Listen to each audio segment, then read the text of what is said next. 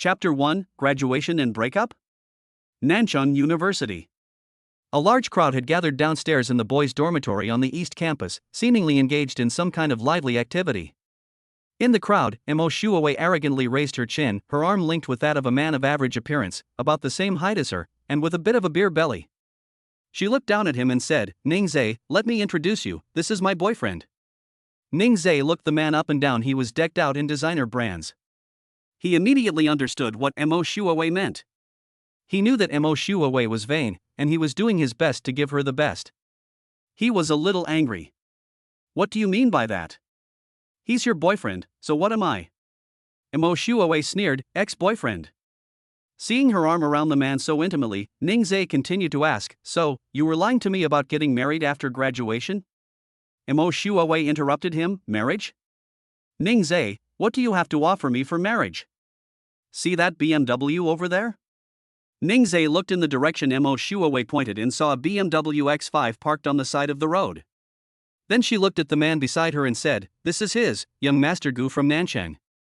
When I graduate, he will give me a BMW that is suitable for a girl to drive. Can you afford this?" The students around her, listening to Mo Shuawei's explanation, didn't know if Mo Shuawei was blind or if they were.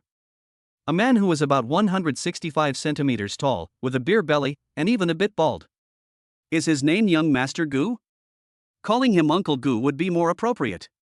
Ning Zhe stared straight at Mo Shuawei. She let go of the man's hand and walked to Ning Zhe's side. Then he looked down at his lower body and said in a voice only the two of them could hear, "If you couldn't satisfy me, do you think I would have stayed with you for more than 3 months?" Ning Zhe was shocked. She actually preferred his second son. At that moment, inappropriate whispers arose from the surroundings. Although Ning Zhe is handsome, he is penniless. Nowadays, girls all like rich men. But Ning Zhe was, after all, the most handsome guy at Nanjing University, and Mo Shuawei was the most beautiful girl in her department. They were such a perfect match. What's the use of being handsome? You need this. The boy who spoke rubbed his hands together. I heard that Mo Shuawei was the one who pursued Ning Zhe back then, so how come they broke up now? It's all because they don't have money. I think being single is better. Amid the discussions, some supported Ning Zhe, while others supported Mo Shuawei. Ning Zhe remained silent. The rumor that they broke up right after graduation was indeed true. Mo Shuawei was about to say something more when suddenly, a girl wearing a pink short-sleeved shirt and a white pleated skirt appeared and stood between her and Ning Zhe. It was Li Lingxue. Li Lingxue looked at Ning Zhe and asked in an unfriendly tone, "You are Ning Zhe?" Ning Zhe was stunned, puzzled, but still nodded. Ning Zhe and Li Lingxue had no connection, but judging from her expression, it seemed that he had angered her. "Come on, I have something to tell you." At this moment, Mo Shuawei jumped out. "Li Lingxue, I haven't finished speaking yet." Li Lingxue didn't give Mo Shuawei a single glance the entire time she arrived. Judging from Li Lingxue's appearance, Ning Zhe knew that something urgent had happened, so he decided to go with her to take a look. Seeing that the two were about to leave, Mo Shuawei stopped them. Li Lingxue chose to ignore her and walked past her. "You." Mo Shuawei was usually fawned over by others, but now that Li Lingxue was ignoring her, she was furious. And so, Mo Shuawei watched the two leave, and could only stomp her feet in anger. Ning Zhe got into Li Lingxue's car, and the car drove away. The two remained silent throughout the journey, and the atmosphere inside the car was extremely cold. Bite. Ning Zhe's phone rang. It was a text message notification. He took out his phone to check and found that his bank card had been charged for SMS messages, with a balance of 114.14 yuan. Just as they said, he was truly penniless. As they walked further and further away, Ning Zhe didn't bother to ask where they were going. He simply closed his eyes, and the car continued driving, arriving at a hospital 15 minutes later. Ning Zhe frowned slightly as he looked at the large characters for Anning Hospital. "What are you doing at the hospital?" Li Lingxue didn't speak to him after getting out of the car, and Ning Zhe followed her all the way. They took the elevator, which stopped on the 12th floor, and the two arrived at the obstetrics and gynecology department. Upon seeing the words obstetrics and gynecology, Ning Zhe became even more puzzled. He followed Li Lingxue to a hospital room. Li Lingxue pushed open the door and went in, and he followed her in. Ning Zhe entered the ward, and the people inside came into view. He was somewhat taken aback. This wasn't this the school beauty, Sonyu? What is she doing here? And, she was holding a baby in her arms. What earth-shattering news! The campus beauty who disappeared for a year has actually given birth to a baby. I wonder who the pig was who snatched the school beauty's cabbage. Their eyes met, and then Sonyu spoke, "You've arrived." Ningzhe pointed at himself and said, "You mean me?" Sonyu nodded. She glanced at the baby in her arms and said, "Our baby is born." "What did you say?" Ningzhe was dumbfounded. How could this be? Although he was the school's most handsome guy, he wasn't familiar with the school's most beautiful girl. He doesn't remember anything between him and the school beauty, he hasn't even had any contact with her. How could he possibly have a child? Are you guys joking? Today isn't April Fool's Day. Li Lingxue looked at Ningzhe with sharp eyes. Ningzhe, are you trying to deny your bluff? Suddenly, a voice rang in Ningzhe's mind. Ding! Binding the Super Dad system to the host. What the heck? Isn't this something you only see in novels? How did it happen to him? System, wait a minute. Are you sure this is my child? Host, how could this system make a mistake? What are the rewards for binding with the system? This was the first time the system had encountered such a direct host, and it felt somewhat awkward. Host, after successful system binding, you will receive a cash reward of 50,000 yuan, as well as parenting experience. 50,000 yuan? He's short of money right now. He spent a fortune last month to pay for Mo Shuawei's birthday. He's been busy with his graduation presentation lately and hasn't been able to find a part-time job. He's penniless and only has a little over 100 yuan left in his bank account. If it weren't for the money still on my meal card, I wouldn't even have a chance to eat. It's true what they say, the poorer you are, the more unlucky you become. System binding successful, reward issued. As the system's voice faded, Ningzhe's phone rang, and he excitedly took it out to check. 50,000 yuan received, balance, 50,114.14 yuan. Subsequently, some parenting experiences entered his mind, but Ningzhe didn't pay much attention to them. It feels so good to have money. If I don't have money and I'm graduating, I won't even have a place to live. System, thank you so much. At this moment, Ningzhe looked at Sonyu on the hospital bed. He's bound to the dad system, so he has to take care of children to earn the corresponding rewards. Yes, host. Hearing the system's reply, he confirmed his inner thoughts. However, even without the nanny system, these are his children, and he will take good care of them, mother and daughter. Sorry, I just found out. Upon hearing this, Sonyu looked up at him, his eyes filled with a profound meaning. Chapter 2, Becoming a Father Unexpectedly? The child's mother is a school beauty. Li Lingxue rolled her eyes at him, her tone still sharp. So you admit the child is yours now? I'm not denying it, I'm just shocked. To this day, he still can't recall when he had ever been intimate with Sonyu. But he felt that the system wouldn't lie. He was a responsible man, and he would take full responsibility for any child that was his. The system truly did not lie to the host. Okay, I believe you. At this moment, Sonyu said, Ningzhe, do you remember Chunfoam Garden last year? You were also eating at Chunfoam Garden then. Spring Breeze Garden? He only visited Chunfoam Garden once last year, and that was on his birthday. Suddenly, dead memories flooded his mind. His eyes widened in disbelief. You're saying, it was you that night? Sonyu nodded. She then added, that night I was accidentally drugged, and I never expected to run into you. I knew you were a student at Nanjing University, but I didn't want you to know what happened that night, so I left early the next day. Later I found out I was pregnant. Then why don't you say it? Ningzhe frowned and said. What he really wanted to ask was why it wasn't aborted when it was first discovered. Sonyu chimed in, you mean why I don't abort it? Ningzhe nodded. That was my first time. The doctor said my uterine lining was thin, and if I had an abortion, I would never have the chance to be a mother again. So I took it upon myself to give birth. If you don't want to, I won't force you. I will raise the child myself. After saying this, Sonyu looked down at the child with a hint of disappointment. Seeing her downcast mood, Ningzhe couldn't help but feel sorry for her. He unconsciously sat down on the edge of the bed, held her hand, and said gently, I am willing to raise the child and take care of you. Upon hearing this, Sonyu looked at him in disbelief, thinking that Ningzhe was unwilling. Li Lingxue sat on a chair to the side, still very angry. She was worried that Song Yu would suffer if she followed Ningzhe. Song Yu brought the baby over, and Ningzhe reached out to take her. She said softly, "It's a girl, weighing 5 pounds and 6 ounces, and she's very healthy." Okay. He likes daughters.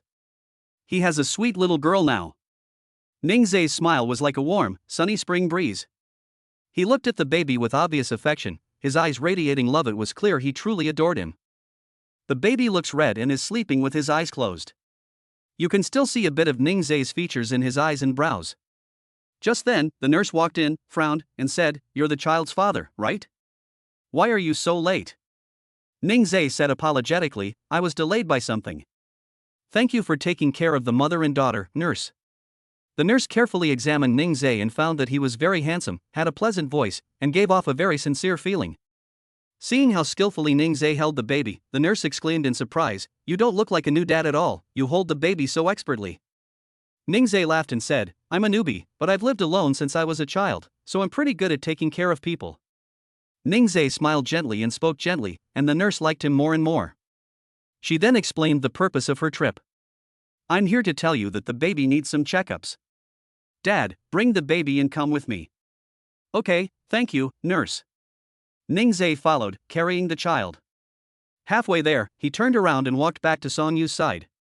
I reached out and gently patted her head, waiting for us to return. Only after watching him leave did Li Lingxue have a chance to speak. Ningzhe has accepted it so easily? Didn't he just refuse to believe it?" Song Yu smiled slightly, which meant he accepted it.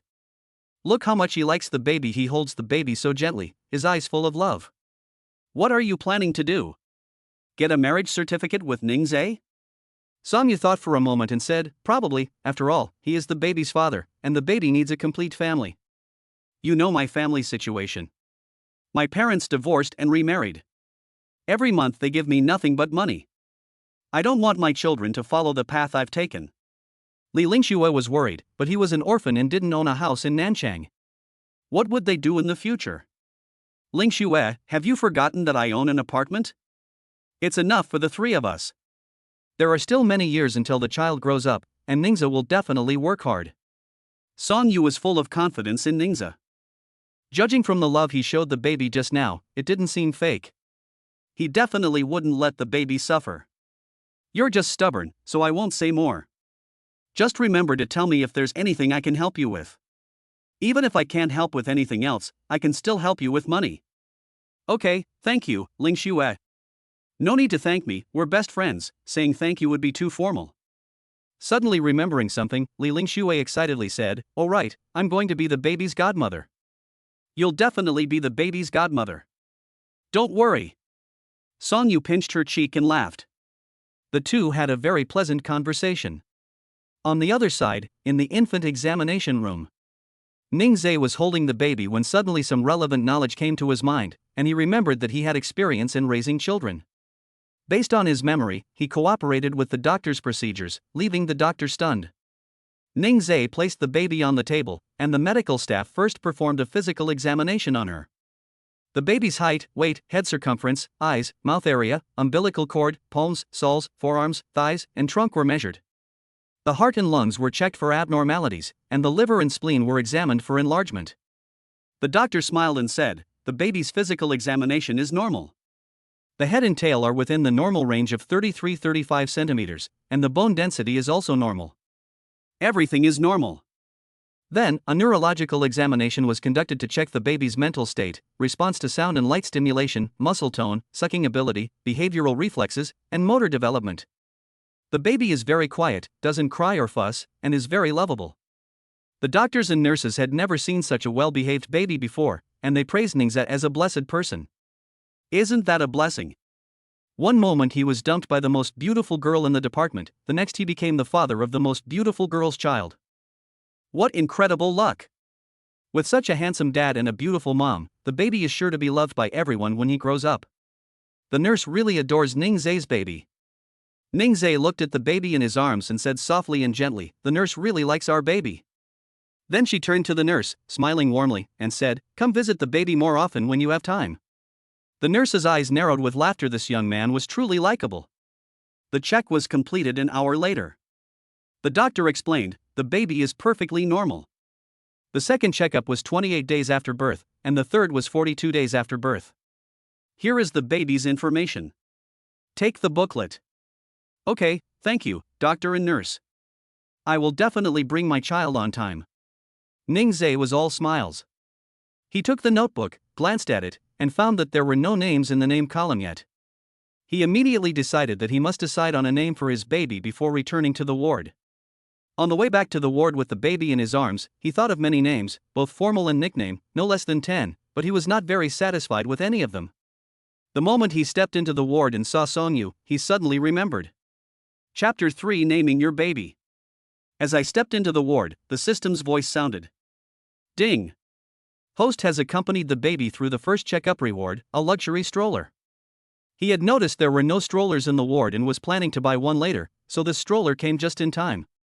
Where can I get the stroller? Don't worry, host, someone will deliver it to your door shortly. That's wonderful. Ningzhe placed the baby next to Songyu, but did not find Ling Xue in the ward. Songyu understood his meaning and explained. Ling Xue said she had to go back first because of an emergency. Ningzhe hummed in agreement. Then he asked with concern, "Are you hungry? I don't know if the hospital food suits your taste." His concerned tone and worried expression warmed Songyu's heart. Anning Hospital is the best private hospital in the southern part of the city, and the food is pretty good. As long as you're used to the food, that's fine. By the way, I've come up with a name for the baby. Listen to it and see if you like it. Songyu looked at him with anticipation. Ningzhe said, "Your full name is Ning Siyu, and your nickname is Ranran. What do you think?" Ning Siyu. Does this mean Ningzhe admires Songyu? Songyu thought about it, but she didn't ask. She liked the name. Her nickname is Ranran because her arrival was quite sudden, but I like her very much. Ningzhe continued. I like both names, thank you, Ningzhe. Ningzhe bent down and hugged her. I should thank you.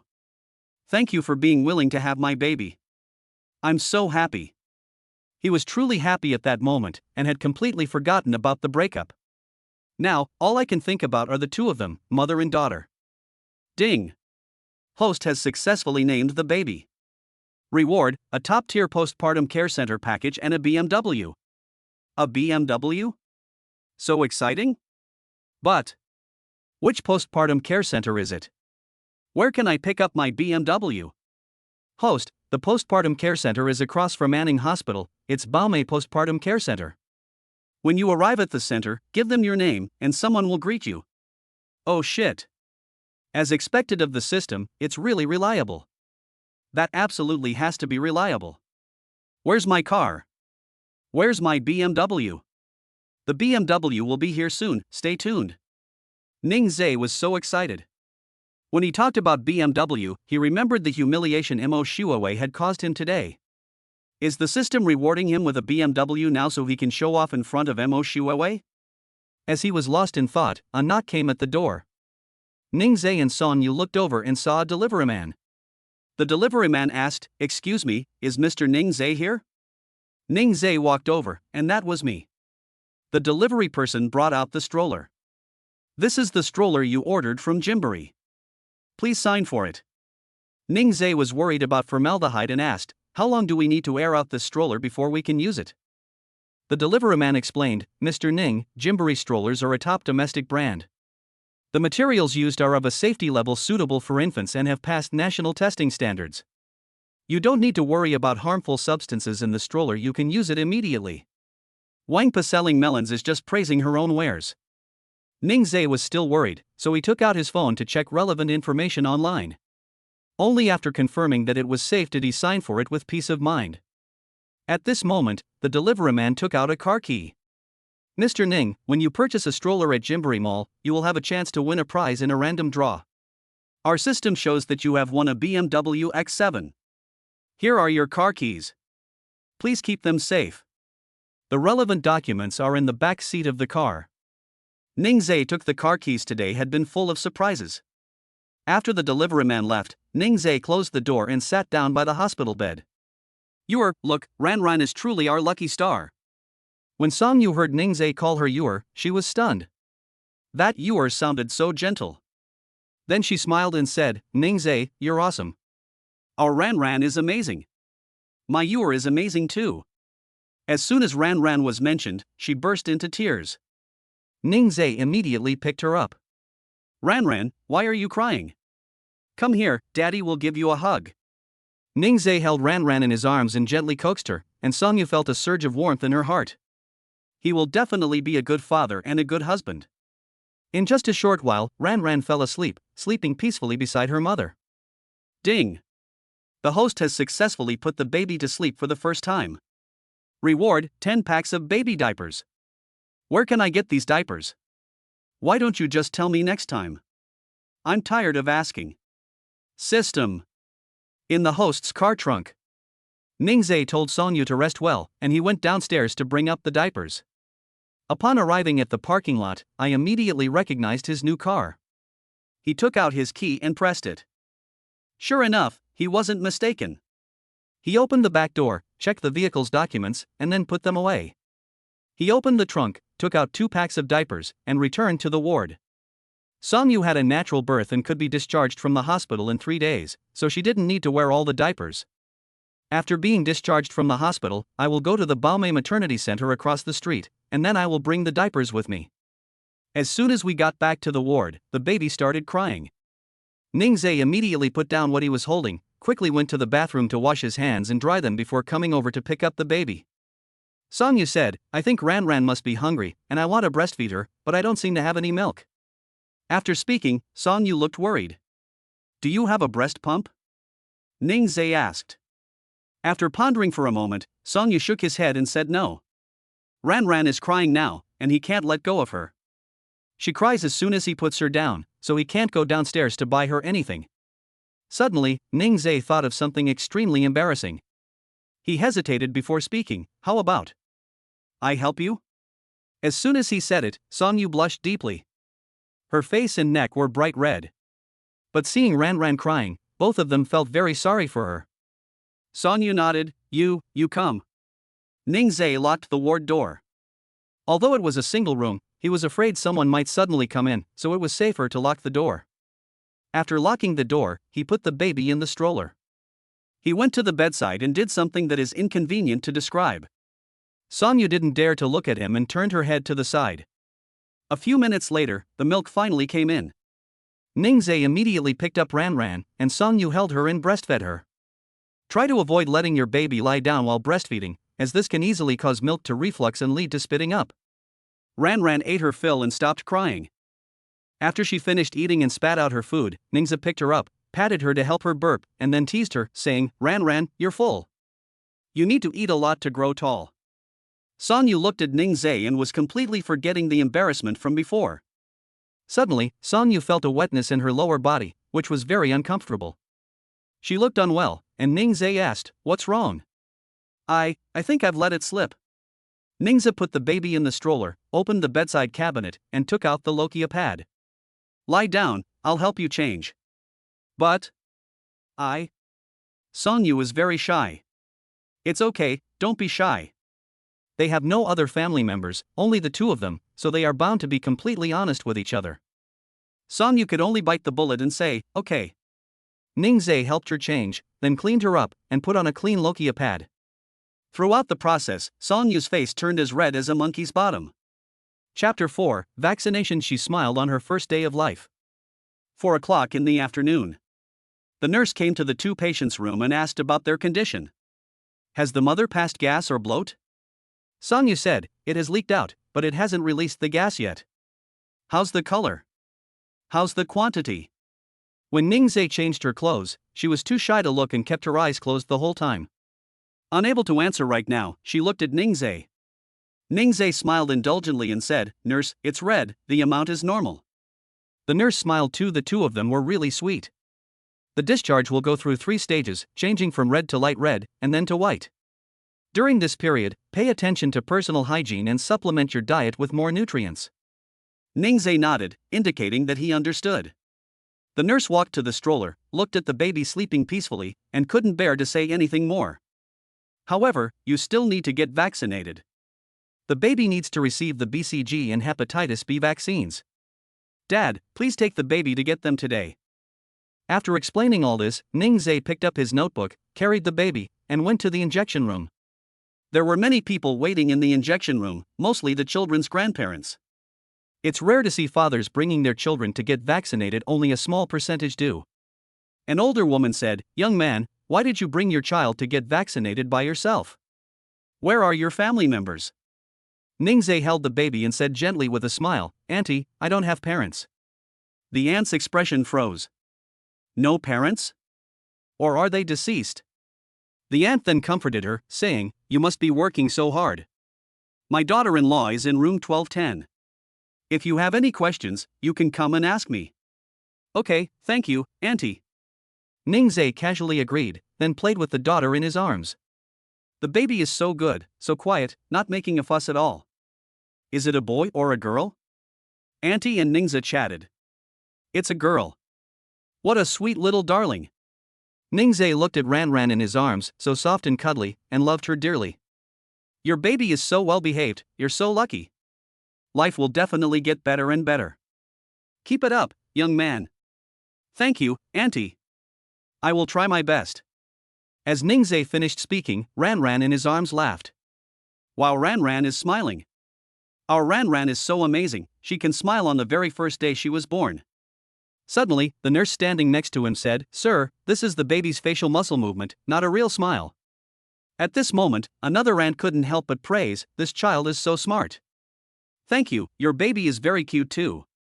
The two wanted to talk to Ningzhe more, when the nurse called Ranran's name. "Ning, see you. Ning, see you." Here they are. Ningzhe carried the child to the injection room. Ranran didn't cry much today, but when the needle went in, she couldn't help but burst into tears. After the injection, Ningzhe immediately hugged her and comforted her. "Ranran, don't cry. Ranran is the best girl. Daddy chased the monster away.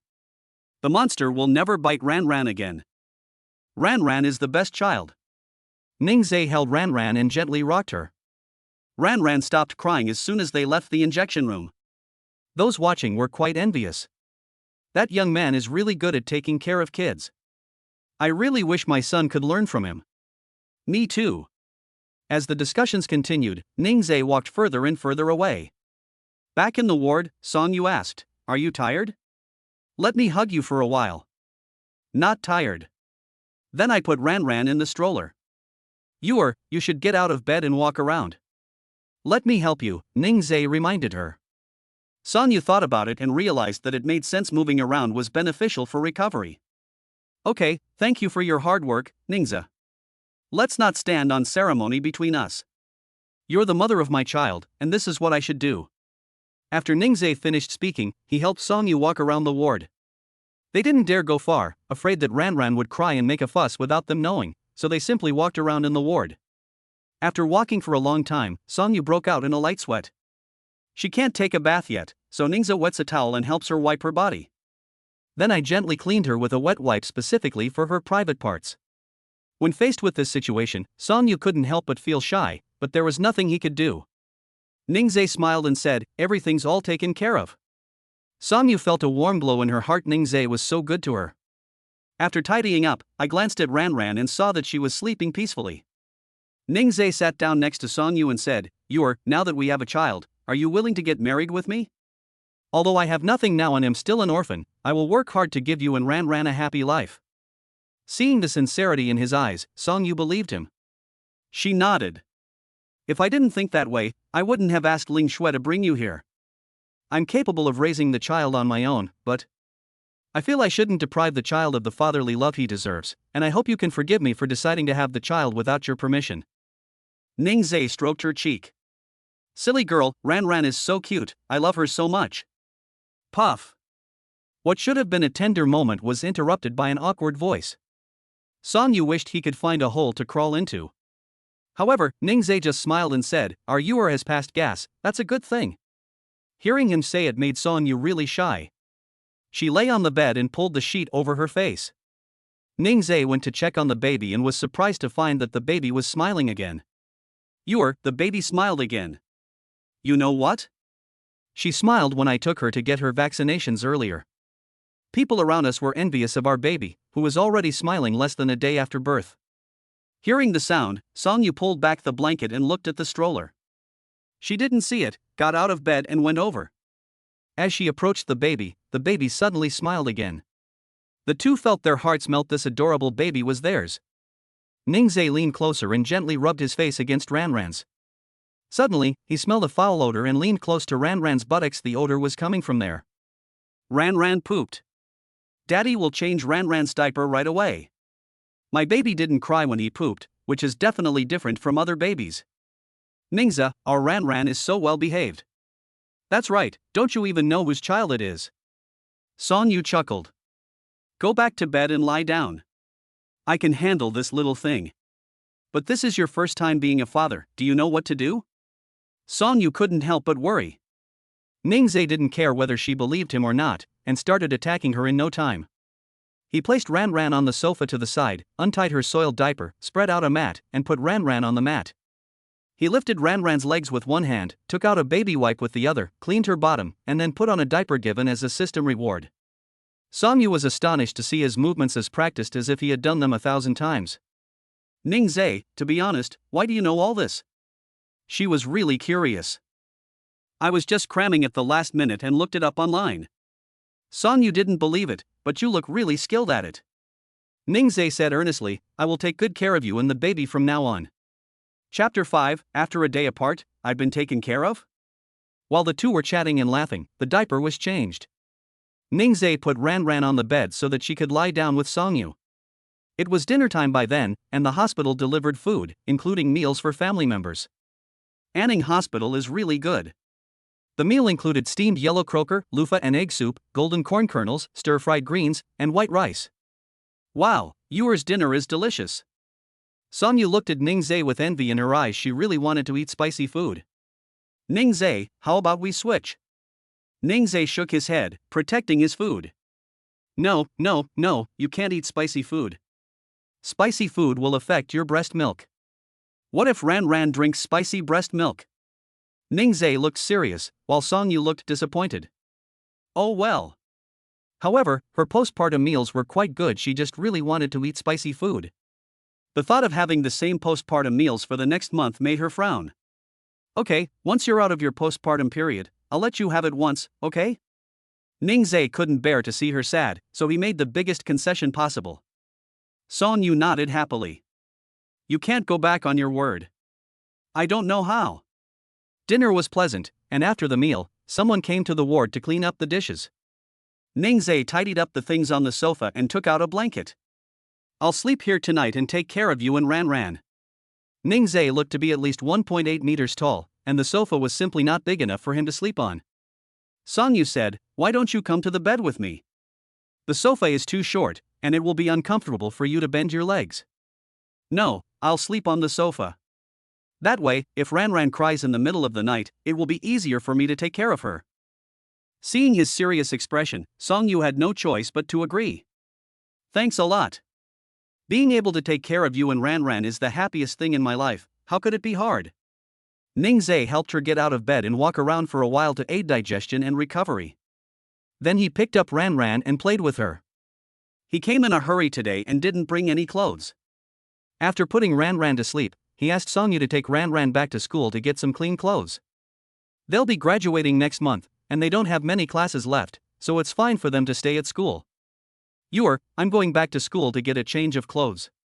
If you're sleepy, go to sleep first. I'll be back soon. Okay, go and come back soon. He kissed her on the forehead, grabbed the keys, and quickly left. He had to go and come back quickly if he stayed too long. He worried that Song Yu wouldn't be able to take care of Ranran when she woke up. Arriving at the parking lot, he drove his BMW X7 towards Nanchang University. In less than 15 minutes, the car stopped in front of the boys' dormitory on the East Campus, the very place where Mo Shuawei had humiliated him that morning. Ningzhe got off the bus. Just then, his roommate returned, rubbed his eyes, and could hardly believe that it was Ningzhe. Ningzhe. Lin Zhen called Ningzhe's name, and only when he saw Ningzhe looking over did he confirm that it was Ningzhe himself. They had all heard about what happened this morning and were all criticizing Mo Shuawei for being a snob. Ningzhe, Mo Shuawei is ungrateful, let's ignore her. This matter is over and done with, let's not bring it up again. Seeing Ningzai's expression, they felt relieved. Huang Shen said, Ningzai, I saw you get out of the driver's seat of that car, don't tell me that's your car. Ningzai nodded, smiling without saying a word, which was taken as tacit agreement. Wow, Ningzai. You got a BMW X7 in less than a day. Did you decide to find some rich woman to keep you as a mistress? Zheng Shui put his arm around Ningzai's shoulder and asked with a smile, is what Huang Xian said true? The four of them got along very well and talked about almost everything, but he didn't plan to talk about his situation with Song Yu yet. The car is mine, but there's no rich woman involved. I'll let you know when the time comes. I have something to do now, so I'm going back to my dorm to pack a few clothes and then I'll leave. The group knew Ningzai's personality. If he said he would tell them, he definitely would, so they just waited. The three of them didn't ask any more questions and returned to the dormitory with Ningzai. Ningzai took out his backpack, packed his clothes, and said goodbye to the three of them. I'm leaving now. I won't be at school for the next month. If you need anything, just give me a call. No problem, the three said in unison. After getting downstairs and into his car, Ningzai quickly started the engine and drove away. He missed his beloved daughter. Arriving at the East Campus gate, it was quite crowded at this time of night. Ningzai stopped the car, intending to wait for the others to pass before driving away. Mo Shuawei and her best friend Lin Xuan walked out of the West Campus. Lin Shuang spotted Ningzai in the BMW. Ningzai didn't see Mo Shuawei and the other person. Seeing that the pedestrians on the road had already passed, he immediately started the car and drove away. His mind was completely focused on Ranran and Song Yu. He had no interest in anything else. Ningzai! Ningzai! Lin Shuang called out several times but received no response, so she quickly tugged at Mo Shuawei. Mo Shuawei stopped when she called Ningzai and asked, what's wrong? I saw Ningzai drive by in a BMW. Lin Shuang exclaimed excitedly. Ningzai? Driving a BMW? Are you sure you're not mistaken? With his poor appearance, he can't even afford an electric scooter. Mo Shuawei didn't believe it. She knew Ningzai's situation very well. How could he possibly drive a BMW? That car might be rented, and he's deliberately waving it in front of me to get my attention. He must be heartbroken that I broke up with him. Last month, he only had a little over 100 yuan left in his account to celebrate my birthday, and I figured he couldn't afford to rent it anyway. Seeing that Mo Shuawei didn't believe her, Lin Shuang didn't say anything more. But she couldn't be mistaken. That person was Ningzai. She had seen Ningzai so many times she wouldn't mistake him for someone else. At that moment, young Master Gu pulled up in front of the two of them in his BMW. Gu Xiao rolled down the car window, Shuawei. Upon seeing her sugar daddy, Mo Shuawei immediately beamed with joy. Young Master Gu, you've arrived. She opened the passenger door and got in, and Lin Shuang also got into the back seat. Young Master Gu took out a necklace and a bouquet of flowers and gave them to Mo Shuawei. Wow! What a beautiful necklace, Mr. Gu, you're so kind. Whatever you like. Where do you want to go tonight? Mo Shuawei scratched her head and said, how about we go to Venice? It just opened, and we haven't been there yet. All right. Let's go. Mo Shuawei looked at Gu Xiao, and the image of Ningzai and the days they spent together flashed through her mind. Thinking about my life now, it's a whole level better than when I was with him. Ningzai, what the hell? Pooh. Anning Hospital. Ningzai parked his car, grabbed his backpack, and ran to press the elevator button. His Ran is waiting for him. Thinking of my soft and sweet daughter warms my heart. The elevator stopped on the 12th floor, the elevator doors opened, and he walked quickly toward the ward. When he arrived at the ward door, he walked quietly and gently turned the doorknob, afraid of disturbing the mother and daughter. The moment he opened the door, he saw Song Yu looking towards the doorway, with Ran in her arms. Ningzai, why are you acting so suspiciously? Song Yu chuckled. Ningzai put his backpack on the sofa, washed and dried his hands before coming over to hug Ran. I'm afraid of disturbing you. Has Ran been good? Has she been fussy? Ningzai thought his daughter was asleep, but then he saw her making smacking noises with her lips. Ran is so good, she didn't cry or fuss. Both the baby and the little one are wonderful. Ningzai hugged Ran and took a deep sniff. She smelled so sweet and milky, he loved it. Chapter 6, Sending Ningzai Underwear, Seeing Something She Shouldn't Have. Ningzai, you've had a long day too, go take a shower first. Song Yu picked Ran up and urged Ningzai to take a bath. With a hurt expression, Ningzai leaned close to his daughter's ear and said aggrievedly, Ran, Daddy was rejected by Mommy. Ran laughed, which hurt Ningzai deeply. Okay, Ran is on Mom's side too. Dad's ignoring you too, humph. Ningzai pretended to be angry, walked to the sofa, opened his backpack, took out his clothes, and planned to take a shower first, and then kiss his darling properly later. Seeing Ningzai enter the bathroom, Song Yu hugged Ran and rocked her back and forth. Does Ran also dislike her father? Dad was running around all day and he smelled really bad. Did he suffocate Ran? Song Yu spoke gently to Ran, who loved to laugh and smiled happily at her mother. Ring. Song Yu's phone rang. She picked up the phone and saw it was Li Lingxue. Hello, Lingxue. Li Lingxue said apologetically, I'm sorry, something came up and I can't get away tonight. Will you be alright by yourself? Did Ningzai come to keep you company? Lingxue, don't worry, Ningzai is with me. He's taking a shower now. You go about your business. He'll take care of me, so don't worry. When Song Yu said that Ningzai was there to accompany her, Li Lingxue suddenly became unhappy, feeling that her precious friend had been taken away, but she was still happy for her best friend. Then, in a joking tone, he said, Has Ningzai taken my place now? Hearing Li Lingxue's tone, Song Yu laughed and said, Why are you jealous of Ningzai? He's the father of my child, and you're my best friend and Ran's godmother. You can't compare to him. That's more like it. Li Lingxue chuckled. Li Lingxue, wait, Ran? You've named the baby? Song Yu, yes, it was Ningzai who named her. Her formal name is Ning Siyu, and her nickname is Ran. What do you think? Does it sound good? Li Lingxue, that's a really nice name. I never expected Ningzai, a computer engineering major, to only have code and programs in his head. This name is really well chosen. Song Yu, I also like this name very much. You know, Ning Siyu, does it mean Ningzai admires Song Yu? Li Lingxue, definitely. You're the most beautiful girl at Nanjing University, who wouldn't love you? After hanging up the phone, Song Yu was immersed in happiness and joy. She thought that meant it too, and when she had the chance in the future, she would ask Ningzai if that was really the case. Suddenly, the bathroom door opened, and Ningzai's voice came through. I forgot to bring my underwear. It's in the outer compartment of my backpack. Could you get it for me? Upon hearing the voice, Song Yu immediately replied, okay. Song Yu put Ran on the bed, got out of bed, put on his shoes, and rummaged through his backpack. Ningzai packed several pairs of underwear, and she randomly picked one. The bathroom door was ajar, and Song Yu reached out and handed it to him. Ningzai, here you go. Ningzai was rubbing his head, his hands covered in bubbles. He said, put it on the shelf next to the sink, thank you, Song Yu obeyed and walked to the shelf by the wash basin, putting her underwear on it. Looking in the mirror at the sink, she saw Ningzai's pale, naked body and blushed with embarrassment. She couldn't help but take another look, and this time, it startled her. Ningzai, he's so imposing even now, if. Song Yu dared not think any further, it was a little frightening. She came out of the bathroom, her cheeks slightly flushed, her heart pounding rapidly. I walked back to bed, picked up Ran, but the things I had just seen were still on my mind. Before she could even compose herself, Ningzai had already finished showering and come out. Is Ran asleep? Song Yu feigned composure. Not yet, Ran said. She accidentally made fun of her dad earlier and needs to apologize before she can go to sleep.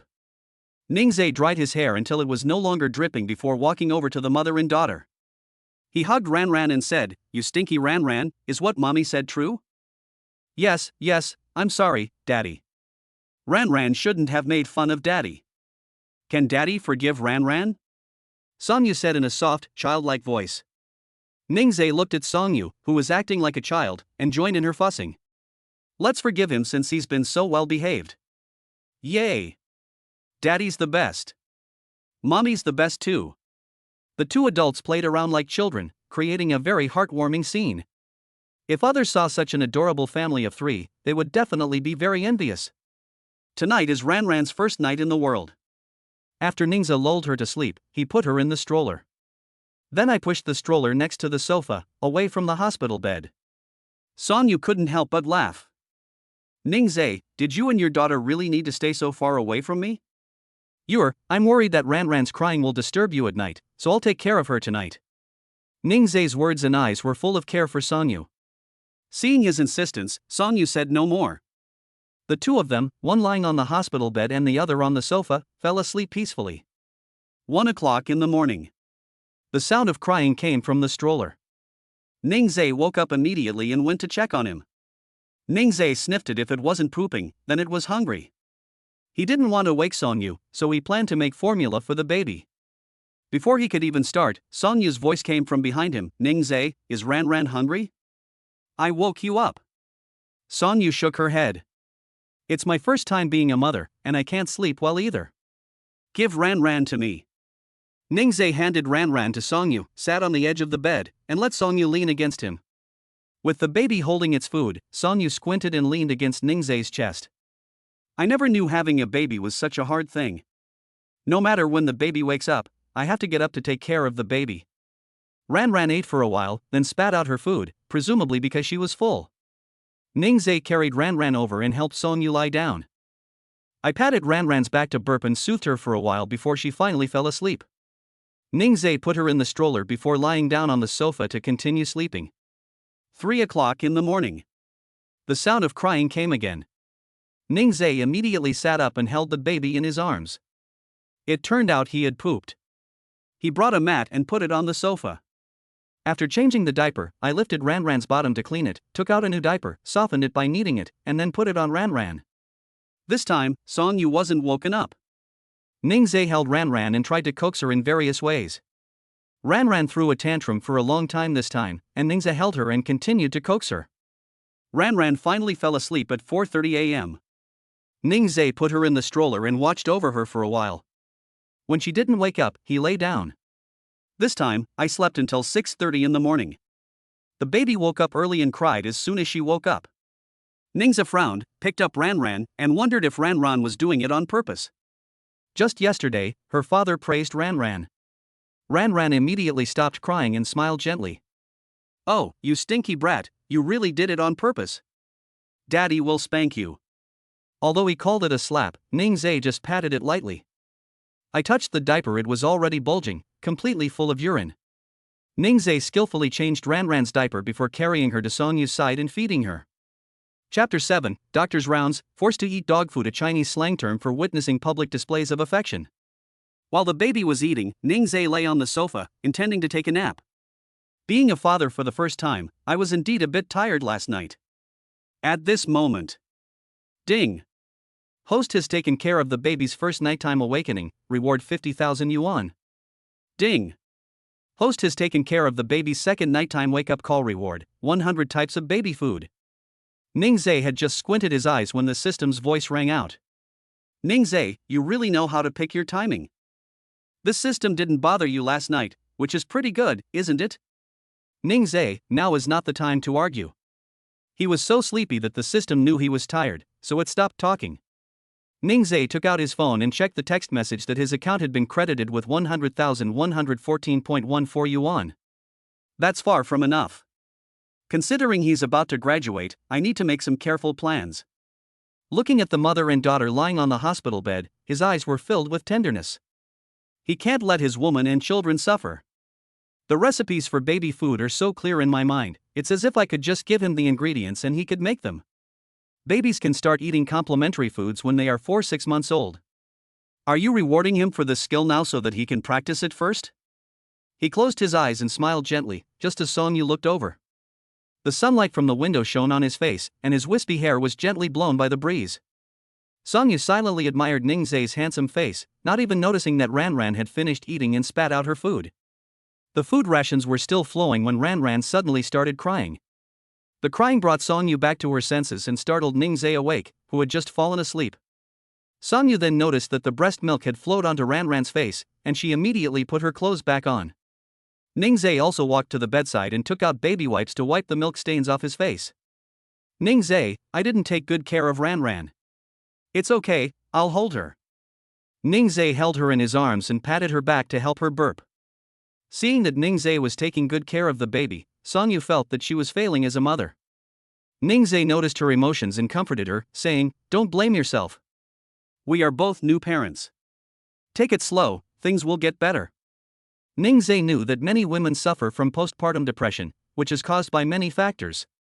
All he could do was give the mother a sense of security, understand her anxiety, take care of her emotions, and listen to her thoughts. Relieved by Ningzhe, Songyu smiled with her eyes crinkling. Ningzhe was relieved to see her smile. Are you feeling any better today? Is there anything bothering you?" Songyu felt fine and had no physical discomfort. She shook her head. "No." "Okay, if you feel unwell, you must tell me, okay?" "Okay, honey." The two looked at each other and smiled. The delivery person knocked on the door and came in just then. "Hello, this is your meal." "Thanks." The delivery person placed the breakfast on the table and then pushed the cart away. Holding Ran, Ningzhe went over to take a look and then said, "It's corn buns, steamed jams, and mixed grain porridge.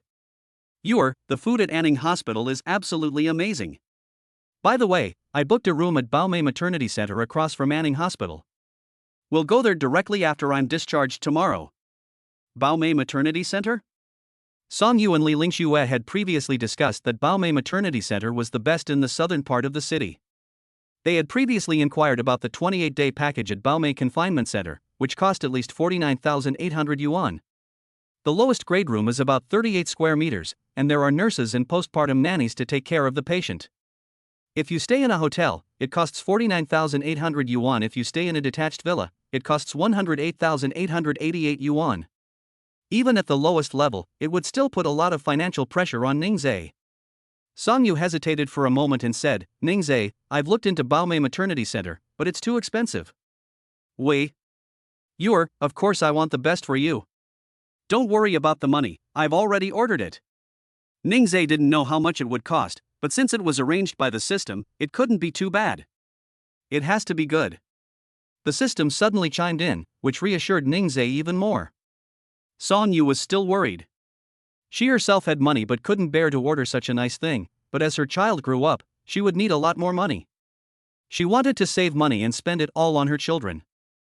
Seeing her hesitation, Ningzhe placed Ran on the bed and held her hand. You've already gone through so much hardship giving birth, this is what I should do, I'll work hard to earn money. Besides, the reservation is already made, it can't be refunded. If you don't go and stay, wouldn't that be a waste of money?" Hearing Ningzhe say that, she had no choice but to agree. But Ren reminded him, "Okay, we can't be so wasteful in the future." "Okay. My wife's word is law." Songyu blushed and said, "Who's your wife?" "Of course I am. You've given me a baby, so you're my wife." Ningzhe said, then kissed her cheek. "Okay, breakfast will get cold if you don't eat it soon." The two were talking and forgot about this. To prevent Songyu from lying down all the time, Ningzhe made her get out of bed and walk to the table to eat. Songyu recovered relatively quickly. He was even able to quicken his pace when he walked. Ran stayed in bed well, allowing her parents to eat breakfast in peace. After the two finished breakfast, the doctor and nurses arrived. The doctor in charge of Songyu's case was surnamed Chen, and was a gynecology and obstetrics director in his 40s.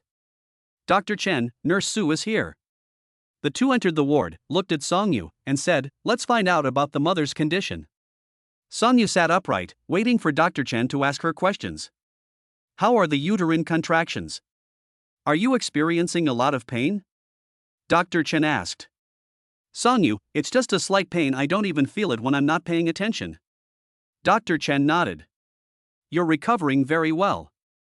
I've never seen anyone recover as quickly after a natural birth this year. But, of course, it varies from person to person. Songyu, I did some exercise when I was pregnant to improve my physical fitness. Could that be the reason?" Dr. Chen, that could be one reason. "How's the baby? Is the baby alright? Did the baby pass meconium yesterday?" "Songyu, we arranged it yesterday, and the baby is very well behaved." Dr. Chen and Nurse Su looked at the baby on the bed. Wasn't he just so well behaved? They didn't bother their parents and stayed quietly by themselves. "Dr. Chen, that's good. You need to pay more attention to your personal hygiene, and also to your baby's bottom. After the baby poops, you need to clean it thoroughly so that no poop residue remains." At this point, Ningzhe finally spoke up, "Don't worry, Dr. Chen, I will take good care of the baby. Dr. Chen was quite confident in Ning Zhe. He seemed quite capable yesterday.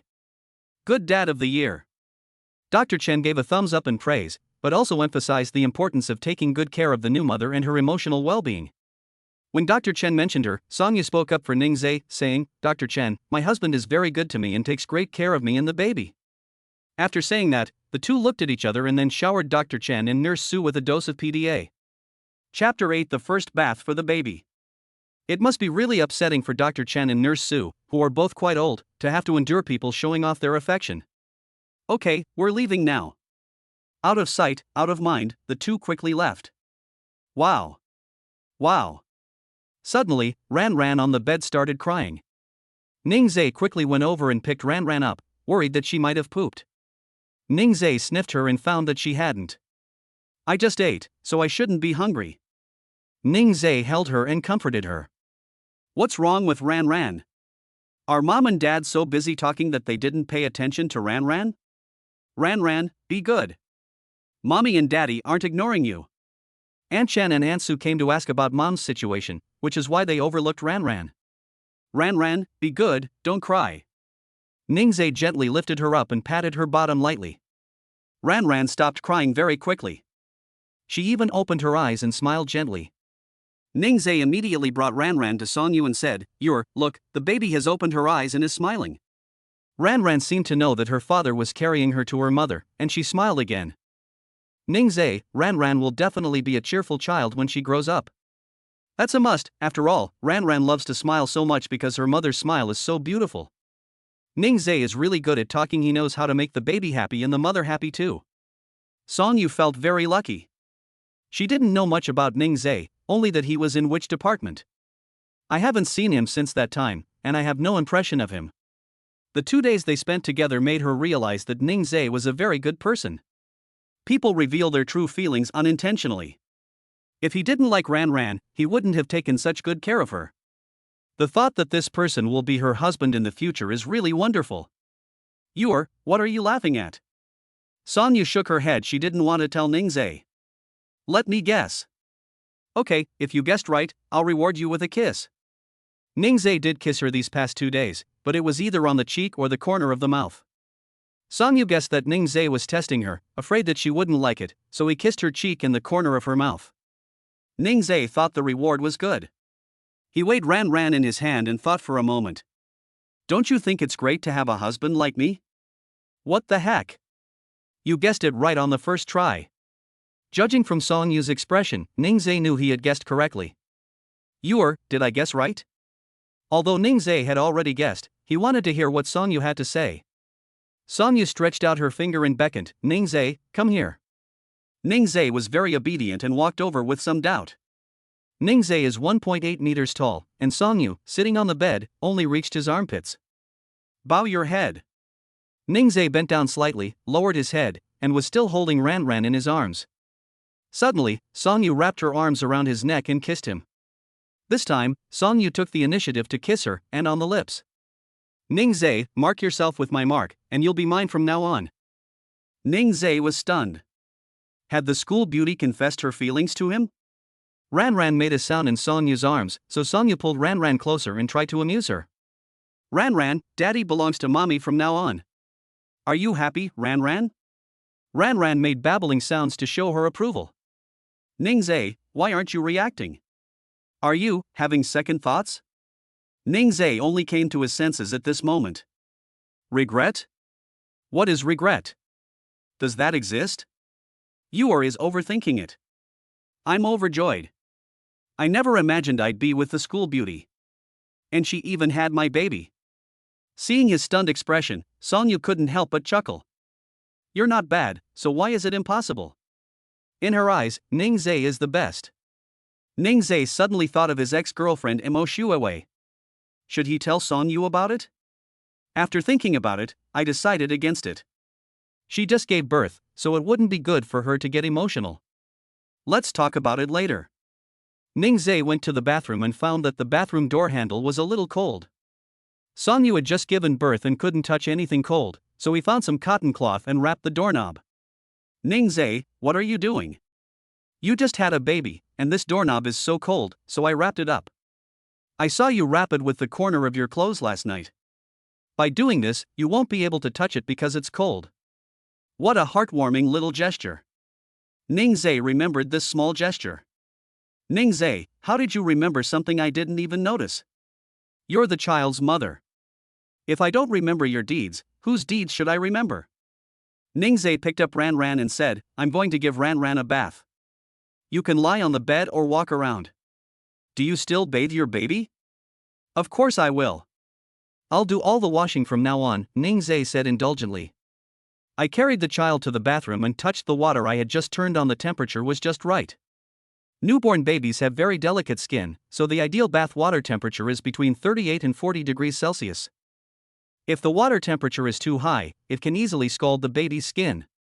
If the temperature is too low, the baby is newly born and has a weak constitution and poor resistance, making them more susceptible to catching a cold. The ideal indoor temperature is 26. These points must be noted. Ningzai first washed Ran Ran's face, then her hair, and finally took off her clothes to wash her body. Ningzai used the cuddling method to bathe Ran Ran. He picked Ran Ran up, supported her head and neck with one hand, and skillfully washed her body with the other. Songyu went to check the bathroom and stood at the door, marveling at its condition. She doesn't even know how to wash. Ningzai is very talented at taking care of babies. Newborn babies are very fragile and need to be handled with extra care. Ningzai carefully protected Ran Ran's head, neck, and waist, keeping her in a straight line. Ran Ran finished washing up very quickly. Ningzai wrapped Ran Ran up and carried her to the sofa. Ding! Host has given the baby a bath for the first time. Reward, 50,000 yuan. The system finished speaking, and a text message notification sounded. Ningzai knew the situation. He now had 150,114.14 yuan. Ningzai, system, is the cash reward always 50,000 yuan? Host, that's how it is for now. Everything is proceeding step by step. Ningzai, okay. Songyu found Ran Ran's clothes, intending to help her get dressed. Ningzai took the clothes and, not letting her interfere, dressed Ran Ran himself. Ningzai, I'm pretty good at dressing myself, but you make me look useless. Ningzai said angrily, what nonsense are you talking about? You're not useless, it's just that I care about you and don't want you to get tired. Dressing the baby requires bending over, and since you just gave birth, you need to be careful about your back. You don't need to lift a finger for these little things, you know? Although Ningzai's tone was accusatory, it was full of affection. In the past, when Songyu was browsing videos, she would see videos where the mother was taking care of the newborn while the father was playing games or watching videos. In comparison, Ningzai is truly a responsible father. From yesterday until now, Ningzai has only checked his phone a handful of times. After dressing Ran Ran, Songyu held her and sat her on the sofa. Ningzai went to the bathroom and tidied up the things he had used to take a shower. Chapter 9. Still want to use him? Dream on. Just then, the door suddenly opened, and Songyu looked over to see Li Lingxue. Songyu teased Ran Ran, saying, oh dear, Ran Ran, your godmother is here. Li Lingxue walked in, sat down next to Songyu, and spoke to Ran Ran, Ran Ran, your godmother is here. Call her godmother. Ran Ran is still too young to call me godmother. Let's wait until Ran Ran grows up before she calls me godmother, okay?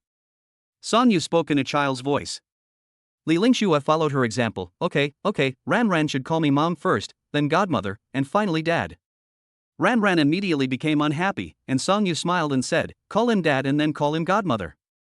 Ran Ran finally laughed, and Li Lingxue said sadly, you little ungrateful thing, when you were still in your mother's belly, it was your godmother who was with you. Li Lingxue didn't really take it to heart. What would a child know? She glanced around the ward but didn't see Ningzai. He asked, where is Ningzai? Why isn't he here taking care of Ran Ran? Ran Ran is his child, how can you be the only one taking care of her? Songyu was both amused and exasperated. Lingxue, it's not like that, Ningzai. Before Songyu could finish speaking, Li Lingxue interrupted him, you don't need to speak up for him. I knew he wasn't a reliable person. I shouldn't have entrusted you to him. I trusted him so much yesterday. He's really disappointed me. Li Lingxue became increasingly angry as she spoke, and Songyu couldn't get a word in edgewise, so she planned to wait until she finished before explaining. Before she could speak, Ningzai came out.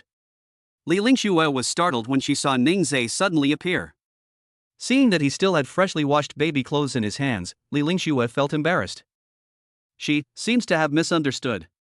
Hi Ningze, what a coincidence. Ningze didn't say anything, but took a clothes hanger and went to the balcony to hang the clothes up. Song Yu then explained, you really misunderstood him. He's the one who takes care of Ran Ran. Before you came, he had just given Ran Ran a bath and then washed her clothes. Li Lingxue gave an awkward smile and scratched her hair. I knew he was reliable. Ningze came in and happened to hear those words again. So she said all sorts of good and bad things? Ding! This is the first time the host has washed clothes for the baby. Reward, a library of nursery rhymes. Nursery rhymes? The moment I hear the word nursery rhymes come to mind. It has everything, so Ran Ran will have plenty to sing to from now on. Seeing that Li Lingxue had arrived, Ningze decided to go out and buy some things. You chat with Li Lingxue for a bit, I'll go out and buy you some fruit. Good. Ningze grabbed the car keys and left. Li Lingxue's expression was very unpleasant. Will Ningze be angry? No, don't worry, he's not a stingy person. Li Lingxue was relieved after hearing Song Yu's words. Ningze drove to the largest shopping mall near Anning Hospital. There are imported fruits for sale in the mall, so I'll buy some to take back to Song Yu and give her some nutrition. Upon entering the mall, I headed straight for the fruit section. He picked up the basket and went to the refrigerator to choose his items. I took a little bit of each of the following: shine muscat grapes, cherries, oranges, and kiwis. These fruits can provide some vitamins and are also good for the skin of postpartum women. When I arrived at the counter to pay, the cashier said gently, "Handsome, just open your payment code and press it on the reader to complete the payment." Drop. Payment successful. I glanced at the text message. The bill was 358 yuan.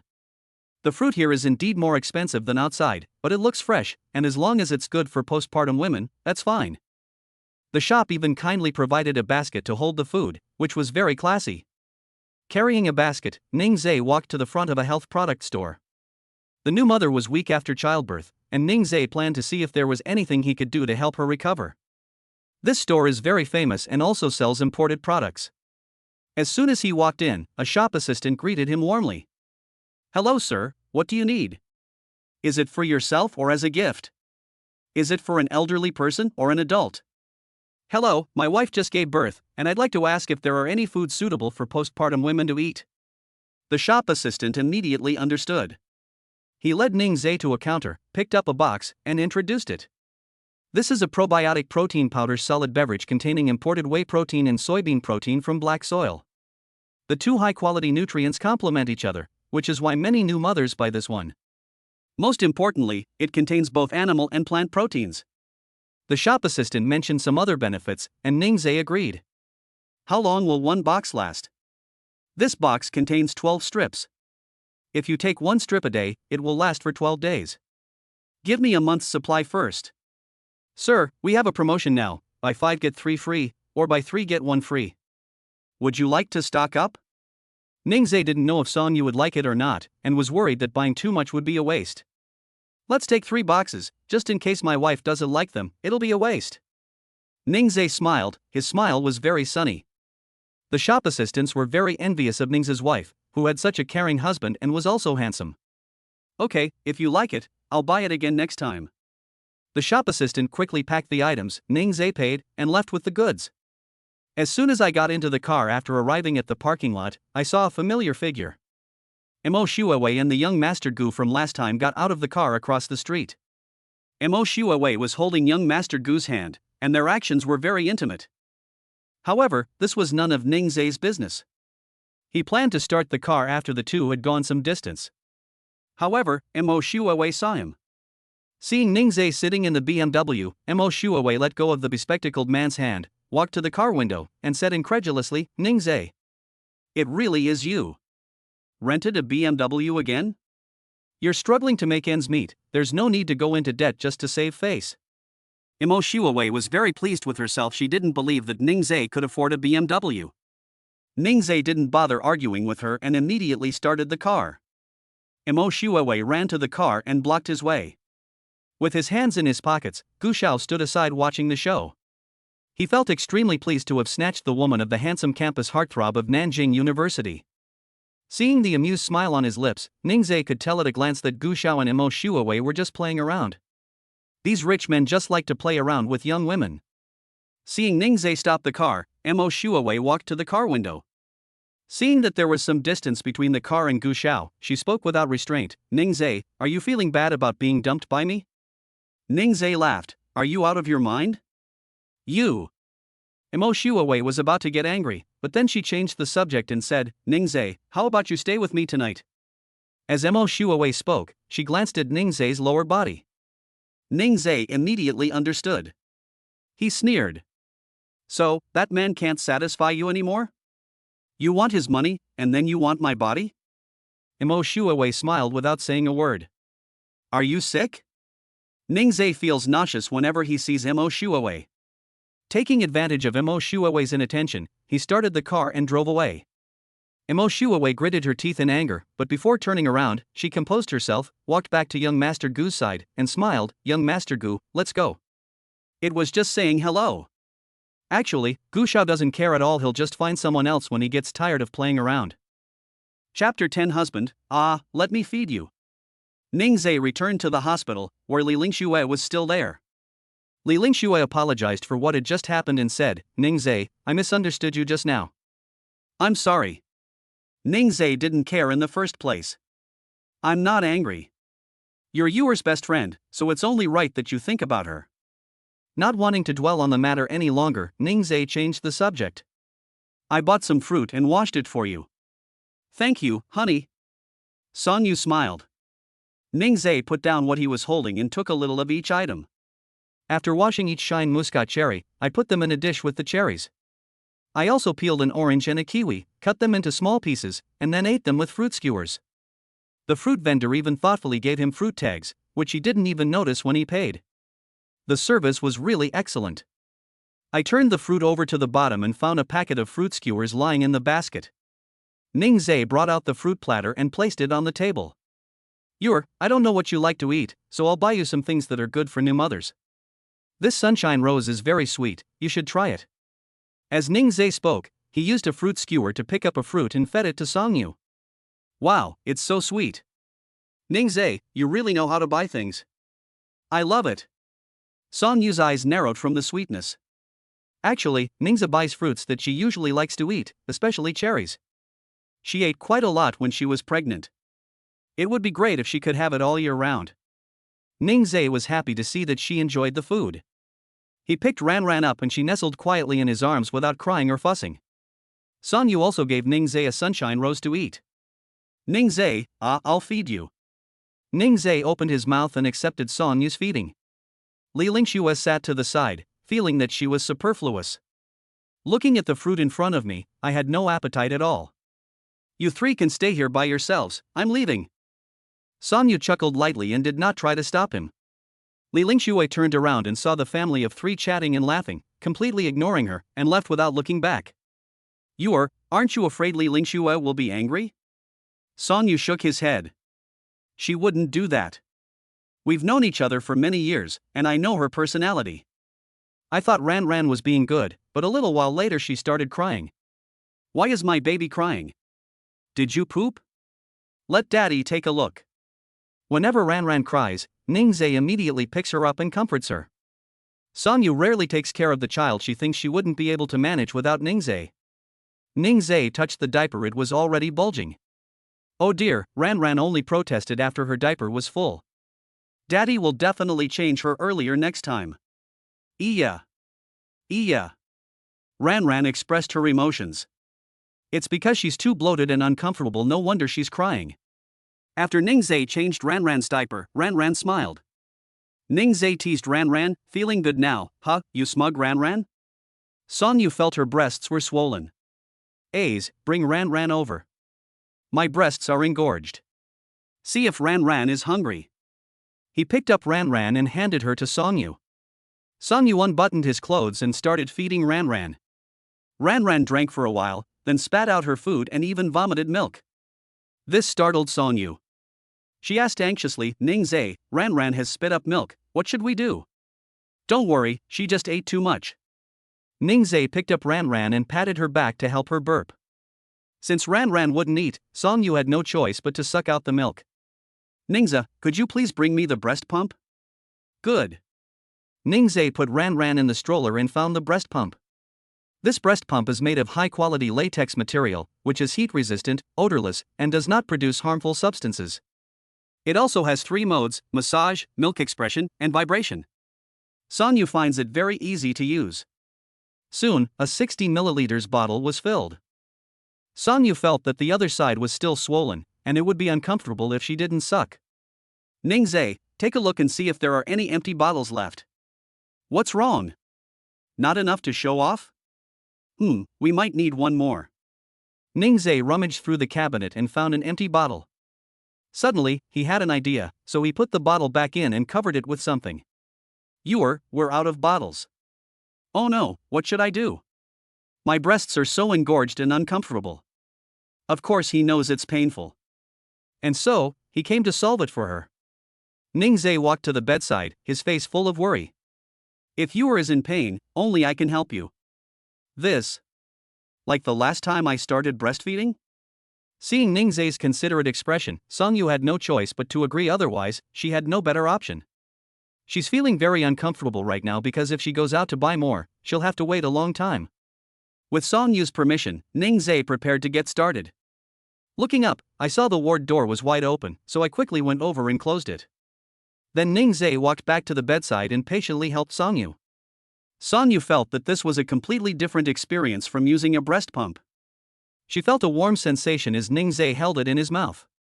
Song Yu didn't know that Ningze was doing it on purpose. She felt grateful that Ningze had helped her, otherwise she would have been very upset. It is said that prolonged breast engorgement in postpartum women can lead to localized breast heat, even causing elevated body temperature, and in the most severe cases, it can even lead to localized purulent inflammation of the breast. Thinking of this, Song Yu became afraid. She let Ningze help her, her mind completely elsewhere. After a moment, Ningze looked up and smiled. Is it still bloated? Song Yu felt it for a moment and realized that the feeling of breast engorgement was gone. She shook her head. It's much better now, thank you, Ningze. No need to thank me, I'm happy to help you. It would be even better if there was a next time. Song Yu didn't notice any other meaning in Ningze's smile, simply assuming it was for her own good. Next time Yor has engorgement, shall I continue to help you? Song Yu didn't think much of it and nodded in agreement. Ningze got up and walked to Ran Ran's side. She whispered in Ran Ran's ear, "Mommy is silly, but she's cute, isn't she?" Ran Ran opened her eyes and giggled. Song Yu put on his clothes and walked to the table where he saw 4 boxes. Ningze, what is this? Ningze turned to look at her. I glanced at the things on the table and realized I'd forgotten to give them to her. I bought this at a health supplement store. The clerk said many new mothers buy this. Try it and see if you like it. If you do, we can buy more next time. I like everything you bought. Song Yu discovered that Ningze had excellent taste. The stroller was her favorite color, and the fruit he bought was also her favorite food. As Ningze spoke, he opened a box and personally poured a cup for Song Yu. The water temperature should be just right. Boiling water should not be used, otherwise the nutrients contained within will be released. Come here, let your husband serve you personally. Song Yu tried to reach out and take it, but Ningze avoided her and fed her the drink himself before he was done. Their relationship progressed rapidly. Perhaps it was their daughter who connected them, bringing them closer together. Chapter 11, Taking the Baby Out in the Sun, Rewarded with a Magical Potion? That evening, Ran Ran started crying and fussing. Having learned from the experience of the first night, Ningze quickly picked Ran Ran up. But tonight, no matter how he tried to coax her, it didn't work. During the day, Ran Ran would have already been coaxed to sleep, but tonight, for some reason, Ningze couldn't coax her to sleep no matter what he did. He stood up, held Ran Ran in his arms, and made her some formula. Afraid of disturbing Song Yu, Ningze carried Ran Ran across the bathroom to the balcony, then closed the door. The father and daughter stayed on the balcony, and he gently patted Ran Ran's little bottom. Ran Ran, be good. Mommy works very hard. Ran Ran, please keep your voice down and don't disturb Mommy, okay? Daddy's here with Ran Ran, don't cry. The little baby in his arms didn't care what he was saying at all. The more he talked, the louder Ran Ran cried, which completely baffled Ningze. Ningze fed Ran Ran the prepared milk, but Ran Ran resisted and spat out the nipple, refusing to drink a drop and protesting with cries. The crying reached the ward, waking Song Yu, who was lying in bed. She put on her shoes and went to the balcony door. Knock knock. Song Yu gently knocked on the balcony door. Ningzai, what's wrong with Ran Ran? Is she hungry? Hearing Song Yu's voice, Ningzai reluctantly opened the door. Song Yu picked up Ran Ran, walked back to bed, and then fed the baby. Ran Ran ate her mother's food with great cries, and only then did she stop crying. So it turns out it wants to eat its mother's food, not formula. Ningzai felt sorry for her. Since he couldn't breastfeed her, he would take good care of her. He sat down behind Song Yu and let her lean against him. And so, Song Yu held Ran Ran in her arms and leaned against Ningzai's chest.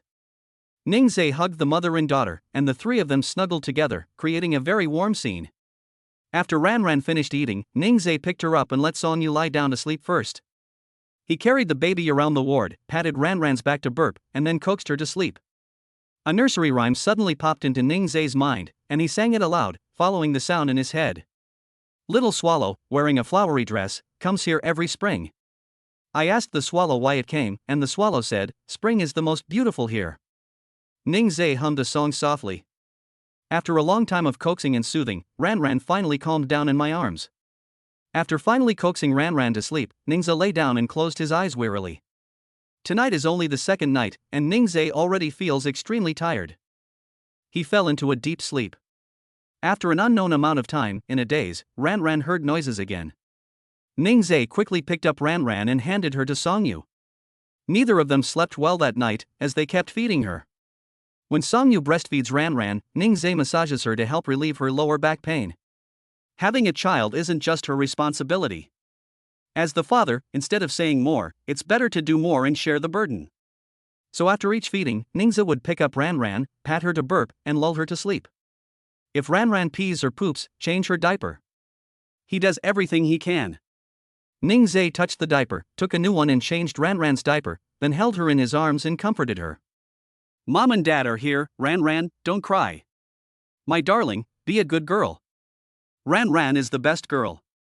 Seeing that Ran Ran had quieted down, Ningzai made a suggestion in a low voice. How about we try a different approach? Let Ran Ran sleep next to you. I think if Ran Ran can smell her mother's scent and feel safe, she won't cry as much. Ningzai hesitated a little when he said those words. He was afraid of having the opposite effect, making Song Yu even more tired. Okay. Song Yu nodded with a smile. She took Ran Ran from Ningzai's hands, placed Ran Ran under her armpits, and gently patted her. After seeing that the mother and daughter were asleep, Ningzai covered them with blankets before returning to the sofa to lie down. Ningzai didn't know how long he slept, but when he woke up, it was already dawn. Looking towards the hospital bed, Ningzai saw that the mother and daughter were both sleeping peacefully. He felt relieved. It seemed that this method was effective. He went into the bathroom to wash up, and when he came out, he saw Song Yu already holding the baby and breastfeeding her. Awake? Ningzai asked with a smile. Song Yu's mental state is not good, and Ningzai is very distressed. He walked over and saw that Ran Ran had already eaten, so he picked her up and patted her to help her burp. Then, he affectionately patted Song Yu's head and said, "Sleep a little longer, I'll take care of Ran Ran." Okay, thank you, Ningzai. Song Yu was so tired that he got up more times last night than the first night. After saying that, she lay down and fell asleep quickly. Ningzai looked at her. She seemed silly, but it was very cute. Carrying Ran Ran out of the ward, Ningzai strolled around the hospital. It was early, and there weren't many people in the hospital. Ningzai walked to the end of the 12th floor and saw a large terrace. The morning sun was shining brightly, streaming through the glass door. Ningzai pushed the door open and stepped outside, breathing in the fresh morning air. The sunlight wasn't strong at this time, so he planned to take Ran Ran to bask in the sun.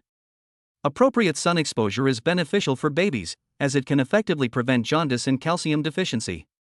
However, Ningzai was still worried that the sunlight would irritate the baby's eyes and affect the child's eyesight. He sat on a step on the terrace, holding Ran Ran horizontally in his arms, and pulled out a corner of the blanket wrapped around Ran Ran so that it could block the sun from shining into the little baby's eyes. The father and daughter were quietly sunbathing on the terrace when Nurse Sue happened to pass by. She walked over and asked with a smile, "Did you bring your child to sunbathe?" Ningzai looked up at Nurse Sue.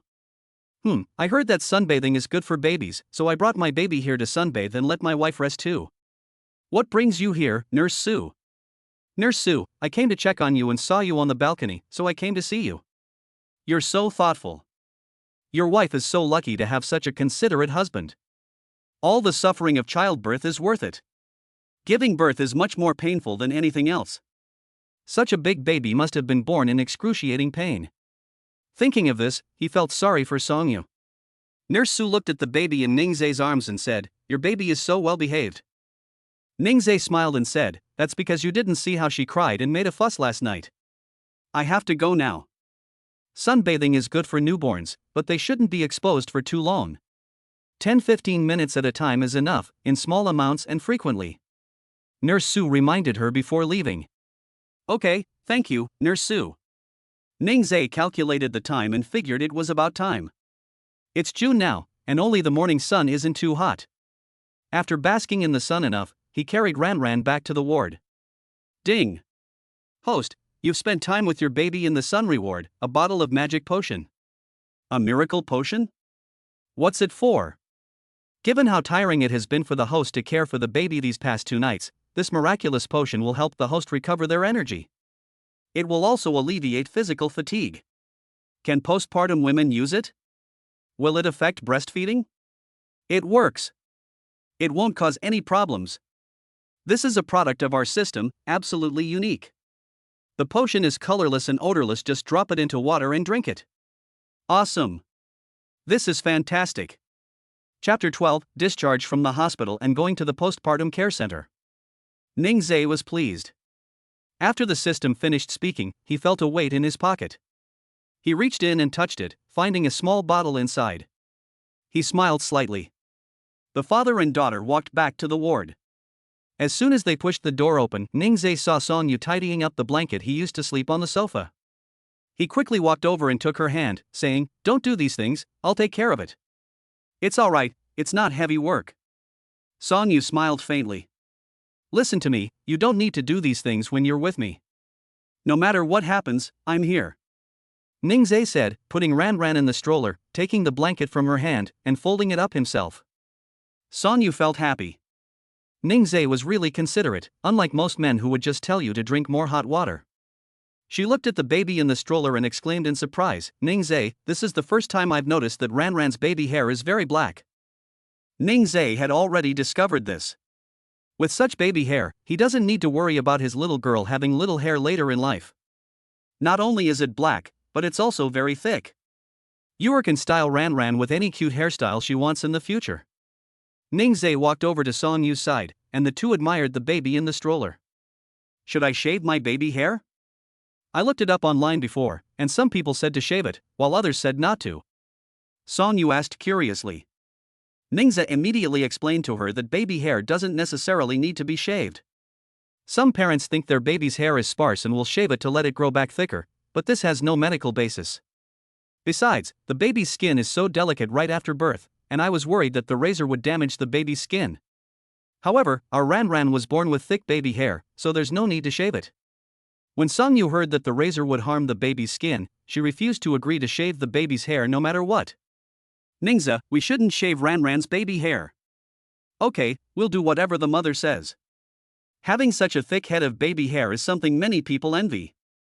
Some babies are born with sparse hair, and even if their hair is shaved, it will grow back in the same way, so it doesn't matter whether it's shaved or not. The two were discussing the baby's first hair when Dr. Chen arrived. Songyu trusted Ningzai and didn't ask Dr. Chen about the baby hair again. Dr. Chen glanced at the baby, saw her lying obediently in the stroller, and smiled, "I'm here to inform you that you can be discharged today." Hearing that she could be discharged from the hospital made Songyu the happiest. She didn't actually like staying in the hospital. The unpleasant smell of disinfectant made her uncomfortable. At this point, Dr. Chen said again, "Don't think you can let your guard down just because you've been discharged from the hospital. There are still many things to be aware of. New mothers need to return to the hospital for postpartum checkups 28 days and 42 days after giving birth. Be sure to keep warm and avoid catching a cold. Even though it's summer now, you still need to be extra careful. You should also pay attention to your personal hygiene, especially your private parts. Observe the discharge from your private parts, whether the color and smell are abnormal, and whether you have abdominal pain. If there are any abnormalities, you should go to the hospital for treatment in time. Take good care of yourself during your postpartum period, avoid overexertion, maintain emotional stability, and prevent postpartum depression. Have you remembered all of this? Dr. Chen asked, smiling at the two of them. Songyu listened in a daze, but Ningzhe remembered everything. He knew what was going on and said, "I've got it all, thank you, Dr. Chen." Dr. Chen, you can go and complete the discharge procedures now. Just come back on time for your follow-up checkup, and don't forget to take care of the baby's checkups, okay? Ningzhe smiled and saw Dr. Chen out, saying, "Okay, Dr. Chen." After seeing Dr. Chen off, Ningzhe began packing his things. Go change your clothes first," Ningzhe said as he packed his things. Good. Songyu walked to the sofa, picked up her bag, which contained a set of clothes that she had specially prepared to wear when she was discharged from the hospital. The baby seemed to know that his parents were busy, so he didn't cry or fuss and lay quietly in the stroller. Songyu changed her clothes and came out of the bathroom. Ningzhe looked over and saw that she was wearing loose wide leg pants, a long-sleeved t-shirt, and a fisherman's hat. Her long, curly hair was covered by a hat, giving her a casual overall look, but it couldn't hide her beauty. "Ningzhe, is it okay for me to dress like this?" Songyu asked expectantly. Ningzhe didn't expect Songyu to ask for his opinion. He smiled and said, "It looks great. Even in a hospital gown, Yuer has a unique beauty." When praised by Ningzhe, Songyu lowered his head shyly. She changed the subject, "Are you ready?" "Everything's packed. Wait for me here while I go to process your discharge. Once the paperwork is done, we'll head straight to the Baomei Maternity Center across the street." After Ningzhe finished speaking, he picked up his phone and went out. Half an hour later, Ningzhe returned to the ward. "Let's go, the formalities are all done, we can be discharged now." He walked over to the stroller and teased Ranran, "Mommy's out of the hospital. Aren't you happy, Ranran?" Ranran was babbling in the stroller. Ningzhe picked up his bag, pushed the stroller, and wouldn't let Songyu take anything. "Let's go, baby's mom." Seeing that he had taken care of everything, Songyu didn't try to compete with him, because she knew that Ningzhe wouldn't let her do it. Pushing Ranran to the elevator entrance. Nurse Su saw the two people at the nurse's station and quickly walked over. "Are you being discharged now?" "Oh dear, let me see little Ranran one last time, I won't be able to see her again." As Nurse Su spoke, she played with Ranran in the stroller, and Ranran cooperated by not crying. "Nurse Su, the baby will come back for a checkup later, and you'll be able to see Ranran then," Songyu said with a smile. "Oh dear, I really can't bear to part with her. I really want to take Ranran home with me." Nurse Su was absolutely smitten. "I wanted to play with Ranran a little longer, but then the elevator arrived." Nurse Su said reluctantly, "Remember to look for me when you come for your checkup so I can arrange it for you." "Okay, thank you, Nurse Su." After saying goodbye to Nurse Su, the family of three took the elevator down to the parking lot. When Songyu arrived at the BMW, she was somewhat surprised. She only knew it was a BMW, but she didn't know it was a BMW X7.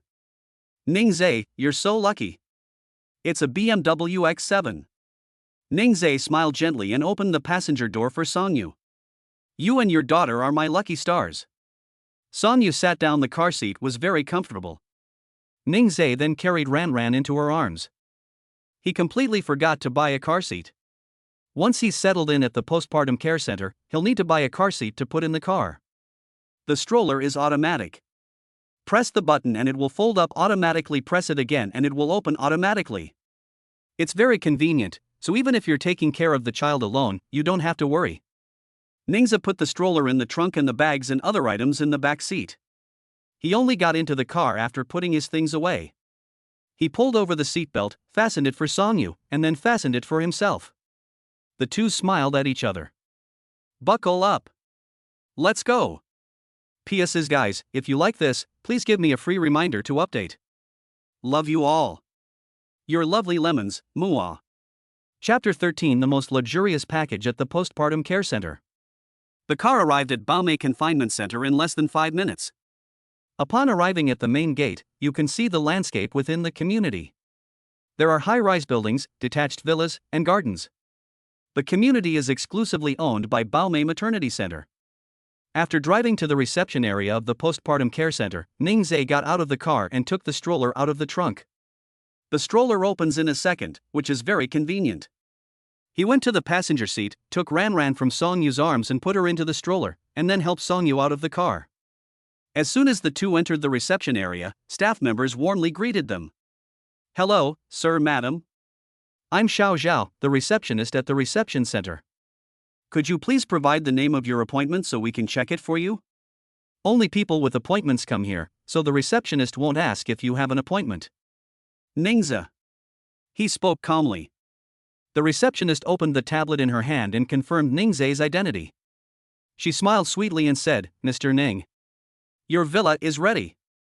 This way, please." A small Western-style building? It was a small Western-style house? Songyu was stunned.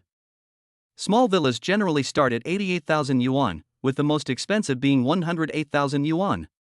How could Ningzhe have the money to book such a good postpartum care package for her? First it was a BMW worth millions, and now it's a luxury postpartum care package. Besides being lucky, Ningzhe also seemed increasingly mysterious to her, making him hard for her to understand.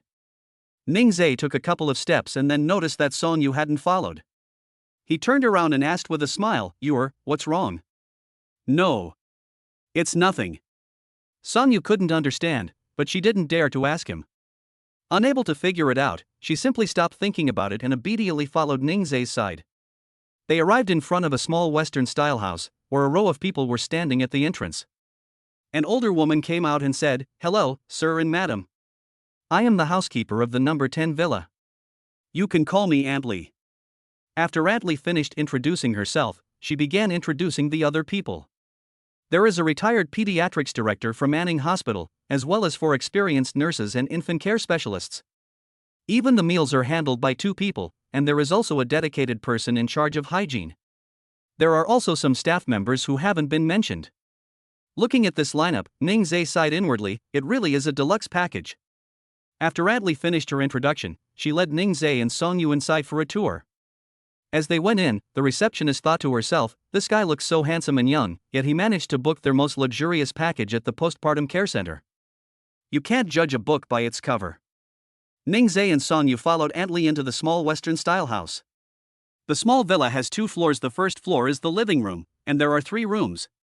To make things easier for the new mother, she will stay in a room on the first floor. The other 2 rooms are a nursing room and a nursery. Nurses will help new mothers with postpartum recovery, and nannies will also take care of the babies. There is also a bedroom and a small study on the second floor. The bedroom can be provided for family members to stay in, making it convenient for them to visit the children and new mothers. The study can be used by the employer to handle work-related matters. After visiting the villa, Songyu felt that this package must be very expensive. She pulled Ningzhe aside and whispered, "This little villa looks very expensive. Why don't we go and find a cheaper one? Don't worry, new mothers shouldn't be anxious, okay? I'll take care of everything. I won't let you suffer." Ningzhe took a very firm stance in taking care of Songyu. Giving birth is already very taxing on a woman's body, so she shouldn't be made to suffer during her postpartum period. But Songyu was about to say something when Ningzhe interrupted him. "No buts, just be a good girl and listen to me, Mom," Ningzhe said gently. Ningzhe smiled brightly and spoke gently. Songyu couldn't bear to refuse again and nodded in agreement. After taking the clothes they brought to their room, Ningzhe and Songyu played with Ranran in the living room. It's lunchtime. The postpartum meals are pre-made, and the family members will be asked what they would like to eat. Aunt Lee took the menu and ordered food for Ningzhe. Looking at the names and pictures of the dishes on the menu, Songyu swallowed hard. She really wanted to eat them. Ningzhe noticed her little actions and thought Songyu was very cute. Ningzhe ordered a few of his favorite dishes, and Aunt Lee wrote them down before turning and going to the kitchen. Only the 3 of them remained in the living room. Ranran started crying for some reason, and Ningzhe instinctively picked her up. The nanny in charge of taking care of the baby heard the noise and rushed over. When she saw that the baby was already in the baby's father's arms, she stopped in her tracks. Ningzhe was very skilled at comforting the child, and after watching for a while, they did not go forward to disturb him. He's such a young man, yet he takes such good care of the baby, and he's so professional, even more skilled than the other babies. This was the first time in their careers that they had encountered an employer like this. If you come to a postpartum care center and still have to take care of the baby yourself, it's better to just stay at home for postpartum care. They stood silently to the side, and when the baby stopped crying, the two quietly returned to the nursery. Why is Ran crying? Is she hungry? Iya. Ha? Not hungry? Then, baby, did you need to pee? Iya. No, that's not it. So you just want your dad to hold you, right?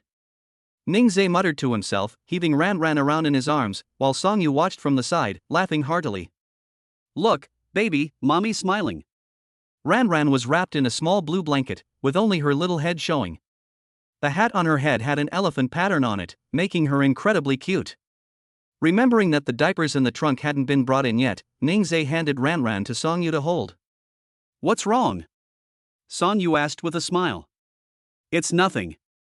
I still have several packs of diapers in the trunk. I'll take them in first. Okay, go ahead, but be careful. Songyu showed concern for him, and Ningzhe smiled faintly. I know, Mom. Ningzhe drove his BMW to the front of the villa and parked it. There happened to be a parking space there, which should be reserved for the villa. Park the car and open the trunk. Seeing that there were still 8 packs of diapers left, which he couldn't carry in one trip, he decided to make 2 trips. Holding 4 packs at a time, or 2 packs in one hand, is not a problem. When Ningzhe came in carrying 4 packs of diapers, Songyu was surprised. Ningzhe, when did you buy these? The packaging looks the same as the ones we use in the hospital. I bought this when I ordered the stroller the day. We'll buy another one when we run out. There are 4 more packages left. I'll go get them again. Ningzhe's trip was quick. The weather was so hot that he was covered in sweat. Songyu watched him walk in, his hair soaked with sweat, beads of sweat dripping from the tips of his hair onto his cheeks, then down his chin onto Ningzhe's chest. His white short-sleeved shirt was soaked with sweat, and he exuded a strong aura of male hormones.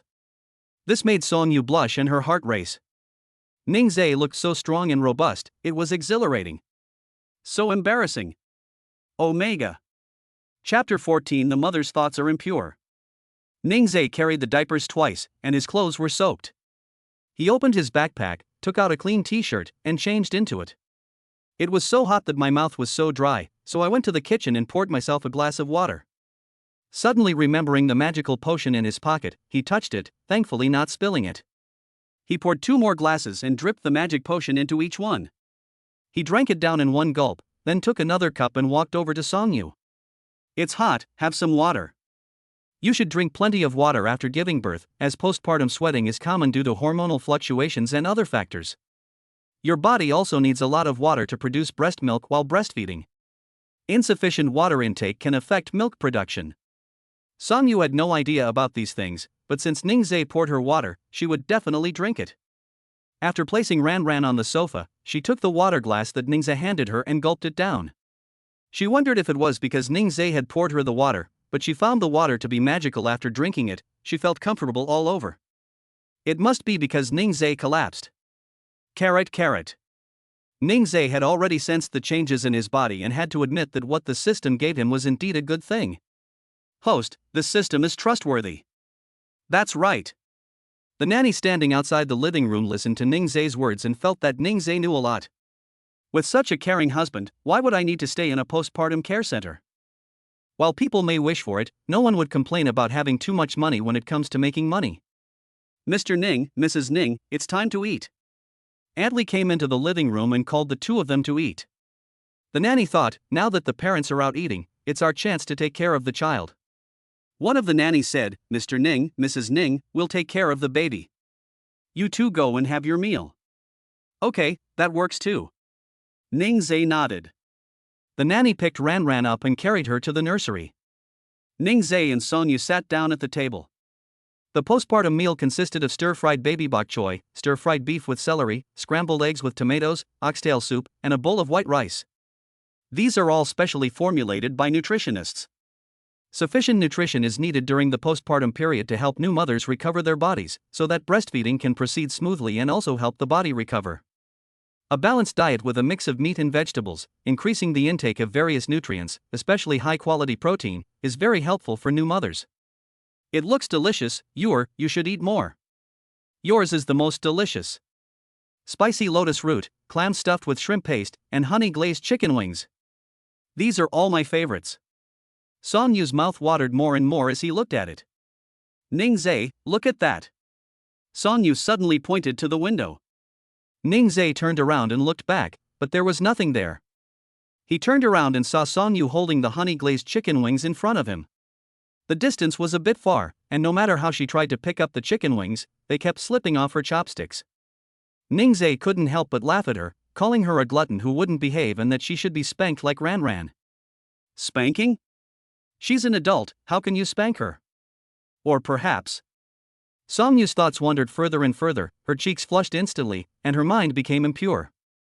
Ning Zai picked up a chicken wing, took a bite, and the honey juice flowed down the corner of his mouth. He stuck out his tongue and licked it lightly. Watching his movements, Song Yu found it incredibly tempting. Does he realize that he's always flirting with people unintentionally? Suddenly, the sound of crying and wailing rang out. Ning Zai instinctively walked over and picked Ran Ran up. Oh dear, why is my baby crying? Auntie is playing with Ran Ran. No matter what Ning Zai said, Ran Ran burst into tears, crying rhythmically, as if on purpose. Ning Zai held her in his arms, tossing her around, and in less than 2 minutes, Ran Ran was already babbling obediently in her father's arms. So you didn't want to be with your aunt? How about Daddy holds Ran Ran?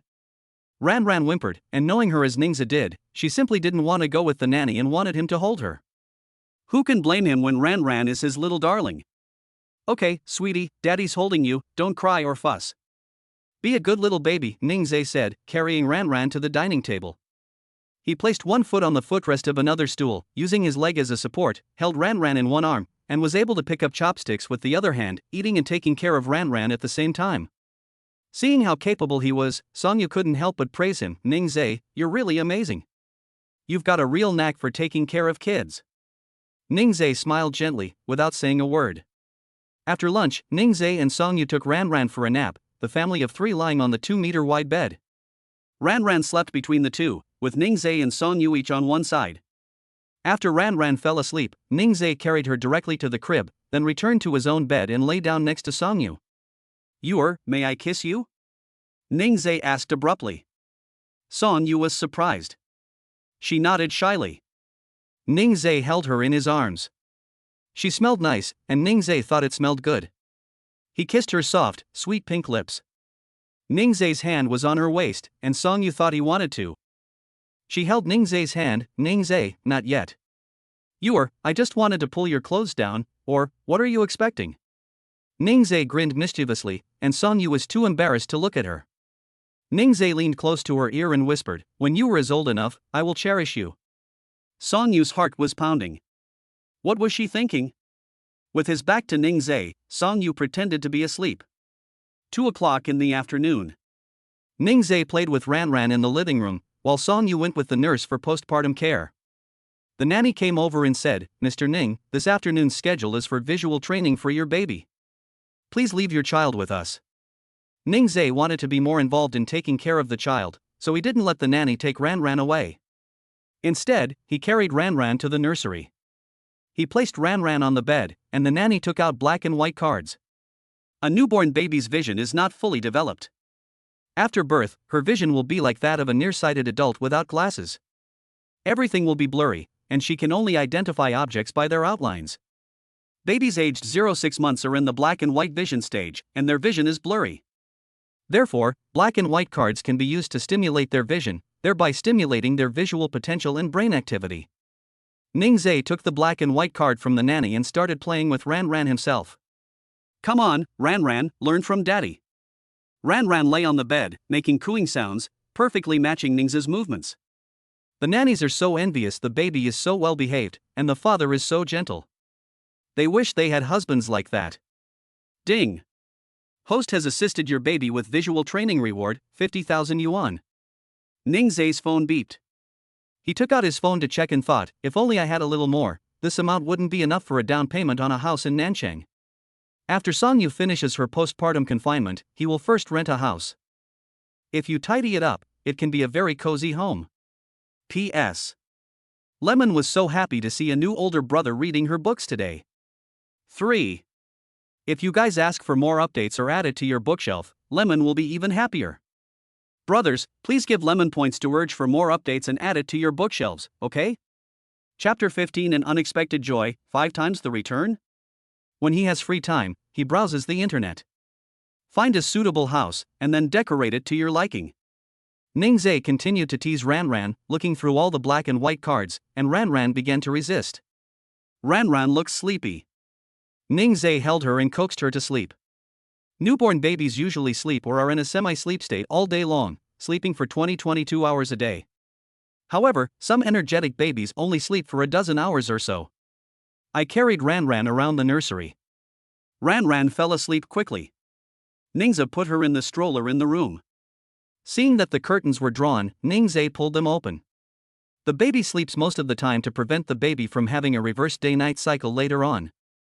When your baby is sleeping during the day, it's best not to draw all the curtains. Leave some natural light so your baby can learn to distinguish between day and night. The nanny couldn't help but marvel at how well Mr. Ning understood these important considerations, making him far more capable than other new fathers.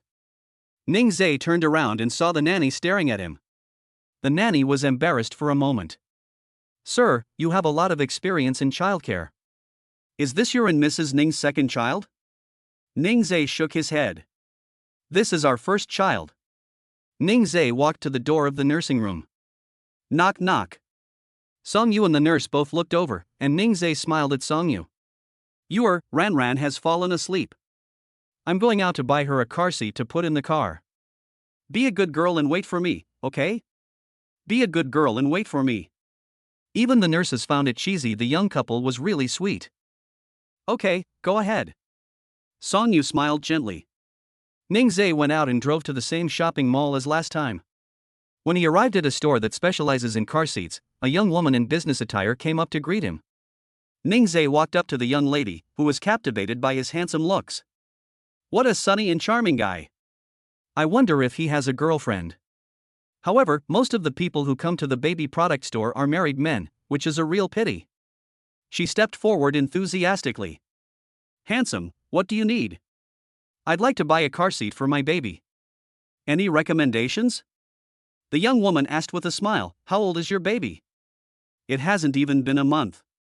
The young woman was stunned, but she was very professional and quickly recovered. She patiently explained to Ningzhe, Handsome, car seats are for babies after 6 months. Your baby is still too young to sit in a car seat right now. However, our brand has a bed within a bed that can be placed in the back seat of a car. It has a fixed buckle, so it's safe and secure. Would you like to take a look, sir? Okay, let's go take a look. The young lady led Ningzhe inside. Ningzhe asked the system, Why don't I have this knowledge in my mind? Host, your parenting experience has not yet unlocked the knowledge for 6-12 months. Ningzhe followed the saleswoman to the area where the beds in beds were displayed, and she introduced one of them. This double bed design is multifunctional. It can be folded and moved without requiring assembly. There are also sunshades and mosquito nets that can be pulled down. Now that it's summer and there are many mosquitoes, these can prevent the baby from being bitten by mosquitoes. The incline of this double bed makes it feel just like being in your mother's arms when your baby sleeps inside. There are also 3 small dolls with pendants, which babies can reach out and grab to play with, helping to develop their fine motor skills. Ningzhe reached out and felt the comfort of this bed within a bed. It was indeed very good. He immediately decided that he would take this one. Okay, handsome, this one comes in Tiffany blue and macaron pink. Which color do you prefer? Ningzhe thought for a moment, and since girls probably all like pink, he said, I want a pink one, and I also want a car seat, let's buy them together. Okay, sir. The saleswoman smiled so much her eyes narrowed. She thought to herself, today's performance depends entirely on this gentleman. They took Ningzhe to the place where the car seats were placed and began to introduce them to him. This car seat features high-density EPS shock absorption and breathable bamboo fiber fabric. Most importantly, it provides secondary head protection. As the baby grows, the settings can be adjusted, and the baby can use it until they are 10 years old. Considering safety issues, Ningzhe thought this one was quite good. This one is the one. Okay, handsome, would you like to take it now, or do you want us to deliver it to your door? The saleswoman was very enthusiastic. I came out today to buy a car seat. Now that I'm all better, I'd like to go home and spend time with Ran. Please take it to the parking lot for me. Young man, please settle your bill here. The saleswoman led Ningze to the cashier and processed his order. The cashier smiled and said, "Hello, the total amount is 20,000 yuan. Would you like to pay by card or scan the code?" 20,000 was a lot for Ningze, but he was happy to know that it was for Ran. Scan the QR code. Ningze opened the payment code, and with a beep, the payment was successful. Hey handsome. Spend over 20,000 renminbi in a single transaction and you'll receive a platinum membership from our brand. Here's your membership card, you can use it at any of our stores. Ningze took it and put it in his pocket. The saleswoman pushed a trolley, placed the bed and car seat on it, and followed Ningze to the parking lot. Handsome, do you need installation? Ningze is her big customer today, and she has to provide excellent service. Since they've made the request, I'll just pretend. Thank you for your help. No trouble at all, handsome, please wait a moment. About 15 minutes later, the saleswoman installed the chair. They then used a cart to remove the packaging and trash from the ground. Ningze got on the bus. Ding! The host is thinking of the baby's best interests and has been awarded an extra bonus, a 5-fold rebate on this purchase. Please check your account. 5 times. 5 times 20,000 is 100,000. Ningze was a little excited. He took out his phone to check, and below the transaction record of 20,000 yuan expenditure, there was a record of 100,000 yuan income. Ran is truly his lucky star. He wanted to hurry back and kiss his Ran. Soon, Ningze returned to the small villa. He carried the bed within a bed into the living room and saw the mother and daughter playing on the sofa. Ran, look, Daddy's back. Songyu saw Ningze, picked up Ran, and walked over. Wait, don't come any closer. I need to wash my hands and change my clothes. Songyu chuckled. Ningze really took good care of Ran. Ningze disassembled the bed within the bed and placed it on the coffee table in the living room, then turned around and ran to change his clothes. After changing his clothes and washing his hands, Ningze went to hug Ran. Does Ran miss her dad? We've been thinking about it, Ran and Mom both miss Dad. Songyu said in a soft, sweet voice, which sounded lovely. How about Daddy kisses Ran and Mommy? Ningze said deliberately. Songyu was shy and didn't say anything. He turned his head and kissed Songyu on the lips. Then, through Ran's clothes, he kissed her belly. Adults' mouths carry bacteria, and kissing a baby could transmit bacteria to the baby, potentially causing viral infections. Ningze didn't take the risk. He decided to wait until Ran was older before kissing her as much as he wanted. Chapter 16: The surprise that clownish Ran gave to his dad. It's so hot outside, you must be tired after being out all afternoon. I'm not tired. As long as it's about Ran and you, I don't feel tired. The nurses and nannies were once again subjected to a dose of dog food, a Chinese slang term for witnessing public displays of affection. This was the happiest and sweetest couple they had ever seen at the postpartum care center. The two of them cast envious glances at them. The more she looked at her husband, the more she felt that he was no good and she wanted to find a new one. They simply went back to the nursing room and nursery and put away the things they had used that day. Songyu looked at the small bed on the coffee table, reached out to touch it, and asked curiously, "What is this?" "It feels soft to the touch." Ningze held Ran and put her in the crib, then explained the science to Songyu. This is a bed within a bed, which can be placed anywhere. When the baby lies on it, it's just like being in the mother's arms, freeing up the mother's hands and making her less tired. Ran lay on her little bed, and she really liked it. The little one was being good right now, so Ningze took advantage of the moment, put his arm around Songyu's shoulder, and suddenly said, "Turn around." "What's wrong?" Songyu looked at him in confusion. "Listen to me, turn around." "All right." Songyu obediently turned around. Suddenly, Ningze gently pressed on her waist. "Does your back hurt a lot after holding your baby for a long time? You should be careful." "It's nothing, it's just a little sour," Songyu said with a smile. The two acted like a long married couple. Songyu had her back to Ningze and was smiling happily. "I'll find some time to learn massage so I can serve you alone in the future." "Ningze, you're so good to me." Songyu was moved. Her parents divorced when she was 5 and she grew up with her grandparents. She longed to be loved. Now she is being cherished by Ningze, something she never dared to imagine. "Don't talk nonsense. I'll treat you even better in the future. Good. Ningzhe massaged Song Yu's back using his own method. The two chatted and laughed, and Ran was very well behaved in her crib.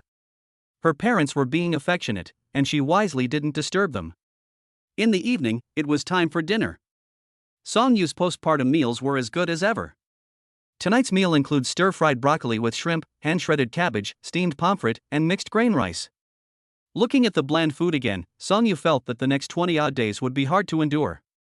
Take another look at Ning's. It smells delicious and looks very appetizing. Don't be sad, take good care of yourself during your postpartum period. Ningzhe walked over and patted Song Yu's head. Having learned from the experience at noon, Ningzhe put the baby directly in the crib and then placed him on the stool next to him. If you let your baby stay with her parents, she won't cry.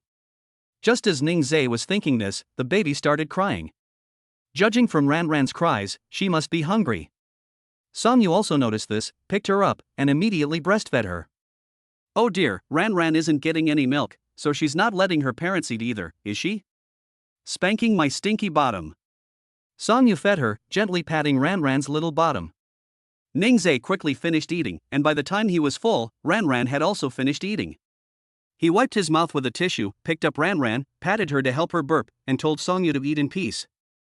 Let's go, you cheeky little brat, go play with daddy, let mommy eat. Ningzhe carried the baby to the sofa, took the pendant off the crib, and played with Ran. Ran couldn't see clearly, but it looked like a lot of fun. Ningzhe suddenly smelled a foul odor. He leaned closer to check, and with a poof, Ran farted. That stinky brat actually farted at his dad. Ran is being naughty. You can't do that, you know? Ran smiled, a small curve appearing at the corner of her lips. Ningzhe was amused by Ran's antics.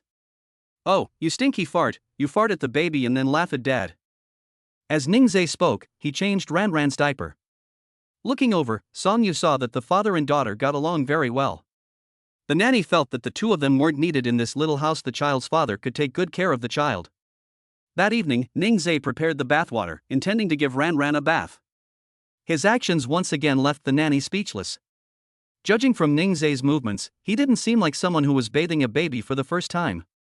Ningzhe continued preparing, ignoring the nanny's gaze. After preparing everything, I took out the umbilical cord protector and applied it to Ran, then immediately gave Ran a bath. After taking a bath, Ningzhe dried Ran's little body. After drying her off, I applied baby powder to her body before finally dressing her.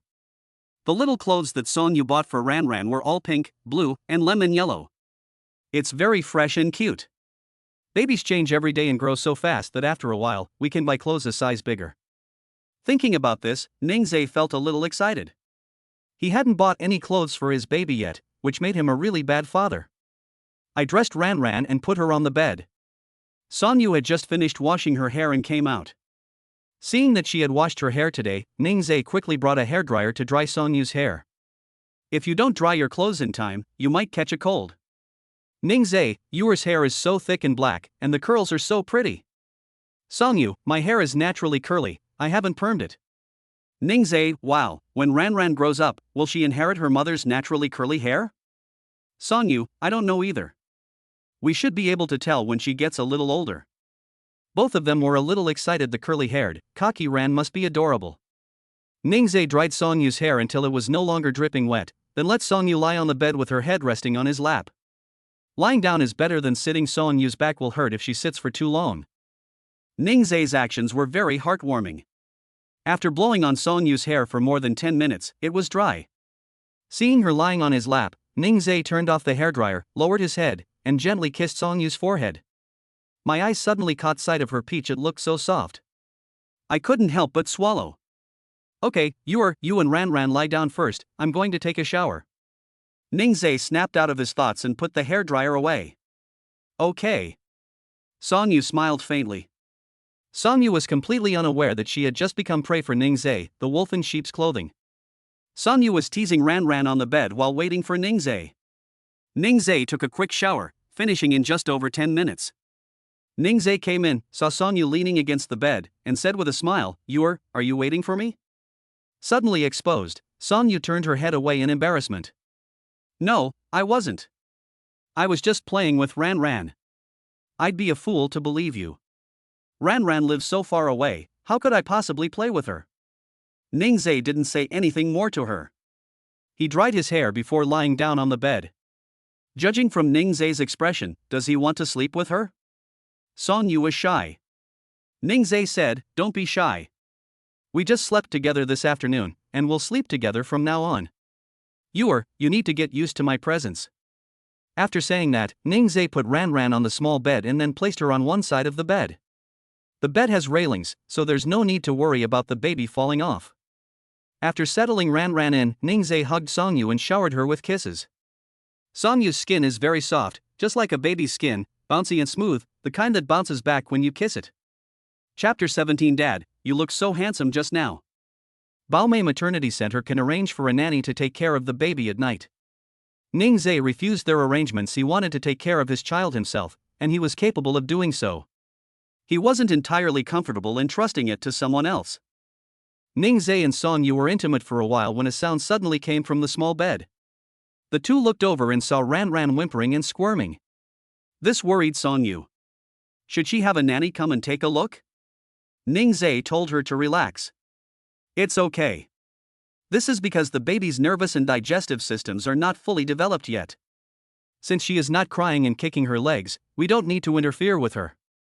Babies in the first 3 months are in a growth spurt, with their bones and nervous system developing rapidly. This process helps them cope with various discomforts that come with growth. After listening to Ningzai's words, Song Yu seemed to understand but not quite.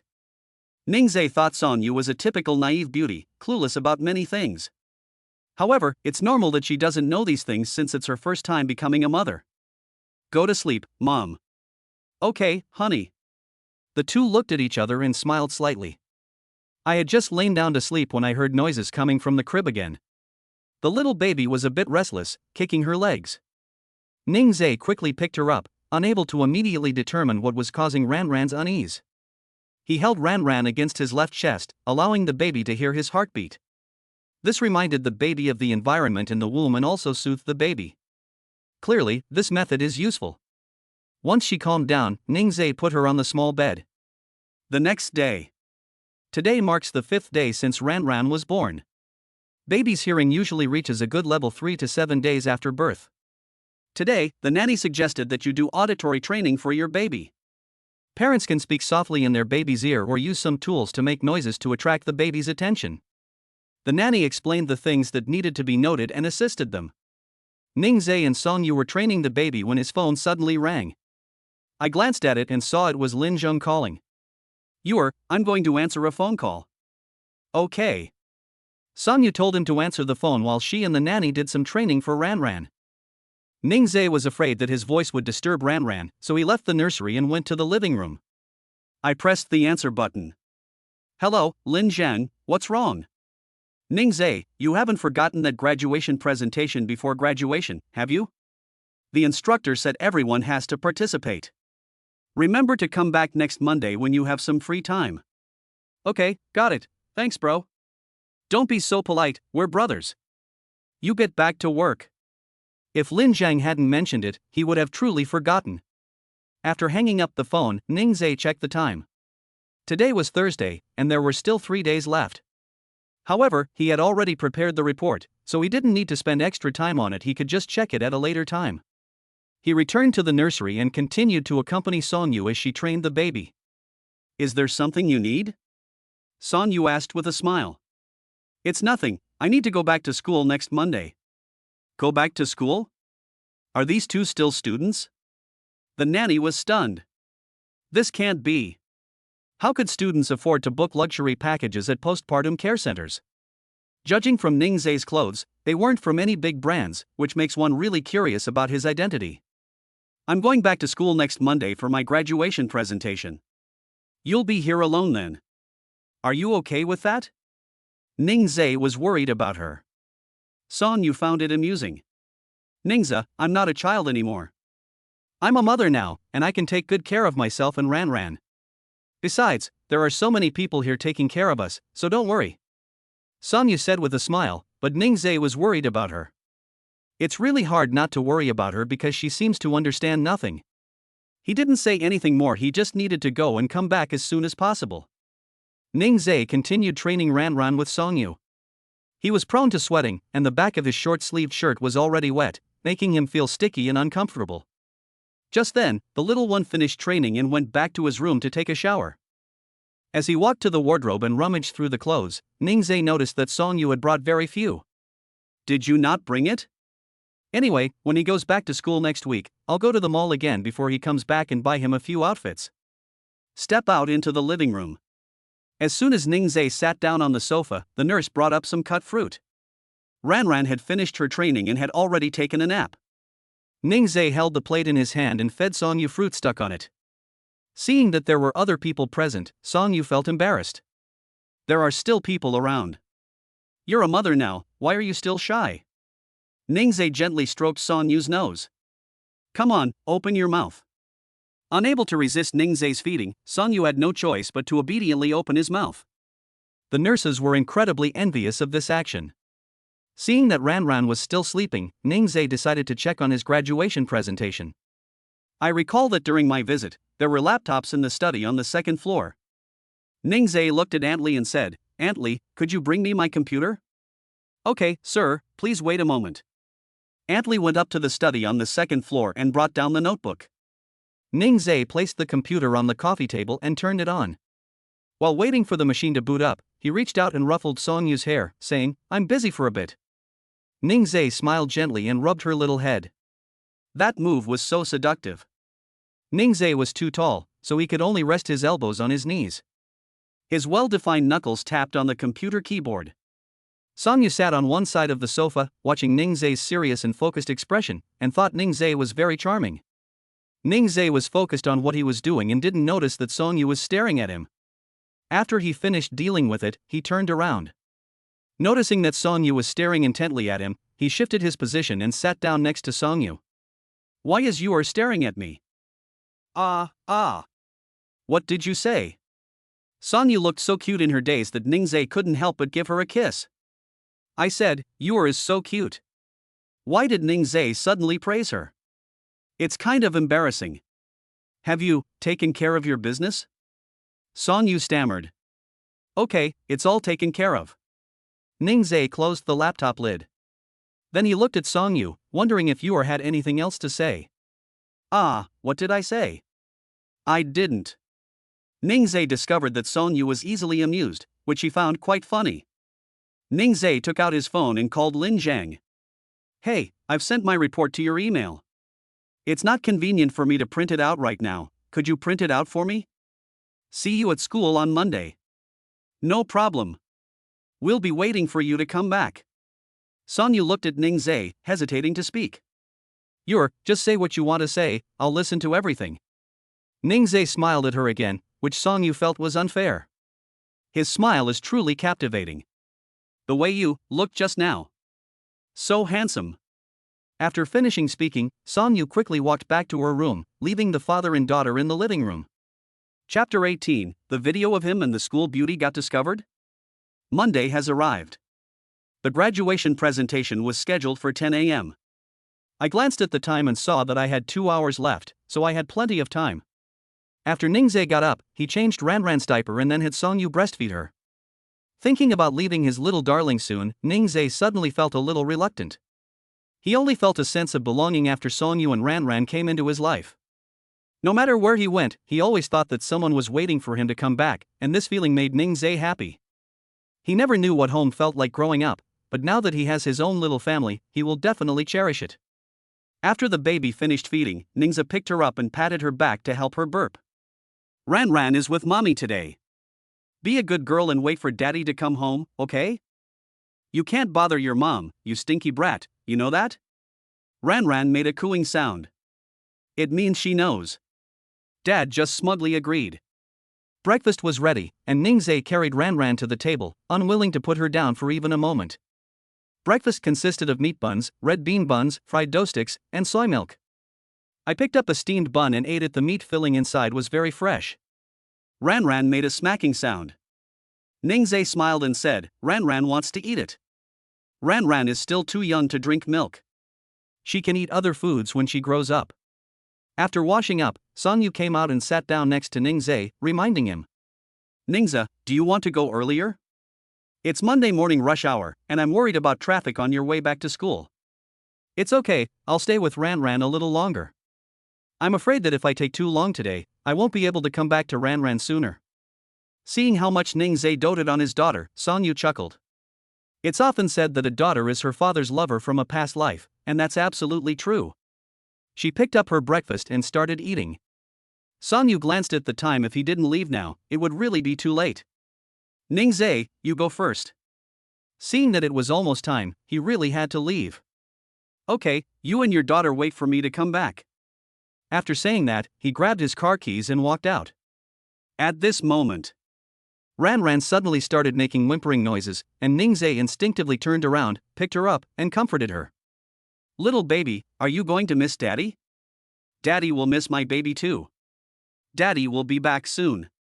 Okay, Daddy promises he'll come back soon. I gently patted Ranran's bottom to soothe her, and after a while, she finally fell asleep. He handed her over to Songyu, turning back again and again, truly reluctant to part with her. Songyu smiled and saw him to the door. Go now, it's really getting late. Good. Ningze got into the car and quickly disappeared from Songyu's sight. Just as Songyu had said, there was a traffic jam after we left Baomei Maternity Center. The traffic jam lasted for about 10 minutes. Once traffic was clear, Ningze immediately sped off to Nanjing University. About 15 minutes later, the BMW stopped on the first floor of the comprehensive teaching building. I parked the car, got out, and ran over quickly. Ningze, you finally arrived. Hurry up, let's go inside first. Good. They entered the classroom through the back door and looked around before finally finding Huang Xian and the other person. Why are you so late? Huang Xian asked. There is a traffic jam on the road. However, the meeting had not yet started. The instructor, department head, and other teachers had not yet arrived. 2 minutes later, the instructor and other teachers walked in and sat in the first row. The department head took the stage to give a speech and announced the start of the computer engineering department's graduation presentation. Everyone went up in the order drawn by lot, with Ningze being one of the last to go. He wanted to switch with Lin Zhang and the others, but after looking at their numbers, he realized they were the same as his, so he could only wait patiently. Ningze had no interest in listening to what the people on stage were saying. All I could hear in my mind was Ranran crying when he left. I don't know if I've cried yet. Why? I glanced at the time. The report had only been going on for less than 15 minutes. I kept waiting and waiting. When it was finally Ningze's turn, he quickly went up on stage and gave his report. You guys go first, I'll be going now. Ningze, what's the matter that's so urgent? Ningze didn't say anything, packed his things and left. Lin Zhang and the others had finished their reports, and seeing Ningze leave, they simply followed him. Ningze had just stepped out of the classroom when he opened his phone and saw a message on WeChat. Ningze's phone kept vibrating. He opened it and saw a video sent by Songyu. After he connected the video call, he asked, what's wrong? On the other end of the video call, Songyu looked bitter. Ningze, come back quickly. Ranran is crying so hard, and no one can comfort her. Please move your phone closer to Ranran so I can talk to her. Ningze said gently. My little darling, Daddy's here. Be a good girl, Ranran. Daddy's coming home right now. You have to be good, okay? Ranran is the best baby, she won't cry, right? Ningze's tone was full of tenderness, and the crying on the other end of the phone gradually subsided. Songyu laughed. Ningze, Ranran loves you more. She's so well behaved when she hears your voice. The camera pans to Songyu, and Ningze sees Songyu and the baby. His heart melts. Ningze, someone's watching you. Songyu said. Ningze turned around, and Lin Zhang and the other two stood behind him, dumbfounded. Its mouth is wide open, and it can even swallow a whole egg. You take care of Ranran first. I'm hanging up now. I'll be back soon. After saying that, Ningze hung up the phone. Lin Zhang and the other two were still in shock. Ningze, isn't that the school beauty? Yes, she was holding a baby in her arms. You just said dad, are you the baby's dad? What's going on? The school beauty had your baby? All three of them asked questions, their faces showing disbelief. The four of them got along well. Ningze and the school beauty had no contact at all. When did they get together and have a baby? Moreover, Ningzhe and Mo Shuowei had just broken up not long ago, so what exactly happened? Seeing other people coming out of the classroom, Ningzhe said, "Get in the car, I'll tell you." After getting into Ningzhe's BMW, Ningzhe glanced at the three of them and said, "I'm with Songyu now. She did indeed have my child. Here's what happened." Ningzhe picked out the important parts of his story with Songyu, and the three of them suddenly realized what had happened. "Oh, I see. But you haven't graduated yet and you still have to raise a baby. You must be under a lot of pressure. When you were with Mo Shuowei, you spent a lot of money on her. Do you still have money now? Raising children is very expensive. I have a little bit here, though it's not much, but it might still be helpful." After Lin Zheng finished speaking, he immediately transferred the money to Ningzhe via WeChat. Ningzhe refused to accept the money and returned it. "Don't worry, I have money. If I really need your help, I will let you know. Also, please keep this a secret for me." Seeing that Ningzhe's expression didn't seem like he was joking, the three of them believed him and promised to keep it a secret. However, Ningzhe and Songyu were filmed during their video call just now. P.S. Brothers who've read this far, could you please give Lemon a thumbs up to encourage more updates? Please, please. Sending you a heart. Chapter 19, The School Has a Child? The group chat exploded. After saying goodbye to Lin Zhang and the other two, Ningzhe quickly drove back. If he got back late, Ningzhe worried that Ranran would cry for too long and lose her voice, which broke his heart. The students who took the photos earlier posted them to various groups on the second floor of the main teaching building. The photo shows Ningzhe holding a mobile phone and making a video call. Most importantly, the image on the phone was of Songyu, the school beauty. That classmate also recorded a video and posted photos of Ningzhe driving away in a BMW, which caused an uproar in various groups. What's going on? Isn't the school heartthrob dating the most beautiful girl in the finance department? You're like someone with a 2G network they've already broken up and you didn't even know. But when did Ningzhe get together with the school beauty? My goddess. And just like that, he had someone else's child. Go away, even if she didn't have a child for Ningzhe, she wouldn't have one for you. Isn't Ningzhe driving a BMW X7? What's going on? He has a BMW X7, yet Mo Shuowei still broke up with him? Is Mo Shuowei stupid or just plain dumb? Isn't that the same thing? Oh well, that's all. This message not only spread in the group, but was also posted on the school's online forum and message board. The post remained popular, with more and more people commenting. In less than an hour, it topped the charts on Tieba and other forums. This news was even more popular than any announcement of a social event. Ningzhe returned to the postpartum care center. As soon as he reached the door, he heard crying coming from inside. Upon closer inspection, I noticed that Songyu was crying. Why are you crying? I'm fine, I just feel sorry for Ranran. Ranran stopped crying when she heard your voice, but she started crying again as soon as I hung up. I don't know what to do. Even experienced nannies can't handle Ranran. If you don't come back soon, I'm going to bring my little baby to look for you. Ningzhe took 2 tissues, walked over to Songyu, and wiped away the tears on Songyu's face.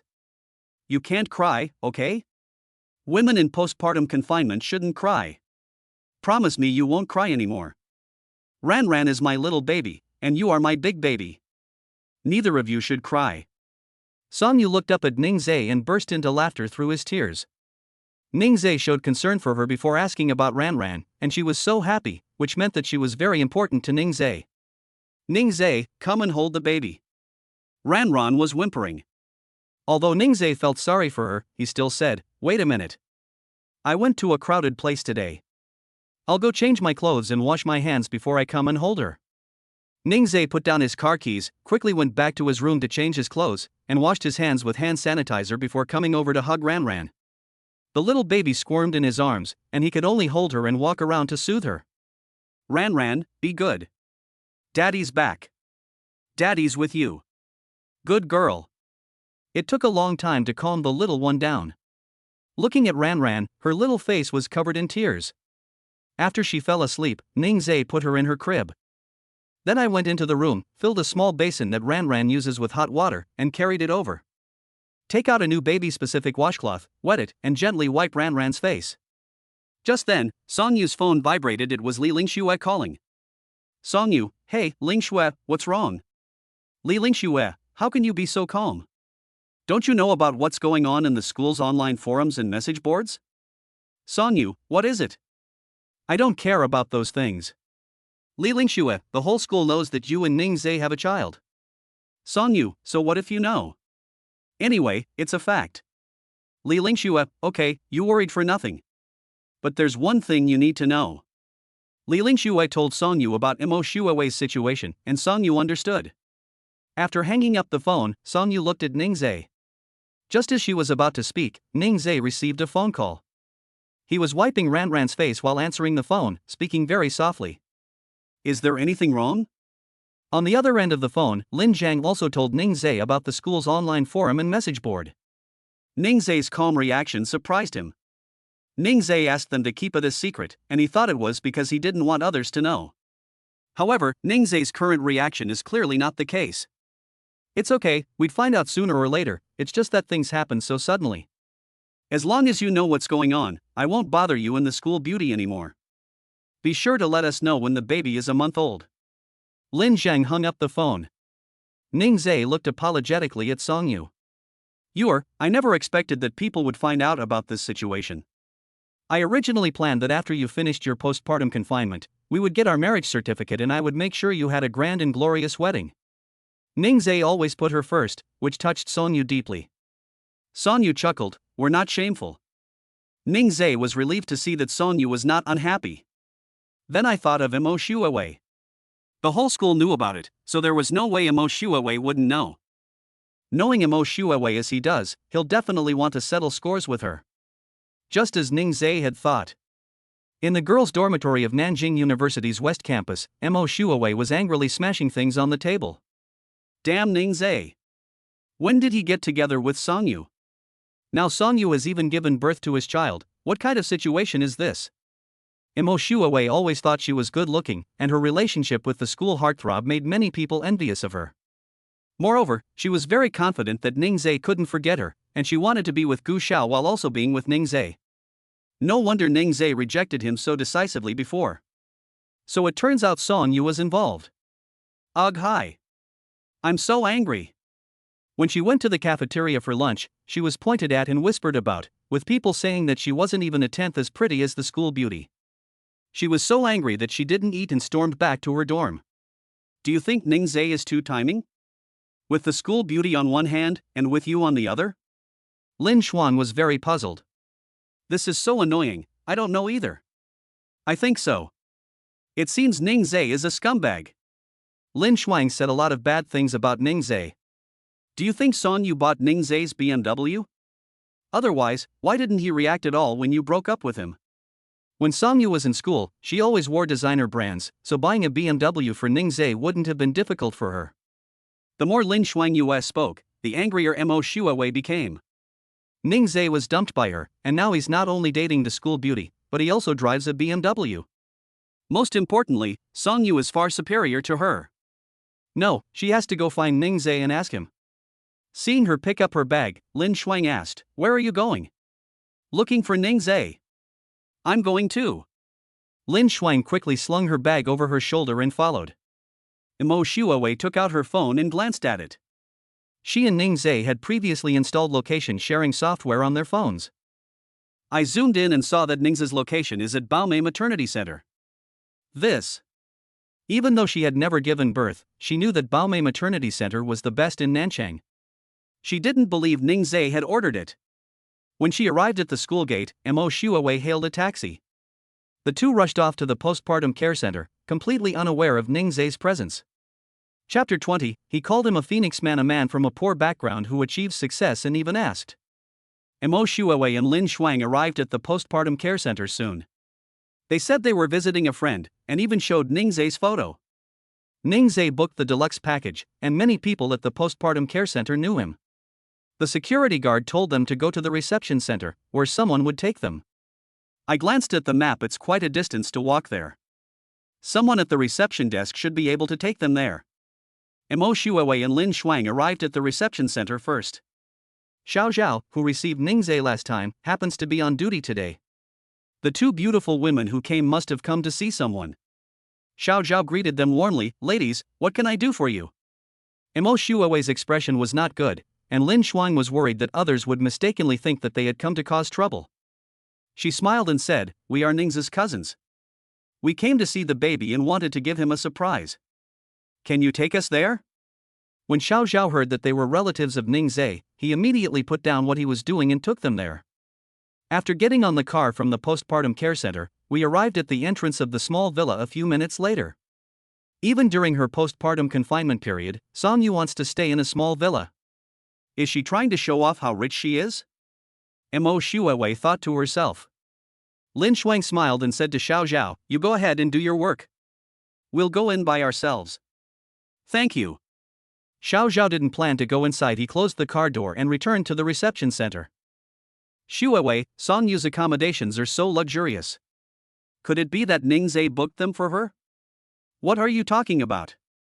I know very well how much money Ningze has. A BMW was parked at the entrance, and Mo Shuowei went over and kicked it.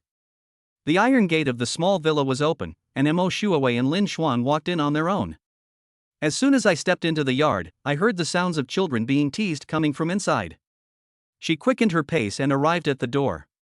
The door was open, and you could see into the living room on the first floor. The family of three was enjoying a happy time in the living room, with the two adults playing with the child, creating an indescribably warm atmosphere. At that moment, Aunt Li saw the two people standing at the door. He walked over and asked, Who are you looking for? Ningze and Song Yu heard Aunt Li's words and looked over at the same time. Ningze and Mo Shuowei looked at each other without any emotion, and he quickly looked away. Song Yu didn't know who they were, so she looked at Ningze. Ningze, is he your friend? Before Ningze could answer, Mo Shuowei walked past Aunt Li and interrupted him, saying, She's my girlfriend. Song Yu was stunned. Girlfriend? Could it be Mo Shuowei? But Li Lingxue said they had already broken up. Mo Shuowei, where do you get the nerve to say that? Ningze retorted. Now, facing Mo Shuowei, he felt no unease, only worry that Song Yu might misunderstand. He explained, she and I are in the past. In the future, you and Ran will be the most important people to me. Song Yu smiled gently. He believed what Ningze said. So this is Mo Shuowei. She's just average looking. How could she be worthy of Ningze? Mo Shuowei was very angry after hearing Ningze's words. Ningze, what do you mean? Mo Shuowei questioned. What do you mean? We've already broken up, and I still want to ask you what you mean? If you have nothing else to say, just leave and don't bother Ran. Ningze only glanced at Mo Shuowei when she came in, and didn't look at her again after that, which made her lose face in front of Song Yu. She thought that when Ningze saw her, his eyes would be filled with love, and then she could finally vent her anger on Song Yu. What's the result? Ningze didn't even bother to look at her, and kept playing with the baby in Song Yu's arms. The baby's skin is no longer as red as it was when she was first born. It has gradually developed and looks very cute. Oh my, Ran is smiling. Ran's smile is so beautiful. Daddy loves to see Ran smile the most. Ran, smile again for your mom. Ningze and Song Yu played with Ran as if no one else was around, ignoring the two people standing in the living room. Mo Shuowei was furious and picked up a cushion from the sofa and threw it at him. It hit Ningze right on the head. Ran was being held by Song Yu when she was suddenly frightened by Mo Shuowei's actions and started to cry. Ningze took Ran from Song Yu's arms and gently comforted her in his arms. Ran, don't cry. Did I scare you? It's Daddy's fault for not protecting you. After coaxing Ran for a while, she stopped crying, and he then let Song Yu carry her into the room. Ningze looked at Mo Shuowei with a sharp gaze, the first time Mo Shuowei had ever seen Ningze look like that. Mo Shuowei, leave here immediately. You are not welcome here. Ningze, you scared my Ran. Now Ningze not only has no love for her, but he's also trying to drive her away? Seeing her best friend being bullied, Lin Shuang pointed at Ningze and yelled, Ningze, aren't you just relying on Song Yu? You're a phoenix man, a man from a poor background who marries into a wealthy family, and you still have the nerve to talk back? The BMW was bought for you by Song Yu, wasn't it? What kind of skill is it to be a kept man? Song Yu had just stepped out of the room when she heard Lin Shuang's words, and she was very angry. Song Yu, who told you that I bought the BMW for Ningze? Our Ningzhe is amazing. Lin Shuang, how could Ningzhe afford it? Song Yu, some people are just blind and prejudiced. Ningzhe bought the BMW and booked the postpartum care center. Believe it or not. After saying that, Song Yu took Ningzhe's arm. Who are you calling a dog? Lin Shuang was furious. She had originally wanted to stand up for her best friend, but ended up getting angry herself. Whoever answers first is the one. Song Yu spoke in a very soft voice, so it didn't sound like she was being sarcastic. Aunt Li, tell me, who ordered this postpartum care package? Song Yu looked at Aunt Li and said with a smile. Aunt Li is also very perceptive. Mr. Ning dotes on Mrs. Ning and booked a 108,000 renminbi deluxe package at our postpartum care center for her, which everyone envies. After saying that, Aunt Li continued with her work. 10W8? Ningzhe, why did you pretend to be poor before you had money? You were stingy even when giving a gift, but now you're willing to order a 108,000 yuan postpartum care package. What do you mean by that? How could Mo Shuawei not be angry? That's 100,000. If only we could spend that money on her. Ningzhe, we can break up, but give me a breakup fee. Mo Shuawei suddenly said. Ningzhe and Song Yu were both stunned. This guy seemed pretty shameless. Some people have skin thicker than a wall. They initiate the breakup but still demand a breakup fee? Song Yu, who usually seems a bit silly, can be quite sharp when she's being sarcastic. Ningzhe remained silent, enjoying the feeling of being protected by Song Yu. Even Lin Shuang, Mo Shuawei's best friend, felt that this request was a bit excessive. She tugged at Mo Shuawei, but Mo Shuawei shook her off. At that moment, two men in guard uniforms walked in through the door. Without saying a word, they pulled Mo Shuawei and the other woman away. You guys? Mo Shuawei struggled to break free, but was held tightly. The living room was finally quiet. Ningzhe put his arm around Song Yu and looked down at her. Did you notify the guard room? Song Yu tilted her head back and chuckled softly. Yes, I don't want to see you being bullied by others. Well done. Chapter 21. Picking out clothes for the mother, and then the arrogant woman gets sick? After the farce ended, the small villa returned to peace. While Chuparan was sleeping, Ningzhe pulled Song Yu to sit on the sofa. I'm so happy that my wife defended me today. Ningzhe held her hand gently. Humph, trying to bully the child's father? No way. Song Yu snorted lightly, looking quite adorable. Ningzhe reached out and pinched Song Yu's little face, making her even cuter. Song Yu made a whimpering sound and reached out to protest, but Ningzhe pulled her into his arms. Ningzhe took out his phone and opened the shopping platform. I was planning to go to the mall to buy you some clothes after leaving school today, but Ranran made a fuss and we couldn't go. Take a look and find a few you like, I'll buy them for you. Ningzhe handed his phone to Song Yu, but Song Yu did not take it. Ningzhe, now that we have a child, we should avoid spending money if possible. There's no need to buy clothes or anything like that during postpartum confinement. Ningzhe shook his head, saying he wanted to buy something suitable for postpartum confinement. Those 10 months of pregnancy with Ranran must have been very difficult for her. Her life was disrupted by Ranran's sudden arrival, and she lost her original routine. Ningzhe's large hand caressed her face, his eyes filled with tenderness. You can't lower your quality of life just because you have Ranran. I'll feel bad about it. I'll try my best to give you and your daughter a happy life. Sweetie, pick out a few outfits, I'll pay for them. Ningzhe didn't give her a chance to refuse. He held Song Yu in his arms, and the two sat on the sofa, looking at their phones together. Ningzhe entered pure cotton maternity clothes into a shopping app and found many styles. They are mostly long, making them perfect for postpartum women. There's air conditioning in the room, so wearing a long coat is just right. Ningzhe took a fancy to a warm apricot-colored suit, which had a princess-like style and, most importantly, was made of pure cotton, making it soft and comfortable. Do you like this outfit? It's 100% pure cotton, absorbent and breathable, so it should be comfortable to wear. Even after you've finished your postpartum confinement period, you can still wear it as pajamas. Ningzhe clicked in to view the details and the reviews from previous buyers, which were mostly positive. He also found other styles in their store, all with an elegant princess theme. Song Yu is not only good looking, but also a bit cute, making her perfect for this style. Look, these outfits are all nice. Let's buy them first, and then when you're out of confinement and can go out, we'll go shopping at the mall and buy some for you and Ranran. Ningzhe scrolled through his phone, looking at it intently. His voice came from above Song Yu's head, and Song Yu could feel his warm breath coming out.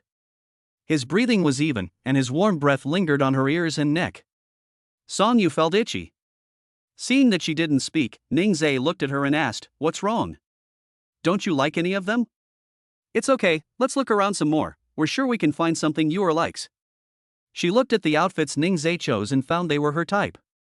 She said softly, "Ningzhe, I like all the ones you chose. Okay, even during postpartum confinement, our Yuer will look beautiful. I'm placing the order." Ningzhe entered his payment password in front of Song Yu without trying to hide it from her. Song Yu felt very warm inside. "Mrs. Ning, today's treatment is about to begin. Please get ready."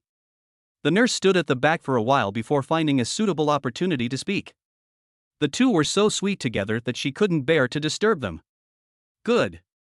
Song Yu got up from Ningzhe's arms and went to the nursing room. Ningzhe returned to the room and saw that Ranran was still asleep. He sat by the small bed and took out his phone to take a picture of Ranran. Since Ranran was born, Ningzhe has taken photos to document her life almost every day. After taking the photos, he opened the shopping platform and continued to pick out clothes for Song Yu. On the day he finished his postpartum confinement, he wanted Song Yu to dress up beautifully. Ningzhe chose a black floral dress with lace trim, a French retro style, which was very gentle and sophisticated. Pair it with white lace mid-calf socks and black leather shoes. Ningzhe could already imagine how good Song Yu would look in it, and his smile was full of tenderness. Suddenly, a noise came from the crib Ranran had woken up. "Oh dear, that stinky fart has woken up. How come you're so well behaved? You're such a good daughter to your dad. Ranran, my little cutie. Yay! Daddy's playing with you, my little cutie." Ningzhe put away his phone and picked up Ranran, playing with her all over. Fearing that today's events might frighten her, Ningzhe gently patted her back to comfort her. Night. He kicks his legs while sleeping. Song Yu found it strange she was usually asleep by this time, so tonight was a bit unusual. Moreover, when I breastfeed her, she eats and then stops, and then eats again, unlike her usual enthusiasm. As soon as Ningzhe entered the room, Song Yu said, "Ningzhe, Ranran hasn't slept tonight." I saw her kicking her legs and waving her arms and legs. I guess it was because what happened in the afternoon frightened her and made her unable to sleep peacefully.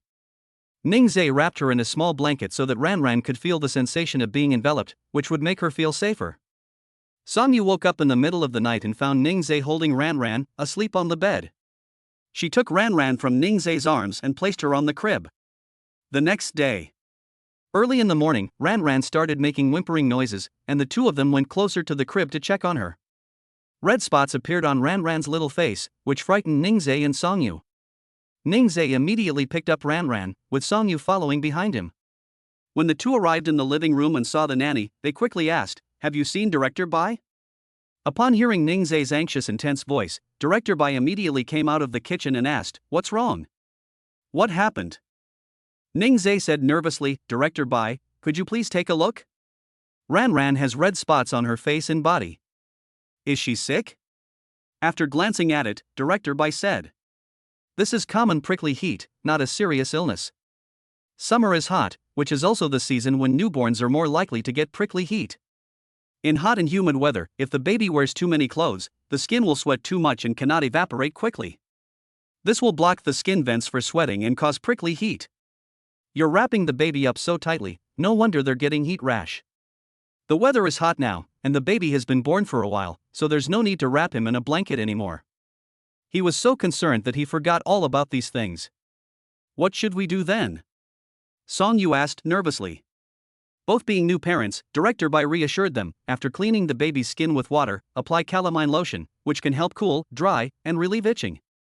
Now that prickly heat has appeared, don't use prickly heat powder, as it can easily clog pores and worsen the condition. Ningzhe carried Ranran to the nursery, where the nursery worker brought him calamine lotion. After cleaning Ranran's skin, Ningzhe gently applied the calamine lotion and then fanned her skin with his hand to help it dry quickly. His movements were careful, and his eyes were full of heartache. Chapter 22 Heart to Heart Talk, a Warm Moment. Ningzhe took care of Ranran and then changed her clothes. After she finished doing all that, she fell asleep. "I didn't sleep well last night, and I've developed prickly heat again today. It's been going on for so long, it's really pitiful." Ning Zai's eyes welled up with tears, but he quickly composed himself so that Song Yu wouldn't notice. Upon entering the living room, he asked Director Bai, "How long will this prickly heat last?" "It usually subsides gradually in about 3 to 5 days.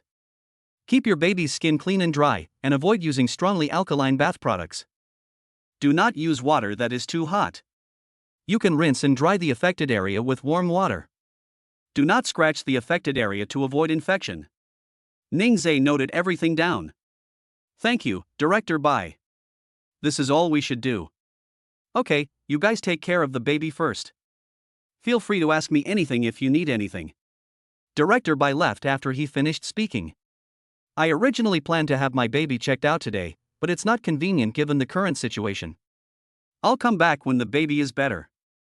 After a whole morning of fussing, Ning Zai and Song Yu hadn't had breakfast yet, and now it was already past 10 o'clock, almost lunchtime. Both of them went to the room at the same time to see if Ran Ran was crying. Thankfully, Ran Ran lay quietly in her crib, sleeping soundly. Because the two of them hadn't eaten breakfast, the cook prepared lunch earlier than usual today. My baby Ran Ran slept for a long time today. She hadn't woken up until after 11 a.m. "Let's go eat first. You're still in your postpartum period, you can't go hungry." Ning Zai led Song Yu by the hand to the dining room. Ning Zai blamed himself, realizing he had overlooked something. He was Song Yu and Ran Ran's protector, and he had to take good care of the mother and daughter. The aunt brought the food up, but Song Yu was distracted, her mind entirely on Ran Ran. Ning Zai sighed.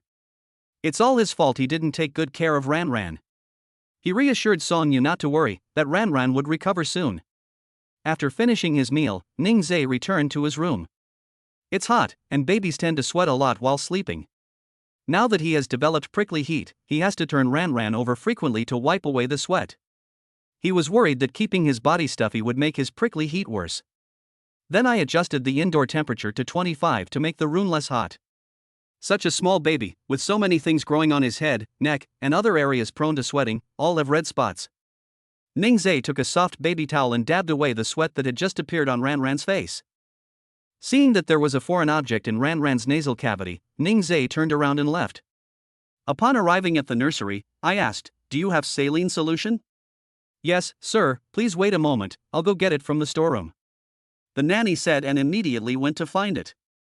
The nanny moved quickly and didn't see Ning Zai when she arrived at the nursery.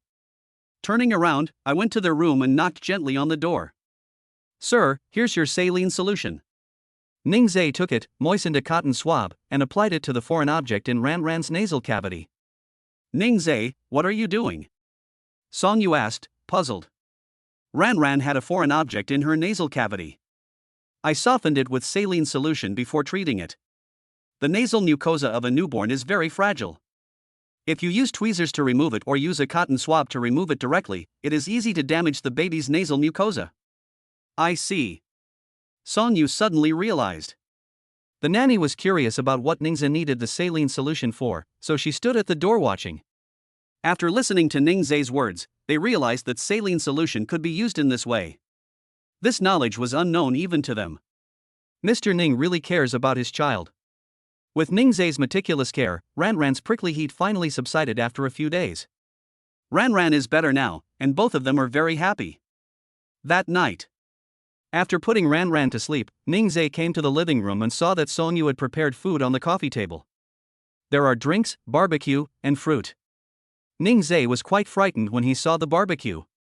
He advised, you are still in your postpartum period and cannot eat barbecue. Barbecue has spicy seasonings that can easily cause internal heat and will aggravate your weakness.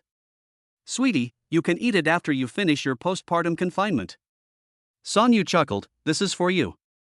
I'll have some fruit. You've worked very hard taking care of Ran Ran these past few days, and I want you to relax a bit." She didn't know what Ning Zai liked to eat. In the past, every time I left the school gate, I would see boys sitting together eating barbecue and drinking beer at the barbecue stalls near the school gate. However, she didn't prepare beer for Ning Zai, because it would upset Ran Ran. Song Yu pulled him down to sit. "You've prepared soft drinks for you, but no alcohol. Wow, Mom is amazing. These are all my favorite foods. What kind of reward should I give her?" Ning Zai pretended to be thinking, glancing at Song Yu. "Award?" Song Yu was somewhat expectant. She blinked, looking at Ningzai with anticipation. Ningzai suddenly wrapped his large hand around her waist and pulled her close to him. Under Song Yu's expectant gaze, Ningzai kissed her. Song Yu tensed up. What if someone suddenly appeared? She was both nervous and full of anticipation. This feeling was tantalizing. Ningzai released her only after he had kissed her enough. Song Yu is now used to Ningzai kissing her and is not as shy as before. After calming herself down, Song Yu gently tugged at Ningzai's clothes. Ningzai, let's get to know each other. Ningzai was surprised. Okay. The two sat on the sofa, eating and chatting. After learning more, it was discovered that Song Yu had grown up with her grandparents. Her parents were divorced and each started their own families, which was even more painful than Ningzai never having had parental love. This made Ningzai want to cherish and take care of her even more. Song Yu told Ningzai about her situation. Since she got together with Ningzai, she has become increasingly dependent on him. The two snuggled together. From now on you can rest assured to entrust yourself to me. Good. Song Yu leaned against Ningzai's chest, curious about what Ningzai's family was like. She asked expectantly, Ningzai, what's your family like? Ningzai told Song Yu everything that had happened to him from childhood to adulthood. Song Yu hadn't expected things to turn out this way. Moreover, his life was so simple, which made Song Yu feel sorry for him. She turned around and hugged Ningzai. Ningzai, from now on we're family. You have me, and you have Ran. Ningzai didn't have any particular feelings about his situation. He had been used to it since he was a child. He hugged Song Yu tightly. Good wife. Song Yu was taken aback when she heard Ningzai call her wife. She'll be out of confinement in 10 days. Ningzai said that they'd get their marriage certificate after she finished confinement, and then they'd be husband and wife. Now, she doesn't object to Ningzai calling her that. Thank you, Ningzai. Thank you for giving me a home of my own. Oh, right, let's go visit Grandpa and Grandma after I'm done with my confinement. Ningzai suddenly said. Song Yu was in a dilemma. She didn't know how to tell her grandparents. When she got pregnant last year, she said she was going to the United States as an exchange student for a year, and now the time is almost up. If she goes back, will her grandparents be shocked to see that she has a child? Ningzai noticed her worry and comforted her, saying, Don't worry, I'll talk to Grandpa and Grandma about it later. It's all because of me. Chapter 23 Learning to Cook, Making Fish Soup for the Child's Mother. The next day. Because of the surprise Song Yu prepared for him last night, Ningzai also wanted to give Song Yu a surprise in return. He got up very early today and went to the vegetable market with Aunt Wang, who cooks. Aunt Wang, I'd like to make a soup for my wife. What kind of soup do you think I should make? Ningzai had never cooked before, but for Song Yu's sake, he wanted to learn how to cook so that he could cook for her when they lived together in the future. Aunt Wang was touched by the sweetness of the young couple. She smiled and said, How about we make blackfish and tofu soup? This soup can boost immunity, strengthen the spleen and stomach, and also replenish qi and nourish deficiencies. Aunt Wang specializes in preparing postpartum meals for Song Yu, and she has also made a lot of delicious nourishing soups during this time. However, he had never seen Aunt Wang make the blackfish tofu soup she mentioned. Okay, let's buy the ingredients first. Ningzai followed Aunt Wang, carrying a basket. They arrived at a seafood stall. The fishmonger greeted them warmly, Handsome guys, what would you like to buy? Ningzai didn't recognize any of these fish. Aunt Wang said, Give us a blackfish. Okay. The boss picked up a fishing net and started looking for suitable fish in a fish tank. He fished one out and showed it to the two of them. How's this one? Is it suitable? Ningzai shook his head. This fish looked only 3 fingers long. It was too small. He hoped that Song Yu would eat more to nourish his body. Boss, give me one the size of my palm. It has to be at least this big to be enough to eat. All right, Handsome. Wait here. As he spoke, the owner put the fish back, searched around, and scooped up a palm-sized blackfish. Are you satisfied with this one? Yes, that's fine. Having sold fish for so many years, most of the black carp sold are for new mothers. The owner even joked, Handsome guy, are you planning to make soup for your wife? There aren't many young people like you these days. You cook for your wife, so you must love her very much. Other people buying fish at the fish stall cast envious glances. Why isn't this handsome young man her son-in-law? This guy is so handsome, I wish he were my husband. Regardless of what others thought, Ningzhe just smiled and remained silent. The little girl looked on with even more envy. That's so gentle. His wife is so lucky. The owner cleaned the fish, and Ningzhe took it and put it in the basket. And Wang said there are other ingredients as well, you can't just stew a fish, otherwise it won't have much flavor. After leaving the fish stall, Ningzhe bought tofu, black fungus, and other condiments such as ginger, scallions, and garlic.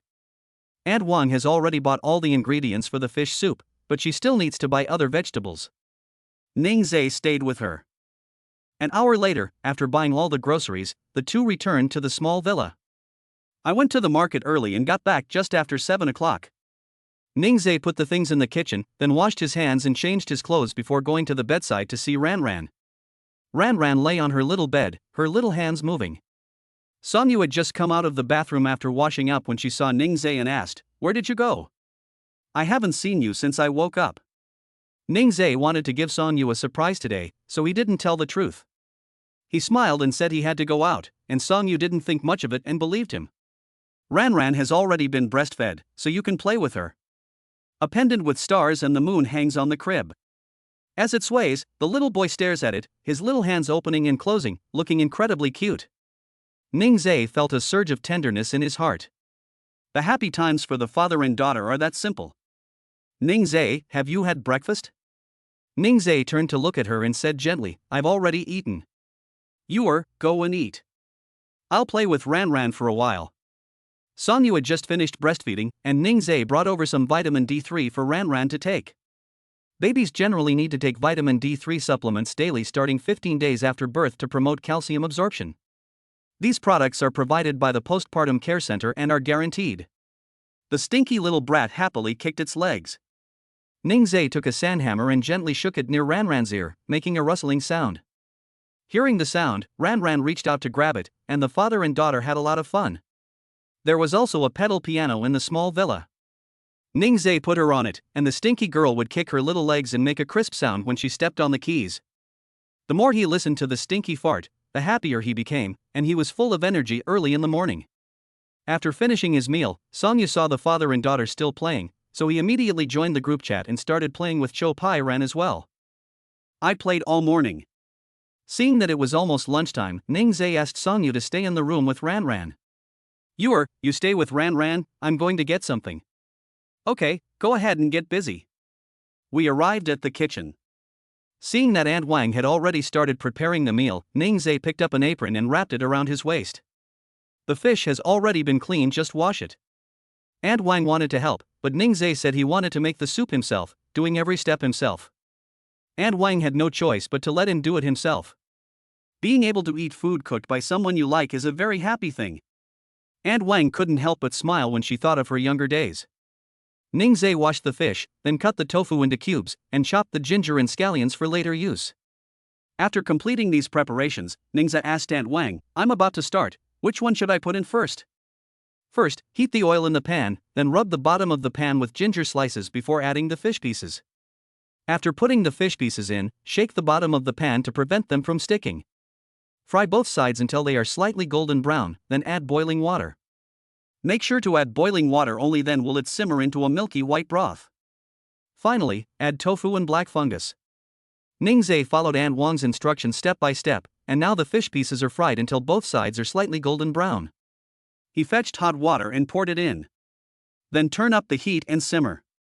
In no time, the soup turns milky white. Add the tofu cubes and black fungus one by one, simmer for a while longer, and the blackfish tofu soup is ready.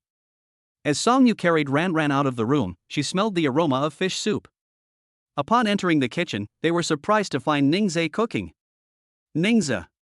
Ningzhe turned around and saw the mother and daughter standing at the kitchen door. He smiled gently and said, "Why did you come out?" "I wanted to give you a surprise. Aunt Wang and I learned to make blackfish tofu soup. It's for you, so please enjoy it." "Wow, Ningzhe, you're amazing. I can't wait." Songyu sat at the dining table with Ranran in her arms, eager to taste the soup Ningzhe had made. Ranran in my arms was also babbling, as if she were looking forward to it just like her mother. The other dishes are ready now, we're just waiting for Ningzhe's fish soup to be served. Ningzhe filled a bowl and placed it in front of Songyu. "It's hot, you have to blow on it before you eat it. Songyu bit her lip and nodded frantically. It smells so good. Thank you, honey. Hearing Songyu call him husband, Ningzhe smiled smugly. Their yuan is so cute. Ningzhe picked Ran up and told Songyu to eat properly. Songyu scooped up a spoonful of soup, blew on it, and then drank it. Oh my god. What kind of miraculous tonic soup is this? So fresh. Ningzhe, it tastes so good. If yuan likes it, drink more. I'll learn to cook other dishes in the future and raise yuan to be healthy and chubby. Chapter 24. The stinky man raises his head for the first time. This was the first time Songyu had eaten food cooked by Ningzhe. I never expected Ningzhe to be so talented in cooking. He learned so quickly from Aunt Wang. Seeing Songyu enjoying his meal, Ningzhe felt very satisfied. Just like Aunt Wang said, when you eat food cooked by someone you like, you can't help but smile. Isn't this exactly Songyu's current situation? Songyu quickly finished her bowl of food. Ningzhe put Ran on her crib and then went to the stove to bring her the pot. Also, eat more if you like it. Good. Songyu started eating his second bowl of food, but barely touched the other dishes. Ningzhe told her, you should also eat the other dishes, this is a good nutritional combination. Songyu agreed verbally, but her actions betrayed her words. She kept scooping up soup and drinking it, and she also ate almost all the fish pieces and tofu. Ningzhe had no choice but to pick up some food for her and put it in her spoon. He has to take care of both his older and younger children. No one is happier than him. Songyu ate quite a lot at this meal, and his belly was round. After eating, I sat on the sofa to rest, and I could clearly see a bulge on my stomach. If you didn't know better, you'd think she was pregnant again. Ningzhe, what you made is so delicious. Look at my stomach. Ningzhe looked over and saw her round belly, which was quite cute. Eat more, you need to take care of your health now. But eating like this every day will make you fat. Even when Songyu was pregnant with Ran, her weight did not increase much. Now that he's been born, he still weighs around 100 pounds. If she eats like this every day, who else would get fat? Yuan is cute even when she's chubby, Ningzhe chuckled. Songyu rolled her eyes at him. He said that if he said it was cute now, he would find it annoying later. Unexpectedly, Songyu took it seriously. Ningzhe really loves seeing her so cute. I reached out and pinched her little cheek. Don't think like that. You'll always be my precious baby. Even when they're bickering, they're so sweet and affectionate, it's no wonder everyone else is envious. Chuparan was very well behaved today, lying in his little bed, moving his little hands around. The family of 3 took a nap on the sofa.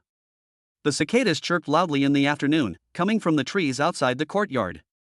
Accompanied by the chirping of cicadas, they quickly fell asleep. In the afternoon, today the stinky guy was going to do some stroking exercises. After the nanny prepared everything, Ningzhe and Songyu carried Ran into the nursery. Today we're going to do some baby massage exercises, which can enhance the bond between parent and child. Babies will enjoy the process of being touched, and the touch will make them feel happy and joyful. We need to prepare diapers, spare clothes, and baby massage oil. After the nanny finished speaking, Ningzhe went back to his room to get diapers and a change of clothes. The postpartum care center offers baby massage oil, and it's a high-end product containing 5 kinds of plant oils, so it's safe for babies to use. The nanny carried Ran to the bed and then demonstrated it to Ningzhe and Songyu. Ningzhe quickly memorized the nanny's actions, while Songyu forgot the earlier ones as soon as she saw the later ones. Ningzhe, I can't remember. After saying that, she made a wronged expression. It's alright, I've remembered everything. Ningzhe smiled and rubbed Songyu's forehead. It took 20 minutes to complete the set of movements. The baby massage exercise can only be done once a day. If you remember that, you can do it yourselves tomorrow, and I will guide you. The nanny explained after finishing. Ningzhe changed Ran into clean clothes. The stinky fart can finally be enjoyed. Oh, look how happy you are. Are you feeling good? Tomorrow it won't be Auntie who does it, it'll be Daddy who gives Chuparan a baby massage. Isn't Chuparan happy? Ran babbled happily.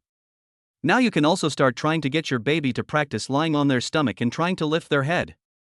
Seeing that Ran seemed quite happy, the nanny suggested. Ningzhe searched his memory and realized that the baby was indeed ready to start practicing. He had Ran lie face down in front of him and picked up a sandhammer to guide her. Ran, look at Daddy, here I am, my sweet Ran.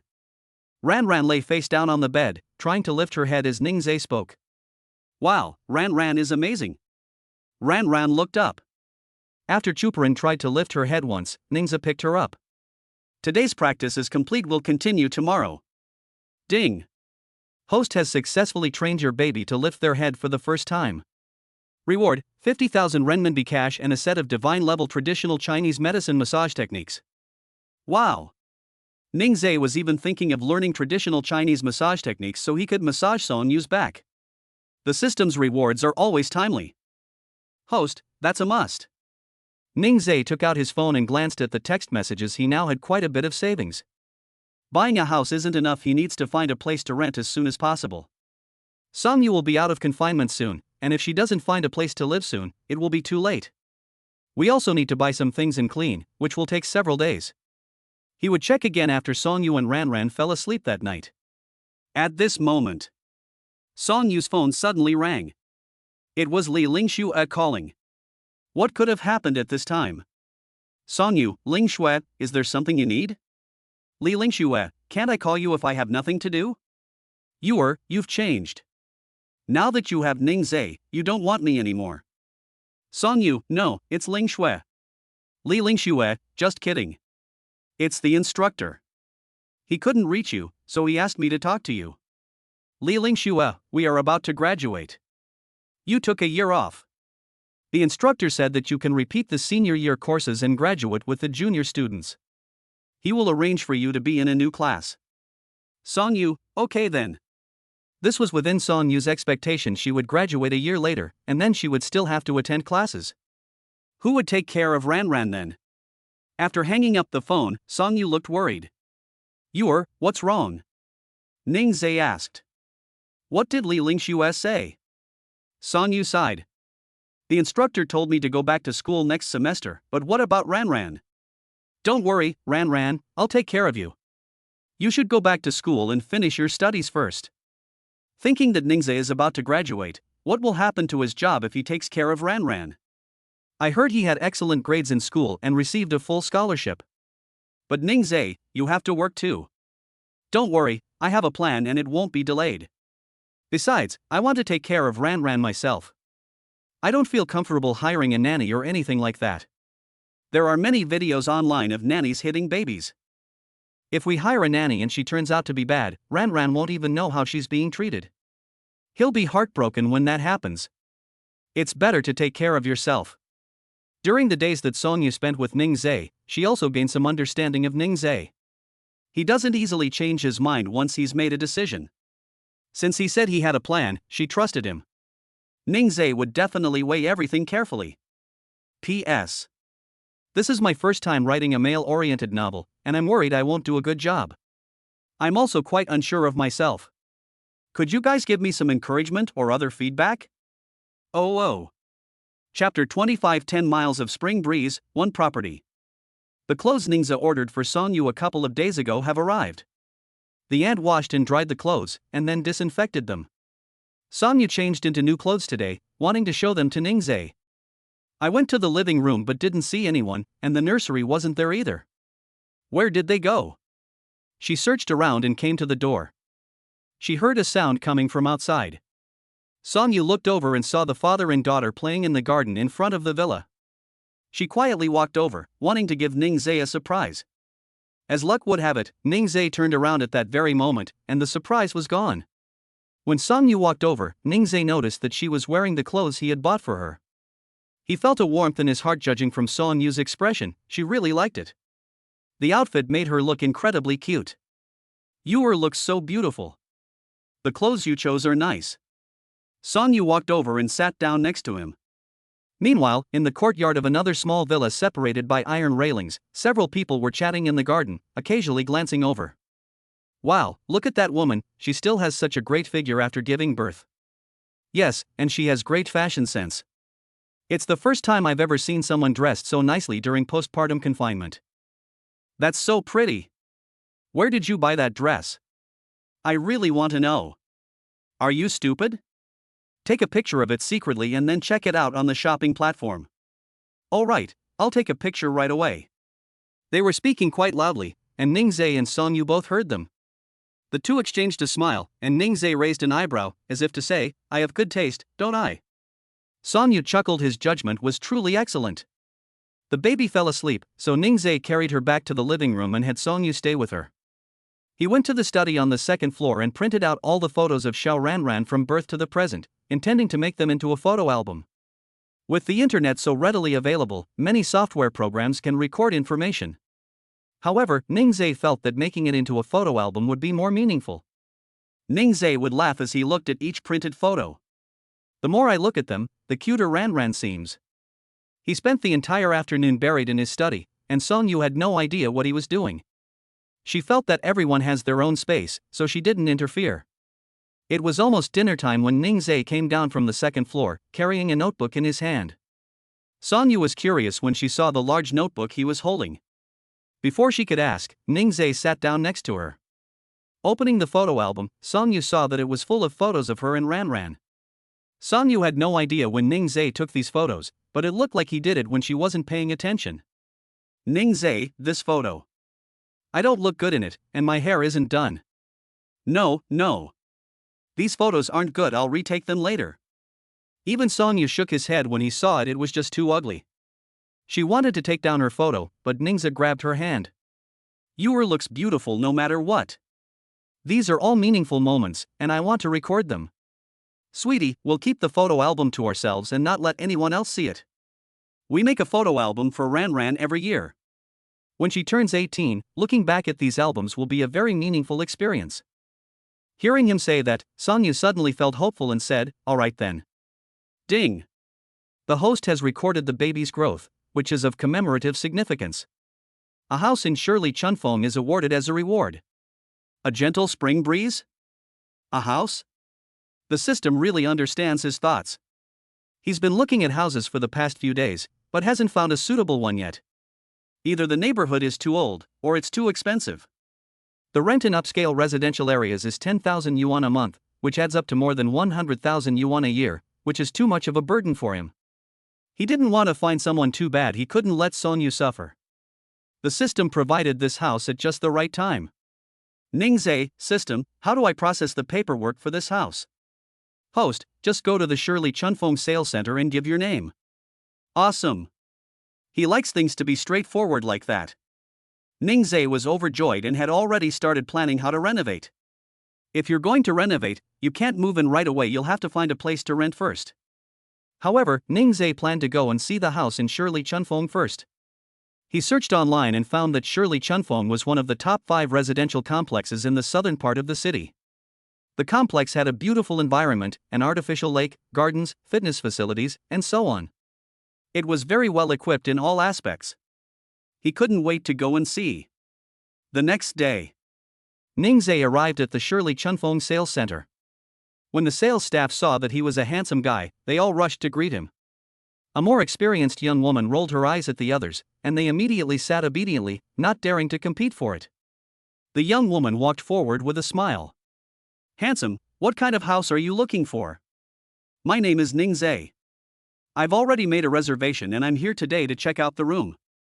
Ningzai got straight to the point, without any unnecessary words, saying that seeing the house was the most important thing.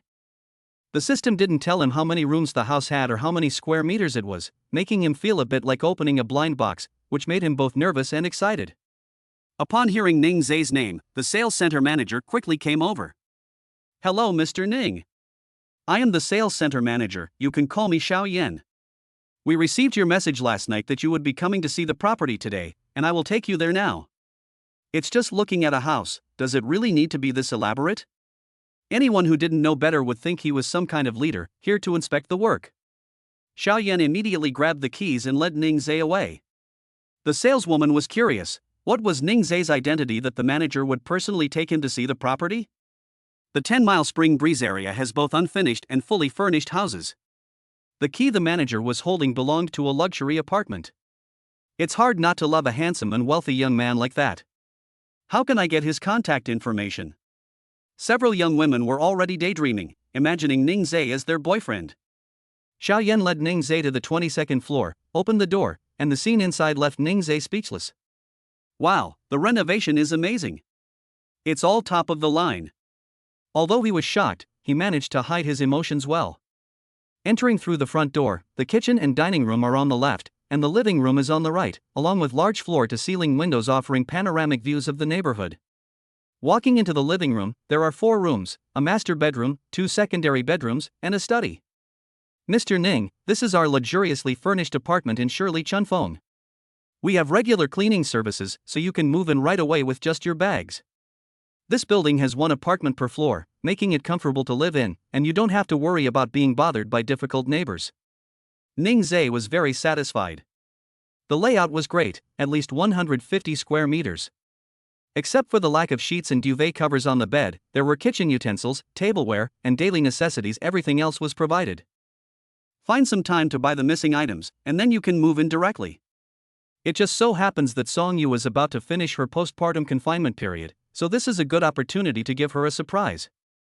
I was originally thinking about how to renovate, but it's already done. It saved me a lot of trouble and money. He really likes this decorating style, but he doesn't know if Song Yu will like it. Chapter 26 Ning Zhe, have some decency. Xiao Yan handed the key to Ning Zhe and then left. Ning Zhe sat on the sofa, which was very soft and comfortable. Opposite him was a large 98-inch TV, perfect for watching the European Cup and the World Cup. Ning Zhe sent a message in the dormitory group.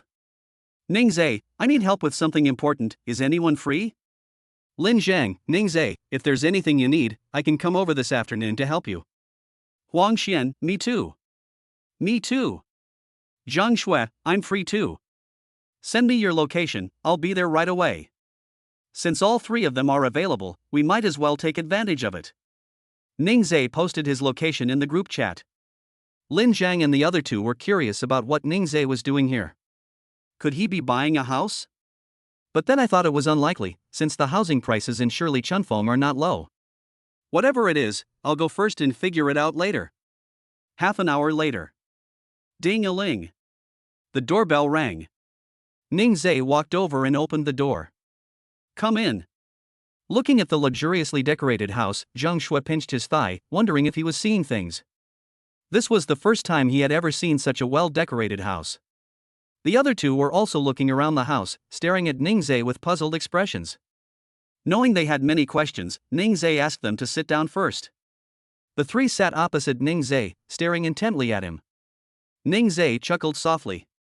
This is a house I just bought. What? The 3 exclaimed in unison. They had been discussing it on the way here and had considered this outcome. But when I actually heard Ning Zhe say it, I couldn't just be shocked, I was terrified. Ningzhe, a square meter in Shirley Chunfeng costs 20,000 yuan, and this apartment looks to be at least 150 square meters.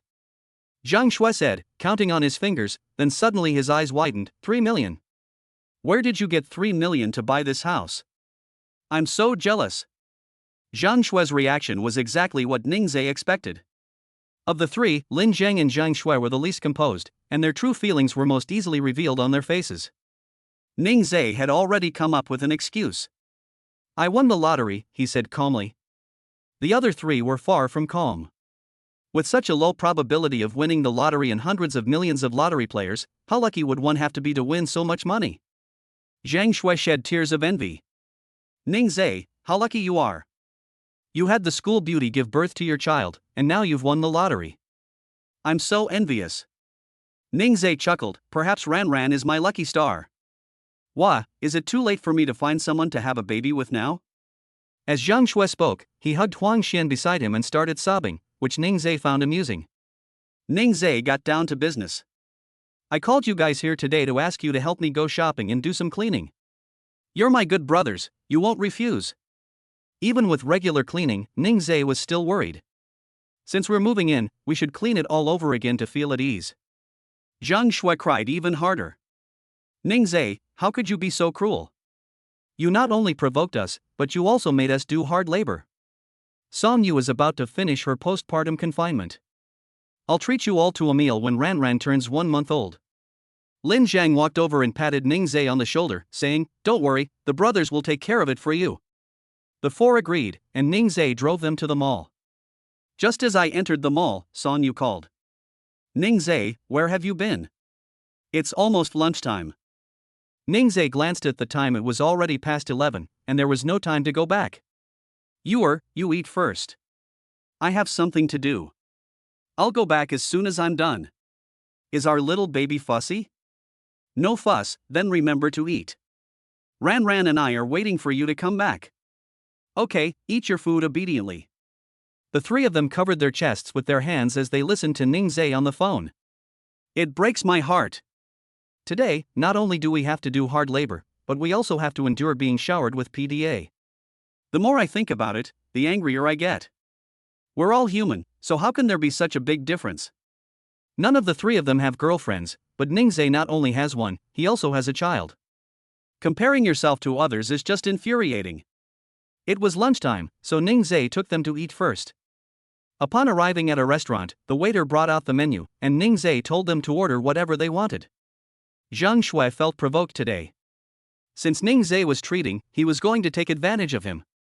Abalone, lobster, and the like, please. Lin Zhang gave Zhang Shuisher a look, signaling him to stop.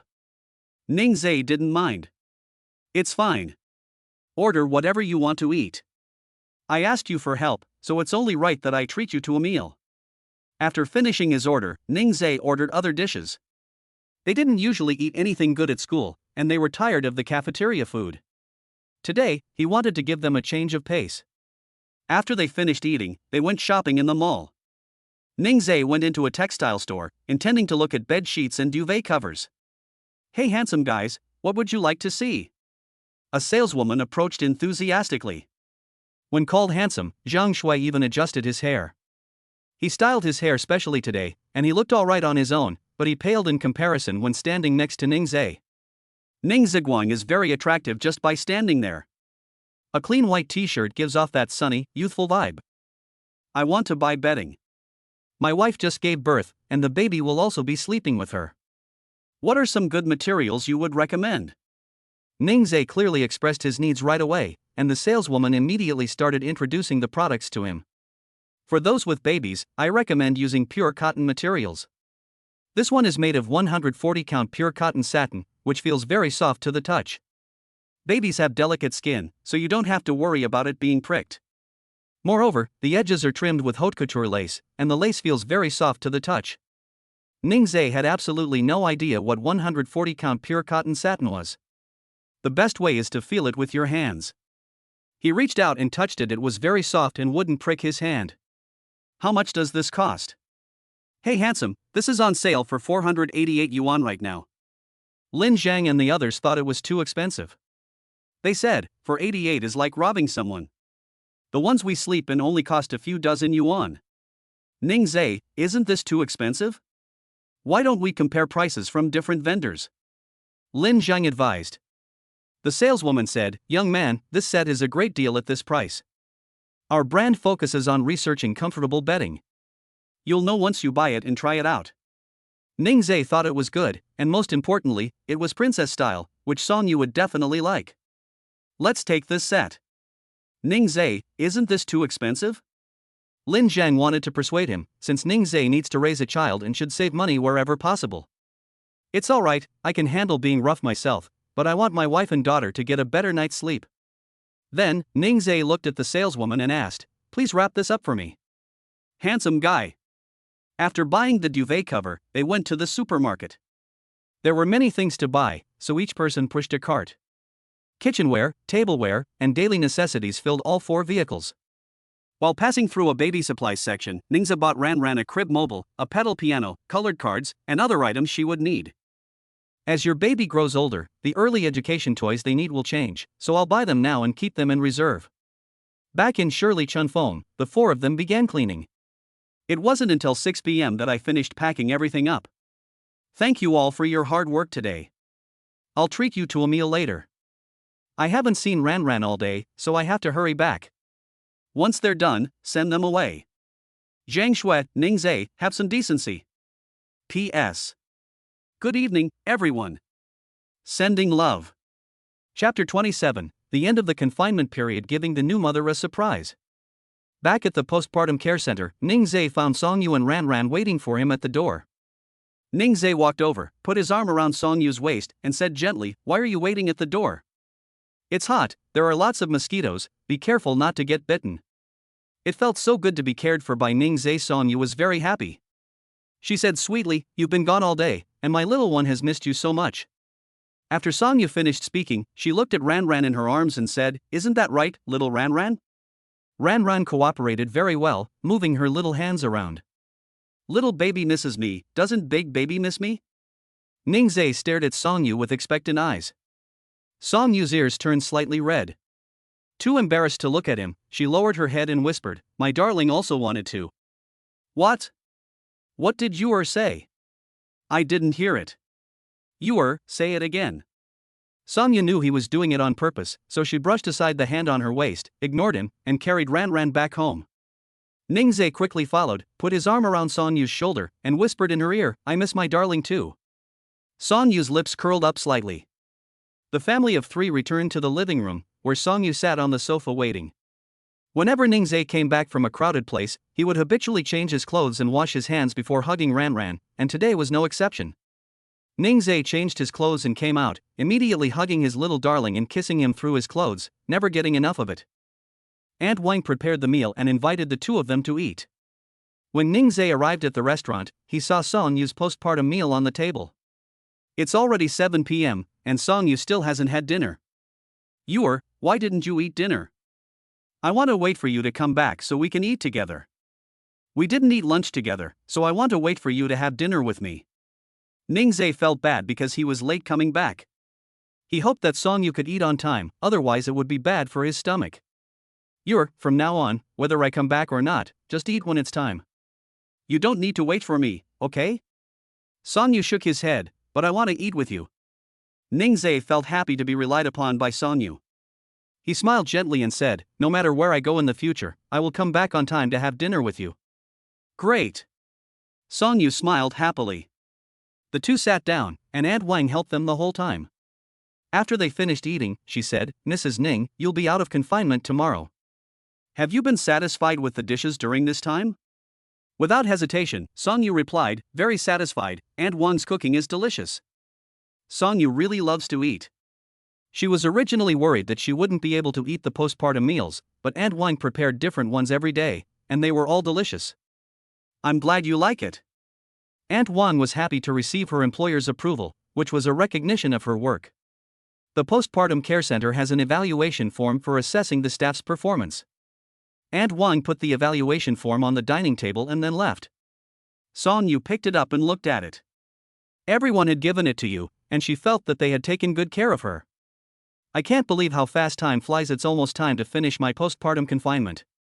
We're going to the hospital tomorrow for a follow-up checkup and Ran Ran's second checkup. After that, we'll go home." "Go home? Where should we go back to?" When Ning Zhe said go home, he probably meant her apartment. She had told Ning Zhe that she had an apartment near the school. "After the checkup is completed tomorrow, I can go back." She lived away from home for a month, and found that no place was as nice as her little nest. The apartment wasn't big, but it was perfectly adequate for their family of three. The next day, after getting up, Song Yu stood in front of the wardrobe, looking worried. Ran Ran waited quietly on the bed for her mother, wondering why her mother hadn't picked her up yet. But she was very well behaved and didn't make a sound at all. She should just wait patiently for her mother. Ning Zhe packed up the things in the living room and put them in the car. He had bought a lot of things during the 28 days he stayed in the villa. Their family's luggage was several bags larger than before. Clothes, diapers, toys. Before I knew it, I had so many. Ning Zhe returned to his room and saw Song Yu standing in front of the mirror in the wardrobe, lost in thought. Seeing him come in, she quickly pulled him aside and asked, "Ning Zhe, what do you think I should wear?" It turns out she was worried about what clothes to wear. Ning Zhe had already prepared it for her. He opened the top shelf of the wardrobe and took out a dress and a pair of shoes. She held the dress up against Song Yu and it fit perfectly. Song Yu was pleasantly surprised. "Ning Zhe, when did you buy this?" "I didn't even know." Song Yu held the dress in her hand, stood in front of the mirror and tried it on. It was the French princess style she liked. Ning Zhe hugged her from behind, resting his chin on her shoulder. "This is something I carefully selected for you. I want to see you wear it. How about you put it on and show it to me?" His deep voice rang in Song Yu's ears, and Song Yu felt shy. Ningzhe saw Song Yu's shy expression in the mirror and hugged her even tighter. Song Yu pushed him away and happily took the dress to change into. She's a mother and still so shy. Ningzhe likes her more and more the more he looks at her. He went to the bedside, picked up Ran, and sat on the bed waiting for Song Yu to come out. Little one, we're going home today. How about we surprise mommy? Do you think mom will be happy? Ran waved her little hands, reached out and grabbed Ningzhe's clothes, making babbling sounds. Oh, my little one said mommy would like it, right? Dad also thinks mom will like it. At this moment, Song Yu came out after changing his clothes. Ningzhe. Hearing Song Yu call him, Ningzhe looked over. Her beautiful figure was covered by the dress, and her snow-white peach could be seen at the lace seams. Her long, curly hair was clipped up with two small clips and draped down her back. With fair and smooth skin, a curvaceous figure, and plump, round peaches, Ningzhe was stunned. No wonder she was the campus belle of Nanjing University, the dream lover of so many people. However, now she is his wife and the mother of his children. This is wonderful. Ningzhe, is he not good looking? Song Yu assumed he was not good looking because he didn't speak. Ningzhe snapped out of his daze. So beautiful. I was stunned. I was mesmerized by yours beauty. Song Yu smiled slightly. She really enjoyed hearing Ningzhe praise her. She jogged over and gave Ningzhe a light kiss on the cheek. Ningzhe, I am so happy. Ningzhe gently stroked her cheek affectionately and said with a smile, I'm very happy too. Let's go. Good. Song Yu picked up little Ran and went to the living room to wait for him. Ningzhe loaded the things in the room into the car, and the trunk was already full. Then he came back and pushed the stroller out. Song Yu got into the car, held Ran in her arms, and Ningzhe fastened her seatbelt. Ran was babbling away, looking quite happy. Our baby is so happy, but we still need to go to the hospital for a checkup, so we can't go home right away. Little one, please wait a little longer. Song Yu teased Ran in his arms. Ningzhe got into the car, his eyes filled with tenderness as he looked at the mother and daughter. Chapter 28. Born with good genes, praise them to the skies. We drove to Anning Hospital. Upon arriving at the parking lot, Ningzhe parked the car and then took the stroller out of the trunk. He took Ran from Song Yu and put her in the stroller. The stroller has a cloth bag to put things in and a hook to hang a baby bag, freeing up the mother's hands. The two of them can push the stroller with their hands free. Ningzhe pushed the stroller to the elevator, pressed the up button, and the family of three went up to the 12th floor. As soon as she stepped out of the elevator, Nurse Sue saw them. Hey handsome guys, you're here. Nurse Sue sized up the two. The man was wearing a white t-shirt and looked handsome and sunny. The woman was wearing a floral dress and looked beautiful and elegant.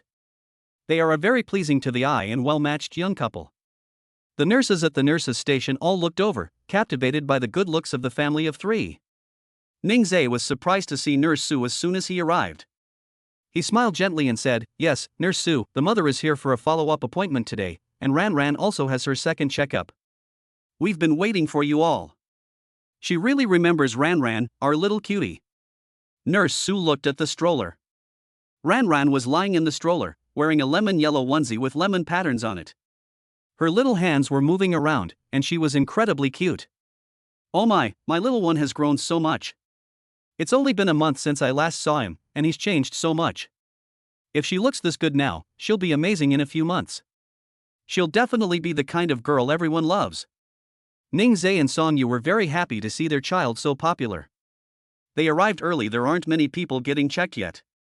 Nurse Sue made arrangements for them, and the two of them took Ran to sit on the chairs outside the examination room, waiting for the nurse to call their names.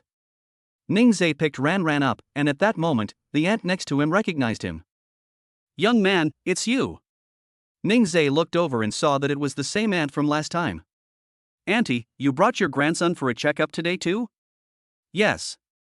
The aunt looked at Song Yu next to Ningzhe and said with a smile, Young man, is this your wife?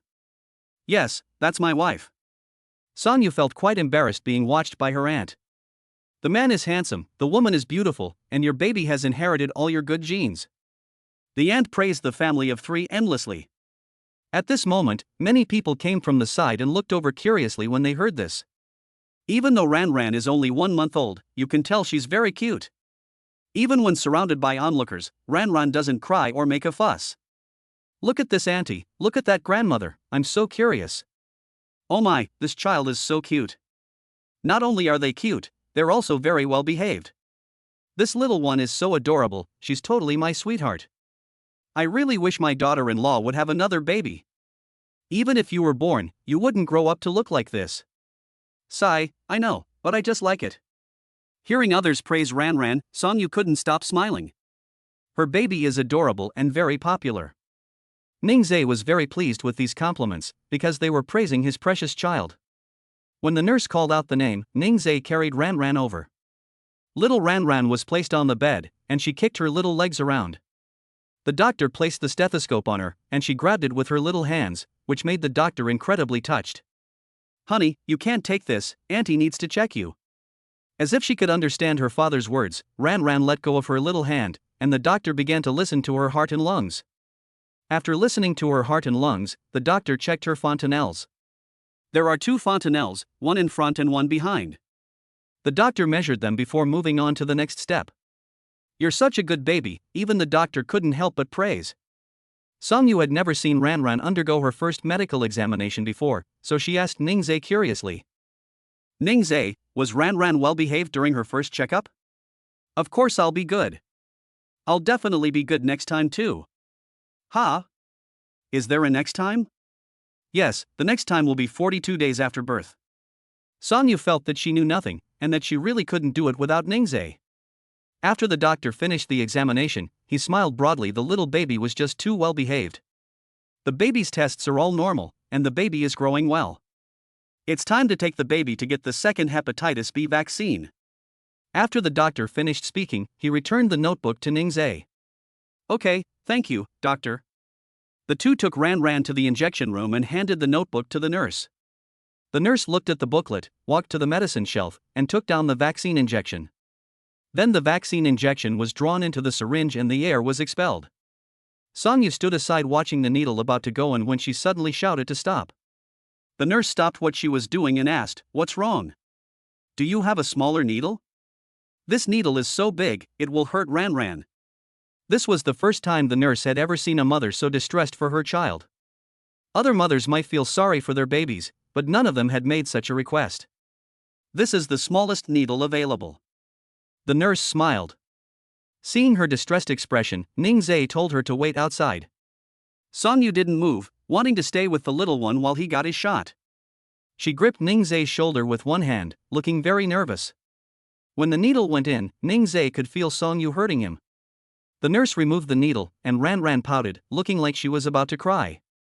Songyu felt even more sorry for her. Ran started crying as soon as she stepped out of the injection room. Okay, getting vaccinated is for Ran's health.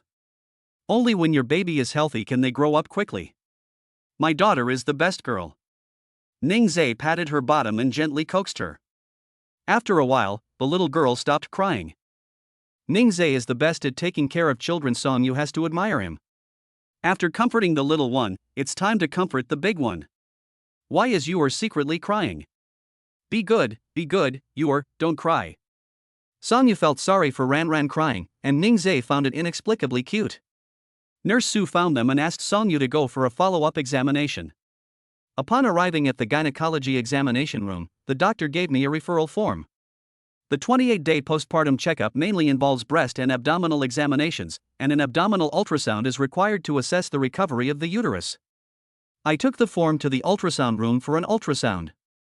Ningzhe and Ran sat on the chairs outside and waited. The little one must be hungry by now. Upon arriving at the nurse's station, Ningzhe asked a nurse, "Nurse, I'd like to get some water to make formula." The nurse looked up and saw that it was a handsome guy. She smiled and took the bottle from Ningzhe's hand, saying, "Wait a moment." "Thank you, nurse." "You're welcome, handsome guy." After filling the water container, the father and daughter returned to the entrance of the ultrasound room to wait. Ningzhe poured the formula into the container and shook it in one direction to mix it well. I touched it, and the temperature was just right. "Little one, time for your milk. Mom is having a checkup, we'll wait for her here." Ningzhe put the nipple of the bottle into Ran's mouth, and she began to suckle. A 1-month-old baby needs to consume 600-800 milliliters of formula per day, With each serving being around 150 milliliters, Ningze prepared 100 milliliters for Ranran, who finished it in 20 minutes. After putting away the baby bottle, Songyu came out just as she finished her checkup. How did it go? Was everything alright? Just go see Dr. Chen to check the report. Okay, let's go then. Chapter 29 Embarrassing? She's overthinking it. Ningze was just fastening his seatbelt. Upon arriving at the obstetrics and gynecology office, I saw Dr. Chen examining a patient. They sat on the chairs by the door and waited. Medical staff and passers-by were all attracted by Ranran's cuteness and couldn't help but take a second look. After waiting for more than 10 minutes, the patient came out of the office. Songyu went inside with the test results, and Ningze followed behind, carrying Ranran. When Dr. Chen saw the family of 3, she smiled kindly and said, "Oh my, it's been a month since I last saw you.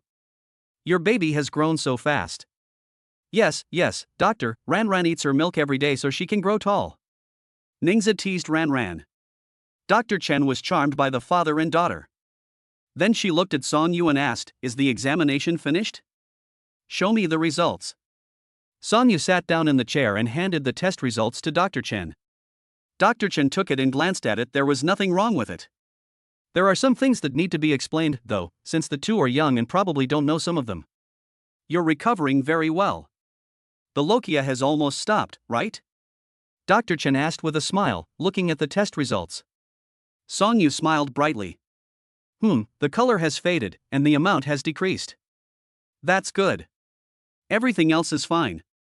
However, there's one thing you should pay attention to. Upon hearing this, the two of them turned to look at each other. Dr. Chen glanced at Ningze and gave him a meaningful smile. It's nothing serious. You're both young, energetic, and full of passion. You should be careful about your sex life. You can only have sex 2 weeks after your postpartum period ends. Songyu thought it was something important and listened attentively, but it turned out that this was what Dr. Chen was talking about. She blushed instantly, too shy to look at Dr. Chen. Ningze smiled slightly and said, "Dr. Chen, I will be careful." Dr. Chen nodded. "Yes, you're a wife-loving man." The two walked out of the doctor's office, Songyu still blushing. Ningze leaned close to her ear and whispered, "Is you shy? I promised you last time that when you're able, I'll take good care of you, okay?" Hearing this, Songyu's face turned even redder. What is Ningze saying? What if someone hears us outside? She walked away quickly, ignoring the father and daughter behind her. With each step she took, the hem of her floral dress fluttered gently. Ningze chuckled as he watched her retreating figure. Ningze pressed the elevator button and pushed the stroller inside, while Songyu tilted her head and refused to look at him. Upon arriving at the parking lot, she quickly got into her car. Ningze was quite helpless. Was she really that shy? He went to the passenger door, weighed Ranran in his arms, and said, You have to hold Ranran, okay? I need to drive." Songyu realized what was happening and reached out to hug Ranran. After Ningze put away the stroller, he got into the car. The car had only gone a few meters when a warning sounded inside. He turned around and saw that Songyu hadn't fastened her seatbelt. Ningze pulled over and suddenly moved towards Songyu. Songyu's heart was pounding. What was he going to do? Ningze moved closer and closer, almost touching her face. Songyu thought he was going to kiss her, so she closed her eyes and waited. I waited for a while, but didn't feel anything. She opened her eyes and peeked out, only to find Ningze watching her. Ah! How embarrassing. Could Ningze think she's expecting something? At this moment, Ningze pressed the seatbelt into the buckle, and with a click, Songyu realized that she hadn't fastened her seatbelt. That's so embarrassing. Does you think I'm going to kiss you? Ningze's deep voice came. Songyu stammered, No, I didn't. Ranran in my arms was babbling, as if she was saying that her mother was not being honest. This made Songyu feel even more ashamed. Suddenly, Ningze took advantage of Songyu's unpreparedness and leaned in to kiss her lips. After the kiss ended, Ningze laughed and said, It was me who wanted to kiss you. Songyu ignored her and blushed. Ningze drove away from Anning Hospital. Neither of them spoke the rest of the way. Ningze knew that Songyu was embarrassed because of what had just happened. He drove carefully, heading towards the Spring Breeze. 30 minutes later, the car stopped at the Shirley Chunfeng parking lot. Songyu was either immersed in what had just happened or looking at Ranran in her arms the whole way. After the car stopped, she glanced around. The underground parking lots all looked pretty much the same, and she hadn't realized that this wasn't her neighborhood. Ningzhe put Ran in the stroller and took the things off the stroller. There's too much stuff, it seems like I can't carry it all in one trip. He took down the large, heavy bags first, and then came down to get the smaller ones later. Songyu pushed the stroller, while Ningzhe carried the things. The two arrived at the elevator and pressed the button, only to realize that this was not the apartment complex where she lived. She asked Ningzhe in confusion, "Where are we?" Ningzhe smiled, keeping everyone in suspense. "You'll find out soon enough." Filled with doubt, I followed Ningzhe to the 22nd floor. Ningzhe opened the door, put the things inside, and then stood at the doorway with his arms outstretched. "Welcome, Yuan, to our home." "Our home? Is this what Ningzhe prepared?" Surprise outweighed doubt. Songyu threw herself into Ningzhe's arms. "Ningzhe, is this our home? I'm so happy." "Yes, Yuan, do you like it? We'll be living together here from now on." "I love it. I love it so much." After the initial surprise, Songyu left Ningzhe's embrace and wandered around the house. "Wow, the living room has such a big floor-to-ceiling window, and there's a TV too. I wonder how many inches it is. This crystal chandelier is so beautiful." She loved every corner of the living room. After looking around the living room, she went into the bedroom. Her exclamation came from the bedroom, and Ningzhe smiled slightly. He went over and closed the door, pushed the stroller to the sofa, and then picked up Ran. "Ran, aren't you happy? This is our new home. Dad bought Ran lots of toys, so our little one can play with them when she gets a bit older." The little one babbled and played by himself while clutching the comfort blanket. After Songyu finished her tour, she sat down next to Ningzhe, took his arm, and leaned on his shoulder. She really liked this home. It was decorated very warmly, just the kind of home she had been looking forward to. "Ningzhe, I love it so much, especially the big balcony and floor-to-ceiling windows in the master bedroom. At night, we can sit on the balcony and enjoy the night view outside." Songyu's tone was cheerful, and Ningzhe could sense her genuine affection. Ningzhe said softly, "You can also do it on the balcony." Songyu was eagerly anticipating hearing him finish speaking, but he stopped halfway through. "What's with the sigh? What are you doing on the balcony? Drinking? Growing flowers and plants?" Ningzhe found her expression, which seemed to be trying to guess but couldn't, quite adorable. Ningzhe chuckled slyly. He couldn't be too explicit about this, but he would let her know what she could do on the balcony later. "Yuan, you take care of Ran first, I'll go downstairs and bring everything up." Thinking about the things in the trunk, Ningzhe felt a headache coming on. There was still so much left. "I should have asked Zhang Shui and the others to come and help." Songyu took Ran from him. "Okay, go ahead, thank you for your hard work, honey." Ningzhe had to carry all those things up by herself. Her husband must have had a really tough time. Since Songyu stopped calling him husband last time, Ningzhe was delighted to hear her call him that again. From now on, the three of them will live happily together. Chapter 30. I'm fast, doing finger exercises with my baby. Ran lay in her crib, and Songyu placed her on the sofa. She sat beside him, watching Ningzhe pack his things. Everything in the living room was brought back from the postpartum care center. There were several large bags of things there. Seeing that he had been tidying up for a long time and still hadn't finished, Songyu wanted to go over and help. As soon as she bent down, Ningzhe stopped her and helped her sit back on the sofa. "Yuan, I can take care of these things. Don't bend over. Your back will hurt after giving birth. I'll be worried if your back hurts." Songyu enjoyed Ningzhe's concern for her, but she wanted to help him and didn't want to see him suffer alone. "It's okay. There's so much stuff, it'll take you a long time to pack. I'll help you pack faster." "No, you should just sit still."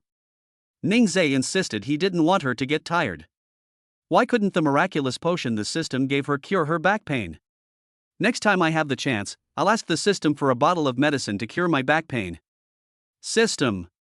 Host, my silence doesn't mean I don't know what you're thinking. Unable to resist Ningzhe's insistence, Songyu sat on the sofa and played with Ran. Ningzhe sped up. It was already 4 in the afternoon. After he finished tidying up, he needed to make dinner for Songyu. He couldn't let his precious daughter go hungry. Ningzhe spun around like a top, packing one bag after another. With his relentless efforts, he got everything done in an hour. "Wow, Ningzhe, you're so fast." So much stuff. Song Yu was surprised to see how quickly he had packed it all. Ningzhe smiled faintly. I'm fast in other areas too. Song Yu, unaware of what Ningzhe was talking about, chuckled foolishly and said, then let me see it next time. Okay, when you're ready, I'll let you take a good look at it. Song Yu smiled and said, okay. Ningzhe put the bag away and tidied up the living room. I washed my hands and planned to play with Ranran for a while before making dinner. He had Ranran lie down on the sofa, held the little baby's hand, and played finger exercises with her. Chop radish, chop radish, chop chop chop. Making dumplings, pinching and kneading. Play the piano, play the piano, play the piano. As Ningzhe spoke, he used his hands to cut, pinch, and flick Ranran's forearm. The little one was having a lot of fun following Ningzhe's movements. Seeing the father and daughter having so much fun, Song Yu wanted to try it too. Ningzhe taught her, and she learned it seriously, quickly putting it into practice on Ranran. Finger exercises are simple and easy to learn, unlike the previous touch exercises, which Song Yu couldn't remember no matter what. Ningzhe let the mother and daughter play while he went to make dinner. Ding! Host and baby completed finger exercises, a parent-child interaction activity, and you are rewarded with 2 health cards. A health card? What's that for? Host, the health card can cure all diseases and prevent them. It can be used on yourself or on others. Wow! Great! It would be best if it could be used on other people. He was hoping to get a chance to ask the system for it, but this happened unexpectedly. The system must have heard his thoughts and arranged this specifically for him. Yes, host, isn't this system very considerate? That's so thoughtful. He'll use it again tonight when he massages Song Yu, so Song Yu won't have back pain. He can only feel at ease if he knows he won't have any illnesses in the future. Ningzhe went to the kitchen and put on an apron. I bought some groceries while shopping at the mall yesterday, and they came in handy today. He opened the refrigerator, took out pork ribs, lean meat, and some green vegetables. 2 dishes and a soup would be enough for the 2 of them. He was busy in the kitchen, while Song Yu stayed with Ranran in the living room. After playing for a while, Song Yu carried Ranran to the kitchen to see him. Having tasted Ningzhe's soup before, Song Yu had great faith in his culinary skills. She leaned against the kitchen doorway, watching Ningzhe chop vegetables, and asked in surprise, Ningzhe, when did you buy the vegetables? They had just moved into their new home and hadn't bought anything yet. She thought Ningzhe would cook some simple meals, but he ended up cooking a full meal instead. Ningzhe was chopping vegetables and explaining to her that he had asked a few brothers to help him tidy up the house yesterday. They went to the supermarket to buy household items and also bought some other things. There weren't many vegetables today, so they were having steamed pumpkin and pork ribs, stir-fried snow peas with pork slices, and minced meat and vegetable soup. Wow! I'm so looking forward to the dishes my husband will cook. Song Yu's voice was soft, almost like she was being coquettish. Ningzhe liked the sound of the cooking fumes, but worried that they might bother Song Yu and Ranran, so he put down the knife and walked to the kitchen doorway. He looked at Song Yu, his eyes filled with tenderness, and said softly, "Go sit on the sofa, it's too smoky here, okay?" After saying that, he kissed her. Song Yu obediently carried Ranran back to the living room and sat down. Ningzhe closed the kitchen sliding door to prevent the cooking fumes from escaping and affecting his 2 children. Back at the stove, I opened an app to check the recipes for those dishes. Steaming the ribs takes a relatively long time. He took a steamer, placed it on another stove, and started steaming the ribs first. After the ribs were steamed, he could then stir-fry another dish and make soup. Half an hour later, Ningzhe finished cooking and brought the dishes to the table. Time to eat. Song Yu looked over, his eyes crinkling with laughter, and said, "Good." After placing Ranran on the crib, Song Yu walked to the dining table and sat down, while Ningzhe served her rice. "Wow, it smells delicious. Ningzhe, you're a great cook." Ningzhe wasn't sure either. He learned it online, and An Wang wasn't around to guide him. He didn't know how it would taste. Song Yu picked up a rib, and Ningzhe looked on with anticipation. She ate with gusto, her face full of satisfaction. It was delicious. "Ningzhe, you should eat some too." "Okay." Judging from her expression, it shouldn't be bad. He will continue to learn and try to learn as many dishes as possible. Ningzhe served himself rice, and just as he sat down, a noise came from the small bed on the sofa. Ningzhe immediately went over, took off his apron, and picked up Ranran. "Oh dear, what's wrong with Ranran? Has your little one pooped yet?" Ningzhe held Ranran and sniffed her thoroughly. Sure enough, she had pooped. Upon hearing his words, Songyu put down her chopsticks and offered to help him. No need, you just eat your food and I'll change it. Afraid of offending Songyu with the smell, Ningzhe quickly carried Ranran to the bathroom. Take off the soiled diaper, roll it up to prevent the smell from escaping, and throw it in the trash can. Then I filled a basin with water and washed Ranran's stinky bottom clean. After washing Ranran's bottom and changing her diaper, I carried her to the dining table and sat down. Yay! Stinky fart's clean now, it doesn't smell anymore. Ranran whined and waved her little hands in protest. I don't smell bad. Ningzhe smiled gently. Okay, our Ranran doesn't smell bad, our Ranran smells sweet. Ningzhe held Ranran and fed her milk. The little one slurped down his food, watching his mother curiously as she ate. What are you looking at, baby? Do you want to eat what your mom eats? Little one can't eat this yet. When Ranran grows up, Daddy will make lots of delicious food for her. Ranran looked away from her gaze, then looked at her father who was breastfeeding her, and obediently drank her milk. Tonight's game features Cristiano Ronaldo and Neymar, both of whom Lemon loves. Lemon is so excited. Who do the brothers like? He. Chapter 31. My little one loves watching Peppa Pig. After dinner, Ningzhe tidied up the table. Then I washed the dishes and wiped the stove clean. A new home with the warmth of family and friends, that's what life is all about. After tidying up, the family of 3 sat on the sofa with Peppa Pig playing on TV. Ranran stared at the TV. Even though all she saw was black and white, she listened intently to the sound coming from it. She was incredibly cute. Ranran likes watching TV, huh? Well, you'll be done watching for a little while, okay? This child is so young and already knows how to watch TV. When he grows up, he'll probably be glued to the TV. After watching for a few minutes, Ningzhe turned off the TV. Then he picked up a small red ball to play with Ranran, who seemed to particularly like these fluffy things. Every time Ningzhe teases her, Ranran tries to reach out and grab him. Ningzhe, Ranran is so cute. When she grows up a little more, let's buy her lots and lots of fluffy little dolls, okay? Songyu absolutely adores these plush toys. Ranran must have inherited that love from her. Ningzhe smiled indulgently. Okay, buy it for the little one, and buy it for the big one too. Feeling embarrassed that his thoughts had been seen through, Songyu was embarrassed. I'm ignoring you, I'm going to take a shower. After saying that, she went back to her room, leaving the father and daughter to continue playing with their dolls. Isn't mommy adorable? Ranran is just as cute as her mom. The little one giggled and thought his father was right. She's swinging the little red ball around in her little hands, expressing her joy. Songyu was taking a shower and felt that all of this was unreal. She gave birth a month ago and is now with Ningzhe, and they have a small family together. She is so happy. Her pleasant mood made her hum a song while taking a shower. The little one couldn't wait any longer, so Ningzhe made her some formula and then coaxed Ranran to sleep. Ranran was very good. She fell asleep right after finishing her milk. Ningzhe put her in the crib in the room, then returned to the living room to continue waiting for Songyu. An hour later, Songyu emerged, still shrouded in mist. Ningzhe leaned against the wall and looked at her. Songyu was wearing a princess-style slip dress.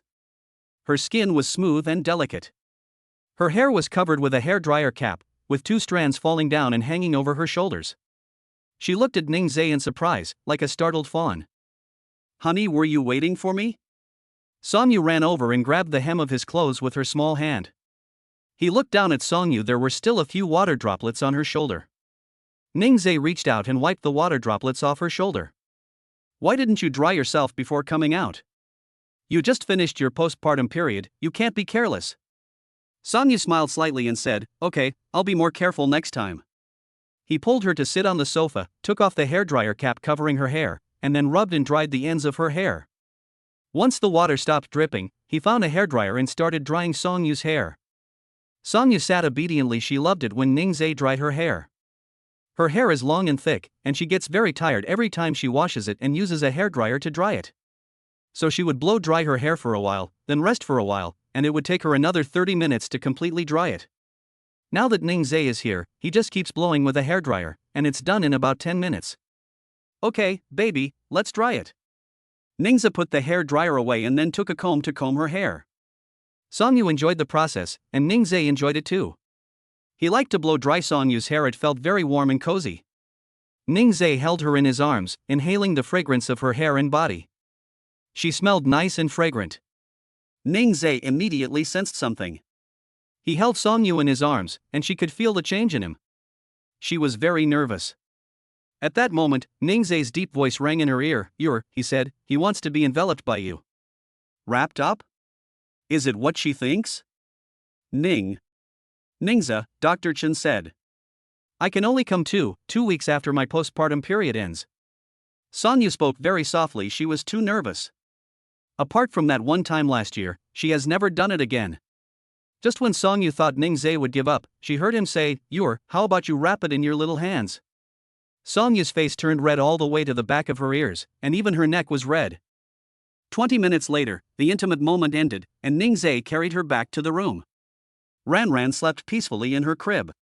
Songyu lay in bed, her mind filled with the scene from just now. Ningzai opened the wardrobe to find clothes, and Songyu looked at her small hands and compared them with the previous sizes. Suddenly, Ningzai turned around, and she immediately closed her eyes and pretended to be asleep. Ningzai changed his clothes, got into bed, and held her as they slept. Songyu was on edge, held in Ningzai's arms, and it was unclear how long it took before she finally fell asleep. The next day. When Songyu woke up, she didn't see Ningzai, nor did she see Ranran in the stroller. She went to the living room and saw the father and daughter in the dining room, where Ningzai was breastfeeding Ranran. Hearing the noise, Ningzai turned around, smiled, and said, Get up. I made tomato and egg noodles, they're just out of the pot, come and eat. Seeing Ningzai reminded Songyu of what happened last night, and she felt so embarrassed. She went back to her room to wash up before sitting down at the dining table. Ningzai had already fed Ranran and put her in the crib on the sofa. Ningza. They spoke at the same time, then looked at each other and smiled. Ningzai sat down next to her, and spoke first. Songyu took a couple of sips of soup before saying, I want to go back to my apartment to move my things. Can you come back with me? Of course you can. Don't ask that question next time. Just say, my husband is coming with me. Ningzai gently rubbed her forehead, and Songyu was happy. Yay! Her husband is amazing. What was your husband trying to say? Songyu asked, blinking her watery eyes. Ningzai held her hand and said softly, Ranran is a month old now, shall we find some time to have a full month celebration for her? We also want to get our marriage certificate. She's so excited about getting her marriage certificate. After getting their marriage certificate, they are legally married. And Ranran is also turning 1 month old. The baby is growing up day by day, and she is looking forward to it very much. The full moon celebration can't just be their family, Songyu asked. Who would you like to invite to the full moon celebration? Ningzai looked troubled. He had no relatives, and I had no friends other than a few roommates. Who did you want to invite? Like him, Songyu also didn't know who to invite. Her grandparents don't know, and her parents don't care about her either. It seems like there's no one else who cares about her except Li Lingxue. Songyu was both amused and exasperated. Then let's invite our good friends. The couple was truly at a loss. Ningzai nodded in agreement. Okay, it's decided then. We'll go get our marriage certificate tomorrow. Yes, I'll listen to my husband. Having made up his mind, Songyu ate another bowl of noodles. Ningzai's cooking was just too delicious. After she finished eating, Ningzai cleaned up the dishes and washed them. Then, after packing up Ranran's belongings, the family of 3 went to Songyu's apartment to move. Chapter 32: The Mother's Obsession with a Boyfriend. We drove to Xingqing International. This is a high-end apartment complex. Ningzai drove to the underground parking lot and parked right next to a Mercedes.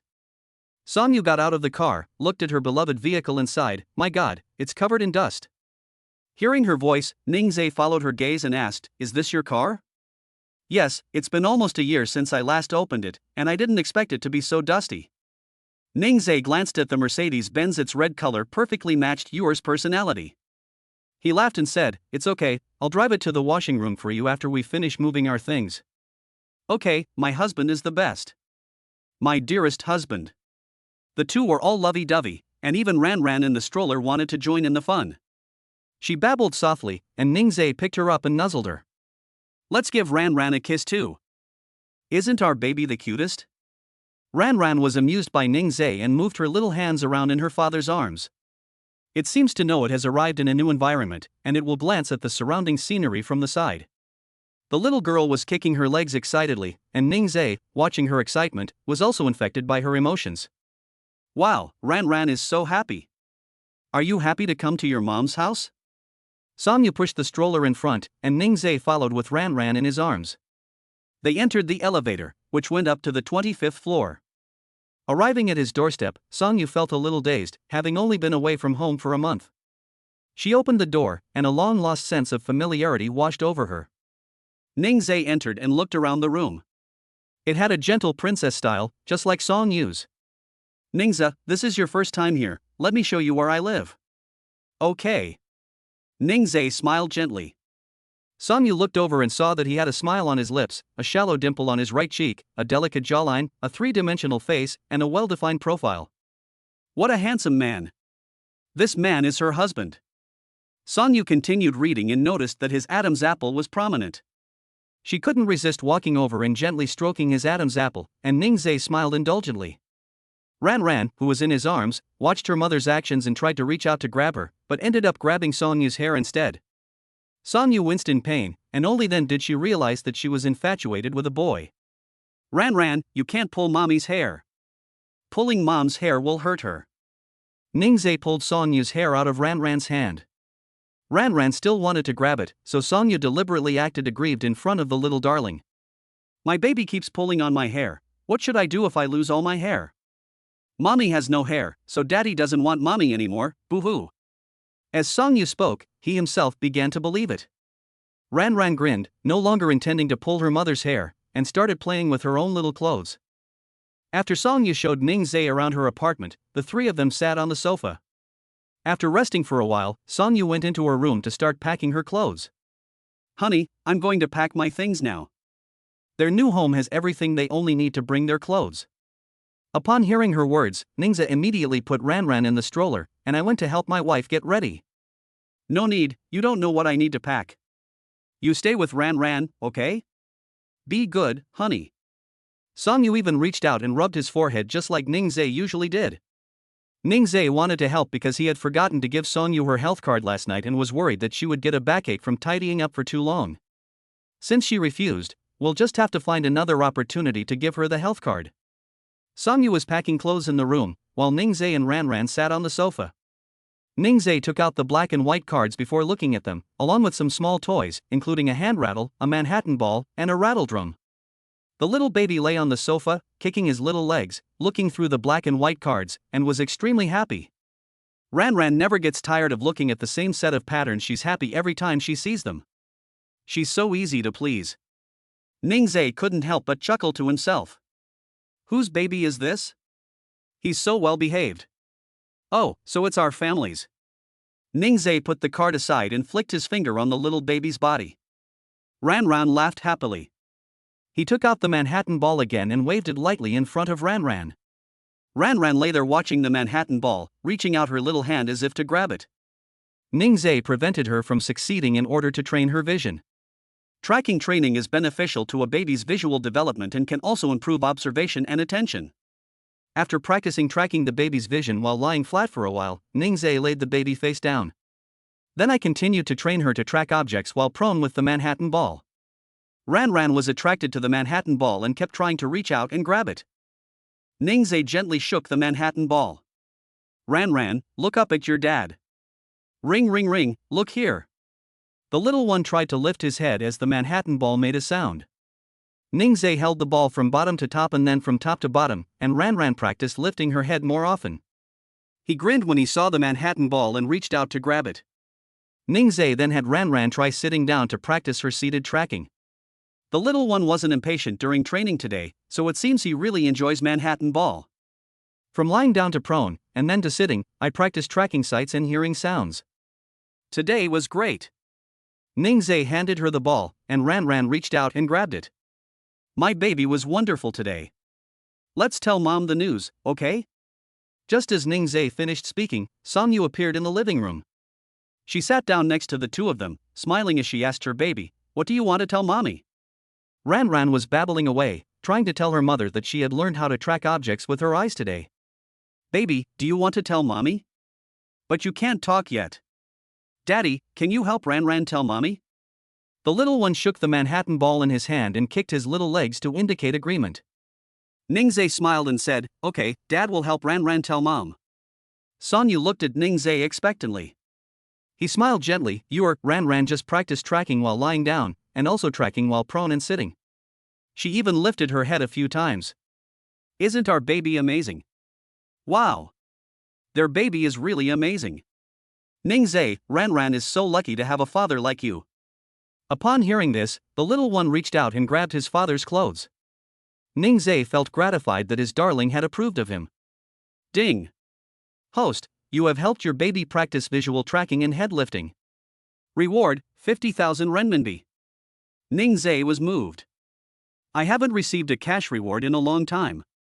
Why is it still at 50,000? When will it break through? System. Considering his plans, this amount of money is not enough. He needs to work hard to take care of the baby and earn money. Sonyu held Ran and played with her. Ningzai asked, is everything ready? It's almost noon, time to go eat. Everything's packed. I only took the clothes and the things I bought for Ran. I don't need the rest, so I'll just leave them here. Ningzai nodded. If there was anything else needed, he could just drive back and get it. Chapter 33 The Father's Amazing Boyfriend Power. Sonyu has already packed the clothes she wanted to take. Ningzai was stunned when he entered the room and saw 4 large boxes. He had thought there would be at most 2. He was both amused and exasperated, then just smiled helplessly. His darling, of course, had to be dressed up beautifully. He couldn't skimp on clothes. He pushed 2 boxes into the living room with one hand.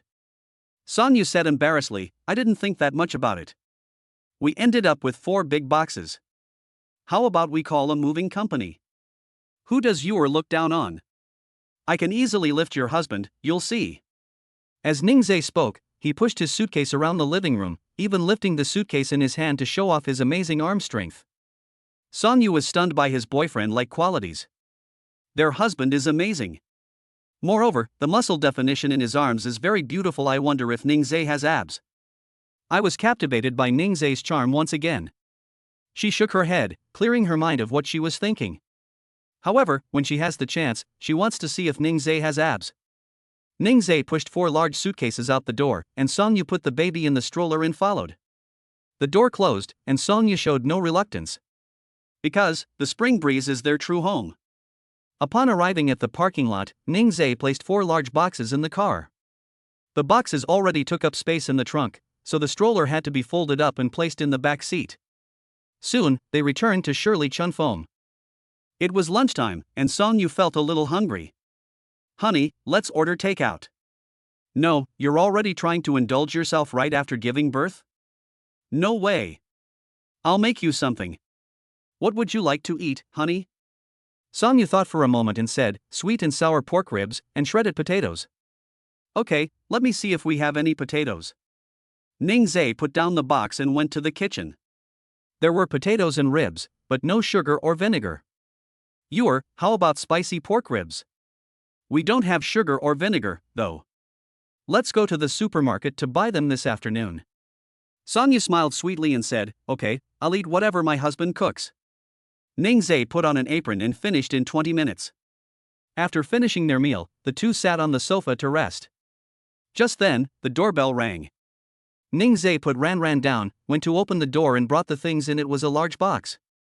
When Ran saw her father come in with something, she waved her little hands and hummed and sang. Oh, Ran, do you want to see what's inside? Honey, wait a minute, Daddy will open it right away. Ningzai found some scissors and opened the packaging. The little one kept staring at his father. Ningzai deliberately slowed down his movements, and the little baby kicked his legs in protest. It was as if she wanted her dad to open it quickly.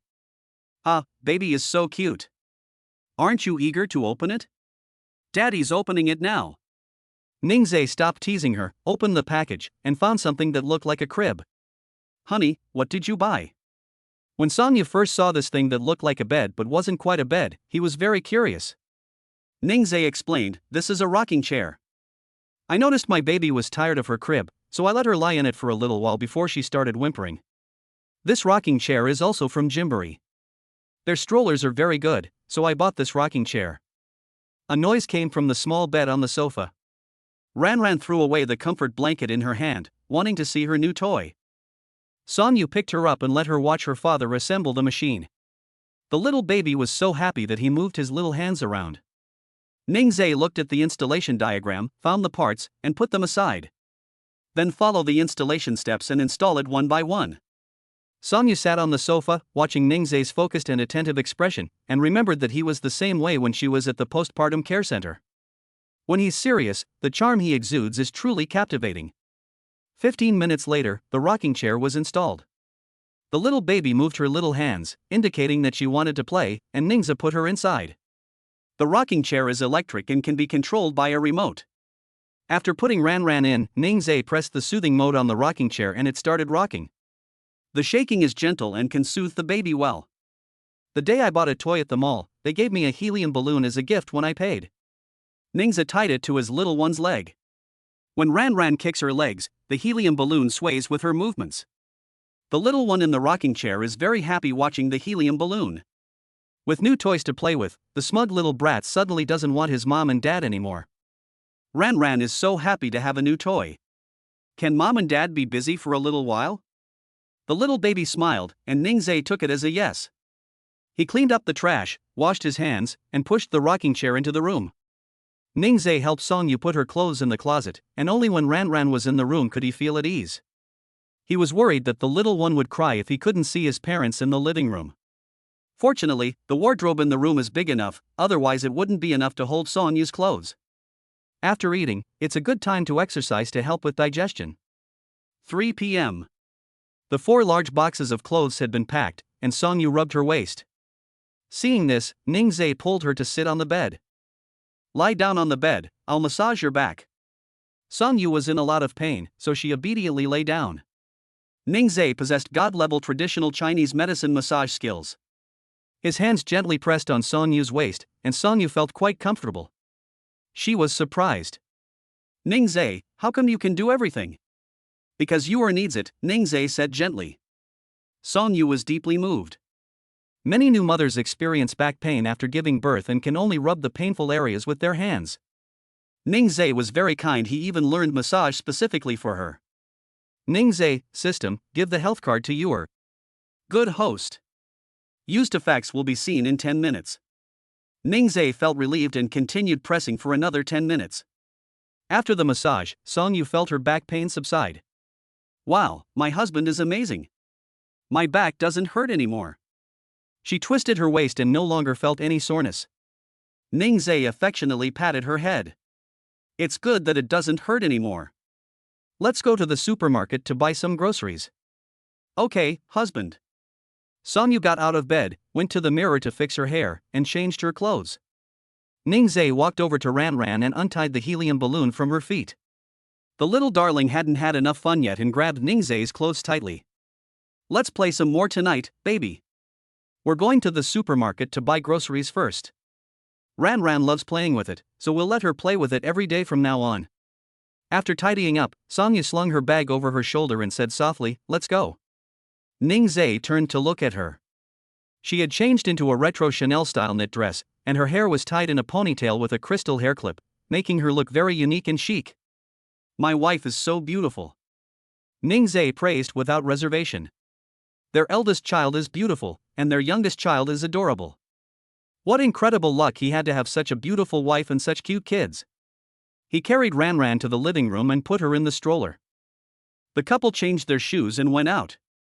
Chapter 34. A high good-looking family of 3, attracting a lot of attention. After leaving the house, Ningzhe drove to the mall. Pushing the stroller into the mall, the little one was very excited the whole way. Today, when we came to a crowded place, she waved her little hands and babbled. Today, Sonyu dressed her in a cow pattern onesie, making the little baby look like a little cow. The baby was lying in the stroller, moving its little hands around, looking incredibly cute. Passers-by all took out their phones to take pictures. The family of 3 is very good looking. Ningzhe wore a white shirt today, with the collar slightly open and the sleeves rolled up to his arms, revealing his fair skin and large, well-defined hands. Song Yu took his hand and spoke to Ningzai. When talking about funny things, Ningzai would laugh out loud. His sunny and charming smile attracted many young women to watch. Because her husband was so popular, Song Yu kept smiling. Because such a handsome man belongs to her. Pushing Ran Ran to the supermarket entrance, Ningzai handed the stroller to Song Yu and pushed a shopping cart. First, we went to the fresh produce section and looked at the vegetables. Ningzai smiled and looked at Song Yu. What would you like to eat? Song Yu was happy. He would always ask her what she wanted to eat, solicit her opinion, and cook what she wanted to eat. She was so touched Ningzai was such a good person to take care of. She countered with, "What would you like to eat, honey?" Ningzai didn't expect Song Yu to ask him a question in return. He smiled and said, "What Yura wants to eat is what I want to eat. How about eating pomfret and beef?" "Okay, then tonight we'll have steamed pomfret and stir-fried beef with pickled peppers." Just hearing the name made Song Yu's mouth water. Upon arriving at the seafood counter, Ningzai quickly selected a pomfret, drawing on his previous experience of buying blackfish. After buying enough vegetables for 2 or 3 days, they went to the fruit section. "I chose a little of each kind of fruit. Eating more fruit is good for your health." Ningzai chose all the foods that Song Yu liked to eat. Song Yu realized that she didn't seem to know anything about Ningzai's preferences. She had no idea what he liked to eat or what he liked to do. She's such a terrible wife. Turning to look at Ningzai, she saw him carefully selecting fruit, which made her feel even more guilty. Upon arriving at the snack area, there was an inflatable cow swaying back and forth where the drinks were displayed. Ningzai and Song Yu were choosing drinks, while the little baby kept watching the cows and babbling. Seeing that no one was paying attention to her, Ran Ran burst into tears, which startled her parents who were choosing drinks. Song Yu wanted to pick her up, but Ningzai was faster and quickly picked her up to comfort her. "Why is the baby crying? Tell Dad what you want." Don't cry, our baby is very strong." Ningzai comforted the baby for a while until the crying subsided. The baby pouted and reached out its little hand to grab the inflatable cow. Ningzai then realized what was happening and carried her to the cow. "Ran Ran wants this?" The little baby's hands were opening and closing, clearly indicating that he wanted the cow. Ningzai smiled gently and said, "Sweetie, this cow is helping the supermarket lady with her work, so we can't take it." "Dad, can you buy me a different cow?" Ran Ran hummed and groaned, as if she was thinking. Ningzai found it amusing. How could a baby who was only a little over a month old be so clever? After a while, Ran Ran stopped looking at the inflatable cow. Ningzai put her back in the stroller. Song Yu had also chosen her drink. "Ningzai, let's go." After buying everything, the couple pushed the cart to the checkout. After leaving the supermarket, Ningzai looked around the mall to see where he could buy small figurines. He keeps his promises to his little one. He's a father of integrity. Seeing him looking around, Song Yu asked, "What's wrong? What are you looking for?" "Let's see where we can buy little dolls. Ran Ran seems to really like cows. Let's go look for it." After saying that, the two of them pushed the cart and strolled around the mall. Such a large shopping mall must have shops selling small figurines. After going around in circles, they actually found it for Ningzai. Ningzai carried Ran Ran into the plush toy store, and the young lady in the store was charmed by Ran Ran's cuteness. What an adorable little baby. The cow costume she's wearing is super cute. Cute clothes make a lovely baby even cuter. The shopping cart was placed at the door, and the young lady watched it for them. Song Yu also came in and strolled around with the father and daughter. Ningzai touched the material of the little doll. It didn't shed any fibers and the surface was smooth. Ningzai was worried that if there were cotton fibers, they might get into Ran Ran's respiratory tract while she was playing, which would be dangerous. However, he felt reassured by the quality of this product. You must pay special attention when choosing things for your baby. Ran Ran was overjoyed to find the cow plush toy, kicking her little legs excitedly. Ningzai then selected other animals and bought several more. Song Yu followed behind the father and daughter, carrying a small basket that was full and crammed together. If the little one likes something, we'll buy it too. If the older child likes something, we'll buy it too. I went to the cashier to pay. The cashier was once again charmed by the baby's cuteness. Wow, handsome, your baby is so cute. Ningzai and Song Yu are used to being praised frequently when they go out. Song Yu teased the little baby in Ningzai's arms, saying in a soft voice, "Thank you, Auntie." Auntie is cute too. The young lady seemed to really like the new mom. What a beautiful new mom. The father is even more handsome. All three members of the family are good looking, no wonder they became a family. After paying the bill, I left. Back home, Ningzhe asked Songyu for her car keys and then hurriedly left. We took a taxi to Xingqing International and drove Songyu's car to the car wash. Ningzhe went to the mall again.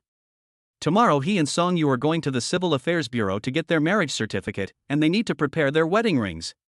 He went to a jewelry store called True Love for Life. The saleswoman greeted him with a smile. "Handsome, what kind of jewelry would you like?" Ningzhe smiled and said, "Wedding ring." "What are your needs?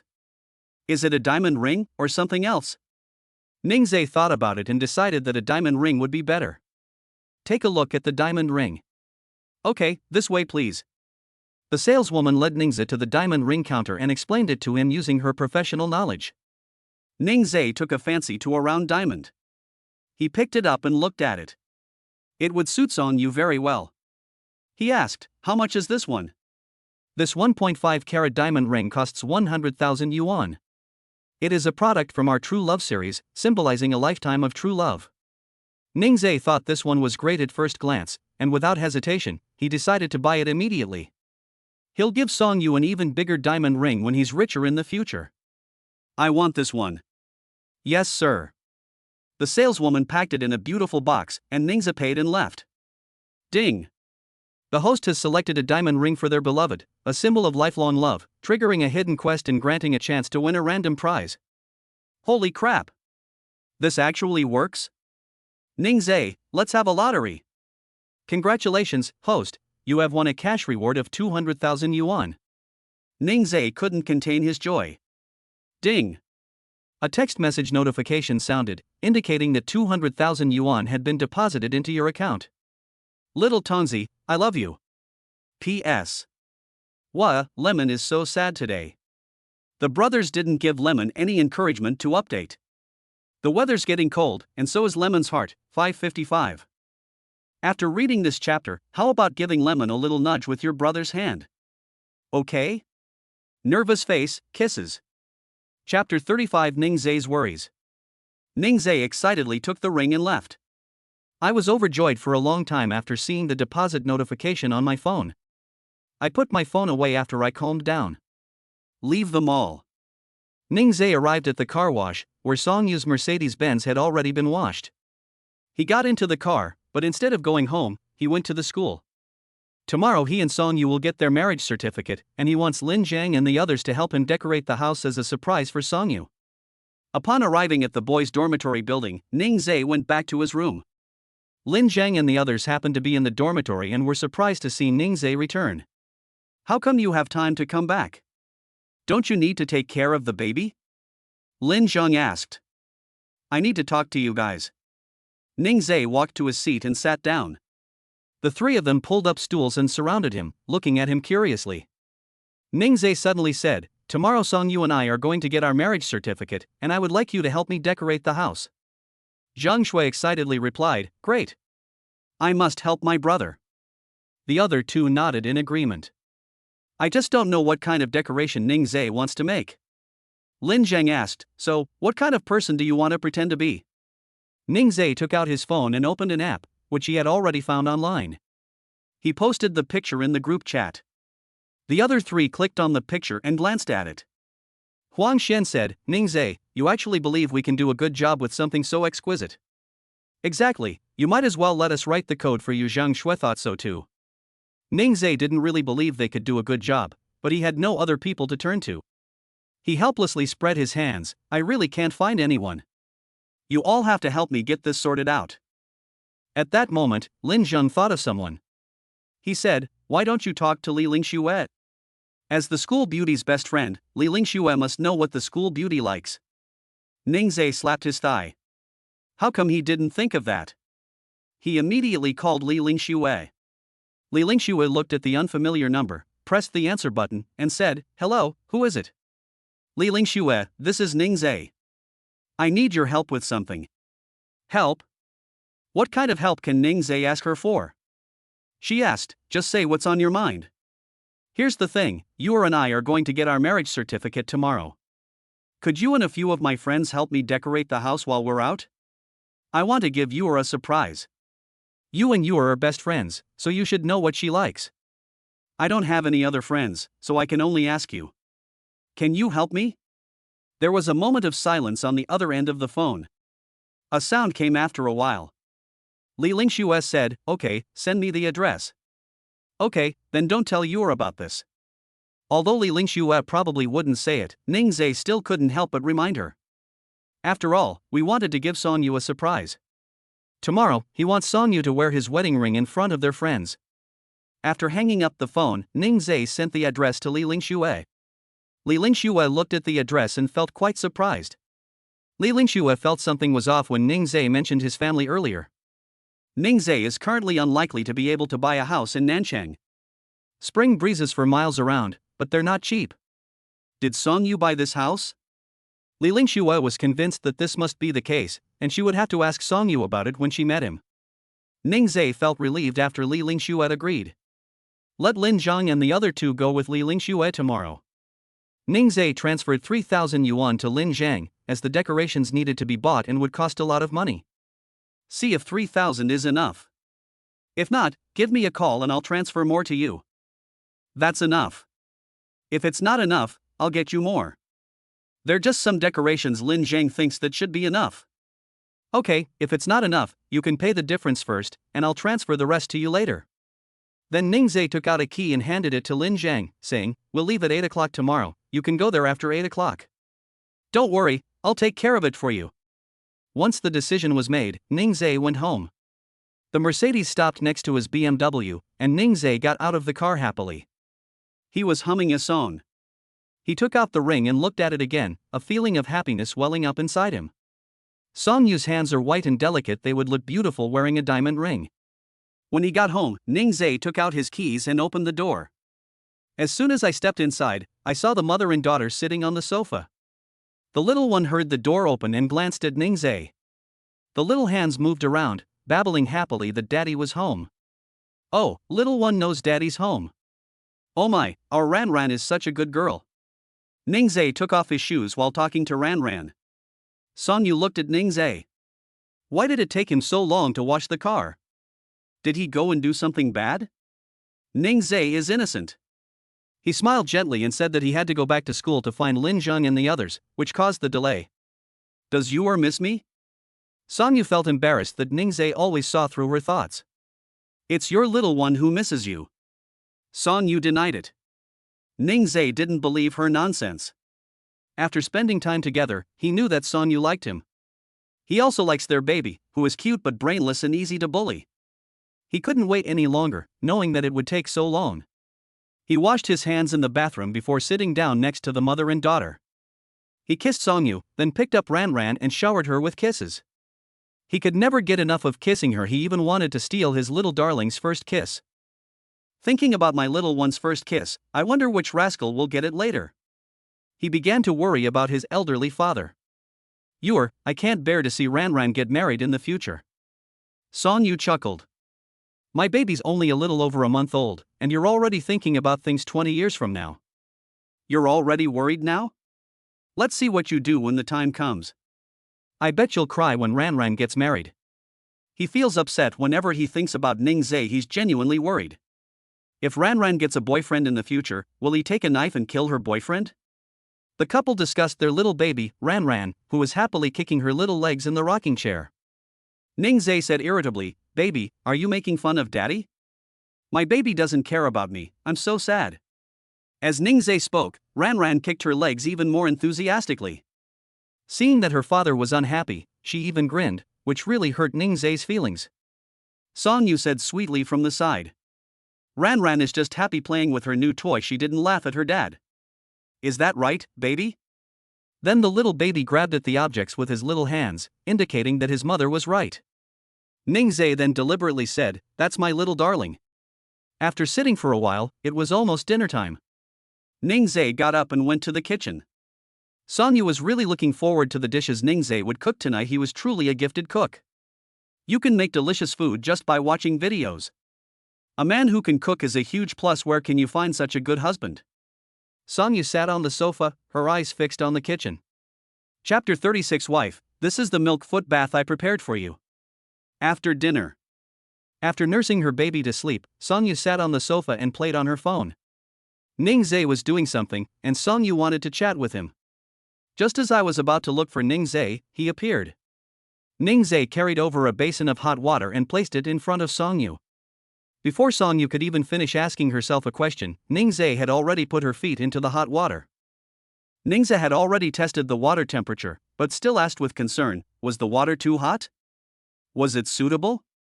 Songyu was still stunned. Ningzhe waved his hand in front of her eyes before Songyu realized what was happening. Ah, what did you say, honey? She was surprised that Ningzhe would wash her feet. Ningzhe smiled gently and said, I was just asking if the water was hot enough. The water temperature is just right, thank you, honey. Songyu smiled sweetly. Ningzhe researched online and found that soaking feet has many benefits. It can promote blood circulation and dispel cold. Women's bodies tend to be more prone to coldness, so soaking their feet properly is very beneficial. It can also improve sleep. Soaking your feet before bed can promote circulation in your feet and warm your body, which helps you fall asleep. Songyu smelled a faint fragrance and asked curiously, honey, did you add something to the water? It smells so good. This is a milk foot bath I prepared for you.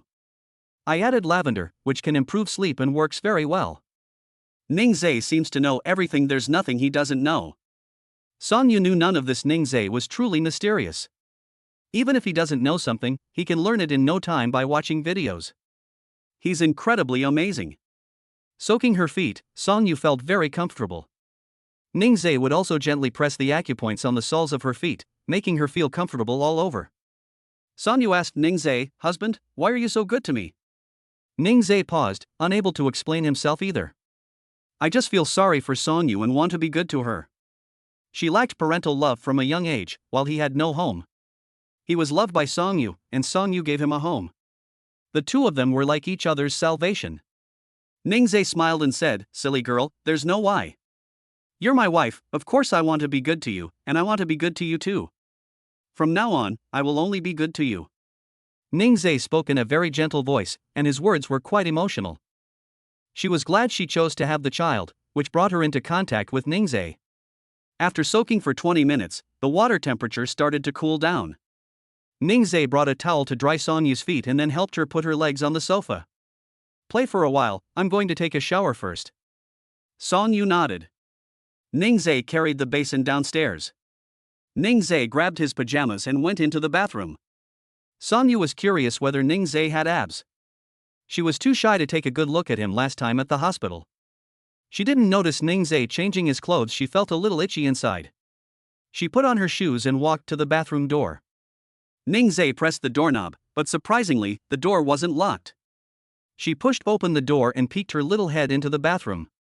The sound of water drowned out the sound of the door opening, and Ningzhe did not notice Songyu's actions.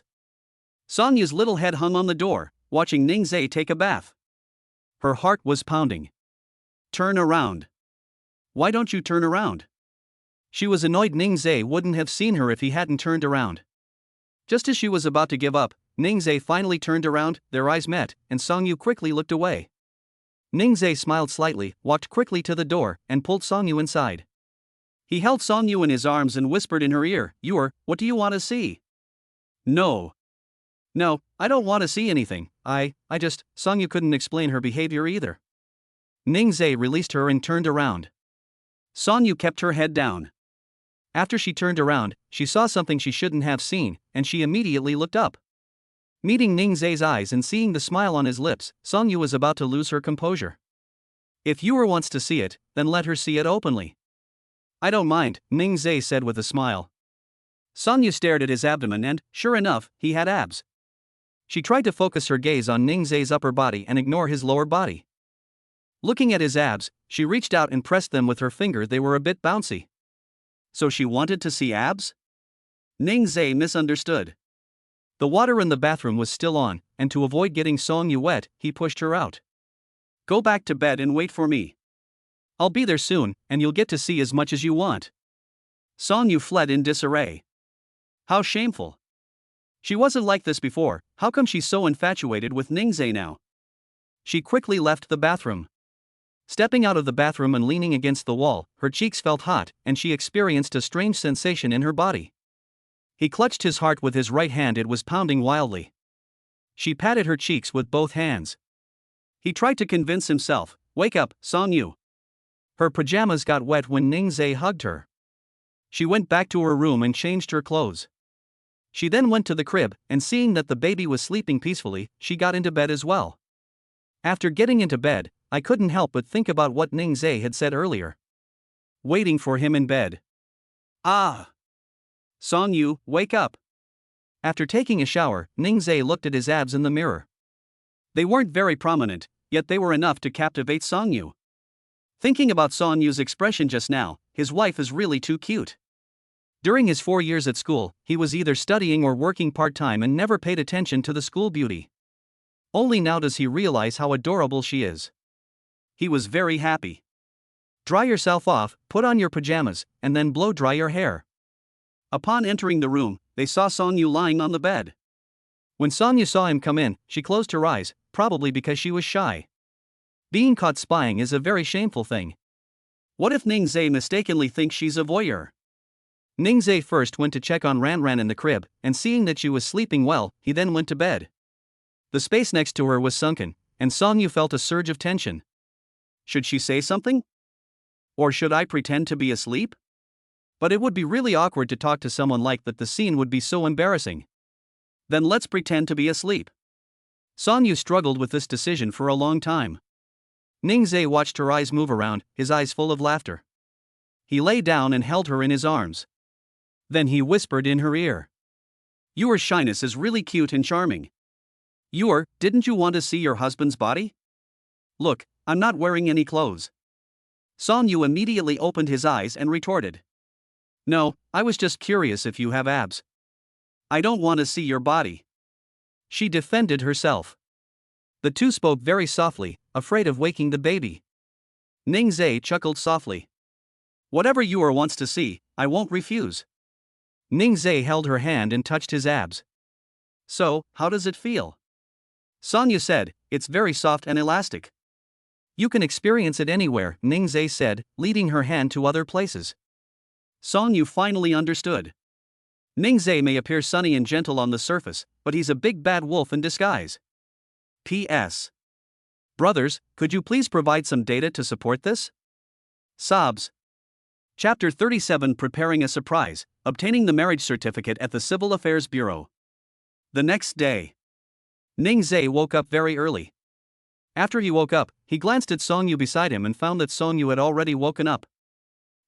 Why are you awake so early? Ningzai gently stroked her hair, his tone very tender. Song Yu laughed and said, I was so excited about getting our marriage certificate today that I woke up very early. Ningzai found it amusing he had also woken up early because he was getting his marriage certificate today. The couple got up together. When they got to the crib, they found that Ranran had already woken up and was blinking at her parents. Oh dear, little one, wake up. Today, Mom and Dad are going to get their marriage certificate. Are you happy, little one? Ranran moved her little hands around, looking very happy. Ningzai picked him up and changed his diaper first. Wow, my baby is so good, he doesn't cry when he wakes up. She's such a sweet little girl to her dad. After changing Ranran's diaper, he handed her over to Song Yu so that Song Yu could breastfeed her. Ningzai then went to wash up. By the time Ningzai finished washing up, Song Yu had already fed the baby. Ningzai put the baby on the bed, took Ranran's little towel, wet it, and washed her face. The little one cooperated well, obediently enjoying her father's service. After washing Ranran's face, Ningzai let her play by herself on the bed for a while. He opened the wardrobe and picked out what to wear today. Today we're getting our marriage certificate, and we also need to take a photo for the certificate. We can't dress too casually. He chose a white shirt and a pair of black casual trousers. After changing my clothes, I stood in front of the mirror and looked at myself. I was very satisfied.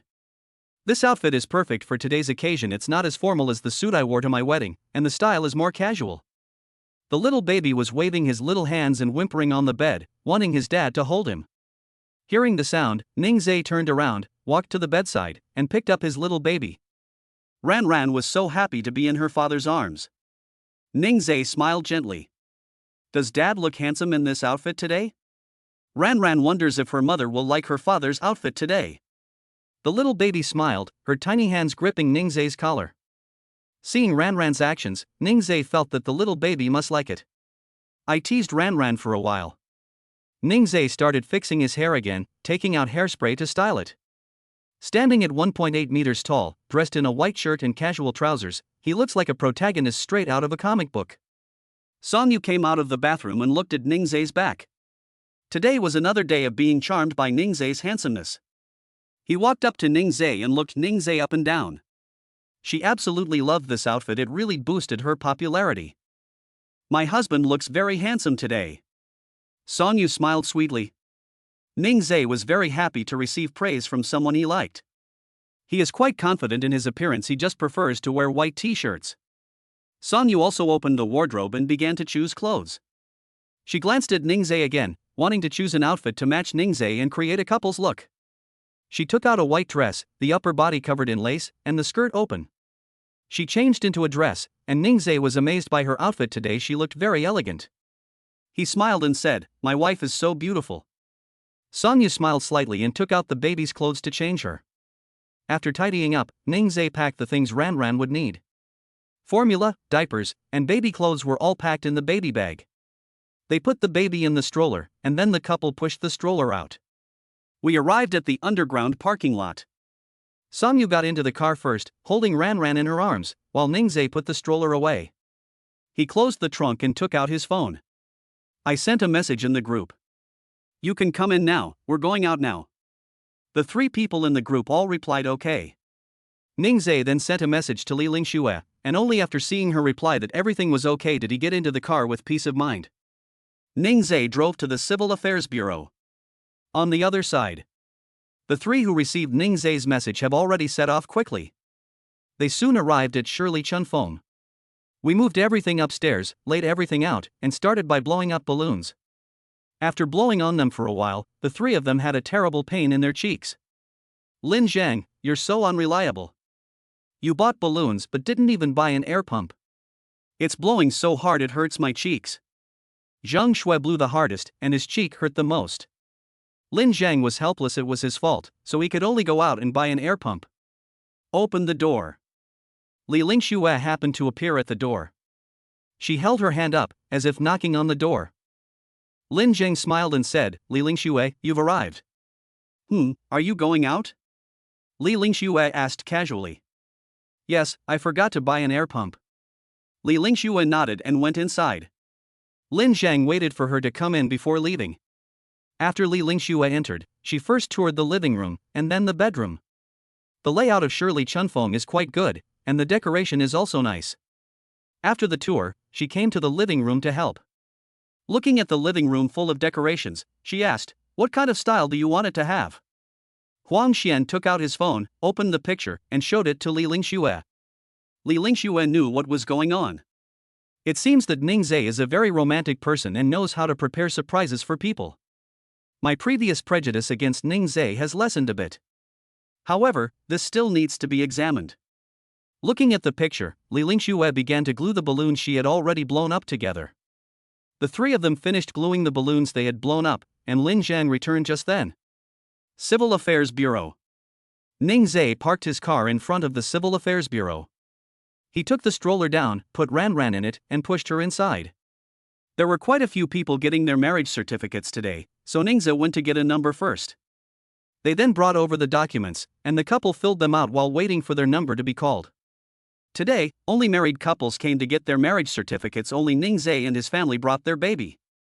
Ranran was very eye-catching. A couple who were filling out forms nearby saw how cute Ranran was in the stroller and couldn't help but tease her. The woman and her baby were making funny faces, while the man beside her watched how much his wife loved the child. He said, "If you like it so much, let's have one too." The woman nodded shyly. Ningzai and Songyu filled out the forms, then took them to the sofa and sat down to wait. Staff called them over and asked them to come over and take photos. The photographer was charmed by the baby as they pushed the stroller to the photo shoot location. "I couldn't resist taking a picture of my little one." Ningzai knew that his own child was popular. His eyes were full of tenderness. "Please take care of us." After Ningzai finished speaking, he and Songyu walked into the photography studio. After they have their ID photos taken, they can wait for their number to be called to complete the procedures. The ID photo was taken quickly, and since it was a photo that would be needed immediately, it was quickly printed and cropped. Because they were so captivated by Ranran's cuteness, the photographer printed out the photos he had just taken of Ranran and gave them to them for free. Wow, the photographer took pictures of Ranran. Does Ranran like it? Ranran clutched her own photo, her legs flailing with joy. Chapter 38: A Belated Proposal? The family of 3 waited on the sofa in the living room. Ningzai got hot water to make formula for Ranran. The baby must be hungry by now, having been out for a while. Ranran was very happy to see her father's actions. Songyu teased her. Is your baby so happy drinking nani? How about we wean her next month? The little one paused in his movements. Her brows furrowed slightly. Just as she was about to burst into tears, Ningzai quickly comforted her. Mom was just joking. No baby is weaned at 2 months old. Don't be sad, baby. After listening to Ningzai's words, the little baby looked at his mother, then at his father. Finally, her gaze fell on her father. Then she kept staring at her father and didn't look at her mother anymore. Songyu chuckled, our darling is still such a stingy little thing. Ranran ignored her and kept looking at the baby bottle in her father's hand. Ningzai handed the baby bottle to Songyu and asked Songyu to feed her. She started crying as soon as I picked up the baby. Songyu was both amused and exasperated. Honey, Ranran is unhappy, she doesn't want her mom to feed her. After Songyu finished speaking, although her tone was aggrieved, she was smiling. Ningzai agreed, since the little one won't let mommy feed him, then he won't need mommy to hold him to sleep tonight either. The couple glanced over. The little one seems to be thinking. After a while, Ningzai continued, baby, do you want mommy to feed you? The little baby looked at Songyu. Ningzai understood what she meant and carried her into Songyu's arms. Songyu held the baby bottle and fed her. She ate it with gusto. Songyu smiled slightly and said, it's only been a little over a month, and you already know so much. When she grows up, I wonder how cunning she'll be. Ningzai disagreed with her, retorting, our baby is smart, not cunning. Ranran kicked her leg and kicked Ningzai. She said that her father was right.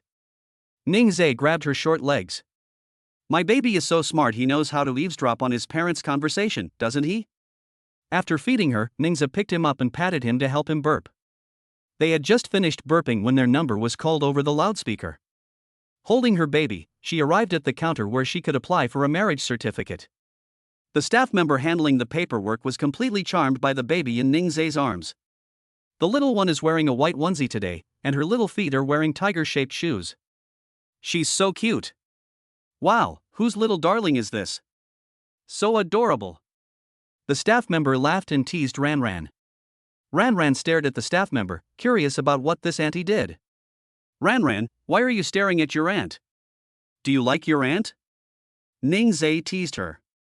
The staff member held his credentials and kept a smile on his face as he processed the transaction. The procedures were completed quickly.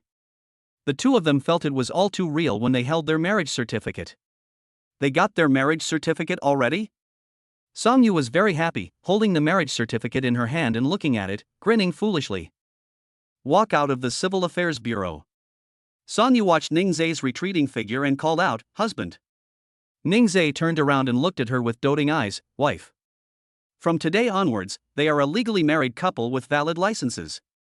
Husband. Why? Husband. Why? Songyu felt that he could never call out to anyone enough. Although I've made that sound occasionally before, it felt very different today. Ningzai walked to her side, put one arm around her waist, and kissed her. The couple was very sweet together, and many couples who saw them were filled with envy. Once in the car, Ningzai sent a message to Lin Zhang, asking how their preparations were going. Lin Zhang said everything was ready, and Ningzai immediately drove back. Returning to the spring breeze of Shirley. Songyu pushed Ranran ahead, while Ningzai held his phone, seemingly doing nothing. When they reached the elevator, Songyu urged him to hurry up and come over. Ningzai put away his phone, walked over quickly, and took over pushing Ranran in his wheelchair. Upon arriving at his doorstep, Ningzai suddenly felt a surge of tension.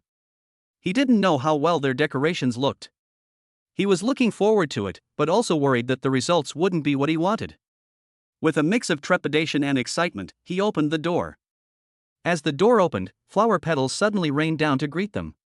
Song Yu felt pleasantly surprised and romantic. Stepping inside, is this still their home? The living room walls are decorated with balloons and their photos. In the middle is the phrase "Happy Wedding," and there's a lot of food on the coffee table. Looking at the people in the room, apart from her best friend, the rest should be Ningzai's good friends. Sister-in-law, Lin Zhang, and the other two called to Song Yu. Song Yu suddenly felt shy. It was the first time someone had called her that. She saw Li Lingxue and ran over to hug her. "Lingxue, it's been a long time. Long time no see, I miss our Yuer so much."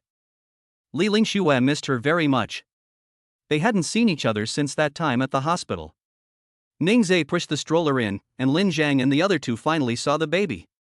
"Wow, Ningza, your baby is so cute. She looks a lot like you and your sister-in-law. This adorable little baby, what if someone steals her?" Ningzai rolled his eyes at Zhang Shui. "If it gets stolen, you'll be the one who steals it." Zhang Shui scratched his head and grinned foolishly. The little baby was just too cute. The three of them stared at Ran Ran, who looked at them curiously. She had met so many strange uncles and aunts today. The baby didn't cry, which makes him even more adorable. Li Lingxue also came over and played with the baby in the stroller. "Ran Ran, I'm your godmother. Do you still remember your godmother?" Ran Ran smiled, and Li Lingxue was very excited. She pulled Song Yu along happily. My goddaughter smiled at me. It seems my goddaughter remembers me." Song Yu ignored her, because Ran Ran was always smiling. Amidst the lively chatter, Ningzai suddenly knelt on one knee in front of Song Yu. His actions surprised everyone. Was he proposing? However, even if you've already registered your marriage, you shouldn't wait until now to propose. Amid their expectant gazes, Ningzai took a small box out of his pocket and opened it in front of everyone. The box was opened, and inside was a diamond ring. Li Lingxue and Song Yu are both from wealthy families and own a lot of jewelry. Looking at the diamond ring in the box, you can tell at a glance that it's not cheap. Today was full of surprises, and Song Yu was very moved. Ningzai said gently, "Wife, thank you for coming into my life. I will be good to you for the rest of my life. Are you willing to believe me?" The people around were so excited. Li Lingxue was happy for Song Yu. Zhang Shui egged her on. "Sister-in-law, quickly say you're willing." Seeing that Song Yu was not unhappy, the other two also joined in the commotion. "Trust him. Trust him." Song Yu shyly reached out her hand, and Ningzai put the diamond ring on her finger. Ningzai stood up, hugged her, and kissed her in front of everyone. The baby was very happy in the stroller. She babbled and cried out she wanted to join in too. Ningzai picked her up, kissed her, and chuckled smugly. P.S. Today's temperature is 30, just as hot as my love for you all. Brothers, please continue to support Lemon, okay? Oh. Chapter 39. Her best friend's worries. She believed him. After the initial excitement, the group sat down on the sofa. Li Lingxue tugged at Song Yu's clothes, and Song Yu led her to the room. Ningzai saw them go in, but he didn't disturb them. The two best friends hadn't seen each other for a long time, and they must have a lot to talk about. Ningzai was holding his baby on the sofa chatting with a few of his brothers. Lin Zhang used a small toy to amuse Ran Ran, and the little darling cooperated and had a lot of fun playing with him. Lin Zhang, who is usually not very talkative, is now completely charmed by the adorable Ran Ran. Zhang Shui was out of luck. He liked Ran Ran too, but he didn't know how to make her laugh. He also hates children crying the most. When they cry, they wail, and it gives him a headache. Ningzai remembered what he had said last time and teased him. "Didn't you say you wanted to find someone to have a baby with? Why are you scared now?" Zhang Shui felt awkward, scratched his head, and didn't say anything. Inside the room, Song Yu pulled Li Lingxue to sit down on the edge of the bed and asked with a smile, "What's wrong?" Seeing Song Yu so happy, Li Lingxue felt embarrassed to say anything, afraid that Song Yu would be unhappy if she heard it. To prevent her best friend from being scammed, she still asked, "You didn't buy this house, did you?" "I don't think Ningzai can afford to buy a house in Nanchang. Now that you've registered your marriage, you're legally married. Are you really sure you want to be with him? I heard from them that Ningzai also owns a BMW. Did you buy that too? You've only been together a short time, and you've already spent so much money on him. Can't you be more careful? Don't get scammed without even realizing it." Song Yu was helpless. Why did everyone think that Ningzai's BMW was bought by her? She was happy that her best friend cared about her, but she really didn't buy these things. She couldn't let her best friend think that Ningzhe had all of this because of her. Songyu explained with a smile, Ningzhe bought the house. He brought me here the day I finished my postpartum confinement. I was very surprised. The BMW was a prize he won in a lottery when he bought a stroller for Ranran. When we were together, he never spent a single penny of my money. On the contrary, he spent a lot of money on me. I know what you're worried about, but I believe Ningzhe isn't that kind of person. Songyu is good in every way, except that he is a bit stubborn. Li Lingxue knew she couldn't persuade her, so she could only let her go. But she was very curious. I know a little about Ningzhe's situation. How do you think he has the money to buy this house? Did he tell you? Where did he get this money? Songyu shook her head. She really didn't know any of that. Li Lingxue slapped her thigh. She exclaimed excitedly, you got together with him without knowing anything? You didn't even tell him about your family situation, did you? Li Lingxue was emotional, and Songyu did not dare to nod. Given Li Lingxue's understanding of her, how could she not know Songyu? Judging from her demeanor, she's clearly revealed everything about her family. Li Lingxue sighed, how could you be so naive? You don't even know him yet. Seeing how worried Li Lingxue was about her, Songyu smiled. Lingxue, don't worry, Ningzhe is fine. Li Lingxue shook her head. You can know a person's face but not their heart. How can you understand a person so quickly? Things have come to this point, and she doesn't know what to say. They both have a child, and they can't let the little baby be without a father. All she could say was, I won't say anything more to you, but if you suffer any injustice, you must tell me, okay? Songyu leaned on her shoulder and said with a smile, okay, my good Lingxue. Li Lingxue thought of something, looked at Songyu, and asked seriously, have Grandpa and Grandma said anything? Songyu looked troubled. Judging from her expression, Li Lingxue knew that she definitely hadn't said anything. Li Lingxue advised her, after you got pregnant last year, you lied to your grandparents and said you were going to the United States as an exchange student. For the past year, you've used your busy studies as an excuse to refuse video calls with them. Your grandparents will be very sad if you do this.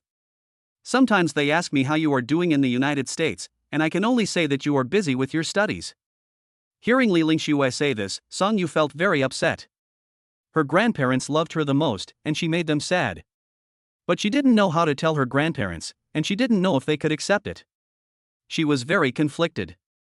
Li Lingxue continued, now that Ranran is a month old, don't you want another person to love and care for her? Li Lingxue didn't say anything more, letting Songyu think it over carefully. After a while, Songyu said, I will find some time to go back. Hearing her say that, Li Lingxue felt relieved. At this moment, Ningzhe knocked on the door of the room. Songyu went over and opened the door. Honey, what's wrong? Ningzhe smiled gently and said, I ordered lunch, and it's already been delivered. Come out and eat. Okay. Songyu smiled. She walked over to Li Lingxue and pulled her out together. We arrived at the dining room. There were many dishes on the table, all still steaming hot. He helped Songyu sit down and said, it's a bit late today, so I didn't have time to cook. I ordered some dishes from a restaurant. I'll cook what you want to eat for you tonight. Songyu nodded with a smile. Zhang Shui seemed to have heard some earth-shattering news. When did Ningzhe learn to cook? He chuckled. Ningzhe, people who are married are different. He's even learned to cook. After hearing Zhang Shui's words, Li Lingxue glanced at Ningzhe. Did he learn to cook before because he couldn't cook? Instantly, Li Lingxue's prejudice against Ningzhe lessened by 1 point. The little baby is lying in the rocking chair, playing with her helium balloon. The little one hasn't gotten tired of playing with these helium balloons yet. They become his new favorite. At the dinner table, Ningzhe suddenly said, Ranran has turned 1 month old. I want to find a time to hold a full month celebration for Ranran. It will just be you and your friends. You must come. Don't worry, Ningzhe, we'll definitely be there, Zhang Shuixian replied. The others nodded in agreement. The little baby was so adorable, how could they not attend her full moon celebration? After finishing their meal, they rested for a while and then left. Li Lingxue left with them, and when they reached the door, she pulled Songyu aside and whispered, remember to tell Grandpa and Grandma about Ranran's full moon celebration, and don't forget Uncle and Aunt too. Without waiting for Songyu's reaction, Li Lingxue followed them. Mom and Dad? Even if I told them, they probably wouldn't come. I haven't cared about her all these years, so it's impossible for me to suddenly start caring about her just because she had a child. Song Yu thought to himself, never mind. Grandparents could say something. Ningzhe saw that Li Lingxue had already left, while Song Yu was still standing at the door in a daze. He walked over and asked with concern, "What's wrong? Is something the matter?" Song Yu looked up at Ningzhe and said, "Lingxue asked me to tell Grandpa and Grandma about Ranran's full moon celebration." "Sure, let's go back and visit Grandpa and Grandma sometime." Ningzhe agreed. He thought Li Lingxue was right. Song Yu was in a dilemma. She was still not ready. Suddenly, a noise came from the rocking chair, and Ningzhe quickly went over. "Oh dear, what's wrong with my little one?" Chapter 40, A Special Day. The little baby suddenly started crying, her voice shrill. Ningzhe picked her up and tried to comfort her for a while, but Ranran still kept crying. The kind of person you can't coax no matter what you do. For some reason, the little baby's body was twisting and turning. She curled up, her whole body tense, and kept whimpering. Ningzhe watched her cry and fuss, her little face turning red. And her little knees were tucked in, and her little hands were clenched into fists as she kicked. Ningzhe frowned slightly. "What's wrong, baby? Is Ranran feeling unwell somewhere?" This was the first time Ningzhe had ever seen anything like it, and he searched his memory for relevant information. Suddenly, the words intestinal colic popped into his mind. He suddenly felt a surge of tension. Seeing his nervous expression, Song Yu clenched her small hands tightly, standing by at a loss. She knows very little about taking care of a baby. Even now that I'm a mother, there are still many things I don't know. She looked flustered. "Ningzhe, what's wrong with Ranran?" "It's colic," he said. What should we do?" "Let's take Ranran to the hospital right away." "Will it get serious if we wait too long?" Song Yu looked nervous and flustered, so Ningzhe composed himself and made him appear calmer. "If he shows any unease, Song Yu will be even more worried." "It's okay, don't worry, I know how to handle it," Ningzhe reassured her. Ningzhe placed Ranran on the sofa and bent the baby's knees to increase abdominal pressure. Then place your palm on your baby's abdomen and gently massage her tummy clockwise to help release gas. It took a long time for the baby's crying to subside slightly. Ningzhe picked her up again, holding Ranran in a plain hug, and gently patted her back to help her gastrointestinal motility. Ranran felt better and finally fell asleep in her father's arms. Ningzhe gently put her down and turned her over. The little baby lay on the sofa and fell asleep peacefully. The couple finally breathed a sigh of relief. Ding! Host, you have helped relieve your baby's pain. You are rewarded with a 100 square meter office space in the Oriental Office Building. Office space? What does he need an office for? Moreover, shouldn't office space in office buildings be 500 or 600 square meters or even over 1,000 square meters? Why only 100 square meters? Is the system being a bit stingy? System. If you don't like it, then don't take it. No, please. How could I possibly dislike it? Considering the baby's discomfort, the system decided not to hold a grudge against Ningzhe. This little baby is so cute, Xiaotanzi loves him too. Song Yu still feels lingering fear. She didn't know what colic was, but adults also feel uncomfortable when their stomachs hurt. Her little baby was so small, how could she bear it? She started to cry as she thought about it. Hearing the sobbing, Ningzhe quickly turned around to look at her. Seeing that she was crying, Ningzhe hugged her and comforted her, saying, "Don't worry, this is a common occurrence, it's okay. It is normal for babies to experience colic. Some babies may experience it as early as 2-4 weeks after birth, while others may experience it later, perhaps 2-3 months later. It's normal for Ranran to appear after more than a month, it's okay, don't worry." Ningzhe patted her back gently and explained to her. Only after hearing Ningzhe's words did Song Yu truly feel relieved. Today is the important day for the two of them to get their marriage certificate, and Ningzhe told her not to be unhappy. Song Yu stopped crying and started laughing. Ningzhe brought her a tissue and helped her wipe away her tears. Put the baby in the crib in the room. The couple sat down on the sofa. Song Yu suddenly said, "Ningzhe, I want to learn from you how to take care of the baby from now on." Ningzhe shook his head, indicating his disagreement. "No need. My darling doesn't need to work so hard.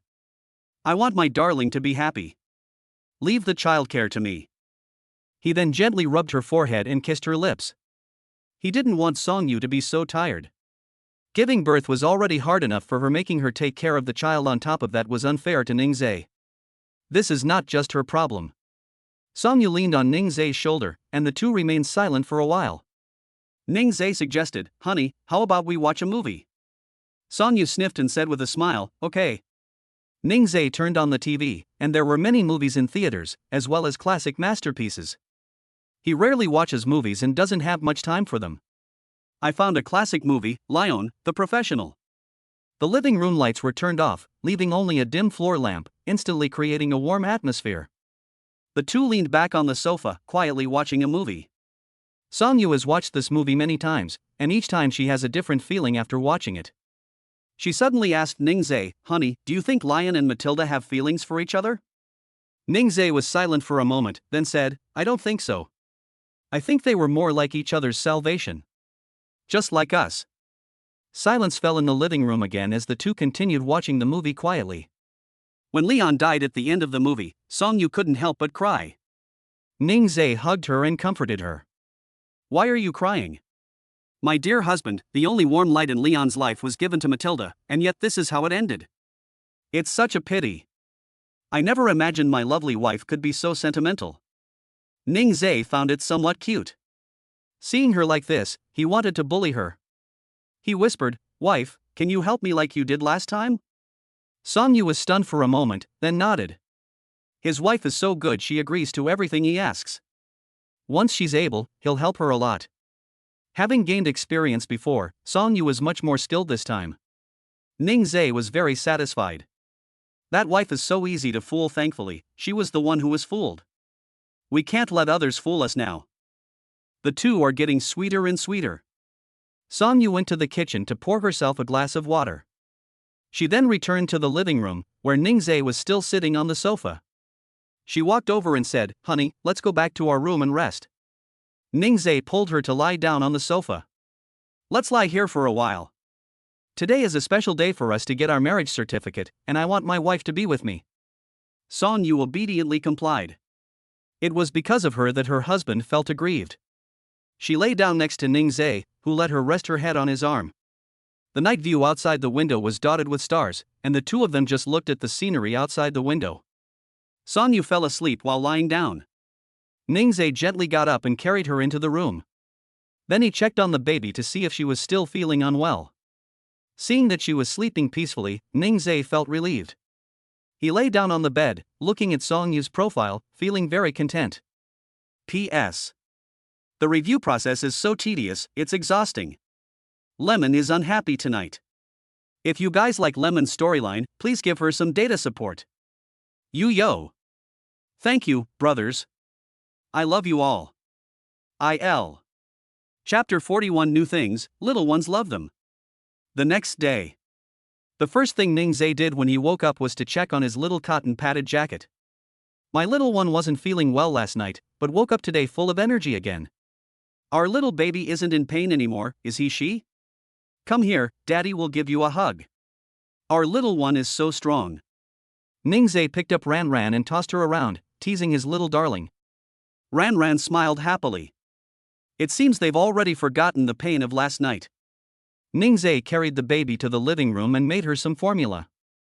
After feeding her, I put her in the rocking chair. He went to the kitchen to make breakfast for Song Yu. Yesterday, Song Yu mentioned wanting to eat sandwiches, and luckily we had the ingredients at home. He put the toast in the bread machine to toast.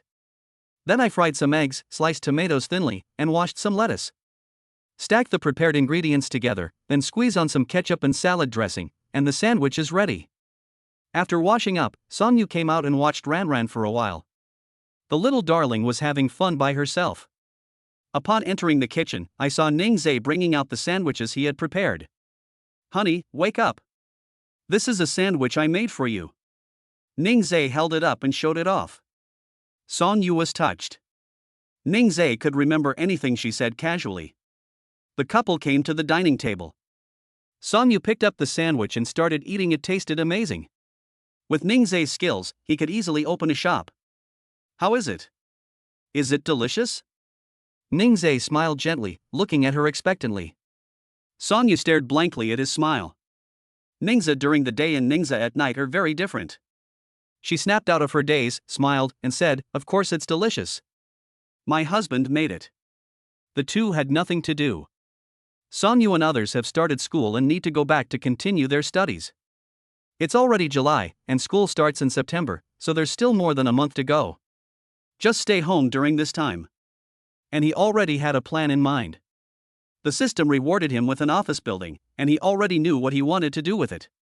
He'll be going back to school to take graduation photos soon, and he'll invite Lin Zheng to go with him. Huang Xian and Zhang Shui have already found jobs, but Lin Zheng hasn't found a suitable one yet. He planned to share his idea with Lin Zheng to see if he was interested in doing it together. He has a fair amount of money on hand, which should be enough for him. Sonyu saw a large, rolled-up object by the door. She tried to open it to see what it was, but the object accidentally tipped over. With a bang, the little one in the rocking chair was startled. She burst into tears instantly. Ningzai picked her up and comforted her. "Don't cry, baby. Did I scare you? Mommy didn't mean to, Ran, don't cry." Sonyu felt guilty. She came over and hugged Ran, comforting her. "I'm sorry, baby. Mommy scared you, baby. Don't cry, it's Mommy's fault." Ningzai dragged the things over. Upon opening the packaging, there was a large mat. The little baby in Sonyu's arms was very curious and immediately stopped crying. Watching her father's actions, she really wanted to play. Ningzai discovered that Ran was attracted to anything new and interesting. They're so easily fooled. Ningza pushed the coffee table to the other side of the sofa, and then placed the cushions in front of the sofa. "This is a crawling mat. I saw it online before. It can be used to let Ran lie on it and practice lifting her head." It turned out to be a crawling mat. "It's too heavy, that's why Sonyu couldn't hold it just now." The baby had stopped crying, and Ningzai held her and let her lie on the crawling mat. The stinky little guy quickly became incredibly happy. Ningza placed her on it and then took out the baby's early education toys. "And all those little figurines I bought last time are lying on top of it." The little one was so happy to see the toys. She's too young to crawl yet, and she wants the toys but can't have them. Ningzai held the little girl's favorite cow plush toy and fiddled with it about 20-30 centimeters away from her eyes. One hand held a handbell, making a sound to attract the baby's attention. Ran lay on the mat and looked up when she heard the sound. "Today, my little one lifted his head much more often than last time." Ningzai held the cow plush toy on his foot with his piano, then arrogantly lay down in front of it and stared at it. As I watched, I started to laugh. Ningzai lined up the little dolls in a row. The little baby looked at this one and then that one, his little hands tucked up, trying to grab them. When she couldn't grab it, she used her little hands to pry and scratch at the playmat. This crawling mat is made of satin fabric, which is safe, odorless, and very thick. Even little ones can't tear it because they're too weak. The couple also sat on the playmat, watching their little one play. After playing for a while, Ran had been lying down for too long, so Ningza turned her over and made her lie down. Looking at the pile of toys, I picked up the hand rattle. A handbell has some weight, which can help develop a baby's tactile grasping skills. Ningzai first held it in his hand to demonstrate for her. "Ran, look at Daddy. Dad is teaching his little one how to play with a hand rattle." Upon hearing her father's voice, the little one immediately looked at him. Ningzai held a handbell and slowly demonstrated the movements. "Honey, this is how you hold it. Come on, watch Daddy's movements, baby, you should learn from him." After demonstrating it once, Ningzai handed the handbell to Cho Pai Ran. She had only held it in her hand for a short while when she excitedly kicked her legs. Because her grasping ability is not very good yet, she can only hold it for a short time. After holding it for a while, the handbell fell to the ground beside her. At this point, Ningzai would pick it up and give it to her, allowing her to continue practicing grasping. She was happy whenever she got it in her hands. Neither the couple knew what made their little one so happy every day. But seeing her happy made them happy too. "Wow, our Ran is so amazing. You practiced so much today, you're such a great little one." Even though the little brain couldn't understand what his father was saying, he still smiled smugly. Ningzai took out his phone and took a picture of the baby. "We can't always be this carefree, so of course we have to take pictures to record it." Click, click. They took so many photos that Ningza's phone album is now mostly filled with pictures of their two children. My baby is 1 month old and we haven't had a chance to take photos yet. The weather is nice today, so it's a good day to take some. Honey, I'm going to get something. Let's take some full month photos of the baby. Okay. Full moon photos don't necessarily have to be taken outside. Ningzhe thinks he can take good ones too. If the photos don't turn out well, you can always go back to a photo studio. However, when the baby turns 100 days old, we must go to a photo studio to take a set of photos to commemorate the occasion. Ningzhe found a white bodysuit, a pair of orange socks, a beige backdrop, and 6 oranges. With the tools ready, Songyu looked at them with great curiosity. What can you possibly capture in these photos? Honey, are you sure this is okay? What are these oranges for? You'll find out soon enough. Suddenly, an orange rolled in front of Chuparin. She tried to grab it with her little hands, but it was too big and she couldn't hold it at all, so she got anxious. Chapter 42: The Little Baby Who Won't Cooperate with Photoshoots. Ningzhe picked up the orange, but the little one wasn't happy about it. She kept staring at the orange in her dad's hand, her eyes brimming with excitement. Ningzhe changed her clothes and socks, and laid the backdrop on the crawling mat. Then he had the baby lie on the backdrop and took out 2 oranges, placing them on either side of Ranran's head. Just as Ningzhe was about to snap a picture after posing, Ranran excitedly reached out her little hand to grab the orange. The little one wasn't cooperating at all with Daddy's photo taking. It seems like today's photo shoot is going to be tough. He's really worried. If this position doesn't work, then try another one. Ningzhe didn't give up. He placed the orange on the baby's head, intending to take a picture to make a name for himself. The 3 oranges were lined up in a row. He believed that if Ranran couldn't see it, she wouldn't want to catch it. As it turns out, he had oversimplified the situation. Whether he could see it or not, Ran wanted to grab it. If she couldn't see him, she would twist and turn in protest, preventing Ningzhe from taking pictures. That cocky girl, she won't cooperate with Daddy. Did the little one do it on purpose? Oof. Hearing her father's complaints, Ranran giggled. That little rascal, he did it on purpose. After struggling for more than 10 minutes, I still couldn't take a single good photo. She twisted and turned her small body, making a mess of the backdrop. Ningzhe put down his phone and took a sip of water. Then he sat on the crawling mat and crossed his arms over his chest. Honey, you need to cooperate with Daddy, okay? Daddy's giving you a chance. If Ranran doesn't cooperate, there will be no milk to drink tonight. The little one doesn't understand and doesn't care what you're saying. They kick their little legs and play around, trying to grab any oranges they see. Ningzhe couldn't do anything about her. I had to think of other ways to distract her. She seemed quite happy playing with the handbell just now. The handbell should have been able to get her attention. He took a handbell and waved it in front of the little girl, but Ranran completely ignored him. He didn't even glance at the handbell. His eyes were fixed on the round orange. Ningzhe was defeated by her. He sighed and leaned back on the sofa. Songyu found it amusing and let him rest for a while before speaking. I'll grab an orange to attract her attention, and then you can take a picture of her. What do you think? Ningzhe slapped his forehead, realizing he hadn't thought of that. He smiled gently and said, My wife is so smart. Here's a kiss for you. After Ningzhe finished speaking, he gave Songyu a big kiss on the cheek. In an instant, he was full of fighting spirit again. He refused to believe that he could not take a good full moon photo today. Songyu took an orange and walked to Ranran's other side. The little one was attracted by the orange in her hand, so Ningzhe took the opportunity to put the orange on top of her.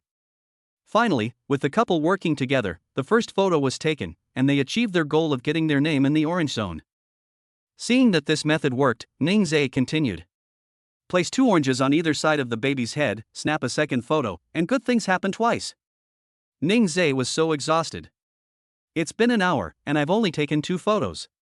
He then continued to pose the baby. With Songyu holding oranges to distract her, the subsequent photo shoot became much easier. 9 photos were taken in total, including A Bright Future Ahead, Success Upon Arrival, Enjoying the Fruits of Orange Harvest, May Your Heart Be Blessed with Orange, May Your Wishes Come True, May You Have Orange Wishes in Your Heart, Breaking Through the Waves with Orange Breeze, and A Single Move to Orange Fame and Double Good Things in Orange Harvest. The couple was exhausted. The little one had a great time and didn't feel tired at all. After all the photos were taken, Ranran finally got her oranges, completely satisfied. Ningzhe sat on the sofa, looking at the photos with Songyu. He photoshopped the idiom he had just thought of onto the photo and then edited it. His skills were comparable to those of a professional photo studio. Song Yu looked at Ning Zhe with eyes full of admiration. Their husband really can do everything. It was already past 4 in the afternoon. The little one is tired from playing and has fallen asleep. The sunlight wasn't too strong now, and since Cho Pyron hadn't been in the sun for a long time, Ning Zhe decided to let her get some sun. Ning Zhe gently put the blindfold on her, then took off her clothes, adjusted the rocking chair to the fixed mode, and pushed it to the balcony to let the little baby bask in the sun for a while. You should sunbathe naked so that your whole body gets sunburned. After showing her front, Ning Zhe turned her over and then her back. The little baby didn't wake up, she seemed to be sleeping soundly. The little one is so comfortable lying down in the sun. Even when she's asleep, her little mouth is always smiling, she's incredibly cute. Ning Zhe moved a small chair to the side and sat down, looking at his daughter, his heart softening completely. Song Yu sent the photos she had just taken to Li Lingxue. Let her see her goddaughter. Li Lingxue was absolutely charmed by the little baby. Oh my god. My goddaughter is so cute. You've got to be this creative with taking photos, isn't that what you were thinking? Song Yu sent a no emoji. He then added, it was Ning Zhe's idea, and he also took the photos. Then she took a picture of the balcony with her phone. He said, after taking photos of Ran, Ning Zhe is now taking her out to sunbathe. You can rest assured, Ning Zhe is a really good person. He didn't want me to get tired. Li Lingxue rolled her eyes on the other end, now clearly siding with Ning Zhe. Okay, Ning Zhe is the best. That's right. Song Yu added a smug emoji. Li Lingxue saved the adorable photos of her goddaughter. Thinking about her baby's 1-month celebration, what should she give as a gift? I'm so conflicted. I really have to give my goddaughter the best. By the way, haven't you gone back to your grandparents' house yet? Grandma asked me again today when you're coming back from the US, Li Lingxue asked. Why are we bringing this up again? She was distressed. Turning to look at Ning Zhe, she saw him pushing Ran in. Seeing Song Yu staring at him, he walked over and sat down next to her, asking, what's wrong? Song Yu took a deep breath and said, honey, let's go to Grandpa and Grandma's house tomorrow. Okay, my wife will decide everything in our family. Ning Zhe smiled gently. However, Ning Zhe still had some concerns. Last time, Song Yu mentioned that her grandparents doted on her. I wonder if she can accept this, or if she will be upset. He asked with concern, how are Grandpa and Grandma's health? My grandparents are in good health, and they often travel. Hearing this, Ning Zhe felt relieved. He was worried that his grandparents would be upset and faint, which would be a real problem. After all, she's his beloved granddaughter, he'd definitely be angry if she was bullied outside. Do Grandpa and Grandma have anything they like? Or anything they like? Ning Zhe wanted to understand the two elderly people's preferences first so that he could prescribe the right medicine. Song Yu thought for a moment and said, Grandpa likes to play chess, and Grandma likes to cook for Grandpa, but Grandma's cooking skills are not very good, so Grandpa always eats with his eyes closed. Song Yu couldn't help but laugh when he talked about this. These words were like a wake-up call. Ning Zhe knew what to do. Chapter 43. They still want to run away when they're right at their doorstep. Ning Zhe had a plan in mind. He then found a few more elaborate dishes online and learned how to make them, which he specially prepared for Song Yu to try at dinner. When he goes to his grandparents' house tomorrow, he wants to show off his cooking skills and get his grandmother to accept him first. Then we'll work together to conquer Grandpa. Honey, just tell me if it's good or not, don't try to comfort your husband. Song Yu smiled sweetly, honey, I really can't find anything wrong with the food you cook. No matter what you make, it's all delicious. There's really nothing wrong with it. After listening to her words, Ning Zhe picked up his chopsticks and tasted it himself. The taste was perfect, the meat was tender and smooth, and the cooking time was just right. He was still a little worried, after all, this was the first time he had met Song Yu's grandparents. After dinner, he took advantage of the evening to cram for chess. He found many tutorials online and then practiced playing against other people online. They played game after game without stopping, which made Song Yu shake his head in disbelief. Seeing how nervous Ning Zhe was, she forgot that she was the one who should be nervous. She comforted him from the side, saying, honey, don't be so nervous. Although I'm not sure if Grandpa will be angry, he won't do anything to you. It would be a lie to say Ning Zhe wasn't nervous. The granddaughter, whom the two elderly people doted on, had her studies delayed because of his premarital pregnancy. If anyone treated Ranran like that, Ningzai would break their legs. Suddenly, Ningzai asked nervously, "Will Grandpa break my legs?" He felt that men might have similar ideas, and if his grandfather had this idea, he would lose his 1.2-meter long legs. Song Yu couldn't help but chuckle to himself. "Grandpa won't do it, I promise." After saying that, he even raised 3 fingers as if swearing an oath. In truth, she had no confidence at all. All we could do was try to keep Ningzai from getting nervous. Seeing him like this, her worries about being scolded by her grandparents vanished. "The little baby is whimpering." Ningzai picked her up. "Ranran, my dear daughter, do you think great-grandpa will break my legs?" Do you think it's possible?" "Dad is so nervous." Ranran giggled. Song Yu also laughed along. He handed the baby over to Song Yu, intending to play a few more rounds. Song Yu shook his head helplessly and could only take Ranran to bed first. The mother and daughter returned to their room, and Ningzai immediately began the next round of the game. It wasn't until 11 p.m. that Song Yu woke up from her nap. Seeing that the seat next to her was empty, she got out of bed and went to the living room, where she saw Ningzai still playing chess. He was so focused that he didn't hear her footsteps. Song Yu stood by the sofa, rubbing her sleepy eyes, and said in a soft voice, "Honey, why haven't you come in to sleep yet? It's so late." Upon hearing the sound, Ningzai quickly put down his phone. "Okay, I'm coming right now." He walked over to Song Yu and helped her back to her room. He played all night and his eyes were blurry, but it was still somewhat effective. At least now when he plays against others, they don't think he's a novice. The next day, the family of 3 changed into matching outfits and packed their belongings. Then they went to the mall.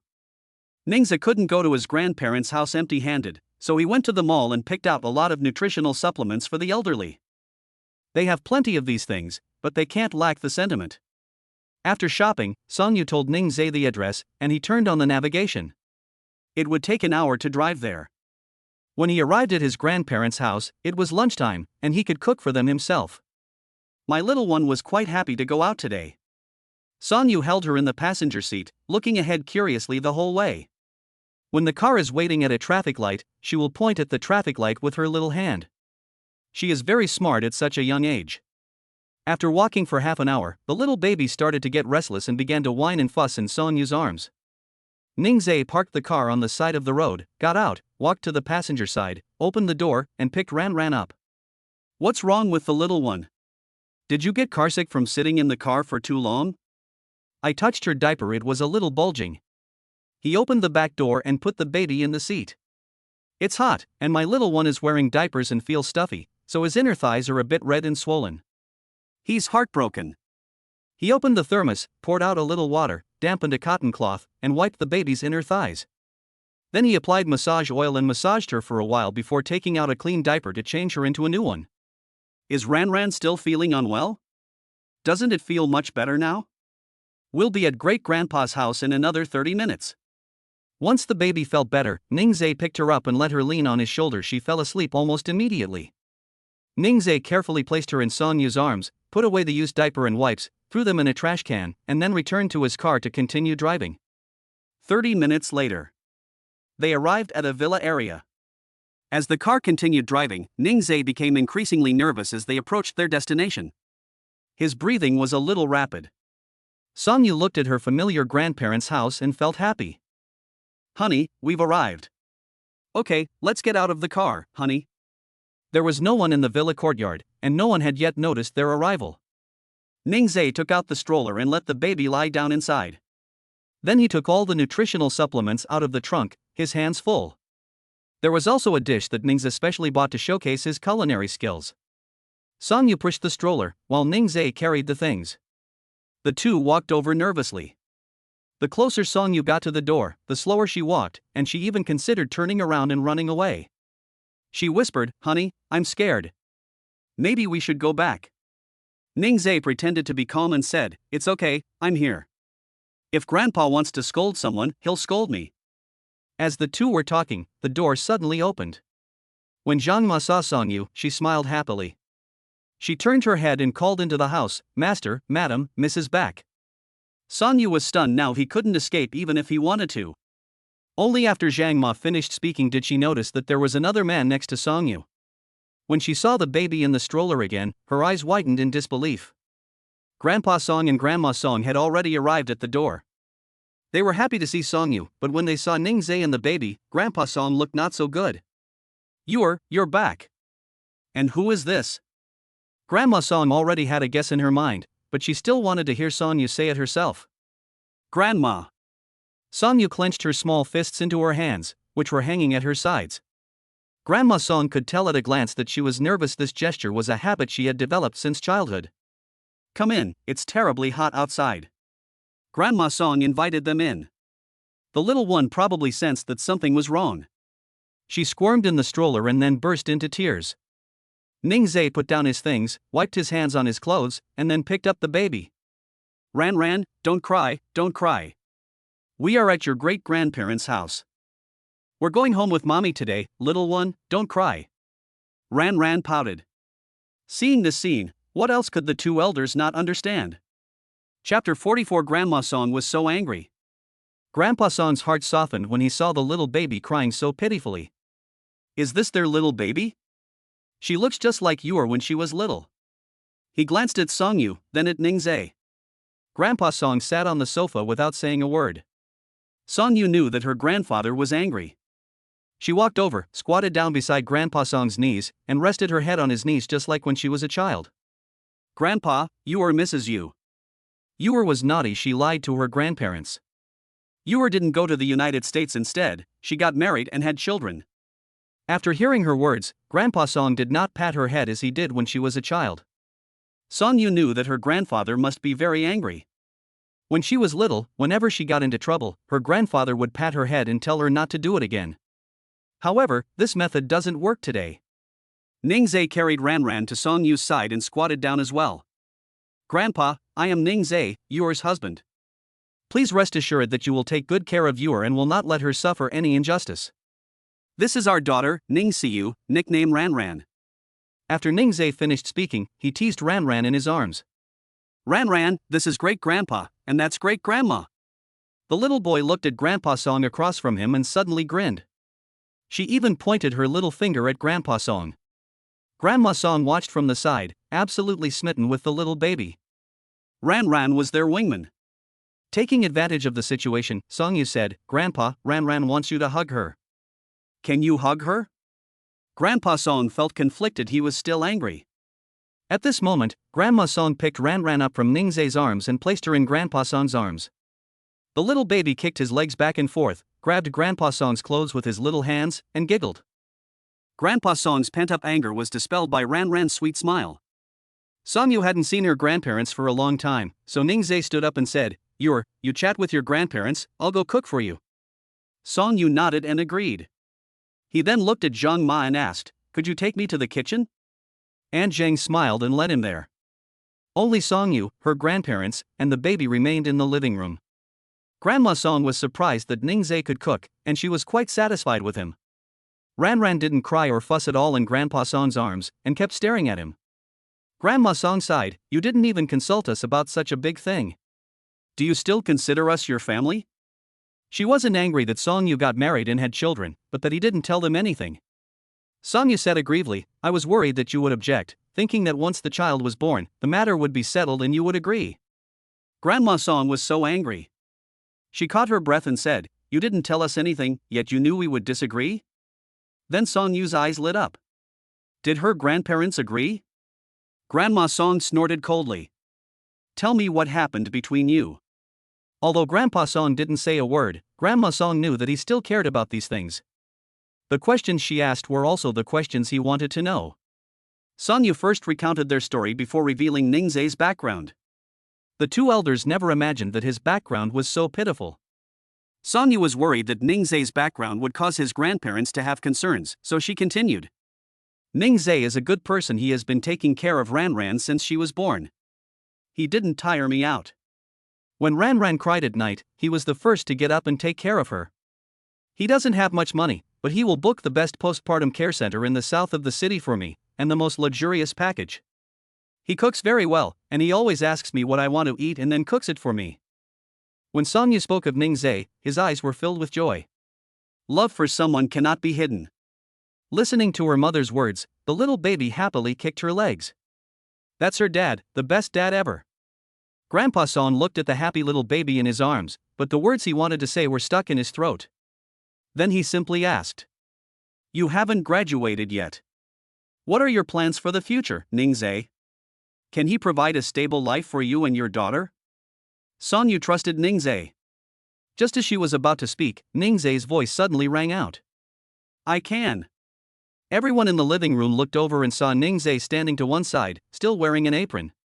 He walked over and solemnly said, "Grandpa and Grandma, please rest assured, I can give you and Ran a happy and stable life.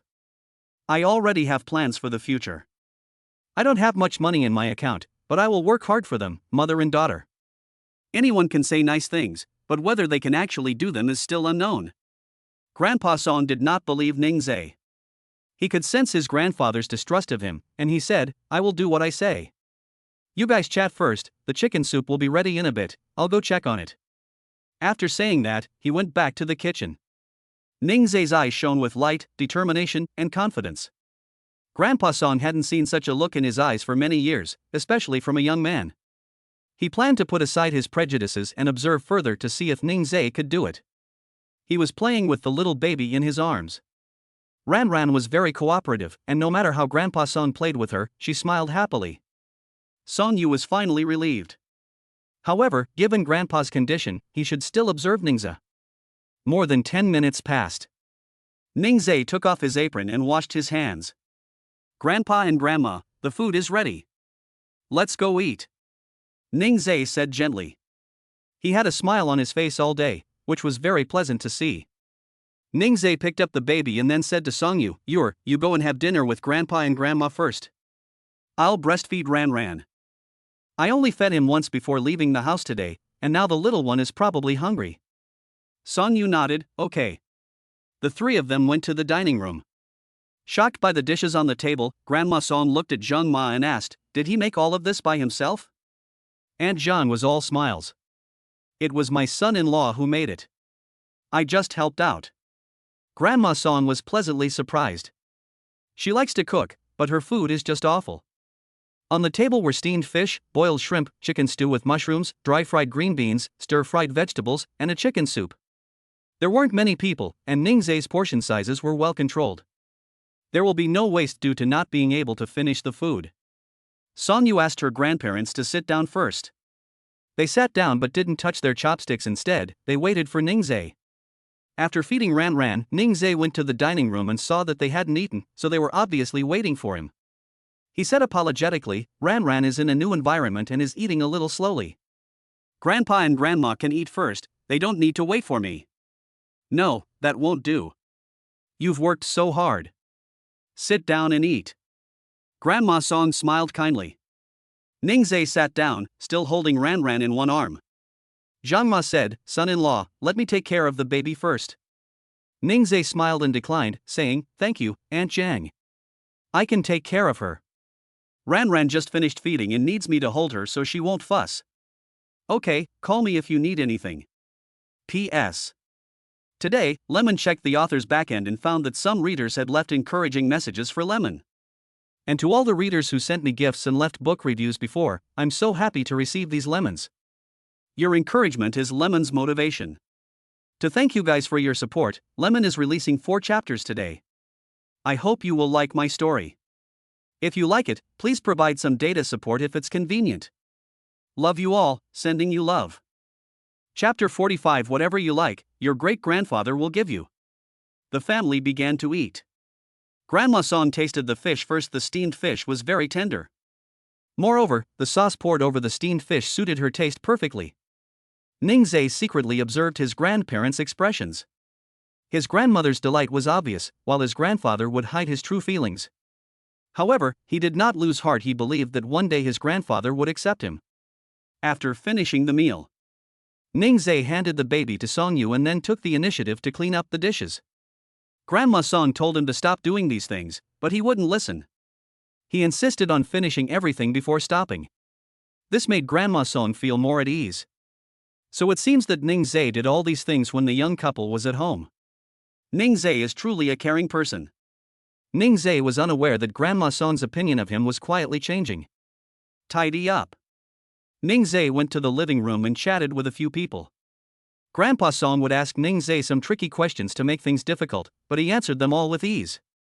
Ningzhe sighed inwardly. Gaining Grandpa's approval is a long and arduous journey. Seeing that he couldn't make things difficult for Ningzhe, Grandpa Song looked at the chessboard on the table. Ningzhe, play a game with me. He'd been playing chess for decades, and he simply didn't believe that Ningzhe could beat him. Ningzhe was incredibly excited. It's finally here. Today will be the day to test the results of his study last night. Song Yu held the baby and cheered Ningzhe on from the side. She knew that Ningzhe had been studying hard last night, and she also wanted to know if Ningzhe would beat her grandfather. The game begins. Grandpa Song gave Ningzhe 2 steps and let him go first. Ningzhe started calmly, trying to avoid his grandfather noticing that he was a novice. Playing chess can reveal a person's personality or reflect their work style from another perspective. Grandpa Song had already gained an understanding of Ningzhe just from one game of chess. Ningzhe made each move with composure and calmness, showing that he is a reserved and steady person. Immediately, Grandpa Song's prejudice against him lessened considerably. The two players enjoyed their game of chess easily and happily. The little baby was babbling away nearby. Ningzhe turned to tease her. Does your baby want to play too? Ran waved her little hands, trying to grab a chess piece. Ningzhe laughed and said, "Oh my, little darling, you can't even hold this properly. When you grow up, you can come and ask your great-grandfather to teach you, okay? Is it good or not?" He teased Ran's belly with his hand. While looking at the little baby, Ningzhe glanced at Grandpa Song out of the corner of his eye. He noticed that Grandpa Song's lips were slightly upturned, not obviously, but it felt different from when he first met him. After the first game ended, Ningzhe lost, and the two continued with the next game. Grandpa Song usually takes his afternoon nap at this time. I was very energetic while playing chess today, and I didn't even take a nap. Song Yu stayed by her side with her little baby. She worried that once she left, her grandfather would target Ningzhe. Ningzhe knew that Song Yu did it for him, and he was touched. The little baby was already asleep, watching the two play chess. It started raining all afternoon. Grandma Song sat down next to Grandpa Song and complained. Have you cooked enough? I want Ningzhe to teach me how to cook, Grandma Song said unhappily. It's raining really hard right now. Grandpa Song refused to release them no matter what. Grandma Song presented Ningzhe with a difficult problem. Ningzhe, tell me, do you want to teach Grandma how to cook or play chess with Grandpa? Well, Ningzhe is troubled. He didn't want to refuse his grandparents, nor could he refuse them. Ningzhe said, Grandpa, after we finish this dish, I'll go teach Grandma how to cook, and then we can continue cooking together tonight, okay? Grandpa shouldn't be unhappy if I say that. Spending time with him again at night is the same. Just as Grandpa Song was about to say something, Song Yu gently tugged at his clothes. The words I wanted to say turned into, go. Grandpa Song rolled his eyes at Song Yu. Ran had already woken up, and Grandpa Song carried her upstairs. Song Yu was pleased. Grandpa wasn't angry with her anymore. Very good. She went to the kitchen to help. Seeing her enthusiasm, Ningzhe couldn't bear to refuse and gave her the task of picking vegetables. She's happy to be able to help. She's never cooked with her husband before. Grandma Song looked at the young couple's sweetness with loving eyes. Ningzhe patiently taught Grandma Song, taking each step slowly. From adding oil to adding vegetables, then seasonings, and finally taking it out of the pot, Grandma Song felt she had mastered the whole process. She planned to cook a dish herself, and Ningzhe agreed to guide her. Song Yu finished picking the vegetables and planned to go upstairs to see her grandfather and her beloved daughter. Upstairs. Grandpa Song brought the little one to a storage room. It contains Song Yu's toys from when she was a child. The villa is cleaned daily, so there's no need to worry about dust on these things. Song Yu was mostly raised by her grandparents when she was young. So her grandparents' house is full of her toys. Grandpa Song looked at these toys and felt a sense of disbelief, realizing that so many years had passed. The little one waved his hands happily when he saw so many toys. Which one do you want, baby? Great-grandpa will get it for you. These are all your mother's toys from when she was little. Great-grandpa gave them to Ran, okay? Song Yu stood at the door. Suddenly, tears welled up in my eyes. She's so naughty. Grandpa loves her so much, how could she not tell him anything? After a while, she wiped away her tears and went inside as if nothing had happened. Grandpa, what are you doing? Grandpa Song looked up at her. How could he not understand his own granddaughter? The sound was clearly from crying. Come, sit next to Grandpa. Song Yu walked over, moved a chair, and sat down next to Grandpa Song. Grandpa Song held Ran Ran in his arms, and Song Yu leaned on his shoulder. Grandpa Song said earnestly, Ning Zai seems all right to me. If he dares to bully you in the future, you must tell Grandpa, okay? Now that you have your own little family, Grandpa doesn't ask you to move back in, but you must bring my great-granddaughter back to visit us every week. Can you promise Grandpa this? Song Yu's nose tingled with emotion. Her grandfather truly loved her. She sobbed as she said, okay, we'll come back every week to visit Grandpa and Grandma. The grandmother and grandson leaned against each other, a heartwarming scene. The little one was also quiet in his great-grandfather's arms, not making a fuss at all. At this moment, Ning Zai came up to him. I asked Aunt Zhang and found out they were in the storage room. Grandpa, dinner's ready. Grandma made a dish for you tonight. Ning Zai said with a smile. Seeing that Grandpa Song didn't intend to give Ran Ran to him, he didn't take the initiative to hug her either. The elderly like children, so let them stay a little longer. Grandpa Song felt very resistant when he heard that Grandma Song had specially prepared a dish for him. Does this old woman want him to die sooner? He couldn't bear to part with her now that he had such an adorable Ran Ran. He wanted to watch his little darling grow up. Ning Zai could tell from his grandfather's expression that he was reluctant. He told his grandfather not to worry, that Grandma's cooking tonight was delicious, and that he should eat more. Grandpa Song reluctantly believed it, saying he'd find out once he tasted it. It was bound to be some kind of culinary disaster. Chapter 46. Wife wants to learn? No problem, husband will teach. As a result, when Grandpa Song tasted the food that Grandma Song ate, he was slapped in the face. This is incomparable to the bizarre dishes of the past. Grandma Song said proudly, Old man, how about it? You never thought this old woman would have a day like this. Grandma Song hummed softly, quite pleased with herself. Then she looked at Ning Zai and Song Yu. Ning Zai, don't go back tonight. Stay here. I haven't seen enough of my great-granddaughter yet. The couple exchanged a glance, and then Ning Zai smiled and agreed. We weren't planning on going back either. Does Grandma not want us to stay here? Grandma Song raised her hand and gently patted Ning Zai. You silly child, what are you saying? I'm too happy to say anything. Grandpa Song remained silent, offering no comment. He was going to be completely indifferent today, and of course, that was directed at Ning Zai. She was no longer angry when facing Song Yu, and when she looked at the little baby, she loved him even more. During a family meal, Ran Ran suddenly started crying. Her crying was urgent, accompanied by cries of hunger. Hearing the crying, Ning Zai knew the baby was hungry. He quickly prepared formula and then picked up the baby to feed him. Oh dear, is our little baby hungry? It even makes hungry cries. How clever our little baby is. She truly is her parents' precious daughter. She nursed Ran Ran while coaxing her. Ning Zai spoke very gently to his baby. Grandpa and Grandma Song were pleased to see his smooth and flowing movements. Only those who do it frequently can achieve such high efficiency and speed. Their little princess Yor was also pampered when she came to Ning Zai's family. The baby is currently in the fussy stage of February. Hunger, sleepiness, cold, heat, and other factors. Babies cry and fuss at the slightest discomfort. The baby doesn't cry for no reason. There's always a reason for her crying.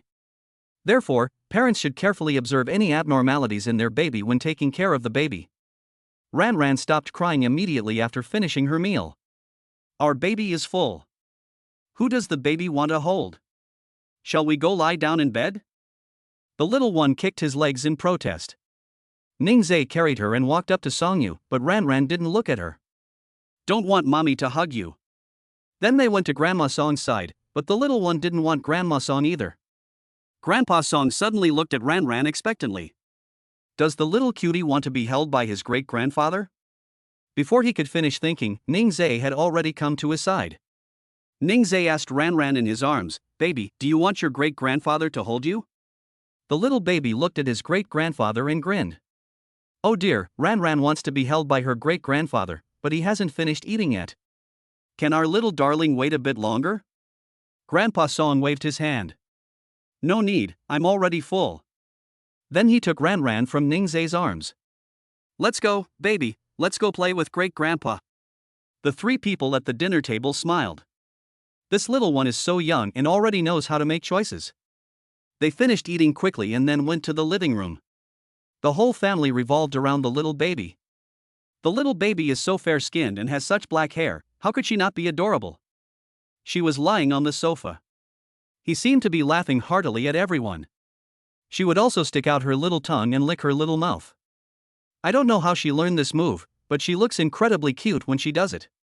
A cute, pink-cheeked baby. Ningzai took out his phone to record a video of the little baby. Ran secretly observed, curious about what her father was doing.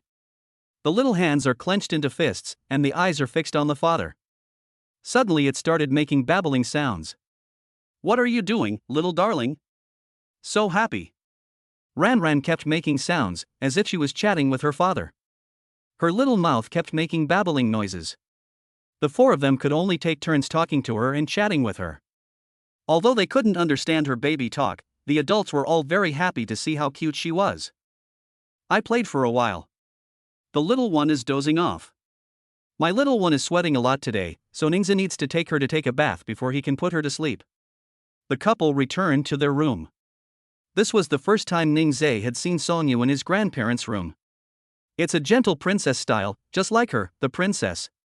I carried my little one to the bathroom. When Sonyu turned on the light, she accidentally turned on the bathroom heater light as well. Ningzai quickly covered Ran's eyes.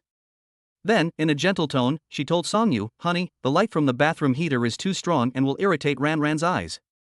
Just turn on the regular lighting." "Oh, I'm sorry, honey, I didn't know." Fearing she would blame herself, Ningzai said, "It's okay, my darling will know more in the future. With your husband here, you don't need to worry about anything else." Fortunately, there was Ningzai. The baby is still so young, and many of her bodily systems are not yet fully developed. If this hurts Ran's eyes, she will never forgive herself. Ningzai filled the water tank and then brought out clothes and other items. He started bathing the baby, and Sonyu also squatted down to bathe the baby with him. Sonyu realized that she hadn't given her baby a bath yet. Ningzai sat on the stool, laid Ran flat on his lap, and washed her face first. He supported the baby's head and neck with one hand and said to Sonyu, "When washing her face, you must support the baby's head and neck, this is to protect her." Sonyu nodded, watching Ningzai's actions. This time, she watched as Ningzai carefully taught her how to bathe the baby. He dampened the small handkerchief, squeezed it until it was half dry, and gently wiped around the baby's eyes, forehead, cheeks, and mouth.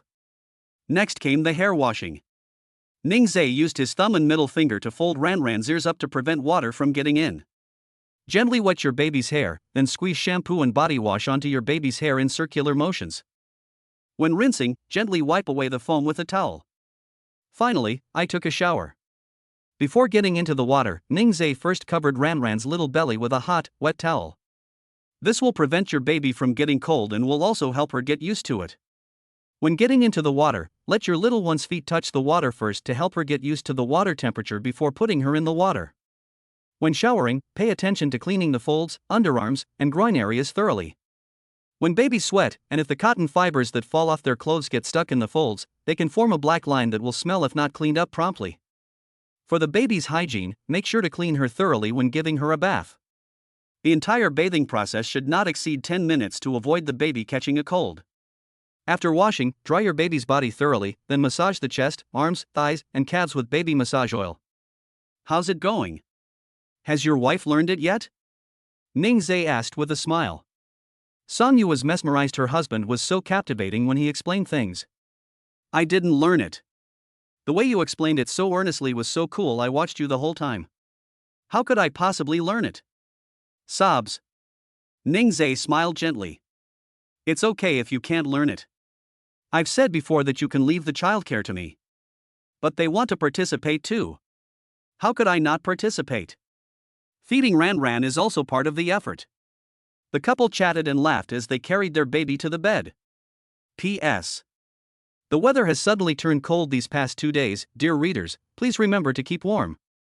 Take good care of yourself and don't get sick, otherwise Lemon will feel sorry for you. Chapter 47, Registering the baby's birth. The little one has the potential to be a chatterbox. The next day, Ningzhe came down to the kitchen early. He wanted to make breakfast for Songyu because she liked to eat it. Aunt Zhang was surprised to see Ningzhe. It was only a little past 6 o'clock. Son-in-law, I can make breakfast. You can go back and get some more sleep. This son-in-law is perfect in every way. Can you please stop taking her job? If this continues, she'll lose her job. He's so handsome, such a good cook, and so caring. How can someone be so wonderful? Zhang Ma, you can do the rest. Yu likes to eat purple sweet potato, oatmeal, and rice porridge in the morning, so I'll make it for her. As Ningzhe spoke, he began peeling the purple sweet potato. Zhang Ma had no choice. She wanted to cook too, but she was afraid that she wouldn't make it to Songyu's liking. She didn't say anything more, and the two of them busied themselves in the kitchen. It's a little past 7. Grandpa and Grandma have come downstairs, and Songyu has also arrived carrying Ranran. Seeing Ningzhe in the kitchen, she said, "You woke up and couldn't find anyone. Your precious daughter is looking for you." Ningzhe smiled and went over to hug Ranran. "Oh dear, my little one is looking for Daddy. Daddy's here to make breakfast for Mommy." Dad made Mom's favorite purple sweet potato, oatmeal, and rice porridge. When Ranran grows up and can eat it, Dad will make it for her too. I cooked breakfast as soon as I arrived yesterday, and I got up early again today to make breakfast. It was specially made for Songyu. Grandma Song now truly believes that Ningzhe will take good care of her and her daughter. Grandma Song tugged at Grandpa Song's clothes and whispered, "Look how well he takes care of you. Don't keep such a stern face. He even plays chess with you and teaches me how to cook. He's much better than those rich young masters." This time, Grandpa Song didn't snort, but surprisingly nodded. After finishing his meal, Ningzhe said, "Grandpa and Grandma, we're going to register Ranran's household registration today. If we're late coming back for lunch, please eat first, okay? Don't wait for us." Grandma Song smiled and said okay. The couple took their belongings with them. To register a baby's birth, you need to prepare both parents' ID cards, marriage certificate, and household registration booklet. Most importantly, you also need the baby's birth certificate, which must be the original. "Have you brought all the documents?" Songyu asked. "I feel at ease handing over these materials to Ningzhe. If you ask her to prepare, she'll definitely forget one thing and another." Ningzhe smiled gently. "Your husband has a good memory, don't worry, he brought everything." He picked up the baby. Ranran said goodbye to her great-grandparents. "Wait for us to come back." The little baby made and sounds and even smiled at Grandpa Song. It seems Ranran really likes her great-grandfather, just like her mother likes her grandfather. A family of 3 went out. I drove to the police station under the jurisdiction of my household registration. Walking into the police station, there were quite a few people there to handle their business. They arrived at the birth registration window, where police officers presented them with a citizen's birth registration application form. Ningzhe asked Songyu to take care of Ranran while he filled out the form. After filling out the form, you can go to the processing window and wait for your turn. Ningzhe sat on a chair with Ranran in his arms, waiting. There were police officers sitting opposite them. The little one looked at the serious-looking police officers and suddenly started crying. This startled the two of them. After taking care of the baby for a long time, Ningzhe can tell why the baby is crying just by listening to the sound of the crying. The little one was feeling uneasy and scared, so Ningzhe comforted Ranran. "Don't cry, baby. This is a police station, it's very safe. The police officers are good police officers who protect the people, so Ranran is not afraid." Ningzhe coaxed him. The baby kept crying, and even cried at the top of his lungs. The police officer opposite noticed and took off his police hat and placed it on his desk. He squatted down in front of Ranran, holding a small ball in his hand, and teased the little baby. The baby is afraid of the uncle.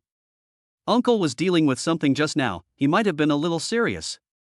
The baby is so cute, how could the uncle bear to scare the baby? The police officers were swinging a ball in their hands. Ranran saw the ball she liked and stared at it for a long time. She stopped crying and started making babbling sounds. "Here, this ball is for the little one. Uncle has to go now." Ningzhe reached out and took the small ball. "Thank you, police officer. With a little toy, the little one will behave well. You can play with just one ball for half a day." There were a lot of people today, handling all sorts of things, and by the time it was their turn, it was almost closing time.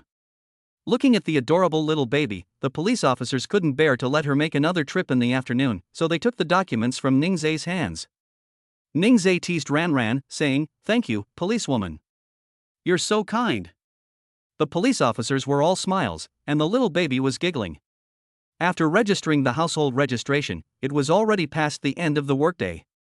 Ningzai felt sorry. "I'm sorry to bother you, and I'm making it too late for you to get off work." The police officers smiled as they served the people. Ding! Congratulations, host, for successfully registering your baby's birth. You are rewarded with a pair of gold baby bracelets. Yo ho! A gold bracelet would be nice. He was also thinking of buying a pair for his baby before the full moon celebration. He saw online that many mothers were buying gold or silver bracelets for their babies. If other people's babies have something, their babies can't be without it either. Ningzai could already feel the tightness in his pockets. I really like putting the things the system sends me in my pocket. System. It's lunchtime. Ningzai took Songyu to a restaurant. It's too late to rush back now, so let's just eat out. Ningzai specially booked a private room. The little baby had been drinking formula all day, and he wanted to let her have some breast milk, otherwise she would protest. Songyu breastfeeds Ran. Ningzai thought that since he was out today, he might as well go and get his little one's medical insurance card. He said, "Honey, let's go to the medical insurance center this afternoon and get Ran a medical insurance card." Medical insurance card? What is this for? Songyu didn't know about this thing, she had never used it before. She has a private doctor at home to take care of her when she is sick. Judging from her expression, Ningzai knew she didn't know what a medical insurance card was. He explained that the medical insurance card only costs 200 or 300 yuan a year, and more than 80% of the baby's hospitalization expenses can be reimbursed. If you apply for medical insurance within 3 months of your baby's birth, you can enjoy medical insurance benefits and have your birth expenses reimbursed. Basic medical insurance covers a portion of the costs for routine medical visits and medication purchases.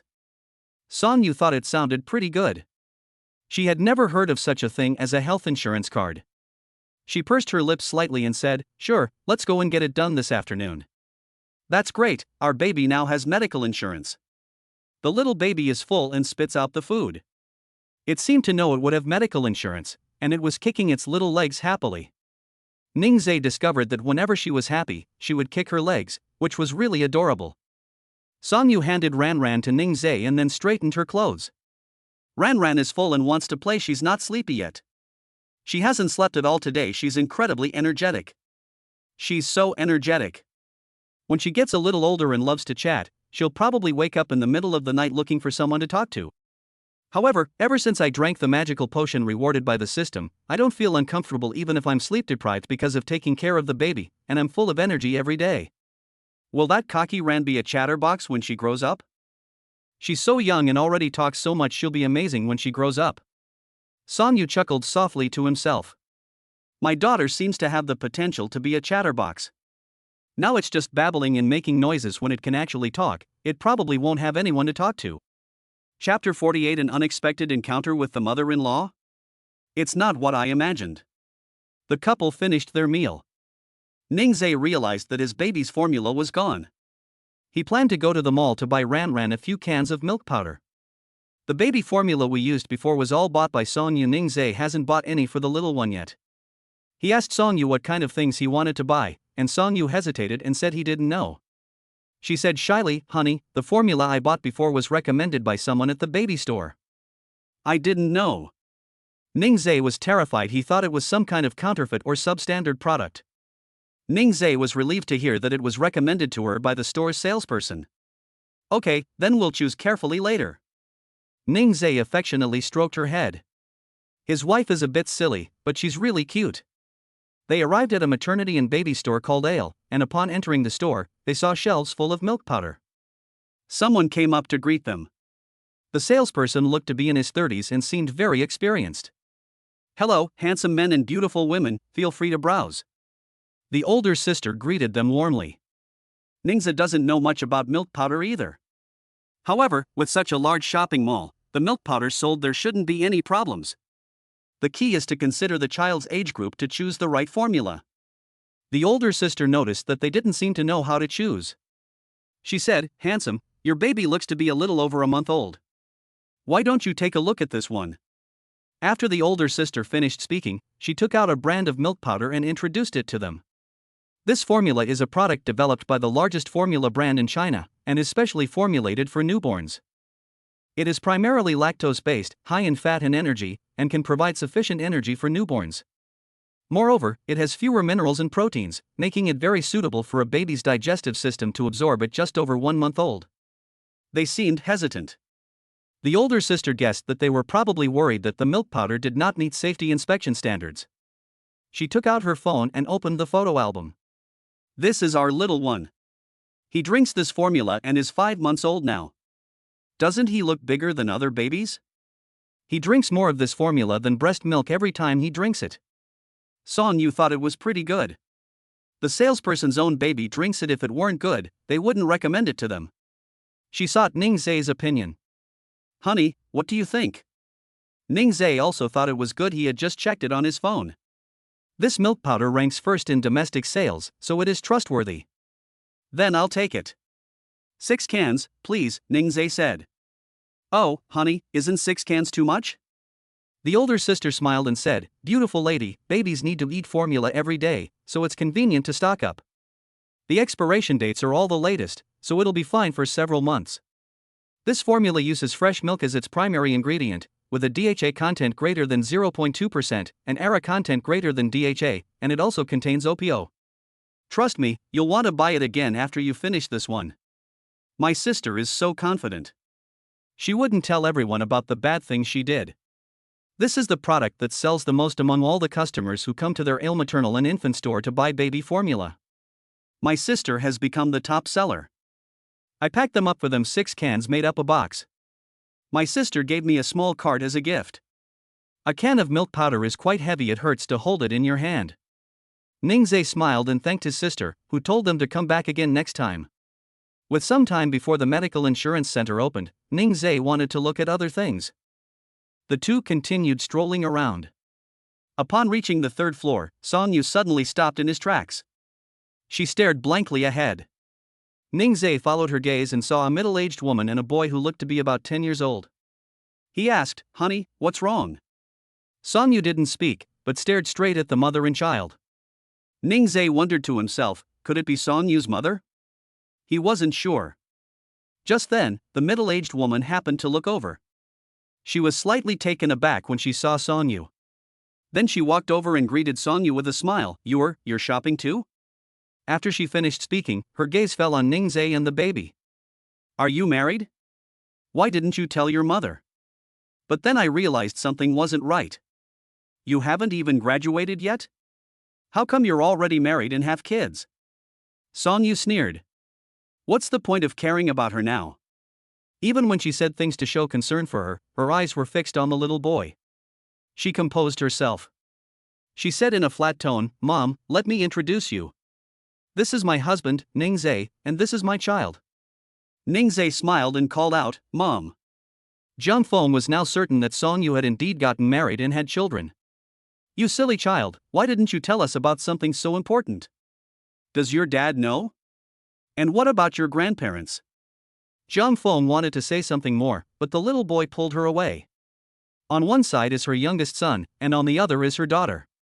Jiang Feng didn't say anything more, and took out 2 stacks of money from her bag and gave them to Song Yu. "Your brother is making a fuss, so we're leaving first. You can keep this money, consider it for my granddaughter." Song Yu watched Jiang Feng's departing figure with disappointment. Ning Zai helped her to sit down on a stool nearby. He held her in his arms and comforted her, saying, "Don't be sad. You have me and our lovely daughter. We are your family. Have you forgotten that you said that yourself? Sweetie, give your husband a smile. Our Ewer looks her best when she smiles." Song Yu couldn't help but chuckle. She never had a deep affection for her parents. It's just that seeing it still makes me a little sad. Now that's good, she has a husband, children, and grandparents, and that's enough. Honey, I'm fine. I'm so happy to have you. The baby was whimpering in the stroller. How could such an important moment be complete without her? Ning Zai picked her up. "Oh, Ran, you need to comfort your mom too, right? how about you hold mommy's little hand and comfort her? Holding Ran close to Song Yu, the little baby actually grabbed her mother's hand. Song Yu was pleased. Their baby is still the best. Honey, let's keep shopping. We still need to get Ran's medical insurance card later. Oh right, there was this unexpected incident. Ningzai almost forgot about it. Okay, let's keep shopping. Whatever you like, honey, I'll pay for it. Yeah. There was a shoe store nearby, and Song Yu planned to go look at shoes. Now that she has a baby, she needs to be dressed comfortably so she can walk steadily. Ningzai looked at the shoe store and frowned slightly. She pulled Song Yu, preventing her from going over. Honey, how about we buy something else? I don't want to buy you shoes. Song Yu blinked, puzzled. Why? Ningzai sighed and said, I've heard a saying that if you give someone shoes, you'll send them away. I don't want you to leave me. Our family should stay together forever. Song Yu smiled slightly, surprised that such a saying existed. Okay, let's not go shopping for now. It will take a while to drive to the medical insurance center. Let's go get Ran's medical insurance card first, and we can go shopping next time. Okay, I'll listen to my wife. P.S. Lemon's book has reached 100,000 words today. So excited! Oh, this is Lemon's first time writing for a male-oriented genre. There were many things I didn't understand, and I relied entirely on the author friend, Lemon, for help. Lemon doesn't really understand guys' psychology, and she's afraid you guys won't like it, boo-hoo. Finally, Lemon has completed her first stage goal. The next goal is 200,000 words. Let's go! Most importantly, without your support, Lemon wouldn't be where it is today. Thank you so much for your support, dear readers. Chapter 49, What Should I Choose? A mother struggling with this decision. After getting the baby's medical insurance card, they went back to the grandparents' house. After having dinner with his grandparents, Ningzai went back to his room to pack his things. Grandma Song was reluctant to see them leave. Why not stay a few more days? You're going back after only 2 days. This is your home too. Song Yu knew that her grandmother was reluctant to part with her. She hugged Grandma Song and comforted her, saying, Grandma, it's not like we're not coming back. We're all in Nanchang, and it only takes an hour to drive back. We'll come back to see you every week. Song Yu wrote down their home address by hand and said, Grandpa and Grandma, this is our home address. You and Grandpa can come and visit us. Grandma Song was unhappy. Grandpa Song was also reluctant to part with it. The little baby is so cute, I only saw her for 2 days before I had to leave. Are you sure you don't want to stay a couple more days? Grandpa Song suddenly asked. Song Yu knew that her grandfather was reluctant to part with Ran, so she smiled and said, Grandpa and Grandma, Ran is already a month old, but we haven't held a full month celebration for her yet. We've already set the time, so we need to go back and prepare. Grandpa and Grandma definitely have to come to Ran's 1 month celebration. So that's what it was about. Then they forgave her. Their baby's 1 month celebration is very important. Okay, you guys go back and get ready. Send us the time and address of the full moon celebration, and we'll be there on time. Okay, Grandpa and Grandma, don't worry. After giving his instructions, Ningzai packed his things and came downstairs. Grandpa Song held the little baby with great reluctance. Upon arriving at the courtyard, Ningzai loaded the items into the car. Grandpa Song waited until he saw that everything was taken before handing the little baby over to Song Yu. Then she looked at Ningzai and said, Ningzai, if you dare to bully you'll be sorry. Ningzai has heard quite a few warnings in the past 2 days. Ningzai smiled and said, Grandpa, don't worry, I won't wrong you. We'll only get better and better. Grandpa Song snorted coldly. They then got into the car and left. Grandpa Song and Grandma Song watched the whole time. They only turned and went inside after the car was out of their sight. Returning to the spring breeze of Shirley. Stepping into her home, Song Yu felt as if she hadn't been back in a long time. She had lived at her grandparents' house for over a decade, so why was she now attached to the home she shared with Ningzai? Ningzai felt the same way. This is their home. Returning to their own home feels very comfortable. The little one was happy to be home. Ningzai changed her clothes and then put her in the rocking chair to play by herself for a while. The couple leaned back on the sofa. Comfortable. Ningzai gives Song Yu a massage. Although her back pain has subsided, massage can still be beneficial for improving circulation. After pressing the buttons for a while, Song Yu said, "Let's confirm the location for the full moon banquet first." This matter dragged on for a while, and the baby was already a month old. Good. Ningzhe pulled out the restaurant he had previously chosen. There were 4 companies in total, and they all looked quite good, each with its own style, which made Song Yu conflicted. Ningzhe felt that all of them were the same, but Song Yu wanted something more dreamy. Their baby is so adorable, even if there aren't many people at the full moon celebration, we'll still make sure it's a great one. There was one restaurant with champagne-colored tables and chairs, which Song Yu liked the most at first glance. But because the plates from another restaurant were so cute, she wanted to order from that restaurant instead. "Honey, I'm so conflicted. I like both of them so much, what should I do? Which one should I choose?" Even when his wife is worried, she looks so charming. Asking him which company to choose really stumped him. He chose someone Song Yu didn't like, and she'll pass on that person later. Ningzhe suddenly thought of a method. He put the baby on the crawling mat. Then open a picture on each of the 2 phones and let the little one choose. "Honey, let Ran choose. This is her full moon celebration, so what she likes is the most important thing." Song Yu thought that made sense too. Let the little one choose for themselves. This couple is truly something else. While other parents choose for themselves, they let their little one choose by drawing lots. Ran couldn't see the patterns on the 2 phones clearly, she just grabbed one by instinct. The little one was grabbing Song Yu's phone, which happened to be the picture of the champagne-colored table and chairs. That's the decision. The next day, Ningzhe called the hotel. He added the person in charge on WeChat and sent him a picture. "Hello, I'd like to decorate the private room like this, is that alright?" The person in charge glanced at the picture and said there was absolutely no problem. "Sir, yes, that's fine. Would you like the color scheme to be the same as the one in the picture?" Ningzhe thought about it and decided it would be better to keep it the same as the picture, so it wouldn't look strange later. "Yes, just like the picture. Please don't misspell our baby's name, and please include a photo of our baby on a large poster."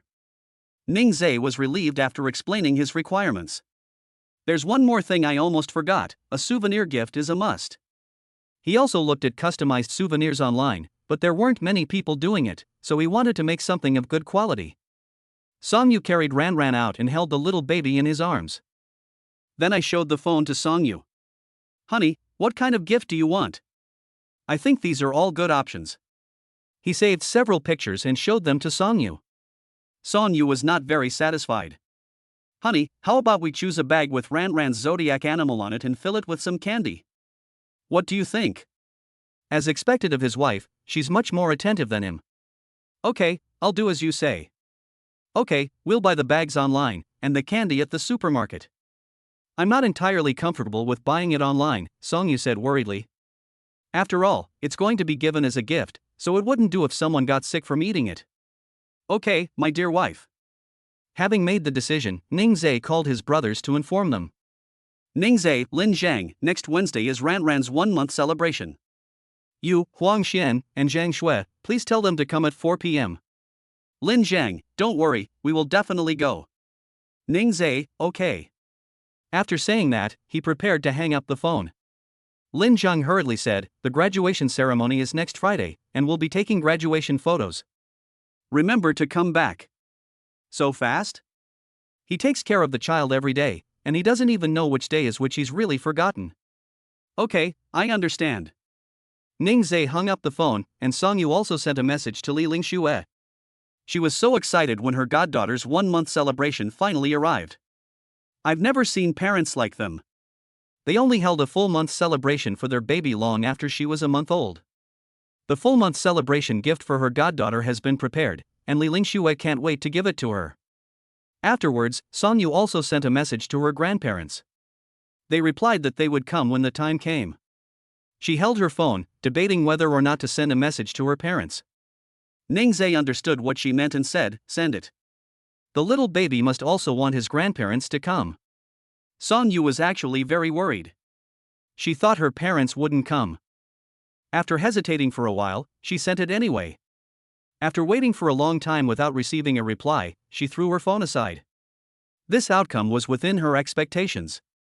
Chapter 50: The incredibly photogenic, arrogant Ran. Time quickly came to the day of the full moon celebration. Ningzhe dressed the little baby in festive clothes. It was a red bodysuit with a white collar. Pair it with a lace hat in the same color scheme, and it's so cute.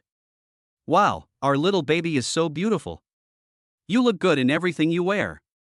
Ningzhe looked at it and couldn't help but praise it. Their baby is the cutest baby he has ever seen. Of course, he hadn't seen many children either. However, he wouldn't accept any arguments against his own child being so beautiful and adorable. Son Yu chuckled to himself. That's enough. If others heard us say that, they'd laugh at us. Ningzhe didn't care there was no one else, unless Yu wanted to make fun of her husband. My husband is so good, I would never laugh at him. Son Yu said coquettishly, clinging to Ningzhe's arm. Ningzhe found this tactic very effective. He loved Son Yu's coquettishness. But he'll beat up anyone who dares to say his baby isn't cute. Every time we go out, my little darling gets so many stares. Who wouldn't love her? Ran is the cutest, isn't she, my little darling? And also, if anyone dares to bully our little darling in the future, Daddy will beat them up too. The little one immediately kicked his legs, first agreeing with his father. Ningzhe was delighted to receive a response from his little one. Son Yu shook his head helplessly. The father and daughter really know how to have fun. Their mother can't even get a word in edgewise. Ningzhe took out the gold bracelets that the system had rewarded him with last time and put them on the little baby's wrist, one on each wrist, and the size was just right. He even suspected that it was specially prepared by the system. System, yes. The little system beeped softly. Son Yu exclaimed, "Honey, when did you buy this gold bracelet? How come I didn't know?"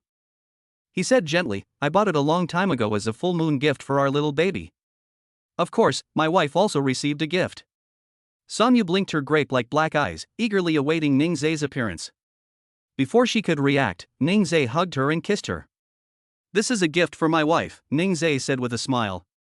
Son Yu was unhappy. She snorted, "Ningzhe, you gave Ran a gold bracelet, but you gave me a kiss. Humph, you're just like those guys online. Once you have a mistress, you don't need a real mistress anymore." Oh dear, she's angry and doesn't even call her husband, she just calls him by his name. Ningzhe looked at her aggrieved little expression and held her hand. Then he reached into his pocket and took out a necklace. "This is the perfect gift for my wife." Seeing the black swan necklace on his hand, Son Yu finally cheered up. Ningzhe put it around her neck. The necklace matched her dress perfectly. He kissed Son Yu's necklace, then kissed her collarbone. Son Yu felt happy. Ningzhe was so shrewd. "Let's go to the hotel." He picked up Ran and said, "Let's go, we're going to the hotel to celebrate the little baby's 1-month birthday." The little one was immediately excited when he heard that we were going out, waving his little hands and making and ah sounds. Jihua Hotel. Ningzhe drove to the hotel, and as soon as he got out of the car, someone came to greet him. He took the gifts out of the trunk, and a hostess led them inside, and someone parked the car for him. This hotel's amenities are really quite good. We arrived at their reserved private room, which was quite large, with a dining table on one side and a sofa on the other, making it very convenient for people to sit and rest. He placed the gift on the table by the door. There was a large poster of Ran baby at the entrance. Ningzhe selected 3 of his favorite photos and had the hotel put them on a poster. He wanted his family and friends to see his adorable baby daughter. The little baby saw his own photo and pointed at it.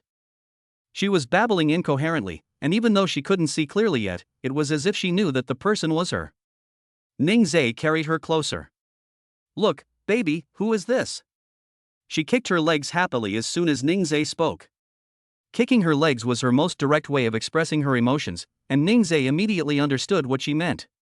"Oh my, you don't want to leave after seeing your own photo, do you? There are more over there, let's go take a look." Carrying Ran, I brought her to the sofa. There were balloons and a photo wall, which was covered with photos of her from birth to the present. These photos can be taken back after the full moon celebration. The couple looked at the photos, unaware that Lin Zhang and the others had arrived. Ningzhe, sister-in-law. Hearing the sound, the couple turned around. Ningzhe greeted him warmly with a smile, "You've arrived."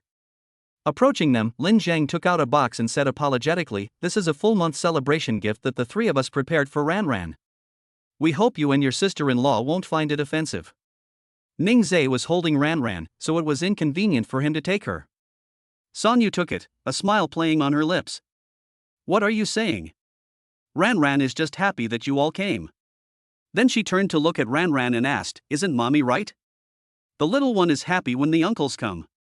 This little one is so knowledgeable at such a young age. She kicked her legs to express her joy.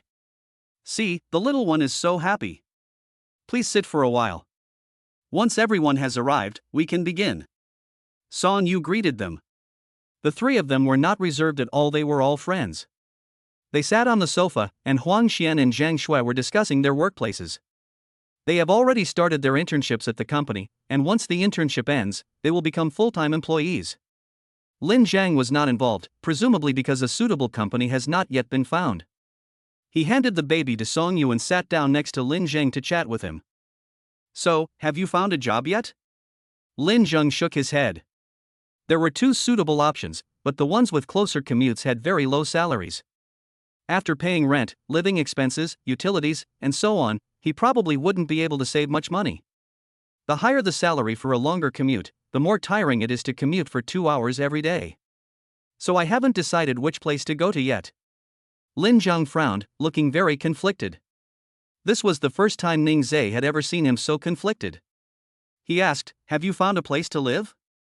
Yes, you know the Oriental office building, right? It only takes half an hour to get there from my rented apartment. Oriental office building? Isn't that the office space that the system rewarded him with? That would be perfect. He patted Lin Zhang's shoulder gently and said, don't rush, think it over carefully first. He didn't rush to express his thoughts, planning to take Lin Zhang to see the office space first and then hear his opinion.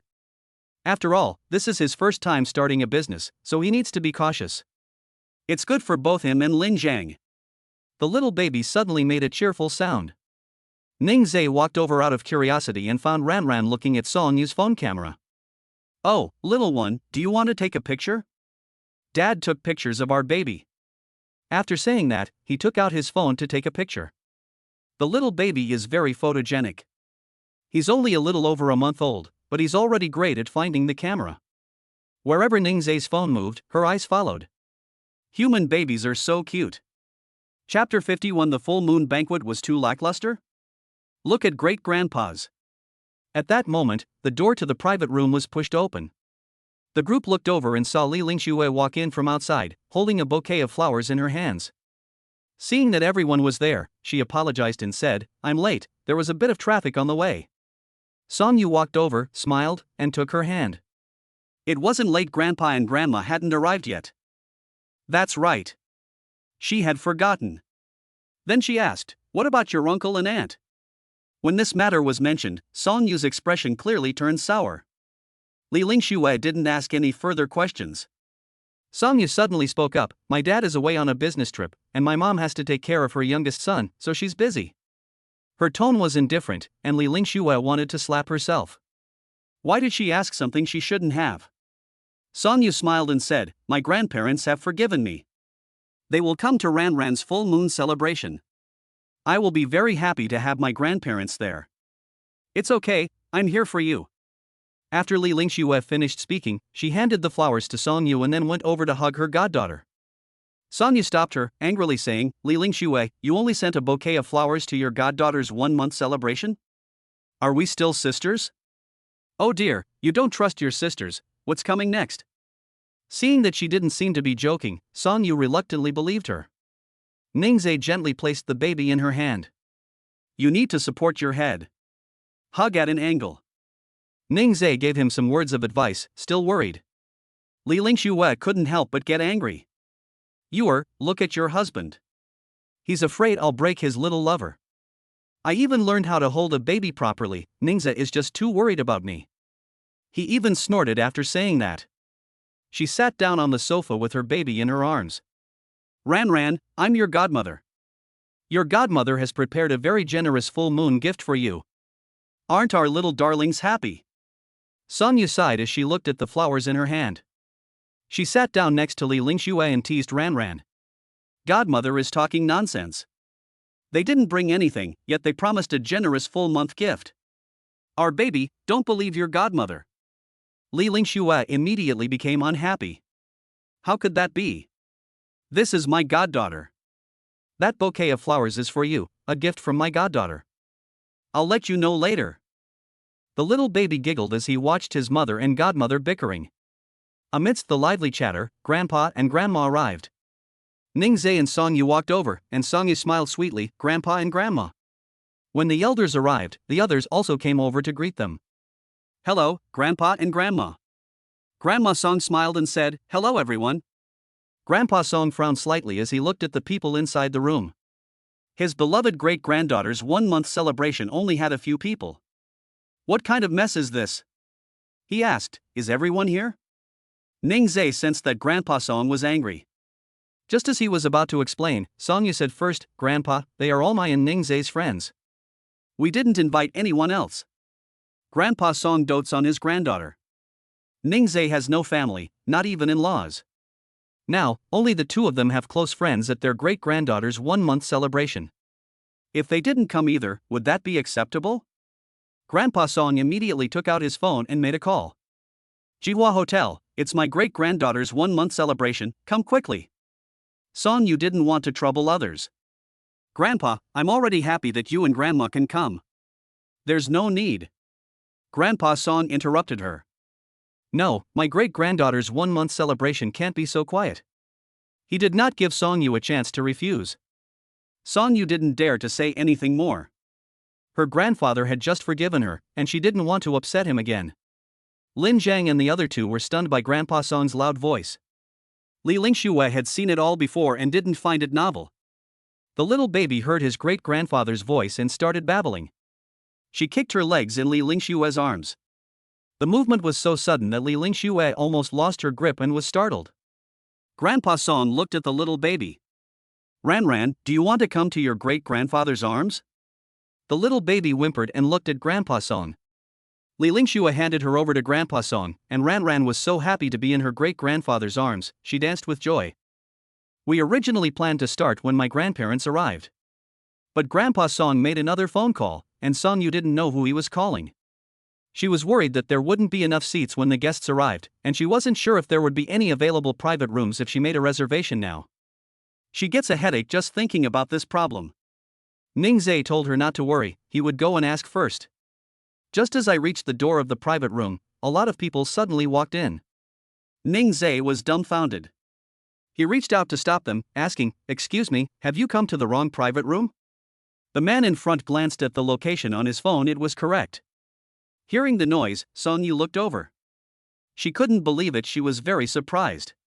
She walked over and said to Ningzhe, Honey, they are my uncles and aunts, as well as my cousins. Ningzhe? I've never heard Song Yu mention it. Then she introduced him to her uncles and aunts. Uncles and aunts, this is my husband, Ningzhe. Ningzhe greeted them with a smile. Hello, uncles and cousins. They looked Ningzhe up and down. Ningzhe smiled gently. He was tall, handsome, and spoke softly. After watching for a while, they looked away. He then looked at Song Yu and said, You silly child, you're married and have kids, and you didn't even tell us, Uncle Songlin said unhappily. No, Yu is done with her work. She chuckled. She was so happy that so many people came to celebrate Ranran's 1-month birthday. Uncle and cousin, please come and sit down, Ningzhe said. Song Yu had been worried that there wouldn't be enough seats, but now it's perfect, there isn't a single empty seat. Lin Zhang and his two companions became very nervous upon seeing so many elders. They walked up to Ningzhe and whispered, Ningzhe, should we go first? No, sit down and eat. It's okay. Well. All right. Everyone took their seats, and the little baby was in Grandpa Song's arms. As soon as they sat down, they took out gifts one after another, and Ran was happy to see the gifts. Song Lin said, It was too sudden, I didn't have time to prepare properly, so I just bought a few toys for children. There are puzzles, a children's piano, a rocking horse, and a cradle. They're all placed by the door. You can take a look for yourselves later. Ran doesn't need these toys yet, but Song Yu is very happy. Then, Song Lin took out a large red envelope. The red envelope looks very thick. I have no idea how much money is inside. Here, this is a big red envelope for our little one. Uncle Song Jian was not to be outdone. He took out several bags of clothes. These are clothes I bought for my little one. I don't know what size she'll wear, but I bought them all. If she can't fit into them now, she can wear them when she's older. Of course, red envelopes are also essential. After saying that, he glanced at Song Lin, whose red envelope was bigger than Song Lin's. The two even compared themselves to each other. Song Yu took the several large bags and looked through them. There are onesies, little skirts, little clothes, little pants, and little socks, and many more. The dress is too big. Ran will have to wait until she's a little older to wear it. There were also small shoes at the bottom of the bag. Song Yu thought that her uncle had taken everything that was in the store. My cousins also brought out their gifts. It consists of pure gold pendants, pure gold bracelets, and necklaces. Seeing that everyone else had given gifts, Li Lingxue quickly took out her own full moon gift. Chapter 52 Full Moon Gift. What did Godmother give? Seeing Li Lingxue acting mysteriously, they cast expectant glances their way. Song Yu, in particular, was curious about what she would bring out. She reached into her bag, fumbled around for a while, but still couldn't take it out. Song Yu wondered, could it be a red envelope? Red envelopes don't have to be this mysterious. At that moment, Li Lingxue took a card out of her bag. Ding ding ding ding. Everyone looked over and saw a bank card. She put the bank card into the baby's hand, and Ran immediately grasped it. Her little eyes suddenly widened as she looked curiously at the small card in her hand. My sweet Ran, this is from your godmother. My darling has grown up. You can buy whatever you want now. The password is your birthday. Song Yu never expected that Li Lingxue would give him money directly. She didn't know how much was in the card, but given Li Lingxue's personality, it certainly wouldn't be a small amount. However, since it's for their precious children, she'll help Ran save it up. Li Lingxue tilted her head and winked at her. How about it, sis? Aren't we best sissies? Song Yu nodded, absolutely. Well done, Ran's godmother. Ningzhe was deeply moved to see so many people giving gifts to his little one. He was also worried that the baby's 1-month celebration would be too quiet and might leave a negative impression. Even though she's still young and doesn't know it, she'll definitely be sad if she hears about it when she grows up. Ningzhe poured himself a cup of tea and raised it in thanks. Grandpa and Grandma, uncles and aunts, cousins, Li Lingxue, and my good brothers, today, on behalf of Ran, I thank you all for coming. Apart from his uncles and cousins, everyone else knew what Ningzhe meant. He was happy for the baby. Ran hasn't cried or fussed at all since we left home today. When I'm sleepy, I sleep. When I wake up, I keep blinking and looking at everyone. Her little head must be very curious about why there are so many people. Grandpa Song was feeding her milk, and her little hand was still tightly clutching the bank card that Li Lingxue had given her. Song Yu wanted to put it away for her, but she disagreed. After finishing the bottle of milk, he continued playing with the bank card in his hand. Song Yu said she was such a little money grubber. The little one disagreed and huffed in protest. It's as if it's saying, my godmother gave it to me, and my mother isn't allowed to take it. Song Yu went with her. At this moment, Grandpa Song also took out the gift he had prepared. It is a pure gold longevity lock. The longevity lock is very large, many times larger than ordinary ones. It must be custom made. The longevity locks sold in stores are not usually this big. The next moment proved their idea correct. They saw that the longevity lock was engraved with the 3 characters Ning Siu. When Song Yu saw the longevity lock, she thought of hers, whose longevity lock also had her name engraved on it. Her name was given to her by her grandfather. She couldn't hold back her tears, which fell down in a steady stream. Grandpa's love for Ran was the same as his love for her. Ningzhe hugged her and gently comforted her. Don't cry, Ran is very happy because so many people love her. Song Yu also felt happy, and she cried tears of joy. Grandma Song also took out her gift. It's a set. Inside are a golden spoon, a golden bowl, and golden chopsticks, commonly known as the 3 treasures of fortune. A golden spoon symbolizes peace, prosperity, and good fortune, carrying a very positive symbolic meaning. A gold bowl is a symbol of good fortune and wealth. Its wide opening symbolizes a broad and inclusive mind. Golden chopsticks symbolize abundance and prosperity, and the 5 blessings filling the home. Each item has a beautiful meaning. Grandma's gifts were very thoughtful. The little baby pointed to the golden spoon. Song Yu noticed that she wanted it, so she took it out, wiped it clean with baby wipes, and then gave it to her. The little one held the golden spoon in his hand, then let go of the bank card. Ningzhe caught it with lightning speed. Oh dear, now that our little darling has her great-grandmother's golden spoon, does she no longer want her godmother's caca? Daddy, please ask mommy to put it away for the baby. Ningzai continued talking to himself, but Ranran completely ignored him. He handed the bank card to Songyu to put away. Everyone adores the little baby. My uncles and aunts just came and they haven't had a chance to properly look at Ranran's photos yet. Now that they've finished eating, everyone's gathered around the photo wall. Oh my, what a lovely little face.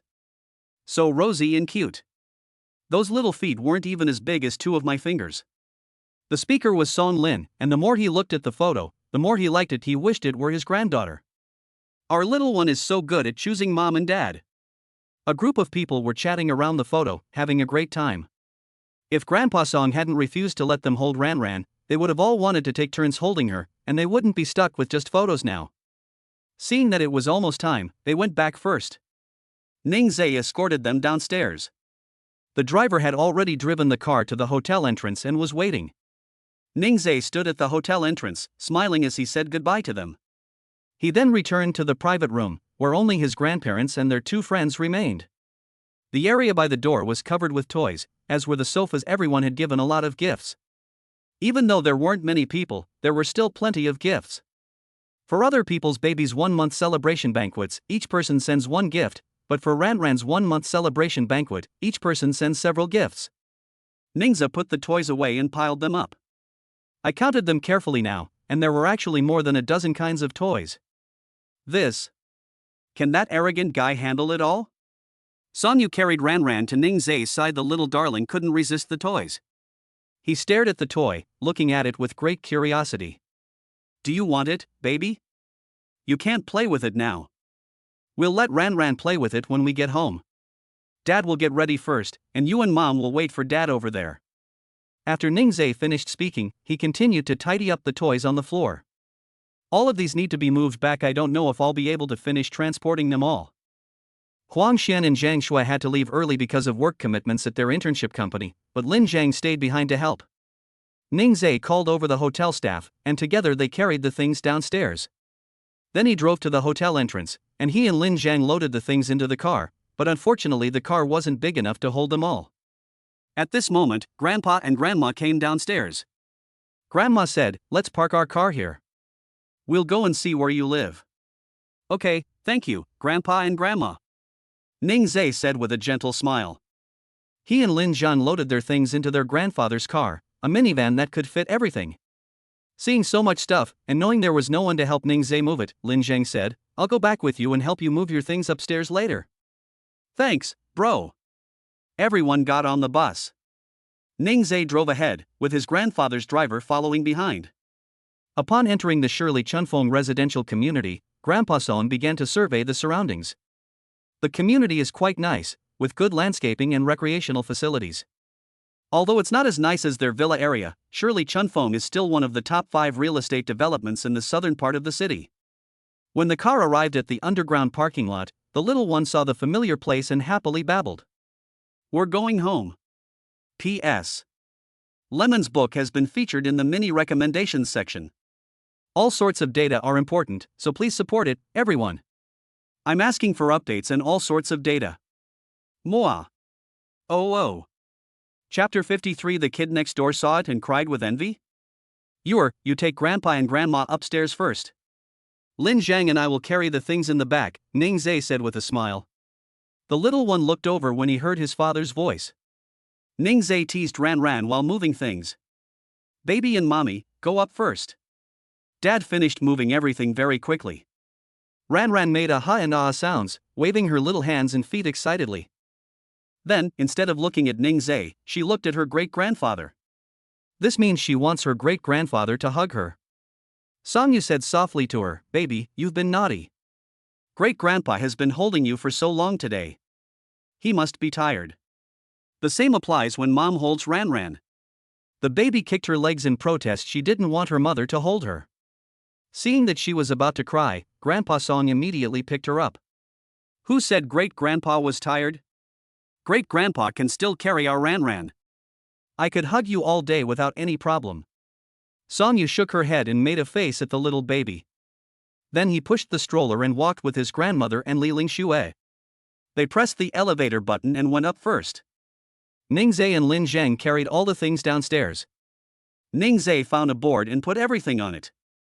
Remembering the little stroller his older sister gave him when he bought baby formula last time, he took the stroller, placed it under the board, and planned to use it to pull the pile of toys. If two people can't fit everything in one bag, they can each carry one or two more items in one hand, trying to get everything in one trip. I pulled the trolley to the elevator lobby, and just then, an elevator came down. The people who came out of the elevator were stunned. Buying so many toys at once? Are you doing wholesale? The toy was blocking the elevator entrance, and Ningzhe apologized. Sorry, I'm blocking your way. The man shook his head. It's alright, we're all residents of the same building. Are your toys wholesale? Where did you get them from? I was just thinking of buying a couple for my child. Ningzhe said with a smile, these were gifts from relatives and friends at our baby's 1-month celebration. I don't even know where they bought them. Are you giving toys to older children at a full moon celebration? These relatives and friends are really unreliable. Oh well. The man left after he finished speaking. The child following her would look back at Ningzhe and the others every 2 steps, his eyes filled with envy. If Ningzhe had bought it himself, he could have given it to him to foster good neighborly relations. But these were all bought for their precious child, he wasn't going to give them away. They pushed themselves up into the elevator. Grandpa and Grandma Song entered the house and, without saying a word, toured the place first. The house is only about 150 square meters, but it's luxuriously decorated, and the furniture doesn't look cheap either. It's not bad, at least the granddaughter's quality of life hasn't been forced to decline. The balcony offers a wide view, which is relaxing. Grandpa Song nodded in satisfaction, and Songyu secretly smiled as she watched her grandfather's little gesture. Grandpa can rest assured now. Grandpa and Grandma, please have a seat. Put Ran on the crawling mat and let her play by herself for a while. Your arms must be very sore from holding her for so long today. Grandpa Song did have that feeling, but what could he do when the little darling was his great-granddaughter? He put Ran on the crawling mat and played with her using toys. The little one is happy playing with his great-grandfather. She even showed off the row of little figurines to her great-grandfather. Ningzhe pushed the cart in and placed it by the door. He told Lin Zhang, sit down and rest for a while. Lin Zhang originally planned to leave first, but seeing that Li Lingxue was still there, he sat down to rest for a while, as moving things around was indeed quite tiring. Ningzhe walked over and saw Grandpa Song rubbing his arm. He asked, Grandpa, is your arm uncomfortable? It's nothing, it's just a little sore. Grandpa Song continued pressing. Ningzhe washed his hands and then sat down next to his grandfather. Grandpa, let me give you a massage. You've been holding Ran all day, it must be tiring for you. Grandpa Song said, no need. Songyu was unhappy. Grandpa, Ningzhe's massage technique is very good. My back hurt after giving birth, and it was Ningzhe who massaged it for me. Please let him give you a massage. Grandpa Song couldn't refuse his granddaughter's request, so he had no choice but to agree. Ningzhe placed his hand on his arm and pressed it back and forth. People who get massages regularly know that he presses on acupoints. Grandpa Song looked at him in surprise. From the moment he met Ningzhe, he realized that he knew a lot of things. Ningzhe didn't look up, focusing on massaging his grandfather. Seeing that they got along well, Li Lingxue decided to leave first. She said, Grandpa and Grandma, I have something to do, so I'll be leaving now. Why don't you sit a little longer? Grandma Song asked with a kind smile. No, Grandma, I'll come see you again when I have time. You two go ahead with your work. After saying that, she picked up her bag and left. Lin Zheng called out to her, Li Lingxue, can you give me a ride? Sure, Li Lingxue said with a smile. He stood up, smiled, and said, Grandpa, Grandma, sister-in-law Ningzhe, I'm leaving now. Ningzhe glanced back at him and said, okay, see you on graduation day. Then he went back to focusing on what he was doing. Grandpa, are you feeling any better? I must say, Ningzhe's massage skills are truly remarkable. My arm was really sore, but after he pressed it like that, I couldn't feel the soreness anymore. That feels much better. Have you studied massage? Well, Yuer has back pain after giving birth. I was thinking that if I knew massage, I could massage her every day and her back wouldn't hurt so much. Songyu smiled, and Grandpa Song happened to look over and saw that she was looking at Ningzhe. The couple looked at each other and smiled sweetly. The grandparents are pleased their granddaughter's happiness is the most important thing. Ningze sat on the playmat and played with the little one. He let Ran Ran lie on the pedal piano, and as she kicked her legs, the pedal piano made various sounds. The sound came out, and the little baby was very happy. It also makes babbling sounds, as if it's singing. Wow, Ran Ran is singing. What is she singing? Daddy hasn't had enough yet, baby, sing it again. After Ningze finished speaking, the little baby actually continued to babble. What a smart child. Grandpa Song sat on the sofa, watching Ningze and Ran Ran playfully playing from behind, feeling very gratified. Seeing that the family of three is doing well puts his mind at ease. The two elders said they were going back, so Ningze saw them off. Grandpa and Grandma, we'll come back to see you again next week. Okay, let's go back.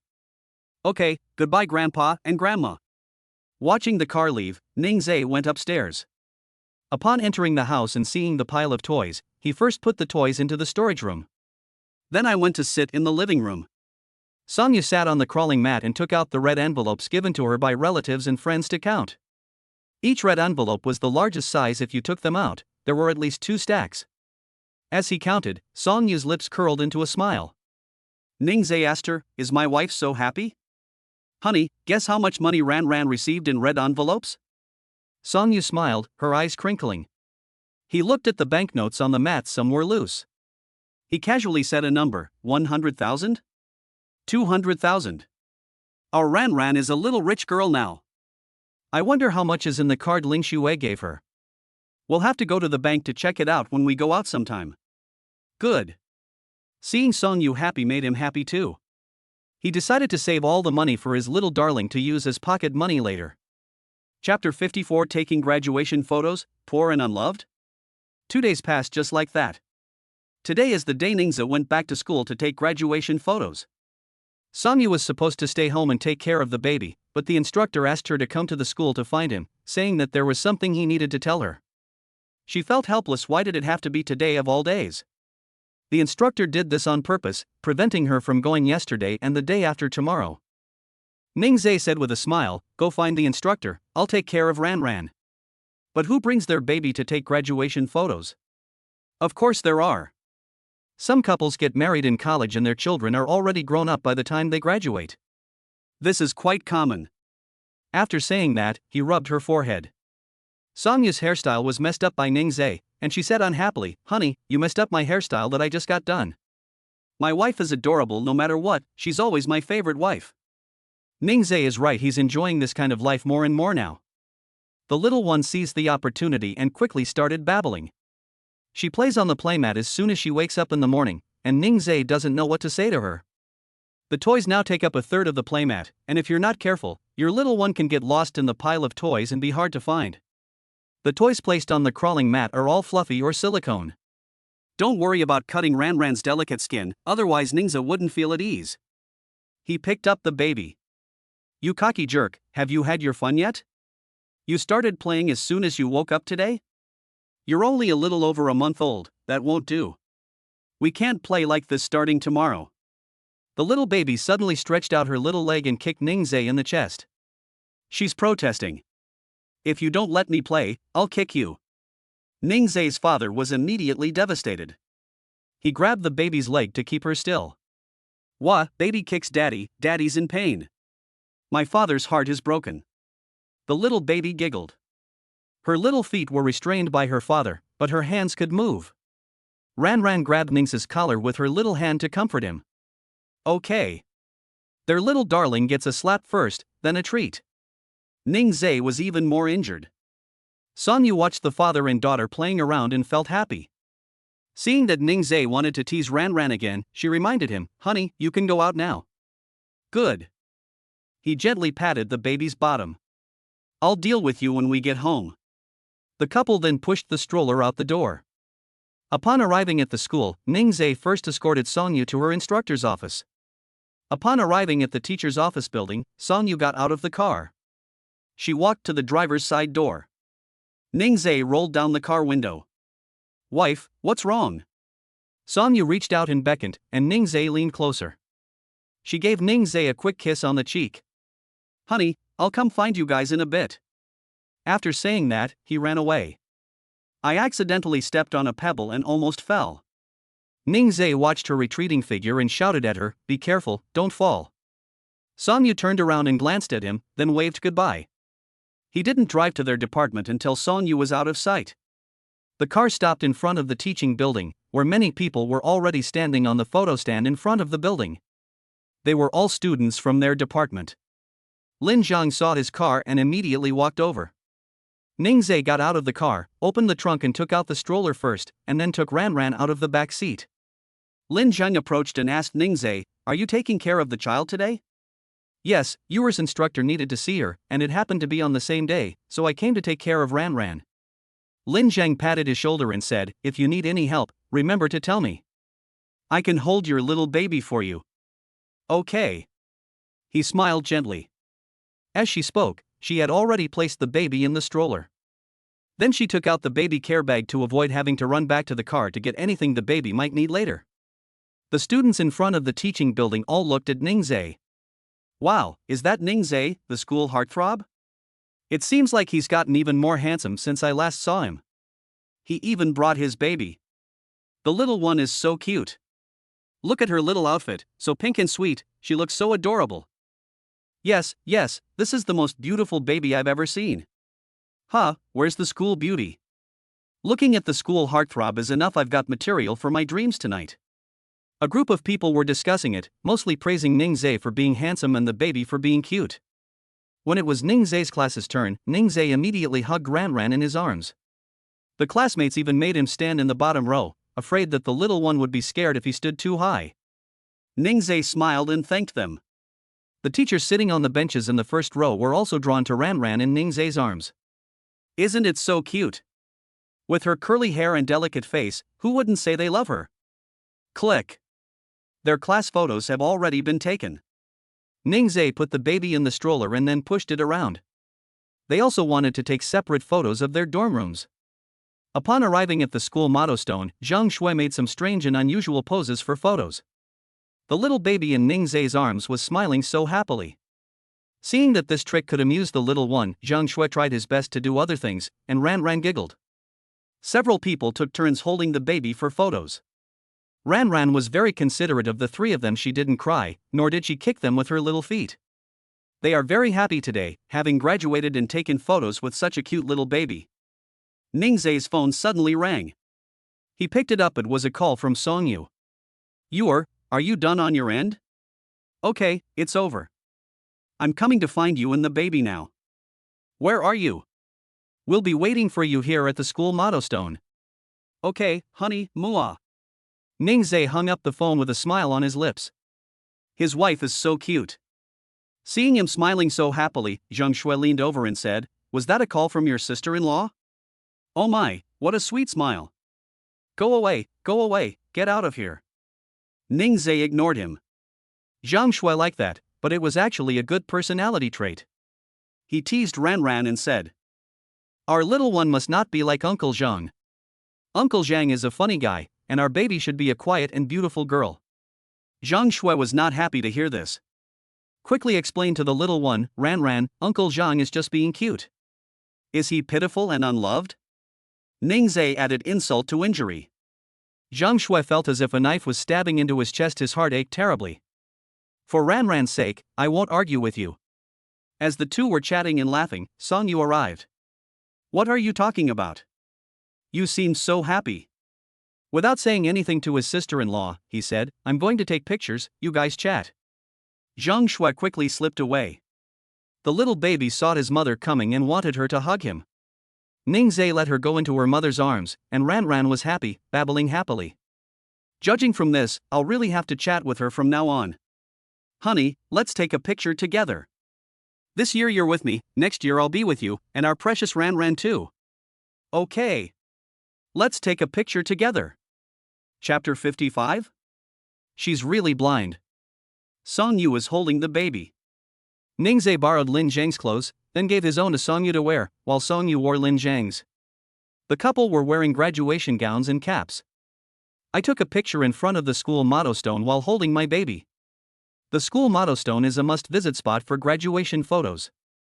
A number of people have already arrived and are waiting on the side. I was incredibly envious of the family of 3 taking photos in front of the school motto stone. Some of the female students were whispering among themselves. The school beauty's skin is in such good condition. Yes, she's already had a baby, but her skin is still so good. I don't know how she takes care of it. This family of 3 is really good looking.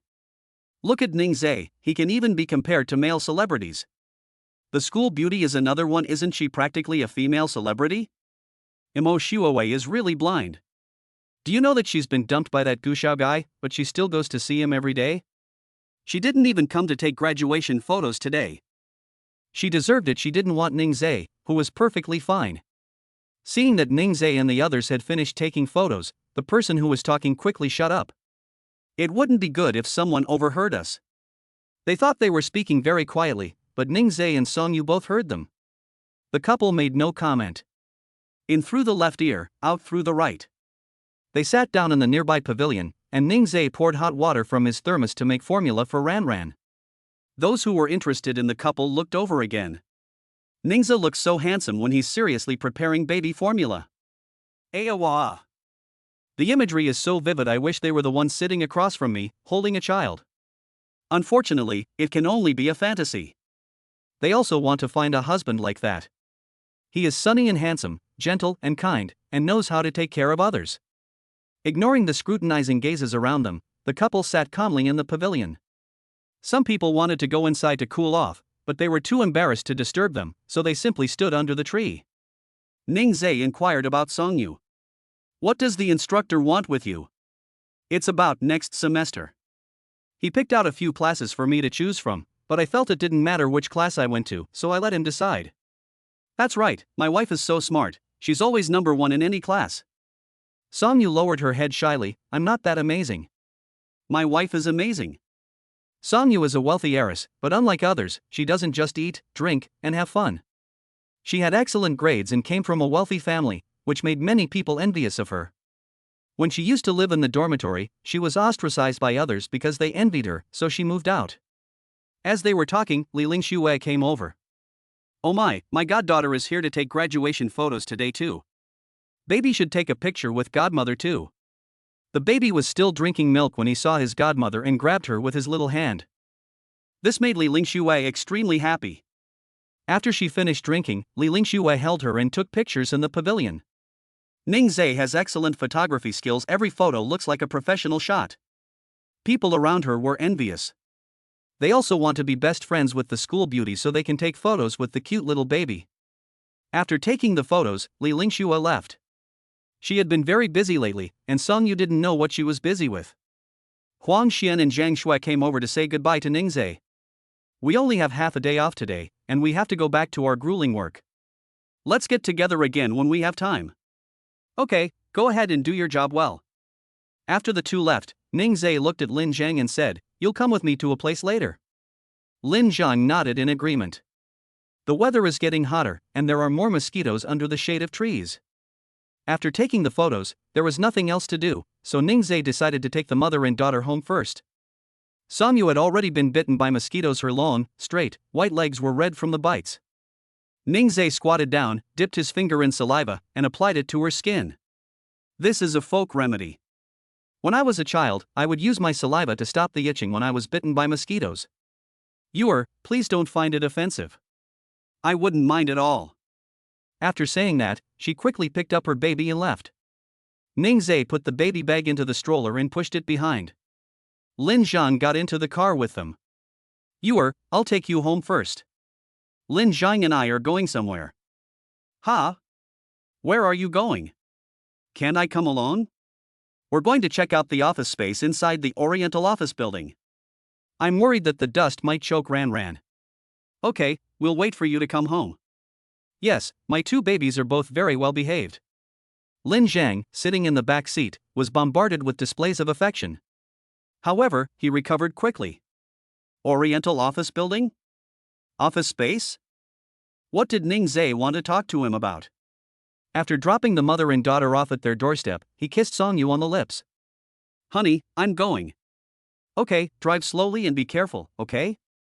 Okay, go in quickly. The 2 brothers drove away from Shirley Chunfom. Along the way, Lin Zhang couldn't help but ask questions out of curiosity, but he swallowed his words. You'll find out soon enough. They arrived at the Oriental office building and found the property management office. Ning Zhe took out his ID, and the staff member Xiaoli glanced at it and then smiled and said, Mr. Ning, it's you. We've been waiting for you for so long, we've finally found you. I was busy for a while and didn't have time to come over, so please take us to see it now. No problem, this way please. Lin Zhang was extremely shocked. Why is this person so respectful to Ning Zhe? It feels like Ning Zhe is his boss. Xiaoli led them to an office area on the 12th floor. This office area has floor-to-ceiling windows on two sides, offering views of the street and Oriental Plaza. Very good, the floor is neither too high nor too low. Mr. Ning, if you are planning to renovate, please let the property management office know. We will open the elevator specifically for renovations, which will make it easier to transport materials. Okay, thank you for your hard work, Ning Zhe said with a smile. You're welcome, that's what we should do. Then Xiaoli took out a business card and said, if you need anything, just give me a call. Take your time looking at it. I'll be going now. Okay, you go ahead and get busy. After Xiaoli left, Lin Zhang asked the question that had been puzzling him. Ning Zhe, is this office space yours? Ning Zhe nodded solemnly. This made it impossible for Lin Zhang to see him clearly. His brothers all knew about his situation, but they had never heard him mention it. It seems that Ning Zhe has become very different ever since Ran came into his life. Could it be that, getting married and having children can change a person's fate? Ning Zhe didn't explain much, only saying that Ran brought him good luck. He explained his plan. Lin Zhang, I'm thinking of opening a training and tutoring class here. Would you like to start a business with me? Your grades have always been among the best, and you've won many awards. You should consider it. Training and tutoring classes? He hadn't thought about it. But Ning Zhe's eyes were full of confidence, which made him very interested. It was close to where he lived, and he was working with Ning Zhe, so he felt motivated. But Ning Zhe, I don't have the money to invest. No need. You can do the work. You will have to go back to school when school starts, and I have to take care of Ran, so I can't come over every day. You'll have to put in more effort to look after things here. Lin Zhang was moved. Ning Zhe was too good to him. This is better than going to work in an office and having to put up with other people's attitudes. Thank you, Ning Zhe. I will try my best. Chapter 56. Thank you can't just be empty words. The two did not discuss money. Lin Zhang thought to himself, he would accept whatever Ning Zhe offered him. After all, the venue belonged to Ning Zhe, and he also paid for it. He got such a good job for nothing. As long as he can afford the rent and not starve, that's fine. Ning Zhe, however, thought differently. He planned to see how much profit was generated before giving Lin Zhang a suitable amount. In the early stages, we don't need to offer too many classes. This place is only 100 square meters. We'll set up 3 or 4 training classrooms first, and our initial goal is to recruit about 30 students. There are many residential communities near Oriental Plaza. The furthest distance from here back to your community is half an hour, which is very convenient for the residents in the surrounding area. Nowadays, parents like to enroll their children in training classes, some of which are classes that the children themselves want to attend. Let's seize this opportunity and launch our training program. So, are you confident now? When Ning Zhe talked about this, he seemed to radiate light. With a boss like that, how could I not have confidence? He laughed and said, of course I'm confident. Ning Zhe continued, find a design company and have them create a design plan. Lin Zhang was truly impressed. Ning Zhe not only thoroughly investigated the surrounding environment, but also understood the thoughts of the parents and students. He even knows exactly how many residential communities are in the surrounding area. No wonder he's so confident. Ning Zhe, I've studied design in private. How about I design something for you to see? If you're not satisfied, we can find a design company, which will save us some money. When did you secretly learn design? Ning Zhe asked with a smile. I just wanted to have more skills so I could have more career options. No problem, you can design it first. Once we've finalized the plan, I'll transfer the money to you to buy materials and hire workers. Good. The two brothers shook hands and reached an agreement. Ning Zhe drove home. As he passed by a cake shop, he saw a small cake in the window. It's taro paste, which Song Yu likes. He parked his car and went into the store. The girls in the store had their eyes light up when they saw Ning Zhe. He was so handsome. But she remained reserved. Holding a plate and tongs, she smiled and stepped forward. Handsome, what would you like? Ning Zhe pointed to the taro lava cake in the shop window. Let's have it. My wife loves taro paste. What? Does this young man have a wife? Getting married so young. The young woman heard the sound of her own heart breaking. She packed the small cake for him and watched Ning Zhe leave with a heavy heart. Looking at the cake in his hand, Ning Zhe had a smile on his face. He hurried home because it was too hot, and the molten filling in the cake wouldn't taste good later. When I got home, I took out my keys and opened the door. He placed the cake behind his back, deliberately making sure Song Yu couldn't see it. The mother and daughter are playing on the crawling mat. He walked over to Song Yu and then took out the cake from behind his back. Honey, this is for you. Wow! Taro lava cake. Thank you, honey. She held the cake, overjoyed, because she hadn't eaten it in a long time. Thank you, honey, but you can't just say it. Ning Zhe said playfully. The little baby was looking at the two of them, and Song Yu felt embarrassed. Ran is still here. This is not suitable for children. After Song Yu finished speaking, Ning Zhe quickly reached out to cover the baby's eyes. It's okay now. Song Yu was truly defeated by her husband. She gave him a kiss and then quickly left. Playing hard to get? Ning Zhe kissed her again, and it wasn't until a while later that they stopped. If Ran hadn't been babbling, he would have wanted to kiss her again. He picked up the toys and played with the little one. Ran, you're going out to play today, aren't you excited? The baby kicks his legs to express joy. Song Yu took the cake to the kitchen, cut it into small pieces, and arranged them on a plate. She picked up a fork and took a bite. Oh my god! This is the taste. It's so delicious. Eating sweets really does improve your mood.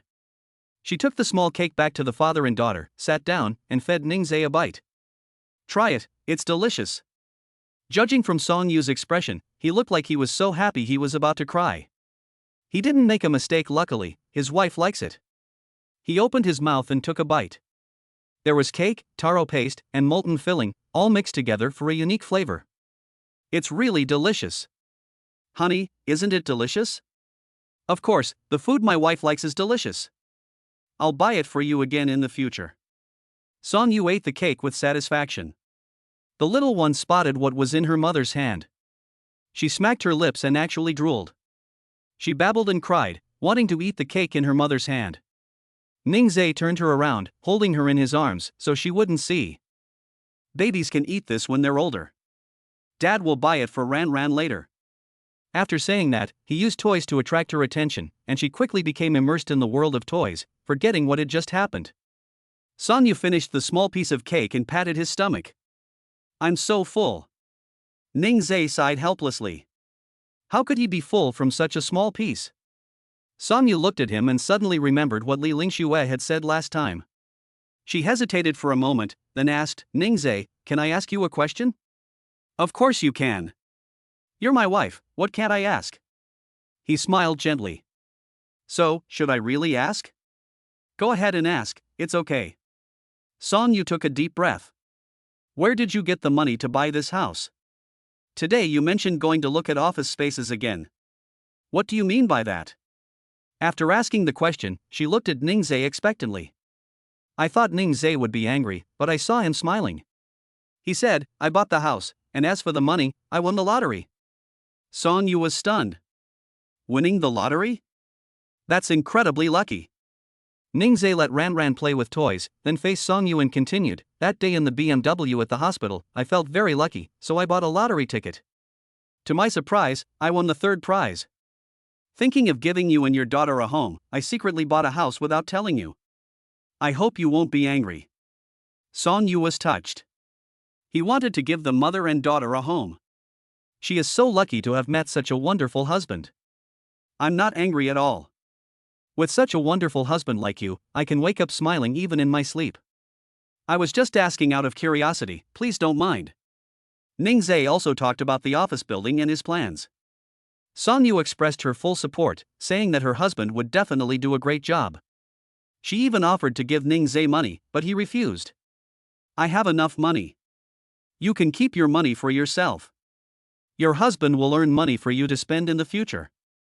After the two talked it out, Songyu smiled sweetly. The little one looked at mommy, then at daddy, and went off to play with his toys, not wanting to listen to the adults talking. It's 3 p.m. now, and the weather isn't that hot. Ningzhe suggested that we take Ran to the swimming pool. Songyu thought it was a good idea. She said, "Great. Swimming can promote the development of brain function. The brain's nervous system controls the movement of all parts of the body. Swimming can stimulate a baby's brain, promoting brain development and enhancing their intelligence." Ningzhe smiled gently. My wife is so smart, she even knows this. P.S. Lemon's book has been featured in the mini recommendations for 4 days now, but when Lemon looked at the data today, all the data was not ideal, boo-hoo. All the data during the recommendation period is very important, and Lemon really wants to keep writing. I'm begging for support from those who have read the latest chapter. Any feedback, like urging for more updates, book reviews, or chapter comments, is appreciated. I'm begging for anything. Please, please. Chapter 57 thought she was a nanny? Ran's first time swimming. Their wife usually seems a bit silly. Turns out, they're quite clever. However, he likes it no matter what it is. Honey, let's go out. Okay, honey, wait a minute, I'm going to change my clothes, I was sweating. Okay, honey, go ahead. While Songyu was changing her clothes, Ningzhe packed Ran's things for going out.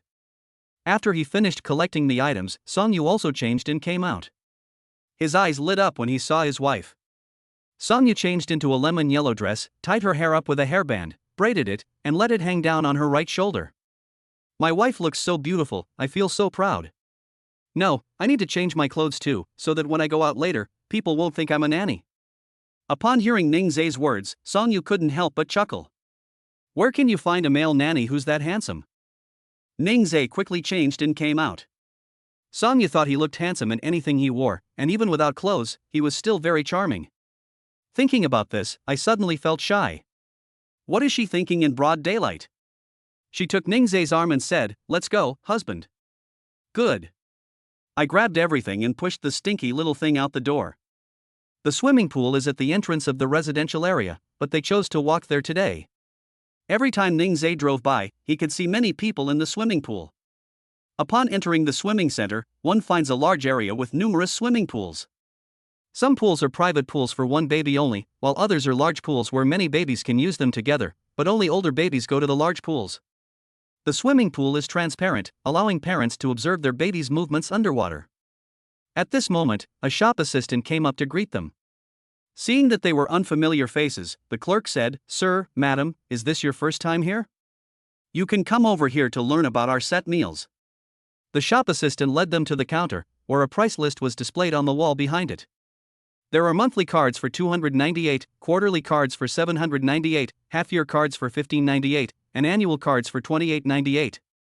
The couple was conflicted, they didn't know if it was a good idea or not. But Ningzhe thought that since there were so many people every time he passed by, it must be pretty good. Seeing that the couple seemed unsure, the shop assistant smiled and said, "Handsome guys, you can try it out first. If you like it, then you can buy a membership card." Songyu thought it was good, so how much is it per session? It's 30 yuan per visit, the shop assistant said with a smile. Then Songyu looked at Ningzhe and said, "Honey, how about we let Ran try it out first? If she likes it, we'll get a membership. It's close to home too." Ningzhe certainly agreed with her, that was fine too. The staff then led them to a swimming pool, where two professional nurses came up. The nurse first put a disposable bathtub cover on it, and then filled it with water. The little one was overjoyed to see water being added to the pool. I unlocked something fun again today. The nurse carried Ran to the nursing table, first relaxing her and moving her hands and feet to prevent cramps after she went into the water. After doing all that, I took off her clothes and put a collar on her. For your baby's safety, check for air leaks after putting on the neck brace. Only after all preparations are complete can you confidently let your baby go into the water. The pool was full of water, and the nurse gently lowered the baby into it. Each swimming session for your baby should be limited to 10-15 minutes. If your baby becomes drowsy and wants to sleep, you should pick her up immediately to prevent her from falling asleep in the water. Most importantly, parents must be by the pool watching their little ones. As soon as Ran got into the water, her legs started kicking. There are small balls and yellow ducks in the pool. Seeing the little ducklings by the pool, she tried her best to push her little legs closer. Just as she was about to grab it, Ningzhe took it back and put it on the other side. The little one quickly turned around and kept running. Ningzhe continued to train her like this. Song Yu couldn't stand it anymore. Honey, just let her have her way this once. Okay, here you go, little one. Ningzhe brought the little duckling to her. Ranran stared at it, made eye contact with it, and then giggled. It looks like it's a lot of fun. The little yellow duck can usually make a quacking sound when pressed. He picked it up and pressed it, and it quacked. This action made the little one kick his legs even more enthusiastically. 15 minutes passed quickly. However, judging from Ranran's expression, she hasn't had enough fun yet. Sweetie, we'll come again next week. Dad will get Ranran a card, then we'll come back later. The little one was unhappy. She still wanted to play. When the time was up, the nurse came over and picked her up. Dry her body, apply massage oil, and then do some tummy time exercises for the baby. Ranran didn't have much fun and wasn't cooperative at all. The nurse kept kicking her legs while doing the gas-relieving exercises for her. Ningzhe gently coaxed him.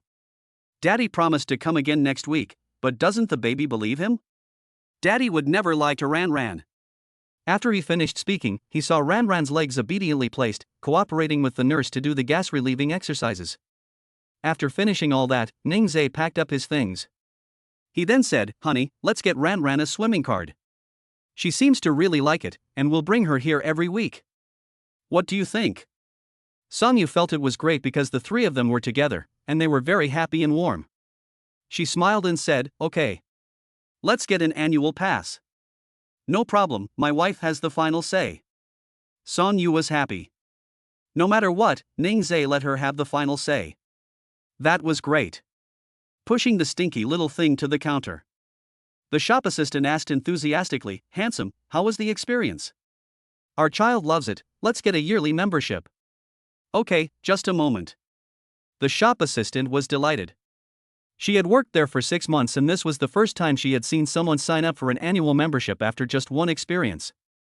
Some parents signed up for quarterly or even 6-month memberships, but very few signed up for an annual membership. She handed Ningzhe a form, which she filled out and then entered into the system. In less than 10 minutes, a card was issued, and the little one's name was printed on it. She handed the card to Ningzhe, then took out a pack of diapers and 2 pairs of socks. Handsome guy, this is for the baby.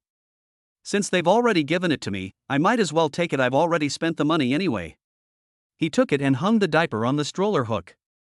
As I stepped out of the swimming pool, the system's voice echoed in my mind. Ding! Congratulations, host, for successfully accompanying your baby on their first swim. A reward of 300,000 yuan has been given. 300,000. Ningzhe cried. His training center needed renovations, which required a significant initial investment.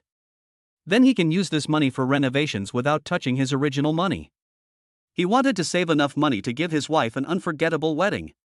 His phone rang, and a smile spread across his face. I feel at ease. Song Yu turned his head and saw him smiling, so he smiled too. Ningzhe's smile is so handsome, even his profile is gorgeous. Chapter 58. The clever little Ranran is quite smart.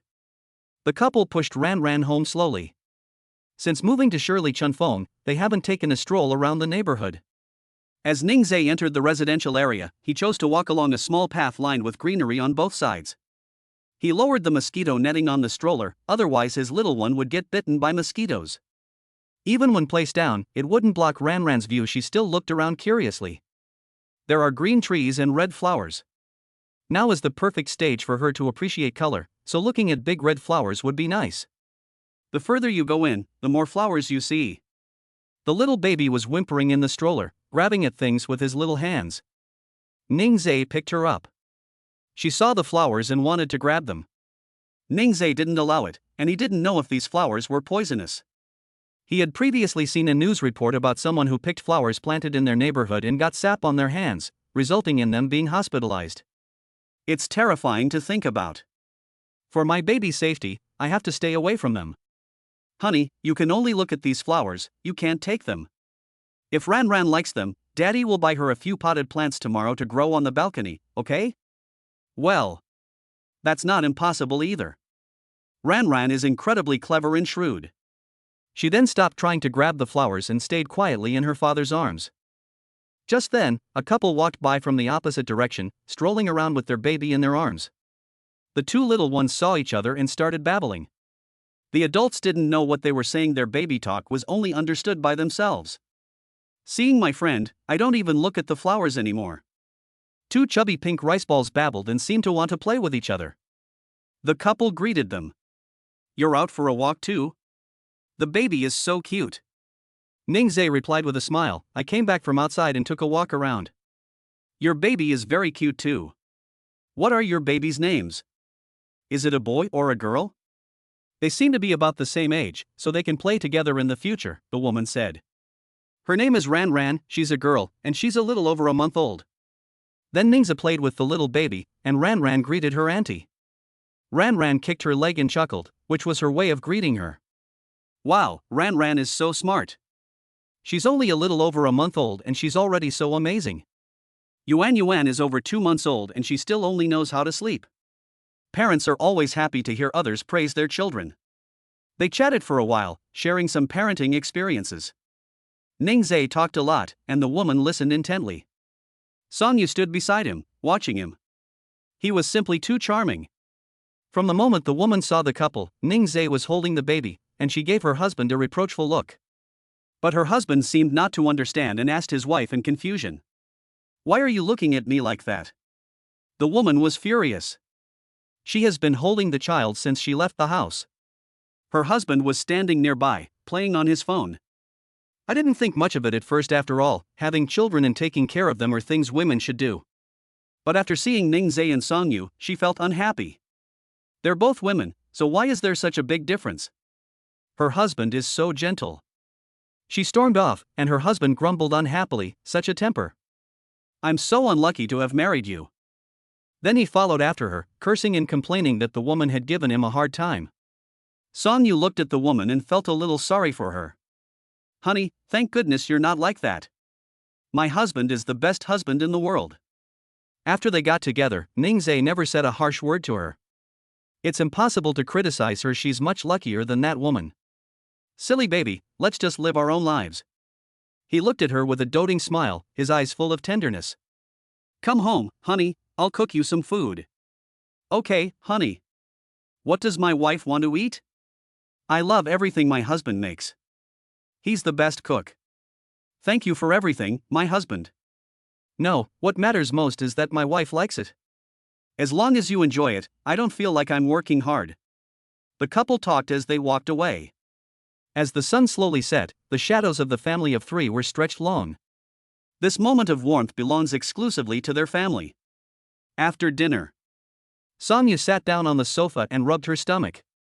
Honey, I ate too much again by accident. My stomach is bloated and I feel uncomfortable. Ningzhe was clearing away the dishes when he heard her voice, so he quickly put down what he was doing. He walked to the cabinet under the TV and took out some digestive tablets. Okay, take your medicine. He then added, you can't eat so much next time. Even if it's delicious, you have to control yourself.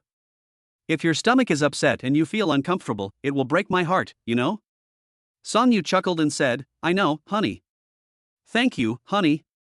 After saying that, she made a heart shape with her hands.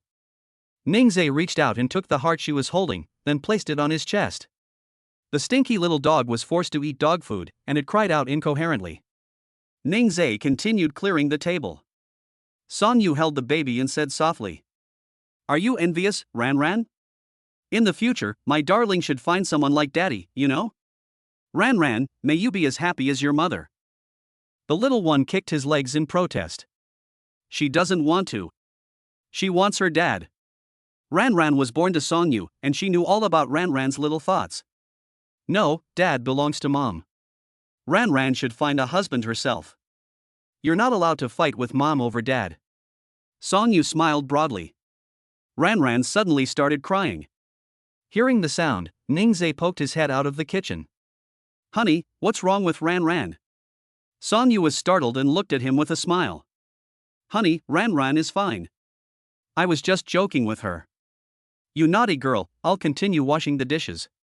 It'll be done soon. I'll spend more time with you and your daughter later. Okay, honey, you go ahead and get busy.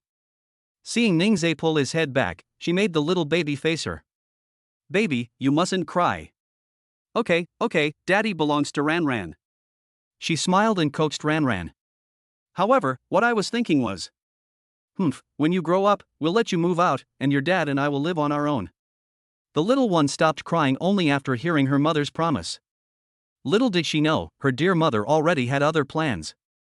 Sonyu felt happy just thinking about it. Little one, shall I sing you a song? Ranran babbled, eagerly awaiting her mother's singing. Two tigers, two tigers. Run fast, run fast.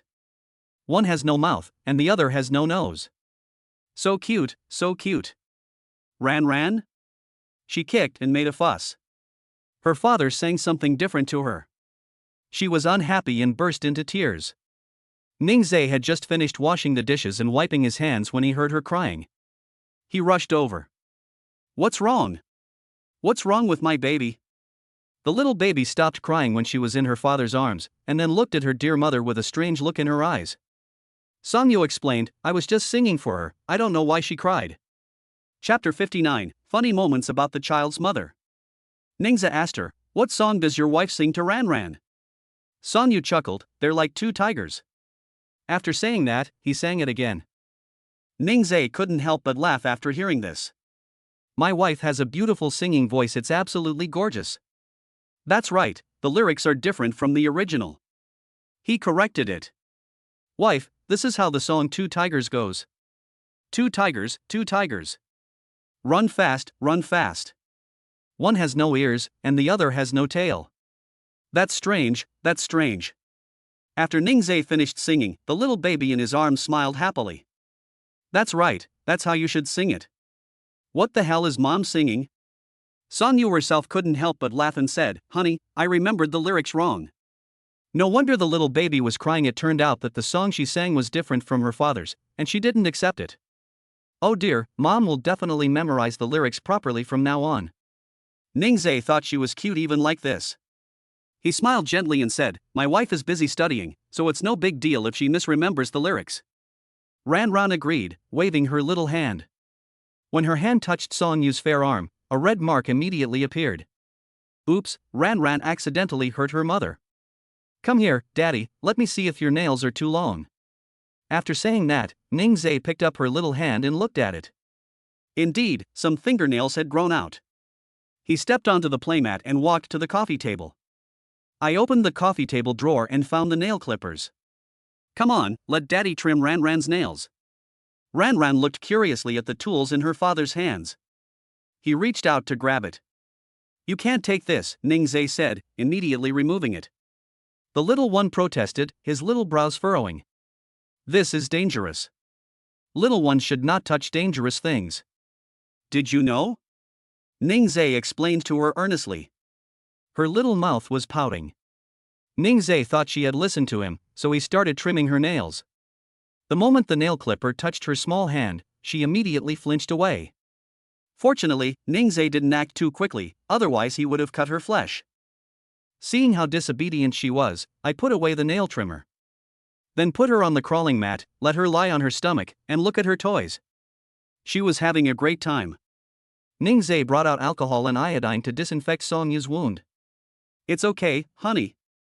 It's just a scratch, nothing serious. Even minor injuries should not be taken lightly. He continued, some people die from tetanus because they don't take care of small wounds. No matter how big or small the wound is, you have to be careful. Listening to her husband's earnest advice, Songyu nodded. Honey, let's trim Ranran's nails after she falls asleep.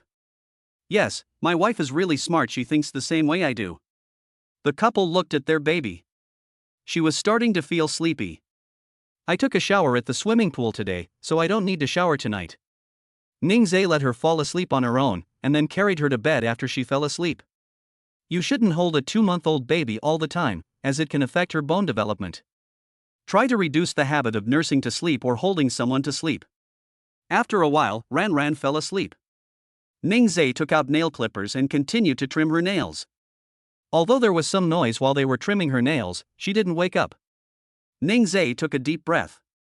I feel like I'm doing something wrong when I'm cutting my nails. Honey, why don't you hold Ran while I cut her hair? It's okay, just let her lie down while you cut the wound. You go take a shower first, and be careful not to touch the wound. Ningzhe is always like this, he takes good care of her.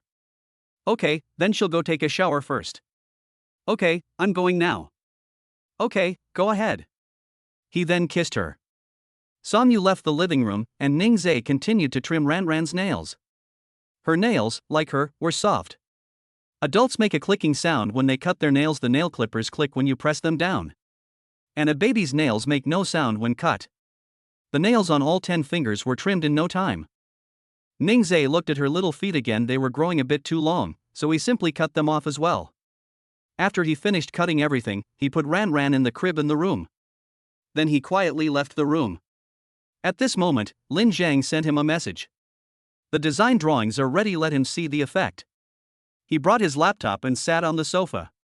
Ningzhe looked at his design draft and nodded repeatedly. Lin Zhang wasn't a professional designer, but the things he made were so well known that even a layman like him couldn't tell the difference. After Songyu finished showering, she came out and sat down next to him. Looking at his computer, Songyu asked, "Honey, is this the design you made for the training class?" "Yes, take a look and see if there's anything that needs to be changed." Songyu turned the computer around and looked at it carefully. She then pointed out the problems and offered her suggestions. "Honey, this color scheme is too formal. The black, white, and gray combination is too businesslike and not suitable. You're running a training center for children, not for adults. They don't like this kind of thing. Children prefer pastel colors. I think the 4 training classrooms could be arranged around floor-to-ceiling windows, so that one side of them could face Oriental Plaza. There's another floor-to-ceiling window, which serves as a waiting area. Some parents drop off their children and don't leave, they wait on the side, which provides them with a place to rest." As soon as Songyu finished speaking, Ningzhe had a picture in his mind. He thought it was great, his wife was awesome. "That's great that I can help my husband. You can think about it some more, I'll go see Ran." "Good." Ningzhe compiled what Songyu had just said and sent it to Lin Zhang. Lin Zhang replied to him immediately. "My sister-in-law's suggestion is great, I'll revise it right away. No need to rush, take your time." He put down his phone and went into the room. Seeing Songyu sitting at the dressing table, he walked over. "Wow, my wife is doing her skincare routine. Yes, what if my husband doesn't love me anymore if I don't take care of my skin? Naughty girl, don't you trust your husband at all?"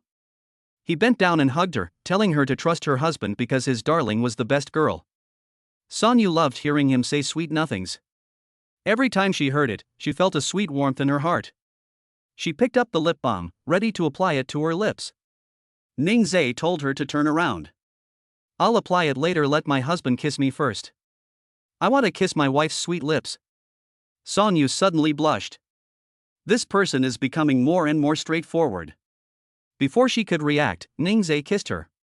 After kissing her, he smiled and said, "My wife's lips are so fragrant and sweet." Songyu pushed him away and got into bed. He smiled and shook his head. Why was his lovely wife blushing again? He went to the living room to get his phone. Lin Zhang had already sent him the latest revised design. Sure enough, he liked the revised version immediately, a feeling different from when he first saw it. He replied, "Let's go with this design. I'll go find the workers with you tomorrow." Lin Zhang quickly replied, "No need, I'll go. You can stay home and take care of Ran." Chapter 60. A family showering each other with compliments. The mother doesn't want to go to school? A beautiful day begins. Ningzhe woke up in the early morning. Songyu, who was beside him, was still sleeping soundly. He gently shifted his body and looked at the baby in the crib.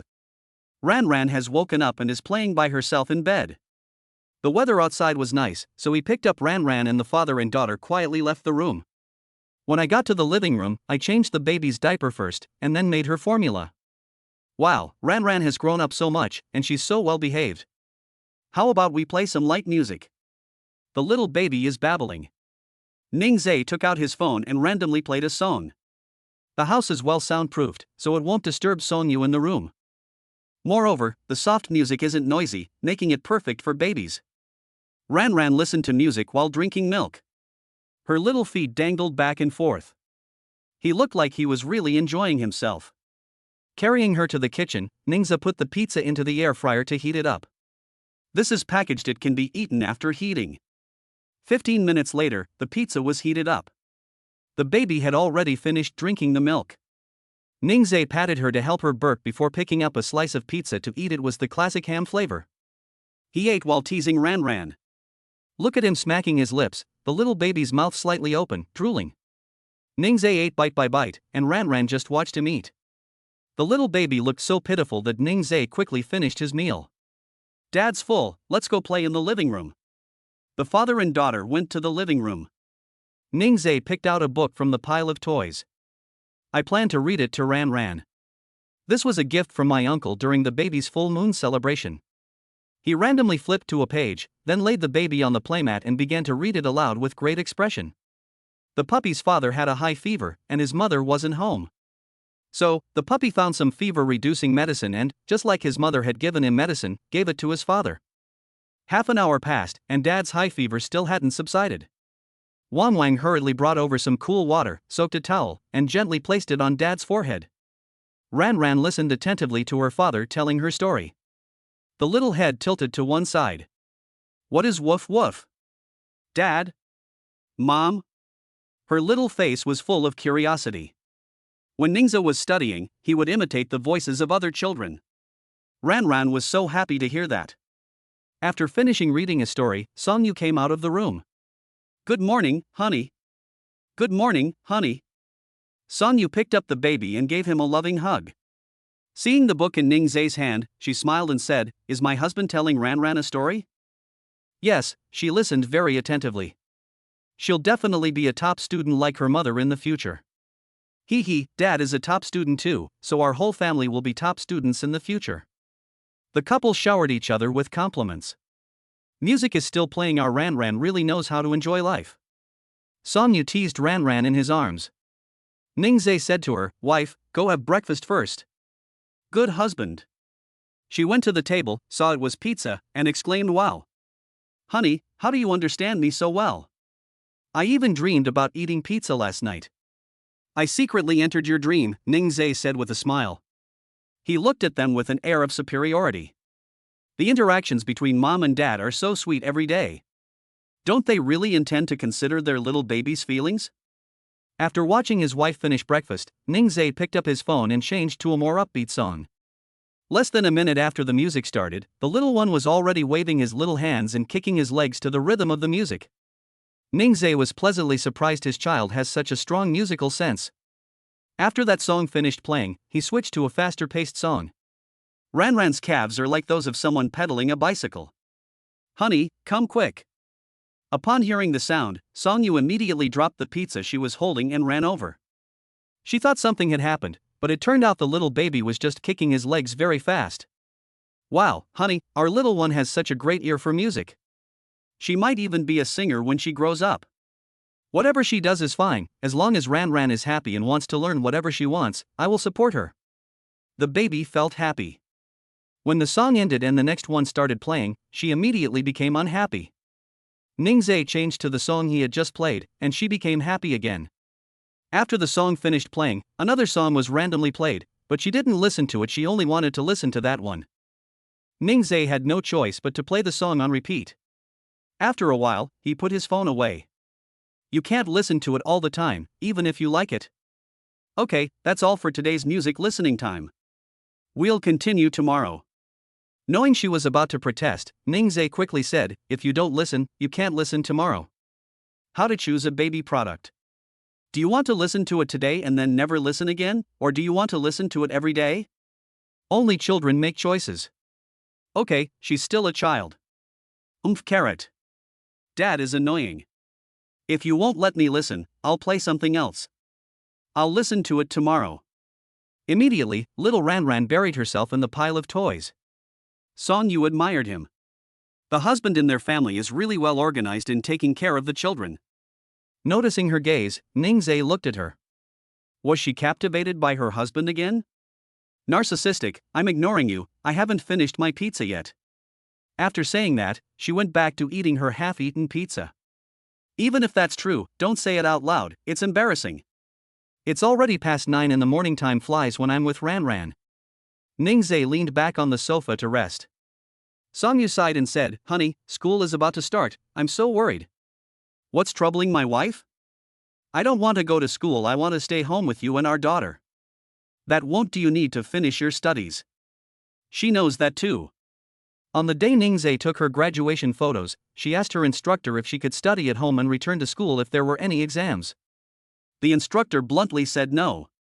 She had no choice but to give up. Ningzhe tried to comfort her, saying, "It's not like you're going to school and won't come back. You go home after class, and you're home on weekends when you don't have classes. Why is my wife so distressed?" "It's okay, your husband can take you to and from school." "No need, I can drive myself, the journey isn't far." Ningzhe is already working so hard taking care of the child, she's not going to agree to that. "Okay then, but I'll occasionally pick up my wife to see if any fools dare to covet her." Songyu was happy, but he was worried that she would be coveted by others. Her importance in Ningzhe's heart is growing stronger and stronger. She grinned, and Ningzhe knew what she was thinking without even thinking. Suddenly, Lin Zheng called him.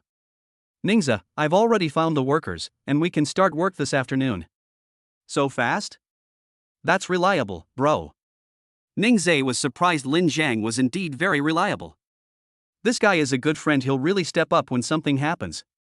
"I want to get this done as soon as possible so we can start recruiting students sooner. I've selected 2 types of boards and sent them to you, please take a look." "Good." Ningzhe opened WeChat and quickly made his choice. Integrated boards are better because you can wipe them directly when they get dirty. Training classes are for children, so drawing and painting are inevitable. Lin Zhang hesitated and said, "But this board will be a bit more expensive." "It's alright, let's broaden our horizons."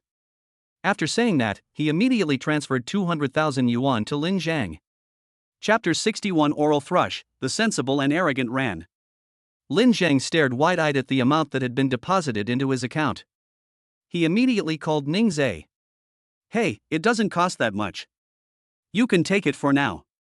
For a 100 square meter renovation, I estimate 200,000 yuan won't be enough. Make sure to select the best materials and avoid any problems." "Okay, I'll keep the invoice and give it to you together later." "Brother, I'm not that kind of person." "I believe you." I hung up the phone. Lin Zhang will start working on these matters today. Ningzhe thought that once the renovation was complete, he would ask Songyu to help him choose the tables and chairs. She was the one who suggested the renovation, and we also had to get her opinion on the tables and chairs so they would look good together. He messaged Lin Zhang, telling him to get the renovations done first, and they could decide on the rest later. At this moment, Songyu finished eating, walked over, and picked Ran up. "Honey, what are you doing? Did you have fun? Come here for a kiss from mommy." Through Ran's clothes, Songyu rubbed against her lower abdomen. The little baby was making babbling sounds. While playing with Ran, she suddenly noticed a white substance in the baby's mouth, on the tongue, and on the soft palate. She thought it was a milk stain, so she used a cotton swab to wipe it. When I couldn't wipe it off, I used baby wipes, but they still wouldn't come off. She was a little worried. "Honey, come and see what's going on." Ningzhe went over immediately. "What's wrong, honey?" "There's something white in Ran's mouth that I can't wipe off." Could it be oral thrush?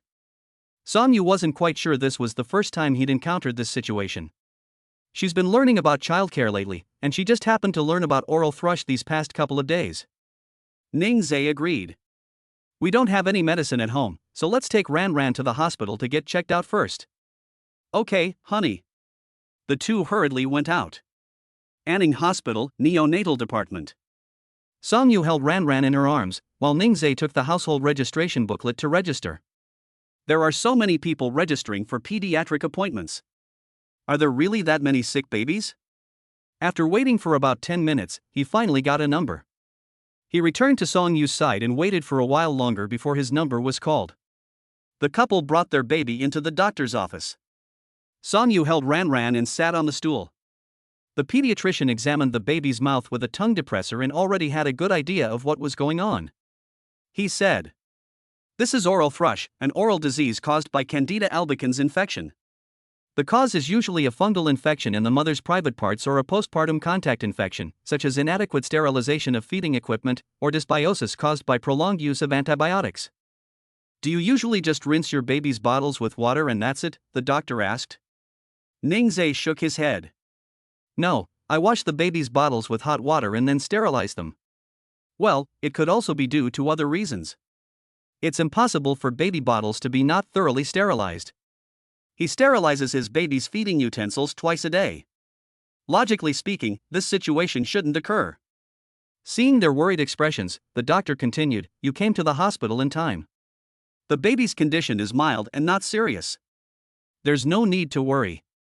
Having seen many doctors, I thought it was a minor matter. But seeing our baby uncomfortable, as parents, we feel so sorry for our little one. I prescribed medicine for my baby, and he'll be fine in a few days. Is my little one going to take medicine at such a young age? Ningzhe was worried. He looked troubled. Doctor, are there any other treatment options? The baby is too young. Will it be bad for him to take medicine? The doctor smiled and said that to him. Prescription medication doesn't necessarily have to be taken orally, so don't worry. I prescribed a weak alkaline solution to clean my baby's mouth. If it's still not better, I'll check again. With his many years of experience, there's absolutely no problem. He then added, a weak alkaline solution can also be used to disinfect a new mother's breasts to prevent the baby from getting thrush. The baby's blankets, clothes, toys, and other items she uses should be disinfected regularly, especially feeding utensils. You should also pay attention to your baby's oral hygiene. You can clean your baby's mouth with a cotton swab dipped in water every day. Ningzhe wrote down every single word the doctor told him.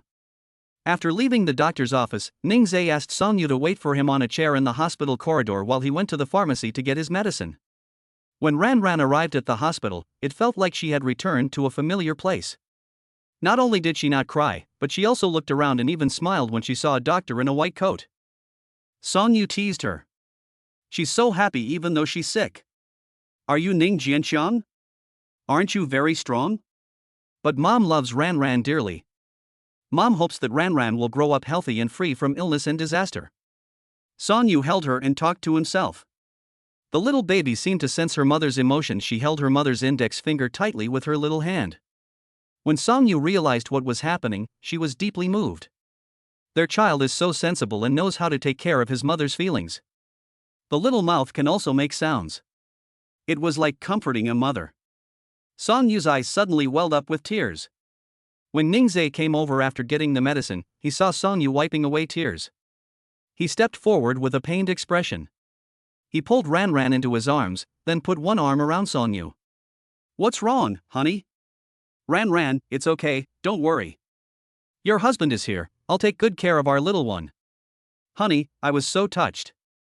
Ranran just held my hand and comforted me. Our darling is so considerate. So that's how it is. He had mistakenly thought Songyu was worried about Ranran and had cried. Don't cry, the medicine is ready. Let's go home now. Good. Ningzhe held the baby and asked Songyu to get the medicine. We were in a rush to leave today, and the couple didn't have time to take the stroller. Songyu carried him, and then Ningzhe drove them to the hospital in a hurry. However, the baby is not heavy, so holding him doesn't feel tiring. The couple arrived at the parking lot. Songyu's phone suddenly rang. She looked and saw that it was her grandfather calling. Hello, Grandpa, what's wrong? On the other end of the phone, Grandpa Song asked, why haven't you come back yet? Return? Songyu glanced at her phone calendar. It was the weekend, time to go back to her grandparents' house. Grandpa, we brought Ranran to the hospital. We might not be able to go back this week. We'll go back to see Grandpa and Grandma next week. What's wrong with Ranran? What illness does she have? Is it serious? When it comes to the little one being sick, Grandpa Song is even more nervous than Songyu. Grandpa, it's not serious, it's just oral thrush. We've already left the hospital and are heading home. Okay, then you guys go home first. After hanging up the phone, Songyu got into the car. Ningzhe handed Ranran to her to hold, and then drove home. On the way, Ningzhe couldn't help but praise the little baby. Ranran was very well behaved today. She hasn't cried at all since we left for the hospital. My baby is amazing. So awesome. Hearing her father's praise, Ranran made aha sounds. Yeah. Dad praised her.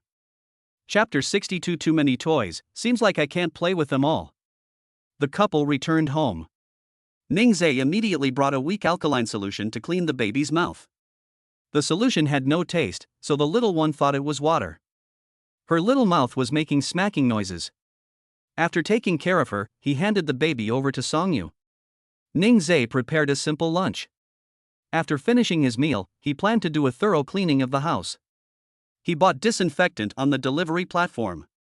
There were different kinds for disinfecting blankets, clothes, and toys, and he ordered 2 bottles of each. After finishing his meal and waiting a while, the delivery man brought the disinfectant, and he immediately started working. After Songyu finished feeding the baby, she fell asleep. They put her in the crib in the room, and Songyu came out to help. Ningzhe told her, "Go back inside and stay here." "I'll do it." "No, my husband has always done it. I want to help too." "I'll do it with him, even if you don't agree." Judging from her expression, she was determined to help him, so he had no choice but to agree.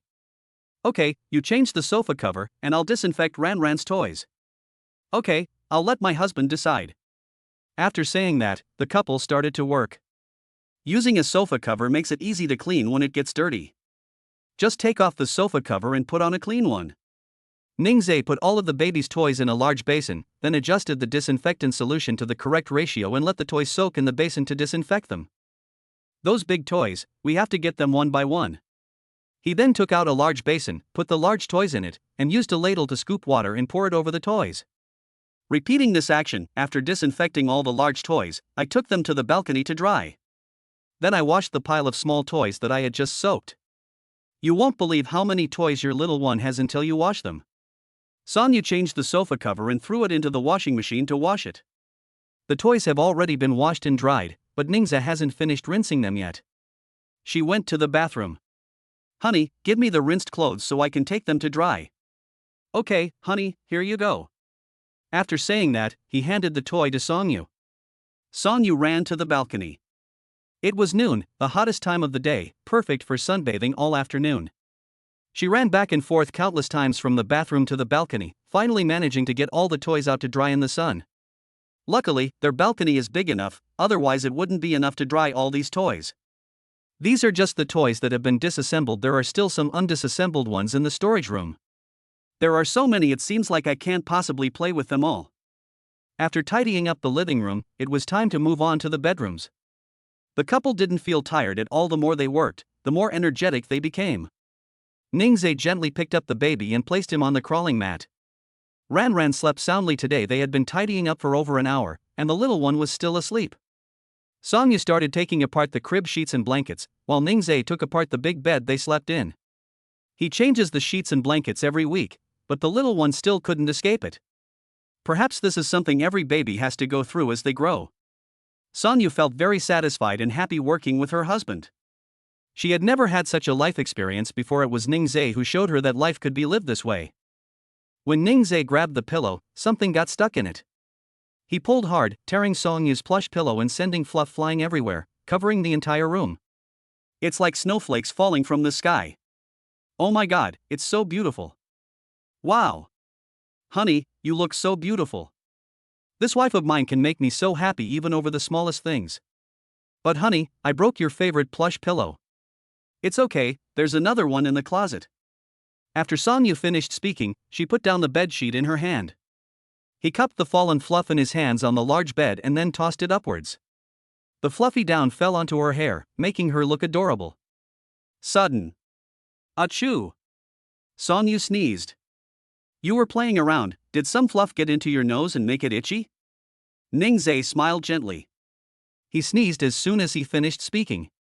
Now it's Songyu's turn to laugh at him. "And you're one to talk. You sneezed too." "I'm just going along with my wife, otherwise, how can we be a couple?" Songyu was having a great time, and Ningzhe joined in her antics. Just then, the doorbell rang. Ningzhe went to open the door and saw that it was his grandparents. "Grandpa and Grandma, what brings you here?" As the 2 elders walked in, Grandpa Song immediately spotted the little baby lying on the mat. He walked over without saying a word to Ningzhe. Grandma Song smiled and said, "Come and see Ranran, how are you?" "Is it serious? What kind of hairstyle is that?" Did it snow at home? Ningzhe then realized that his body was covered in fluff. He said awkwardly, I'm cleaning the house. Grandpa and Grandma, please have a seat. Grandma Song told him to go ahead and do his work. They would stay in the living room with Ran. Knowing that her grandparents had arrived, Songyu, covered in fluff, came to the living room. She smiled broadly at her grandparents. Oh dear, you're covered in fluff too. Go and clean yourself up, or you'll get it on my great-granddaughter, Grandma Song said with a smile. Okay, Grandpa and Grandma, please sit for a while. Songyu returned to her room and continued tidying up with Ningzhe. They cleaned up the fluff and then changed the sheets and duvet covers. Before I knew it, it was quite late. The couple changed their clothes and came out. In the living room, the grandparents are playing with the little one. She had already woken up, and Grandpa Song was teasing her with a rattle drum. Songyu noticed that the rattle drum was new. It must have been brought by her grandfather earlier. She went over and sat down next to the two elders. Grandpa, why are you still buying toys for Ran? As she spoke, she pointed to the balcony. Look, she said, she has so many toys, she can't play with them all. Grandpa Song doesn't care if he sees something he likes, he'll buy it for his little one. Can what others buy be the same as what I buy? Grandpa Song said unhappily. Well. Ran knew that her grandfather loved her dearly. There were just too many toys, she couldn't possibly play with them all, she said, both amused and exasperated. The two elders were relieved to see that the baby was not uncomfortable and was no different from usual. When Grandpa Song learned that Ran had gone to the hospital, he couldn't wait to see his great-granddaughter. If Grandma Song hadn't stopped him, he would have had the driver take him straight to the hospital. Seeing that it was almost dinner time, Ningzhe stood up and said, Grandpa and Grandma, I'll go cook first. I recently learned a new dish, so I'll make it for you to try. Grandma Song was looking forward to it. Ningzhe's cooking was really delicious. Okay, no need to cook too much, just enough to eat. Okay, Grandma will play with Ran for a while first. After saying that, he went into the kitchen. Grandpa and Grandma stayed with Ran, while Songyu chatted with them. An hour later, the food was ready. Grandpa, Grandma, it's time to eat. Grandma Song smiled as she walked to the dining table, her mouth watering as she looked at the dishes. Ningzhe introduced the dishes for tonight with a smile. Grandma, this is Sichuan peppercorn chicken, clam stuffed with shrimp paste, beef cubes with black garlic, stir-fried snow peas, and chestnut chicken soup. Songyu came over, drawn by the fragrance. Oh my god, honey, it smells so good. Chapter 63, able to save herself, and a worry-free little darling. After finishing their meal, Grandpa and Grandma stayed with Ran for a while longer before heading back. They were relieved to see that the baby was all right. Songyu invited them to stay there for one night, but the two elders refused. Grandma Song saw how sweet the young couple was and didn't want to disturb their family. It's enough to come back every now and then. Anyway, they go back to see them every week. Just like last time, Ningzhe put his grandparents in the car. He told the driver, Uncle Lee, it's getting dark, please drive carefully. Don't worry, son-in-law. Then Ningzhe looked at his grandparents and said, let me know you're home safely. I know, don't worry, my child. Grandma Song liked Ningzhe more and more the more she looked at him. Such a wonderful grandson-in-law is hard to find even with a lantern. Now he's their grandson-in-law, and he couldn't be happier. Watching the car leave, Ningzhe went upstairs. The mother and daughter were playing in the living room while waiting for Ningzhe. As soon as he entered the door, the little baby made ah sounds. Songyu laughed and said, I've only seen you for a short while, and I'm already looking for you. Ningzhe used to live with the mother and daughter. He teased Ran. Does your little one miss daddy so much? The little baby was making ah sounds. Now Ran can make more sounds and will also look for the source of the sound. When she hears a sound, she will turn her head in the direction of the sound. The little baby is quite clever. Ningzhe noticed that her bodysuit was a little tight. Honey, do you think Ran's clothes are too small? Songyu looked closely and realized it was true. It's a little too small, honey. My uncle gave me a lot of clothes for the full moon celebration, so I took them out to look at them. After saying that, Songyu went into the room and started rummaging through the pile of clothes. Opening the wardrobe, she discovered that Ningzhe had the fewest clothes of all the family members. She wanted to find an opportunity to buy Ningzhe some clothes. Her husband has bought her clothes, remembers what she likes to eat, and even buys her small cakes when they get home. She has never bought anything for Ningzhe. She had already made up her mind. I carried the bag into the living room and dumped all of my baby's clothes onto the playmat. Ran was so excited when she saw the pile of clothes. Grabbing one item with one hand wasn't enough, they also had to rub their feet against it. Ningzhe couldn't help but chuckle at her actions. "Oh, my little one, mommy and daddy are picking out some nice clothes for you. Once you've chosen the clothes, make sure to wash them thoroughly before Ran wears them." Ran made a soft, babbling sound. Clutching her clothes with her little hands, she looked at Ningzhe, her little mouth chattering incessantly. "It's like saying, 'I like this one, get me this one.'" Ningzhe guessed what she meant and pointed to the clothes in her hand. "Does your baby want this?" The baby made sounds. "Oh my god. Their little one is so smart. Honey, Ran is so cute, she has her own ideas." While looking at the size of the clothes, Songyu didn't forget to turn around and praise their baby. "Absolutely. Your little one is the cutest little angel." Ran kicked her legs and giggled as her parents praised her. Songyu then picked out 2 or 3 items that were the right size. She frowned slightly. "Honey, the clothes my uncle gave me are all too big, there are only 3 size 59 pieces." Ningzhe had no idea that his little one was already wearing size 59 clothes. "If it's not suitable, let's go out and buy some clothes for Ran tomorrow." Songyu agreed. Wearing something too small is too tight, and wearing something too big is also uncomfortable. You have to wear something that fits properly. "Okay, I'm going out tomorrow. I need to spend more time with my husband and baby before school starts." Ningzhe joked with her, "Is your wife never coming back? Are you going to spend all your time with her at once?" "No, that's not true. I just want to be with you every day anyway." Suddenly, something popped into her head, and she looked at Ningzhe with concern. "Honey, don't you get tired of it?" Ningzhe knew she was overthinking it. I quickly patted her little head. "No, you are like a treasure trove, waiting for me to discover it." Hearing him say that, she smiled sweetly again. She leaned over to Ningzhe and kissed him on the cheek. Then I started putting away the clothes that I had found. The rest can only be worn after Ran is 6 months old. She picked out 3 items and put them into the baby's washing machine to wash them. Ningzhe washed some fruit and the couple sat on the sofa watching TV, letting their little one play on the playmat. Ningzhe bought her a talking doll that could move and sway back and forth when it spoke. Ran lay on the mat and looked at the little dolls for a while. Then, she was drawn to the sound of the television and watched it with her parents. The scene on TV was of the male and female leads kissing. The little baby was making ah-ah sounds. Ningzhe realized what was happening and picked her up. "You stinky Ran, you can't watch this." Turn her around so she could continue playing with her dolls. Then the couple continued watching TV, a show that Songyu liked, which Ningzhe would watch with her for a while every day. After watching an episode, I took my little one to take a bath. "Honey, I'll bathe Ran tonight." "Okay, you wash it."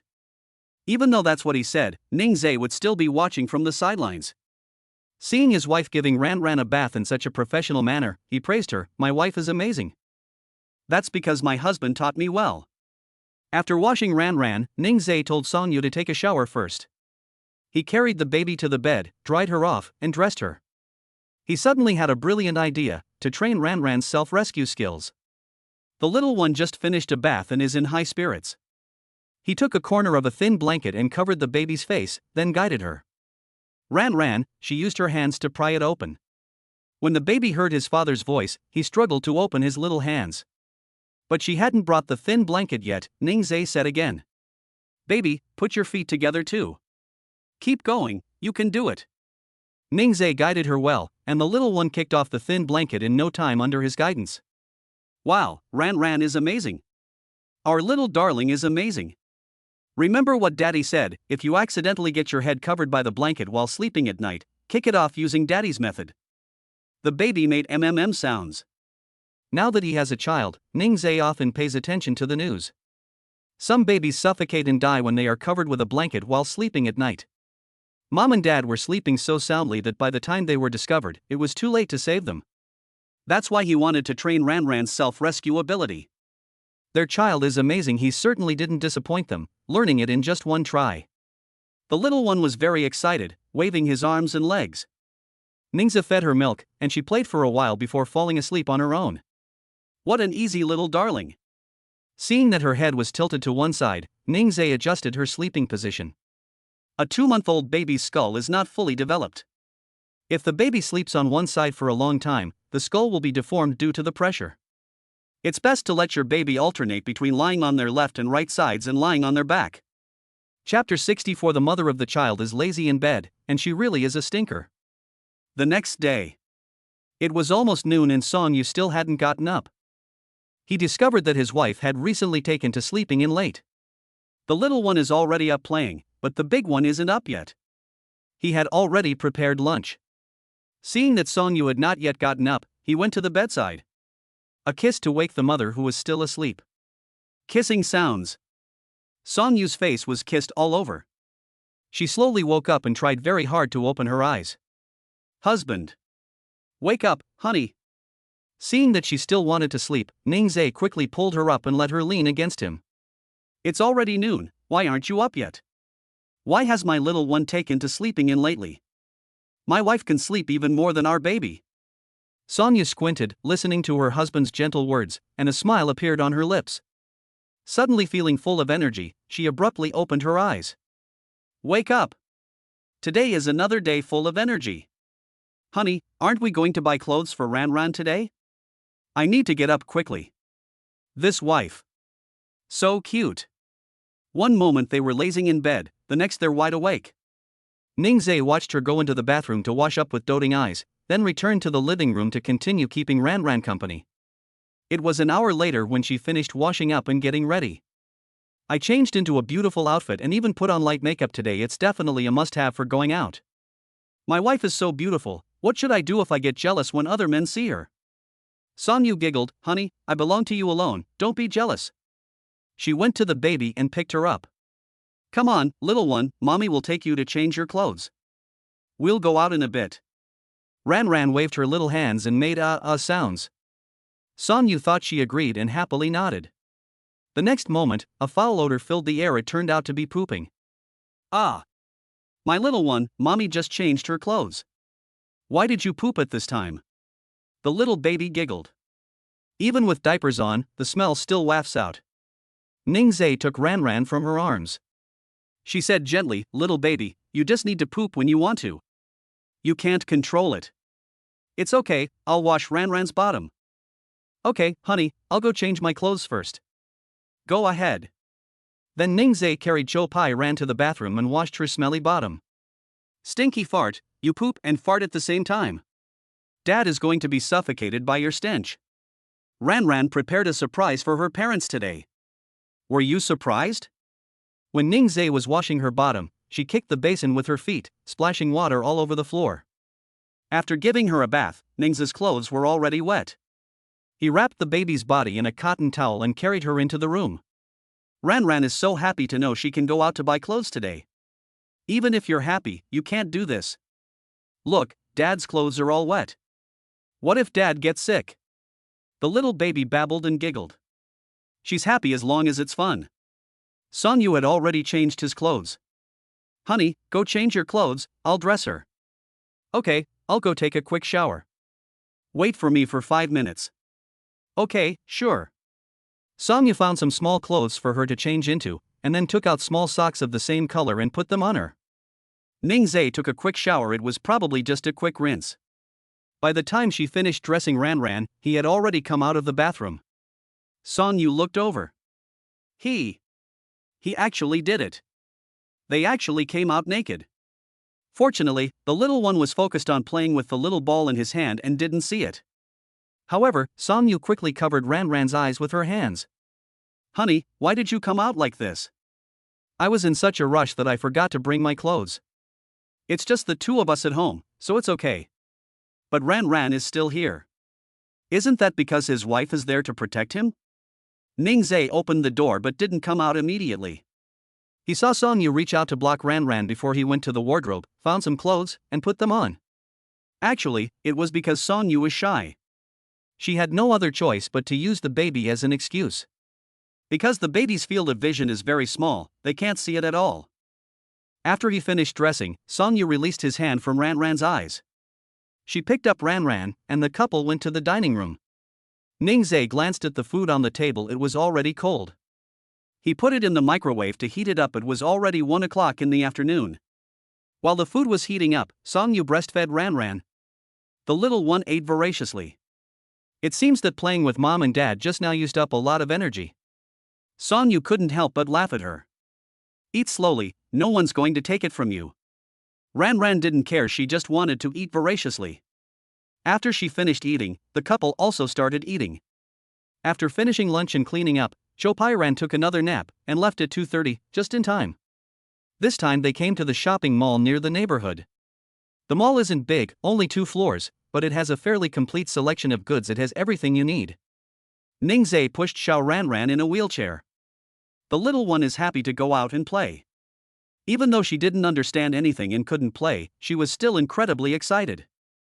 As soon as they walked in, there was one of those inflatable castles on the first floor. There are many children playing there, mostly 5 or 6-year-olds. As soon as Ranran saw it, she started screaming. Ningzhe picked her up. You want to play? Ah. The little one responded to him. Ningzhe said, you can't play even if you want to, you're too young. Look, all those older brothers and sisters are older than you. When you grow up, your parents will bring you to play. You don't even know how to play now, what if you accidentally get hurt? Let's be good, Ranran, and come play again when she's older, okay? She could only make aha sounds. Looking at it with reluctant eyes. Ningzhe continued to hold her, pushing the stroller with one hand. Songyu didn't take anything, and she was incredibly envious of the mothers who were playing with their children at the castle. Look, that handsome guy is so good to his wife, he's holding the baby and pushing the stroller himself. Yes, we have to bring our own kids, while others bring their wives and children.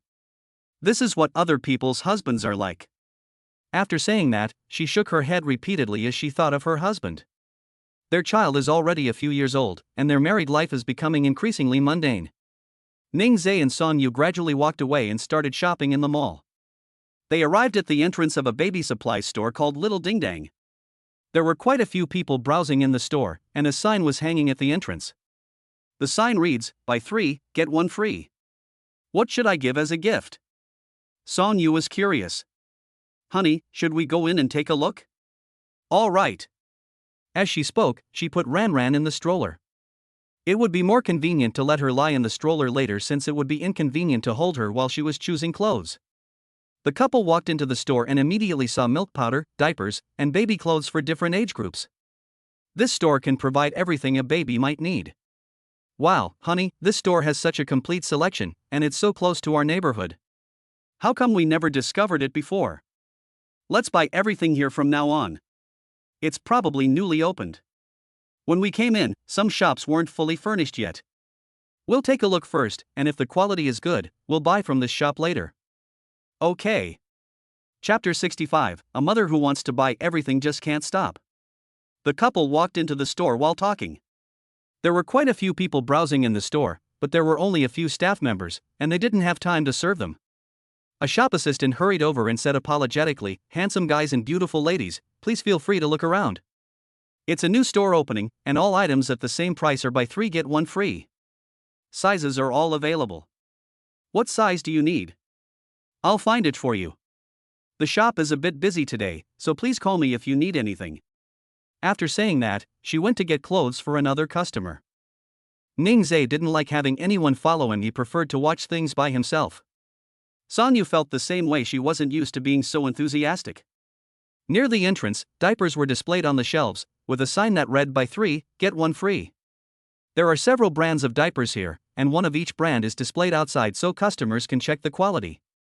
Having taken care of children for a long time, Songyu now knows which type of diapers is better. Breathability is very important. Good breathability prevents the baby's bottom from getting stuffy and makes it comfortable to wear in the summer. It's better to have 2 layers of leak-proof barriers, and it's also best to choose a higher barrier to prevent side leakage, just like what Ranran wore before going out. If the leak-proof design isn't good, the baby's poop would probably have already leaked onto Songyu.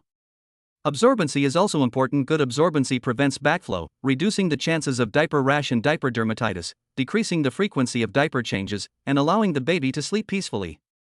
Soft diapers are comfortable for babies to wear and are less likely to hurt their skin. Ningzhe watched her wander among the various diapers, picking them up and putting them down, looking beautiful as she carefully selected them. Honey, what do you think? Which one is better? Sonyu finally picked up one of the pieces, smiled and said, Honey, this one is the best. Okay, then we'll order a few packs later. Let's go check out the clothes first. Aha! Sonyu picked out the sign and said he would take it when he paid the bill later. The couple walked inside, and the racks were full of clothes, but most of them were for older children. Ranran looked at all those clothes and started whining. Her little hands were opening and closing, clearly indicating that she wanted it. Ningze said to her, Mom and Dad are choosing something for you, baby. Wait a minute, when we've bought it, we'll show it to Ranran. Hearing this, she finally felt relieved. Okay, Mom and Dad will buy her clothes. They walked over to a shelf filled with clothes for infants and toddlers. The shelves were so full that Sonyu was dazzled. There were monk robes, one-piece jumpsuits, butterfly dresses, bodysuits, and half-back dresses. Sonyu didn't know which one to choose. She picked up a monk's robe. One has a bear pattern, and the other is striped. Honey, which one do you think looks better? The little bear is so cute. Look, is it made of pure cotton? Sonyu picked up the tag and saw that it was 100% pure cotton, and the fabric felt very soft and comfortable to the touch. It's pure cotton, honey. Let's choose a monk's robe. Okay, I'll buy it. Sonyu checked the size, and it was exactly size 59, which fit perfectly. She then picked up a light pink jumpsuit with a side opening, a lovely and delicate pink that would suit their Ranran perfectly. Does this pink one look nice? Ningze smiled indulgently. His wife had excellent taste, everything she picked was beautiful. Sonyu liked to hear this, and then selected another item. She suddenly said, Honey, why don't we buy 2 sizes larger while we're at it? We'll buy size 66 and size 73 too, then we won't have to come back to buy them again. She'll be wearing these 2 sizes in 2 months, the baby is growing so fast. Ningze agreed, saying that the baby looked different every day and was growing up very fast. Okay, I'll do whatever my wife says. Sonyu picked out 2 of each style, in different colors and with different patterns. My little one seems to really like clothes with little animals on them. She stares at them when I put them on. Ranran stared intently at the clothes her mother was holding in the car. She especially loves the cow pattern. Sonyu had already selected more than a dozen outfits after much deliberation. Ningze noticed small hats, bibs, and socks next to the clothes rack and reminded Sonyu. Honey, buy Ranran a bib so she can wear it and it can catch her drool so she doesn't get her clothes wet. That's right. My husband is so thoughtful. How many good husbands do you need? 2, I guess, we can switch between them. Good. Sonyu put all the clothes she had chosen into a basket, which she would carry to the checkout later. The little socks next to the bib also caught her eye. They were pink and very cute. There will also be 3D figurines on it, which will be a lot of fun for your baby to wear. She couldn't resist and bought several pairs. Ningze just smiled and didn't stop her. If his wife liked it, he would buy it. She continued walking inside and saw shoe covers, which were so cute, like socks shaped like shoes, so she immediately grabbed 2 more pairs. Seeing that the small basket was already full, she turned to look at Ningze and said, Honey, I feel like I can't stop. It's okay, Ranran will use it anyway, so just buy it. With her husband's approval, she went on a shopping spree again. I never felt this satisfied when I went shopping for myself before. After finally finishing their selections, they went to the counter to pay. Sonyu ran over and grabbed the diapers too. Okay, you can pay the bill now. The shop assistants were all smiles as they processed their order. These were truly their biggest customers of the day. Sonyu made the perfect choice. All items were buy 3 get 1 free, totaling 20 pieces of clothing, 2 bibs, 2 pairs of shoe covers, 10 pairs of socks, and 4 packs of diapers. Since Sonyu only ordered 2 bibs and shoe covers, the shop assistant gave her a discount on the price of one, which was just right. Handsome guy, 2,680 yuan, 2,600 will do. Ningze took out his phone and scanned the QR code to pay. They had a very fruitful day. After leaving the store, Sonyu asked the father and daughter to sit on the benches in the mall and wait for her. Honey, wait a minute, I need to go to the bathroom. Okay, honey, go ahead. Ningze was breastfeeding his baby when Sonyu saw him intently caring for Ranran. She then turned and walked into a men's clothing store. When the shop assistant saw someone come in, she went up to her enthusiastically without saying a word, and just stayed by Songyu's side, helping her if she needed anything. The sales assistants won't say much when you're buying clothes for your man. They won't like other women giving their opinions when buying clothes for their man. She kept smiling the whole time and gave Sonyu whatever she wanted. Sonyu selected several outfits for Ningzai based on his usual style of dress. Okay, please pay the bill for me. Sonyu smiled slightly, quite satisfied with the clothes she had chosen. Sonyu bought 3 sets in total, and imagined Ningzai wearing them. Beautiful lady, the total is 1,928 yuan. Good. After paying, Sonyu happily went to find the father and daughter. Ningzai was a little surprised to see her come back carrying things. Wasn't she going to the toilet? Seeing that she had been gone for so long, I thought she had a stomachache and I was just about to call her. Chapter 66. My wife is so good, I struck gold. Honey, why did you go shopping? Sonyu held up the shopping bag in her hand. It contained clothes she had bought for our husband. Ningzai felt so happy to realize that it was bought for him. Thank you, honey. Don't spend any more money in the future, I have enough clothes. Oh dear, my husband takes such good care of me, I want him to experience what it feels like to be taken care of by me too. Their wife is so lucky they've struck gold. Okay, my wife is so good. She put down her shopping bags and sat down next to Ningzai. I walked around for a long time today, but I didn't feel tired at all. She was playing with the little baby. Ran, I bought you so many clothes today. I'll show them to you when we get home. Are you happy, baby? How could the little one not be happy? She's happy to be able to go out and play, and she's even happier when her parents buy her clothes.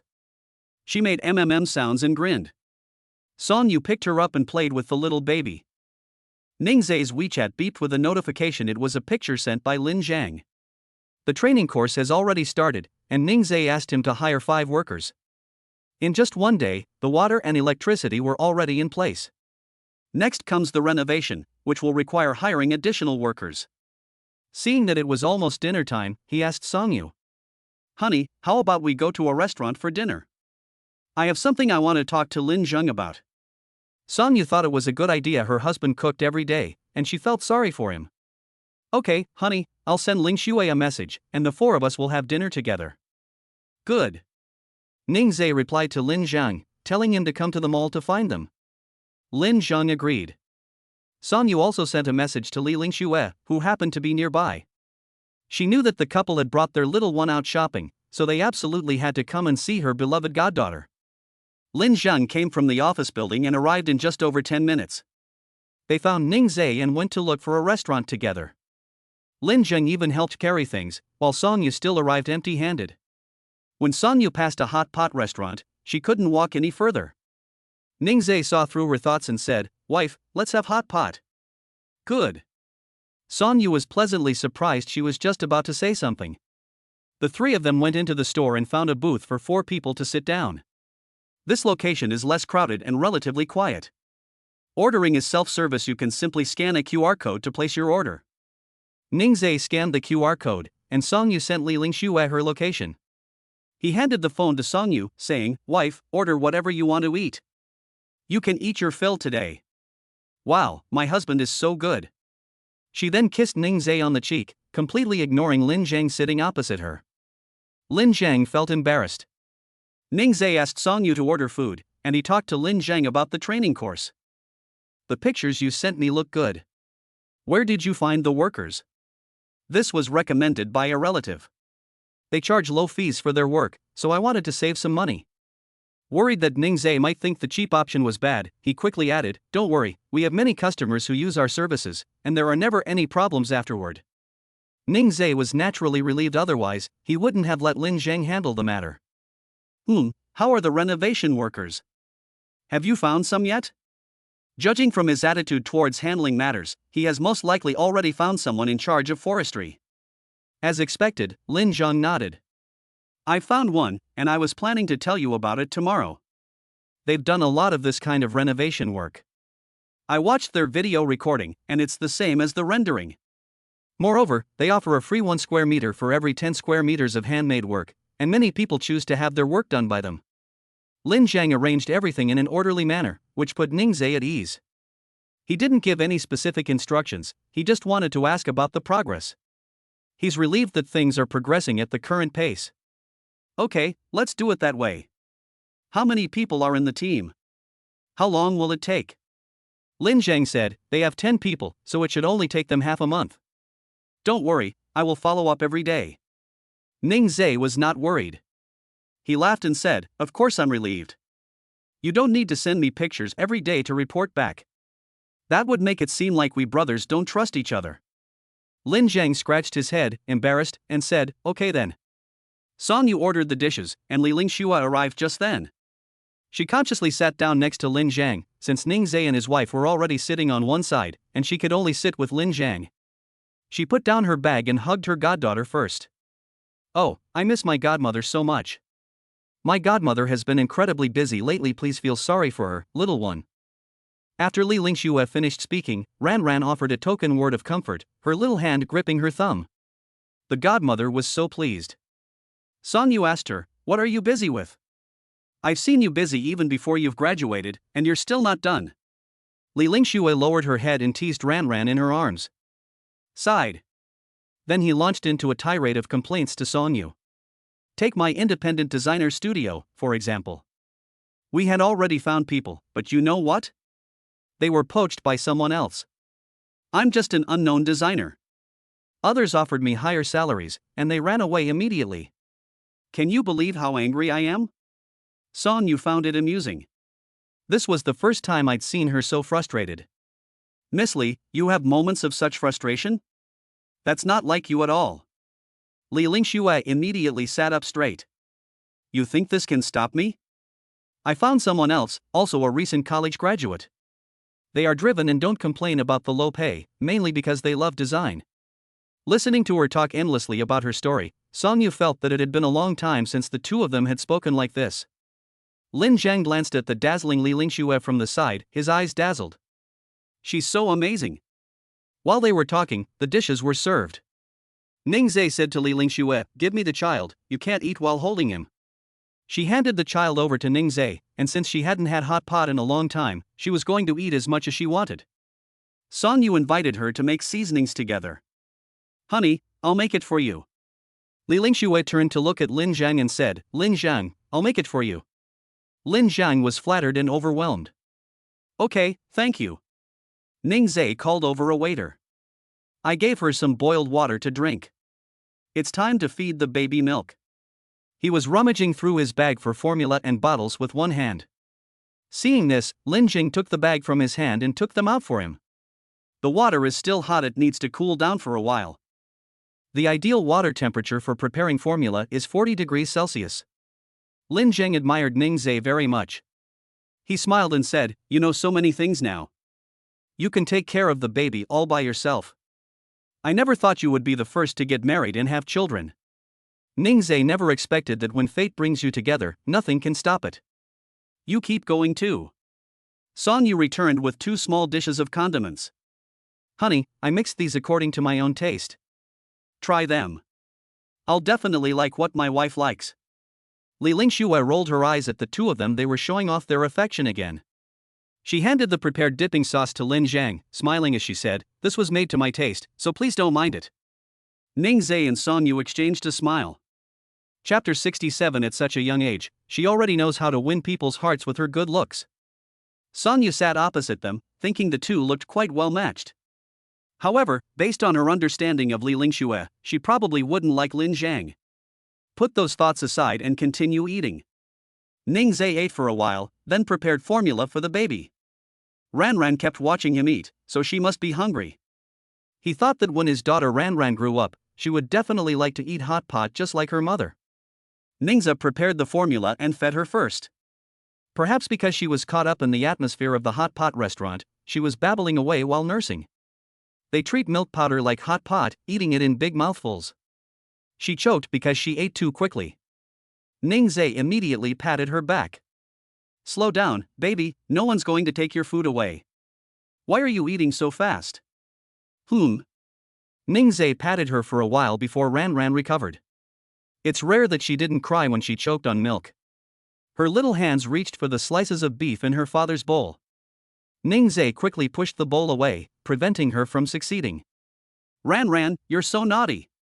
Are you trying to trick Daddy by feigning something? The little baby giggled. She really choked on the milk, and she was also trying to mislead others. The booth was spacious. Ningzai put his bag over to Lin Zhang and then made room for Ranran to lie down.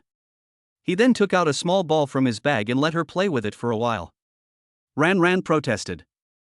She doesn't want to lie down. Ningzai had just put her down when she started whining and wouldn't behave at all. He had no choice but to hold her. Honey, get up and let me go out for a bit. I'm going to take Ranran for a walk. Song Yu immediately put down his chopsticks. Honey, let me hug you for a bit. You haven't eaten much. No need, wife, you eat first, I'll eat later.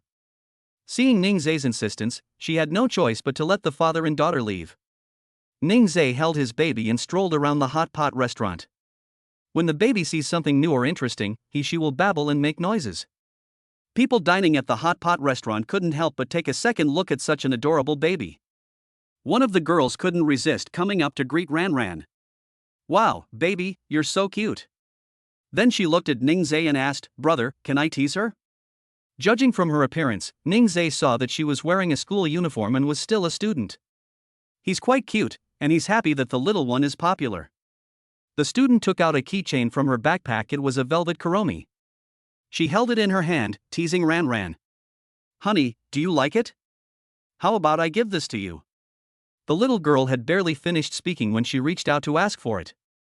Ningzai quickly stopped her. No, Ranran. These are my sister's things, you can't take them. The younger student was captivated by the little boy's cuteness and quickly said, brother, I have more in my bag. If she likes them, just give them to her. The little darling has now captured the hearts of young ladies with his good looks. When they grow up, they'll probably be something else. Ranran took the kuromi from the girl's hand and kicked her legs happily. Ningzai said about her. Honey, what do you want from my gift?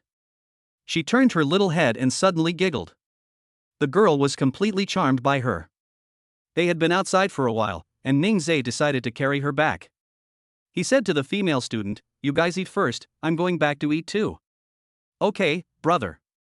Then she looked at Ranran in Ningzai's arms and said, goodbye, baby.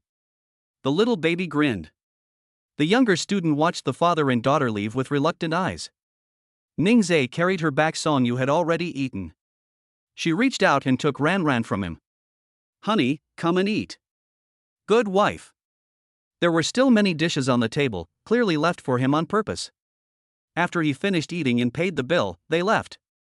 It was already dark outside, and Lin Zhang and Ningzai said goodbye. Li Lingxue suddenly said, I'll take you. Lin Zhang was surprised, then nodded after a moment, then I'll trouble you. No trouble at all, let's go. The two left, and the couple got into their car and went home. My little one was out playing and buying clothes today. He was in great spirits all day. Ding! Congratulations, host, for spending a wonderful day with your baby. You are rewarded with a baby playpen. What is offense? Is it what he thinks? Never mind, I'll take any reward. I should be able to see it when I get home. Ningzai is now familiar with the system's routines. System. Isn't it a bit redundant? Back at Shirley Chunfeng, Ningzai was stunned as soon as he stepped out of the elevator. Several large boxes were piled up in front of my house. The system always surprised him like this. Song Yu saw so many large boxes and went up to take a look. Honey, what's this? Did someone send it to me by mistake? After she finished speaking, she looked through the other boxes and saw that the address written on the slip was indeed their home address. The recipient was also Ningzai. Honey, when did you buy this? What did you buy? Ningzai calmly replied that he had bought some things for Ranran. You carry Ranran inside, I'll move these things. Seeing that the item was too big, she couldn't help and had to let Ningzai do it himself. Okay, honey, slow down, don't strain your back. Ningzai suddenly smiled and said, my back is fine, don't worry, wife. Your happiness depends entirely on your husband. Song Yu immediately understood his meaning and shyly ran into the house. Why did this person suddenly become so unserious? Ningzai first pushed the stroller into the house before starting to move these things. He was curious about what was inside those several large boxes. After several trips, the move was finally completed. He found some scissors, opened the packaging, and took everything out. After taking a look, I finally understood. So this is what a baby playpen is. He quickly installed the fence and the crawling mat in his house were the right size to enclose it. There are also storage shelves, and trolleys, and rocking horses. After he finished installing everything, the living room had been transformed into a play area for the little one. I put some of the smaller toys away in the storage rack, and placed the fluffy little dolls on the mat, which my little one loves to play with. Song Yu and her baby are in the room. She put away the clothes she bought for Ningxia, then removed the tags from Ranran's clothes and put them all in the laundry basket, intending to wash them all. She carried Ranran out, with the laundry basket in one hand. Upon entering the living room, I was shocked to see how completely it had been transformed. Wow, honey, what's this? I love its cute, milky color. Not only does she like it, but the little baby in her arms likes it too. Ranran babbled, and Ningxia picked her up. This is a baby playpen. I set up a play area for Ranran so she can play in it without us having to worry about her bumping or hurting herself when we can't see her. Song Yu liked it very much, and it was also very practical. The little baby was already lying inside, playing her pedal piano. Now is the time to strengthen her bones. It will be very beneficial for her to practice more. Their feet didn't stop, and their hands weren't idle either. Chapter 68. What's it like to know you have hands? Ranran is having a lot of fun in her new play area. The baby is only 2 months old, but he is so smart and clever, seemingly much smarter than other babies his age. And he rarely cried, which made the couple very happy. Such a well-behaved baby, they are their little darling. I was out having fun for so long today, but I still have the energy to keep playing when I get back. It has to be said that Ranran has incredibly abundant energy. Just then, the washing machine stopped. Honey, I'm going to hang the laundry out to dry. You can give Ranran a bath first. Okay. He was planning to give the baby a bath right now anyway. Ranran was carried to the bathroom, and she kept whimpering, not wanting to leave. Sure enough, she loved anything new and fun. It's already 9 p.m., I can't not take a shower. He gently patted the baby's smelly bottom. Those things are right there, they won't run away, and we can play with them tomorrow too. No one's going to take it from you, so why worry about not having anything to play? As they talked, the father and daughter had already entered the room. Ningxia put her on the bed and prepared his things. Even when she was lying in bed, she couldn't stay still, making moaning noises. Ningxia still had to strike up a conversation with her. Almost there, baby, just wait a little longer. Everything is finally ready. Ningxia then carried her to the bathroom. Having done a lot of washing, I've gained experience and can wash her quickly. Song Yu came into the room after hanging up the pile of clothes, just as Ningxia came out of the bathroom carrying the baby. Are you done washing, honey? Yes, Ranran is so energetic. I guess she doesn't want to sleep yet.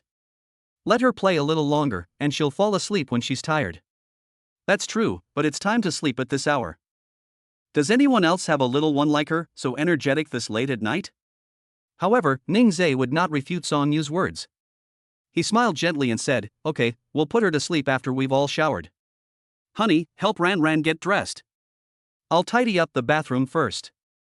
Good husband. Song Yu opened the wardrobe and saw the new clothes she had bought for Ningxia when she took out some clothes. We need to let Ningxia try it on later. If it doesn't fit, we'll have to exchange it. She got a onesie for the baby. Even in the summer, she worried that Ranran would catch a cold at night. Onesie can cover the baby's belly button, making it less likely for them to get cold. She picked up the little one and felt that her baby had gotten a bit heavier, probably weighing 7 or 8 pounds now. My baby is growing up every day. Come on, baby, lift your legs up, and mommy will button them up for you. Ranran cooperated well with her mother and was very obedient. After Ningxia finished getting ready, his voice came from the bathroom, Honey, I'm going to take a shower first. Song Yu turned to look at him. Okay, have you taken your clothes yet? To avoid something like today, where someone just came out like that, which was so embarrassing. He smiled gently and said, I've already taken it. Just take it. If you forget to take it, I won't help you. Ningxia knew she was joking, so why wouldn't he help her carry it? He closed the door and started washing. Song Yu couldn't help but look towards the bathroom. The little baby giggled at her. When her daughter exposed her thoughts, Song Yu blushed. Honey, what are you laughing at? Are you laughing at Mom? The more Song Yu talked, the happier the little baby laughed. She pretended to be angry and sat on the other side of the bed so that Ranran couldn't see her. She thought that if Ran Ran couldn't see her, she would cry and make a fuss looking for her. As it turned out, she was overthinking it. The little one didn't care where she was and started playing with her little hands. Song Yu observed her from the side. She was looking at her hands very intently. They would also switch hands, one holding their left hand and the other their right, and vice versa. Ningzhe finished washing up and came out of the door. He was already dressed. Song Yu quickly made a shushing gesture to him, and then waved to him. Seeing her acting so mysteriously, Ningzhe even softened his footsteps. He tiptoed onto the bed and then snuggled close to her. He asked in a low voice, "What's wrong?" Song Yu pointed at Ran Ran, and he looked over. Then she whispered in his ear, "Look at Ran Ran, it seems like she's discovering she has hands for the first time. She's very curious about her little hands, looking at them over and over." As she spoke, the little baby started grabbing her hand again. She excitedly grabbed Ningzhe and said, "Honey, look, Ran Ran is playing with her little hands." Song Yu was excited and wanted to talk to her baby, but Ningzhe interrupted her. "The baby is playing happily by herself right now, and her attention is focused at that stage, so let's not disturb her." Song Yu didn't understand. Seeing her slightly furrowed brows, Ningzhe smiled and said, "This way, she can practice her concentration. If she is frequently interrupted, she will have difficulty concentrating when she grows up." "So that's how it is," Song Yu understood. "Honey, why don't you try on the clothes I bought today and see if they fit?" "Okay, if my wife tells me to try it, I'll try it." They got out of bed quietly. The little baby was still playing with her hands, so the couple let her continue playing. Song Yu opened the wardrobe and took out the 3 sets of clothes. She handed them to Ningzhe one by one. Ningzhe took it and went into the bathroom to change. Song Yu thought to herself, now they're being considerate, they didn't just change right away, they even know to go to the bathroom. He changed out, his first outfit being a pair of charcoal gray straight leg jeans, a white t-shirt, and a striped shirt. Seeing him come out, Song Yu smiled. "Wow, honey, this outfit suits you perfectly." As she spoke, she brought out a pair of black-rimmed glasses, which perfectly complemented her outfit. "Very good." Song Yu gave a thumbs up. Ningzhe gently ruffled her hair and said, "Thank you for choosing this for me, my wife. Honey, let's go change into another outfit." Okay, Ningzhe took the clothes she handed him. He changed quickly and came out. The second outfit is light blue jeans, still with a white t-shirt as a base layer, and then a khaki vest on top. The simple and stylish layering is absolutely amazing. Song Yu was quite confident in her judgment. Ningzhe also felt happy, wearing clothes bought by someone he liked, and he felt a sense of enjoyment. "Wow, honey, every single outfit suits you so well. I can't wait for the next one. Hurry up, I want to see my husband put on his last outfit." Ningzhe went to change his clothes again, his face full of doting affection. The last outfit was a black pair of jeans paired with a white shirt. It was a super simple outfit, but it looked great on Ningzhe. Simple yet sophisticated. Ningzhe pulled her into his arms from behind. His deep voice rang in her ear, "My wife has such good taste, I love every single one of them." Song Yu turned around and hugged him. She raised her fair and delicate face to look at Ningzhe. "So, what kind of reward should my husband give me if he likes it?" Ningzhe pretended to be deep in thought. He turned to look at his little one on the bed and found that she had already lulled him to sleep. Then he lowered his head and whispered in Song Yu's ear, "I want to reward you." Song Yu blushed. What kind of reward was this? Before she could think any further, Ningzhe had already carried her to the guest room. Chapter 69, Breakfast prepared by the child's mother? The couple returned to the master bedroom half an hour later. The baby was sleeping soundly in bed, with a pacifier in his mouth. Ningzhe gently picked her up and placed her in the crib. Song Yu's face flushed, and she went to take a bath, feeling embarrassed. Ningzhe lay on the bed, recalling what had just happened, a slight smile playing on his lips. So delicious. It was a long time later, long enough that Ningzhe was almost asleep, before Song Yu finally finished showering and came out. She didn't dare look at Ningzhe, and kept her head down looking at her feet. "Honey, what's wrong?" Song Yu ignored him. He even asked her what was wrong, why she didn't think about what he had just done. She didn't say a word, turned off the light, and went to bed. Ningzhe pulled her into his arms and comforted her, "Wife, don't be angry anymore. I'll be more careful in the future, okay?" Song Yu whispered, "It hurts." Okay, I'll be gentler next time." Ningzai kissed her gently, and Song Yu forgave him just like that. The two went to sleep. The little one played all day and slept soundly, getting a full night's sleep. The next day, Ningzai was still asleep when the little baby was already babbling. It was accompanied by sounds. He sat up abruptly and quickly hugged the baby to smell it. This smell hits you right in the head. He quickly got up and started to treat her. Ningzai's movements were so loud that Song Yu was also awakened. She simply got up too. Her husband usually makes her breakfast, but while he's tidying up Ran, she'll try making him breakfast instead. When she lives alone, she also makes breakfast. She went to the kitchen and first took out the soy milk maker to make soy milk. She loves drinking soy milk, especially the pure kind, because it's very nutritious. Add the beans, then add an appropriate amount of purified water. Make enough for the two of them to drink. Then she took out 2 ears of corn, boiled them in water, and then placed a steamer on top of them. I steamed 2 brown sugar buns and an egg on top. Brown sugar steamed buns are also a quick and easy meal. They can be eaten directly after steaming. This should be enough for 2 people. She left it steaming in the kitchen while she went to wash up. Back in the room, Ningzai had already washed and dressed the baby. Ningzai told her to hurry up and wash up while he went to make her breakfast. She smiled, her eyes narrowing. Honey, I've made breakfast. It'll be ready to eat in a bit. Ningzai was pleasantly surprised. Did his wife make him breakfast today? And you didn't sleep in today either, that's great. Okay, then thank you for your hard work today, my wife. It's not hard work. You're the one who usually gets up early to do it. You're the one who's working hard. After saying that, she went into the bathroom to wash up, and Ningzai brought Ran to the living room. He didn't go to the kitchen. Song Yu probably didn't want him to know what breakfast she had made for him. He just waited quietly for Song Yu to call him to eat. When Song Yu came out, she saw Ningzai and the baby playing inside the enclosure, and she felt relieved. She went into the kitchen. The soy milk maker had stopped working. She took out 2 cups, filtered the soy milk through a strainer, and poured it out. The 2 cups were just right. Then I took out some tongs and used them to take the corn out and put it on a plate. The eggs were steamed and did not crack. She peeled the eggs and put them on a plate, along with the brown sugar steamed buns. A simple multigrain breakfast is ready. She brought it out and called out sweetly, "Honey, it's ready to eat." Ningzai smiled at her and said, "Okay, wife, I'm coming." He walked to the dining table and looked at the breakfast on it. He exclaimed in surprise, "Wow, this is breakfast my wife prepared, it's really good." Song Yu said, "I'm sorry, honey. I only know how to make simple dishes. I can't make anything too complicated. Please just eat what you have."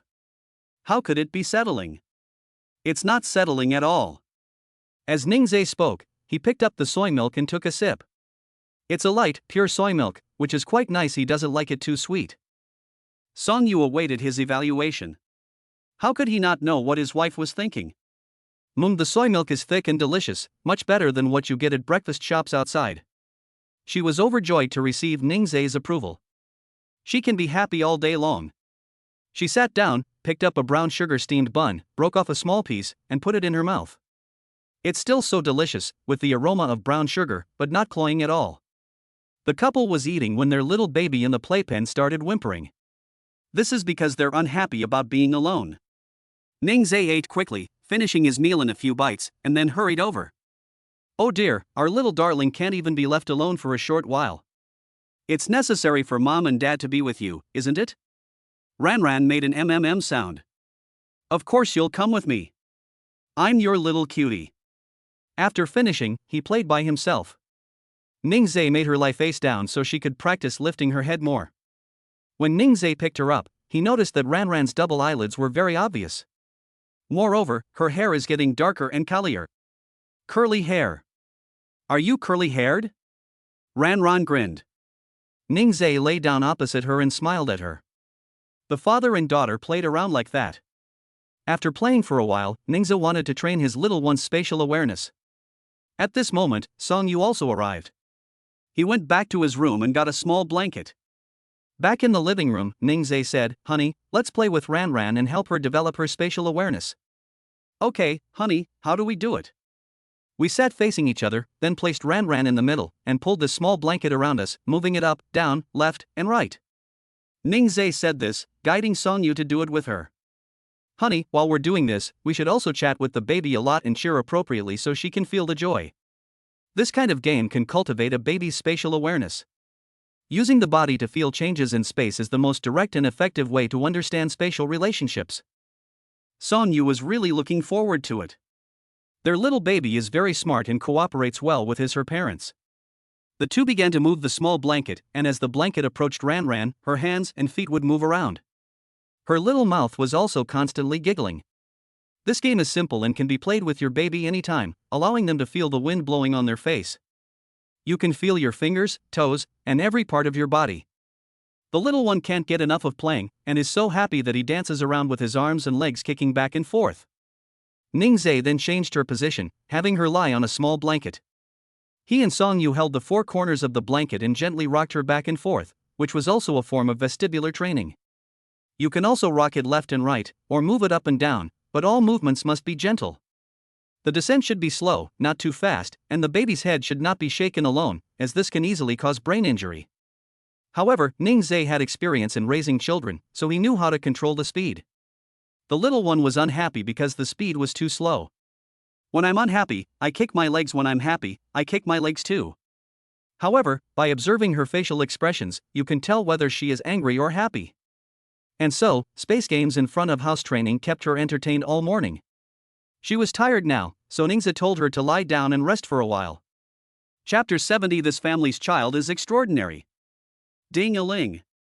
Songyu's phone rang. When I took it out, I saw that it was a call from Li Lingxue. Hello, what are your instructions? I'm finding it increasingly difficult to listen to what you're saying these days. Songyu rolled her eyes at her through the screen. I've been so busy lately that I haven't had time to contact her. Does this sudden contact mean she has some kind of instruction? Ignoring her, Li Lingxue continued, would you like to visit my studio? Songyu immediately jumped up. It's all done. That's a must.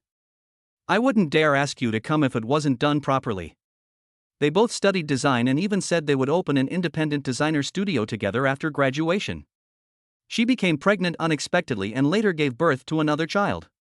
Most importantly, she still has to go back to school. Wah? Songyu wanted to cry. Not hearing Songyu speak, Li Lingxue quickly comforted her. Don't worry, once you graduate, there will be a place for you in this studio, just come whenever you have time. She said this because she was worried that Songyu would be too busy taking care of the children.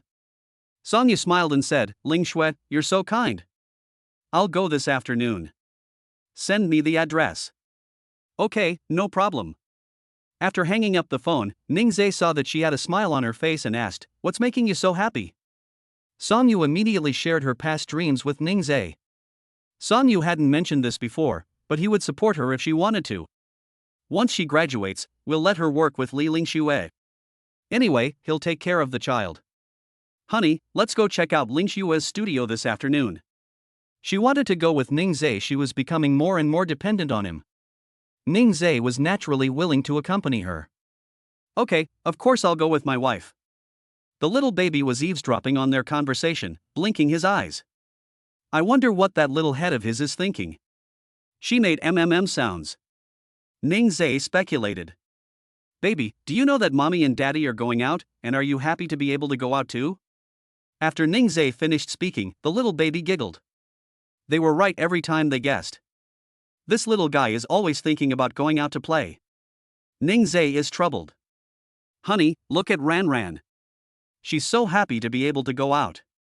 Imagine how she'll be when she grows up. She'll probably be thinking about going out to play every day. Songyu, like him, was utterly at a loss for words, both amused and exasperated. It's okay, honey. We'll take her out to play whenever we have time. Hearing her mother say that, the little one kicked her legs in celebration. There's no way around it. He has to pamper his wife and kids. Honey, shall we go out now? I said last time that I wanted to buy Ranran some potted plants to keep on the balcony, but I haven't been able to yet. Growing flowers? Sure. Songyu immediately agreed. Okay, honey, having some green plants at home is not only nice, but it can also purify the air. My wife thinks everything she does is good. Let's go to the flower and bird market first. Good husband. Once they made up their minds, the couple prepared to leave. The little guy was so happy. Ningzhe picked her up. We can go out again today, aren't you happy? I'm going to buy you some flowers, and also visit your godmother. The baby made babbling sounds. Yeah. That's great.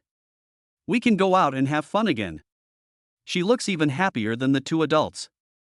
Songyu brought her a small hat and put it on her. It could also block out the sun. Let's go, let's head out. Songyu held her, while Ningzhe took the baby bag and pushed the stroller. We arrived at the underground parking lot. Songyu wanted to ride in her car today. She said, "Honey, let's drive my car. It's been sitting there all this time and it's going to become a junkyard." Okay, whichever car my wife wants to ride in, I'll drive. As he spoke, Ningzhe took out the car keys from the baby care bag. Songyu was surprised. Honey, when did you take the keys?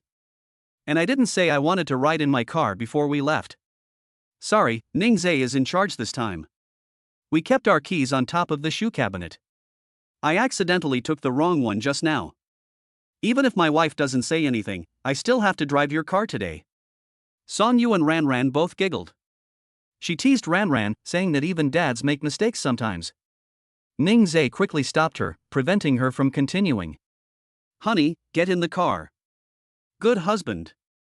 Ningzhe opened the car door for her, and after she got in, he fastened her seatbelt and then gave her a kiss. The sweetness between the young couple is truly beyond words. The little baby is whimpering. Ningzhe also kissed her through her little hat, a kiss for his darling. Even at such a young age, she was already vying for attention, which made Songyu increasingly determined to let her live on her own when she grew up. Of course, she wouldn't tell Ningzhe about this idea. She'll do it secretly and then pretend it was Ranran who wanted to go out, and that it has nothing to do with her. Ningzhe got on the bus, which headed towards the flower and bird market. They arrived at the largest flower and bird market in the southern part of the city.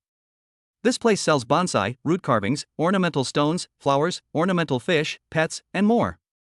Pushing Ranran in, she wanted everything she saw. She called out in a cutesy voice as she passed each stall. The flower vendor had never seen such an adorable baby before. The boss greeted Ningzhe and the others. Handsome guys and beautiful girls, what would you like to buy? While speaking, the boss's eyes were fixed on the baby in the stroller. The little one wanted to come out, but Ningzhe wouldn't let him. There are lots of flowers and plants here, so there will definitely be mosquitoes. If I carry her out, she'll probably get bitten. Ranran, stay in the stroller obediently, or you'll get bitten by bugs if you come out. If my baby gets bitten by a bug, there will be red marks. Are you scared, Ranran? Ranran suddenly froze, as if she was considering the feasibility of this matter. After that, she stopped talking and started sucking on her pacifier. The flower shop owner was shocked. How does a 2-month-old baby know all this? Wow, this baby is amazing. Seeing that the baby had stopped fussing, Ningzhe began to choose flowers. Honey, what do you like? Looking at the shelves full of flower pots and green plants, Songyu had no idea what was going on. Honey, you choose. I don't know what to choose either. Good. Ningzhe went inside to take a look. Songyu was holding the stroller and waiting outside with the baby. At this point, the boss introduced Ningzhe to the situation. Hey handsome, how about taking a look at pothos and spider plants? Pothos is evergreen all year round, and spider plants can purify the air. Many people buy a few pots of them. Gardenias are also a good choice. They are non-toxic and harmless, with a refreshing fragrance that is delightful to smell. The 3 items the shopkeeper recommended were indeed good, but he wanted to choose some colorful flowers. Ningzhe asked the shop owner if they had any flowers with brighter colors after they bloomed. Yes, daisies, sunflowers, periwinkles, and tulips are all good choices. They are all relatively easy to grow. Whether they are easy to grow or not is secondary. As long as you cultivate them with care, they will not wither. Their balcony is quite large. They'd probably need to buy a dozen or so potted plants to make it enough. Ningzhe said, you just mentioned that you need 4 pots of each of the pothos and spider plants, and 2 pots of each of the others. Okay, handsome, I'll bring you a flower stand. Chapter 71, Taking the Little One to See Godmother's Studio. The boss is happy because we closed a big deal today. She quickly packed the things away, as if afraid Ningzhe might change his mind. Ningzhe didn't know if the car could fit a dozen or 20 potted plants. The boss pushed the cart and followed him to the car. Ningzhe opened the trunk and took a look. It was completely not big enough to fit anything. It was the kind of place that couldn't be squeezed in even if you tried. Boss, can you deliver it to my home? Of course you can. Handsome, you didn't say so earlier. I thought you wanted to take it back yourself. They all offer home delivery, but some customers prefer to pick it up themselves, so she didn't ask. Then please deliver it to my home. However, we have other things to do this afternoon, so could you wait until we get back before delivering it to us? No problem, handsome, you can pay half the deposit first, and then pay the other half after it's delivered. The boss wouldn't feel at ease if he didn't pay some money up front for such a big deal. If he suddenly changes his mind later, she'll be at a huge loss. Ningzhe readily agreed. Okay, I'll pay half the deposit first. The boss suddenly realized that she was being a bit petty. Never mind, making money is the priority. I've installed the flower stand for you, and I'll deliver it to you later. Leave your phone number, and our workers will let you know when they get there. No problem. Ningzhe took down his phone number and then went to find Sonyu and her daughter. Sonyu remained standing in the same spot, but his gaze was fixed on the place where puppies were being sold in the distance. What? You like puppies? Sonyu nodded. She thought the little dog was adorable. Its fur was pure white. Ningzhe couldn't bear to refuse, but now that Ranran was here, he still had to be careful. He carefully considered his words before speaking. Honey, dogs inevitably carry viruses or parasites. If the baby comes into contact with the dog, it could lead to parasite or viral infections, or even illness. Ranran is still young and her immune system isn't as strong as adults. Let's buy it when Ranran grows up, okay? So that's what the stakes were. Sonyu quickly shook his head. Honey, let's not buy it now, we can buy it later. Okay, my wife is so good. It's almost noon now. Shall we go eat first, and then go to Li Lingshue's place? Why don't we go find Lingshue first? She probably hasn't eaten yet. Okay, I'll listen to my wife. Sonyu showed the address to Ningzhe. Looking at it this way, it's not far from his training center, it's just around the corner. It took more than 40 minutes to drive from the flower and bird market. Arriving at a street west of Oriental Plaza, a striking independent design studio comes into view. There are also parking spaces available at the entrance, which is very convenient. Through the shop window, you can see the busy figures of the people inside. Ningzhe took the stroller down first, and then changed Ranran's diaper. Going to see Godmother, are you happy, baby? The little baby kicked his little legs and giggled. Oh my, I'm so happy. Seeing my godmother makes me so excited, Dad's jealous. The little one held his father's hand, telling him not to be jealous. Ningzhe smiled gently, changed her clothes, and then put her in the stroller. The couple entered Li Lingshue's studio. The people in the studio saw them come in and immediately asked, Hello, do you have an appointment? Li Lingshue, who was busy with her head down, heard the sound and looked up. She walked over happily. You've arrived. Oh dear, my goddaughter is here too. As she spoke, she first picked Ranran up. Having had previous experience holding the baby, Ningzhe now feels comfortable letting her hold him. After playing with Ranran for a while, Li Lingshue then introduced the others in the studio. This is my partner, Sonyu, who is also your boss. That's her husband, and their baby. Hello, Sister Yu. Hello, brother-in-law. The staff at the studio greeted the couple. Li Lingshue told them to go ahead and get busy. Sonyu was puzzled. Did she mean that she had a share in this studio? But when I called her this morning, she said she'd wait until after graduation. Now this is. Besides, she was the one who was busy before, she didn't do anything, so she felt really embarrassed to take a share. The two grew up together, so how could Li Lingshue not know Sonyu's expression right now? She led the two men to her office. As soon as she sat down, she started rummaging through things. I've already said what I wanted to say today, this studio is half yours. You still have a year before graduation. You can come to the studio whenever you want. The access code is our birthdays. You can get involved in things here now or after you graduate, if you wish. After hearing what she said, Sonyu quickly hugged her and then looked at Ningzhe. She's so lucky to have such great sisters and such a wonderful husband. She no longer knew what words to use to describe her current feelings. She didn't contribute a single penny, yet she owned half the shares for free. Even her own sisters might not do that. Ling Xue, I'm transferring money to you. How much did you invest initially? Let's calculate it. Li Lingxue rolled her eyes at her. You're my only good friend, and we become awkward when it comes to money. Ning Zhe watched the two sisters' relationship from the sidelines, and he was happy for Songyu. Songyu has him, her daughter, her grandparents, and such a good sister. Suddenly, Li Lingshue's stomach rumbled. Songyu laughed at her, asking if she hadn't eaten anything since she had been busy all morning. The little baby in her arms giggled.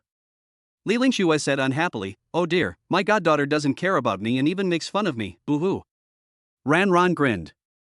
Li Lingxue then looked at Songyu and said, "Yes, we were a bit busy at the beginning and didn't have time to eat." There was another gurgling sound. She was truly hungry. Songyu picked Ran Ran up and said, "Let's go eat. Ning Zhe and I haven't eaten either." "Wow, you two are such a good couple." She quickly turned around and grabbed her bag. She was starving any later and she wouldn't be able to walk anymore. Li Lingxue led them to a restaurant not far from the studio. After they finished eating, they would have to go back to work. As soon as he sat down, Ning Zhe asked the waiter to bring him hot water, because he needed to feed Ran Ran first. Seeing how adorable the baby was, the waiter quickly brought hot water. Ning Zhe quickly prepared formula for Ran Ran. Songyu and Li Lingxue were chatting about work when he looked down and fed Ran Ran in his arms. After the baby finished drinking, Ning Zhe cleaned up the bottle. He looked up and saw Lin Zhang walking towards him. Ning Zhe was completely bewildered. What was going on? Lin Zhang was also surprised to find Ning Zhe there. He walked over, and Li Lingxue invited him to sit down. "Lin Zhang has helped me a lot lately, you don't mind if he comes along, right?" Ning Zhe? Help? Isn't Lin Zhang busy with the training course? How can he find time to help Li Lingxue? He quickly explained to Ning Zhe, "I've been keeping an eye on the training program. Don't worry, it hasn't been delayed." Chapter 72 Envious of Ning Zhe? The little darling's pathetic state. Seeing how anxious he was to explain, Ning Zhe couldn't help but laugh. Hearing her father's laughter, the little one giggled too. Lin Zhang was devastated. It's over. It's hard to explain. He could only find another opportunity to explain to Ning Zhe. Songyu also sensed that there was something fishy going on between the two. She secretly observed them, but they didn't seem to notice anything amiss, which was very strange. Li Lingxue suddenly said, "Don't leave after you finish eating. I've designed an outfit for each of you. You all should try it, and then take a picture of me. I plan to make it into a poster and display it in the store as a signboard." Ning Zhe and Songyu are a handsome couple, and Lin Zhang is not bad either. They are a perfect match. It also saved her the money of hiring a model, which sounds wonderful. Songyu teased her, "Miss Li, you know how to save money now? What nonsense are you talking about? I've always been good at saving money." Those who didn't know the truth believed her lies, but Songyu knew very well. If you can buy one of every color of a bag you like, you can imagine how economical that is. As they were talking, all the dishes were served. The little one is already full and asleep. Ning Zhe put her in the stroller so she could get a good night's sleep. After the four finished eating, they returned to the studio. Ran Ran was still sleeping soundly, so Li Lingxue asked Ning Zhe to put the baby in her office. Ning Zhe pushed open the office door, gently placed Ran Ran on the sofa, and then covered her with a small blanket. He was worried about leaving Ran Ran alone. He said to Songyu, You go and help Li Lingxue take pictures first, I'll take care of Ran Ran first. She's almost 3 months pregnant, and I'm worried that if she suddenly rolls over and falls to the ground unattended, it could be very serious." Hearing him say that, Songyu was also a little worried. "However, I still need to help Li Lingxue." "Okay, honey, I'll go first. I'll come back to take care of Ran Ran after I'm done filming, and then you can go help Lingxue with her filming." "Okay, honey, go ahead." After Songyu left, Ning Zhe sat down next to the little baby and stayed by her side. The baby's mouth was slightly open, and it was making little sucking noises, as if it were dreaming of nursing. Ning Zhe watched her cute little actions and took out his phone to record them. "I want to record every little detail of my baby's growth." Suddenly, her little mouth curved into a smile, as if she were dreaming about something. "I've been sleeping for a long time and haven't woken up yet. I've been sleeping for an hour since I ate." Half an hour later, Songyu and Lin Zhang entered the office. Songyu said, "Honey, Ling Xue wants us to take a group photo." Ningze, you and your sister-in-law go ahead. I'll look after Ran Ran. Don't worry about leaving her to me. Is Lin Zheng okay? Ningze expressed his doubts. He turned to look at the little one, and seeing that she showed no signs of waking up, he said, "Okay, thank you. No trouble at all, go ahead. You can't leave Ran Ran's side, and don't let her roll over and fall off the sofa." Ningze's explanation seemed endless.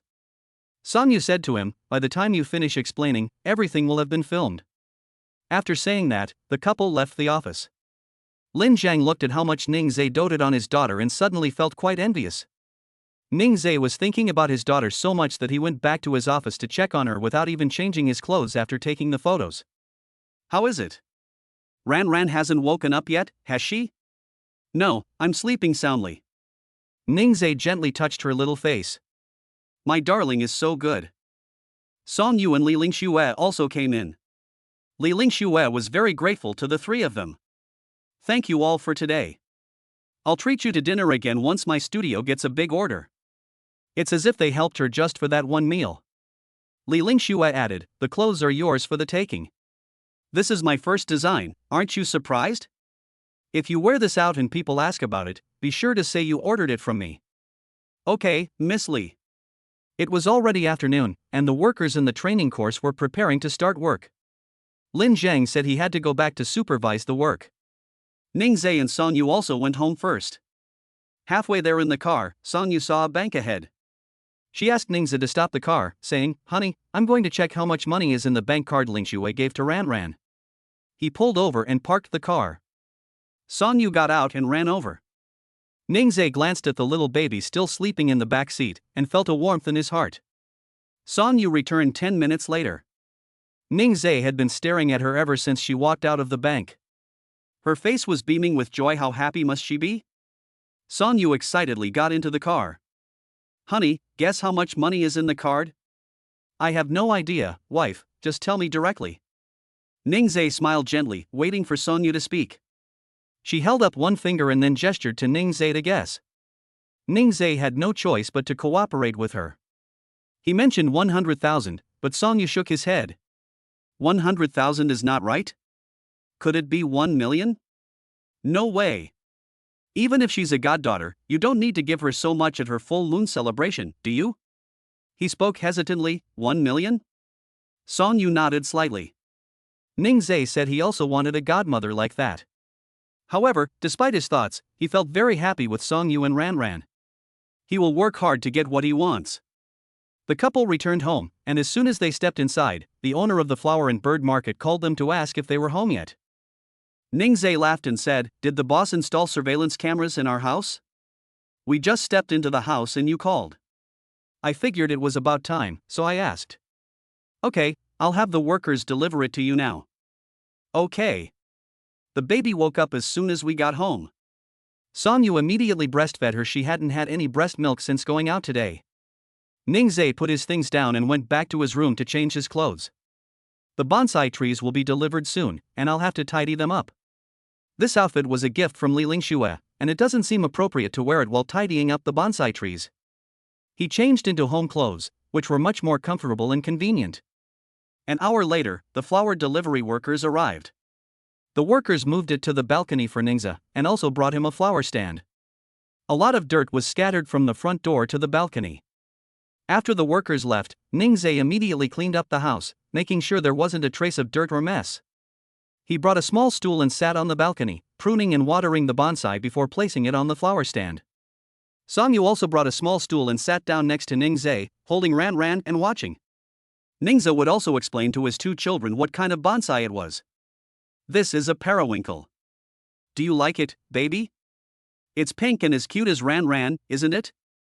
There are also gardenias, which smell wonderful when they bloom." The little one listened attentively to her father's explanation, and even though she didn't understand, she still giggled happily when she saw the flowers. "Oh, my baby likes it. How about Daddy makes a little garden for the baby on the balcony sometime? Then we'll get a small swing for Ran Ran to sit on." Ran Ran kicked her legs, overjoyed. Will she get a new toy soon? So happy. Carrot carrot. Song Yu lightly tapped her nose. "Look at you, so useless. Anything can buy you off. Chapter 73, Wanting to ride in a car before even being able to walk? The florist gave me 2 wooden flower stands as a gift, and these are just enough to hold them all. After Ningzhe tidied up, the balcony looked better than before. The corner on the left leads to Ranran's little garden. You can sit on the sofa and enjoy the view from the balcony. Daddy's all packed. Does our little one like it?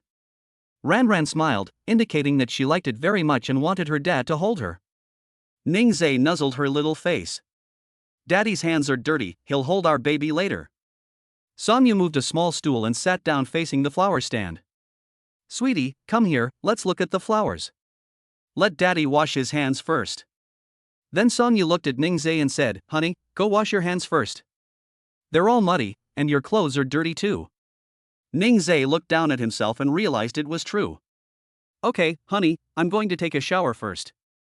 Okay, honey, hurry up and go. Ningzhe returned to his room. Sonyu and her baby sat on the balcony looking at the flowers. She didn't know anything about these flowers, and she hadn't listened to Ningzhe at all when he was talking. She was just staring at her husband. Now, when I talk to my little one, I can only say red flower or pink flower. Anyway, Ranran is still young, so she doesn't know.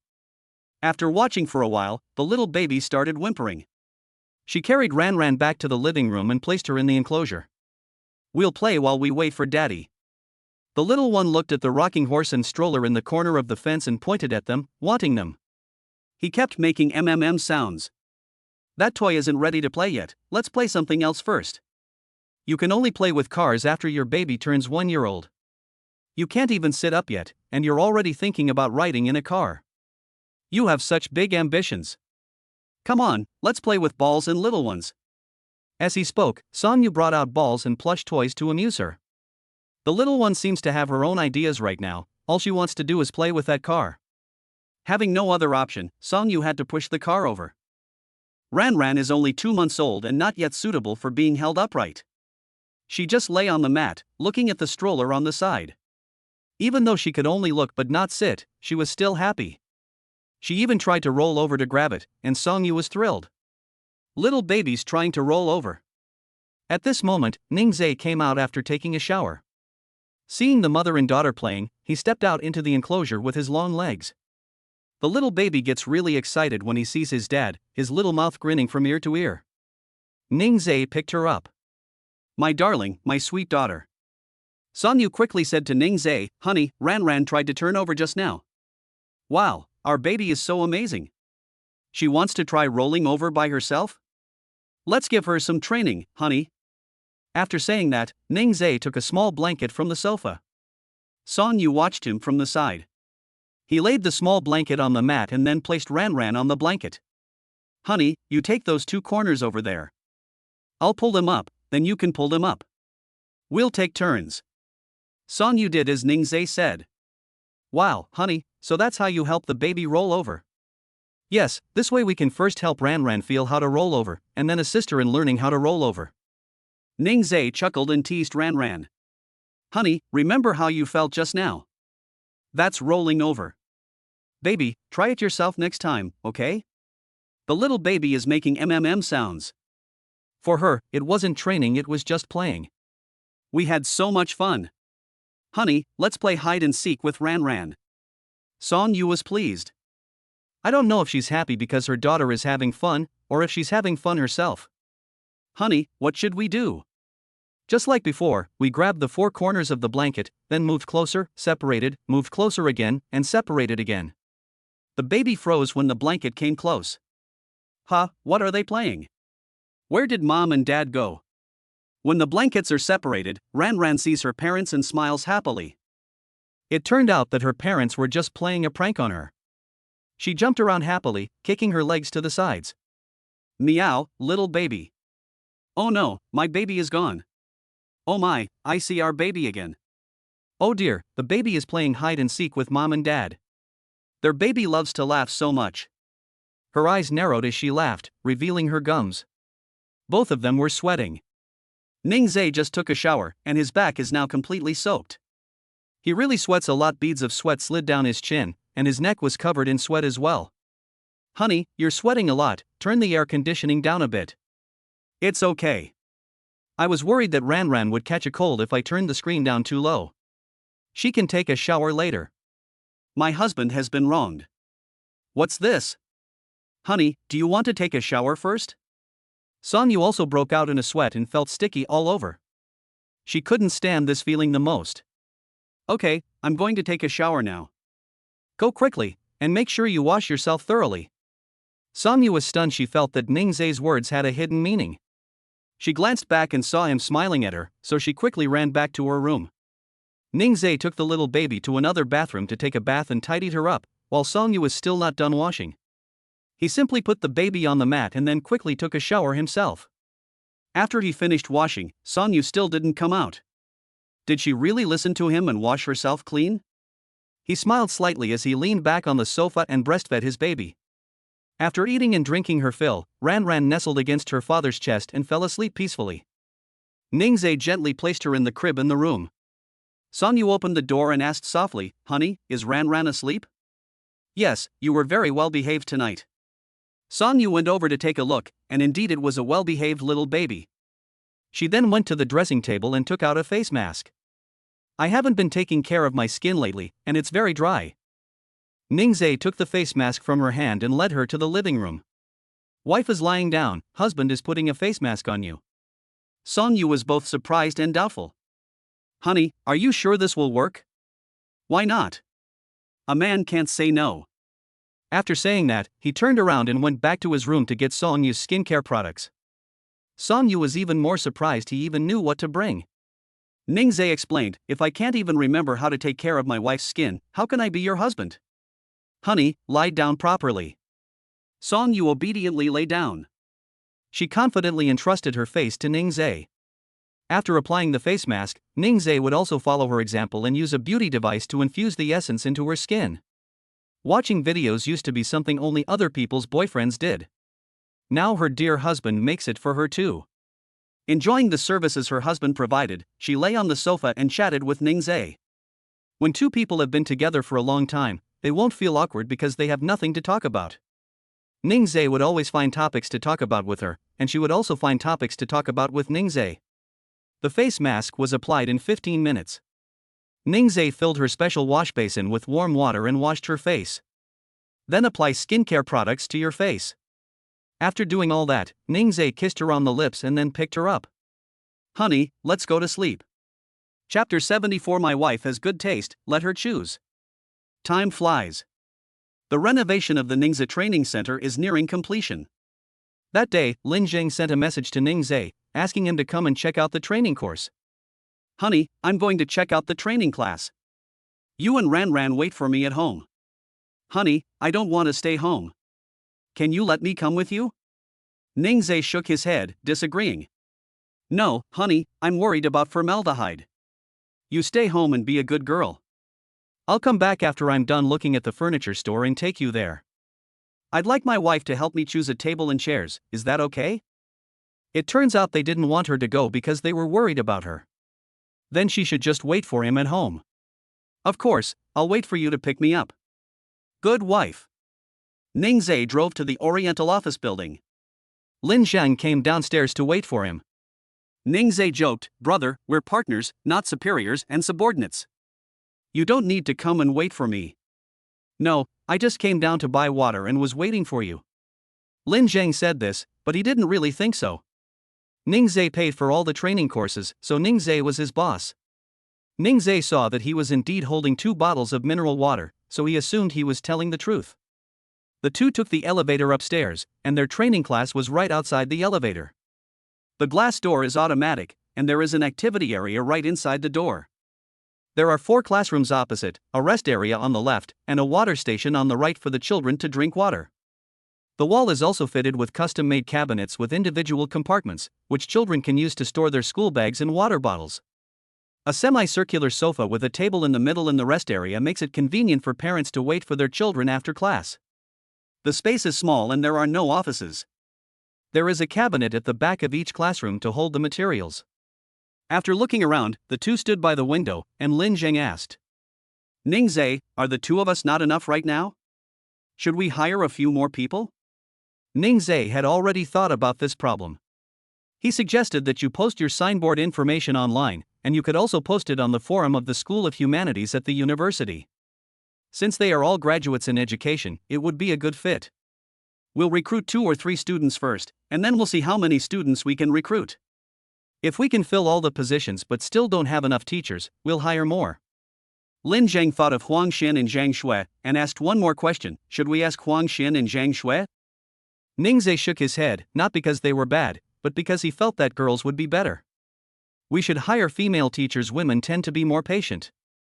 That's fine. To gain the trust of parents, you need to have certificates when you're doing education and training. Lin Zhang has many certificates, including a teacher's qualification certificate, which makes him a very suitable candidate. Ningzhe glanced at the classroom again, torn between putting in a single desk or a large desk that could seat several people. He took pictures of the classroom environment and planned to show them to Song Yu later. He was sure she would have different suggestions. Also, take pictures of the activity area and rest area. Lin Zhang quickly used his mobile phone to publish the sign information on the relevant platforms. Ningzhe, the signboard information has been sent out. Okay, keep an eye out these next couple of days and see how many people are submitting their resumes. School is about to start, and that will be the best time to recruit students. Okay, so when do you think we should buy the tables and chairs? Or should we order them online? Go to a furniture store, they should have it.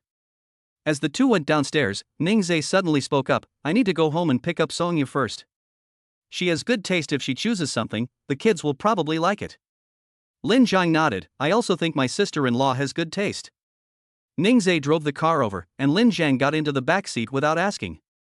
We went downstairs. Ningzhe called Song Yu. Pack Ranran's things. I'm going upstairs to pick you and your daughter up now. Honey, you don't need to come up. I'll take Ranran down. No, I need to get the baby bag and push the stroller. You wait for me at home, I'll be right up. Oh well. Her husband really dotes on her, he wouldn't even let her carry anything. Ningzhe told Lin Zhang to wait for him in the car. He went upstairs and had just opened the door to his home when Song Yu had already packed his things and was waiting in the living room. When she saw Ningzhe, she took the opportunity to tell him that she could go down by herself, but he insisted on coming up. Of course I had to come up to pick up my wife, she had so many heavy things to carry. The couple took turns talking and pushed their little one out the door. When we arrived at the parking lot, Ningzhe's car lights were on. Song Yu said, "Don't you even take the car keys out of the car?" Lin Zhang was inside, so he went over with him. So that's how it is. I knew my husband couldn't have been so careless. Song Yu picked Ranran up and then got into the car. As soon as she got into the car, Lin Zhang greeted her, sister-in-law. Song Yu responded with a smile. They arrived at the furniture store. The furniture mall looks quite large, with 3 floors, and it's full of furniture stores. Ningzhe parked the car, then got out and took the stroller down. He pushed Ranran, so Song Yu didn't have to carry anything. Lin Zhang followed behind the two, feeling utterly envious. When will he have a sweet romance and adorable children? Let me think about it for now. I don't have any money right now, so where am I going to find a girlfriend? Following Ningzhe into the furniture market, the group visited several stores, but none of them sold children's tables and chairs. The furniture market is so big, they don't believe there's nothing for sale. The group continued strolling around, the little baby occasionally babbling, reminding them that they still had their adorable little one around. Ranran is constantly trying to make her presence known. This little darling is such a clever little devil. Lying in the stroller, she kicked her little legs, she was just happy to be out. I searched the entire first floor but couldn't find a single store selling children's tables and chairs. That's strange. Let's go check the second floor again. Ningzhe won't give up. The 3 of them went up to the second floor and searched from the entrance to the exit, but still couldn't find it. The group didn't believe it and continued up to the 3rd floor. When they arrived on the 3rd floor, the 3 of them were dumbfounded. What the hell were they selling? Inflatable castle? Is this considered furniture?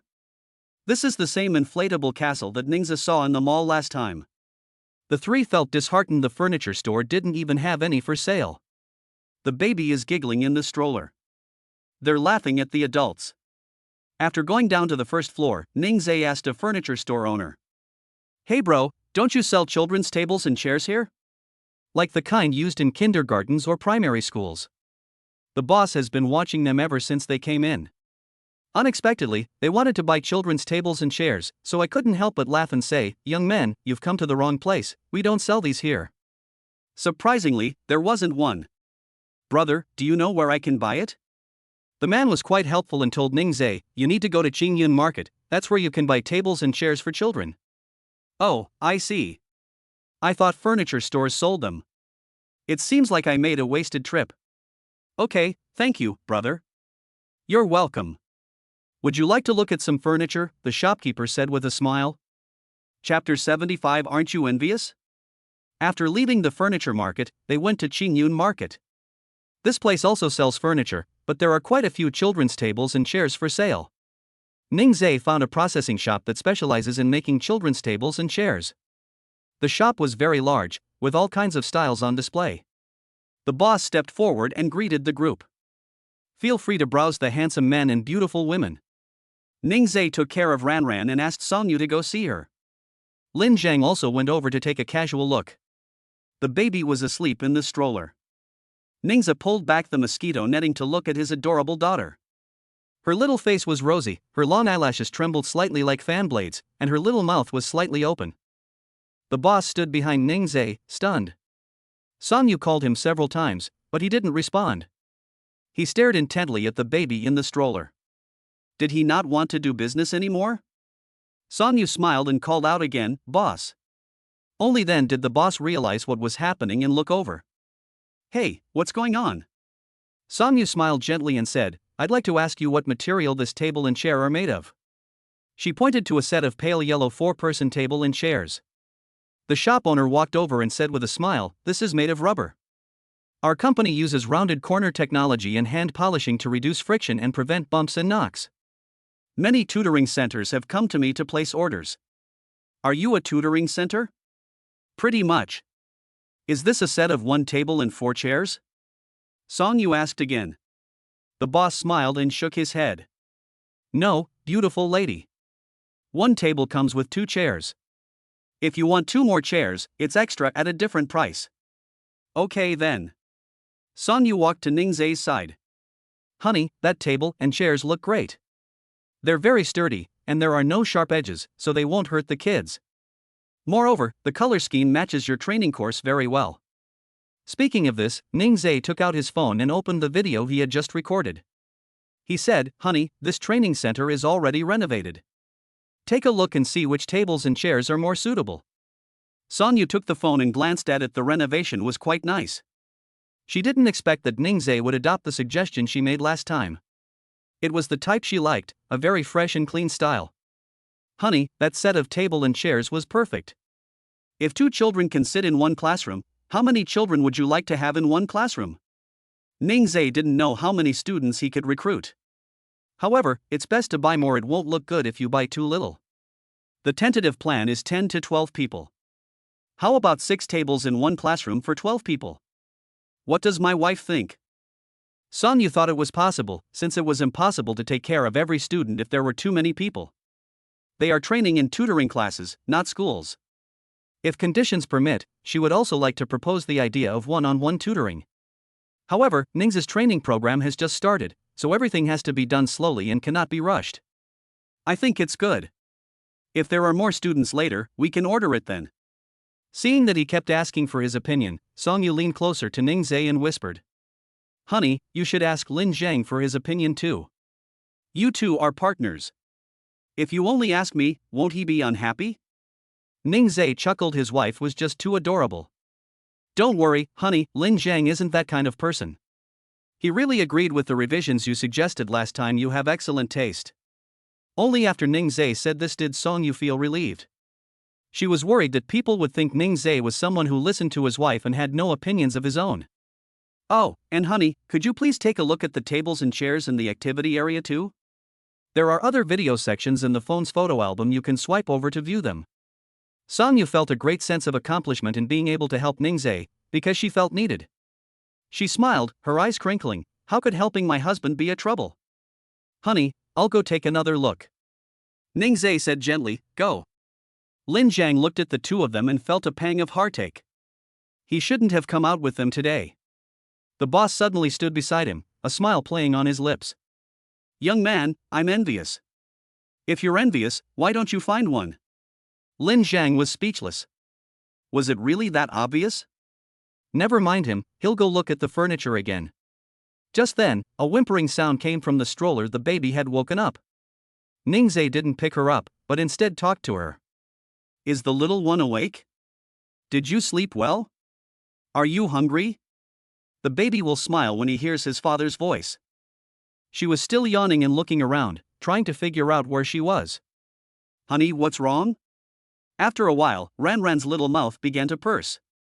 Ningzhe picked her up and gently coaxed her. Daddy is making milk for the baby. The baby must be hungry after sleeping for so long. He found the baby bottle and formula, went over and asked the shop owner. Brother, do you have any hot water? The shopkeeper pointed inside, and Ningzhe saw a water dispenser. He filled a container with water to make formula for Ranran, then carried her around, feeding her as he went. The little one's eyes widened when he saw so many tables and chairs, as if he had discovered something fun. Ningzhe knew her perfectly well. He quickly gave the little guy a heads up. This baby isn't needed yet, I'll buy it for you when you're 2. Mom will pick out some cute little tables and chairs for you then.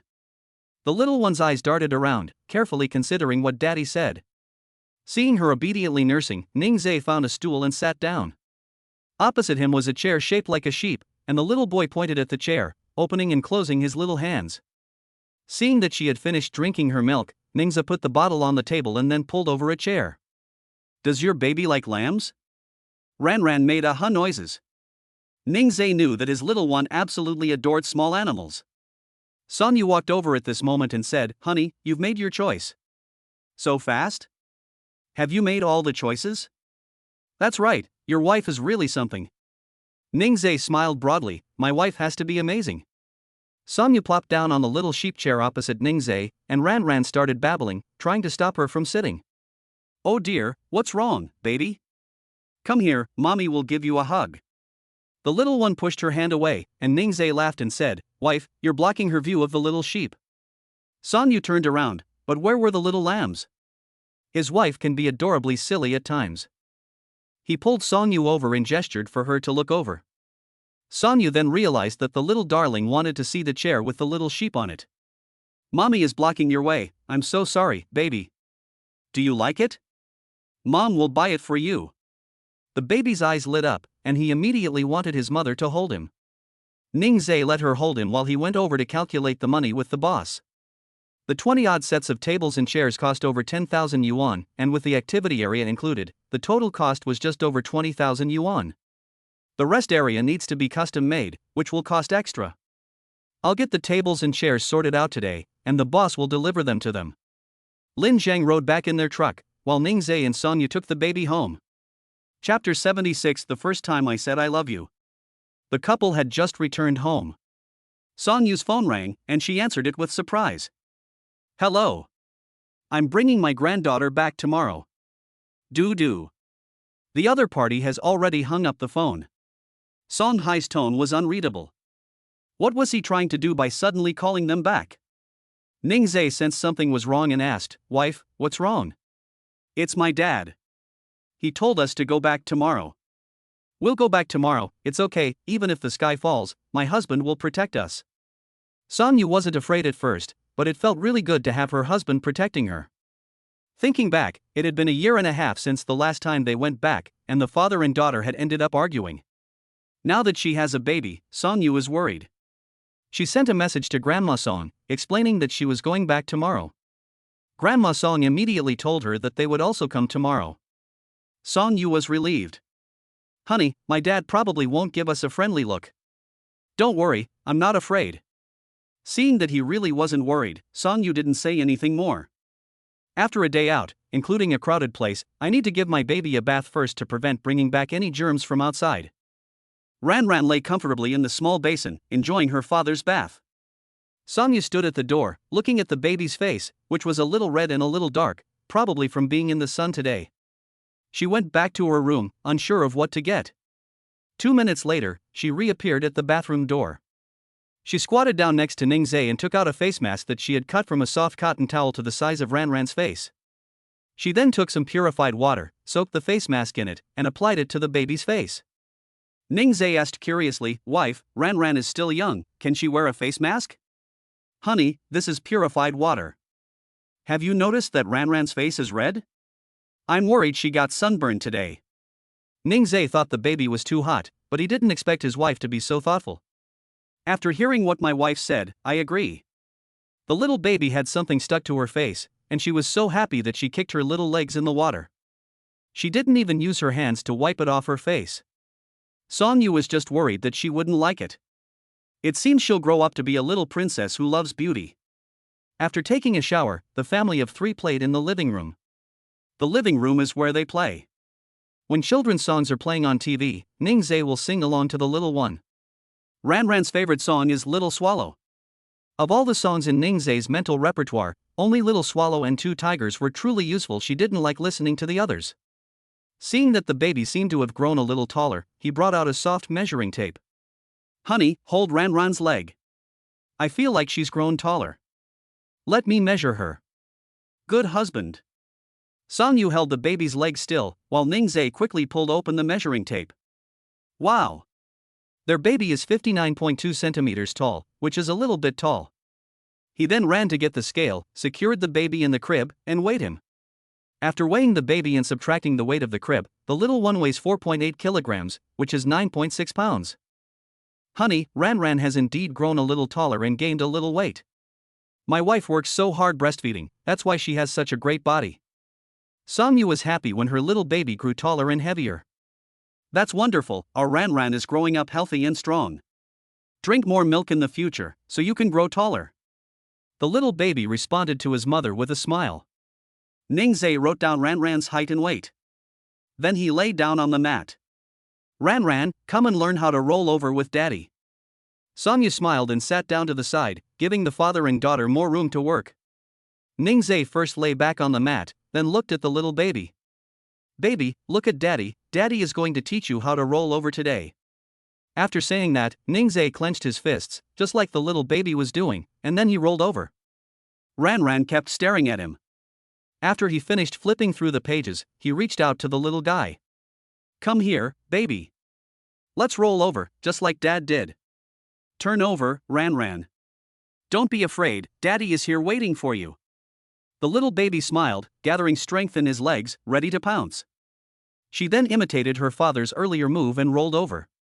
Ranran rolled over and lay face down on the mat, her little hands pinned down by her body. Ningzhe told her to take her hands out. "Baby, take your hands out. Look, take it out like Dad does." Ningzhe pressed his hand under his body and then slowly took it out. Ranran followed his example and also took out her little hand. Ningzhe encouraged her. "Wow, our Ranran is amazing. Your baby is almost 3 months old and can already roll halfway over. When your baby is 3 months old, they will be able to roll over completely."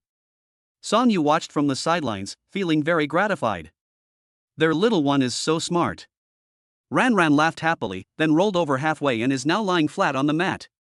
Ningzhe and Song Yu were both surprised that the little baby would roll over on his own again. "Wow, honey, Ranran is amazing. Yeah, I didn't expect her to flip through it again." Ranran lay there, giggling. Ningzhe suddenly noticed that her fingers were curling inward, so he pried her little hand open. "Honey, what are you doing? My baby is almost 3 months old." Tucked-in fingers can affect the development of fine motor skills. Ningzhe searched his memory for memories related to finger curling and found finger exercises. He first smoothed the little guy's hand from palm to fingertips, repeating this several times. Then make circles in the palm of her hand, then on the back of her hand to her fingertips. There are also forward and backward hand movements and individual finger movements, and finally, hand movements in circles. That completes a full set of finger exercises. Each action must be repeated several times to be effective.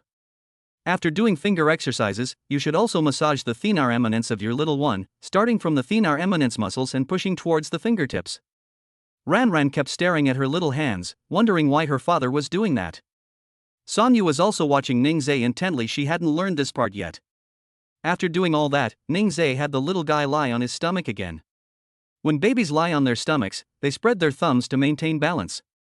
Letting them lie on their stomachs more often can also prevent their fingers from curling inward. You were great today, baby. Come here and give daddy a kiss. Ningzhe bent down and kissed the baby on the head. The little baby looked at his mother, his little hands opening and closing. Ningzhe said, "Oh, does your little baby want a kiss from mommy too?" She made ah sounds. Sonyu moved to sit next to the father and daughter. She kissed the baby on the head, then turned and kissed Ningzhe on the cheek. The baby deserves a reward, and so does the husband. Our baby is amazing, and our husband is amazing too. Ningzhe held her in his arms, and Ranran looked at her parents and grinned. Wife. Ningzhe leaned close to her ear and whispered gently, "I love you." Sonyu was moved to tears. This was the first time Ningzhe had ever said those 3 words. She hugged Ningzhe tightly around the waist and said, "Honey, I love you too." Chapter 77. If you have a problem, come at me. A new day. Today, his family is going to Sonyu's father's house. After the couple got up, they tidied up the baby. You can't go to your father-in-law's house empty-handed on your first visit. Ningzhe asked Sonyu, "Wife, does your father have any favorite things?" Sonyu said he didn't know. She rarely went back, and her relationship with Songhai was very distant. Sonyu knew nothing about his interests and hobbies.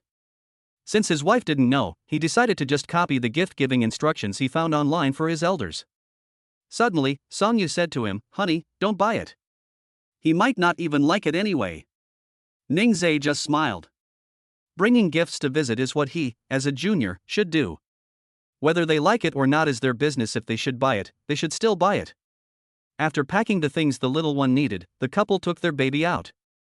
Sonyu told Ningzhe the address, and he took a detour to the mall first. Wait for me in the car, I'm going to buy something." "All right." Sonyu knew he couldn't persuade him. "I waited in the car with my daughter." "Honey, we can go out again today." The little guy was making noises. "Okay.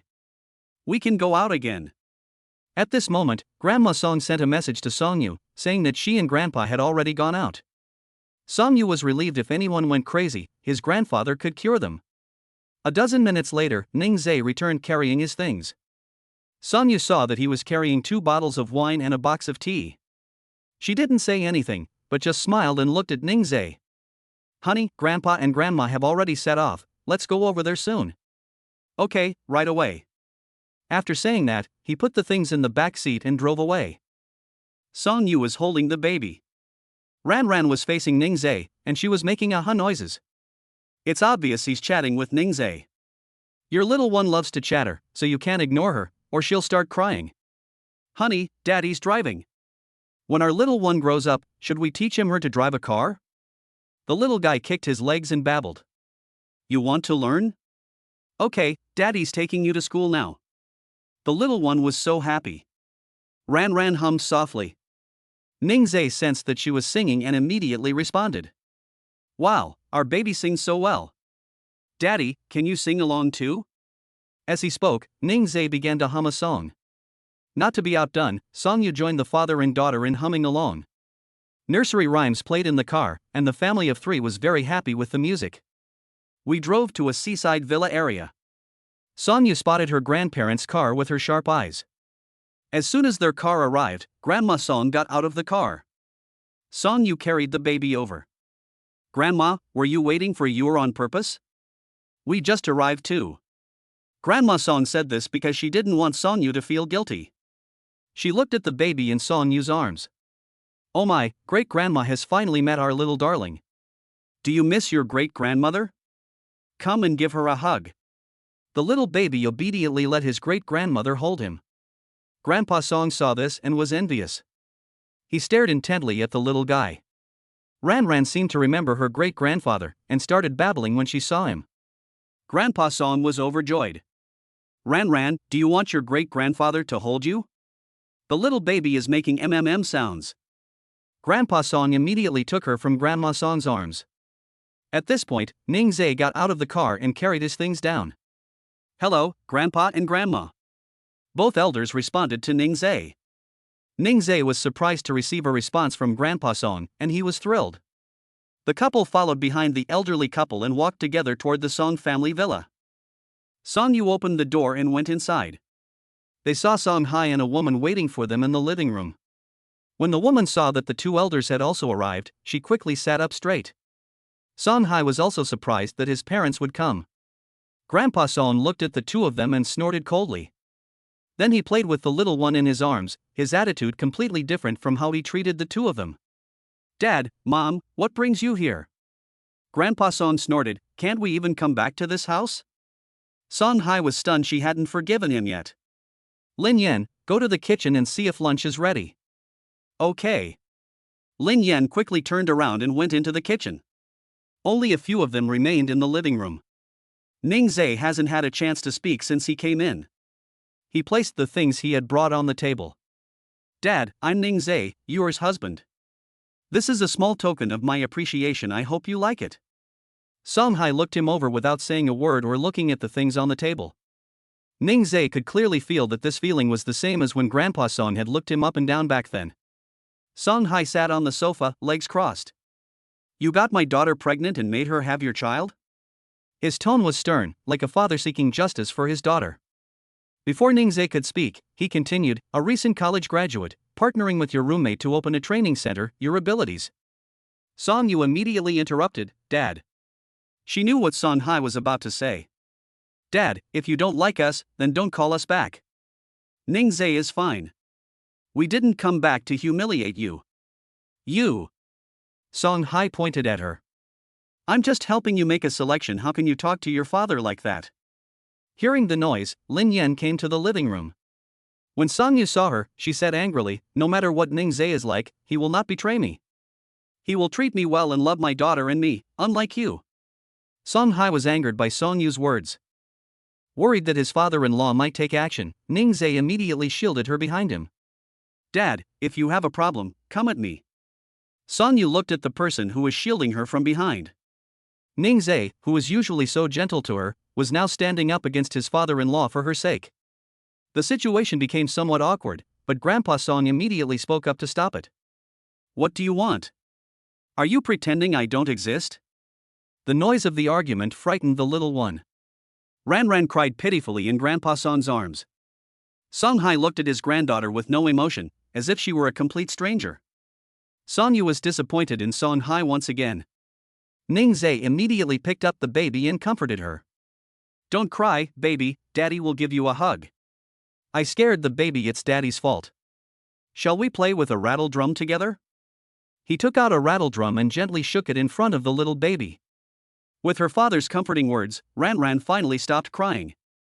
Seeing that the little guy had stopped crying, Grandpa Song began to scold Song Hai. "Since you've called the children back, talk to them properly. If there's nothing to say, why call them back?" "Dad, I'm just concerned about Yor," Song Hai explained. "Concerned? It's not necessarily that you care that much. Don't forget, Yor was raised by us. If you cared about her, would you have left her with us?" After hearing what Grandpa Song said, Song Hai didn't know what to say. Suddenly, the little baby looked at him, babbling and grinning at him. His heart was melting from the baby's smile. Chapter 78. The slap in the face came too fast? The little one's actions left him unsure of what to do. Lin Yan walked over and said, "The food is ready, let's eat first." Song Hai resumed his aloof demeanor. "Let us go eat." The atmosphere within the family was very strained. They went to the dining room and sat down. The little baby looked at this and that in Ning Zhe's arms. She wasn't afraid at all when she arrived in the unfamiliar environment. Seeing so many people, she started chatting with them in a soft, guttural way. Song Hai was already captivated by the little guy. This is her granddaughter, she's so cute. The slap in the face came too quickly. He seemed to have forgotten the unfamiliar look he had given the baby just now. This meal was very strange. No one spoke the whole time, except for Ran Ran making aha sounds. Her little head was full of questions. Why is no one speaking? Nobody talks to her. Sigh, the adult world is so hard to understand. She continued to babble, regardless of whether anyone was listening. After finishing the meal, everyone came and sat in the living room. Song Hai finally couldn't hold back any longer and asked Ning Zhe, "Do you think you can give my daughter a happy life?" Song Yu looked at him and couldn't help but get angry. "Here we go again?" She asked, "Dad, what do you think constitutes a happy life?" Of course, happiness means being able to provide you with a comfortable life. Song Yu knew she wouldn't hear the answer she wanted to hear. Dad, that's your opinion. The happiness I want is simple: two people supporting each other, understanding each other, and being loyal to each other. That's enough. Moreover, I believe in Ning Zai's abilities. He has the capacity to provide me with a good life. Song Hai didn't believe it. How much money can a training course make? Song Yu retorted again, saying that money cannot satisfy everything. Seeing that she wanted to say something more, Ning Zai stopped her. He looked at Song Hai and said solemnly, Dad, I will do it. Grandpa Song nodded in satisfaction. Compared to when he first met Ning Zai, he is now even more composed. He believed Ning Zai could do it. Great. That's bold, I'll be waiting to see. Song Hai completely looked down on Ning Zai, this greenhorn. He wanted to see just how much strength Ning Zai really possessed. The family sat there without saying much. Song Yu and Ning Zai said they wanted to go home. Regardless of Song Haitong's agreement, she had already taken the child and walked out. The two elders looked at Song Hai, snorted coldly, and turned to leave. Outside the house, Grandpa Song held Ranran for a while longer. Then, reluctantly, I watched them get on the bus. Song Yu rolled down the car window and smiled sweetly. Grandpa, we'll go back to see you this week, don't worry. Then, she played with the baby in her arms. Come on, baby, say goodbye to your great-grandparents. She held the baby's hand and waved. The little guy was still giggling at the two grandparents. Hey, bye-bye baby, we're coming back to see great-grandpa with mom and dad this week. Ranran nodded in agreement. Grandpa Song then turned around and got into the car. This is a seaside villa area, very close to the sea. Ning Zai looked at Song Yu and asked softly, Honey, do you want to go see the sea? Is it okay? Can Ranran enjoy the sea breeze? There are baby clothes in the car. I'll put a little jacket on her later. The stroller will also keep out the wind. Does my wife want to go? Since becoming pregnant and giving birth, Song Yu has rarely gone out. She hasn't been to any of the fun places in the southern part of the city for a year. Now, she really wants to go and feel the sea breeze. Let's go, honey, let's go. Okay, let's go see the sea. The little baby's ears are very clever. She was so happy to know we were going to the beach. After leaving the villa area, we soon arrived at the beach. Parked the car on the side of the road. Ning Zai opened the stroller and took out clothes to dress Ranran. The little one was unhappy, so Ning Zai quickly told her off. If Ranran doesn't want to go to the beach, she won't wear it. You wait for mom and dad in the car while they go play. As he spoke, Ning Zai pretended to leave. The little one quickly started babbling. He smiled, and he knew it. He turned around, dressed the baby, and then put a little hat on him.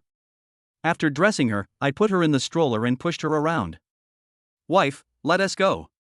Good. Song Yu ran over happily. She had already taken off her shoes and stepped onto the soft sand. There are dedicated staff managing the area, and there is no trash or broken glass on the beach, so you can walk on it with peace of mind. The summer sea breeze blows gently, carrying a salty and damp feeling. The sea breeze lifted Song Yu's long skirt, and her long hair, loose and flowing, danced in the wind. She opened her arms, enjoying the sea breeze. Ning Zai pushed Ranran along behind her, a slight smile playing on his lips. His wife was so cute. Song Yu bent down to pick up seashells, and would show off the pretty ones to Ning Zai. Wow honey, look at this. She ran over and showed Ning Zai the seashell in her hand. Honey, does it look good? It's beautiful. If my wife likes it, she can collect more and I'll make a seashell wind chime for her when we get home. Does her husband know how to do this? Okay. She ran back and continued collecting seashells on the beach. In just a short while, they had picked up 20 or 30. She used a corner of her skirt to hold seashells, showing off the fruits of her labor. Honey, is that enough to make a seashell wind chime? That's enough, my wife is amazing. The baby is lying in the stroller and can't see anything. She was dissatisfied. Ranran babbled, and Ning Zai, seeing that the sea breeze wasn't too strong, immediately picked her up and carried her out. Come, baby, look at the sea. You can't refuse to let them see, little one. Finally, my wish came true, and the little baby giggled. Song Yu first placed the seashells on the beach, intending to collect them later when she left. She wrote words on the sand with her toes. She was annoyed when the waves washed away her writing before she could finish, so she moved to another spot to continue writing. She first drew a heart, and then the names of her family of 3 were written inside the heart. Honey, come quick. Hurry, hurry, the waves are coming. Ningzhe walked over and saw what Songyu had written just before the waves washed it away. My wife has beautiful handwriting. The heart you drew is also nice, it's very symmetrical. Songyu smiled smugly. Husband, don't you even look at what your wife is studying? Ningzhe looked at her with doting eyes. Their wife is amazing, she'll definitely be a great designer someday. The family of 3 had a great time and had forgotten the unpleasant experience at the Song family villa earlier. Seeing that it was almost time, Ningzhe said, Wife, let's go back first. We'll come to the beach again when Ranran is a little older. She's still too young now, so we can't let her blow on the wind for too long. Okay, honey, carry Ranran over there, I'll put the seashells away first. Ningzhe put the baby in the stroller and slowly pushed it while waiting for Songyu. Songyu packed the seashells and quickly ran up to catch up with him. Honey, wait for me, I'm coming. Ningzhe turned to look at her. His lovely wife was running towards him. Slow down, I'm waiting for you, don't fall. Don't worry, honey. Chapter 79, I was caught red-handed, how embarrassing. Ningzhe waited for her where he was, and Songyu jogged over. She was holding up her skirt with both hands. It was filled with seashells. I've finally caught up with my husband. Mischievous. Ningzhe reached out and gently ruffled the top of her hair. The couple walked toward the roadside where their car was parked. When you get close to the car, you have to step over a railing. Just as Ningzhe was about to lift the stroller over, he heard Songyu scream and then fall to the ground. He put the stroller down and immediately squatted down to check. Did you fall? Does it hurt? Ningzhe asked worriedly. It's nothing. Songyu chuckled, completely unconcerned. She stood up, and Ningzhe noticed that her feet and knees were cut by the gravel on the roadside. He picked her up and carried her to the car. Opened the car door and put Songyu on the car seat. He then quickly lifted the stroller over, held the baby in his arms, and tucked the stroller away with one hand. Honey, let me hold Ranran. Ningzhe put the stroller in the trunk before walking to the passenger side door. He placed the baby in Songyu's arms, then retrieved a first aid kit from the back seat and quickly cleaned Songyu's wounds. He kept muttering, I just told you to be careful not to fall, but you still fell. Honey, it's okay, I just wasn't looking. Honey, can you help me pick up the seashells? I'm waiting for you to make me a seashell wind chime when we get home. Ningzhe was helpless. Even though they were injured, they were still thinking about that pile of seashells. After treating her wound, Ningzhe found a bag and went over to put the seashells in it for her. Let's go home. Okay, honey, let's go home. The little baby was babbling happily. Returning to the spring breeze of Shirley. Songyu was about to get off the carriage when Ningzhe stopped him. Wait a minute. Songyu was confused. What was her husband going to do? Ningzhe got out of the car, took out the stroller first, and then hung up the baby bag. She pushed the stroller to Songyu. Give Ranran to me. Songyu obediently handed the baby over to Ningzhe. He settled the baby in the stroller, then bent down with his back to Songyu. Come on, I'll carry you. Ah, honey, no need, I can walk. No, you can't walk because of your injured foot. I'll be fine if I'm careful. You'll have to carry me and push Ranran around, which will work. Wife, come up here, I can do it. You have to believe that your husband is very capable. Oh well. Songyu climbed onto his back, and Ningzhe weighed her in his arms. His wife was so light. This is the first time I've carried Songyu on my back. Holding someone in your arms and carrying them on your back feel very different. Songyu also sensed something was different. My husband's back is so broad and strong, it makes me feel so safe. She rested her head on Ningzhe's shoulder, and Ningzhe felt her dependence, which filled him with contentment. Songyu looked at his profile and his neck. Ningzhe's neck is well proportioned, neither too long nor too short. On a sudden impulse, she gently bit his neck. Ningzhe stopped abruptly. The tingling sensation made him unable to move. He stopped and scooped Songyu up from behind, pulling her into his arms. The action was performed in one smooth motion, which startled Songyu. She put her arms around Ningzhe's neck. Honey, you scared me to death. I won't let you fall. What were you trying to do to me, honey? Song Yu was shy and hugged him tightly, not letting him see her expression. It's nothing at all. Is nothing wrong? But I can feel you are biting my neck. That's your misconception. Seeing that she wouldn't admit it, Ningzai gave up and playfully patted her bottom. I don't plan to carry her on my back anymore, I'll just hold her like this. Song Yu clung to him like a sloth. He smiled indulgently, supporting her with one hand and pushing the stroller with the other. As he walked into the elevator, he saw the mother and child he had encountered last time when he was pushing toys. Song Yu was being held and could only see what was behind him, unaware that someone was coming. The woman stared at Ningzai and his companion, her eyes filled with envy. This man is so good at taking care of people, he takes care of everyone, big and small. Ningzai saw her, smiled gently, and greeted her. The woman pulled her son away. When the mother and son crossed Ningzai, Song Yu realized they had encountered people. The woman turned around and looked back, her eyes meeting Song Yu's. Song Yu gave an awkward smile. The couple entered the elevator, and Song Yu whispered, "Honey, what will people say about me if they see us? They'll definitely say I'm inconsiderate. Oh dear, what should I do?" He said gently, "No one else can see what my wife is like, so there's no need to worry about it." Didn't my wife see the look in her eyes? They were full of envy. Song Yu recalled the woman's gaze earlier and realized that she was indeed somewhat envious. That is. Ningzai treats her so well, others must be envious. She distanced herself from Ningzai, then kissed him. My husband is so good to me. My wife is good to me too. The couple was so sweet it was almost sickening. The little baby looked at his parents and giggled. Back home, Ningzai gently placed Song Yu on the sofa. They took the baby out of the stroller and placed him next to Song Yu.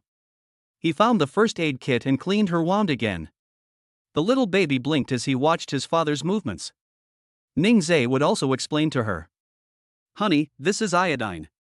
Daddy is cleaning mommy's wound. Even if the little one doesn't understand, he will listen attentively. It will also make aha sounds. Okay, you and Ranran can rest on the sofa for a while.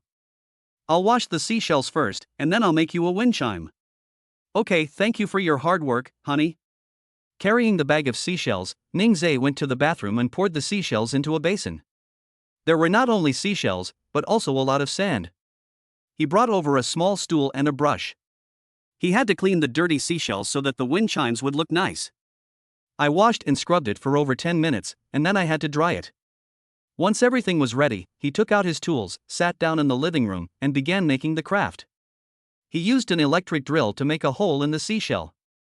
Song Yu was very curious when he first met him. Honey, do we still need to get piercings? Yes, you need to punch holes before you can string them together with thread. Wow, I didn't know wind chimes were made this way. Where did my husband learn to make them? I saw this when I was a child. It's a pity I didn't find a single starfish.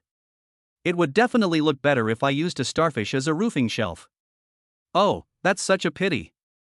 Song Yu was immediately a little frustrated. Ningzai immediately comforted her, saying that it didn't have to be starfish, and that he would make her something different. As they were talking, the shell had already been drilled. There were many leftover seashells, so he used hot glue to stick them together to form a circle, which became the top frame of the wind chime. Song Yu clapped and cheered, Ningzai is great.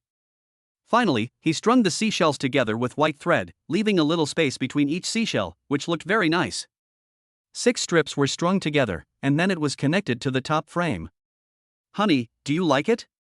Honey, I love it. Let's hang it on the balcony. Good. Ningzai hung up the finished wind chimes and took a picture to commemorate the occasion. Chapter 80, An Old Man's Posture of Enjoying Himself. The evening breeze blew in, and the wind chimes tinkled. The baby heard the sound and looked in the direction of it. She babbled, wanting to go and see. Ningzai came over and picked her up. Does your little one like wind chimes?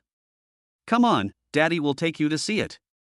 Holding her in my arms, I stood in front of the wind chimes, and Ranran's little hands reached out to grab them. The wind chimes swayed in the wind, and the little one couldn't catch them no matter what. Ningzai heard her say, "Hey. Are you kidding me? Is the little guy sighing?" He simply couldn't believe his ears. It must be an illusion.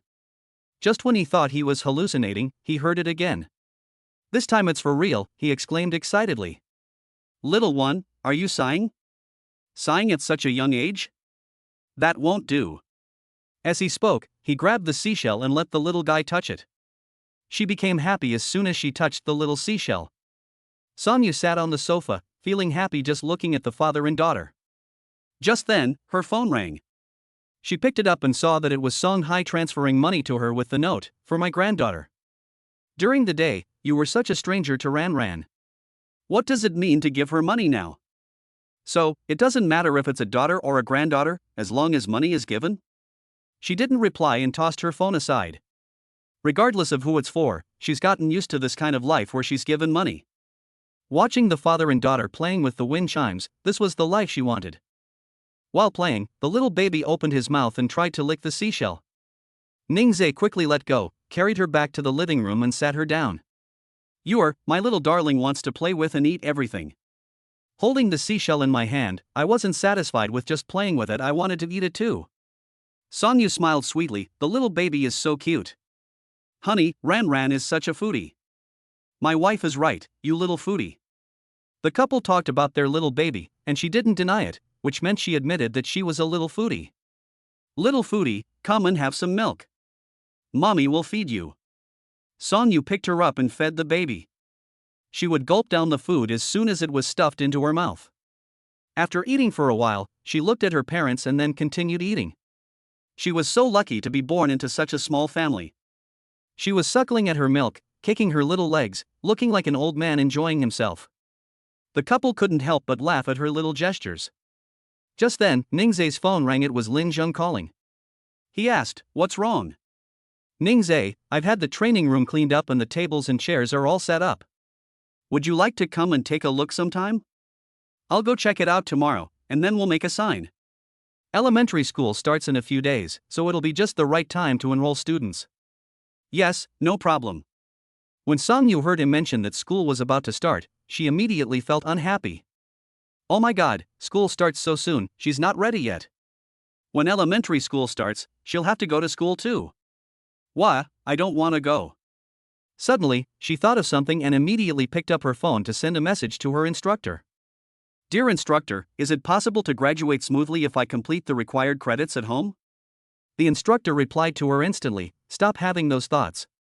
Come back to school and attend classes when school starts. I'll still be your instructor next semester." Her little scheme was mercilessly exposed by the instructor, and she was instantly heartbroken. "Sigh, it seems I really need to go back to class and study properly." However, since they wouldn't start school until a few days after elementary school, she could still help Ningzhe with student recruitment.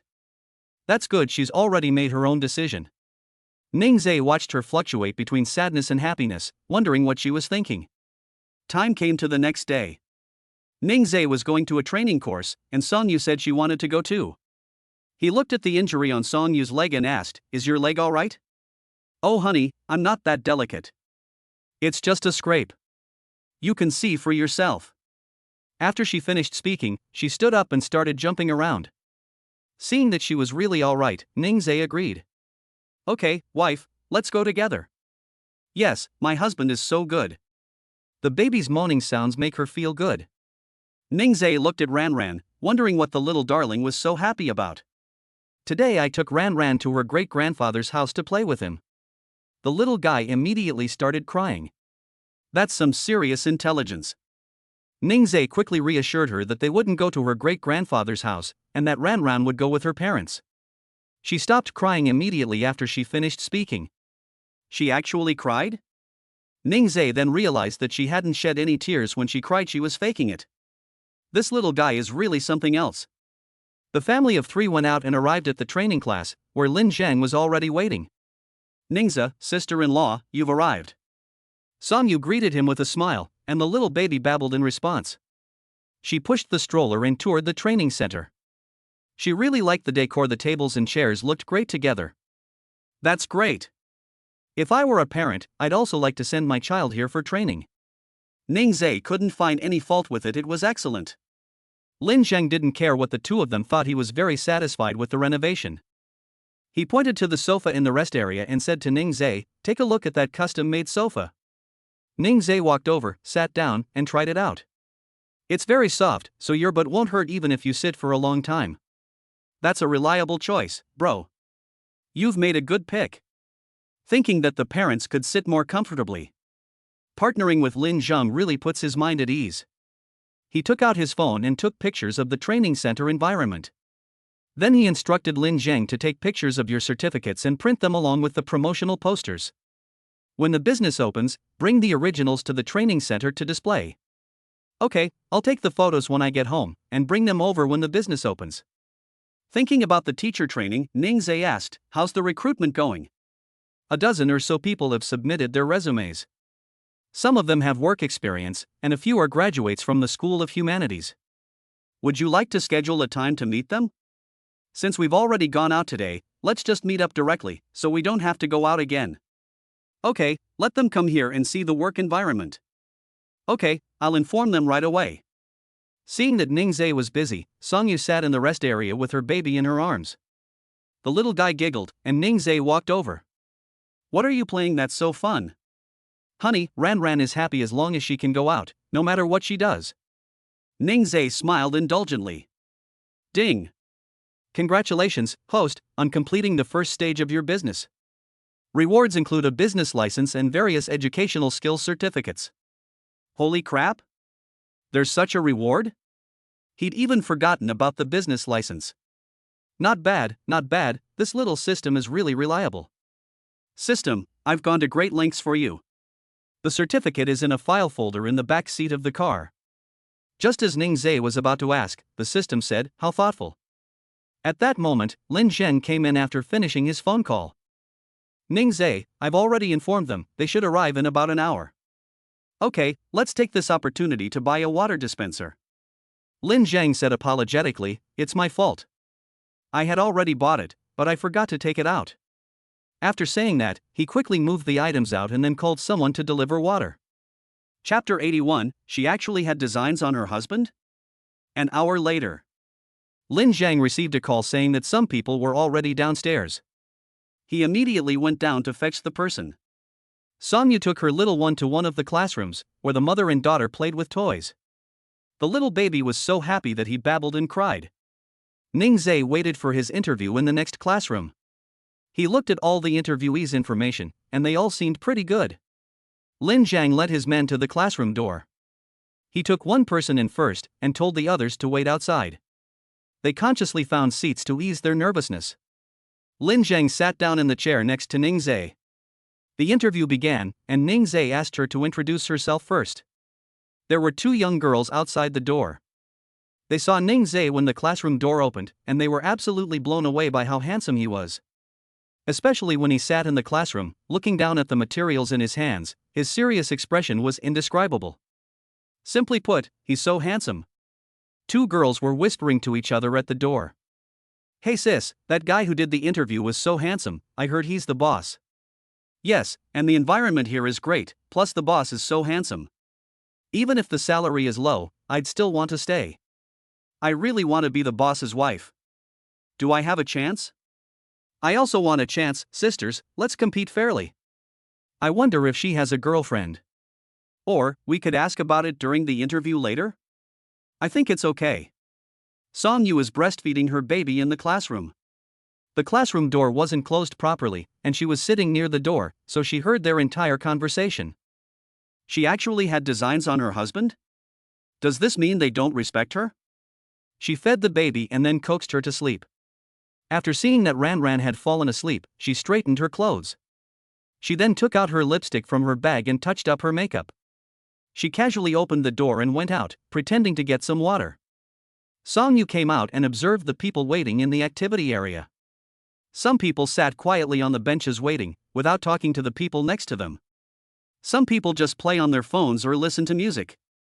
Only the two people at the door talked a lot. After collecting the water, Songyu slowly walked over. The two people at the door saw her and guessed that she was probably there for an interview as well. Seeing that she was beautiful, they wanted to greet Songyu, but they also felt that she was unapproachable. She was holding a water glass, giving off an unapproachable vibe. The two simply shut up. Songyu casually found a seat and sat down, observing them. She'll have Ningzhe get rid of those two guys who are after her husband. Carrot. At that moment, the classroom door opened, the first person to be interviewed came out, and Lin Zhang called the next person in. They didn't leave until the interview was over. Ning Zhe came out and saw Song Yu sitting outside, so he walked over. "Honey, where's our baby?" Song Yu smiled gently and reached out to straighten Ning Zhe's clothes, glancing at the two girls out of the corner of her eye. "Ran is asleep. Is your husband tired?" She then pulled Ning Zhe to sit down, picked up her water glass and handed it to him, saying, "Honey, have some water. You must be thirsty after such a long interview." Ning Zhe took it and gulped it down. The activity area was only so big, and everyone inside could hear their conversation. So, this handsome boss is already married. Most importantly, the proprietress is so beautiful. They're such a perfect match for the boss. The two girls who had designs on Ning Zhe were now embarrassed. Their dream of becoming boss ladies was nipped in the bud before it even began. Heavens above! Isn't that so unfair? Song Yu chuckled lightly, almost imperceptibly. They won this battle quietly. She even dares to make a move on her husband. You'll all be green with envy. The two were chatting and didn't pay attention to the people around them. Lin Zhang finished organizing the materials and came out. He told the interviewees, "We will let you know the results of today's interviews later. You can go home now. If you pass the interview, I will let you know the start date separately." People in the activity area left in twos and threes. The two girls looked at Ning Zhe with great reluctance. There was nothing they could do but leave. However, they did very well in their interviews, and their resumes are so perfect, they'll definitely pass. With these feelings in mind, the two finally left the training course. Ning Zhe went to see the baby, Ran, who was sleeping soundly. He pushed her out so that she wouldn't wake up and not see him. He and Lin Zhang sat down to discuss the results of the interview. Song Yu sat down next to Ning Zhe and listened to which people they wanted to keep. Their files were on the table, and Song Yu picked them up and glanced at them. The two people's information was in the middle. She glanced at the photos on their resumes. Are these still the same two people? This photo is so heavily photoshopped, it's unbelievable how she managed to get close to her husband. She looked down on me even more. Lin Zhang took the documents and selected 3 to hand to Ning Zhe. "I think these 3 are pretty good. What do you think?" His thoughts coincided with Ning Zhe's. "I also think these 3 people are good. From their speeches just now, it's clear that their resumes are genuine." "Yes, these are the 3 of them?" Lin Zhang asked. Ning Zhe nodded affirmatively. "Let's just have the 3 of them, and we'll also find a cleaner to do the housework." "Good." Song Yu glanced at it and was relieved to see that the 2 girls' resumes hadn't been singled out. Sure enough, her husband is a good man. Ning Zhe had no idea what she was thinking. Then he added, "Do you think we should give a gift to each student we recruit? Do we need to give gifts to students during the recruitment process?" This was the first time Lin Zhang had heard of it. He didn't know. Ning Zhe looked at Song Yu and asked, "Wife, what do you think about giving it to us?" "I think it's a good idea to give it as a gift, something you'd use every day." Ning Zhe thought for a moment. "Should I give them school bags? But then I think the school might provide them uniformly. Should I give them pencil cases? Kids have different preferences, so it's hard to choose. Sending school supplies? That doesn't seem like a good idea either. So what should we give as a gift? I'm so troubled." He looked at Lin Zhang and said, "Think about what to give as a gift." Lin Zhang lowered his head and thought, then said, "Give me a pen?" The pen seems even less meaningful. Seeing that the two looked so worried about something, Song Yu casually said, "Bring me water cups." Should the children drink water at the training class? Isn't it troublesome to bring their cups around? Giving them cups to keep in the training center would be much more convenient. Ning Zhe nodded, agreeing. He gave her a thumbs up, saying, "As expected of my wife, she thought of that so well. You're overcomplicating things. That seems to make sense. My wife is absolutely right. By the way, honey, have you gotten your business license yet? What's the name of the training course?" When this matter was mentioned, Lin Zhang looked at Ning Zhe with concern. He didn't instruct him to handle this matter, assuming he should take care of it himself. Now that the opening is approaching, everything should be ready, right? Chapter 82. What about trust between people in the system? It's all done. It's in the car. Wait a moment, I'll go get it. With that, Ning Zhe grabbed the car keys and went downstairs. If it weren't for the system reward, he would have completely forgotten about it. Luckily, I have little Tongzi. System. He hadn't thought to ask before, but then another question came to mind, so he quickly asked the system. Ningzhe, is this business license genuine? Can the Administration for Industry and Commerce verify it? System, what about the trust between people and the system? Xiao Tongzi sighed. Of course we can find out. All the sources of money are legal and compliant, and all the certificates are registered in the relevant systems. The host can rest assured. Oh shit. This is amazing. Soon, Ningzhe arrived at his car. Opening the back door of the car, the information was shocking. That thick stack of documents contained not only the business license but also various certificates bearing his name. Some of them he had never even heard of. Holding the document bag, Ningzhe went upstairs. Back at the training center, he took out his business license. Starlight Education and Training. Not a bad name. Wow, honey, Starlight Education, is this the name you came up with? Yes, that's right. Ningzhe admitted without batting an eye. Let's just assume that's what Xiao Tongzi was thinking. The system felt offended. Song Yu looked at the other documents, which were all Ningzhe's certificates, a dozen or 20 in total. Wow! Their husband is so amazing. Lin Zhan was also shocked. When did Ningzhe secretly obtain so many certificates? It has to be said that her reputation as a top student is well deserved. Let's put all these certificates out, shall we? Lin Zhang asked Ningzhe for his opinion. He has so many certificates, he probably won't need them. Okay, let's display them. Bring yours too, and fill an entire wall with them, so parents can see our capabilities and feel confident in trusting their children to Xinguang Education. Inform them of the interview results later, and have them go to recruit students together on the first day of school. Once these things were settled, the baby's voice came from the stroller. Ningzhe walked over and saw Ranran playing by herself in the stroller. Baby's awake.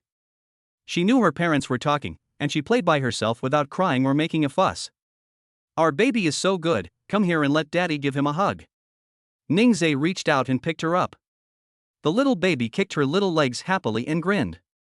Ranran has a beautiful smile with the curve of her little mouth, just like the kind of smile described online. Her eyes also curve into crescent moons. She's a beautiful young woman no matter how you look at her. Ningzhe loved it more and more the more he looked at it. The little baby nestled in his father's arms, babbling and chatting with Ningzhe. Oh my baby said congratulations to daddy. Wow, our baby is so considerate, daddy loves you. Sonya stood next to Ningzhe and together they played with the baby. Lin Zhang said he was very hurt. Looking at the backs of the family of three, he was truly envious. Just as he was thinking about it, Li Lingxue sent him a message asking him to come over and help. Ningzhe and Sonyu also planned to go home, so they went downstairs together. When they get home, Ningzhe will first wipe the baby's hands. She was wide awake now because she had slept for a long time during the training course. Ningzhe carried the baby into the living room. Part of the TV wall in the living room is mirrored, so you can see your reflection. He moved a stool over and sat down in front of the mirror with the little one in his arms. The weather was nice outside, and the light was good. The little baby was in a good mood after waking up, so Ningzhe planned to play a mirror game with her. Looking in the mirror with your little one is also a great early education game. Interacting with your baby can not only strengthen the parent-child bond, but also help your baby get to know themselves. Sonyu also moved a stool and sat down next to the father and daughter. A family of three sat in front of a mirror. The little one was very curious when he saw himself, his parents, and his reflection in the mirror. She kept looking in the mirror and would smile. When she smiles, the little baby in the mirror smiles too. The little guy got happier and happier as he looked at it. She moved her little hand, and the little figure in the mirror moved along with it. When she kicks, the little figure in the mirror also kicks. Wow! This is so much fun! Ningzhe held her little hand and interacted with her. He lifted the baby's hand. Baby, look, these are hands, these are Ranran's little hands. The little guy looked at it, tilted his head, and laughed. Then Ningzhe pointed to her face. These are Ranran's little nose, mouth, eyes, and ears. Wow, baby's eyes are blinking, so bright and sparkling, are they curious? Come on, let's learn it again with Dad. After Ningzhe finished speaking, he taught her to recognize her own facial features again. Then he pointed to Song Yu in the mirror and said, "This is Mom." Upon seeing her mother, the little baby cried out with joy. How could Mom not know? Ning Zhe took her hand and opened it, and the little baby seemed to fly in her father's arms. She had a lot of fun. After looking in the mirror, you can go play other things. Ning Zhe brought the little baby into the enclosure and placed Ran on the mat. Ran was lying on her stomach, and she wanted to grab her little toys whenever she saw them. "Honey, look at our little one, he wants to crawl even though he can't roll over yet." She was attracted by her little toy and wanted it. Hearing her parents' voices, Ran felt resentful and immediately turned over. Last time, her father taught her how to roll over, but her mother said she couldn't. The couple were stunned for a moment. Before they could react, the little guy had already rolled over halfway. Ning Zhe looked at her expectantly, wanting to see if she could finish flipping through one on her own. The couple didn't go to help her, the little one tried her best to flip over on her own. Finally, the little one succeeded. Wow, the little one is amazing. Wow, she can roll over without her parents' help. That's amazing. Hearing his father's praise, the little guy kicked his legs and giggled. Seeing that she really wanted the toy, Ning Zhe took it and placed it in front of her. "Here you go, Ran was great today, Daddy's giving this to you." She was happy to receive the toy and gave her dad a sweet smile. Her smile is so healing. The little girl played with her toys while the couple talked. "Honey, let's go on a picnic in the park before school starts." "Okay, taking the baby out more often is good for vision development. Shall we go tomorrow?" "Yes, my husband is so good. Let's invite Ling Shui and Lin Zhang along too, it'll be more lively with more people." "Okay, you send a message to Li Lingshui, and I'll tell Lin Zhang. Also, invite Grandpa and Grandma along, they must miss Ran too." "Okay, I'll send messages to Grandpa, Grandma, and Ling Shui now." Grandma Song received Song Yu's message and immediately agreed. Who wouldn't love such an adorable great-granddaughter? Grandpa Song smiled, knowing he could give the little darling the pile of toys he bought for her tomorrow. He quickly went back to his room and packed his things. He then instructed people to prepare the things needed for tomorrow's picnic. Grandma Song could tell he was impatient for tomorrow to come. Chapter 83. Are you two dating? Song Yu was full of anticipation, having made plans to have a picnic in the park today. "I picked out a few outfits, planning to dress up beautifully." Ning Zhe set the time for after 4 p.m. The weather isn't so hot after 4 p.m., so that's the perfect time. Seeing Song Yu choosing clothes, he decided to put the little baby to sleep first. Let her take a nap so she'll have the energy to go out and play later. "Little one, time for bed." Dad slept with Ran. The little one was already a bit sleepy in the afternoon, and with Ningze coaxing her, she quickly fell asleep. Song Yu chose her clothes and put them on for Ningze to see. "Honey, what do you think of this dress?"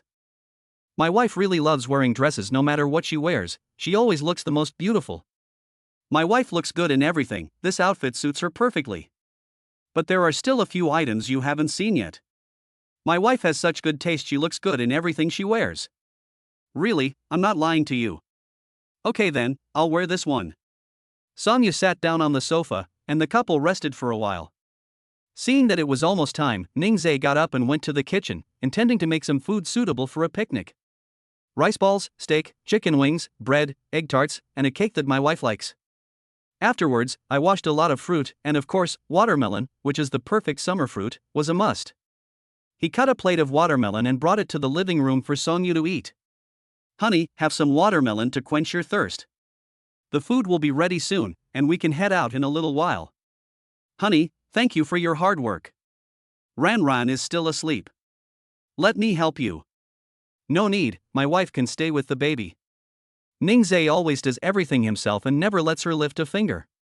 She took the watermelon that Ningze had cut and sat on the sofa watching TV while waiting. I glanced at the little one in the playpen, he was still sleeping soundly.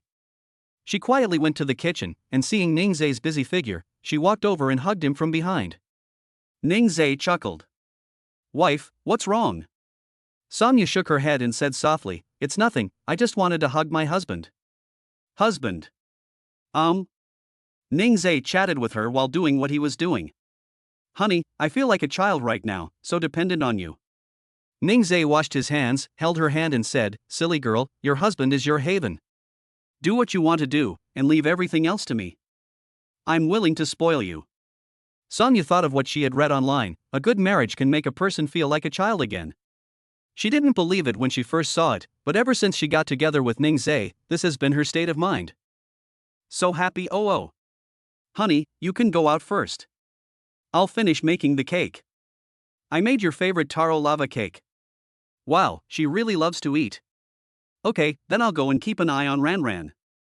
Song Yu left the kitchen, while Ning Zhe continued watching the tutorial, focusing intently on making the cake. Half an hour later, all the food was ready, and he put the food into the basket. There were 3 baskets full, plus a bag of drinks. He walked over to the mother and daughter and saw that Ran was already awake. Baby's awake. Daddy's going to change your clothes, we're going out now. We went on a picnic today. My great-grandmother, great-grandfather, godmother, and Uncle Lin were there too. Was my baby happy? Yeah. We can go out again. The little baby is kicking his little legs. He can go out to play right after waking up. That's wonderful. Ning Zhe brought the baby into the room to change clothes. Song Yu is packing her things for going out in the living room. Every time I go out, my baby bag is packed full, just in case I don't have enough when I need it. Ready, the family of 3 finally headed out. They arrived at Yuehu Park. Ning Zhe asked Song Yu and the baby to wait in the car while he went to find a good spot. He arrived at the lake and saw many people having picnics. There were still plenty of spots on the grass, so he quickly ran back to get the mother and daughter. Honey, the lakeside is a great spot. Lots of people are having picnics there. Okay, let's take a picture of them when we get there and send it to them, so they can find it. Aha! Ning Zhe let Song Yu hold the baby while he pushed the stroller, placed the basket inside, and pushed it over. Ran was overjoyed to see so many people. Ning Zhe took a tablecloth and spread it on the grass. It was a large tablecloth, and there was no problem seating all of them. There are also 2 chairs for Grandpa and Grandma Song to sit on. It would probably be uncomfortable for the elderly person to sit with their legs bent on the grass. Sitting in a chair would be better. After arranging the food, Song Yu let the little baby lie down on the tablecloth. She sent photos to Li Lingxue and Grandma Song. They had already entered the park and were waiting for Song Yu to tell them the exact location. Less than 10 minutes after the message was sent, the grandparents found them. The driver took the food out of the car, and Ning Zhe thought that he was the only one who had prepared it, as he had done a lot. Now my grandparents have brought food too. There's so much we probably won't be able to finish it all. I hope Li Lingxue and Lin Zhang will stop bringing things. Just a few minutes after I started thinking that, I looked up and saw Li Lingxue and Lin Zhang walking over. Each person was holding 2 bags. Ning Zhe was embarrassed. He really couldn't finish eating this. We didn't reach an agreement yesterday, and that's his fault too. He took the food and placed it on the tablecloth. There was so much food that even 10 people couldn't finish it. Ning Zhe sighed. There's so much. Why did you all bring so much stuff? You didn't say you were going to prepare anything. Li Lingxue was both amused and exasperated. On other people's tablecloths, there are at most a few items. Their tablecloths had a dozen or 20 different items, and with drinks, there were even more. Grandpa Song brought his little baby to play by Moon Lake, and there were other elderly people with their grandchildren nearby. The little guy gets excited whenever he sees someone his own age, babbling and wanting to go over. Grandpa Song carried her closer, and the 2 little ones started chatting. After letting her play for a while, Grandpa Song carried her back. They sat together chatting, and the little one would babble and join in the adults' conversation. This made Grandma Song very happy. She hadn't finished chatting with the babies, and now she wanted to chat with them too. Grandma Song, seeing that Li Lingxue and Lin Zhang were a handsome couple, jokingly asked, "Are Lingxue and Lin Zhang dating?" These words made Li Lingxue spit out the water she had just drunk. Grandma, you've misunderstood. We're just friends. Lin Zhang was embarrassed and drank water to cover it up. Grandma Song continued, "Don't be shy. Grandma saw you 2 come together. You've both graduated, there's nothing wrong with dating." Grandma, no, there really isn't any. To stop the conversation, Li Lingxue picked up a toy and played with the little one. Seeing that she wouldn't admit it, Grandma Song didn't ask any more questions. With her decades of experience, how could she not understand? She smiled as she looked at Song Yu and Ning Zhe. Her granddaughter was very happy now. After listening to Grandma Song's words, Ning Zhe looked at Lin Zhang and found him secretly looking at Li Lingxue. He felt there was definitely something going on between the 2 of them. Lin Zhang had never acted this way before. Chapter 84. The little baby is looking for his mother? Because of what Grandma Song just did. After that, neither Li Lingxue nor Lin Zheng said much.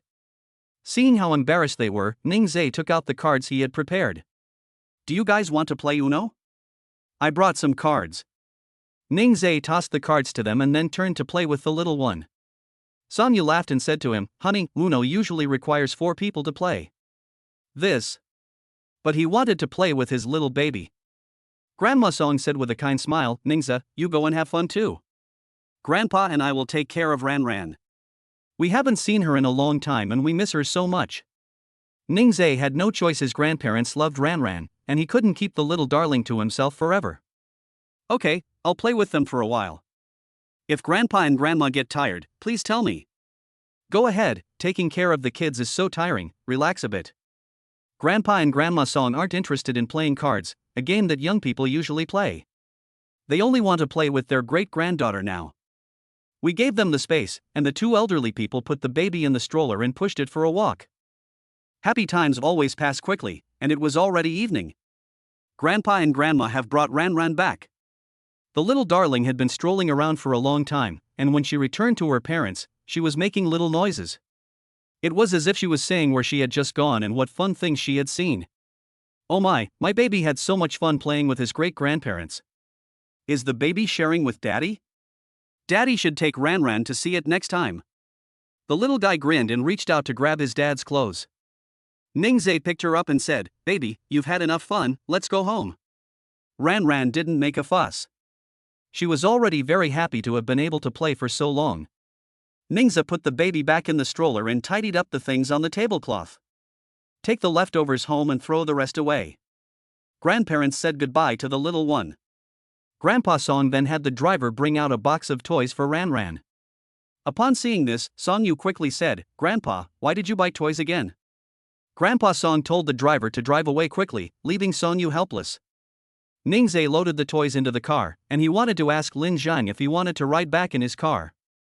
And then, what did he see? Lin Zhang got into Li Lingshue's car.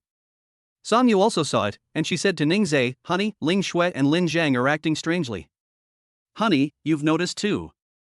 Yes, those 2 seem to have a special relationship. The couple watched the car drive away, and then they went home. It was already dark when I got home. Not long after she sat down, Li Lingxue called Song Yu. Aha! You are. A scream came from the other end of the phone, and Song Yu quickly moved the phone away. Her eardrums felt like they were going to burst. She turned on speakerphone and placed her phone on the sofa. Miss Li, what happened? It's big. Can you guess what it is? Li Lingxue kept Song Yu in suspense, but Song Yu wouldn't tolerate it. If you don't tell me, I'm going to give Ran Ran a bath. Wait a minute, sis, you can't do this. So, are you going to tell me or not? Tell me now. Li Lingxue really couldn't do anything with her. Then she excitedly said, the studio has received a big order. What? Song Yu jumped up from the sofa. I noticed her voice was too loud and was afraid it would frighten the baby. She lowered her voice and said, Great. Congratulations, Ling Shui.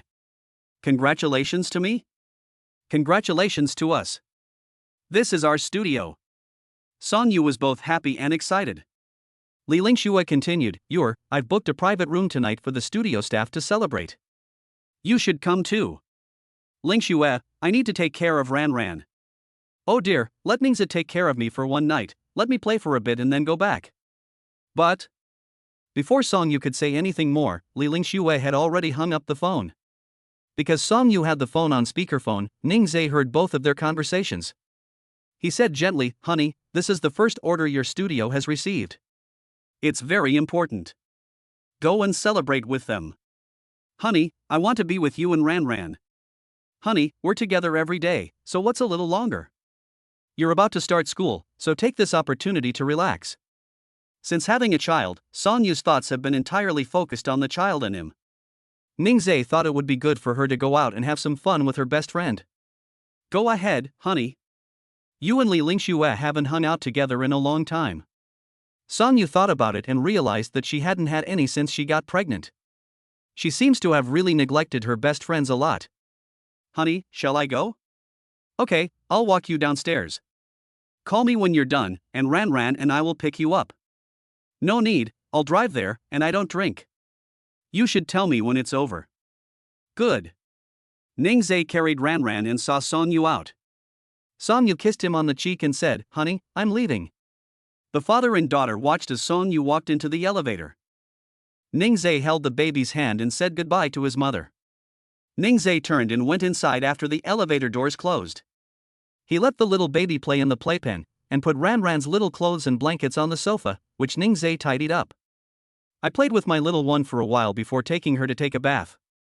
Ningzhe bought her a bubble machine and hung it on the wall. The little one lay in the bathtub, watching the bubble machine blow bubbles. Ran stared at it, her little eyes full of curiosity. Isn't that fun? Do you like your new toy? How could I not like it? Seeing how excitedly she was staring at her legs, it was clear she really loved it.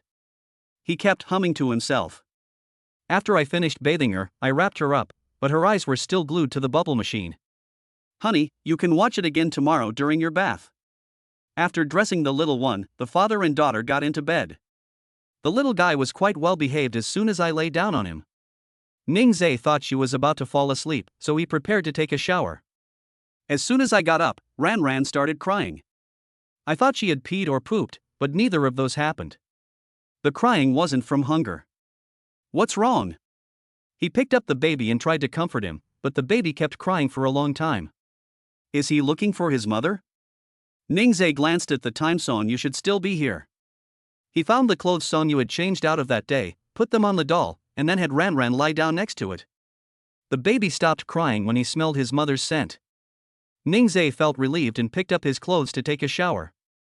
Just as he reached the bathroom door, Ran started crying again. He quickly put down his clothes and picked Ran up. Don't cry, baby, mommy will be back soon. Baby, take a nap first, and you'll see mommy when you wake up. No matter how Ningzhe tried to comfort the baby, the little one kept crying, and even the doll dressed in her mother's clothes didn't help. I carried her to the living room and found some toys for her to play with. They don't want the toys they used to like anymore. Suddenly, the door opened, and Song Yu returned. As soon as she entered the door, Song Yu heard the baby crying, and her heart ached terribly. What happened to Ran? You were probably looking for your mother. Why are you back so early? Ran is usually asleep by this time, but I was worried she would cry, so I came back. I didn't expect that she would actually be asleep. Song Yu held her and comforted her for a while until she stopped crying and fell asleep peacefully in her mother's arms. Chapter 85. The little guy is a living advertisement. Before we knew it, it was time for the first day of elementary school. Ningzhe got up early that morning, intending to find a good spot at the school gate. When Song Yu saw him get up, he quickly got up as well. Honey, I'm going today too.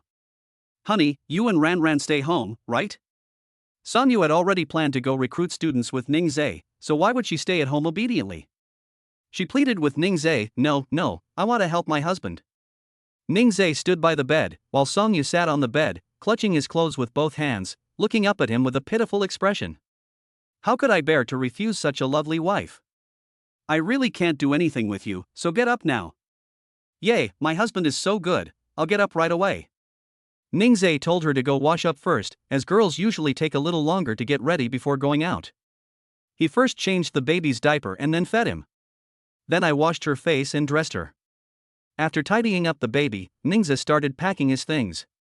We'll be out for a while today, so I'll need to pack a few more diapers for Ran, and also bring extra formula.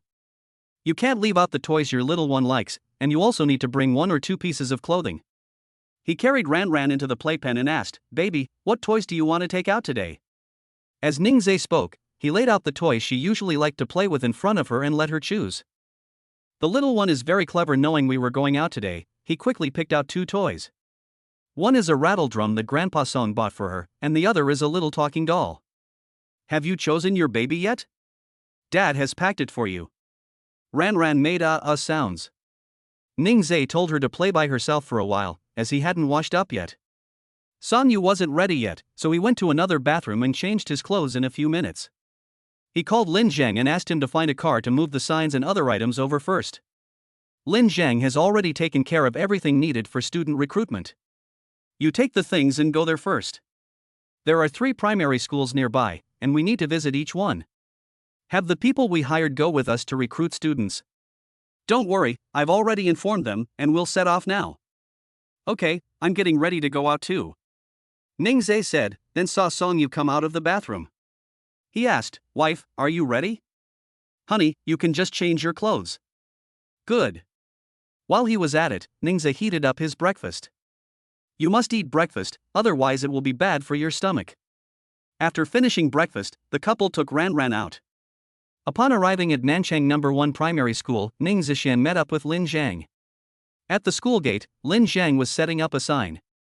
Ning Zhe went over to help him, worried that the signboard would be blown down by the wind, and even brought 2 bricks to weigh it down.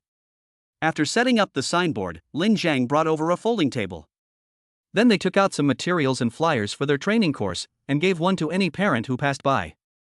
Ning Zhe didn't see anyone else and asked, "Didn't you say they were coming too? Where are they?" Lin Zhang explained to him, "Here's the thing, I separated them. 2 are in Hope Primary School and 1 is in Sunshine Primary School.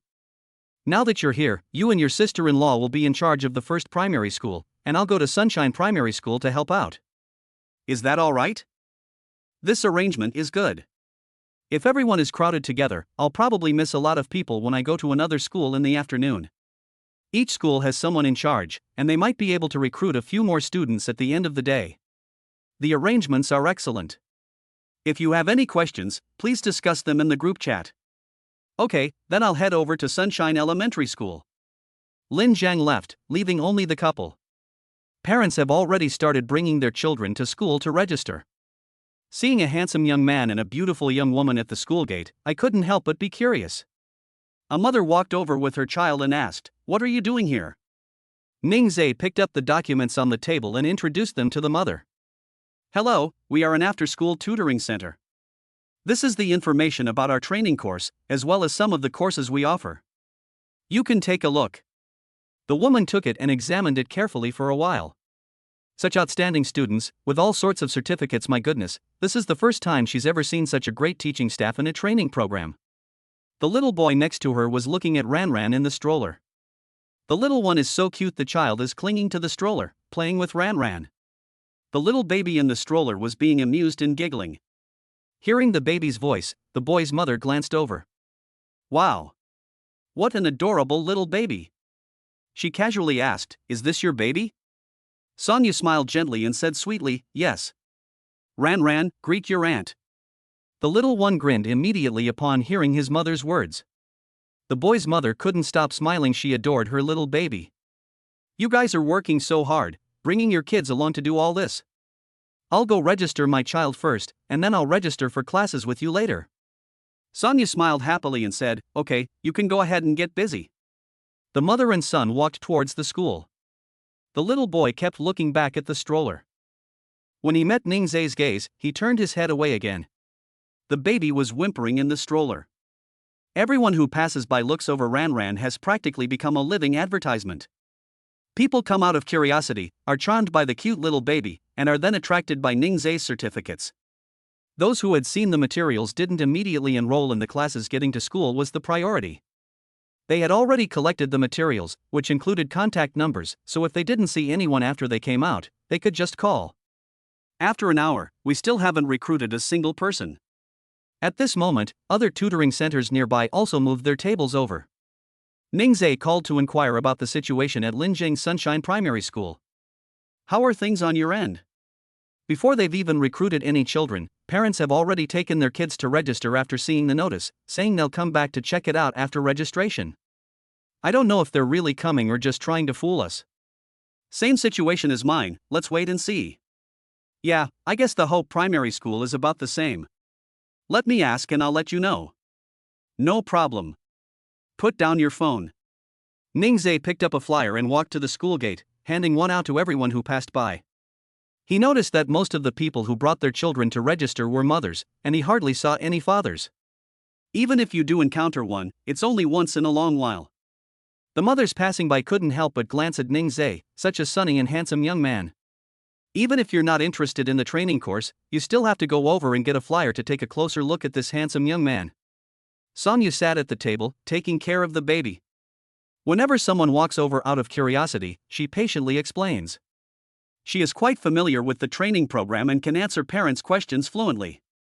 After all, she is a top student, and when she gets serious, she has the aloof and scholarly air of a genius. Ningzhe stood to the side, watching her introduce the children to the parents, and the corners of his mouth unconsciously turned up. Having someone willing to endure hardship with you, that's the feeling of happiness. Chapter 86. Sister, let me tell you why I'm thanking you. There were quite a few people recruiting students at the school gate. Originally, there were only Ningzhe and his group, but now there are several others. Ningzhe looked at their information and found that some of the tutoring centers had been operating for many years, which was also an advantage for them. Considering they've only just started, I don't know if they'll be able to recruit anyone today. When it was time for his baby to drink milk, Ningzhe found the thermos and wanted to pour in hot water, only to realize that the thermos hadn't been properly sealed when he left the house. A lot of water was spilled, but it's not hot anymore. He took the baby bottle to the guardhouse at the school gate. The security guard recognized him. He was the young man who had been handing out flyers at the school gate earlier. Sir, do you have hot water here? I want to make some formula for my child. The gatekeeper was surprised. This man looked so young, anyone who didn't know him would think he was a college student. He never expected that he was already a father. Yes, go in and get it. The security guard readily let him in, and Ningzhe was very grateful. There are still many good people. The sun was quite strong at the moment, and there was no shade where Ningzhe and his group were. The gatekeeper looked over and, seeing that they didn't have umbrellas, brought Ningzhe a large umbrella and placed it on the table. The people around them were so envious they cried they wanted it too. Ningzhe and Sonyu were also surprised that the gatekeeper would bring them umbrellas. The sun is so strong, don't you care about the children? I'm lending you this umbrella, but remember to return it later. As the security guard spoke, he looked down at Ranran in the stroller. The little baby giggled at him, kicking his little legs back and forth. Sonyu teased her, and Ranran thanked her grandfather. The little guy babbled and cooed, and the gatekeeper laughed so hard that the wrinkles around his eyes could trap flies. At this time, parents began to emerge from the school gate. The boy's mother, who had just said she wanted to enroll in a class, went straight to Ningzhe after coming out. Hey handsome, I'm here to enroll my son in some classes. Ningzhe was touched. This man was truly honest. Okay, please fill in your information and contact details, then scan the QR code here to pay. The boy's mother sat on a stool filling out forms, while other parents watched from the sidelines. Parents nowadays like to compare their children to others and like to show off their children's grades or other skills. Even when it comes to enrolling in a training course, there's always a comparison. Seeing other parents enrolling their children in classes, they didn't want to be outdone. Shaoli, I remember you didn't enroll your child in this training class last semester, a parent asked. That place last semester wasn't good, you know how it is. The person gave her a knowing look. After hearing what she said, the people who signed up for that training course last semester started complaining. Their children are all classmates, and their parents know each other. Yes, my child was there last semester, and it really wasn't good. My child came home and told me that the tutor at that cram school couldn't even solve some of the problems. The child showed her his schoolwork and asked him questions, but couldn't figure it out for a long time. After one person complained, others started complaining too. Ningzhe stood to the side listening. These women really had sharp tongues. The group chatted happily and crowded around Ningzhe. Hey handsome, let's register with you too. You look honest and have so many certificates, you must be really amazing. Yes, I want to sign my child up too. As they spoke, they picked up the forms on the table and filled them out without Ningzhe's prompting. They then took out their phones and scanned the QR code to pay. The little one kept humming when he saw so many aunties. She wanted her aunt to notice her. Ningzhe heard her whimpering and picked her up. Oh dear, you can't miss out on any excitement, can you? You don't even know what your aunts are talking about, so why should you get involved? Parents who were filling out forms looked up and saw such an adorable little baby. They were instantly drawn to the little guy. Being female parents, they couldn't bear to leave after seeing such a beautiful baby. Some parents wanted to hug Ranran, but they refrained because their baby was still very young. The baby is so cute. Wearing a small hat, I initially thought the hair was a wig on the hat. She'll definitely grow up to be a beautiful girl. How can you be so sure it's a girl? I'm a mother myself, so I can definitely guess, right, handsome? Ningzhe smiled gently. It was a girl. I knew it. Such a cute little baby must be a girl. With a handsome father and a beautiful mother, the baby will surely grow up to be good too. It's a pity we don't have a baby that's small, otherwise we'd love to become in-laws with this handsome guy. Ningzhe listened without showing any expression. But in my heart I was thinking, thank you so much, sir. The little baby smiled happily as she heard so many aunties talking about her. She stared wide-eyed at everything, her little mouth making little noises. Parents left one after another after registering their children for classes. Ningzhe gained a lot, but the training class next door recruited more students than them. Some parents still trust those that have been open for a long time. However, Ningzhe was already very satisfied. Honey, I counted, there are only 8 people. I saw so many people just now, but they were all just chatting. Seeing his wife frowning, Ningzhe chuckled and said, Honey, it's okay. I'm happy with 8 people. We still have time this afternoon. Ningzhe ordered lunch and drinks for them on a food delivery app. He then sent a red envelope in the training class's group chat. Ningzhe, everyone has worked hard. Everyone will receive a red envelope, no need to fight for it. After lunch, take a short rest and continue to work hard this afternoon. Thank you, boss. The boss is generous. The group chat was flooded with emojis, everyone was very active. After they finished eating, they rested on the table. Going back was too far, and there was no one to guard these things. The little one was sleepy, so Songyu carried her to the car to rest. Ningzhe also leaned back on the stool and dozed off for a while. Time flew by and it was afternoon, but everyone continued to work with high spirits. By evening, they had reported the number of people they had recruited. Ningzhe was very satisfied, it was an unexpected result. A total of 50 people were recruited. The training class only has 48 seats, so we need to add a table, but that's not a big problem. He sent a message to Lin Jingfa. I've been busy all day. You take them out for dinner, I won't go. I'll transfer you 2,000, ask me if it's not enough. No need to transfer money to me. I still have the money left over from the renovations you gave me last time, and I haven't had a chance to settle the accounts with you yet. Okay, I'll contact you again if anything comes up. Good. Ding. Congratulations, host, you have achieved your recruitment target. A reward of 5,000 yuan and a Toyota Alphard minivan will be given for each student recruited. Oh shit. A reward of 5,000 yuan for each person recruited? That adds up to 250,000. Are there any more openings tomorrow?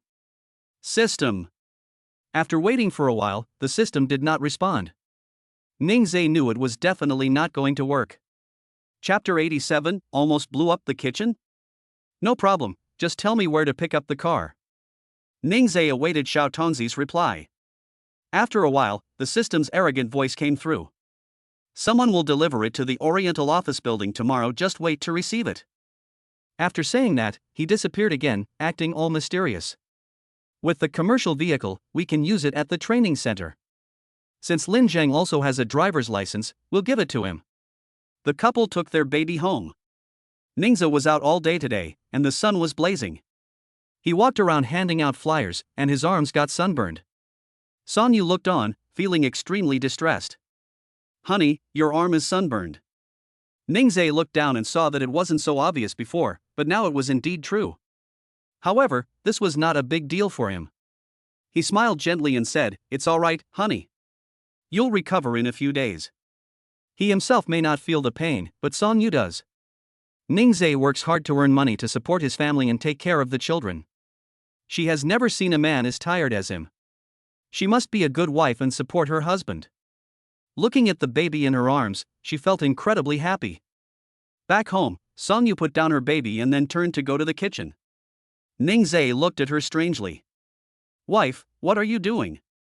Songyu pulled Ningzhe to sit down in the living room. Then she said confidently, Honey, you're here with our little one. You've worked hard today, so I'll cook for you. Without waiting for Ningzhe's agreement, she hurriedly walked towards the kitchen. Ningzhe was worried. Last time she made breakfast, it was all cooked food that only needed to be heated up. Cooking is different. Knives are so dangerous, and there's hot oil. If she gets splashed with oil, her fair and delicate skin will definitely hurt a lot. However, he didn't want to disappoint his wife, so he decided to wait and see. Soon, the sound of chopping vegetables came from the kitchen, and the sound was quite professional. Ningzhe quietly went over to peek and discovered that she wasn't chopping vegetables at all, but was watching cooking videos. The sound of chopping vegetables came from the video. Well, his wife is just like him, she learned it on the spot. He went back to the living room and played with the little one for a while. The little guy had just woken up, his mouth open as he yawned. He hadn't had enough sleep yet. Baby, do you still want to sleep? Shall we sleep a little longer? Ran opened her mouth and let out a big, long yawn. Then she stretched, and feeling that wasn't enough, she stretched out her little hands and stretched again. Ningzhe saw that she really hadn't slept enough and wanted her to sleep a little longer. Baby, go to sleep. Daddy will stay with you. We'll play again after we wake up.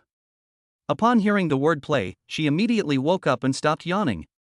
She looked at her pile of toys and babbled. Looks like we didn't have enough fun outside today, we'll have to keep playing when we get home. Ningzhe had no choice but to bring out her toys.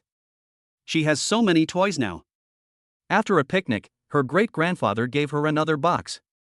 The storage shelves in the fence are not enough to hold all her toys. Ningzhe brought out early education toys and studied with her. Suddenly, a crackling sound came from the kitchen. Screams echoed from the kitchen into the living room. Little baby, perk up your ears to listen. His face was full of confusion. What happened? Ningzhe immediately went over to check, and the kitchen looked like a battlefield. The food on the cutting board was splattered everywhere. Now the oil has been put into the pan and heated up. Sonyu held the pot lid to shield himself from the oil splattering onto his hands. Then she grabbed the vegetables from the cutting board and threw them down, causing oil to splatter immediately. She accidentally got splashed on her hand and threw away the pot lid. With a bang, the pot lid fell to the ground. Ningzhe quickly went inside, took the spatula from her hand, and then turned off the power. My wife's cooking is too dangerous, I'd better not do it.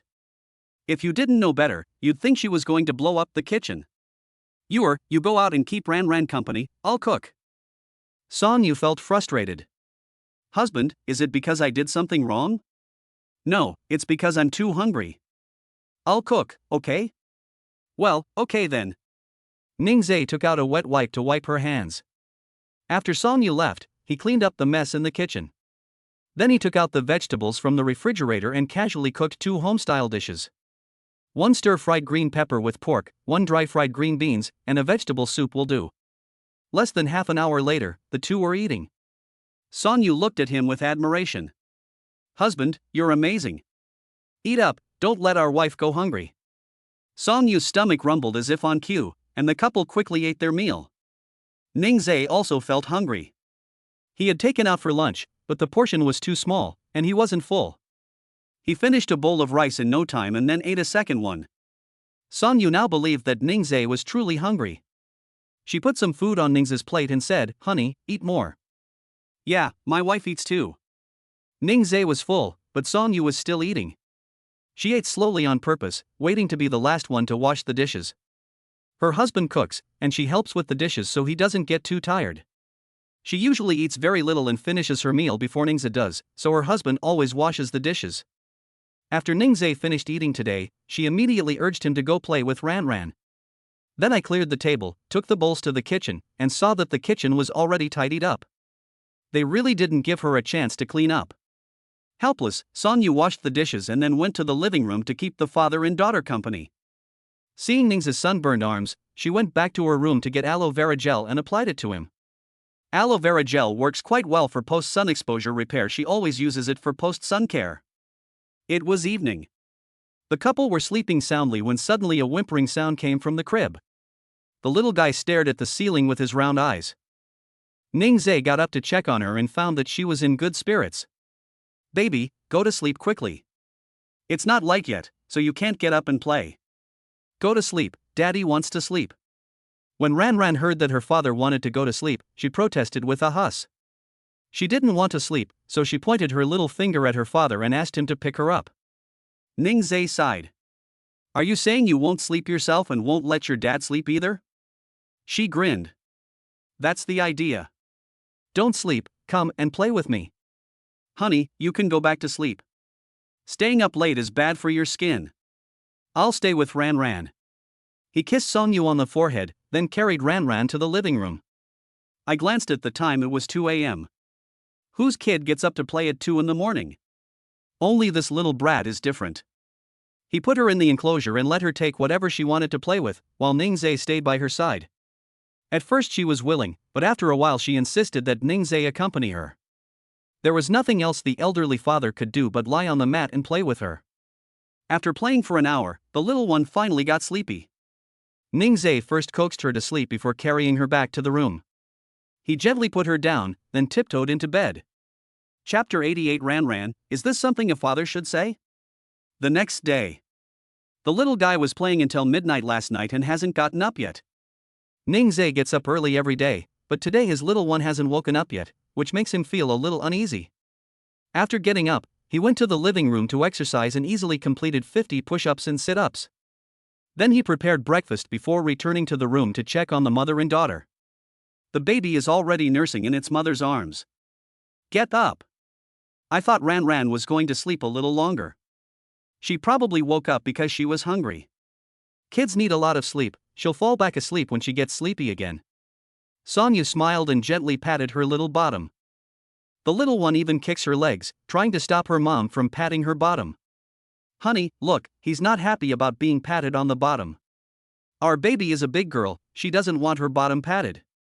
I'm thinking that Ran Ran will be 3 months old soon, so we need to arrange for her 100-day photos. I don't know which photo studio is better, I need to check them out first.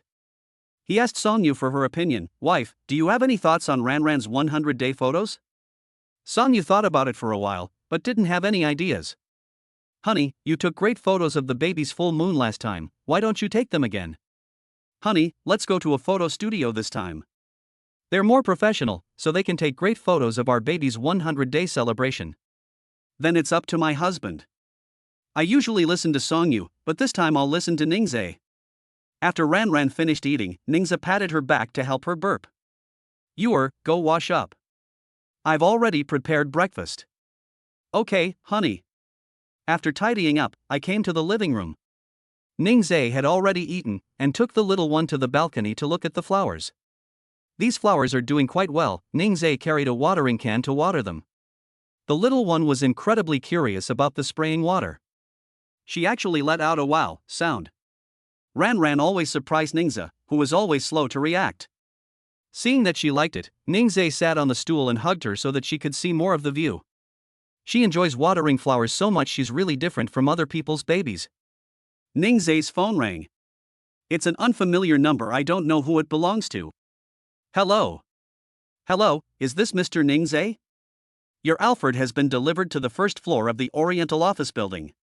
Would it be convenient for you to come down and inspect it? It turned out the car had arrived. I glanced at the time, it was a little past 9. Lin Zhang should be at the training class by now. Okay, wait a moment, I'll have someone go down. Okay. After hanging up the phone, Ningzhe called Lin Zhang. It took 2 tries to get through. Ningzhe quickly asked, Lin Zhang, are you at home or in the training class? I just arrived at the training course. What's up? I'm here to organize some materials. Go downstairs and inspect the car first. What? What kind of vehicle needs to be inspected? Go down first, they're waiting. I'll explain to you later. That's fine. More than 10 minutes later, Lin Zhang called Ningzhe. He was puzzled. The person who delivered the car said that Ningzhe bought it from their dealership, and that the paperwork had already been completed. Ningzhe, what's wrong with this car? The inspection is complete, right? This car will be kept at the training center. You have a driver's license, so you can drive it to and from get off work. Ningzhe then said, I was thinking that if some parents are unable to pick up their children due to other matters, we can also send them back to their homes. What do you think? Lin Zhang thought it was pretty good, but the car didn't look cheap. Where would Ningzhe get the money? Lin Zhang? Ningzhe didn't hear him speak and thought the signal was bad, so he called out. I'm listening. Ningzhe, you've already spent so much on renovations, and now you're buying a car. Won't that be too much of a financial burden? Lin Zhang is worried. It's okay. I invested some of the money I won in the lottery, and it's been quite profitable lately. If we improve our service, it will also help us with student recruitment next semester. Ning Zhe was thinking further ahead. Lin Zhang agreed wholeheartedly. Okay, I'll go organize the materials first, and then I'll talk to you about it. Yes, thank you for your hard work. That's too formal of you. After hanging up the phone, Ning Zhe continued watering the flowers. The little one wanted to lift it, but his arms were too weak, yet he still wanted to lift such a heavy spray bottle. How greedy! Ran, you can't lift it. She didn't care, she just wanted to take it. She grabbed the water sprayer with her little hands and laughed very happily. Song Yu ate breakfast while watching videos. I can't help but make a wow sound when I see a cake. Ning Zhe put down the watering can and walked over. What are you looking at? I can hear you yelling from the balcony. She handed the phone to Ning Zhe and licked her lips. Ning Zhe watched her lick her lips and really wanted to take a bite. Honey, this cake looks delicious, let's order some takeout. Ning Zhe glanced at it, it was just a regular cupcake, not too difficult to make. He said, why don't we try making it together? Ning Zhe made a cake last time, so could he make this one too? Song Yu looked forward to it, saying, great. My husband really knows everything. You hold Ran while I check if there are any more materials. After saying that, he had Song Yu hold the little guy while he went to the kitchen to rummage through the leftover ingredients from last time. There were quite a lot of them. If you make it now, you can eat it this afternoon. Bring the rocking chair to the dining room and let the little one lie in it. The helium balloon hadn't leaked yet, so Ning Zhe tied it to her leg and let her play with it by herself. He brought over the ingredients and asked, honey, do you want to crack some eggs? Okay, I'll do it. Do I need to separate the egg whites and yolks?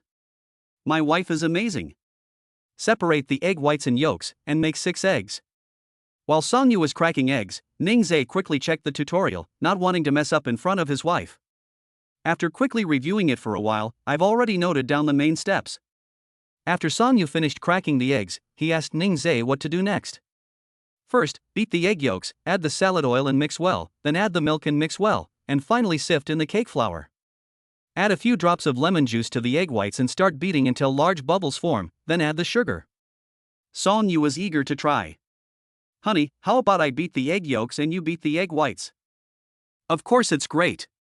A cake made by a husband and wife team will definitely taste like happiness. The little one listened to his parents and responded with a huss, wanting to join in the happy cake making. Although she didn't do anything, she could still cheer on her parents. Ning Zhe looked at Ran, noticing her eagerness to perform. You're so naughty, aren't you? Don't worry, this cake was made by our family of 3 together. Unfortunately, the little one couldn't eat it, the parents ate it themselves. The little guy's expression froze. Is this something a father should say? Ran is clever. Song Yu was worried that she would cry, so she quickly comforted her, baby, eat milk. Mommy will feed you milk later. When Ran grows up, Daddy and Mommy will make milk for you again. Reassured by her mother, the little one continued to look at the balloon. Pour the mixed cake batter into paper cups and bake in the oven until cooked. 40 minutes later, the fragrant cake came out of the oven, soft and fluffy. Song Yu took a bite, and wow, it was delicious. Chapter 89, The child's mother is going to be late on her first day of school? A few days later. The day arrived for Song Yu to go to school. Unlike her classmates, she doesn't need to go to school, she can simply wait until school starts to attend classes.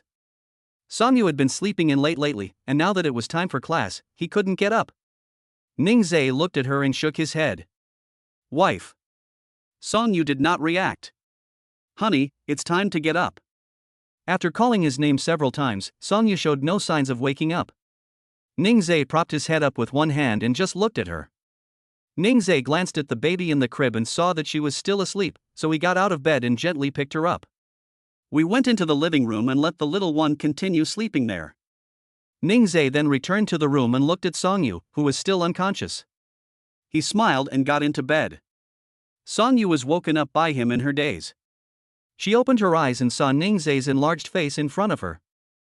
The next moment, before Song Yu could react, Ning Zhe had already begun.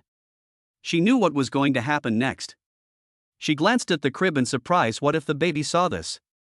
As a result, she didn't see the baby. Song Yu gently nudged Ning Zhe and asked him where Ran was. Ning Zhe ignored her completely. His kiss landed, and Song Yu was fully awake. Afterwards, Song Yu said, looking aggrieved, "Honey, why, so early in the morning? Doesn't your wife know that men are at their most, in the morning?" Ningzhe held her and spoke gently, "Who told you not to get up, my wife? That's the only way your husband can call you." I picked up my phone and checked the time. It was already 7 o'clock.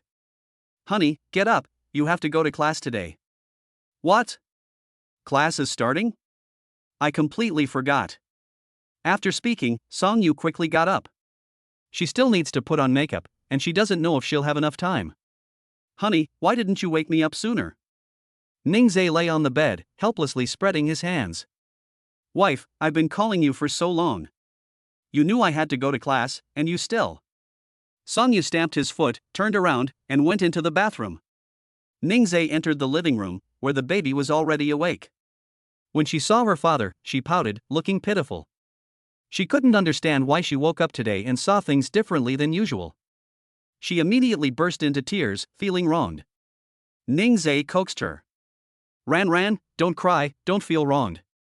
Mom and Dad were just doing something important." "Event?" The little girl blinked at Ningzhe, eagerly awaiting her father's message about something important. Looking at the little baby's expectant eyes, Ningzhe didn't know whether to laugh or cry. "This is something I can't tell you. You'll only find out when you grow up and get married." He quickly washed up and then washed Ranran's face. "It's already past 7:10, there's still time to make a simple breakfast." Ningzhe heated up a quick breakfast, which Song Yu could eat as soon as she finished preparing. Song Yu hadn't attended classes for a year and suddenly found it very difficult to adapt to this new mode of attending classes. She got dressed and came to the living room, where the father and daughter sat on the sofa. "Honey, breakfast is on the table. Eat quickly, and Ran and I will take you to school after you finish." "Good husband." Song Yu could have gone by herself, but since Ningzhe said he would take her, she should let her husband do it. She quickly ate her breakfast, and Ningzhe, while she was eating, helped Ran change her clothes.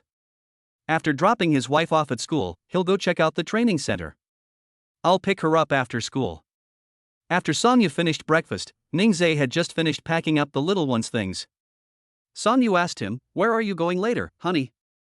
"After I drop you off at school, I'll go to a training center and then pick you up after school." Wow! Her husband will pick her up from school. How wonderful! "Honey, you've worked so hard. My dearest husband." Song Yu hugged Ningzhe's waist, lifted her head and kissed him. Ningzhe chuckled. He must not have kissed enough while they were in bed earlier.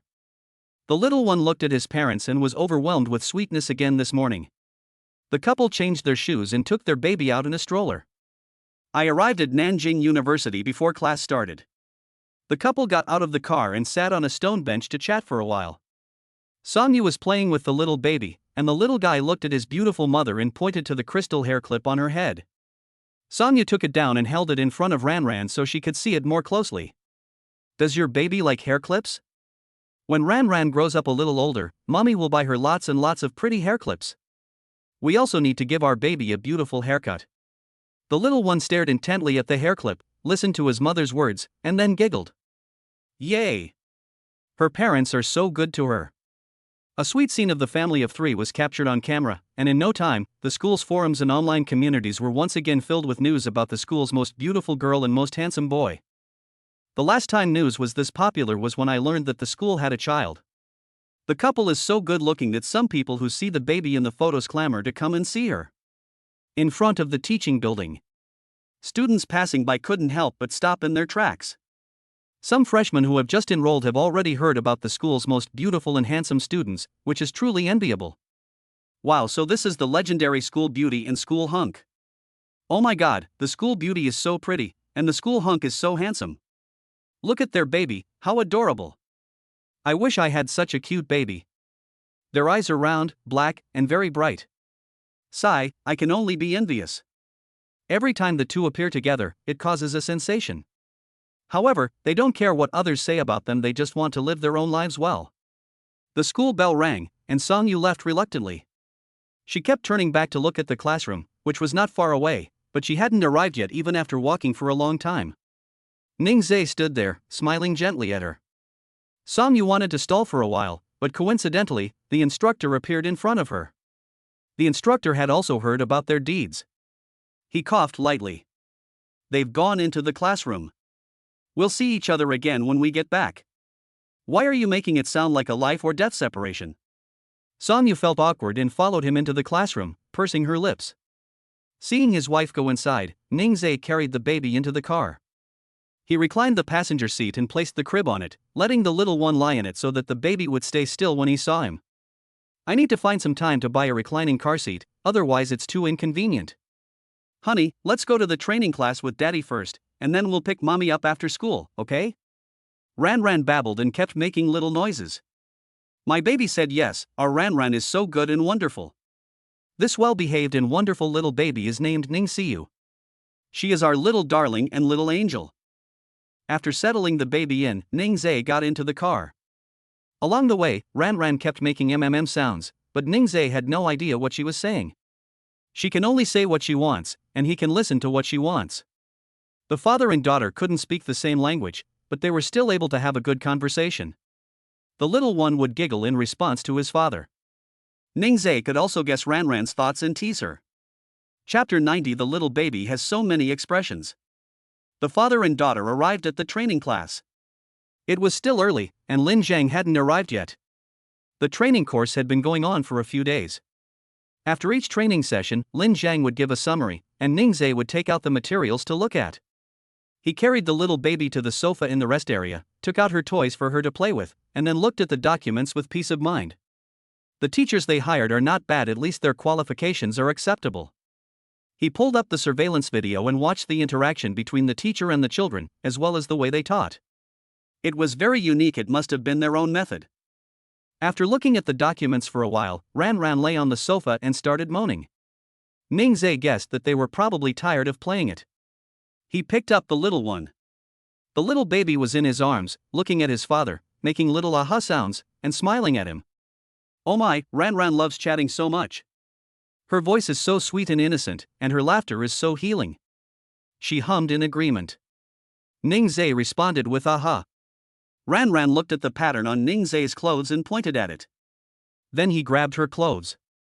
Ningzhe then noticed that the father and daughter were wearing the same pattern on their clothes today. Ran loves cute animal patterns. I've worn this every day, but I've never seen you this happy. Is it because you're wearing the same clothes as your dad today that you're so happy? The little guy kicked his legs in response. I'm so happy to be wearing the same clothes as my dad. Okay, we're going to eat nani now. At 9:30, it was time for the baby's second feeding of the day. After filling the water bottle and preparing the formula for the baby, Ningzhe let her lie in his arms and breastfeed her. I had only fed her for a little while when Ran grabbed the bottle with her little hand. Ningzhe was surprised. He loosened his grip slightly, and the little baby was able to hold the bottle by himself. Our baby is so smart.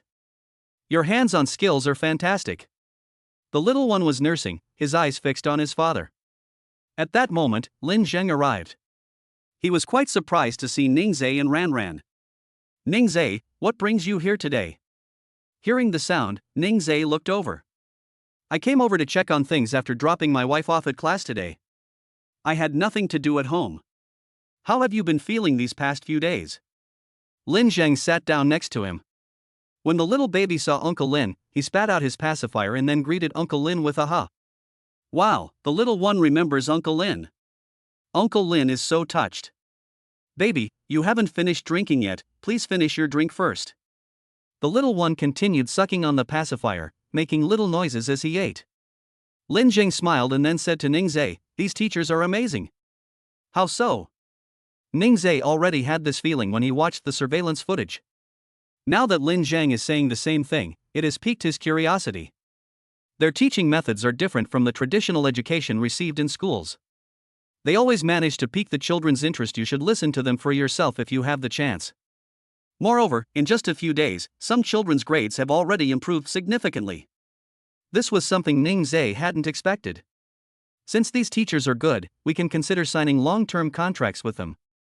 He shared his idea with Lin Zhang, who also thought it was feasible. After the baby finished feeding, Ningzhe put the bottle away and patted her back to burp. Burping is becoming easier and easier now after a full meal. Holding the baby upright for a while will usually make them burp on their own. Watching her father and Uncle Lin chat, the little girl would turn into a chatterbox, babbling to express her happiness and gesturing wildly. Ran Ran is getting cuter and cuter, and Lin Jiang likes her more and more. Ningzhe suddenly remembered what Grandma Song had said last time, and he casually asked, Lin Jiang, are you and Li Lingxue together? No, who said that? No? After the last picnic, I wanted to ask if you needed a ride, but before I could say it, you got into Li Lingxue's car. Lin Jiang quickly shook his head and explained, really, no, don't misunderstand, brother. He scratched his head, gathered the documents on the table, and put them away in the cabinet. Seeing his actions, Ningzhe felt that his words were not credible. Ran Ran giggled in Ningzhe's arms. Is the baby with Uncle Xiaolin? Little one, do you also think that Uncle Lin and Godmother have a special relationship? She responded to Ningzhe with an aha. After asking the question, Ningzhe couldn't help but laugh at himself. What could a little kid like him know? I won't ask anymore, we'll find out later. At this moment, Song Yu sent a message to Ningzhe. Honey, I miss you and our daughter so much. Ningzhe sent her a heart emoji and replied, husband misses wife too. Song Yu was off get out of class and saw that Ningzhe replied to her instantly, so she quickly made a video call. Honey, are you done with get out of class? Honey, I want to see you and Ran Ran.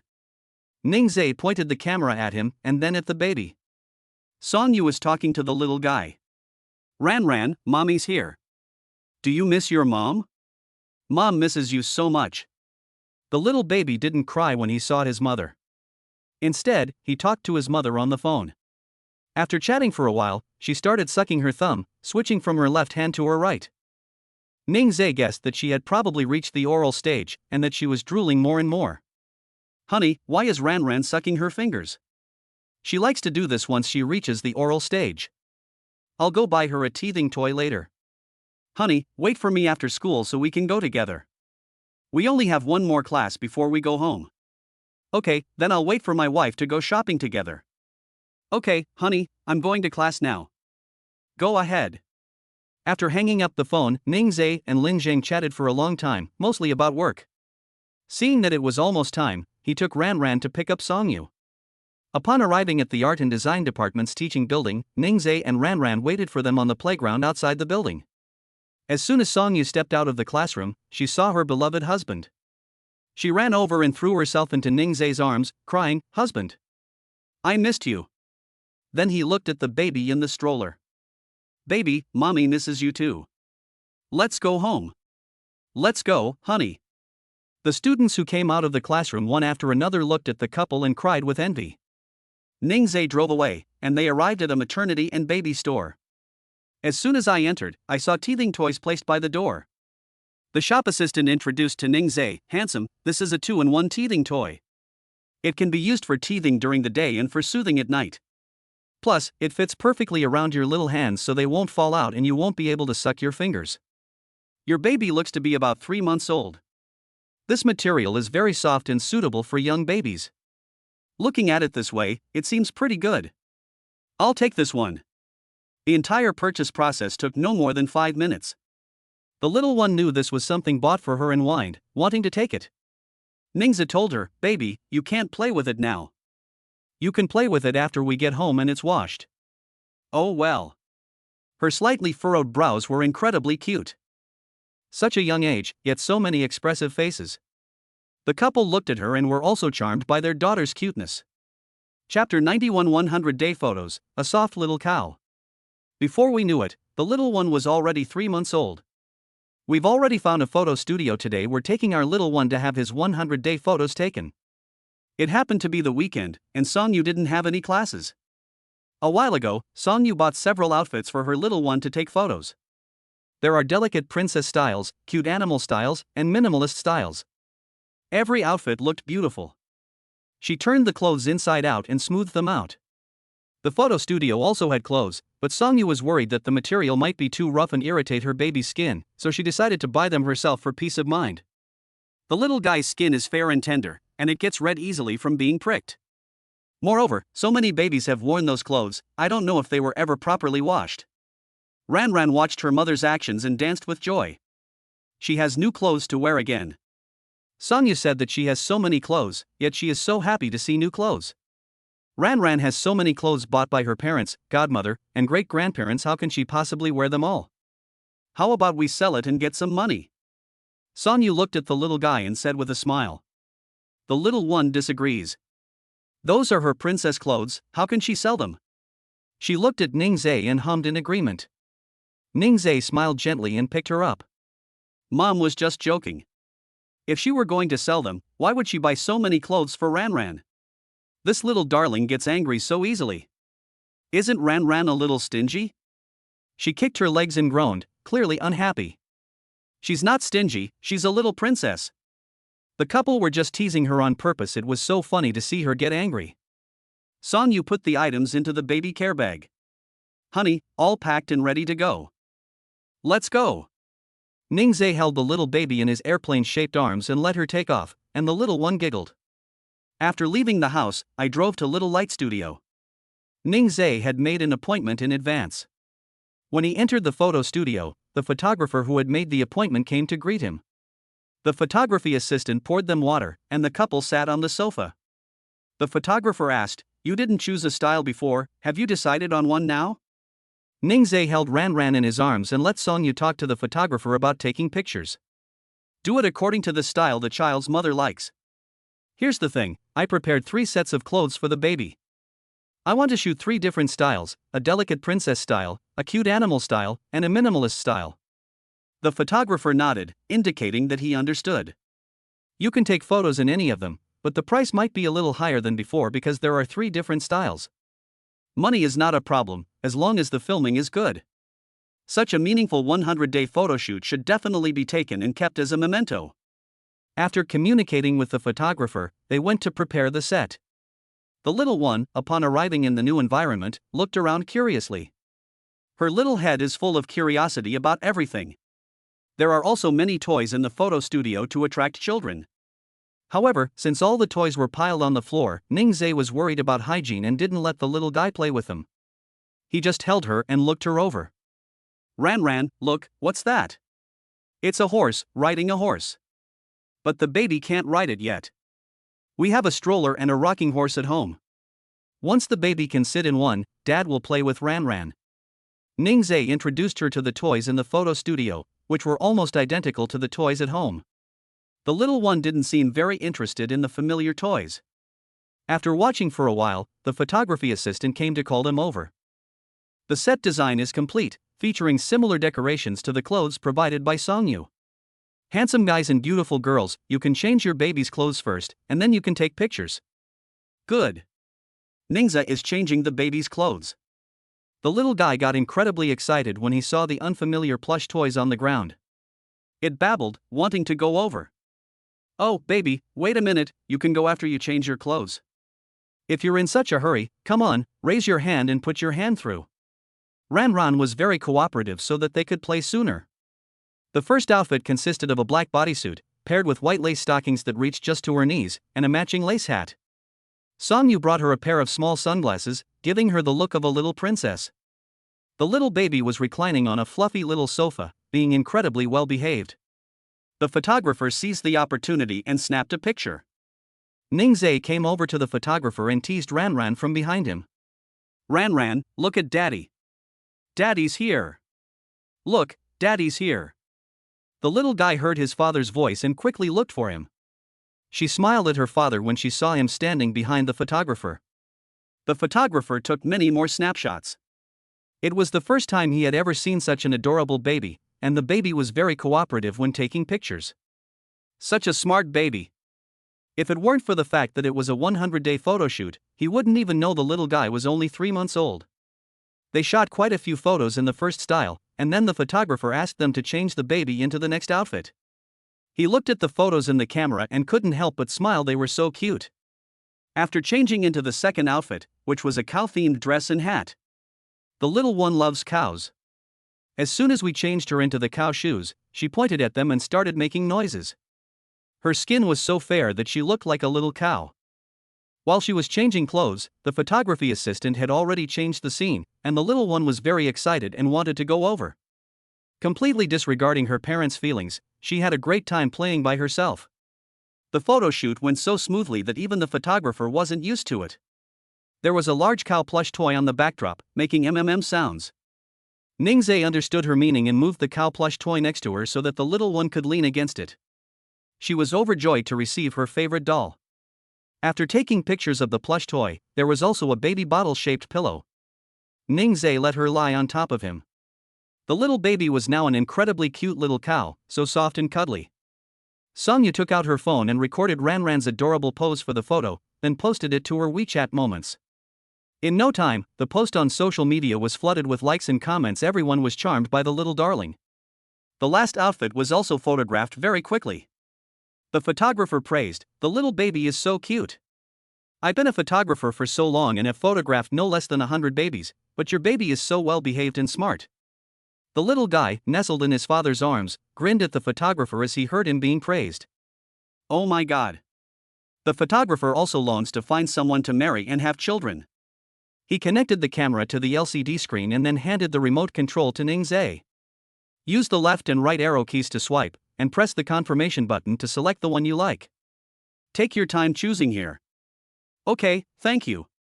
You're welcome. Feel free to call me anytime if you have any questions.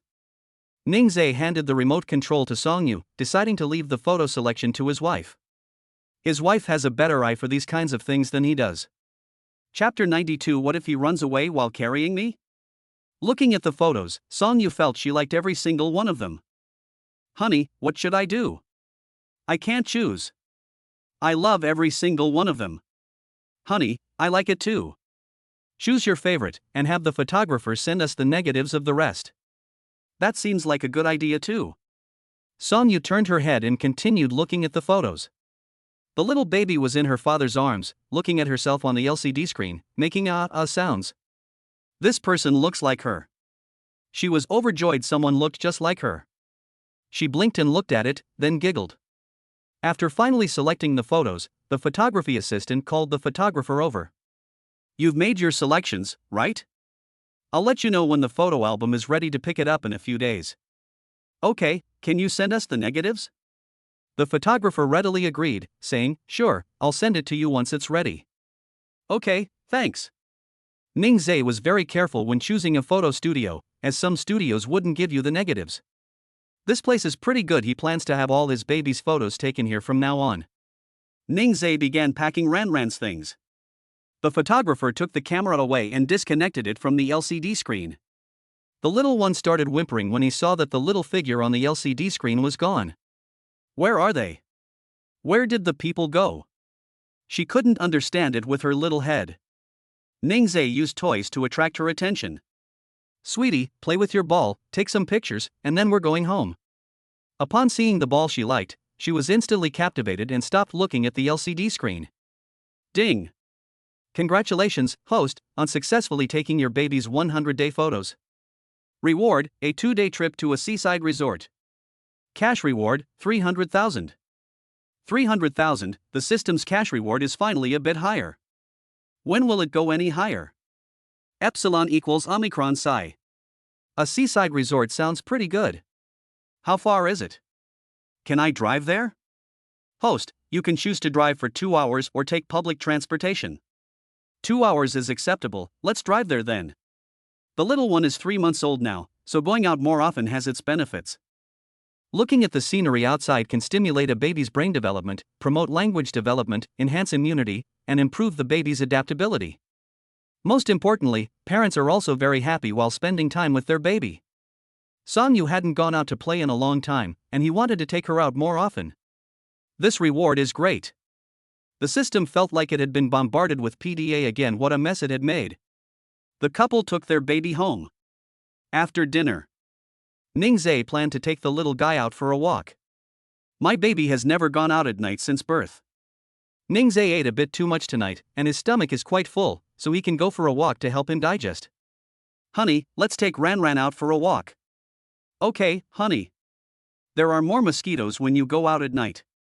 Ningzhe found some mosquito repellent patches and stuck them on the baby's clothes and stroller. The scent of floral water is quite strong, so mosquito repellent patches are more suitable for babies. This was bought by his lovely wife. If it were him, he would definitely buy mosquito repellent. Because he has used floral water since he was a child. He couldn't even stand the pungent smell of floral water. If he used it on his little one, she would definitely cry. As soon as I stepped out of the house and into the community garden, I ran into the same couple from last time. they also brought their child for a walk. The woman remembered Ning Zhe and came over to greet the couple. You guys take your kids out for a walk in the evenings too? Yeah, can't we go out at night? Song Yu asked, puzzled. The woman said to her, oh, this is what the older folks say. They say they bring the baby out at night because they're worried the baby will get scared. Our baby has been out at night several times already, and nothing's happened. These are all superstitions, and you don't believe in them either? With so many people in the city, what could possibly happen? Ning Zhe thought some people were just too superstitious. The two families chatted for a while, and the woman suggested they go for a walk together, but Ning Zhe declined. I pushed the stroller out of the residential area. The couple took a slow walk along the road. After walking for a while, the little baby kicked her legs in the stroller, and it seemed she didn't want to stay in the stroller. Ning Zhe picked her up and showed her the colorful lights along the roadside. The little guy blinked and looked around the whole way, his little eyes full of curiosity about the world. Ran Ran was probably thinking to herself, this is much prettier than the ceiling. At home, all I do is stare at the ceiling, it's all become boring. The little one is curious not only with their eyes, but also with their mouth. Her small mouth was slightly open, and she would stick out her little tongue and it would retract. Ran Ran is interested in everything, constantly making aha sounds. Thinking about what the woman had just said, Song Yu asked, honey, what did that person mean by what they said? The woman hadn't explained herself clearly, I don't know what she meant. But Ning Zhe is different, he has some understanding of these things. Fearing that Song Yu would worry, he said with a smile. It's nothing, just some feudal superstition. We don't believe in those things. Aha! Song Yu didn't know either, so he simply stopped thinking about it. They walked to a square next to the residential area, where many people were playing. There were also parents bringing their children for a walk, it was quite a crowd. There were also young men and women ice skating, street dancing, and square dancing. The little baby saw people flash past her and excitedly kicked her little legs. Wow! That's amazing! She squirmed in Ning Zhe's arms, looking like she wanted to get down and play. Baby, you can't play like that, you're only 3 months old. You can't crawl, sit, or stand yet, so how are you going to play with this? The little guy wasn't happy and insisted on going down. Ning Zhe really couldn't do anything about her, but he didn't go along with her wishes either. The ice skater was attracted by Ran Ran's cute appearance and skated over to the little girl. Holding flower petals in her hands, she then scattered them. This excited the little one so much that she giggled, which made the older girl incredibly happy. They have an amazing talent for winning people's hearts. Wow, the baby is so cute. Do you want to go ice skating? How about I hold you? Ning Zhe immediately became alert. This person is wearing roller skates. What if he's a child trafficker and takes Ran Ran away? Everyone loves such an adorable baby. His 2 legs can't outrun those wheels. He politely declined, saying, my baby is too young to play with this. Thank you for your kindness, ma'am. Ran Ran said goodbye to her sister.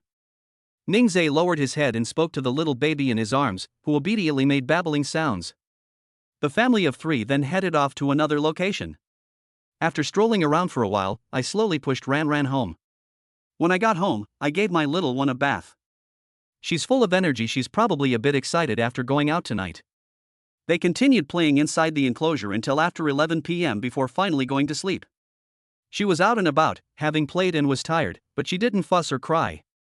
However, we need to leave earlier next time so that the baby's biological clock won't be disrupted. New parents also need to grow gradually. Chapter 93 Ran Ran is reading a book. How many books will she need to take the exam? I woke up in the morning. Ning Zhe tidied up the little one and let her play by herself in the living room for a while. He took the clothes from the washing machine to the balcony to dry. Song Yu also got up, of course, she wanted to spend the weekend with her husband and daughter. She was so focused on her studies during the week that she didn't sleep in on the weekend. So after Ning Zhe helped Ran Ran up, she also got up. Ning Zhe came in after hanging up the clothes, just as Song Yu walked into the living room. The couple smiled at each other, then went inside the enclosure to be with their little one. The little guy was lying on the mat, actually reading a book. This was a gift received at the full moon celebration. The little one stared at the cloth book, but she couldn't turn the pages, she just kept making ah-ah sounds. Cloth books are soft, unlike paper books, which can be easily scratched. Moreover, cloth books are brightly colored, which is perfect for 3-month-old babies. It can not only be seen, but also touched and played with. It's practically a little toy. The cloth book also features animal patterns, and they are three-dimensional. You can touch the elephant's trunk, it's very soft. There's also an elephant hanging below the book that vibrates and climbs when you pull it. The little baby touched it and hummed happily. The first page was about elephants. After looking at the elephants, Ningze turned the page for her. The second page features a monkey, which contains a speaker that makes a sound when pressed. The monkey's banana keychain is also a teething toy that little ones can chew on. There are also lions, pandas, and so on. After she finished reading this book, Ningze took out a paper pop-up picture book to show her. This is a book about recognizing emotions, which introduces several common emotions.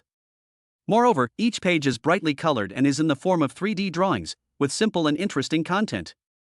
Ningze placed the book on the mat and opened it. Each page he turned revealed a vivid and interesting 3D illustration. Because of its bright colors, it attracts the attention of little ones. My child loves watching this. It's an owl. There are yellow eagles and red eagles. Look, baby, isn't Ying smiling? She's just as cute as Ran Ran. The little guy grinned, his little hands twitching. Next up is an angry eagle, and then a crying eagle.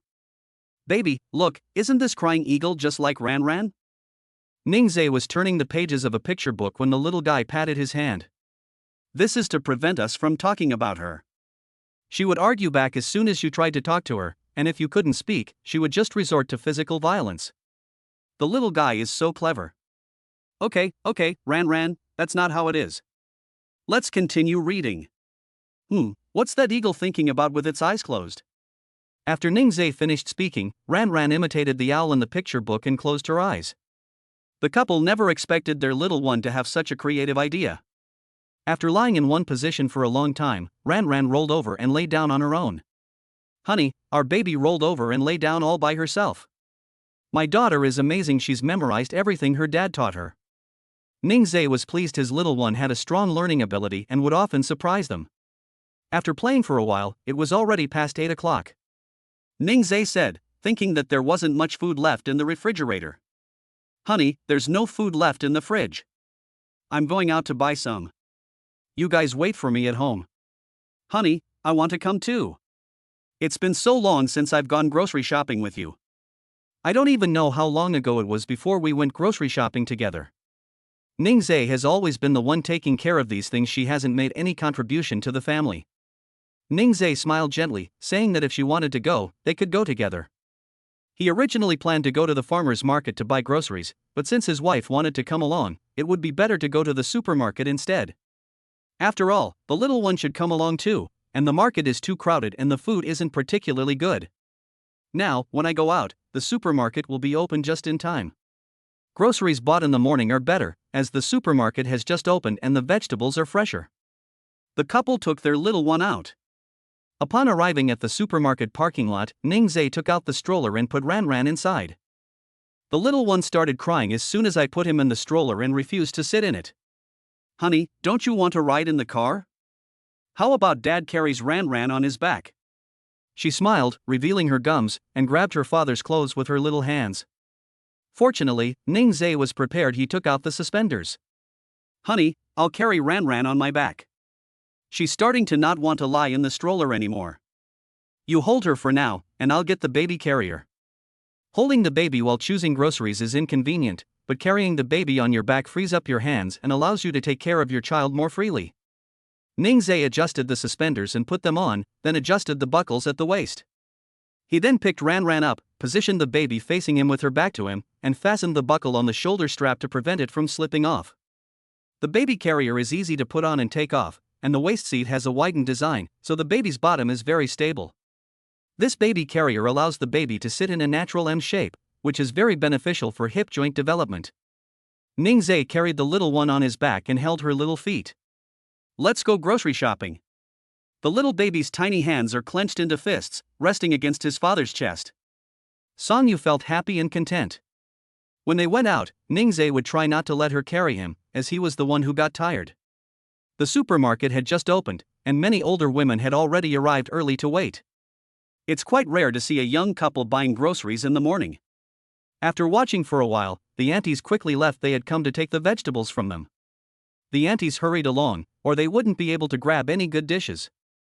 Seeing that they had been walking slowly just now, Songyu asked Ningzhe curiously, "Honey, why are those aunties walking so fast all of a sudden?" Ningzhe smiled and said to her, "They're rushing to grab the vegetables, worried that if they're late, all the good ones will be taken by others." Songyu was skeptical, and the couple walked slowly. When they arrived at the vegetable market, just as Ningzhe had said, they were indeed scrambling for vegetables. Songyu could hardly believe it. "Honey, why are you rushing to buy groceries? There are so many groceries, we can't possibly buy them all, and even if we do, they'll just restock, won't they?" Ningzhe didn't know why, it seemed to be just a hobby. "We'll buy what we want and take our time browsing." He pushed his cart to the corn shelf, planning to fry some corn kernels for lunch. The corn is still wrapped in its husk, so you have to peel it yourself. He picked up a piece of corn, then peeled off a small section to see if the inside was any good. If it's good, then peel off the outer garment and put it in a bag. If you see any bad ones, just throw them back in, and the supermarket will sell them at a special price in the evening. After selecting the corn, let's take a look at the green beans. The women were selecting meat in the meat section, each one leaning over the shelves, using tongs to pick up this piece and examine that piece. No wonder no one was scrambling for vegetables, everyone was grabbing meat first. There are too many people, so Ningzhe will go check out the others first. There were shrimp in the seafood section, and he scooped some up with a net. Fresh shrimp tastes better than frozen ones. Corn kernels stir-fried with shrimp are even tastier, and most importantly, my wife likes them. Songyu could easily tell, and she said coquettishly, "Honey, pick some of your favorite foods. You've only bought what I like. I love to eat it too." Songyu scoffed, it's clearly because she loves to eat. Chapter 94. Little darling calls him godmother, bravely pursuing love. After the aunties finished grabbing the meat, Ningzhe pushed the cart over. He ordered 2 spare ribs, some pork shoulder, and some beef. These vegetables are enough to last 2 or 3 days. If you stock up on too much and freeze them for too long, they won't taste good. The little baby nestled against her father's chest, peeking out with her tiny head to look around. The auntie at the meat counter looked at the fair-skinned little guy blinking at her, and she smiled and teased the baby. Ran was amused by her and smiled sweetly at her aunt. Ningzhe sighed helplessly. This little guy acted like he knew everyone.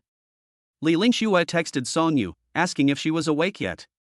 Songyu filmed them at the supermarket and sent it to her. The sun rose in the west? Does Miss Song get up early to buy groceries? Go away, I'm married now, unlike you single dog. Li Lingxue was provoked, it's just a marriage, after all. So cocky, look how high she climbs.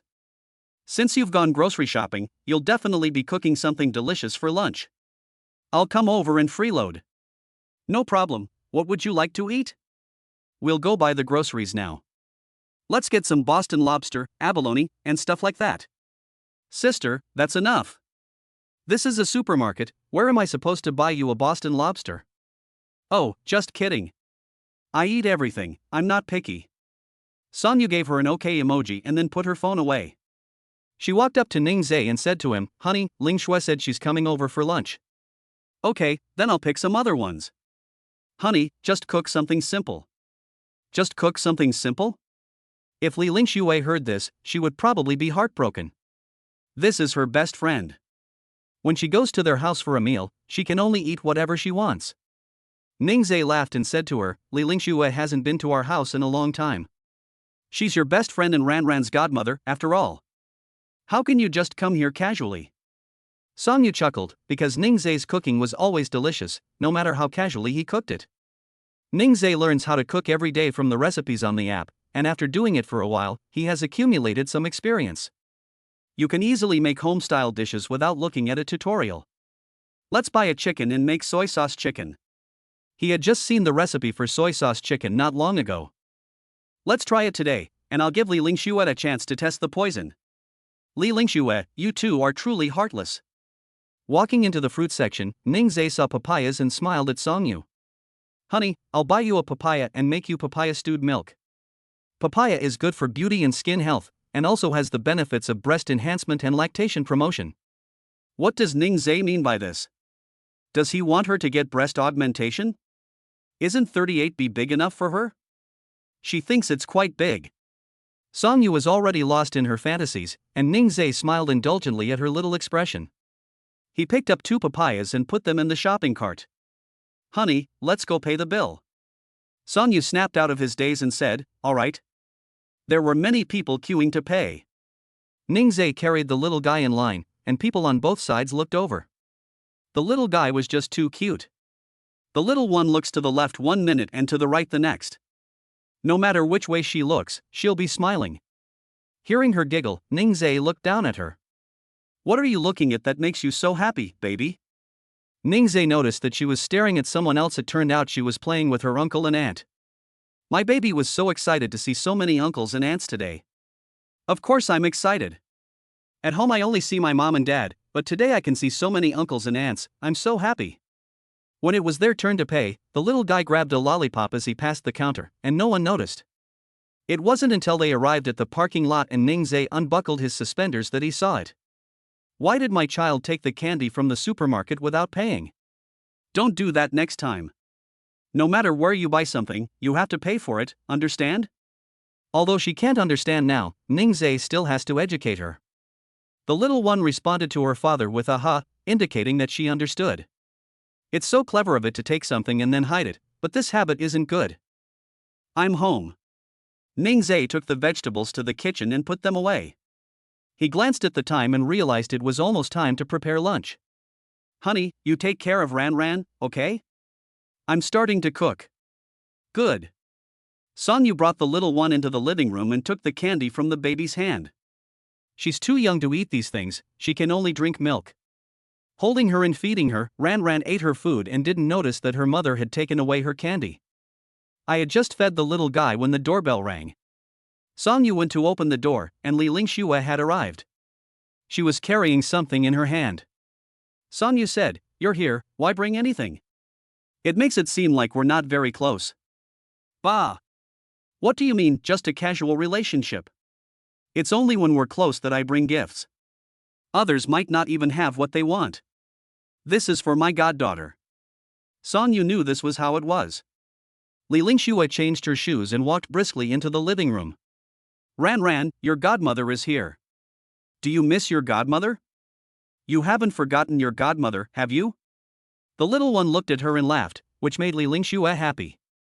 Her goddaughter hadn't forgotten her after all, and she was so touched. That's wonderful. Your goddaughter hasn't forgotten her godmother. Godmother bought toys and formula for the baby. Aren't you happy? Ningzai heard the noise and came out to take a look. Li Lingxue happened to be looking over a well. This is troublesome. Don't be so polite, we're all friends. Sit down for a bit, we'll eat soon. Song Yu and Li Lingxue sat on the mat and played with Ran.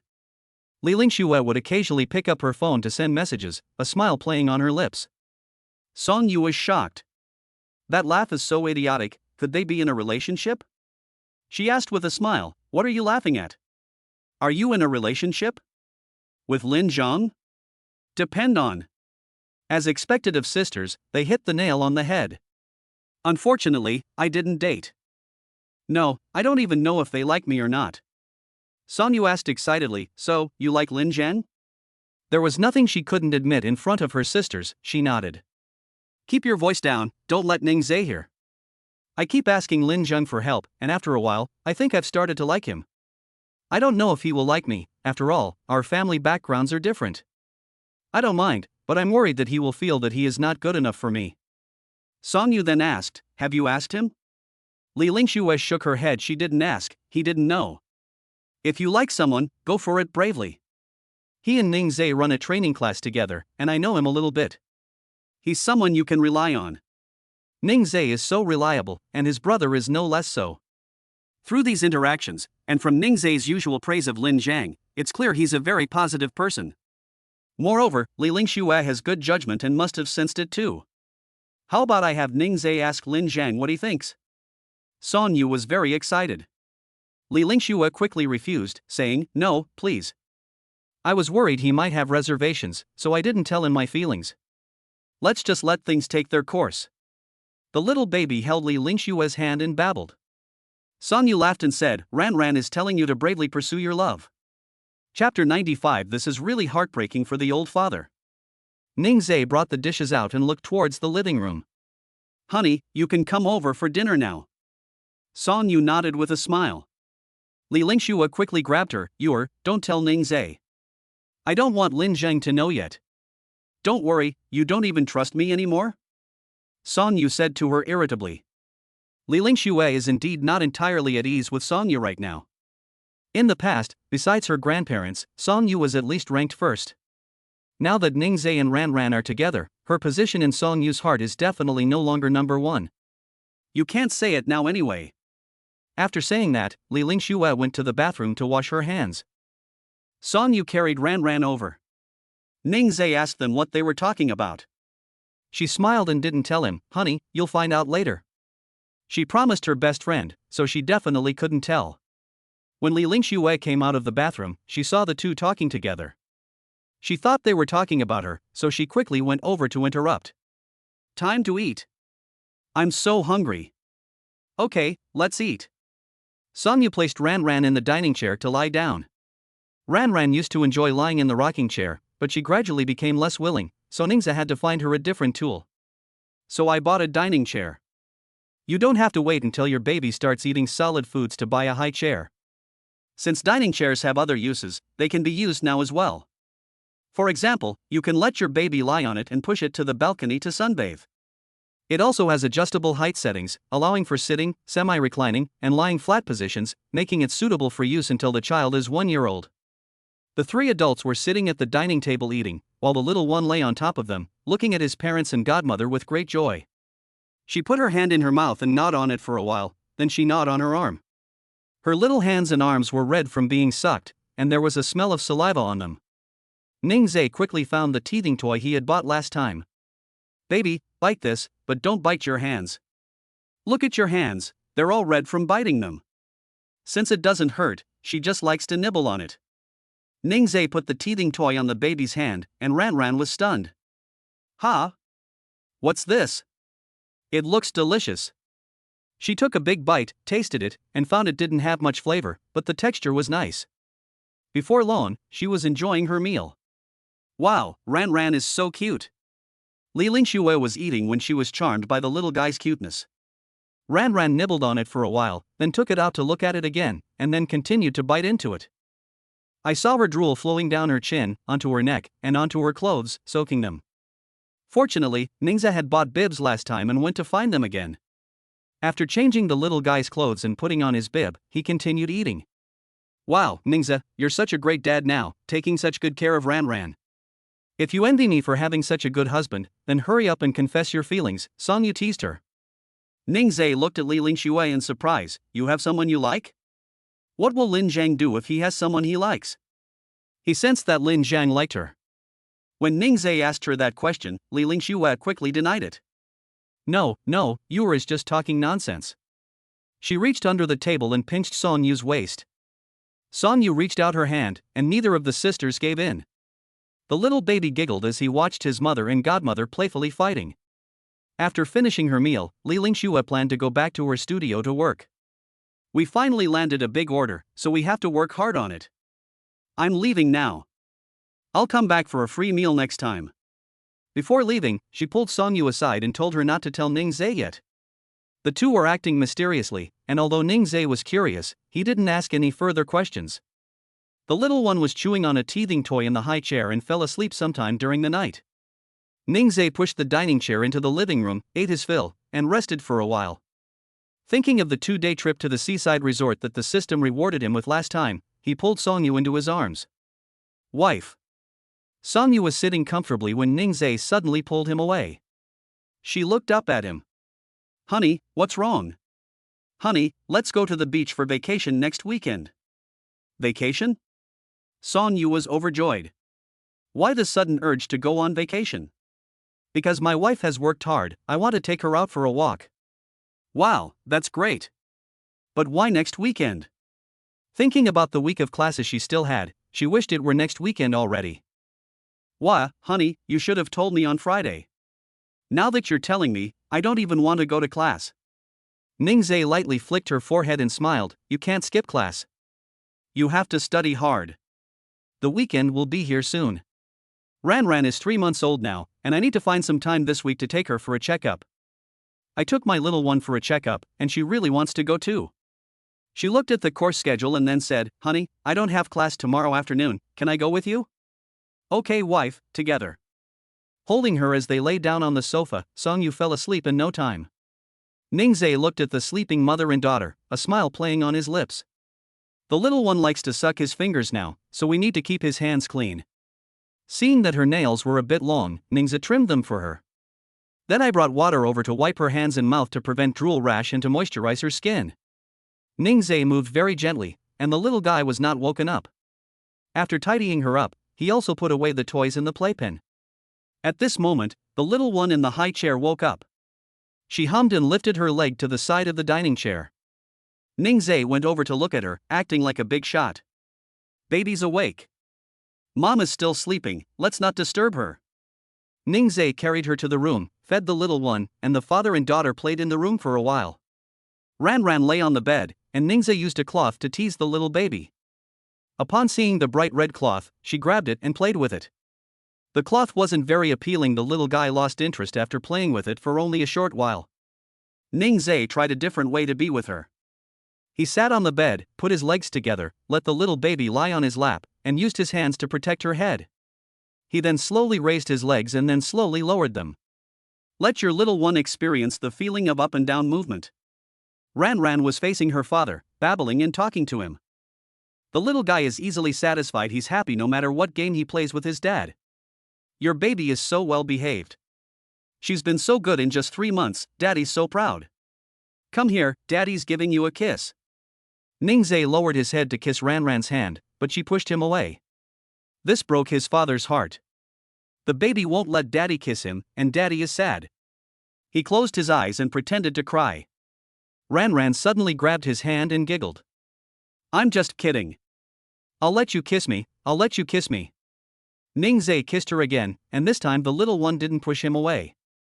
She hummed in agreement and smiled at her father. Ningzhe kissed his daughter, who was smiling happily, and then gave her some instructions. "That's a good boy. From now on, you can't let any other boy kiss you except your dad. If anyone dares to secretly kiss our baby, daddy will teach them a lesson." Chapter 96: The Battle Between Baby Language and Bird Language. The next day. Songyu went to class and hasn't come back yet. The little one wanted to find his mother after finishing his milk. The 3-month-old baby has already begun to recognize her mother. She looks around in the playpen, but her mother is not there, nor is her father. Suddenly feeling insecure, Ranran started to whine and cry. Ningzhe was washing her baby bottles in the kitchen when he heard her crying and immediately ran out. The little one cried very sadly, tears streaming down his face. They looked so pitiful and wronged. "Don't cry, baby. Daddy is washing your bottle. Daddy's here, Ranran, be a good girl." The little baby kept crying, and didn't stop crying just because her dad picked her up. Ningzhe guessed that she must be missing her mother. I glanced at the time. There was probably still 1 class left. He brought out toys to amuse the little one. Ranran clenched her little fists and refused to pick up any toys. Seeing that she didn't want to play, Ningzhe carried her to the balcony to look at the flowers and the scenery outside. "Look, baby, a bird is flying by. Look at it, isn't it all black? Wow, do you know what kind of bird that is, baby? Daddy really wants to know, baby, can you tell daddy?" Just then, a bird flew down and perched on the balcony railing. The little one was instantly drawn to it. She kept saying aha to herself. The little bird chirped. She spoke her baby talk, and the bird spoke its bird talk. Even though they don't speak the same language, the two seem to have no communication barriers at all. After teasing the little bird for a while, it flapped its wings and flew away. The little guy watched it fly away, babbling softly. "Please come visit again next time." I carried her back to the living room and let her play by herself for a while. "Sweetie, play here quietly. Daddy will wash your bottle first and then come play with you." The little one made 2 sounds and then started playing with her toys. Thankfully, she didn't keep crying and looking for her mother. Ningzhe went to wash the baby bottles without worry. When he came out, the little guy was still playing with his toys. So sweet, she's truly his little darling. Seeing that she was having a good time, Ningzhe went to cook dinner first, so that his wife could eat when she got back from get out of class. Songyu returned home. When I opened the door, I saw the little guy all alone in the living room. Meanwhile, her husband was busy in the kitchen. Honey, I'm home. The baby heard his mother's voice and immediately looked over. She grinned at her mother and called out Mommy. Songyu came over and picked her up. Oh dear, Mommy misses my baby so much. Does Ran Ran miss her mother? When held in her mother's arms, the little one will stare at her mother and hold her hand. Ningzhe came out of the kitchen, walked behind Songyu, and rested his chin on her shoulder. My wife is back. Let's eat first, it's just cooked. Ningzhe spoke in her ear, and his breath tickled her, causing her to shrink back. Honey, it itches so much. She sat down with Ran Ran in her arms and started breastfeeding the baby. Baby, come on, time for milk. Ningzhe decided to tease her, so he plopped down next to her and leaned in, saying, Wife, I want to eat too. Songyu's face instantly turned as red as a monkey's bottom. Stop fooling around, Ran Ran is listening. It's been a long time since I've seen her so shy she's still so adorable. Just kidding, I'll bring the dishes out first. After finishing the meal. After letting the little one take a nap, the couple took her out. Since Ran Ran had always had her checkups at Anning Hospital, Ningzhe brought the little one here anyway. I don't know why, but Ran Ran gets inexplicably excited every time she comes to the hospital. She would smile happily, especially when she saw a doctor in a white coat. Unlike other babies who cry as soon as they get to the hospital. They took her to the examination room and started with some routine checks. Height and weight are unavoidable factors.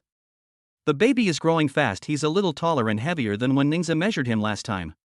The doctor dragged the baby around and even turned him upside down during the examination, which terrified Ningzhe and Songyu. The pediatrician smiled and explained, Don't worry, this is just to check how well your baby's gross motor skills are. Ningzhe was deeply worried when he learned that there were other cases like this during the inspection. The couple was worried, but the little baby just laughed and played happily with the doctor, completely unguarded and carefree. The little one's tests were all normal, except for a minor eye problem. After the doctor finished the astigmatism test, he said, Baby has some mild astigmatism. What does this mean? Songyu asked nervously. Don't worry, newborns are born with severe astigmatism. Let your baby practice more so that it can recover. Doctor, how can this be cured? Ningzhe asked worriedly. They were all new parents, so it's normal that they didn't know. The doctor patiently explained to them and then gave them advice. You can hang a crib mobile on your baby's crib so that she can stare at it often and improve her focusing ability. Provide your baby with at least 2 hours of outdoor activity every day, allowing them to look into the distance in natural light and develop their ability to perceive distant objects. The couple listened attentively and understood what the doctor said. It roughly means focusing on a distant view. Okay, is there anything else I should be aware of? No, that's all. We'll check again at the next checkup to see if the problem has improved. The baby is developing very well in other aspects, so don't worry. Okay, thank you, doctor. It's good that they can recover. The couple left with their baby. Back home, seeing how energetic his little one was, Ningzhe grabbed her and started doing some gross motor exercises. The doctor said she is developing well and is currently in a sensitive period of development, so the baby can do more rolling over and crawling exercises. It not only promotes brain nerve development, but also improves hand-foot coordination and relieves muscle tension. The baby is so excited, come and practice crawling with daddy. Early practice, early learning will get smarter the more we climb. How could the little guy not be happy to play games with his dad? She waved her arms and smiled at her father. Ningzhe made her lie face down and placed her hands under her chin. Next, massage her back to stimulate the development of the nerves in her back. Then comes a buttock massage to relieve muscle tension, followed by a back kick to stretch the ligaments. Finally, there's the frog leg exercise, which can help train your baby's crawling muscle strength. After doing all that, he started to hold Ranran's 2 feet down, letting the little guy try crawling on his belly. Baby, crawl forward. Keep it up, you can do it. Hearing his father's encouragement, the little one put in a burst of effort and actually took a step forward. She wriggled like a worm. Oh my god, honey, Ran is so smart. Last time she rolled over, she learned it after just 1 lesson. Now she's practicing crawling, and she learns it after just 1 lesson too. She's so amazing. Songyu was overjoyed and even filmed a video to share with her grandparents. Ningzhe pressed down on the little guy's leg again. Baby, try again. With her father's help, Ran continued to move forward. The little one's gross motor skills are developing very well. Ningze gives her a thumbs up. Chapter 97 Ran, damn it, I've been tricked. In the evening, after giving the little one a bath, the family of 3 sat on the sofa in the living room, the couple chatting idly. The little one was chewing on his hand right after his bath. Ningze quickly took her hand out of her mouth.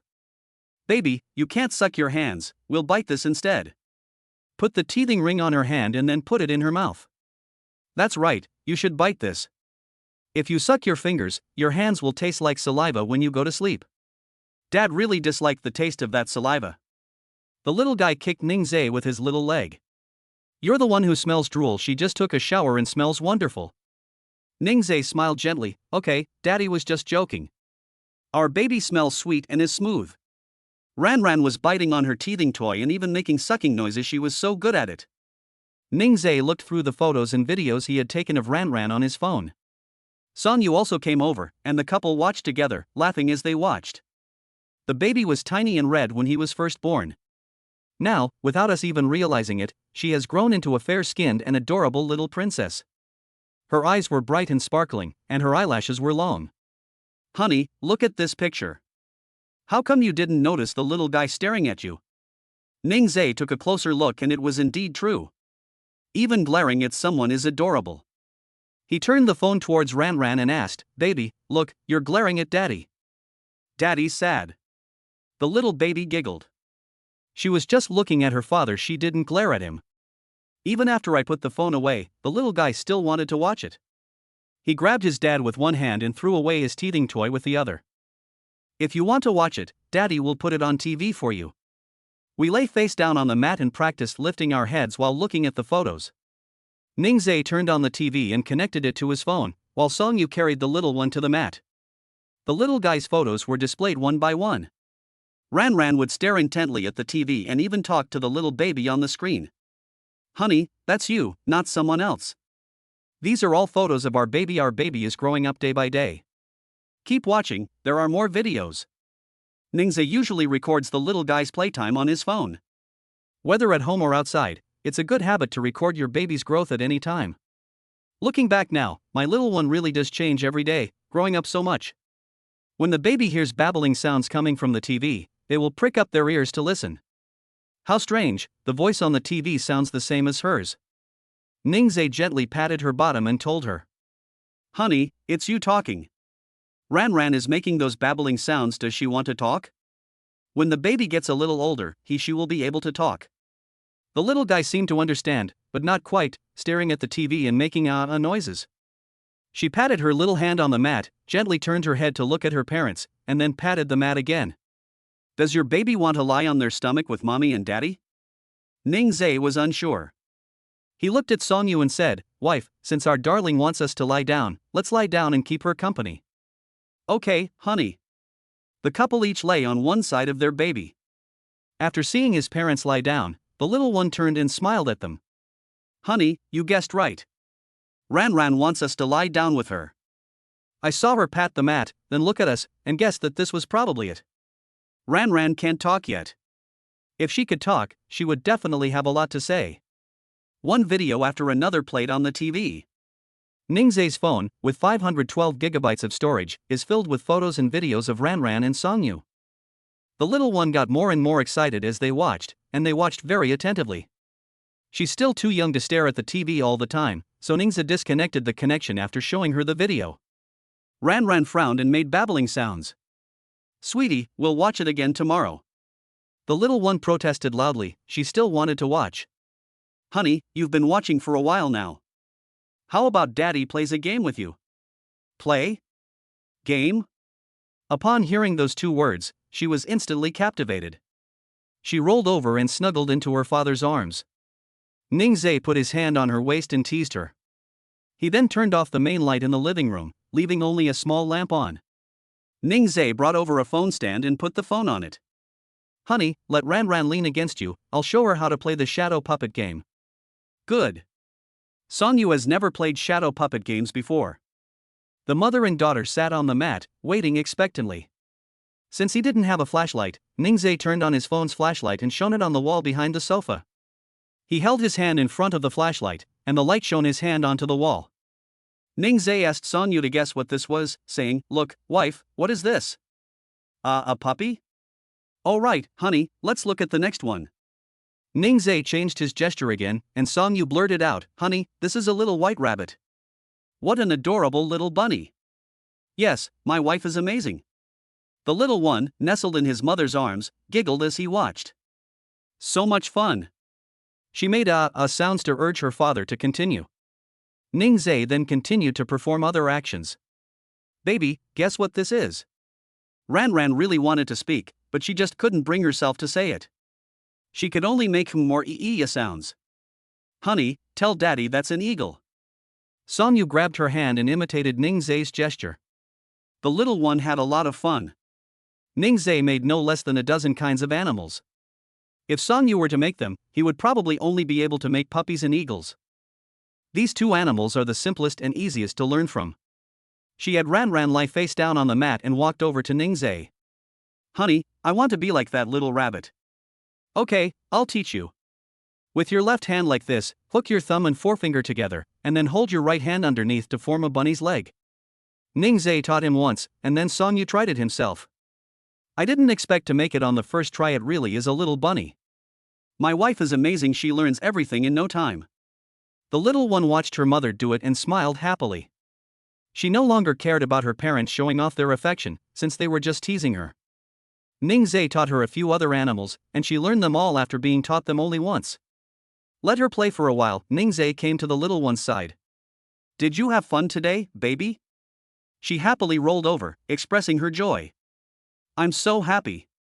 Now we're going to go to sleep. It's time to sleep. We'll continue playing tomorrow." So that's what Dad was planning. If she had known, she wouldn't have expressed her happiness. "Sigh, I can't outsmart my dad, so I have to go to sleep obediently." Seeing that she didn't protest, Ningzai carried her to the room and coaxed her to sleep. "Honey, you play and wait for me. I'll put Ran to sleep first." "Okay, honey, go ahead. I'm going to take a shower first." Ningzai's eyes lit up when he heard Song Yu's words. "I bought Song Yu a sundress last time. I'll have her try it on after she takes a shower. It would look great on her." Most importantly, he wanted to tell her what she could do on the balcony. Chapter 98, a special favorite for puppies. The little one had a great time and, although not wanting to sleep, was easily soothed to sleep by Ningzai as soon as they got into bed. The sound of running water came from the bathroom. Song Yu was taking a shower inside. Ningzai found the sundress, put it on the bed, and then went to the bathroom outside to wash up. He showered quickly, and when he came out, Song Yu hadn't finished showering yet. Knock knock. He knocked lightly on the bathroom door. Song Yu turned off the water, walked over and opened the door a crack. "Honey, what's wrong?" "Honey, I bought you a sundress. Try it on after you take a shower." Song Yu wiped his hands and reached out to take it.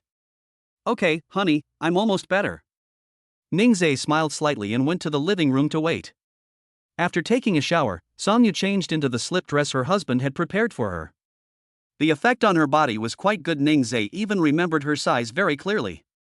She dried her wet hair, moisturized her skin, and left the room. "Honey, how are you?" Song Yu spun around in place. Ningzai looked at it and was very satisfied, mainly because it was very convenient. He walked over, took Song Yu's hand, and then kissed her lips. "My wife is so beautiful. Why did my husband suddenly buy me a dress?" "It's a secret, you'll find out soon enough." Song Yu blinked, looking at Ningzai expectantly. Ningzai took her hand and led her to the balcony. He turned off the lights in the living room and on the balcony, and it instantly became pitch black. "Honey, why did you turn off the light?" "It's more fun with the lights off." Ningzai smiled gently, mainly because it's less likely to be seen by others. Besides, their apartment is on such a high floor that other people can't see much of it. Song Yu had some questions, but she didn't ask them. The couple stood on the balcony. The scenery at night is quite nice. There are no other houses opposite their building, all they see is scenery. "Wow, honey, the night view is beautiful." Ningzai suddenly pulled her into his arms and gripped the balcony railing with both hands. He held Song Yu tightly, inhaling her sweet fragrance. Song Yu quickly noticed his change, and she was stunned. "Husband. Honey, is it okay?" "Honey, other people will see." No, it's so dark at night, and there's no one on the other side. No one will notice. Honey, I'm nervous. Ningzai turned her around and kissed her lips as she spoke. Under his influence, Songyu quickly became involved. A dozen minutes later, Ningzai carried her to the guest room to continue. After finishing their business, the couple returned to the master bedroom to rest. The little one woke up very early this morning. She was kicking her legs in her crib, exercising early in the morning. Baby woke up so early. Have you slept enough? If so, Daddy will wake you up. The little guy laughed and kicked his legs back and forth. He seems to be in good spirits and doesn't want to sleep. Ningzai changed her diaper and looked at Songyu on the bed. Honey, get up, you're going to be late for school. I don't want to get up. Get up. The little ones are up, the big ones need to get up too. Songyu stretched and rubbed his eyes. Honey, give me Ran, I'll breastfeed her. You go wash up first. That's fine. Ningzai handed Ran over to her. The little guy got up and exercised for a while, then got hungry. They were incredibly energetic after receiving their food rations. The little hands grabbed and tugged at their clothes. After she finished eating and spat out her food, she wanted to go play.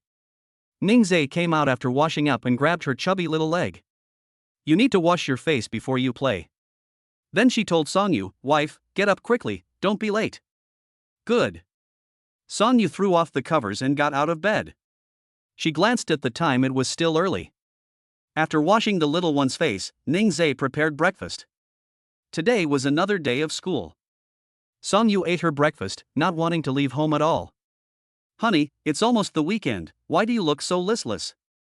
The mention of the weekend made Songyu instantly happy, thinking of a beach vacation. All right, we can go to the beach this weekend.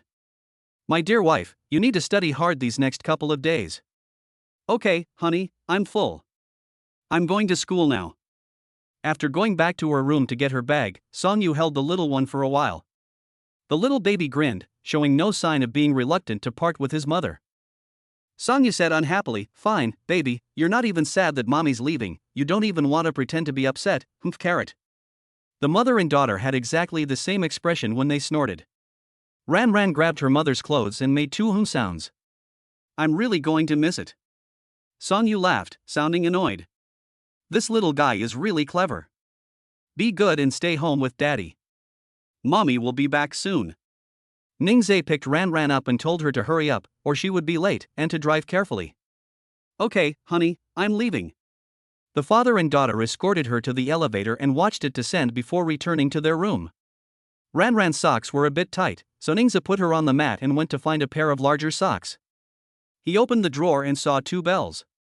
He had a sudden inspiration and sewed the bell onto the baby's socks. The bell jingled. He put it on Ran, and the little guy would make a bell sound when he kicked his legs. She was incredibly curious, so she raised her leg and stared at the bell with great interest. His little eyes were full of curiosity. Sweetie, this is a bell, jingle jingle, doesn't it sound nice? Ran kicked her little leg, and the bell rang. She lifted her leg, grabbed her foot, and giggled. Seeing that she was laughing so hard, Ningzai was worried that she would laugh herself sick, so he quickly changed her socks.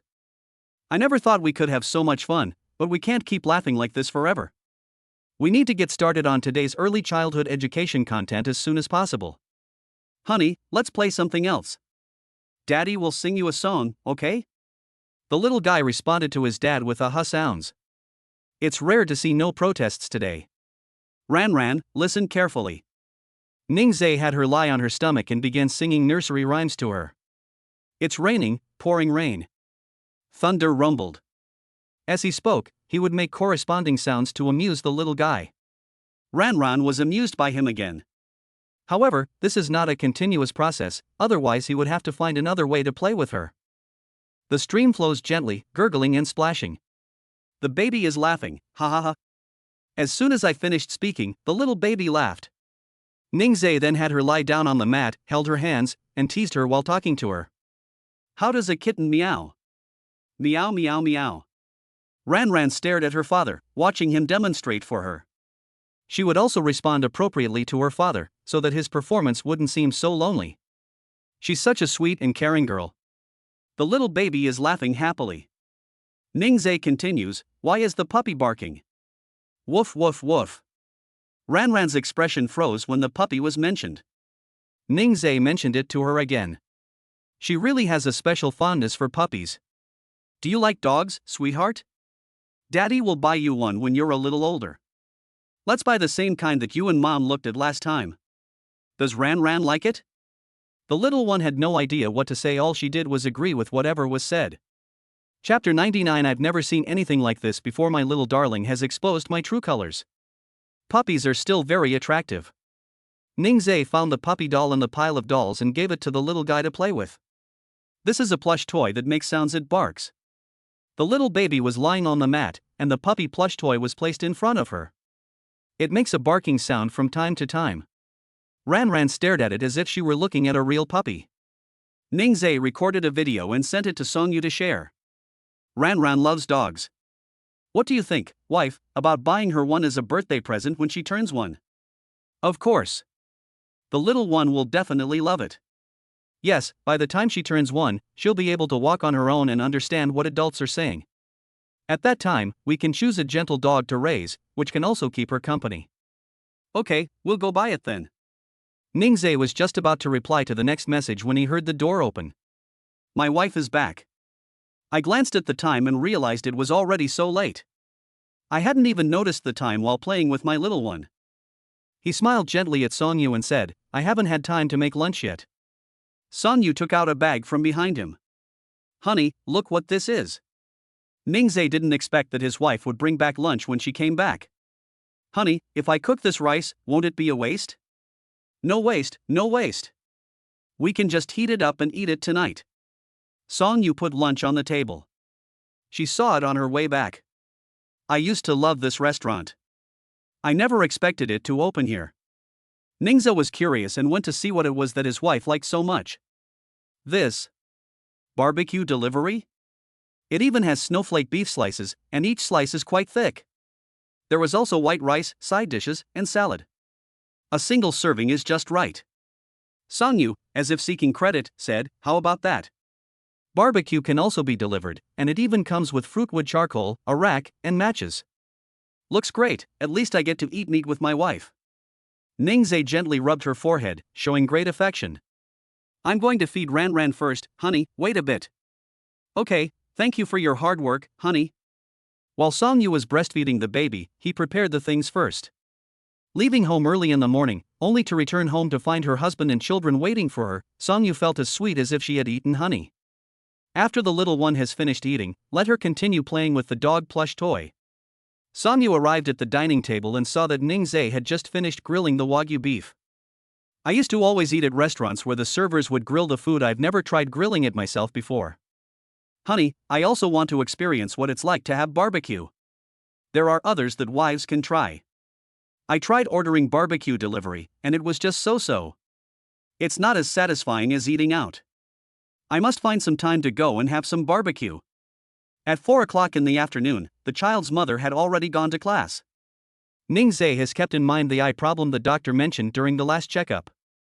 The sun wasn't so hot anymore, so he decided to take Ranran downstairs for a walk. The community garden has such a beautiful view it would be a waste not to look at it. Once downstairs, Ningzai chose a different spot this time.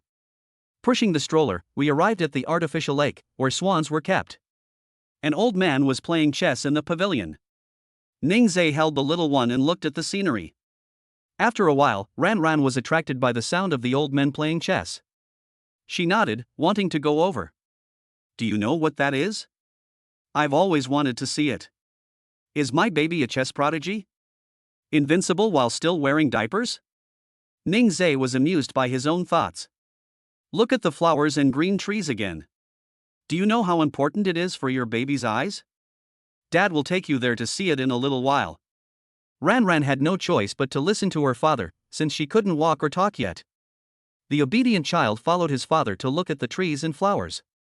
After watching for more than 10 minutes, she started to get restless. She squirmed in Ningzai's arms, and with a kick of her little legs, she almost fell off. Okay, let's go take a look for a while." She only became obedient after hearing Ningzai's words. Ningzai carried her to the pavilion, where 5 or 6 old men were sitting. They couldn't help but glance at the father and daughter. The sight of him standing there with his child was truly incongruous. Regardless of what others thought of him, Ningzhe found a good spot to sit down while holding his little baby. Ran could just see the chessboard. Will. An old man knocked and put away the chess pieces. The little guy kicked his legs excitedly and made aha noises. The old man couldn't help but ask, "At such a young age, you already know how to watch people play chess?" Ningzhe gave an awkward smile. He wanted to know too. "Come sit down, can you see from that far away?" The old man was very considerate and let Ningzhe sit next to him. The little one saw the chess pieces up close and tried to grab them with his little hand. The old man gave her a chess piece to play with, and as soon as she held it in her hand, Ran wanted to put it in her mouth. These chess pieces have been touched so many times, they're covered in bacteria. Ningzhe didn't want to take out disinfectant wipes to clean it, as the old man would probably be unhappy if he saw it. He could only watch and make sure Ran didn't put it in her mouth. He stopped Ran from putting the food in her mouth every time she tried to. The little guy would also take advantage of Ningzhe's unpreparedness to divert his attention. She pretended to be watching the chess game, and Ningzhe, seeing how intently she was watching, followed her gaze. As a result, Ningzhe had only been watching for a short while when she started to do something naughty. Fortunately, Ningzhe reacted quickly, otherwise she would have succeeded. "You little rascal, you actually lied. You can't put it in your mouth, okay? If you do, Dad will give it back to Grandpa and won't let Ran play with it anymore." "No way. Isn't it enough that she teases her dad?" Her little face made a wronged expression. "She's such a clever little thing." The old man thought the little guy was quite clever and couldn't help but like him. "How old is this child?" "He's so smart." "She's just over 3 months old." "It's only been 3 months, and it's already this smart?" "No way." The old man clearly didn't believe it. The little guy protested with grunts, "I'm only 3 months old." She made an okay gesture with her little hand and then held it out to the old man. Ningzhe was shocked. This little guy was exceptionally clever. "Oh, is the baby saying that he is 3 months old?" The old man also looked at her fair little hands and gestured that she was indeed 3 months old. "He's lived so long, and he's never seen a baby this amazing." In an instant, I didn't want to play chess anymore. I just wanted to tease this cute and amazing little guy. He gave up his spot to someone else, walked out of the pavilion, glanced back at Ningzhe, and said, "Young man, why don't you take a walk?" When Ran saw the old man go out, she also made sounds, and Ningzhe quickly followed. The old man was quite aloof, but he would steer the conversation toward the little baby. Anyone who didn't know better would definitely think he was a bad person. He was still thinking of hugging Ran. Although the little one wasn't afraid of strangers, Ningzhe was still quite worried. The child is shy and might cry. As soon as she finished speaking, Ran started giggling. The old man was stunned. Was he shy? It doesn't look like it at all. Ningzhe was really embarrassed. How could this little darling ruin his chances? The little cotton padded jacket is probably leaking air. Chapter 100 Parent-Child Activity, Ran, not wanting to go back after having enough fun. In the end, the old man was unable to hold Ran as he wished. After bringing his baby home, Lin Xiang called Ningzhe. "Our training program has received a lot of positive feedback from parents recently. How about we organize a parent-child activity to thank the parents who support us? Parents often post their children's exam scores in the parent group and then attribute the success to our training class. Ningzhe spends all day taking care of the child and rarely looks at his phone. Unexpectedly, it gained the approval of parents in a very short time. Gaining parents' approval is a difficult task. How about tomorrow afternoon? Is that enough time? Tomorrow is Friday. All primary schools in the southern part of the city do not have classes on Friday afternoons. Lin Xiang thought it was okay, no problem, I'll come up with a plan right away. Okay, thank you for your hard work. It's not strenuous. Should we do indoor or outdoor activities? Let's go outdoors, to the park, where children can unleash their natural instincts and play happily. Okay, I'll work on a plan right away. When Songyu got home, she heard that the training class had parent-child activities, and she really wanted to participate. But there's a very important design meeting tomorrow, and she can't leave the school at all. She complained, "Honey, why did you set the date for tomorrow? I can't go at all. My wife looks so cute when she's angry, with her cheeks puffed out." "Honey, don't be upset. There will be other opportunities next time. Honey, have you forgotten? We're going to the beach this weekend. Oh right, she almost forgot. Given the choice between going to the beach and participating in a parent-child activity, she would naturally choose the former. It's all because she's been so busy with classes and design assignments lately, she's been completely overwhelmed. Fortunately, Ningzhe was there to take care of Ranran. If she were alone, I really don't know what she would do. Night. Lin Zhang sent the plan to Ningzhe. It was very well planned, with lots of interaction and a very detailed process. Let's stick to this plan, there's nothing that needs to be changed. Brother, you're reliable. Ningzhe even added a thumbs up emoji at the end. The next day, Lin Zhang led the others to the park to make arrangements. This is a family activity themed around a magical monster kingdom. At the event, there was a little monster sign-in board where each child could write their name and their parents' names on the board. They ordered a lot of cakes, as well as drinks and fruit. If the children get tired from playing, they can replenish their energy in time. Ningzhe got the little one ready and then took her out. Upon arriving at the park, Ningzhe carried Ranran on his back. When they got to the sign-in board, the little guy looked at the little monster and started babbling. This little monster looks familiar, she pointed at it with her little finger. Ningzhe laughed and said, "My darling, you still remember the little monster? Wasn't there this little monster in the picture book that Dad showed Ranran last time? Little baby, MMM. Okay, let's go see if Uncle Lin and the others are ready." Lin Zhang and the others were still setting things up. They had just taken out the folding chairs. 50 children, along with their parents, this is a major undertaking. These chairs were all rented to save money. Lin Zhang didn't ask any workers to come along. If there are workers available, you don't need to do it yourself. Ningzhe had wanted to help in the past. Seeing that he was carrying Ranran on his back, Lin Zhang immediately snatched the chair from his hands. "We can handle these things, just don't hurt Ranran." He looked at the little guy, his eyes full of affection. Ningzhe bent over. Lin Zhang didn't want the little baby to feel uncomfortable. By the time they finished setting things up, it was already 2 p.m. At this time, parents began to bring their children over one after another. Welcome everyone to the Ningzhe Station sign-in board. Children who arrive should sign the sign-in board first. There are chairs and various snacks over there. After signing in, you can go sit down and wait. Once all the children have arrived, we can begin. After Ningzhe finished speaking, the children picked up pens and wrote their names on the sign-in sheet. Ranran was very excited to see so many people. She was in Ningzhe's arms, kicking her legs very hard and with great force. A parent surnamed Yang saw the adorable baby and interacted with her while signing in, holding Ranran's hand and playing with her. The baby is working with his dad. "You're so great, baby." Mrs. Yan wanted to play a little longer, but her son pulled her away. "Mom, come over there, there's something fun over there." Okay, that'll be over soon." Yang's mother glanced at the little one a few more times, and Ranran grinned at her. Half an hour later, all the children and their parents had arrived. Lin Zhang, as the host, explained the event process and game rules to everyone. The first activity is a jigsaw puzzle. There will be many puzzle pieces in the box. Each child can take one piece and then put it on the grass to put together the pattern. The child was very lucky. The first puzzle piece they got was the one in the middle.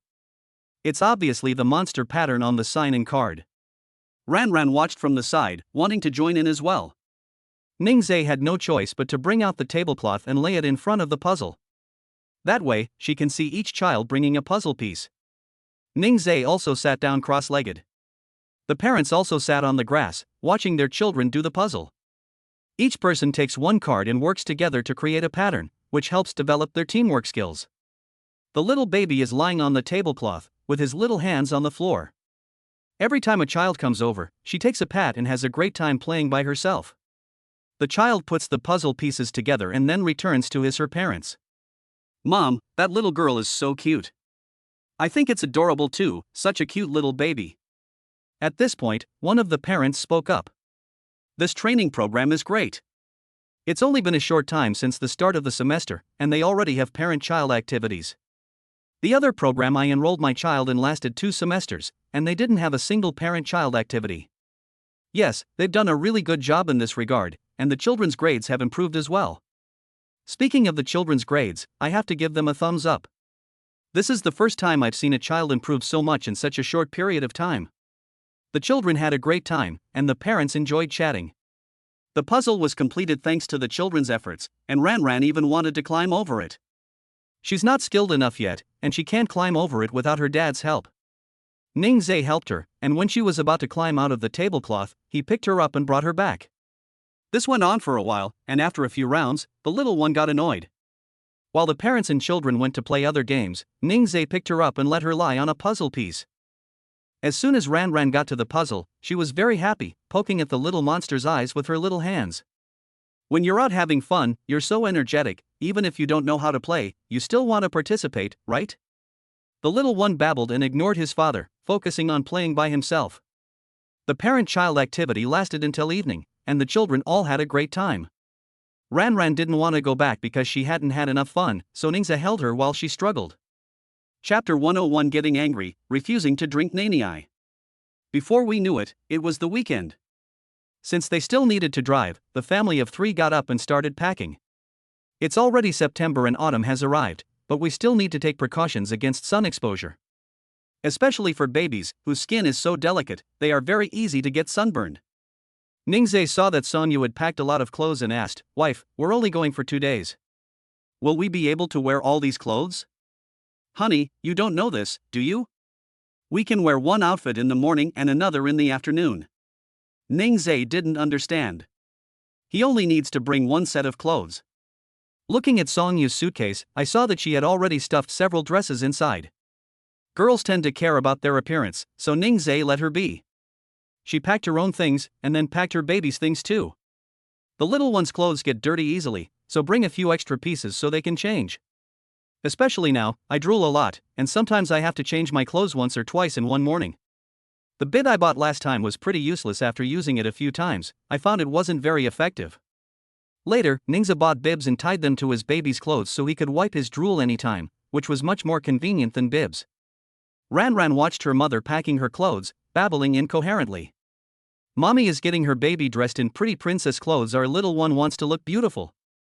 Look, there's a little hat here.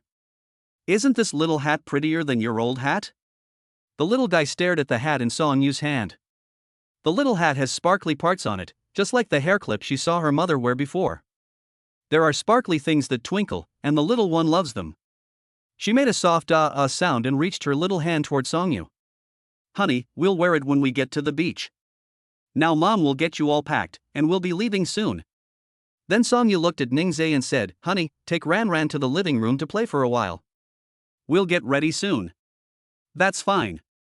Holding the little one, the father and daughter went to the living room. Girls are more meticulous and think things through more carefully when packing. Ningzai simply let the child's mother clean up herself. Ran, let's learn today's early education content while we wait for Mom."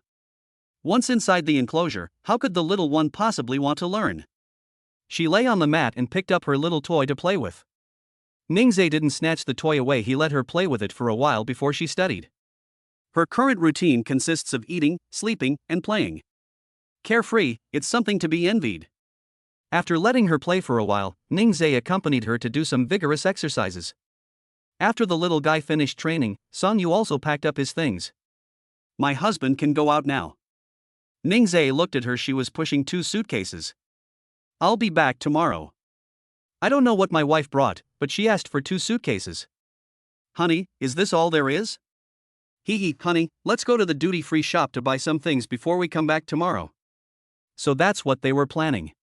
Ningzai smiled indulgently. "Okay, whatever you say, my wife." The couple took their baby out. Ningzai has already bought a reclining car seat for his little one. With the baby lying down, Songyu doesn't have to hold him all the time. The little guy had already fallen asleep after only half an hour of walking. I suppose they knew they were going to have fun and needed to be well rested. "Honey, the baby's asleep. Do you want to take a nap?" "I'm not sleepy. Driving is too boring. I want to chat with my husband." What a caring wife. The couple chatted and laughed all the way, filling the car with joy. Ran slept soundly and was not woken up by her parents. We finally arrived at the beach. Ningzai parked his car at the vacation villa. As soon as I parked the car, a young man came up to greet me. It was indeed arranged by the system. It's reliable. "Hi handsome, I'm Xiaohai, and I'm in charge of your trip. Your 2-day, 1-night trip includes accommodation, land excursions, and some water activities. Please check in here first, and I will give you a detailed introduction to these projects later. Ningzhe took the suitcase down, and the young man kindly went up and took it from him. Song Yu opened the back door and took the baby out. The staff's eyes lit up when they saw the baby. It was a soft, cuddly, and adorable little creature. Ran has become accustomed to smiling at strangers when she sees them. Entering the villa. The villa also has a swimming pool, making it a great accommodation option for those coming for a beach vacation. The staff put their suitcases in their room and then introduced Ningzhe to all the fun things to do on the trip. Ningzhe wasn't very interested after listening. These are all done with a large group of people, and sometimes the time is very tight. It's similar to a group tour. After visiting one attraction, you rush to the next. He said, "We won't participate in these projects, it's not convenient for us to bring our children." Seeing the determination in Ningzhe's eyes, the young man didn't say anything more. The money has already been received. Whether or not to go is the customer's decision. He just needs to provide them with good service. Thinking of something, the young man said, "There will be a family photo event at the beach tomorrow. Would you like to change it to this one?" Song Yu thought it was acceptable. Because the three of them have never had a single photo taken together. Worried that Ningzhe would refuse, she quickly spoke up. "Okay, then change it to a family photo for us." "No problem, I won't disturb your rest any longer. Please feel free to call me anytime if you have any questions." The couple were at the villa with their little one. The sun is still strong right now, so it's not a good time to go to the beach. There were also some tropical fruits displayed in the villa, all of which I had never eaten or seen before. "Wow, honey, what kind of fruit is this?" Ningzhe glanced at it. He didn't know either. There was an introduction next to him, which he handed to Song Yu. "Honey, keep an eye on it. I'll cut it for you, and then we'll have a taste." "Okay." The little baby looked at the fruit on the table and babbled. The little finger pointed at the fruit, clearly wanting it. Ningzhe brought over a fruit platter, and the little guy tried to reach into it. "This is fruit, and your baby can't eat it yet. Dad will make it for you when you are old enough to eat solid food." Song Yu took a bite of the fruit, and it was so sweet it warmed her heart. She let Ningzhe try it. "It's definitely much sweeter than what I usually buy. It's truly a tropical fruit." The little girl was unhappy to see that both her parents had food. She made aha sounds to express her emotions. Ningzhe made him some formula, saying, "Baby, wait a minute, you'll be able to eat soon too." The baby's current expression seems to say, give it to me, I want a nurse." Her adorable expressions made Song Yu giggle. Ran looked at her mother with a puzzled expression, her little brows furrowed slightly. Mom was actually laughing at her, ugh carrot. She was unhappy, and even when Ningzhe fed her the bottle, she wouldn't eat. The couple couldn't do anything with her, so Song Yu held her and breastfed her. The little guy cheered up again. Chapter 102. The child's father was kicked. The little guy had forgotten his earlier unhappiness after he finished eating. She was playing with her parents, babbling away. The baby sweats a lot, and the weather at the beach is quite hot. Her clothes were all wet now. Worried that she would get prickly heat, Ningzhe quickly changed her clothes and then applied talcum powder. Ran's legs are white and chubby, making you want to take a bite. Ningzhe did indeed do that. He gently bit it, making the little guy giggle. The little baby even kicked, hitting Ningzhe in the face. After she succeeded, she couldn't stop smiling. Ningzhe gently patted her little bottom. "Oh, how dare you kick daddy? Baby, you're being naughty. You can't do that, you know?"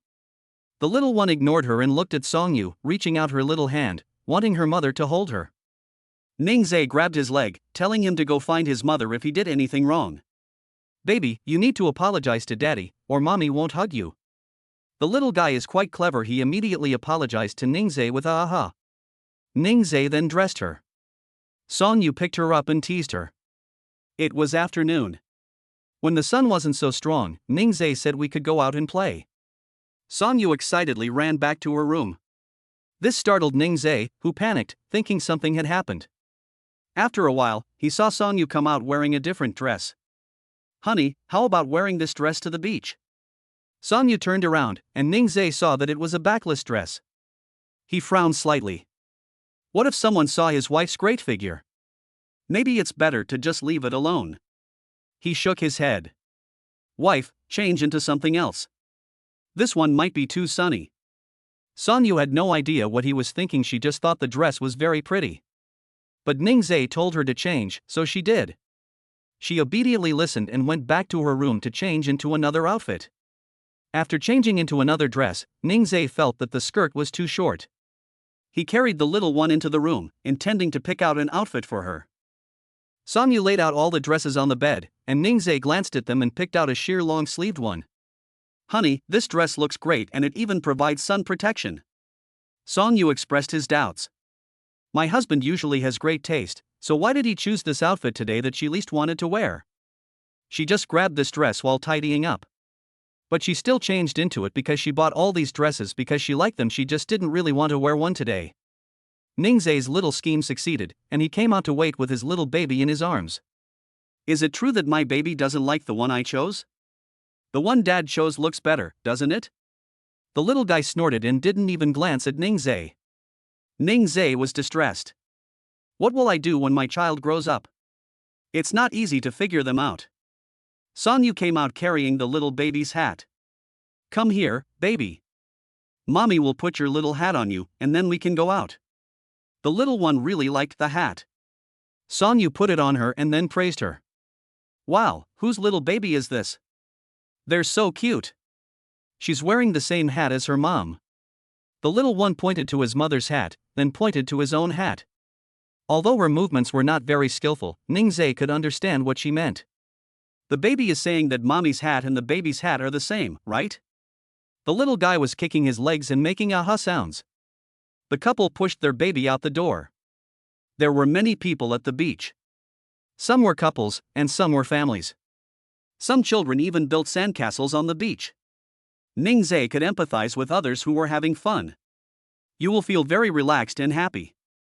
Ningzai avoided crowded places and chose a less crowded beach instead. There will also be lounge chairs and a large parasol here. Ningzai took out a picnic blanket from the baby bag and spread it on the beach. Since we're at the beach, let the little one have as much fun as possible. He laid out the tablecloth and then took out the baby's toys and placed them on the tablecloth. The little guy gets incredibly excited when he sees toys. Let her lie on the tablecloth, playing with her toys and looking out at the sea. The little guy is easily satisfied. Ran played with the toy for a while, then pushed it away. Her little hands tried to grab the sand beside her, but since she couldn't crawl, she couldn't reach it no matter what she did. Ningzai saw through his little scheme and picked her up. Although she can't grab the sand with her hands, she can use her feet to feel what the sand feels like. When the little baby's toes touched the sand, she reflexively pulled them back. A little while later, she kicked her legs again and bumped into the sand. Ran kept trying, and then kept pulling her foot back. Sonyu quickly took out her phone to take a picture. The little guy looked so adorable. Honey, look at Ran, she's both scared and want to play. It's normal for her to be scared when she first encounters something new, but she actually quite likes it. The little girl's toes were spread apart, and sand seeped through her toes. Ningzai then carried her to the beach, letting the little darling step on the wet sand and experience a different sensation. Ran's feet touched the water, and she looked on curiously. Her little hands were clenched into fists, as if she were very nervous. Ningzai told her to step lightly on the sand, and the little one immediately pulled both feet back up. Don't be afraid, baby. This is seawater and sand. Baby, would you like to touch it one more time? The little guy thought for a moment, then hummed twice.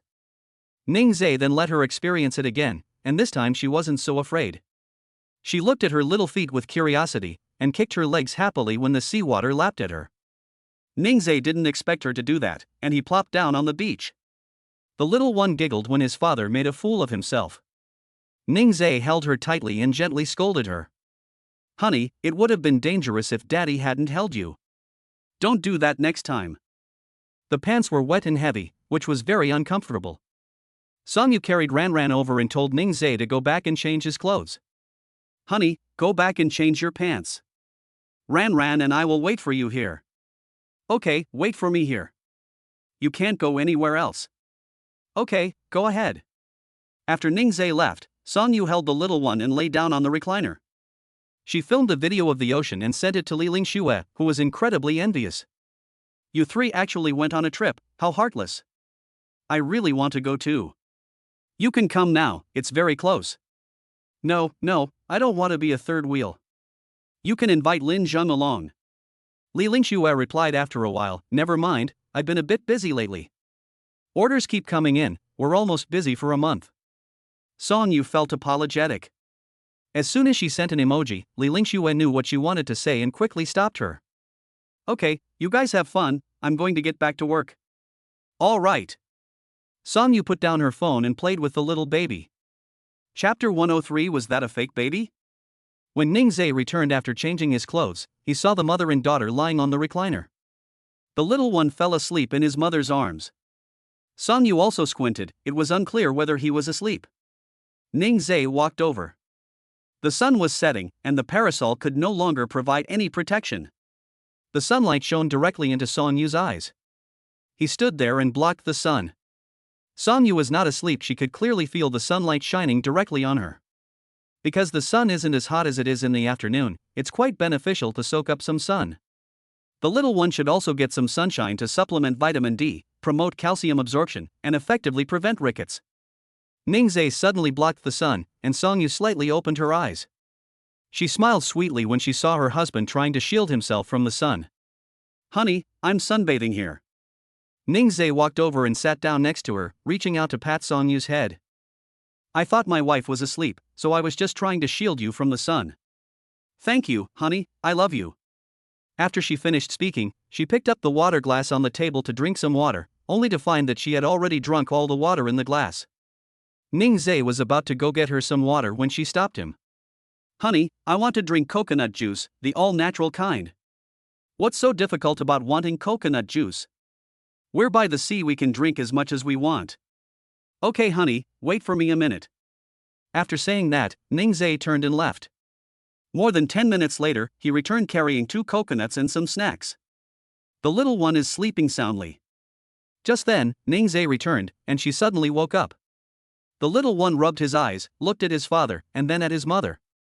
When she saw what Ning Zhe was holding, her eyes widened instantly. Oh dear, you little foodie, you woke up as soon as you knew Daddy was coming back from shopping. Her little gesture made Song Yu laugh. Ning Zhe placed the coconut on the table and then took out the small pastries he had bought. The little guy stared intently at his father's every move, his eyes never leaving him. Want to eat again? Ning Zhe asked with a smile. The little baby hummed twice, indicating that she really wanted to eat. She reached out her little hand to her father, wanting him to hug her and feed her. This little scheme is truly ingenious. Ning Zhe ignored her, inserted the straw, and placed it in front of Song Yu. Honey, drink up. Thank you, husband. Song Yu leaned against the table, lowered his head, and took a sip of his drink. It has such a sweet and refreshing taste. The baby stares intently at his mother's movements from her arms. She smacked her lips, clearly wanting to try it. Seeing how pitiful her little movements were, Ning Zhe picked her up. He poured a little coconut juice into the nipple and then let the baby lick it. The little guy first licked it, then thought it was pretty good, so he licked it again. Coconut juice is very high in sugars, fats, and proteins, and can supplement the body with vitamins and a large number of trace elements. It's okay to let the little one lick it a few times.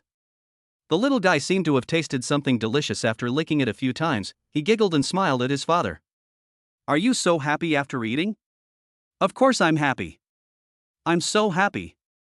The little one licked the coconut juice from the pacifier dry, then grunted and said he wanted more. No, that won't do. Enough is enough. Our baby is still too young, let's drink it later, okay? The little one immediately became frustrated. Song Yu couldn't help but chuckle as he watched from the side. Honey, it seems like being too smart isn't always a good thing. Yes, honey, when she grows up, she'll definitely have her own ideas. Each stage of a baby's development has its own unique joys. Since they're all her own babies, Song Yu is happy no matter what. Because their little baby is such a smart baby. The little one has learned to compromise now because she knows that if her dad says no, then it really means no. The couple ate snacks and drank coconut juice. I lay on the deck chair and watched the sunset. The sunset slowly descended from the other side of the sea, turning the entire sea surface into a dazzling golden shimmer. Wow, honey, the sunset is so beautiful. My wife is as beautiful as the sunset. Honey, come over here, I'll take a picture of you with the sunset. Yay, honey. Sonya lifted her skirt and ran over with light steps. She walked to the beach, tossed her hair back, and slightly raised her head. She was wearing a light purple gauze dress, and the sunset glow shone through the fabric, leaving the gentle light of the setting sun on the hem of the dress. This moment is so beautiful. Ningzhe quickly pressed the shutter button, capturing his wife's stunning moment. The sunset gradually deepened, spreading across the entire sky and turning it orange-red. Ningzhe took many photos of her, and then he posted Sonya's beautiful photos on his WeChat moments. Caption: Love is like the sunset, growing stronger as the day goes by. Sonya walked back, wanting to see how the photos her husband had taken turned out. Ningzhe handed her the phone. The latter admired every photo in her phone's album, marveling at her own beauty. Ningzhe held his baby in his arms, admiring the orange-red sunset. The little one was seeing such scenery for the first time, and he quietly nestled in his father's arms, enjoying the view with him. Sonya saw that the father and daughter were quite content at the moment. She took out her own phone and took a sunset photo of the father and daughter as well. Husband. Sonya called softly. Ningzhe turned around while holding the baby, and she managed to snap a photo. Who says beautiful photos are only for girls? Husbands can take just as many handsome photos. Ningzhe smiled gently, yet playfully. Sonya also posted a message on her WeChat moments, just like her husband. Her caption read, "The sunset is not as gentle as you." After posting on their WeChat moments, the couple didn't care how others felt. This is definitely another instance of them showing off their love. Li Lingxue had just finished her work and picked up her phone to browse her WeChat moments for a while. As a result, I saw what the two of them posted on social media. Their posts were practically overflowing with the saccharine scent of romance.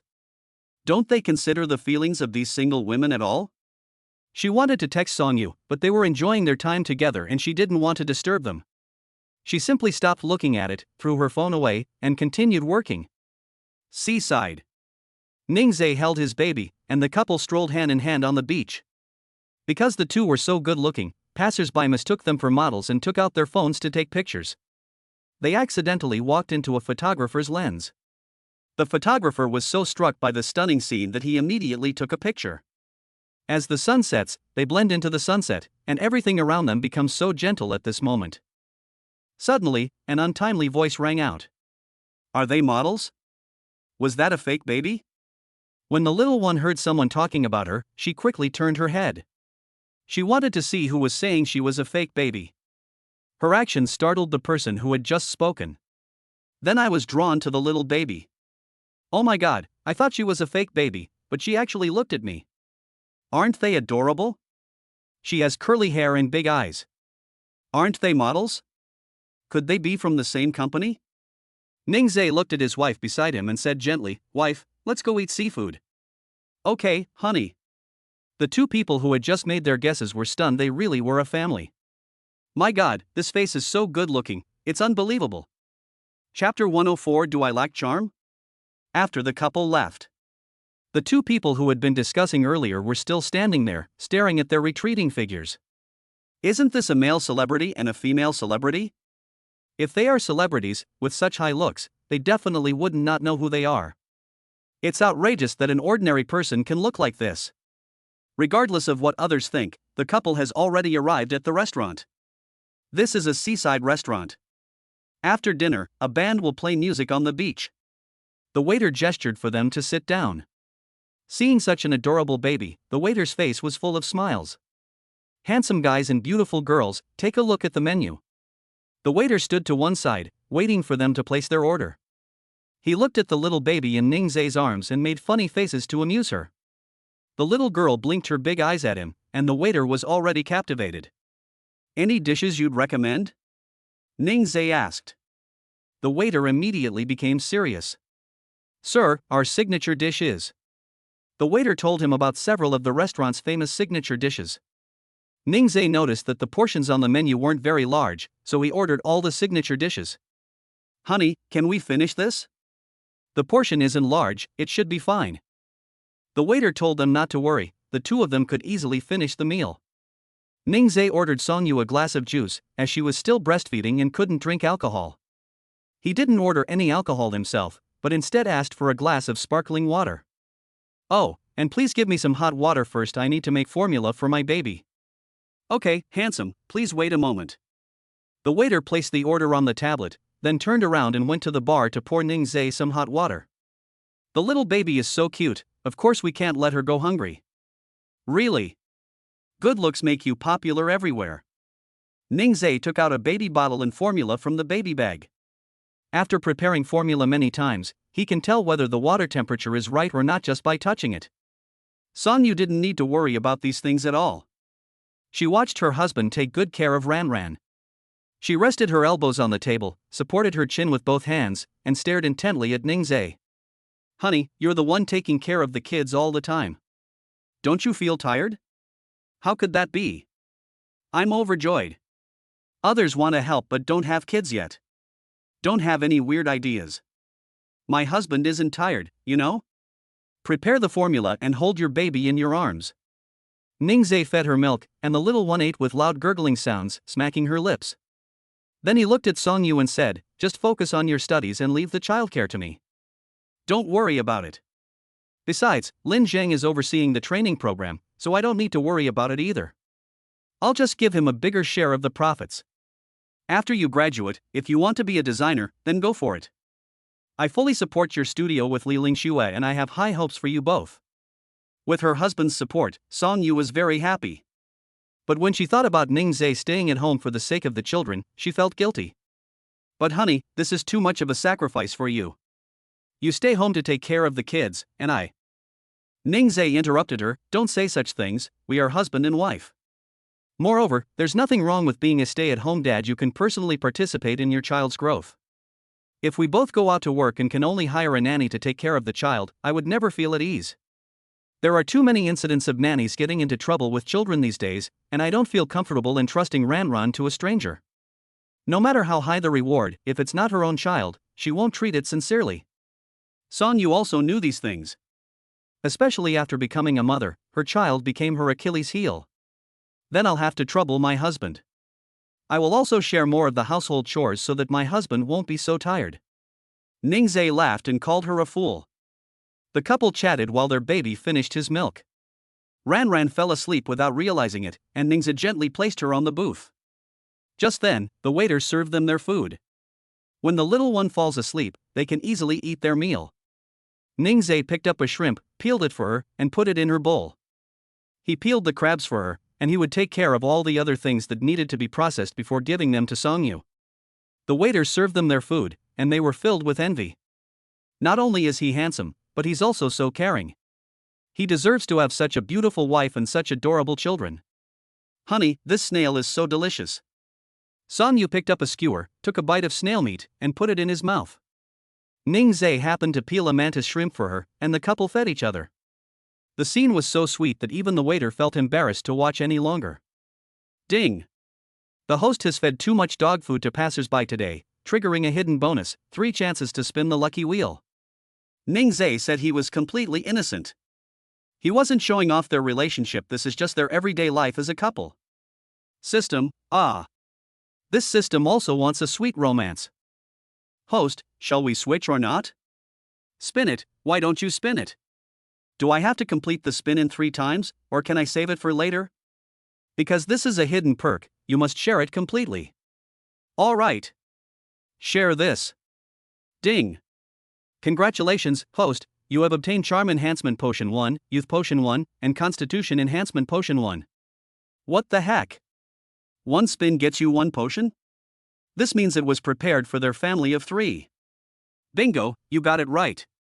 Note, charm enhancing potions can increase a person's charm by 80%. Youth enhancing potions can delay aging. Constitution boosting potions can strengthen the body, making one healthier and stronger than their peers. Ningzhe instantly felt something stuck in his pocket. He was truly helpless. The system was determined to put it in his pocket. Honey, I need to use the restroom. Okay, honey, go ahead. His wife went to the restroom, which was the perfect opportunity for him to put the medicine into her juice. Ningzhe drank it first and immediately felt the difference. For the little one, add it to her milk when you feed her.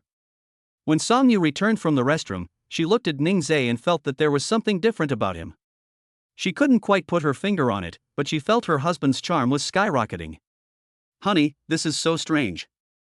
I just went to the restroom, but when I came back you seemed so charming. Am I seeing things? Am I not charming? No, it's not that. It's that she's become more charming, and the feeling is completely different from before. Have a sip of juice. I think my wife's eyes are really playing tricks on her. Sonia thought so too. It was probably because the sea breeze had been blowing for too long and made her eyes dry. Ningzhe stared at his wife as she drank the juice, trying to see if she would react. He waited for a while but didn't see any changes. Could it be that this medicine was different from his own and wasn't showing its effects as quickly? Sonia found Ningzhe's gaze strange. Honey, why are you staring at me like that? My wife is so beautiful, of course I have to stare at her. Sonia lowered her head shyly and continued eating the crab in her bowl. Hey everyone, if you haven't left a review yet, please do so to show your support. Chapter 105, isn't this a bit lacking? After finishing their meal, the couple leisurely returned to their villa. The little one had already woken up. Ningzhe was holding her, and her little head rested on her father's shoulder as she looked around curiously. Sonia stood next to Ningzhe and played hide and seek with the little baby. Meow. Sonia appeared in front of the baby, and when the baby saw her, she turned around. The little guy turned his head in confusion. Huh? Where did mom go? Amidst her puzzled look, Sonia jumped out again. Meow, baby. Mom is here. The little one's eyes lit up when he saw his mother suddenly appear. She made sounds and smiled at her mother. Is it fun for you, baby? Sonia walked to the other side of Ningzhe, and the little baby couldn't find his mother again. She turned her head just like before, but still didn't see her mother. Sonia circled around before returning to her, and the little one became happy again. Ningzhe said to her, my wife is really mischievous. Hee hee, playing with my baby, isn't my husband envious? I'm not envious at all. How can a grown man like me play hide and seek? Sonia chuckled softly but remained silent.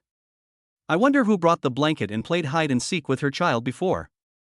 The little baby patted Ningzhe's face with one hand. The latter was completely stunned. His little cotton padded jacket hit him again. What's going on here? Sonia scooped up the little one and said, baby, come here and let mommy hold you. We don't want to play with daddy. Looking at his wife and children's retreating figures, Ningzhe couldn't understand what was wrong. He followed her dejectedly, putting one arm around Sonyu's waist. Honey, tonight I want to. Sonyu brushed his hand away. No, you don't want to. Ningzhe was completely baffled. She was fine just now, why is she suddenly unhappy? Could it be that she started her period? No, I need to appease my wife. Back at the villa. Sonyu gave the little one a bath, then fed her milk and put her to sleep. Today was a day of car rides and playtime, and the little one is already yawning loudly. Baby is sleepy. Mom is putting her baby to sleep. After saying that, the mother and daughter lay down on the bed, completely ignoring Ningzhe. The child's father is distressed. He sat on the edge of the bed, waiting for the baby to fall asleep. After a while, the little guy finally fell asleep. Ningzhe gently tugged at Sonyu's pajamas, wife. The mother couldn't help but laugh out loud. She wrapped pillows around her baby and then gently got up.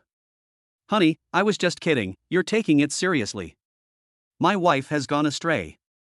Ningzhe grinned mischievously, picked the person up, and carried them to the next room, where another exhilarating encounter ensued.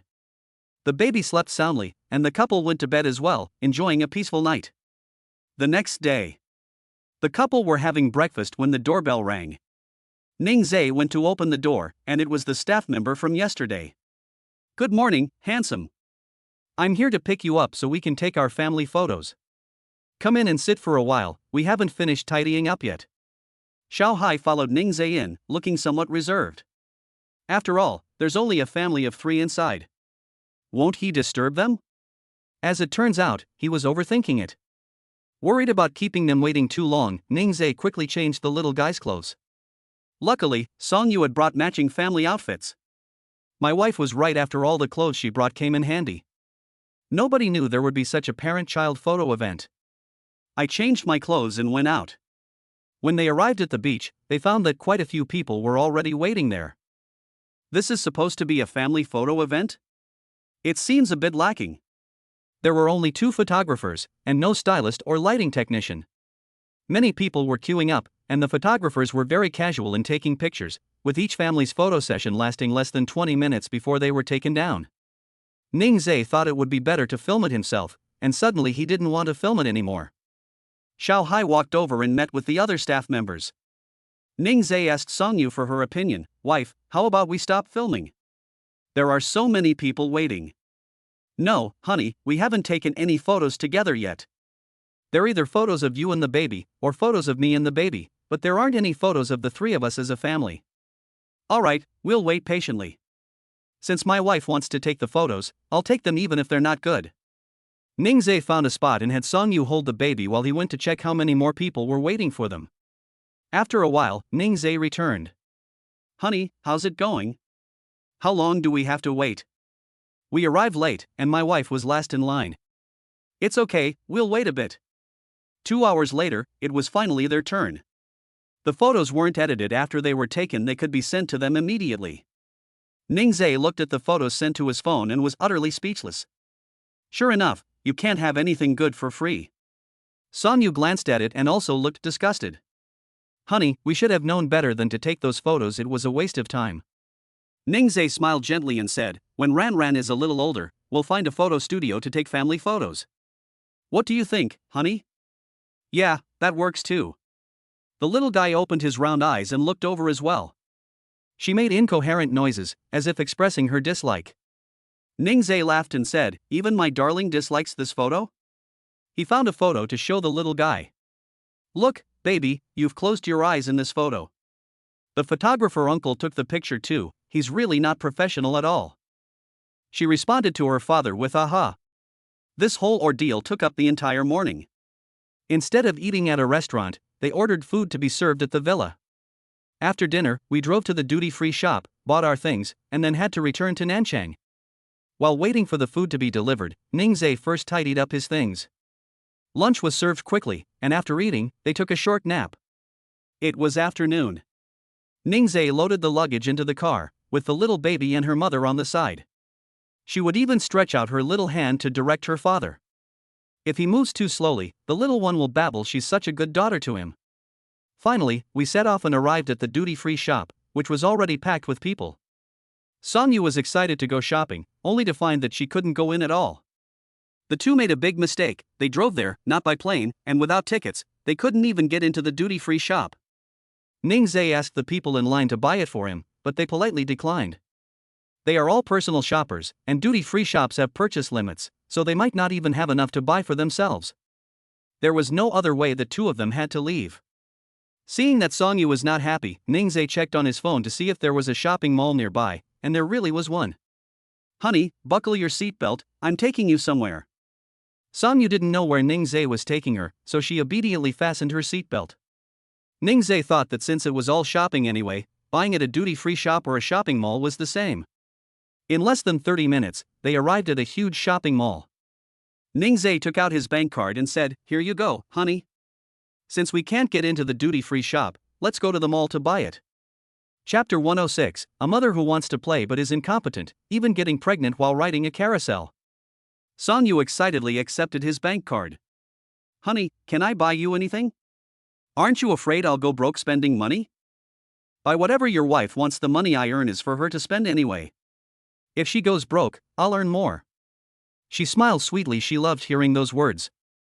Her husband works hard to earn money, how could she possibly max out his credit card? Moreover, she has her own money. However, since Ning Zhe gave her the bank card, she should spend her husband's money a little, that would be fair to him. Her face was full of smiles at that moment. Ning Zhe was happy when he saw her smile. As soon as they stepped outside the mall, they saw a large number of people shopping. No wonder it's the biggest mall. The little one didn't want to sit in the stroller today, so Ning Zhe had to carry her on his back. The view from inside a stroller isn't as good as when you're carrying someone on your back. The little one can already make choices. How are you so smart? Everyone knows to choose a baby carrier, not a stroller. Ran Ran giggled and made aha noises. My parents are both top students, so of course I'm smart too. There's a huge carousel at the entrance of the mall, and it's 2-story. The little guy's eyes lit up. She grabbed Ning Zhe's clothes and patted him with her hand. Ning Zhe then looked over. Oh my little darling, you've discovered that. Do you know what that is? It's so exciting, but you can't play it. Sonya never expected that her little one would want to ride the carousel so much. However, if the little guy can't sit, Ningze can sit instead. She shoved Ningze. Honey, hurry up, Ran wants to sit down. Honey, baby can't sit here. I know that if we go together, and you carry Ran on your back, she can experience it too. Hearing his mother's words, the little guy gripped Ningze's clothes even tighter. Ningze was defeated by the mother and daughter, so he had no choice but to buy a ticket. After buying their tickets, the three of them boarded the carousel. Ningze was worried that the baby might feel unwell, but considering that the baby had already drunk the physique-enhancing potion, there shouldn't be any problems. If there are any problems, the system is still there. System, host, thank you for trusting me TT. The little one was really happy. When the carousel started moving, he blinked, looked at his dad, then at his mom next to him, and then laughed happily. The people around them were amazed by the parents. Their baby looked very young, yet they were already taking the baby on the carousel. I guess the adults wanted to play, so they brought the kids along. However, the baby's reaction was beyond their expectations.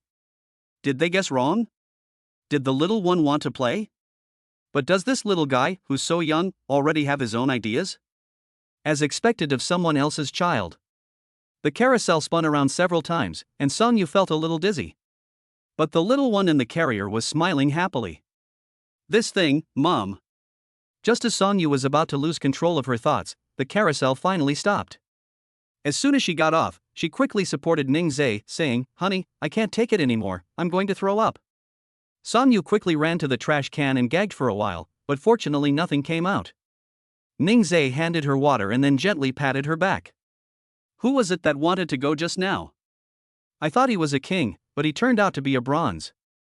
Sonyu rolled her eyes. She hadn't expected this either. She had a lot of fun riding the carousel when she was little, so why couldn't she ride it now that she was older? It was really strange.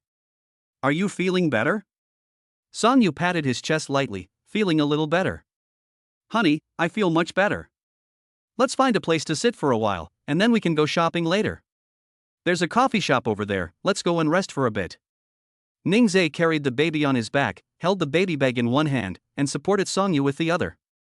People passing by looked at them with strange eyes. After resting for half an hour at the coffee shop, Sonyu was fully recharged. I can't ride this thing next time.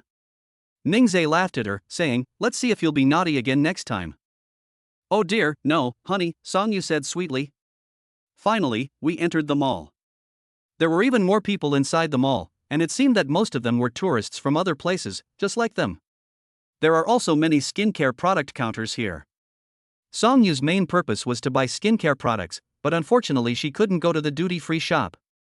She went to a counter of a foreign brand and asked, Honey, can I go in here? Go ahead, buy whatever your wife likes. Ningze looked up at the brand name, but didn't recognize it. It's just a skincare product, why can't I buy it? He followed her in, wondering how expensive women's skincare products could be. When he saw the prices of the skincare products on the shelf, he immediately rejected his previous idea. It's really not just expensive. However, of course, the best should be the one bought for my wife. My wife, feel free to choose whatever you like. I'll sit here and wait for you. Okay, honey. Seeing him carrying his baby on his back and holding a baby bag, Sonyu felt a pang of sympathy. She felt a pang of regret for only a moment, and soon she was immersed in the joy of shopping. The father and daughter sat on the sofa looking pitiful, as if they had been abandoned. The sales assistant thought the little baby was so cute that she brought out a branded plush toy to play with her. The little guy was genuinely amused when he saw a doll that was different from the ones at home for the first time. She grinned, looking adorable. After finally choosing 2 sets of skincare products, the sales assistant gave her many gifts when she checked out. She buys from this brand often, but they rarely give away so many freebies. Sonyu felt something was off, but she didn't ask any further questions. Since it was a gift, she should accept it. It couldn't be that she was only giving it to her because her baby was cute. Saleswoman, that's true. Honey, I've bought everything. Let's go look at some other things. Good. Ningze stood up and reached out to take the thing Sonyu was carrying. Sonyu quickly took 2 steps back and said, Honey, you're carrying Ran on your back and also carrying the baby bag. It's already very heavy. I'll carry these myself. Seeing his wife's insistence, he smiled and said, Okay, then tell me if you're tired, and I'll come get it for you. Oh my God. The saleswoman next to me was so envious. Where can I find such a good husband? The couple came out, and Song Yu showed off her achievements. Honey, look, I bought 2 sets. I'm going to give 1 set to Ling Xue. Of course, no problem. She bought a lot of things for Ran Ran and gave her so many red envelopes. My husband is so good. Song Yu chuckled. She didn't tell Ning Zhe that she had used her card to buy the set for Li Ling Xue. Let's go explore some more. The couple had never had such a proper shopping trip before, and the little one didn't cry or fuss at all. Passing by a maternity and baby store, Song Yu couldn't resist buying a lot of clothes for her little one. Her hands were already full, but she showed no sign of stopping. Ning Zhe saw a cart not far away, so he went and pushed one over. After putting the things in the car, Song Yu felt like both of her arms were about to dislocate. I couldn't update yesterday because of something, I'm sorry my darlings. 2023 has arrived, Happy New Year. In the new year, I wish all my children that all their wishes come true, that all their paths are smooth, that all their gains are as expected, and that any losses will not be a burden. Love you all, Lemon. Chapter 107. The little guy cried because he felt sorry for his dad. Song Yu's arms were finally freed. Ning Zhe put the baby bag in the car and then pushed it away. Honey, let me push it. Song Yu tried to snatch it from his hand. Ning Zhe grabbed her hand. Honey, your hands are all red from being squeezed. Let me push them. He didn't feel tired, even though he and Song Yu had both drunk the magic potion and their bodies wouldn't feel fatigued. But seeing her delicate white hands reddened by the shopping bags, he still felt sorry for her. Song Yu couldn't persuade him otherwise, so he didn't reach out again. Ning Zhe took her hand and massaged her fingers to relieve the pain.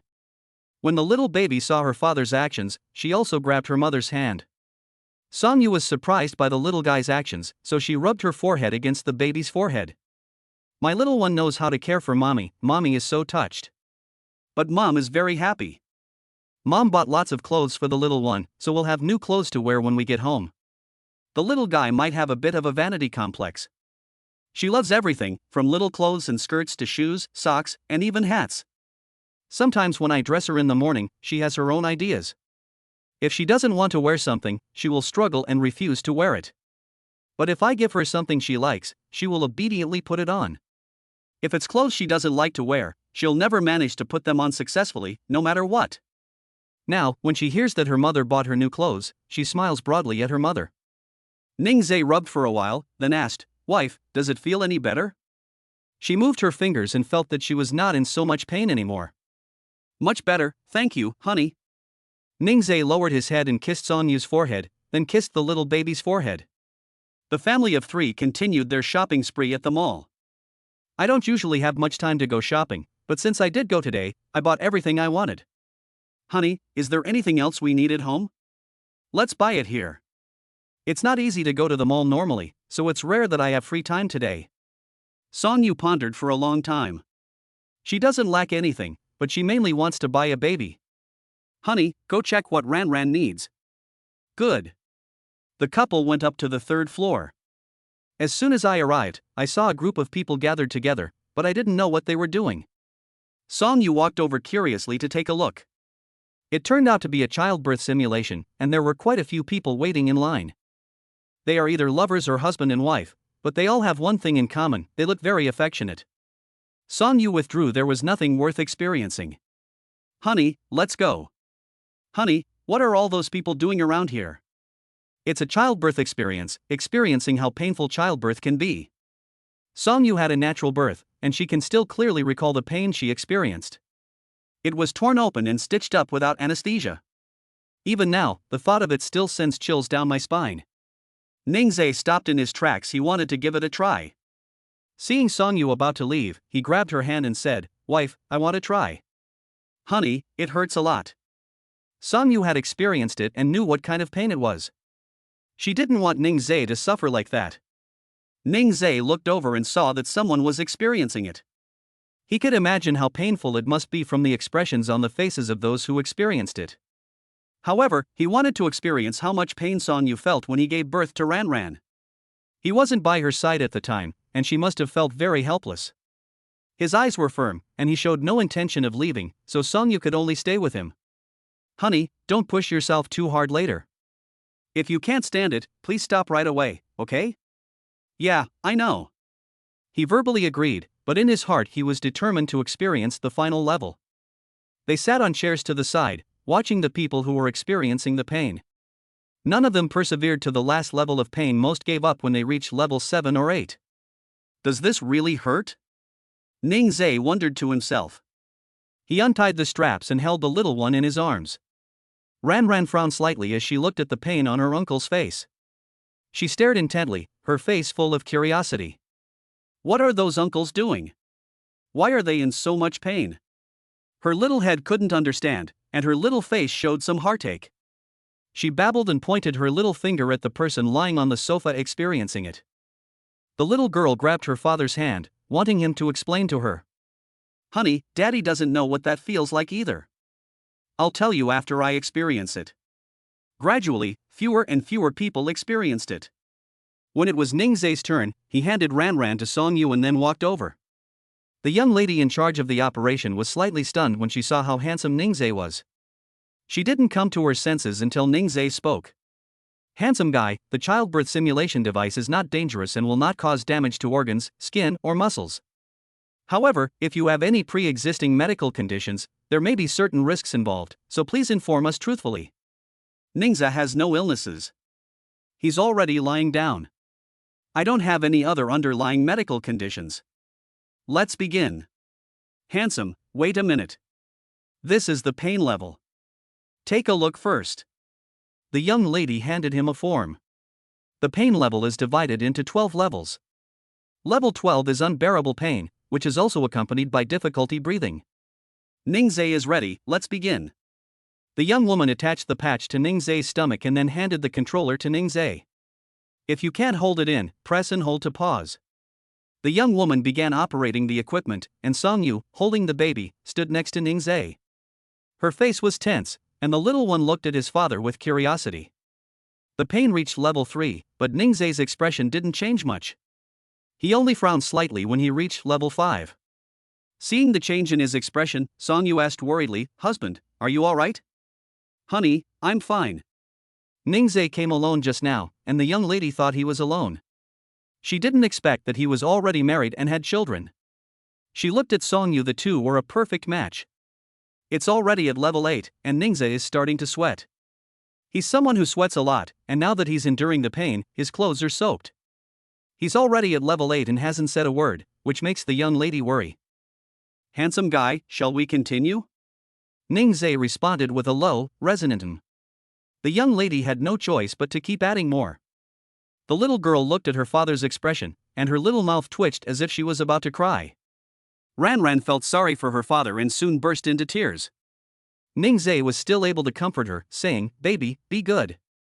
Daddy will be done in a little while. Don't cry, baby, be good." The more he tried to comfort the little one, the louder he cried. Song Yu felt sorry for Ningzhe and also for the baby. She advised, "Honey, let's stop now." He looked at the young lady and asked, "What level are you now?" "I'm already level 10, should I continue?" "Continue." Those who were resting on the sidelines were all very impressed with Ningzhe for enduring so long. Chapter 108 by Shinton Papa. Those watching were holding their breath for Ningzhe. How can this person be so patient? This makes them look incredibly pathetic in front of their wives. The little one kept crying, and Song Yu couldn't soothe him no matter what she did. Ran felt sorry for her father and wanted him to hug her.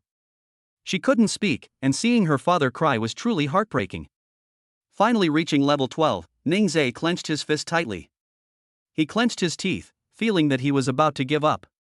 The young lady saw that he had already reached level 12 and hadn't stopped yet, and she greatly admired Ningzhe. She turned off the equipment.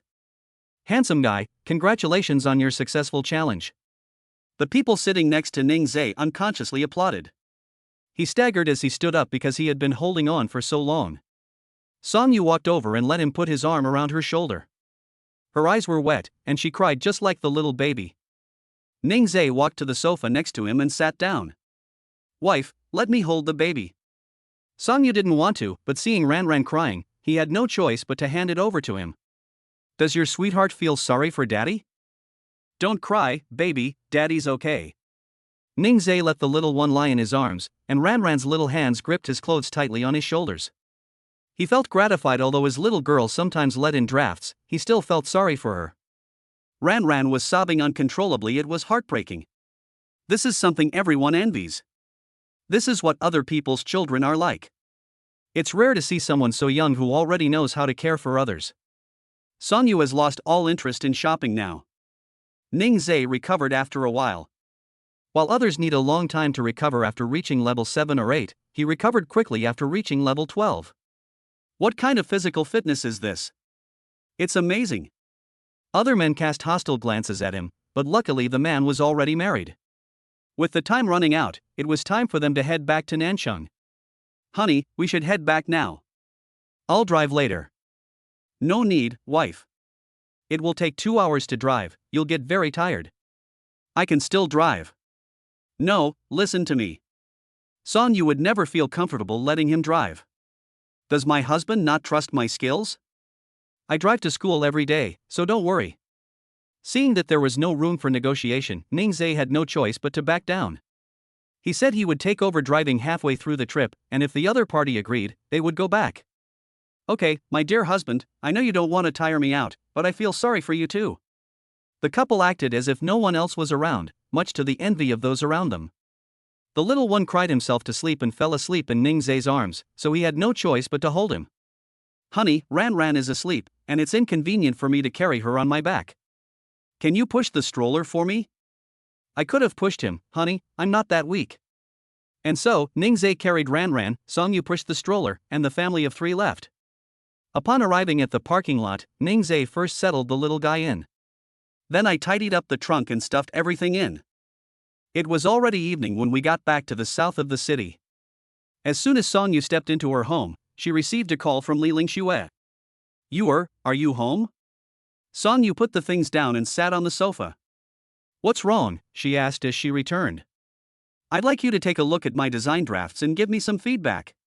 A 4th-tier celebrity asked me to customize an evening gown, but the design hasn't been finalized yet, and I'm worried there might be some flaws. Song Yu exclaimed excitedly, Wow, sister, you've even gotten orders from celebrities. Oh dear, this matter hasn't been finalized yet, but if it goes through, the money will be plentiful. She glanced at the time. It was still early. Song Yu asked her to come over. Come over here, I'll be waiting for you at home. Okay, you is so good. Song Yu's designs have always been quite unique. If we let her give her feedback, we'll definitely be able to secure this order. The little guy is full of energy right now. Ning Zhe put her in the enclosure and turned to pack up the things he had bought. Honey, watch the baby, I'm going to tidy these up. Okay, thank you for your hard work, honey. Ning Zhe was used to doing these things, and there was nothing hard about it. Half an hour later, Li Lingxue arrived. Although I came here for work, I still had to play with the little baby for a while when I saw her. The little guy wasn't shy, and Li Lingxue often came over too. Ran Ran saw her many times, so she naturally remembered her.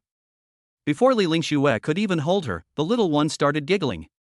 Wow, does the baby want to be held by Godmother too? Come here for a hug from Godmother. Did you have fun going out this week? Godmother is so envious. I want to go too. The little baby was in his godmother's arms and stared at her blankly. Li Lingxue was charmed by her fixed gaze. Baby, don't you remember your godmother? Why are you staring at her like that? Is it because your godmother is too beautiful? Song Yu looked at her design draft and suddenly burst out laughing. Li Lingxue snorted, Humph, Ran Ran, let's sit further away and not play with Mom. Mom says Godmother isn't pretty. After saying that, he even shifted his position, moving about a meter away. Song Yu couldn't help but laugh. Did I say you weren't pretty? Then why are you laughing? I'm laughing at your narcissism, okay? You are stunningly beautiful, but I am at least a gorgeous woman myself. After Li Lingxue finished speaking, she looked down at the little one in her arms and asked, Baby, don't you think so? Godmother and mother each have their own beauty. The little one doesn't know anything, just respond with aha and that's enough. Ning Zhe came out after packing his things and only then did he realize that Li Lingxue had arrived. The two greeted each other, and the little one refused to be held by his godmother once he saw his father. Li Lingxue cried, "You ungrateful brat! Your godmother always buys you things." Ran Ran giggled and buried her head in her father's shoulder. "I'll wash some fruit for you to eat." Ning Zai carried the little one to the kitchen. Song Yu took out a pen, looked at Li Lingxue, and asked, "May I write something?" The latter nodded. "I've seen her photos. Her back is beautiful, it shows off her best features, and here too." Song Yu offered her suggestions, and every word she said hit the nail on the head. Li Lingxue had a sudden realization it had to be the most outstanding student in their department. The two were discussing design drafts in the living room, while the father and daughter were also busy in the kitchen. Ningza put the little one in the high chair and took the fruit out of the refrigerator to wash it. Ran Ran stared at it without blinking. Ningzai deliberately waved it in front of her, and the little baby opened her mouth, looking like she really wanted to eat it, with drool dripping from her mouth. "Dad is so mean. I should have known better than to feel sorry for him today." "Humph, she's not happy."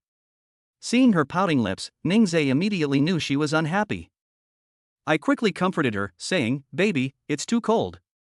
Even if I wanted to lick it for you, I couldn't. We'll eat our milk powder obediently, and Daddy will make you some milk."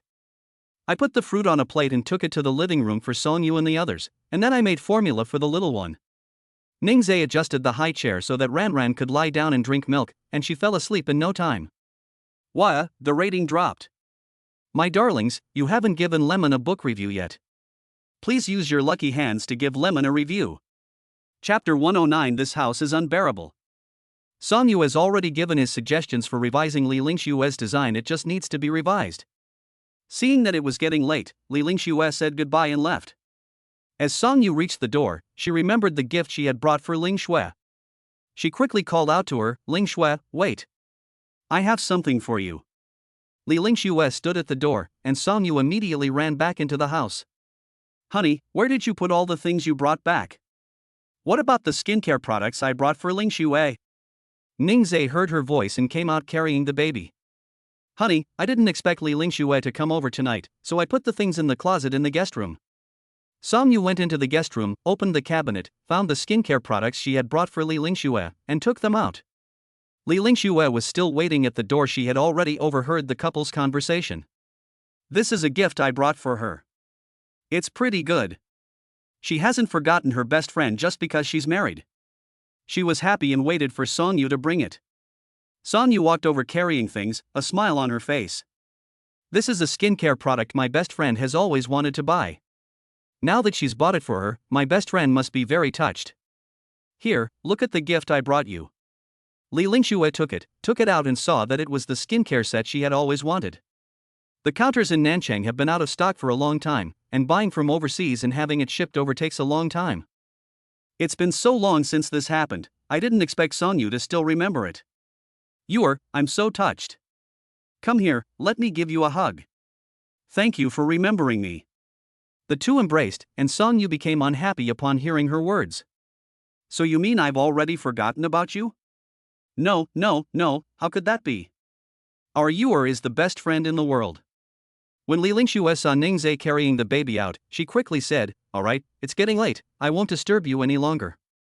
Knowing her best friend's personality, Song Yu advised her, "Don't rush to finish the design drafts when you get back, and make sure you get some rest." "Okay, I know, I'm off," Li Lingxue said, pressing the elevator button. Song Yu closed the door and went back inside. I glanced at the time. It was already past 10 p.m. The little guy had actually woken up at this hour. "Honey, why is Ran Ran awake?" "I slept on the way back, and I slept again just now. I guess I slept too much and am awake now." The little one's sleep patterns have become irregular again.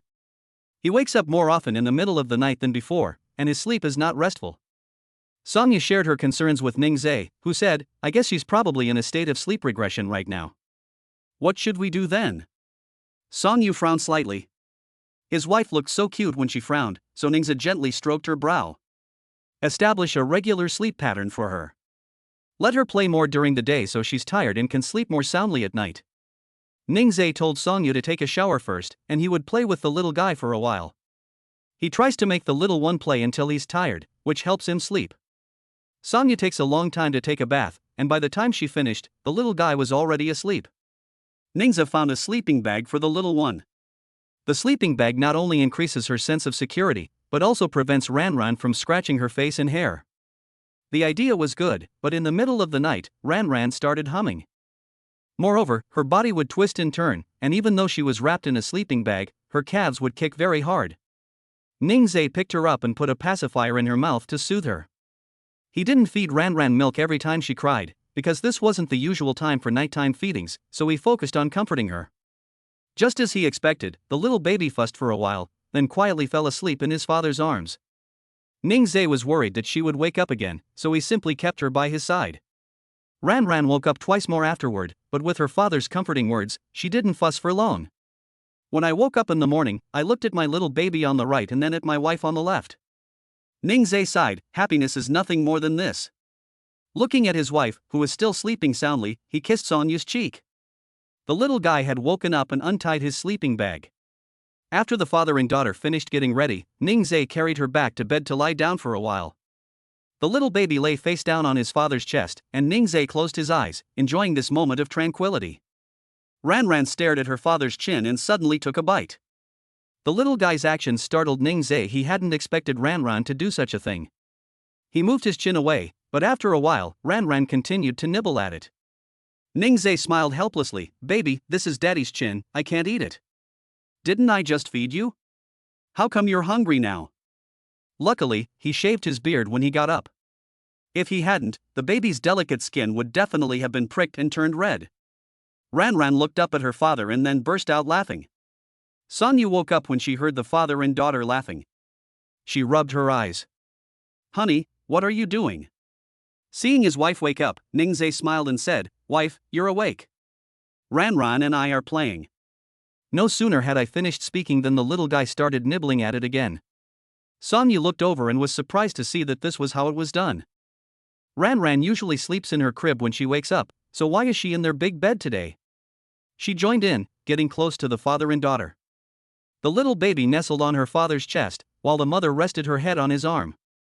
Ningze had become a giant human-shaped doll, exclusively for the mother and daughter to use. Isn't my wife getting up yet?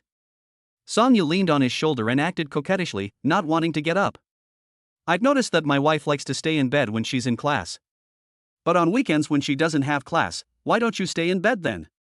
It's precisely because I don't have classes on weekends that I have to get up early to spend time with my husband and daughter. Ningze had no idea that his wife was thinking that way. Seeing that there was still time, he decided to let his wife linger a little longer. He placed the little one beside him and then planned to hug Sonyu. As soon as he turned around, Ranran started babbling, so Ningze had to turn back to look at her. But when the little baby saw him, he stopped calling out and just grinned. So you're playing with daddy's feelings, aren't you? My darling, you're playing tricks on people. Who taught you that? After the little guy's antics, the thought of spending a tender moment with my wife was gone. He picked Ranran up first, then told the child's mother, Get up quickly, wife. Sonyu didn't react, so Ningze had to reach out and pull her. I'm going to be late. My wife is such a baby. Unable to resist Ningze's tugging, Sonyu had no choice but to say, Honey, I don't have class in the first period this morning, can you let me sleep a little longer? So that's how it is my wife isn't behaving herself anymore. He couldn't stay at home anymore. His wife and kids were playing with him first thing in the morning. Honey, did you inherit your talent for playing tricks from your mother? Oh, Dad is heartbroken. Ranran glanced at her father, then buried her head in his neck. Ningze's heart softened immediately, but he pretended not to buy it. Pleading won't work. Baby needs a kiss from daddy. Chapter 110. A young child subjected to PUA pickup artist tactics. The little one didn't kiss him, so Ningze carried her unhappily to the living room. Ranran was speechless. She didn't even know how to kiss yet. She rolled her eyes at Ningze, and that was caught on. The little one was placed on the sofa, waiting to receive instruction from his father. Ningze stood in front of her, speaking earnestly. Baby, you're only 3 months old. Why are you rolling your eyes like that? That won't do. You have to change that, you know? We must not learn this bad habit. The little guy stared at him and smiled, completely ignoring what his father was saying. Ningze felt like he was talking to a brick wall. Ranran, Dad, have you ever thought that I can't even speak yet? Sigh, Ningzai sighed. Who did he learn this from? He just couldn't understand it. Things weren't like that between him and Songyu. Without thinking too much about it, he helped his little one finish today's early education activities. Seeing that it was almost time, he decided to go and wake Songyu up. As soon as he entered the room, he saw that the child's mother was already dressed and had exquisite makeup on her face. My wife dressed up specially today, where are we going? Songyu was surprised that he, a man, could tell that she had dressed up specially for the day. Honey, can you tell I look different today? You're my wife, we're together every day, how could I not see it? Songyu chuckled, feeling a sweet warmth in her heart. She took Ningzai's arm and pressed him for an answer. But I wear makeup every day, so what's different today? Ningzai pulled her along and looked at it more carefully. He then said, Wife, your makeup is quite formal today. Is there some important occasion? Ningzai had indeed guessed correctly. Honey, we have a design competition this afternoon, so I might not have time to come home for lunch. Don't wait for me. I had heard of design competitions when I was in school. Each department had its own competition. For example, their computer engineering department has programming competitions. There's also the Department of Economics and Trade, which organizes things like abacus competitions. He couldn't miss his wife's competition. What time is it? I need to go with Ranran to cheer on my wife. Songyu was already very happy to hear Ningzai say that. There were many people at the design competition, and he was also with his baby, so it would probably be very inconvenient for him. Songyu thought it best to skip it. Honey, I'm so glad you wanted to come and cheer me on, but there are too many people. You should stay home with the baby. I'm worried she might bump into something. Honey, this shows you don't trust your husband. Ningzai lifted his shirt, revealing his abs. Wife, look, your husband works out, so he can protect our little baby. Of course, I can protect my wife too. Songyu instinctively reached out to touch him, but Ningzai simply put down his clothes. The couple wanted to do something else when their baby's voice came from the living room. The little guy looked in the direction of the room and made sounds. Carrot. Why isn't Dad here yet? What are he and Mom doing? The little girl kept staring until she saw the two of them come out, then she calmed down. Ningzai felt like teasing her, so he pulled Songyu back. Caught off guard, Songyu was pulled back by him. Honey, what are you doing? Honey, wait a minute, Ranran seems to be doing this on purpose. Why is she doing this on purpose? Ningzai reached out and pressed his hand to her lips to silence her. Then he whispered, Wife, listen carefully. If we don't go out, Ranran will make sounds. The couple immediately fell silent. Songyu listened intently, and it seemed to be true. She stared wide-eyed at Ningzai. Honey, what is Ranran doing? When she can't see her parents, she babbles and cries. But as soon as she sees them, she quiets down. If you don't believe me, let's go outside and see. When the couple came out, the little guy was just as Ningzai had said. She quieted down when she saw the two of them. They retreated back in perfect unison, and less than a minute later, they heard her whimpering. This time, the two of them spent a long time together, and the little one thought he really wouldn't see his parents again, so he immediately started crying. Hearing the baby crying, Ningzai quickly went over. Baby, Mommy and Daddy are here. We're just playing around with you. The little guy doesn't look at Ningzai. He's a bad father, she doesn't want him. She looked at Songyu with helpless eyes, seeking her mother's affection. Seeing her aggrieved look, Songyu picked her up. Sweetie, Mommy and Daddy are just kidding. Your parents are training you to be independent. When you grow up, you will be the best among your peers. Do you also want to be the most amazing little baby? The little one doesn't understand what Mommy is saying. Songyu's mouth opened and closed as she stared intently. Ningzai couldn't help but laugh. Goodness, his wife was using PUA on their little darling. His wife was still nagging, and he had to stop her quickly. Honey, let's go have breakfast. I'll carry you. When Ranran saw her father coming over, she was unhappy and held tightly to her mother's clothes with her little hands. Songyu smiled and looked at Ningzai. Honey, our little darling doesn't want to be with you. You have to go whether you want to or not. Then he looked at Ranran and said, Baby, Mommy is going to class later. If you're not going with Daddy, then Daddy will go out too. You'll be home by yourself. Ranran struggled for a long time between staying at home alone and staying at home with her father. After a while, she looked at Ningzai. With just a glance from her, Ningzai knew what she was planning to do. He immediately picked up the little one, and only then did Songyu have time to eat breakfast.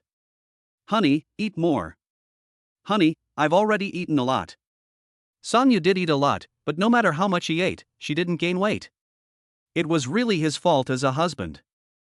Other mothers gain weight after giving birth, but this one seems to be getting thinner and thinner. No. He needs to go buy a chicken to make chicken soup for his wife. Not only do you need to drink soup, you also need to eat meat, because you need to eat meat to gain weight. He made a decision in his heart. He planned to go to the market one morning to buy freshly killed vegetables. After Songyu finished eating, Ningzai gave her some small cakes. Eat when you're hungry, but don't forget to eat while you're busy, okay? Thank you, honey. You're such a good husband. Hurry up and head out.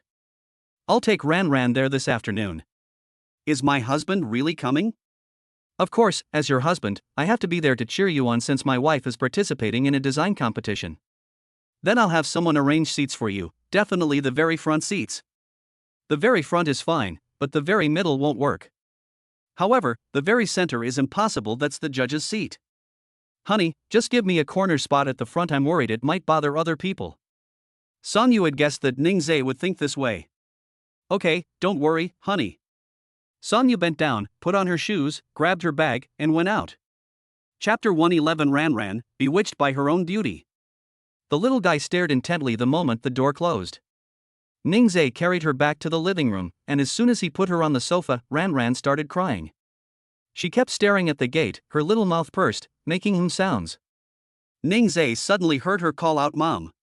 Although it wasn't very clear, he could still tell that she was calling for her mother. Even though it wasn't called by him, he still felt a tenderness in his heart. My baby can already say Mama. Our Ran is only 3 months old. Mom went to school. Shall we go see her this afternoon? Don't cry, you'll see your mom in a few hours. The little one leaned on his father's shoulder, staring intently at the direction of the door. She kept calling out Mommy in her mouth. She looked aggrieved and wanted her mother to hug her. Ningzai put her in the rocking chair and played with her. I don't know why, but the little one's attention wasn't on the toys today. She had just agreed, but now she started crying and making a fuss. Normally, when she cries, Ningzai can soothe her and she stops crying quickly. Ningzai probably wanted to be with his mother too much today, which is why he couldn't coax her. Ningzai held her in his arms and sent a message to Songyu. Honey, have we arrived yet? After waiting a few minutes, Songyu finally replied. Did my husband miss me as soon as I parked the car and stepped out the door? After replying to the message, she blushed with embarrassment. Ningzai quickly made a video call to her. Although I miss my wife, it's my little one who misses you more right now. The little baby heard her mother's voice, looked in the direction of the sound, and saw her mother on the phone. She immediately stopped crying. Then she stretched out her little hands, wanting her mother in the video to hug her. Oh dear, why is my baby crying? Mom just arrived at school and won't be home for a long time. The little one started crying again when he heard that his mother wouldn't be home for a long time. While crying, she kept calling for her mother, and Songyu thought she had misheard. Oh my god, honey, did Ran just call me? She was definitely calling you, you didn't mishear. She was already crying and calling for her mother before she even called you. Songyu was deeply moved. Her daughter calling her name gave her even more confidence for the competition today. She watched her daughter in the video and gently comforted her. Honey, Mommy is participating in a very, very important competition today, and I can't go home until the competition is over. Ran, be a good girl and come to school with Daddy this afternoon to cheer for Mommy, okay? Although the little guy can't speak yet, he can only make 1 or 2 aha sounds. But she could quickly understand what her mother meant. No matter what her parents say to her, she will think about it carefully. After Songyu finished speaking, she waited for a while, and the little baby made 2 sounds, and then stopped crying. Seeing that Ran had stopped crying, Ningzai pointed his phone at himself. Honey, hurry up and go to class. I just heard the bell ring. Okay, honey, text me when you arrive this afternoon. Okay, go ahead. After hanging up the phone, Ningzai looked at Ran. He raised his hand and gently touched the baby's forehead. You're getting smarter and smarter, are you still going to cry? I'm not crying anymore. I'm so happy to see my mom this afternoon. The little one turned around, picked up her toy, and started playing with it, not wanting her dad to play with her. Ning Zhe was truly defeated by her. The little guy was playing on the mat, and he sat on the sofa looking at his phone for a while. He rarely has time to check the training class groups because he's usually busy taking care of the baby. Now, if you open the training course group chat, there are already 99 plus messages. Climbing stairs to read the news is tiring, so he only read a few messages before stopping.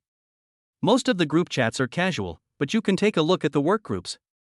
Lin Zhang arranged things very well, so there was basically nothing for him to worry about regarding the training course. If this trend continues, we could consider expanding the facility next semester. The training center is empty on both sides, but I don't know the price. Ding! Given the unanimous praise from parents for the host's training course, a 100 square meter space to the right of the training course is awarded as a reward. Sitting at home, a pleasant surprise falls from the sky? He was just thinking about whether to expand the building next semester and was worried about the space. The next moment, a surprise awaited. But why not give it to both sides? Be content. He wasn't ungrateful, he just felt it would be better if he received something from both sides. Unanimous praise from parents? Do all parents think their training programs are good? Yes. So that's how it is. The fact that we received such positive feedback from all the parents is thanks to the hard work of everyone in the training program. Ning Zhe was quite happy. He stepped inside the enclosure and played with the little guy. Ran sensed her father's joy, and she smiled happily as well. Why are you laughing, baby? Are you happy for daddy too? But dad wants to thank you, my darling, because with you, everything has become so much better for me. I'm so lucky to have such a lovely daughter like you, and such a wonderful wife. He picked up the little one, kissed her neck, her little hands, and her little feet, leaving no one out. The little baby gently patted his father's head, as if comforting him. Without Ran, there would be no such system, and he might just be one of many graduates. Come on, Dad will take you to see the new venue. Let's change our clothes and go out to find Uncle Lin. The little one's eyes lit up when he heard he could go out. Yay, we can go out now. Ning Zhe changed her into a floral bodysuit and then put a floral hair clip on her hair. He held the little one in front of the mirror, and Ran would giggle as she looked at herself in the mirror. The more I watched, the harder I laughed. I'm so cute. Carrot. Oh my, this baby is something else. Is she bewitched by her own beauty? The little guy kicked his legs in response to his father. Of course not. The father and daughter went out and soon arrived at the Oriental office building. Ning Zhe went to the property management office first, and it was the same person as last time. As soon as he walked in, he greeted Ning Zhe as if he knew he would come. Hey handsome, you're here. Let me take you upstairs. No need, it's right next door. Just give me the key, and I'll go check it myself. Okay. He then opened the drawer, took out the key, and gave it to him. Take the key and leave. When I arrived at the training course, Lin Zhang was also there. I pushed the little one inside, all the other teachers were already there. As soon as Ran arrived, the teachers at the training center were drawn to her and all wanted to hug her. However, Ning Zhe rarely comes, so they don't know him and don't dare to tease the little baby. Just as they were feeling sorry for Ran, Ning Zhe suddenly said, "Could you take care of Ran for me?" They were instantly delighted and nodded quickly, saying, "Okay, boss, you can go ahead and do your work. We'll take care of the little one." Lin Zhang found it strange he was not comfortable entrusting Ran to anyone else. What's wrong with you today? Why are you so relaxed? Chapter 112. Forget it, out of sight, out of mind. After handing the baby over to them, Ning Zhe called Lin Zhang over. He took out the key and asked, "Look, what's this?" "It's just a key, what's so strange about it?" Ning Zhe had guessed that he would have this expression, and he gestured for Lin Zhang to follow. The two went to the side, and Ning Zhe used a key to open the door next to them. Now, Lin Zhang had a guess in his mind, and he couldn't believe it. "Don't tell me you bought this place." Ning Zhe did not deny it. This completely shocked Lin Zhang. "Dude, this looks like it's at least 100 square meters, it must have cost a lot of money." Lin Zhang found him increasingly difficult to understand. It feels like Ning Zhe's money comes from nowhere, he can easily produce a lot. Worried that he might overthink things, Ning Zhe quickly made up an excuse to brush him off. "I've carefully reviewed all the materials you send me. The fact that so many parents approve of our training program shows that we're doing a good job. I'm thinking of expanding to the side and then recruiting more students. He had actually thought about it, but he didn't have the money. Ningzhe spent a lot of money on this training course, but he was too embarrassed to bring it up. I didn't expect Ningzhe to think the same way. It has to be him. What do you want me to do? Lin Zheng asked. According to the previous plan, we'll start with the renovation. The layout here is a bit different, so you'll need to create a new design. Ningzhe handed the key to Lin Zhang, and the two returned to the training center. As soon as I entered, I saw the little guy having a great time and not scared at all. When she saw her father arrive, she began to whine and ask him to hold her. Thank you. You're welcome. Ranran is very cute, and we all like her very much. When the boss returned, they all went about their own business. After explaining everything, Ningzhe took the baby home. I didn't expect to be back so late when I left home today, but I was late. He didn't bring much formula, and it's time for the little one to nurse again. If the baby doesn't get milk on time, he will protest by making grunting noises. Ningzhe put Ranran in the high chair and quickly made her formula. The baby quickly nursed and lay contentedly in the high chair, kicking his little legs. So satisfying. Dad hasn't even had a bite yet. Daddy's hungry, how about you share a bite with me, baby? The little guy paused for a moment, as if he was thinking. She quickly spat out the nipple, indicating to her father that she should drink. Ningzhe was just joking, but he didn't expect Ranran to actually give it to him. Wow, Dad is so touched. Ranran is so wonderful, she shares her food. If Daddy isn't eating, baby can keep eating. The little one continued to suck on the pacifier, munching away. After feeding her and letting the little one lie in the high chair, Ningzhe finally had time to cook for himself. The kitchen door is transparent, so even when the door is closed, Ranran can still see her father. She played with her little ball while watching her father cook. Ningzhe did a simple job. He was alone, so he could just make do with whatever he had. However, if Songyu is home, he will cook a good meal for his wife. Get your wife used to his cooking, and she won't be able to live without him anymore. Ningzhe sat down to eat, and the little girl watched her father eat, then immediately smacked her lips. Baby, you just finished eating, do you want to eat again? Your stomach is still small, so you can't eat too much. She didn't want to, but seeing her father eating so heartily made her want to eat too. Forget it, I'm not watching anymore. The little guy turned his head to look at the other side and continued playing with the little ball. Ningzhe was amused by her reaction and decided to ignore it. It was afternoon. The father and daughter had arrived at the school. Ningzhe guessed that Songyu was probably busy, so he hadn't sent her a message. He parked the car and then carried the baby on his back. Let's go, baby, let's go find mommy. Whenever we go out, the little guy can't help but look around curiously. Looking at the trees by the roadside and the people walking back and forth, her little eyes were filled with curiosity. Ningzhe didn't know exactly where the design competition would be held, so he asked someone. Hey, do you know where the design competition for the art and design department is held? The student who was asked blushed immediately upon seeing such a handsome person. She dared not look at Ningzhe again, then pointed ahead and said, It's in the auditorium inside the department. You'll see it when you get there. Okay, thank you, classmate. You're welcome. She walked away shyly. I had only taken 2 steps when I couldn't help but turn back for another look. Then he remembered that he was Ningzhe, the school's most popular and handsome man who had already graduated. He wasn't very familiar with the other departments, but the auditorium was easy to find. When he arrived outside the auditorium, Songyu called him. Honey, it's time to start. Have you and Ranran arrived yet? We are already outside the auditorium. Oh, why didn't you text me?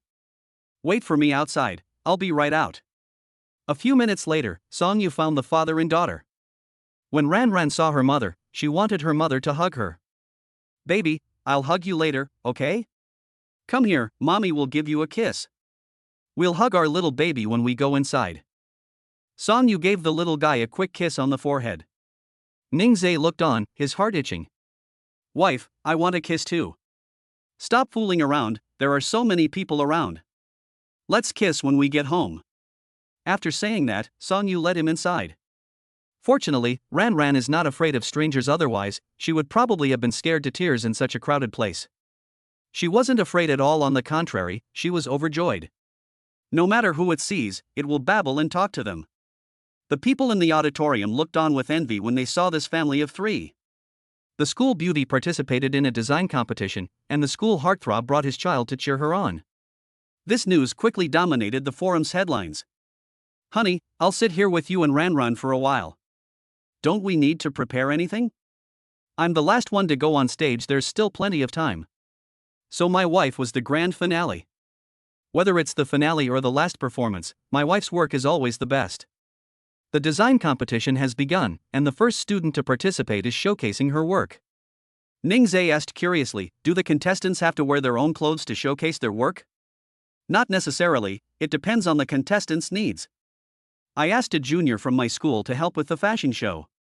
Ningzhe breathed a sigh of relief. He looked at the clothes designed by the first contestant, they were somewhat revealing. "I don't know what kind of clothes my wife designs, as long as she doesn't wear them, it's fine. Honey, let me tell you, the judges include the top design director in Nanchang, and the champion will receive guidance from her. Go, honey. You can do it." Ningzhe usually thought Song Yu's design drafts were very good.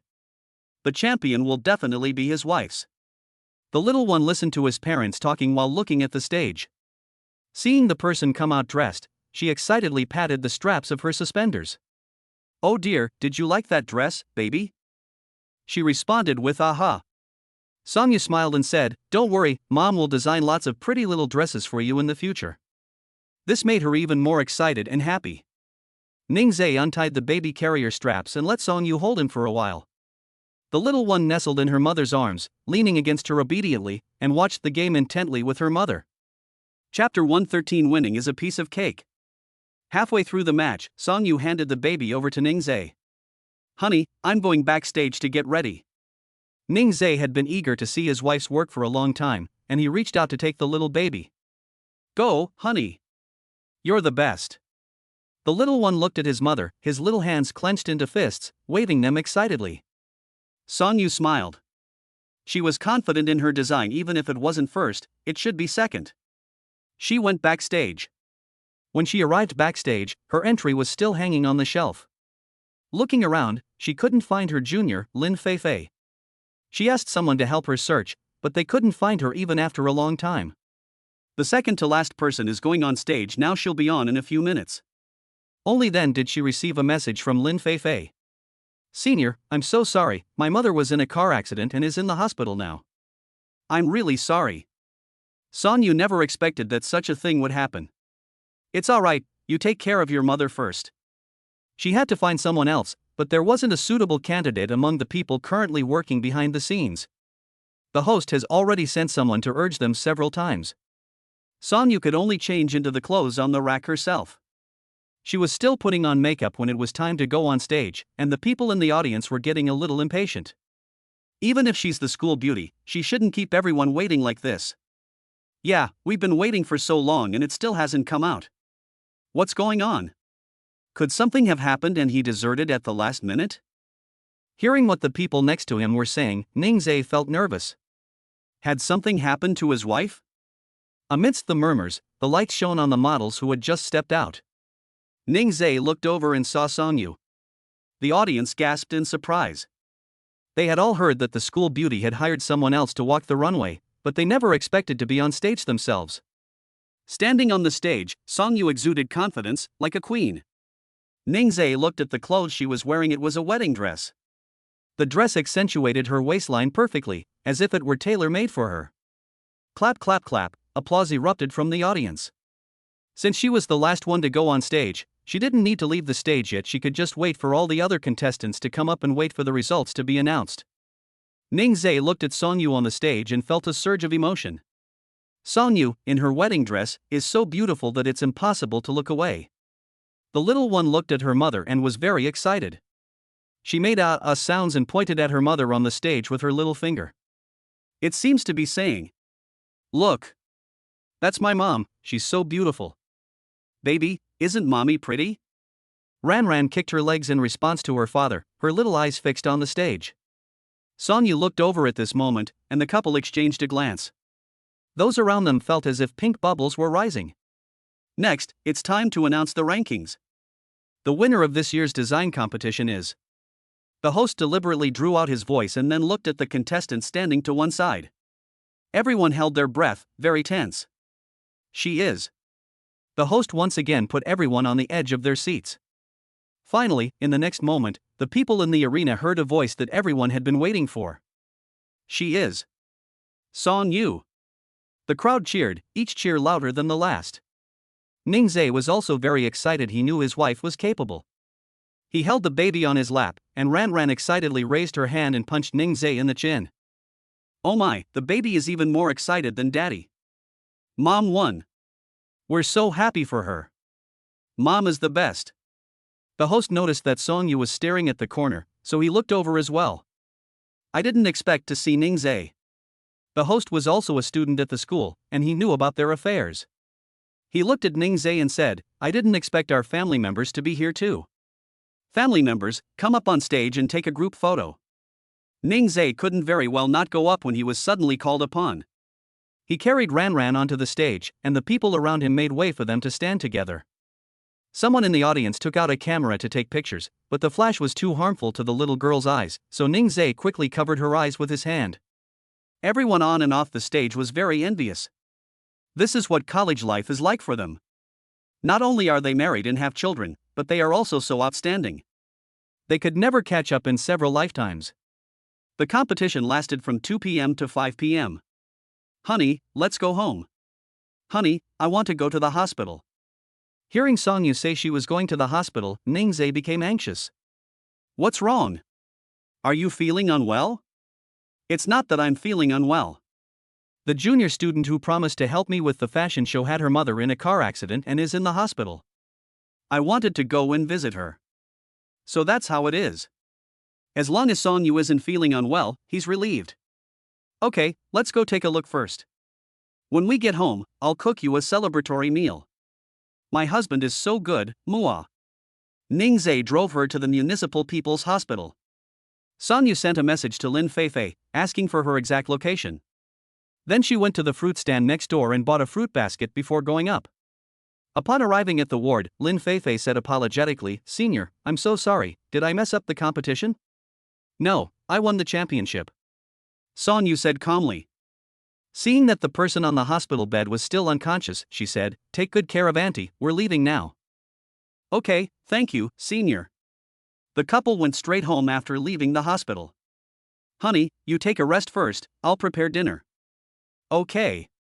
Ningzhe spent more than an hour tinkering in the kitchen before he finally finished preparing dinner. During this time, Song Yu was starving. Every time he tried to come in to see if there was anything he could do to help, Ningzhe kicked him out. The little one has already eaten her fill, but she is still hungry. 7 p.m. Song Yu was finally able to sit down and eat. She looked at the dishes on the table, her mouth watering even before she took a bite. The little one lay in her high chair, smelling the aroma of the food, and babbled softly. Honey, this is practically homemade food. Looking at the glass next to me, filled with a dark purple drink, could it be wine? Honey, I can't drink alcohol. Ningzhe gave her a reassuring look. His wife would know what it was just by taking a sip. Song Yu picked up the cup, took a sip, and was both amused and exasperated. This was plum juice. How about it, honey? Is the ceremony enough? This is absolutely amazing. Thank you so much, husband, for preparing all of this. As long as Song Yu is happy, that's all that matters. If she's happy, he's happy doing it. Wife, try this. It's eel slices with wasabi, and also fish and mutton soup. This soup is very delicious. As Ningzhe spoke, he reached out to serve Song Yu a bowl of soup. It smells amazing, and after one sip, it's incredibly fresh. The little one babbles, subtly reminding her parents of her presence. But the two seemed to be enjoying their meal and had forgotten about her. She's so pitiful, boo-hoo-oh-oh. Ningzhe had no choice but to dip the chopsticks into the soup and let the little guy lick them. Come on, little glutton, have a taste. The little baby wasn't satisfied with just one lick, he wanted to lick it again. Song Yu laughed and said, My darling is so greedy. The little guy grunted twice. How could I not be tempted? It smelled so good. Chapter 114 The Little Guy Who Drools Over Handsome Men. It seems we won't get to eat, Ran babbled and looked at the fence. Ningzhe immediately understood what she meant. picked her up, and let her play by herself inside the enclosure for a while. Honey, how did you know Ran wanted to go to the fence? How could he not know? The little guy knows what she's trying to do even if she farts. My wife, Ran is making little noises, she doesn't want to lie in the high chair anymore, and then she looks at the railing, obviously wanting to go over and play. And then there are those like this, it's all because she has to go to class and spend too little time with her baby. Ran, no, that's not true. I just don't want to see you two showing off your love. Ningzhe raised his glass. Congratulations to my wife on winning the championship. My wife is amazing. Song Yu felt embarrassed. My husband is amazing. You always come in first place in every competition your department holds, and you've won so many prizes. My wife is amazing. No, it's my husband who's amazing. The couple argued back and forth, and then couldn't help but burst out laughing. Song Yu had just taken a sip of plum juice when she accidentally sprayed it on Ningzhe. The little guy is quite clever, he was even observing what was happening around the dining table. She suddenly giggled, then continued playing with the toy in her hand. Song Yu quickly grabbed a few tissues and wiped Ningzhe's clothes. Husband, I'm sorry, I couldn't help it. It's okay, honey. I'm going to change my clothes. You keep eating this as your celebration dinner. Of course she should eat it properly. Ningzhe prepared it especially for her, and it's so delicious. Song Yu took a picture and showed it off to Li Lingxue. You heartless bastard. You didn't even call me when there was something good to eat. No, because this was specially prepared for me by my husband. You. Husband, is Ningzhe the only one in Song Yu's heart now?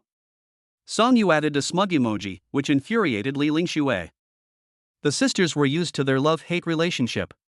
Before Song Yu got married, it wasn't a big deal, but now it's different. Knowing that Ningzhe was being brought up, Li Lingxue sent a blood-vomiting emoji. Ningzhe changed his clothes and came out, only to find that Song Yu wasn't eating. He asked, "Why aren't you eating? Is it not tasty?" No, it's delicious. I want to wait for my husband to eat it with me. What a good wife. Ningzhe served her food. She tossed her phone aside. She had sent over a dozen messages to Li Lingxue without receiving a reply. Li Lingxue knew perfectly well that Ningzhe was definitely by her side. My wife looks so beautiful in her wedding dress today. How about we have our wedding after you graduate? Ningzhe's idea was exactly the same as hers. Because wedding arrangements are too complicated, and she hasn't graduated yet and has to focus on her studies, Ningzhe will definitely have to take on all the responsibilities. She didn't want her husband to be too tired, especially since he also had to take care of the children. Seeing that she didn't answer, Ningzhe worried that she was unhappy. Honey, I just want you to finish your studies first, not that I don't want to give you a wedding. Song Yu knew that Ningzhe had misunderstood, and she smiled gently. Honey, that's what I think too. It's not too late to have the wedding after graduation. There are so many things to take care of at the wedding. You have to take care of Ran, and I still have to go to school. I don't want you to be too tired. It turns out his wife was worried about him getting too tired. But he didn't feel tired. Lin Zhang was in charge of the training course, so he still had time. He just wanted to prepare a good wedding for Song Yu and give her an unforgettable one, so he decided to hold the wedding after Song Yu graduated. The couple has already decided to hold their wedding after graduation. Night. After giving the baby a bath, Ningzhe took her to play on the sofa for a while.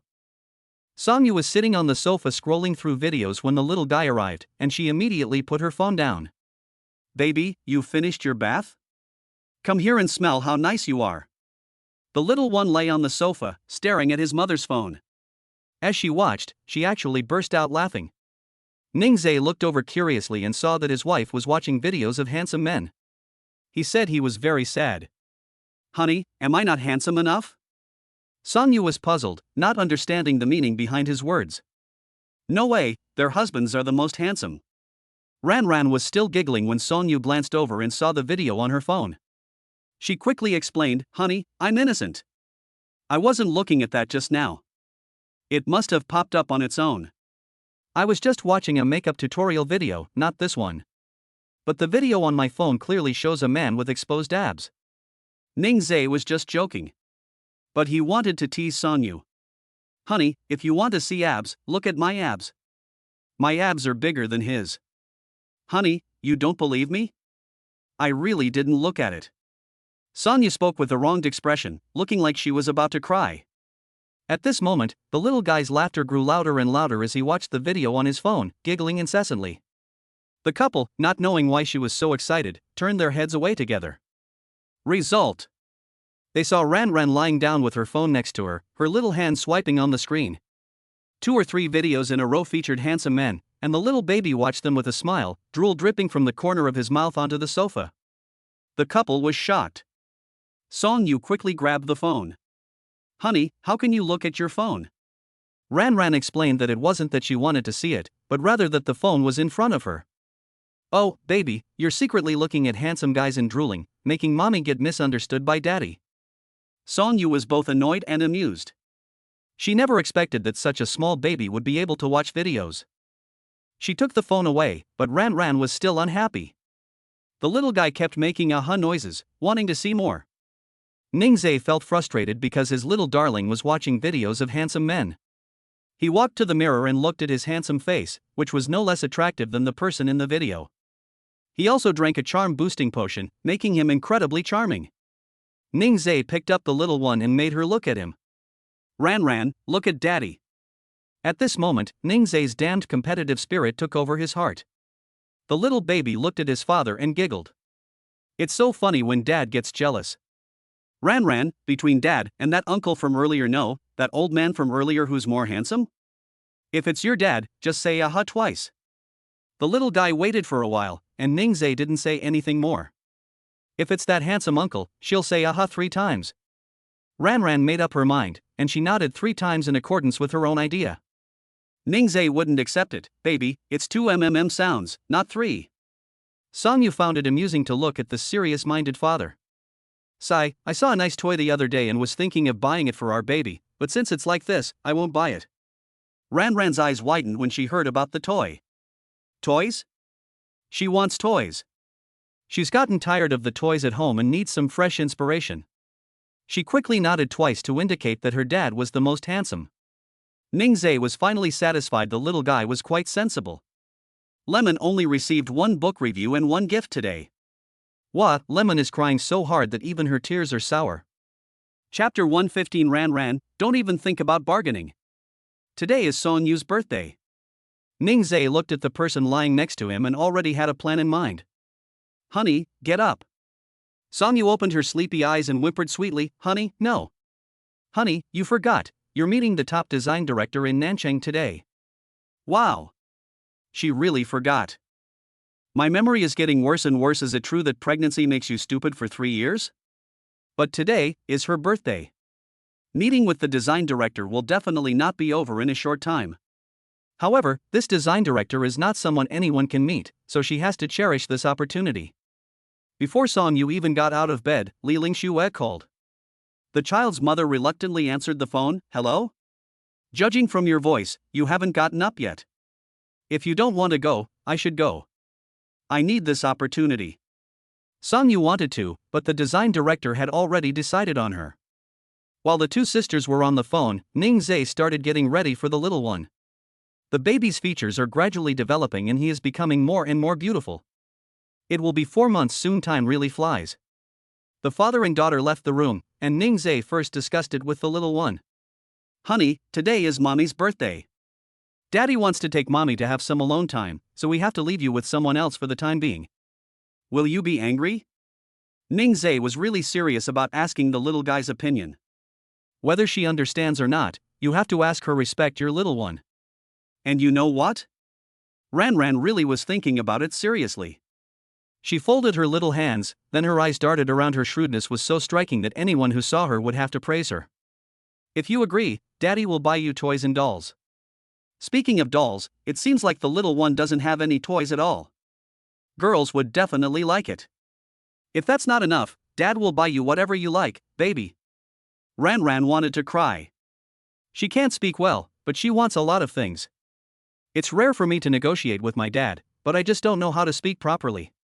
She nodded twice in agreement, just in case her father changed his mind. Ningzhe was delighted to hear the little guy's response.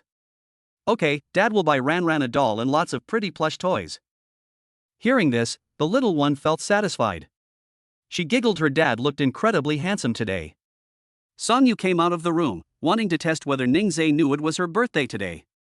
She casually mentioned, "Honey, I suddenly have a craving for cake today." After she finished speaking, she carefully observed Ningzhe's expression, but he didn't seem to have changed at all. Doesn't her husband know it's her birthday today? Why? She didn't want to say it herself. Ningzhe knew exactly what she was thinking. She was testing her husband and showing distrust. He decided to punish her properly tonight. "My wife wants to eat this, I'll go buy it in a bit, and we can eat it when you get back." Upon hearing this, Song Yu rolled his eyes inwardly. This husband is not good enough. He doesn't even remember his wife's birthday. However, Song Yu wasn't really angry. Ningzhe probably didn't know, since the two hadn't had any contact before. "Honey, I'm going out." "Good." Ningzhe sat on the mat and played with the little one without looking at her. Song Yu left dejectedly. "I must prepare a really surprising birthday party for my wife tonight to make up for her anger this morning." He immediately called Li Lingxue. When the call connected, he got straight to the point. "Li Lingxue, today is Yuer's birthday, and I want to give her a surprise. Can you give me some suggestions?" "Hey. Ningzhe is good." She coughed lightly twice. "Sure, but what benefits do you want to give me?" Ningzhe blurted out, "I can tell you whether Lin Zhang likes you or not."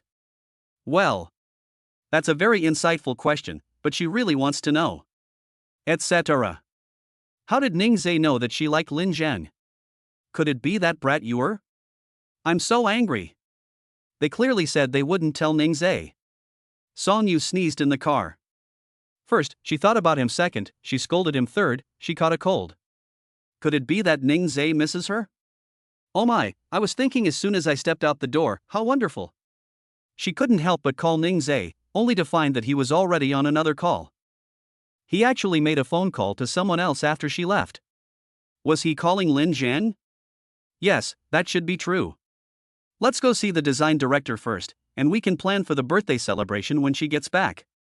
As a result, she sneezed again, so it seems that it wasn't someone who missed her, but someone who was cursing her.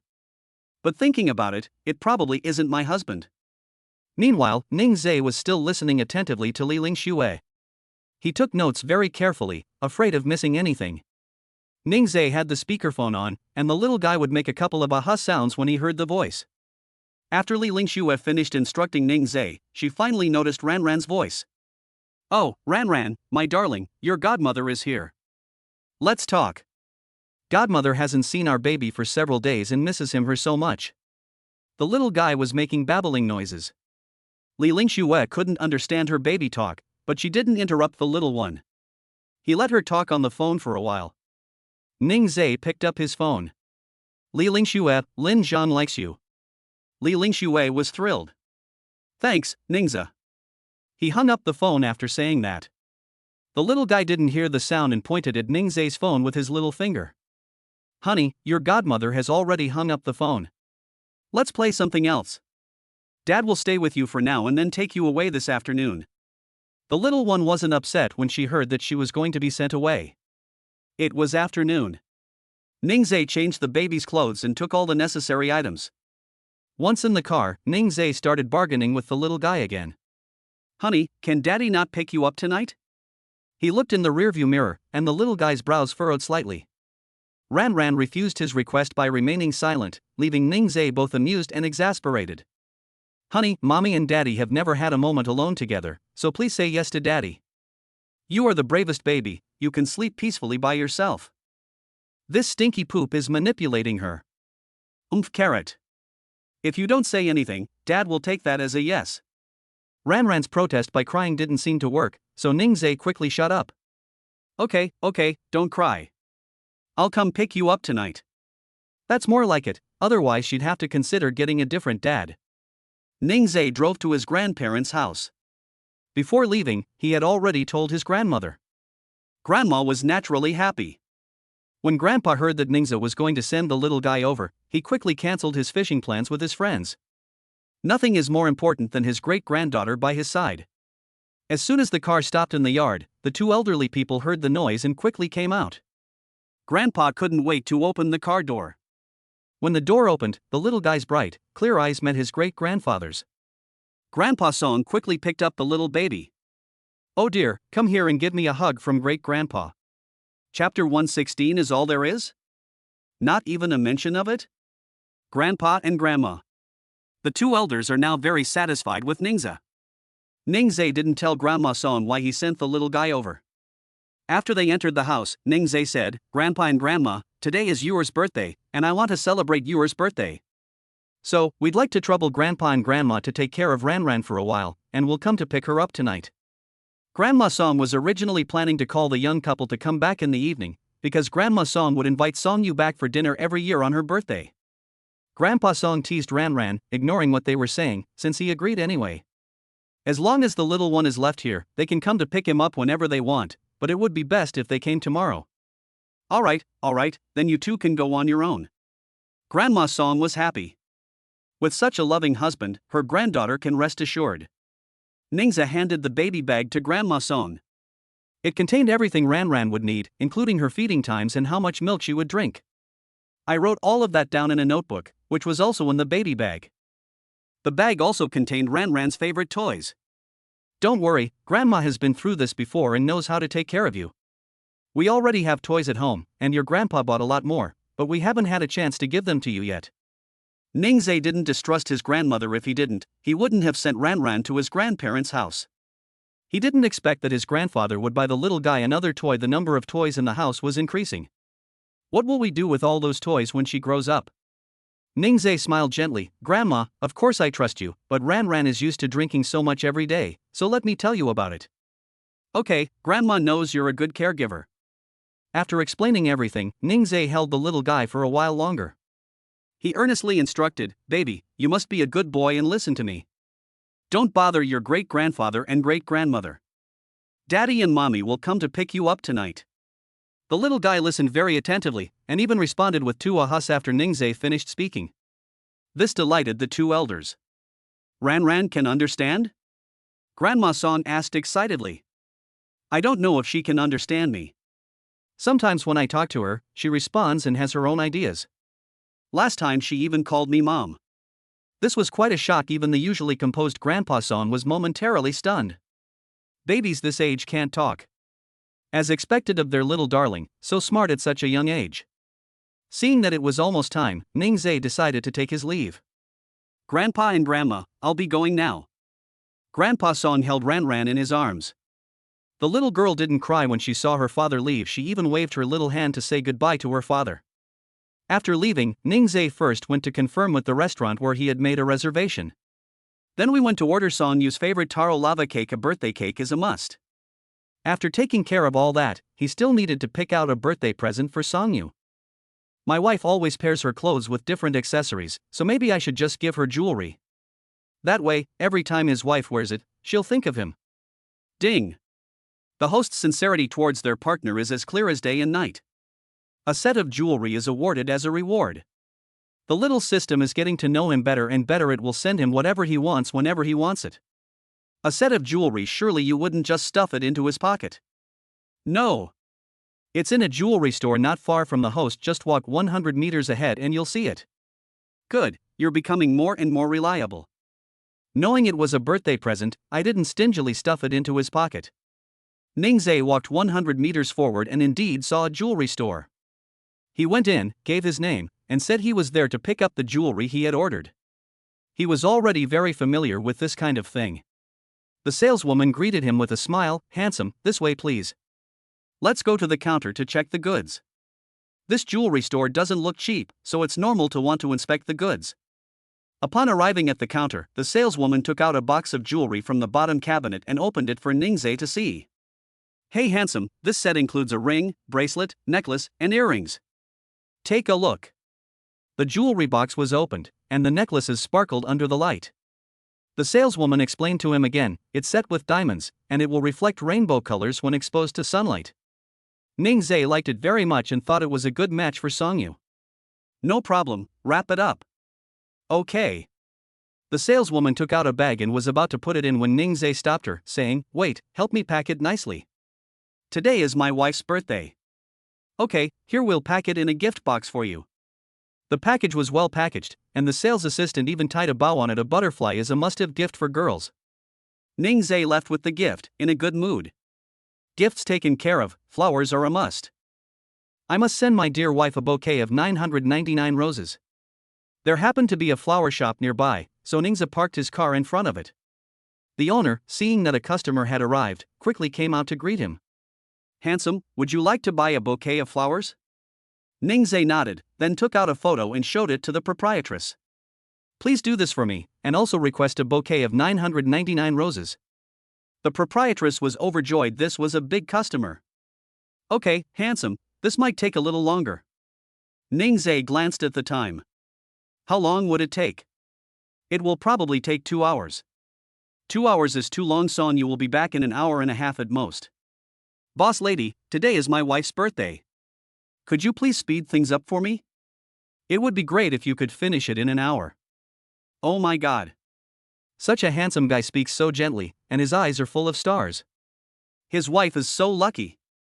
The proprietress quickly agreed, no problem, I'll get someone from the branch to help, and I'll get it done in an hour. Thank you so much.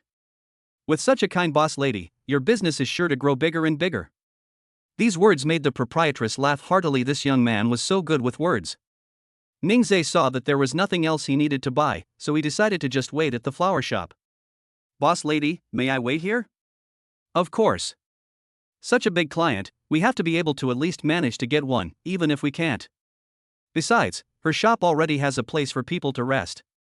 The proprietress served Ningze a pot of tea and said, Handsome, please sit down and wait a moment. I'll go and get busy. Yes, thank you for your hard work. Ningze took out his phone and sent a message to Grandma Song, asking if the little guy had cried. Grandma Song recorded a video of him. The little darling was having a great time playing with his great-grandfather and didn't even remember that he was his father. He was relieved as long as she didn't cry or make a fuss. He then sent a message to Songyu. Honey, when are you coming home? It might still be more than an hour before this is over.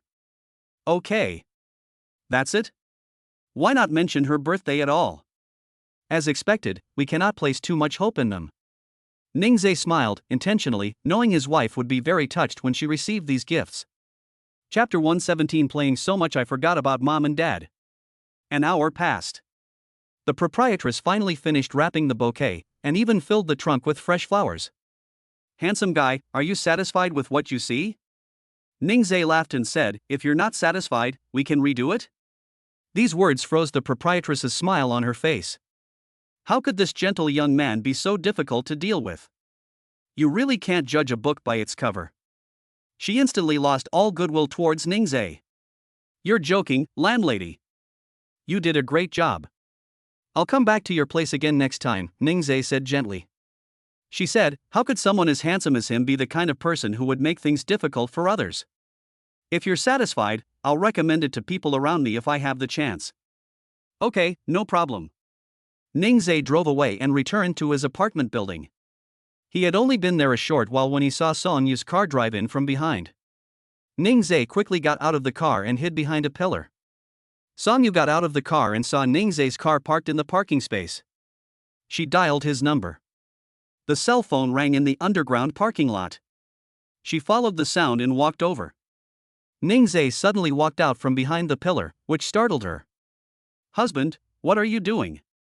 Songyu clutched her chest, still shaken. I'm sorry, I scared you, honey. It's nothing, I just suddenly walked out and got a fright. Songyu looked around him but didn't see the little guy anywhere. What about Ran Ran? Seeing only her husband and not her child, Songyu wondered if something had happened. But thinking about it, if something had happened, Ningze wouldn't be here. Seeing Songyu's worried look, he explained, Ran Ran has been taken to her grandparents' house. Oh, why were they suddenly sent to their grandparents' place? Honey, have you forgotten? Today is your birthday, and I want to spend some time alone with you. It turns out her husband hadn't forgotten, he just wanted to surprise her. She instantly forgot her unhappiness from the morning and felt very happy. Then she worried, won't the baby cry? When did you bring her there? She didn't cry. It's been more than 3 hours since she was taken there. If you're worried, you can ask Grandma now. Songyu was indeed worried, as the little guy had never been away from them for so long before. Sending her to her grandparents' house so suddenly, I don't know if she can get used to it. Song Yu quickly dialed Grandma Song's number. When Grandma Song answered the phone, she was all smiles, and the little guy's giggles could be heard on the other end. Happy birthday, Yor. Thank you, Grandma. How is Ran Ran? Did she cry? You two can go and enjoy your time together without worry. Ran Ran is such a good girl, she hasn't cried at all since she was brought here. Hearing her grandmother's words, Song Yu finally felt relieved. However, she had to pick up the little one early tonight, as she was worried that if she waited too long, the baby would still cry. Okay, Grandma, please stay a little longer. We'll come pick her up in a bit. Okay, take your time, there's no rush. Grandpa Song leaned closer to the phone and said, why don't you come pick her up tomorrow? The little guy was so engrossed in playing with his great-grandfather that he forgot about his parents and didn't want to go home. Song Yu smiled and said, Grandpa, Ran Ran will cry tonight, so we'll go pick her up later. Okay, I'll come later. Then I immediately hung up the phone. Song Yu hadn't said anything yet when Grandpa hung up the phone. It was really something. Okay, honey, Ran Ran is being good. We'll go pick her up in a bit. Come, look at the gift I prepared for you. When it comes to gifts, Song Yu's eyes are full of surprise. What will Ning Zhe give her? So looking forward to it. He took her hand and led her to the trunk. Ning Zhe opened it, and the trunk was filled with flowers, colorful lights, and balloons. The gift in the very center was for Song Yu. He picked it up and opened it to show Song Yu.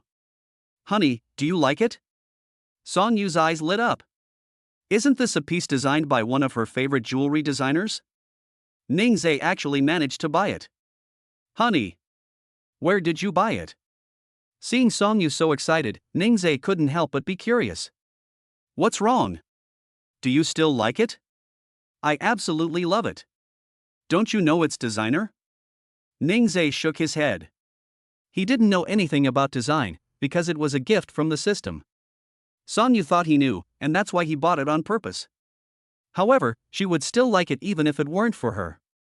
Ning Zhe noticed that her dress today matched the jewelry perfectly, so he picked it up and said, Wife, how about I put it on you?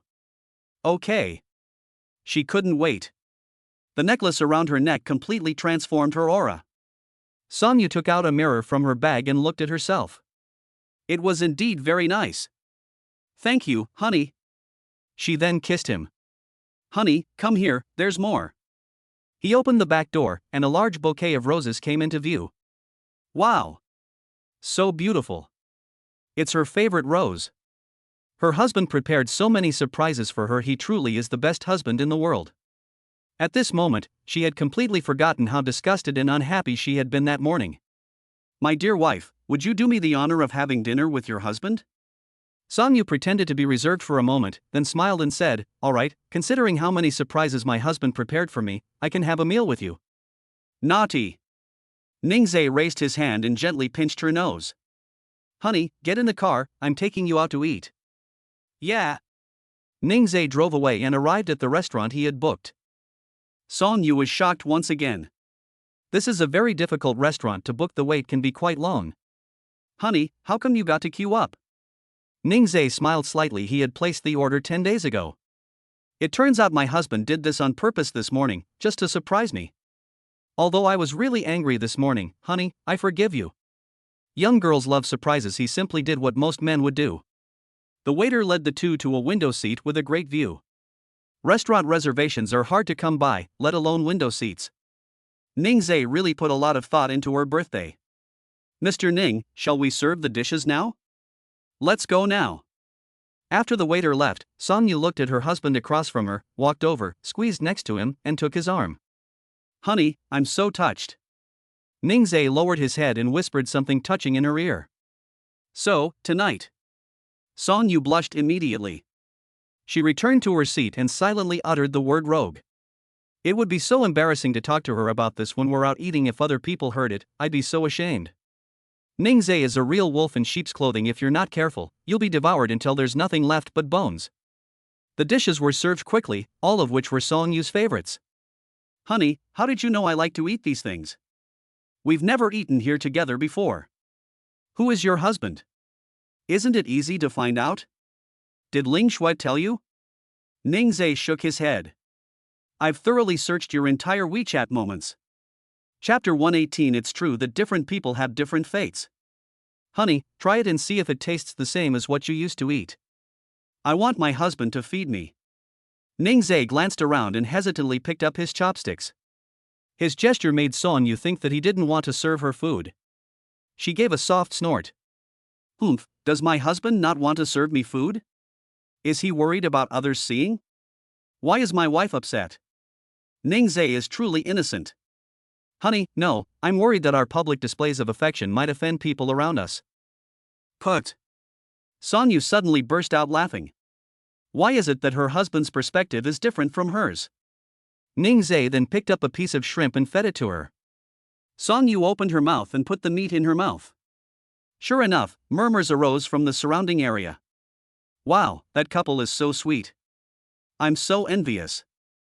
I'd be too embarrassed to do that in public. I suspect they're even sweeter in everyday life. Sigh, I haven't even had a meal yet, and I've already been fed dog food. Son Yu heard the whispers of others and smiled slightly. There's nothing I can do about being envious, this is her husband. When they were almost finished with dinner, Ningzhe gave the waiter a look, signaling that the cake could be served. He had already given instructions, and the waiter immediately understood what he meant. A few minutes later, the waiter pushed the cake out and walked towards the couple. Son Yu turned her head and saw the cake on the cart. She knew it was prepared by Ningzhe, since it was her favorite taro lava cake. The waiter placed the cake on the table and then pushed the cart away. Ningzhe put the birthday headband on Son Yu's head and then lit the candles. Happy 22nd birthday, my love. Happy birthday to you, happy birthday to you. As Ningzhe sang, Son Yu was moved to tears. Ningzhe wiped away her tears and said, Wife, make a wish. She closed her eyes, made 3 wishes, and then blew out the candles. She opened her eyes and saw Ningzhe looking at her tenderly. She smiled sweetly and said, Husband, I hope we can be this happy forever. Of course they will continue to be happy. Ningzhe promised that he would treat Son Yu well for the rest of his life.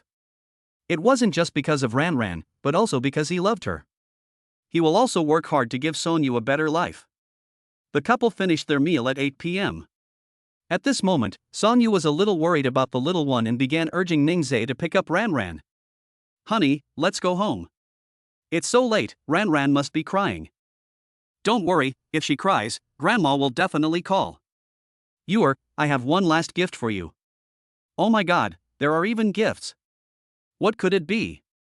Son Yu was really looking forward to seeing what else Ningzhe had prepared for her.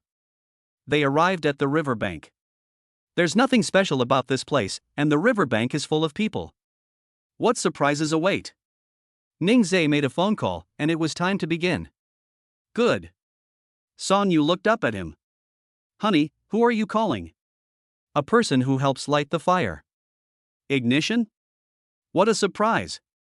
Just as she was about to ask more questions, fireworks went off on the other side of the river. Wow! What beautiful fireworks! This is so romantic. I wonder who set off fireworks so late at night. Fireworks burst in the sky, and Ningzhe looked at the person beside him and pulled her into his arms.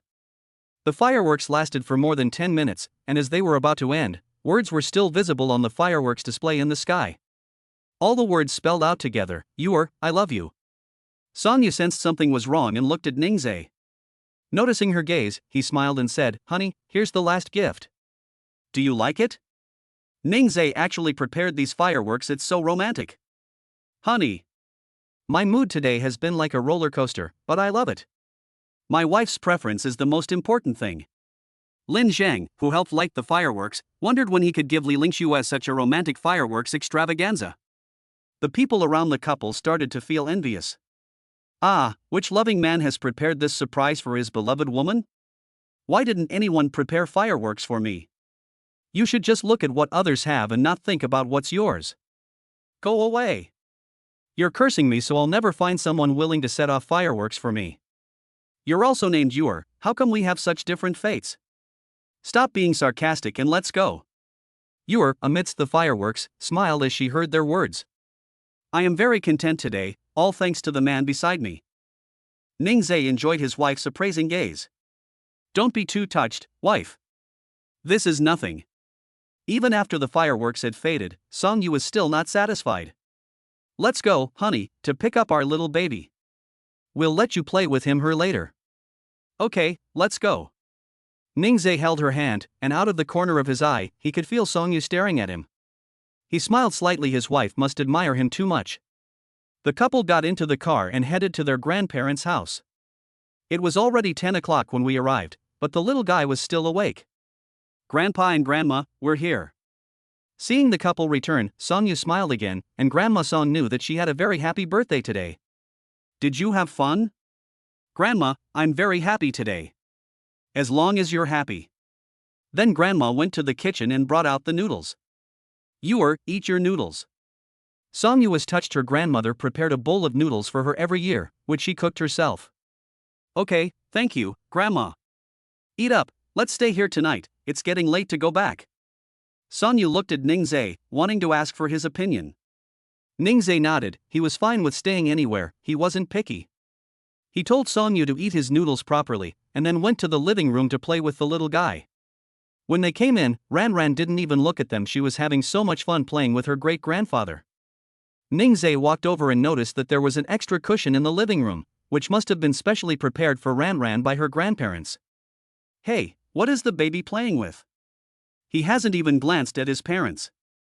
The little girl showed off the toys in her hands, then pointed at Grandpa Song. Wow, this was bought for Ran by her great-grandfather. Did she thank her great-grandfather? The little one immediately looked at Grandpa Song and then made two aha sounds. This really excited great-grandpa. No matter how he talked to Ran today, the little one didn't respond much. Now that Dad is here, she will respond to him. This made him extremely envious. However, Ran didn't cry today, which is the best response to him. This girl is a little closer to you. Grandpa, when she's a little older, we'll let her come and spend more time with you, and then she'll kiss you too. These words pleased Grandpa Song. Ningzhe was a good talker and knew that the two elders liked Ran. The little one doesn't have the love of her grandparents, but she has her great-grandparents, so she's already very happy. Honey, you've played for a long time today, isn't it time for you to go to sleep? Ran grabbed her great-grandfather's clothes and cried out. Ningzhe asked, Baby, do you want to sleep with great-grandpa? The little guy responded with two ahas. Chapter 119. Ran really didn't miss her. Grandpa Song was overjoyed to hear the conversation between the father and daughter. He hadn't been this happy in a long time, and the arrival of the little one made him happier and happier. Ningzhe had only guessed, but he didn't expect Ran to actually mean it that way. Baby, you can sleep with great-grandpa if you want. Daddy will give you a bath first, and then you can sleep with great-grandpa. After listening to her father's words, Ran made two more aha sounds. Ningzhe was worried that her crying at night would disturb the elderly couple's rest. Grandpa, I'm worried she'll cry tonight. How about I bring her back after she falls asleep? Grandpa Song is not worried about this issue. Even without the little one, he would wake up at night while sleeping. It's okay, let her sleep with us for one night. At this moment, Grandma Song also came over. Yes, it's rare for Ran to show such thoughts, we are all very happy. Ningzhe felt too embarrassed to refuse the two elders, so he smiled and agreed. Okay, I'll give Ran a bath first, and then I'll bring it to you later. Okay. While Ningzhe was giving the little guy a bath, Grandpa Song had to hurry back to wash up. Otherwise, the little one might arrive before he's finished washing.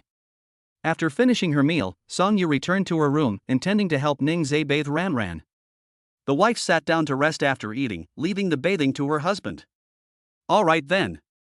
Songyu knew that even if she insisted on helping, Ningzhe wouldn't give in. Actually, Ningzhe had his own reasons. He wanted his wife to rest for a while and digest her food.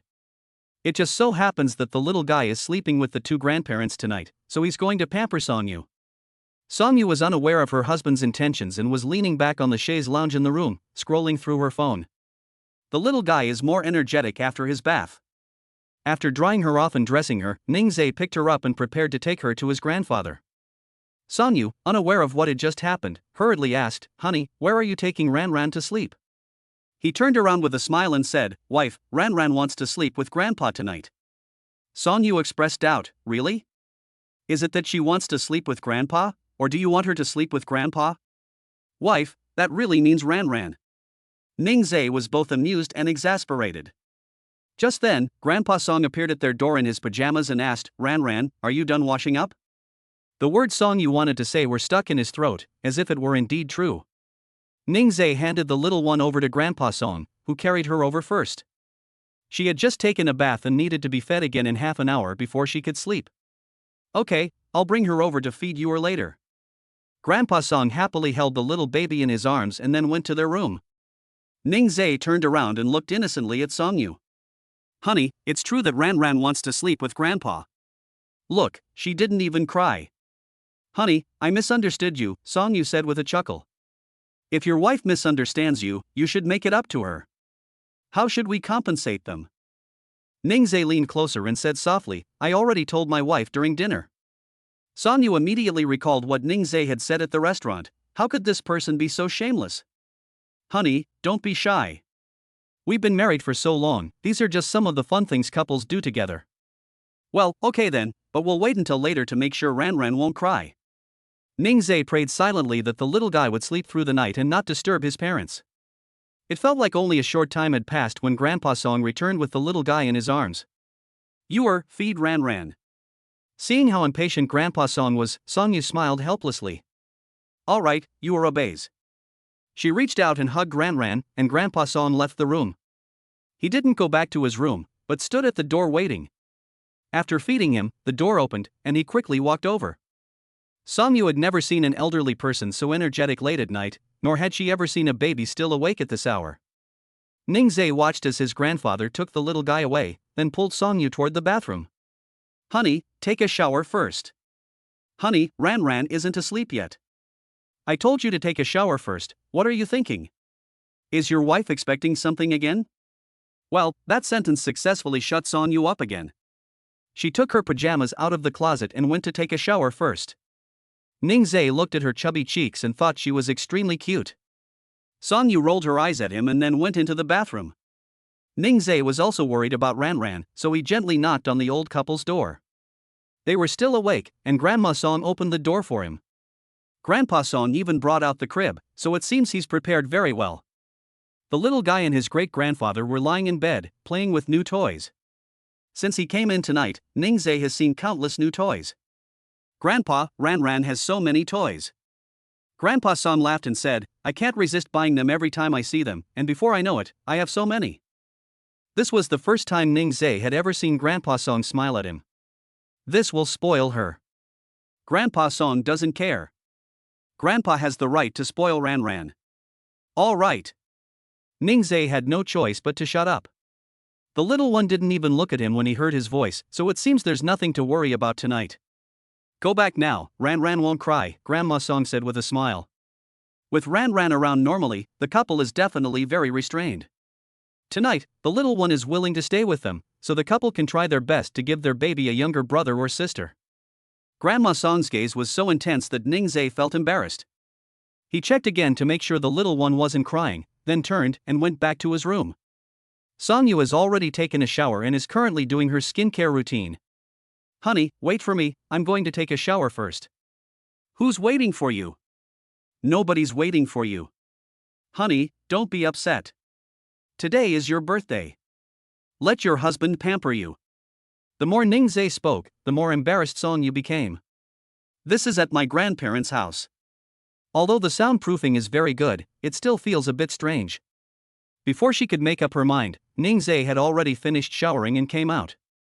Wife. Song Yu was lost in thought when Ningzai suddenly called her, startling her. Honey, I think I hear Ran crying. I'm going to check on Ran. The little one had slept with her every day since birth, and now that he was suddenly not by her side, she felt like something was missing. She went to her grandparents' room, pressed her ear against the door, and listened to what was happening inside. The sounds of a baby's laughter and grandparents' voices could be heard from inside. Ran really doesn't miss her. Ningzai came to her side and said, See? Ran really wants to sleep with her grandparents tonight. The little guy is so thoughtful he even knows how to create some alone time for his mom and dad. Thinking back to when I discussed it with her during the day, she even protested by crying. Now she's so engrossed in playing with her great-grandfather that she's forgotten about her parents. Let's go, honey, let's go back to the room and sleep. Song Yu breathed a sigh of relief and even took Ningzai's hand. Honey, time for bed. Chapter 120. She wholeheartedly agreed. Back in her room, Songyu couldn't help but feel shy when she looked at Ningzhe. It had been such a long time since they had been intimate. Seeing the love in each other's eyes, they quickly fell in love. Songyu wanted to say something more, but he couldn't utter a single word. Songyu, who was just worried about the little one crying, can no longer remember it. Fortunately, the villa is very soundproof. Unless you're peering through the door, you won't know what's going on inside. Wife, I love you. Honey, I love you too. After a long time, Songyu was so tired that he fell asleep. Ningzhe leaned against the headboard, looking at the soft person in his arms, and smiled with satisfaction. Ding! Congratulations, host, for preparing an unforgettable birthday party for your beloved.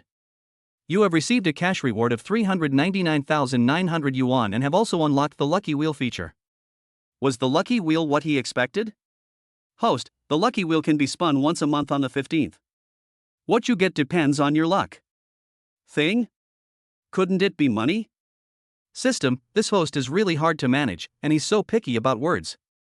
It haughtily shut its mouth. Ningzhe sighed, sigh. He thought he could rotate it once a week. Of course, it would be great if it could be rotated every day. System, that's a nice idea. Ningzhe felt it was a pity, as the 15th of this month had already passed, and he could only wait until next month. But it's okay, he doesn't refuse anything the system gives him, he accepts anything that comes his way.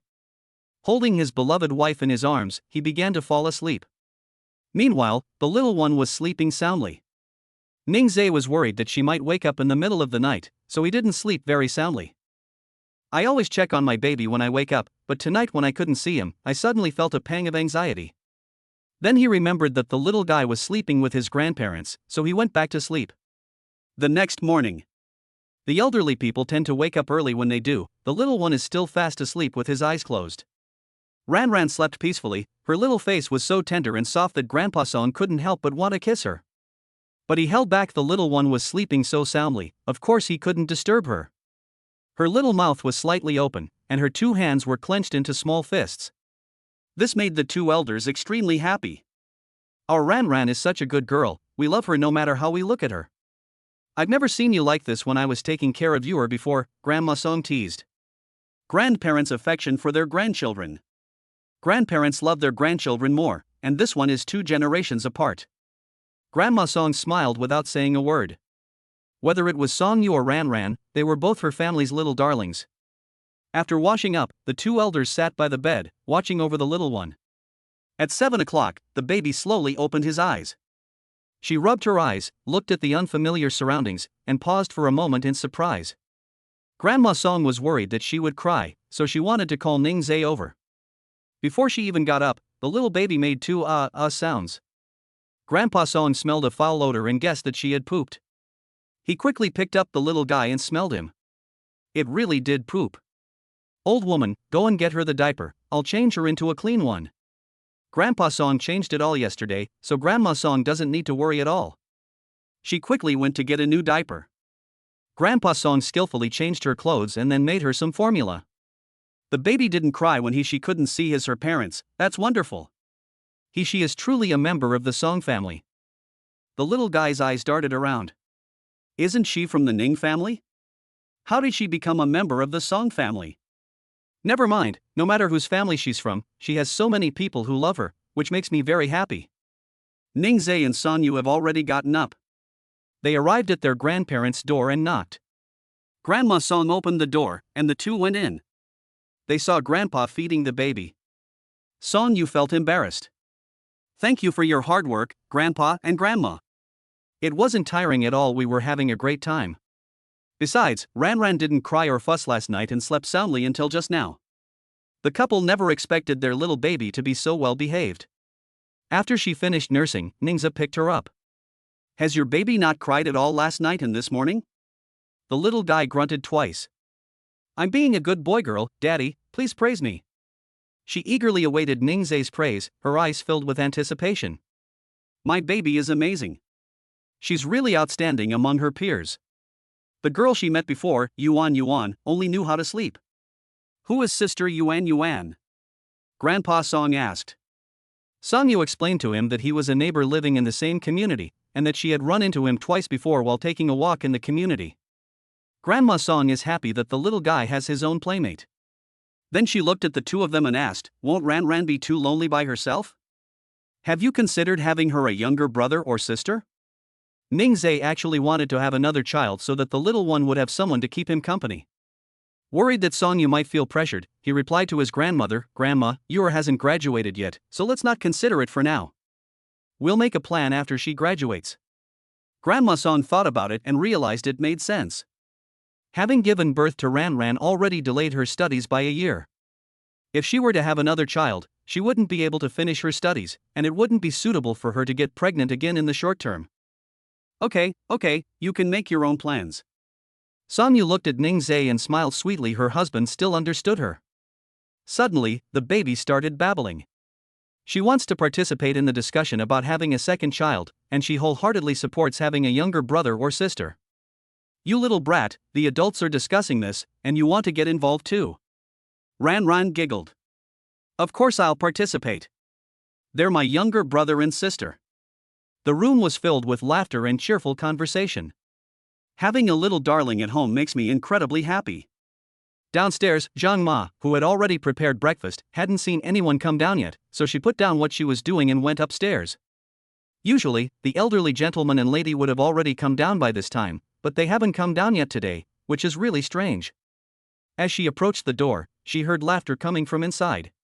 She was playing with the little girl, and seeing the family so happy, she couldn't bear to disturb them.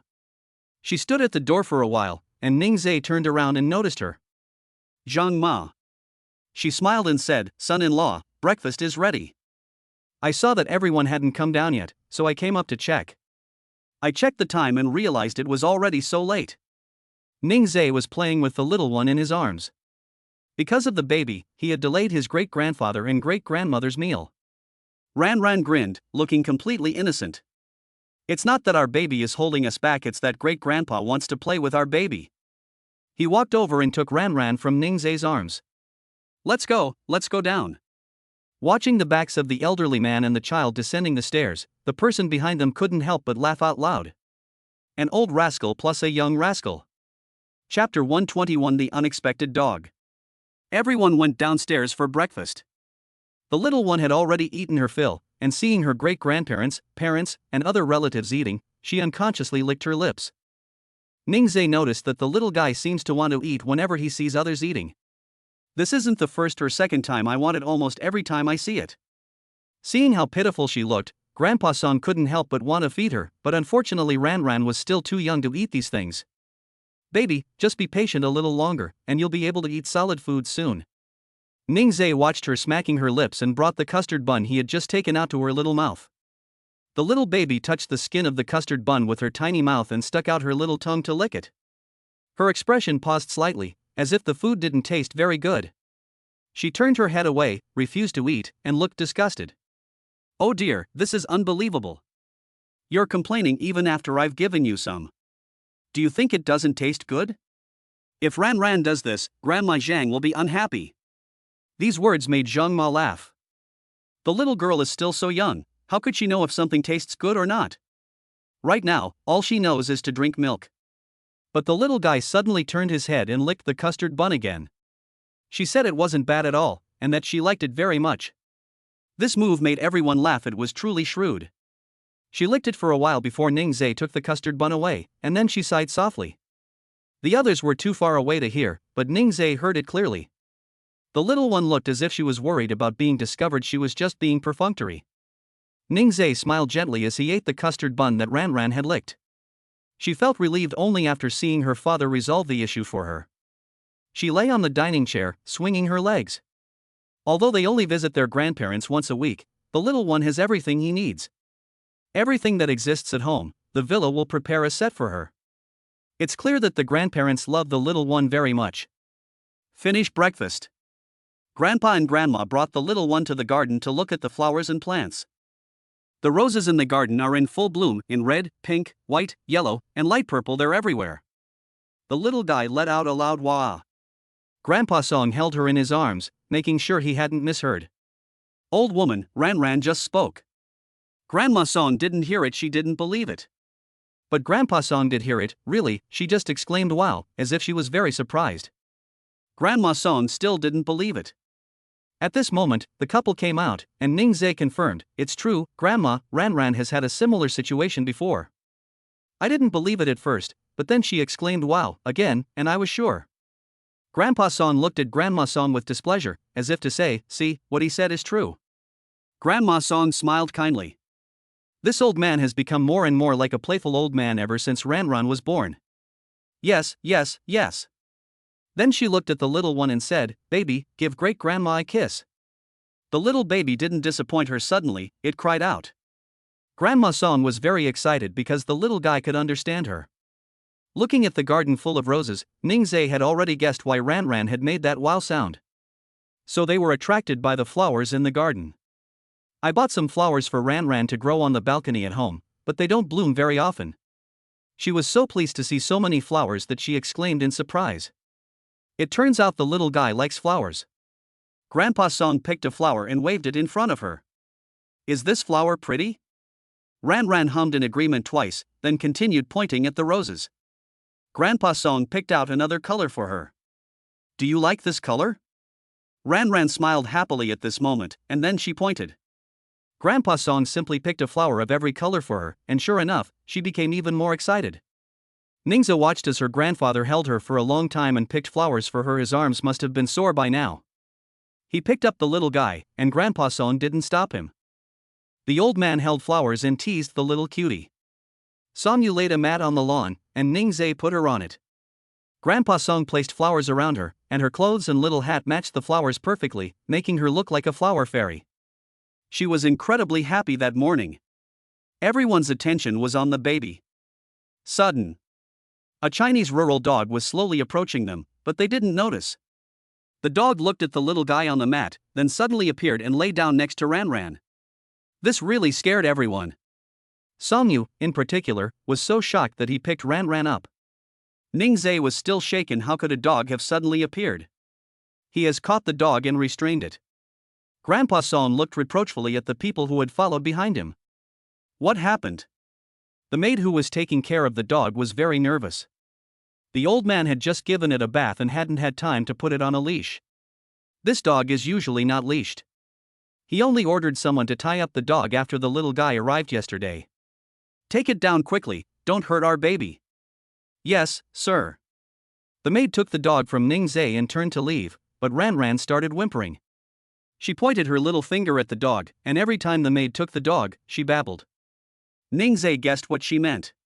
"Do you want a puppy, baby?" Ran quickly responded to him. She wanted the dog to play with her. Ning Zhe stopped the maid and asked her to wait a moment. He took Ran from Songyu's arms and then looked at Grandpa Song. "Grandpa, has this dog been vaccinated?" "This dog was a gift from a fishing buddy. I've had it for a while now. All the paperwork is in order and it has all received its required vaccinations. It's very well behaved. Yesterday, Ran came over, and I was worried about hurting Ran, so I didn't let it out." Ning Zhe noticed that the dog seemed quite docile and didn't bark at people as soon as it rushed out. He crouched down, and the little one got to see the dog up close, which made him very excited. She used both her hands and feet, kicking and thrashing about to express her joy. It's clear she really likes this dog. The dog was indeed well behaved and intelligent. It rested its chin on Ran's little feet, looking like it wanted its owner's affection. "What? Ran likes it?" Grandpa Song suddenly asked. Ning Zhe nodded. She has always loved dogs, and she adores even puppy plush toys, let alone live dogs. "Do you want to take it and raise it?" Before Ning Zhe could speak, Songyu asked worriedly, "Honey, isn't it safe?" "Honey, it should be fine. It looks very well behaved." "Honey, I'm worried about bacteria." He was the one who said that last time. Plans can't keep up with changes. We originally planned to buy it when Ran turned 1 year old. "It's okay. Ran rarely gets sick, and she's getting older now, so I think it's fine." Moreover, the little guy had also drunk the physique-enhancing potion given by the system, which was the reason why he felt at ease. Chapter 122. A new member of the family. Seeing that the little guy really liked it, Songyu couldn't bear to refuse. When she first saw it at the flower and bird market, she really wanted to buy a dog. However, Ning Zhe was worried about bacteria, so he refrained from buying it. Looking at the dog in front of me now, it does seem very docile. Honey, since Ran Ran likes it, let's take her home and raise her. Good. The dog stayed close to the baby the whole time, never leaving his side. Honey, we're taking this dog home with us, aren't you happy? She kept kicking her legs, so you couldn't tell she was unhappy. I'm absolutely thrilled. When she heard that her parents were going to bring the dog home, she reached out her little hand, wanting to touch the dog. Song-yu held her breath, worried that the dog might suddenly attack her. Her heart was in her throat, and her grandparents were also quite worried. However, what they didn't expect was the dog even brought its head close to Ran Ran's face. It seemed to know that the adults were worried that it would hurt the baby in front of them, so it kept its mouth tightly closed. This scene makes me want to cry a little. Song-yu was easily moved to tears, and his eyes actually welled up with tears. Dogs are man's best friend, and that's absolutely true. The little guy even grabbed the dog's ear, and it didn't resist, but obediently let its little owner grab it. Grandpa Song was gratified all that time he had spent raising the child hadn't been in vain. Tutu, come here. When the dog heard Grandpa Song calling it, it immediately wagged its tail and went over. From now on, Ran Ran will be your little master. You must protect her, you can't bully her, and you can't let others bully her, understand? With two loud barks, it agreed to Grandpa Song's request. The dog's name is Tutu, which is a cute name. Song-yu squatted down, patted its head, and said, Tutu, from now on you are a new member of our family. Tutu barked twice at Song-yu. Yes, mistress. Tutu and Ran Ran, the names of the person and the dog are quite a good match. Ningzhe put Ran Ran back on the mat, and Tutu carefully walked over and lay down next to the little one. Tutu just finished a bath and smells nice. Ran Ran loves to snuggle up to it. She flipped over and leaned against Tutu. What a clever little guy. What a sweet little dog. Ran Ran rolled over on her own, a sight her grandparents had never seen before. They thought the baby couldn't do it yet, so they didn't try to get her to roll over yesterday. The little guy always gives them a big surprise. Most importantly, she has her own ideas and can think things through. Grandma Song sat in a chair, took a sip of tea, and started talking about Song-yu's childhood. Yor was just as smart when she was little, but not as smart as Ran Ran. When she was little, while other children sat on the ground to play, she insisted on squatting. Do you know why? Grandma Song looked at Ningzhe, and Song-yu was also curious to hear what was going on. She probably doesn't remember much from when she was very young. Ningzhe couldn't guess, and he shook his head. Grandma Song laughed and said, she's worried about getting her little dress dirty. Everyone laughed after he finished speaking. Hearing everyone laughing, the little guy giggled twice in agreement. Tutu, too, squinted its eyes, clearly showing that it was very happy. Ningzhe turned to look at his wife. My wife was so cute when she was a child. Song-yu pouted. Am I not cute now? She's still adorable now. My wife is both beautiful and cute. That's about right. Grandma Song continued to tell stories about Song-yu's childhood, while Grandpa Song listened and reminisced as well. Ningzhe didn't know about his childhood, but he envied Song-yu for having the love and care of his grandparents when he was young.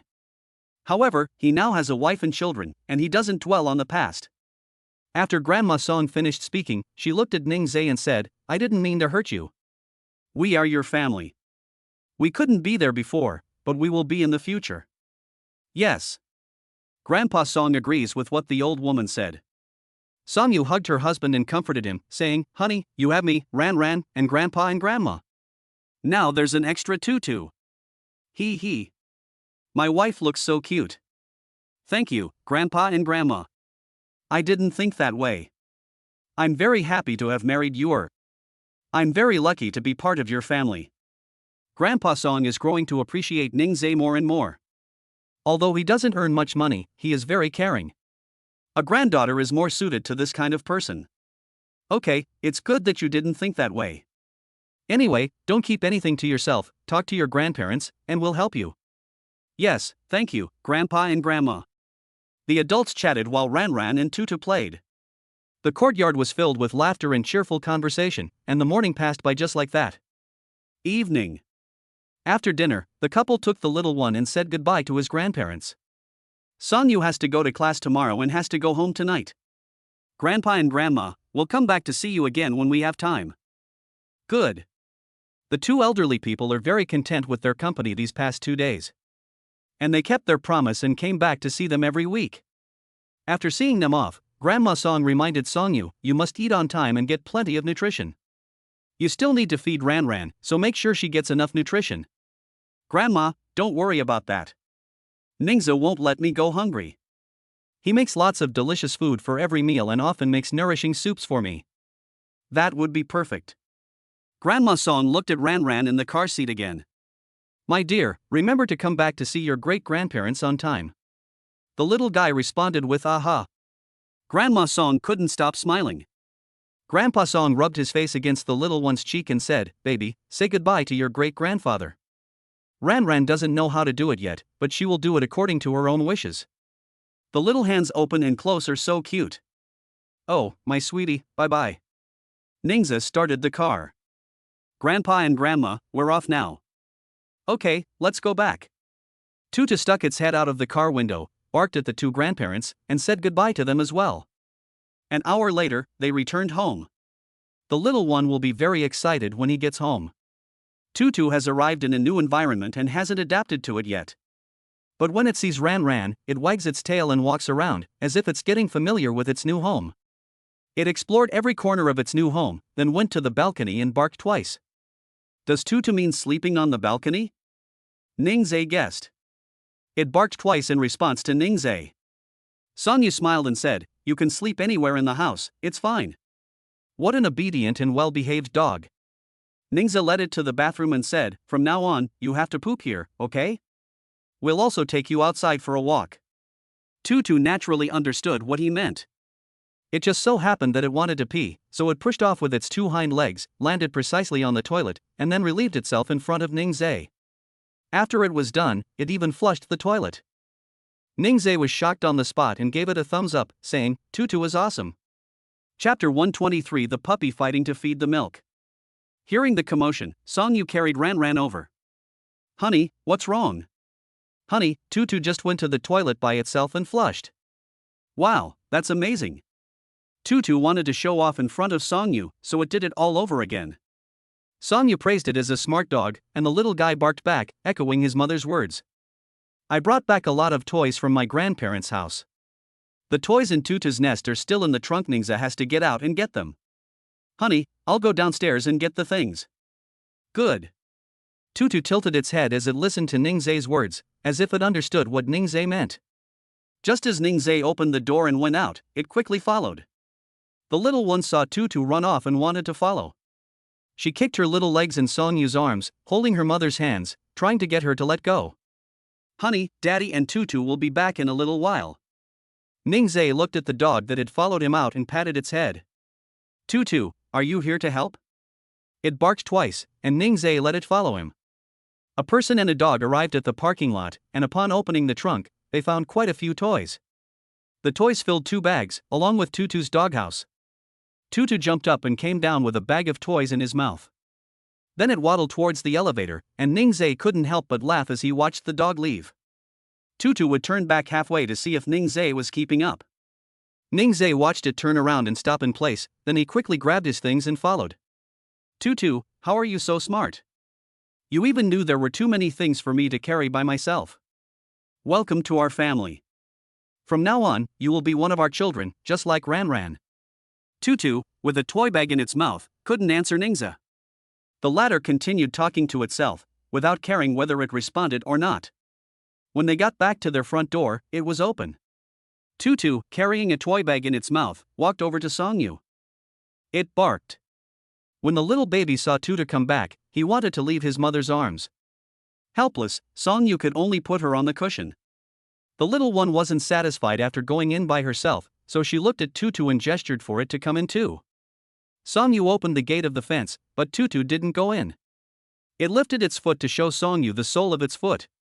However, Songyu did not understand the meaning of Tutu. Ningzai walked over and said, Tutu probably means that it felt its feet were dirty when it went out and wanted you to wipe them clean before going back in. Is that right? Thump thump. It barked twice in response. Songyu quickly grabbed some wet wipes and then squatted down. Tutu would also lift its own foot to wipe Songyu's foot, and after wiping one foot, it would switch to the other. After wiping all four paws clean, it went into the enclosure. The little guy couldn't wait any longer. He rushed in, lay down opposite Ran, and stared at her. Ran was very happy. I used to only see fake dogs, but now I'm finally seeing a real dog. The little one makes two ah sounds, and Tutu barks twice in response. Ningzhe suddenly felt threatened. It seemed that the little baby preferred Tuesday. Would he not want his father to accompany him anymore? No, that won't do. Ningzhe relaxed. After all, Tutu had just arrived, and the little guy liked new things. He would probably get tired of it in a few days. Honey, go take a shower first, you have class tomorrow. Seeing that Ran had Ningzhe and Tutu with her, Songyu nodded. Okay. She turned and went back to her room. Ningzhe went to the kitchen, intending to wash some fruit for his wife. After entering the kitchen, he didn't rush to open the refrigerator, but instead stood at the kitchen doorway looking towards the living room. Although Tutu has been very docile and well behaved today, he is still a pet, so he still needs to keep an eye on him. Watching the man and dog playing obediently on the mat, a smile appeared on his lips.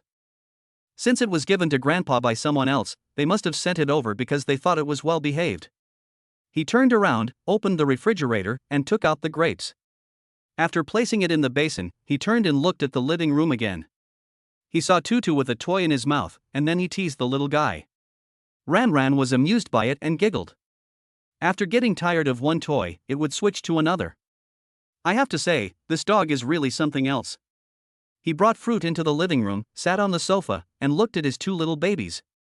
He lifted his leg and leaned back on the sofa, picked a grape and threw it into his mouth. Feels so good.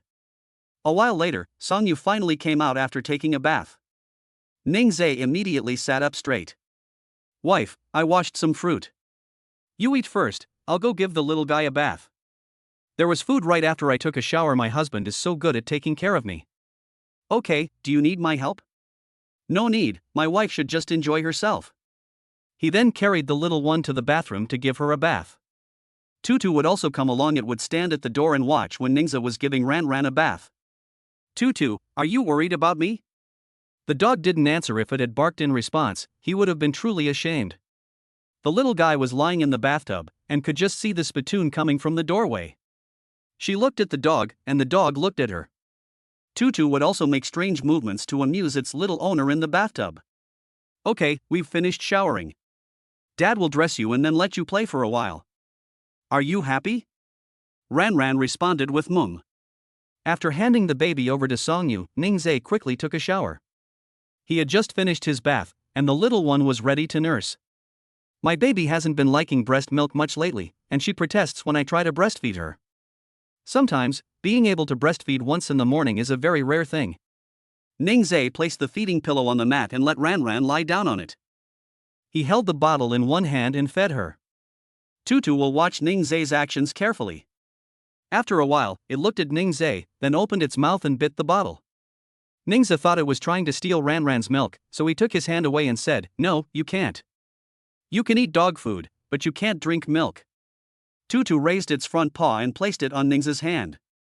He suddenly realized, "You mean, you're here to feed Ran?" The dog barked twice. "You won't, Ran will choke later." Tutu looked at Ran with a hint of disappointment, tilting her head back and forth, looking quite innocent. The baby spat out the pacifier and pointed at the nipple with his finger. Ningzhe was truly defeated by this man and dog. Whose child is being breastfed by a dog? How can he, as a father, save face? But he couldn't bear to refuse his daughter, so Ningzhe handed the bottle to Tutu only after seeing that she had almost finished drinking her milk. Tutu did a great job, no worse than him. Honey, Tutu is so smart, she can do all of this. I reckon in a while, everyone will be scrambling to change Ran's diapers. Songyu chuckled and said, "No way." Chapter 124. Tutu takes the blame for Ran. Tutu finished feeding the rest of the milk and then handed the bottle to Ningzhe, who reluctantly took it. After handing it over to Ningzhe, it lay down next to the little guy. Ningzhe felt that his beloved pet had been stolen by a dog. He suddenly felt annoyed. "You should have given it to me after you finished feeding it. Why didn't you take it back yourself?" Tutu said that it had just arrived at this home and didn't know where to take it. It didn't answer Ningzhe's question, but obediently stayed by Ran's side. The little guy was still giggling, completely oblivious to his father's unhappy mood. Ningzai had no choice but to put away the baby bottle. Ranran was happy to have Tutu, but he felt like something had been taken away from him, so he sat down next to Songyu. "Honey, I'm feeling depressed on Nettie's cloud music." "Honey, it's okay. Ranran likes Tutu, and Tutu takes good care of her. Now that you have Tutu, you can get more rest." Looking at Tutu in front of her, Songyu was reminded of the pet dog she had when she was a child. If it weren't for the accident, it would probably have quite a few offspring by now. Ningzai leaned on Songyu's shoulder, looking at the person and dog inside the enclosure, and thought it was not bad at all. Just now, he even regretted bringing Tutu back for a moment. However, considering how well behaved it is and how much Ranran likes it, as long as my daughter is happy, that's all that matters. Tutu played with Ranran for a long time, and the little one was extremely excited. Ningzai glanced at the time and realized it was already so late, so he immediately got up and picked up the little guy. "Honey, it's time for bed. You can play tomorrow." Ranran was carried away, and Tutu was still a little confused. Ningzai laughed and said, "Tutu, Ranran is going to sleep. You should go to sleep too. Honey, let's go to bed." Ningzai carried the baby into the house, and Tutu got up and followed. Seeing it follow, Ningzai was a little puzzled. Could it be that it was going to sleep with Ranran? As he walked, he kept an eye on Tutu behind him. When he reached the door, Tutu stopped and did not continue forward. Ningzai put Ranran in the crib, then abruptly turned and left. After settling the little one in, Ningzai went to the living room to take a look. Tutu was already lying in its doghouse. He walked over and stroked its head. "Tutu is such a good boy, I'll play with Ranran again tomorrow." The dog's ears were very sensitive. It opened its eyes and then licked Ningzai's hand. Ningzai went back to his room. Tutu was a little furry, so he changed the little baby's clothes, wiped her hands and feet, and finally put on her cute little socks.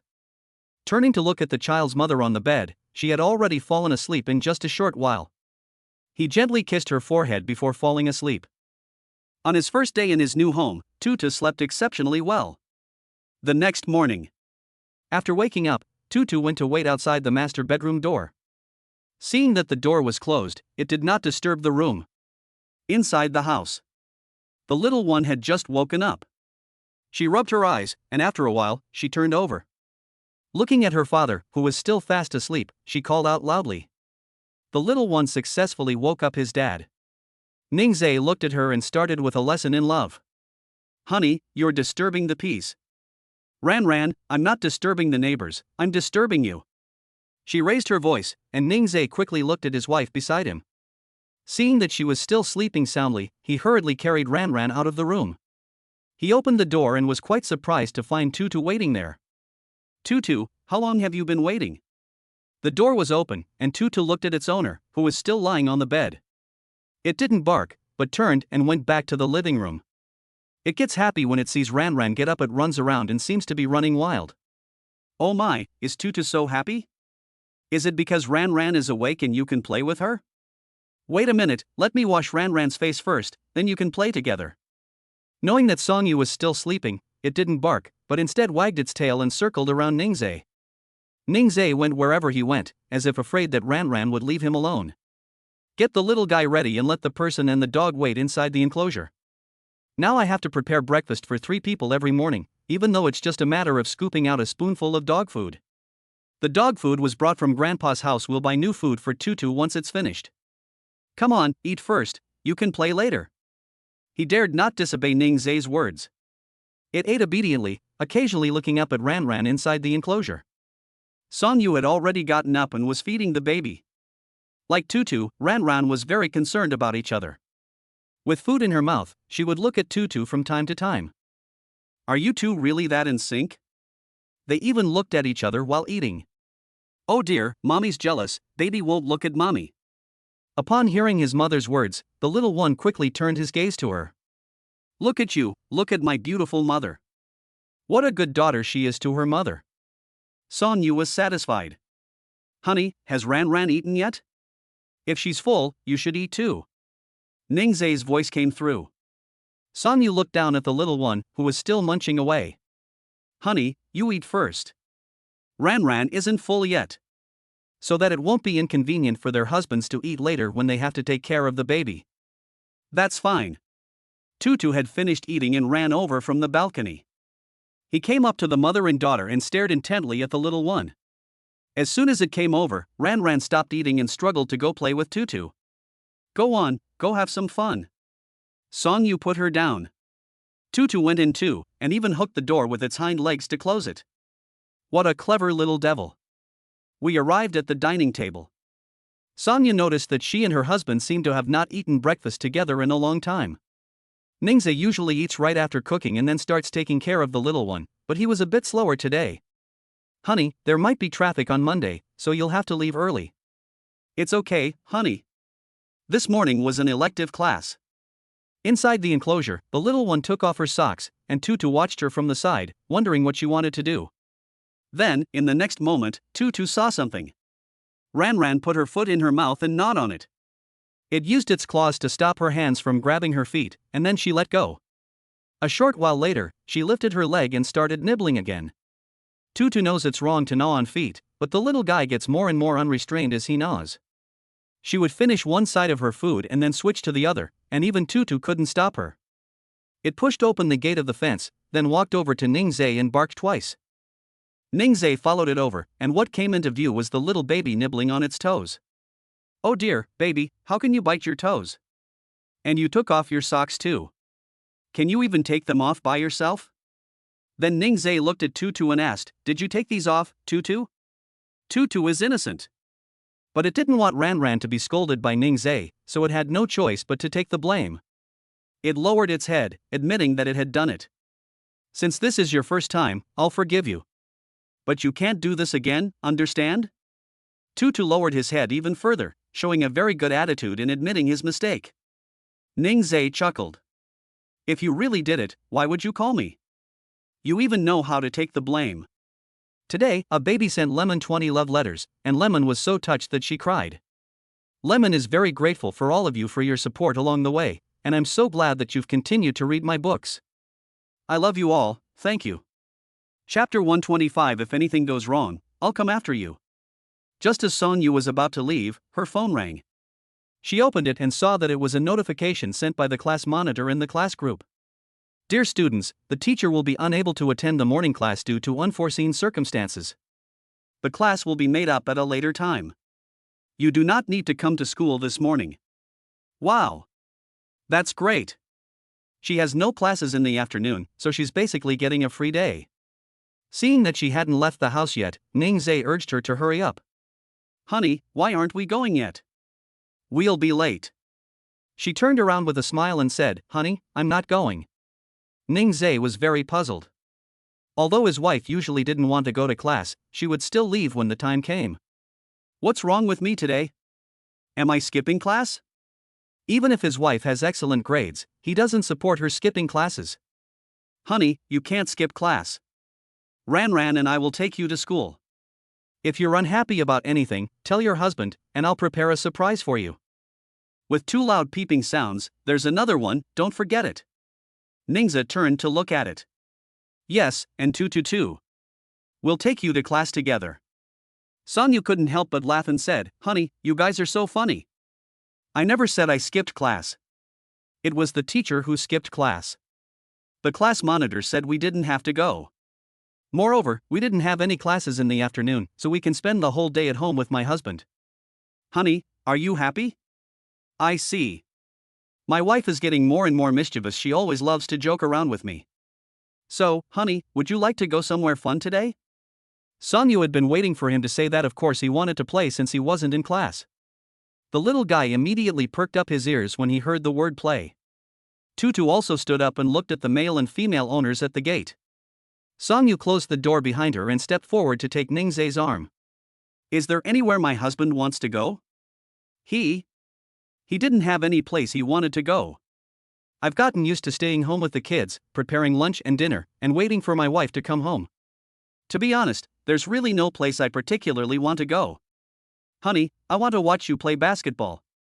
Honey, why do you suddenly want to watch me play basketball? I saw you playing basketball in your phone's photo album that day, you looked so cool. I've never seen you play basketball in person before, okay? That's not impossible. I'll go to the stadium this afternoon and see if anyone is playing. I'll call and show it to my wife. My husband is so good. Song Yu was happy because her husband would fulfill her every wish, no matter what she wanted to do. It feels so good to have someone who's willing to pamper you.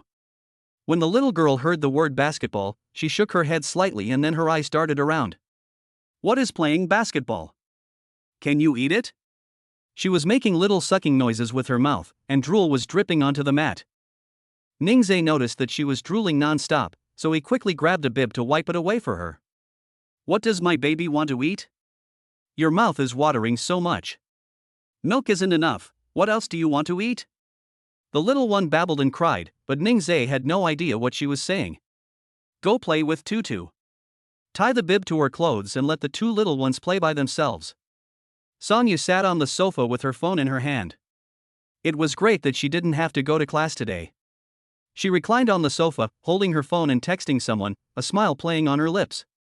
My wife is so happy to be texting someone. My husband is jealous. Song Yu showed him her phone. Honey, who else can I send this message to besides Ling Shui? Honey, why don't you invite Lin Zheng to play basketball together? Ningzhe could guess his wife's little scheme immediately. It was definitely for her best friend. He could only take out his phone to send a message to Lin Zhang. Song Yu couldn't wait to ask him, how is it? Will he agree? Ningzhe held up his phone and brought it close to her face.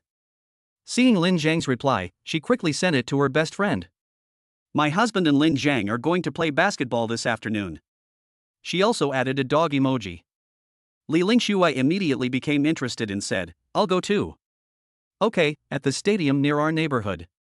Time quickly passed and it was afternoon. After getting ready, the couple took the little one and Tutu out the door. They arrived at the stadium and were about to go in when Tutu was stopped by security guards. Handsome guys and beautiful girls, dogs are not allowed inside. Tutu looked pitiful, and Ningzhe couldn't bear it. Security guard, this dog is very well behaved. It's not fierce at all, and it's very obedient. Then Ningzhe looked at Tutu, and promised the security guard that he would behave and make two noises if he agreed. Woof woof.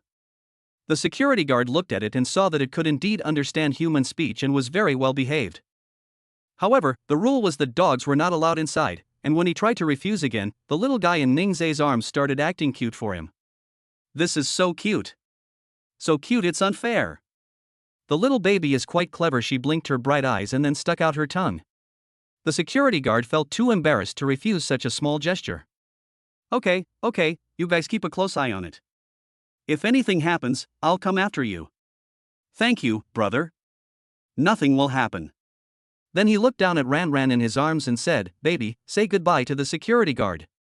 The little girl raised her tiny hand and made a silly wave, even giving a wink, which completely captivated the security guard. Oh my, the baby is so cute, go play with your uncle. Ran immediately turned her head away, refusing to look at the security guard again. The little one is quite clever. The family of four headed to the stadium. Inside the stadium, there were many people playing basketball, and some were even having a game. Ningzhe hadn't played basketball since graduation, but seeing a basketball now reignited his passion. They had just arrived when Lin Zhang also arrived. Ningzhe, sister-in-law. My dear Ran, it's been so long. The little guy still remembers Lin Zhang and smiles at him when he sees him. Why did you suddenly decide to play basketball? He asked Ningzhe. It's been a while since we played. How about a match? Of course, no problem. I've already asked them. They are playing in a competition, but they can hire foreign players. How about we each help one side? Ningzhe's eyes were full of confidence. His title as a football god didn't come easily. Come on. Song Yu had already found a place to sit with the little one in her arms, and Tutu was squatting at her feet.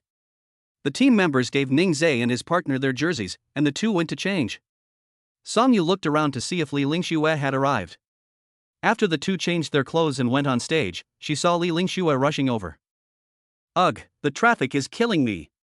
How are you? Did you make it on time?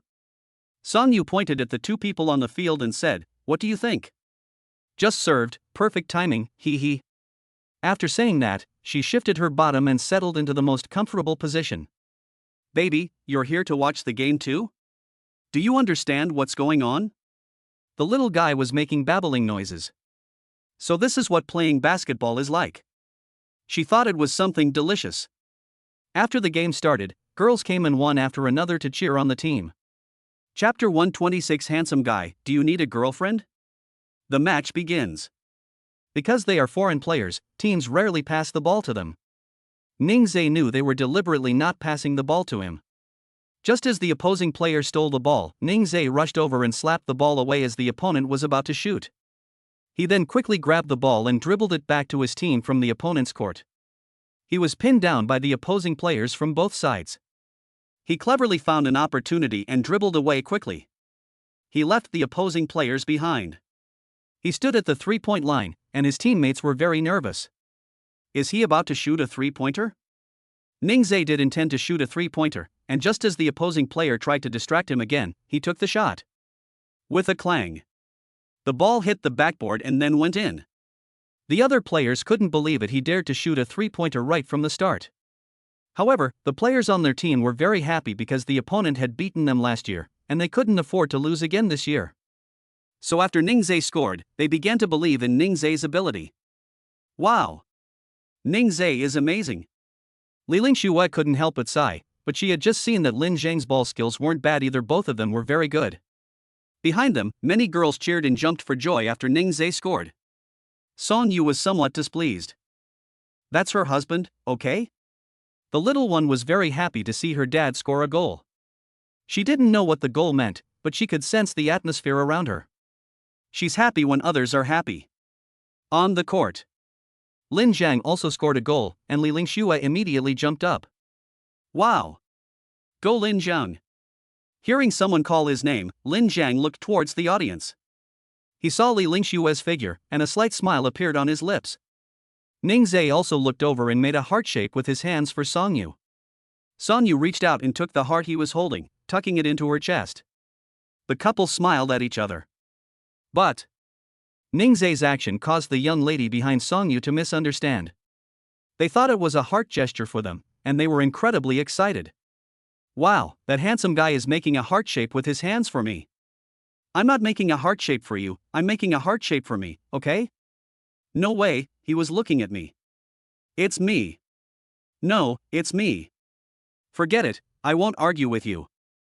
I'll go get him some water after he finishes his match. Oh, you're stealing my thunder. I don't care, let's see who moves faster.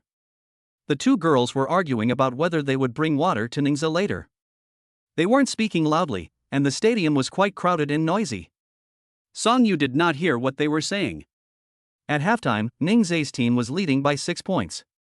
Their team captain walked over and patted him on the shoulder, saying, "Not bad, you've trained before? I was on the school team when I was in school, and I played a lot.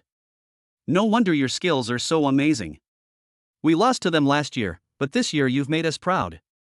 Ningzhe smiled and said, "No problem." After they finished speaking, he turned to look at his wife. He had barely taken 2 steps when he was surrounded by 4 or 5 girls. "Hey handsome, here's some water. Hey handsome, can I get your contact information? Do you need a girlfriend? I can be your girlfriend. Be my boyfriend."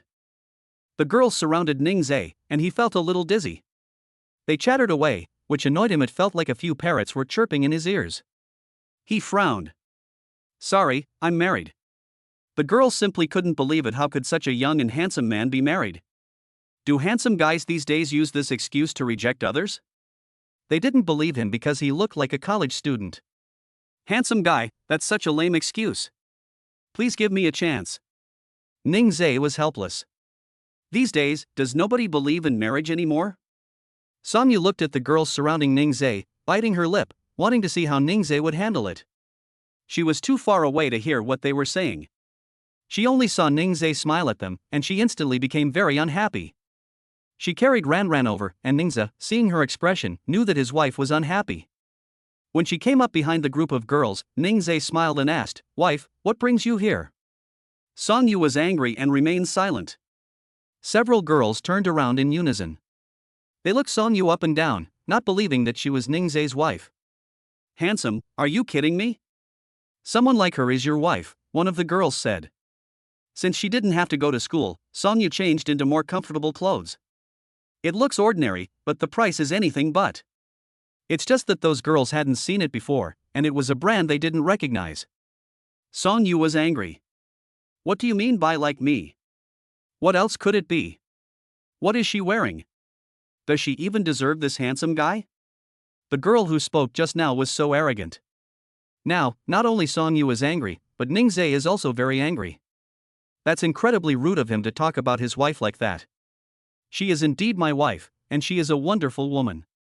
If you continue to speak ill of her like that, don't blame me for taking action. Although Ningzai's tone was calm, it gave people a very oppressive feeling. The girls seemed to have kicked a hornet's nest. Their faces instantly turned as red as monkey bottoms. Are they really husband and wife?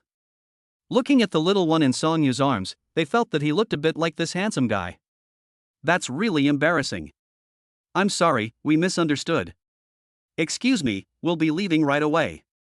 They quickly turned and left, too embarrassed to stay in the gymnasium any longer. What a huge blunder! It's so embarrassing. After they left, Ningzai took the little one from Song Yu's arms. Honey, I'm so sorry you had to suffer like this.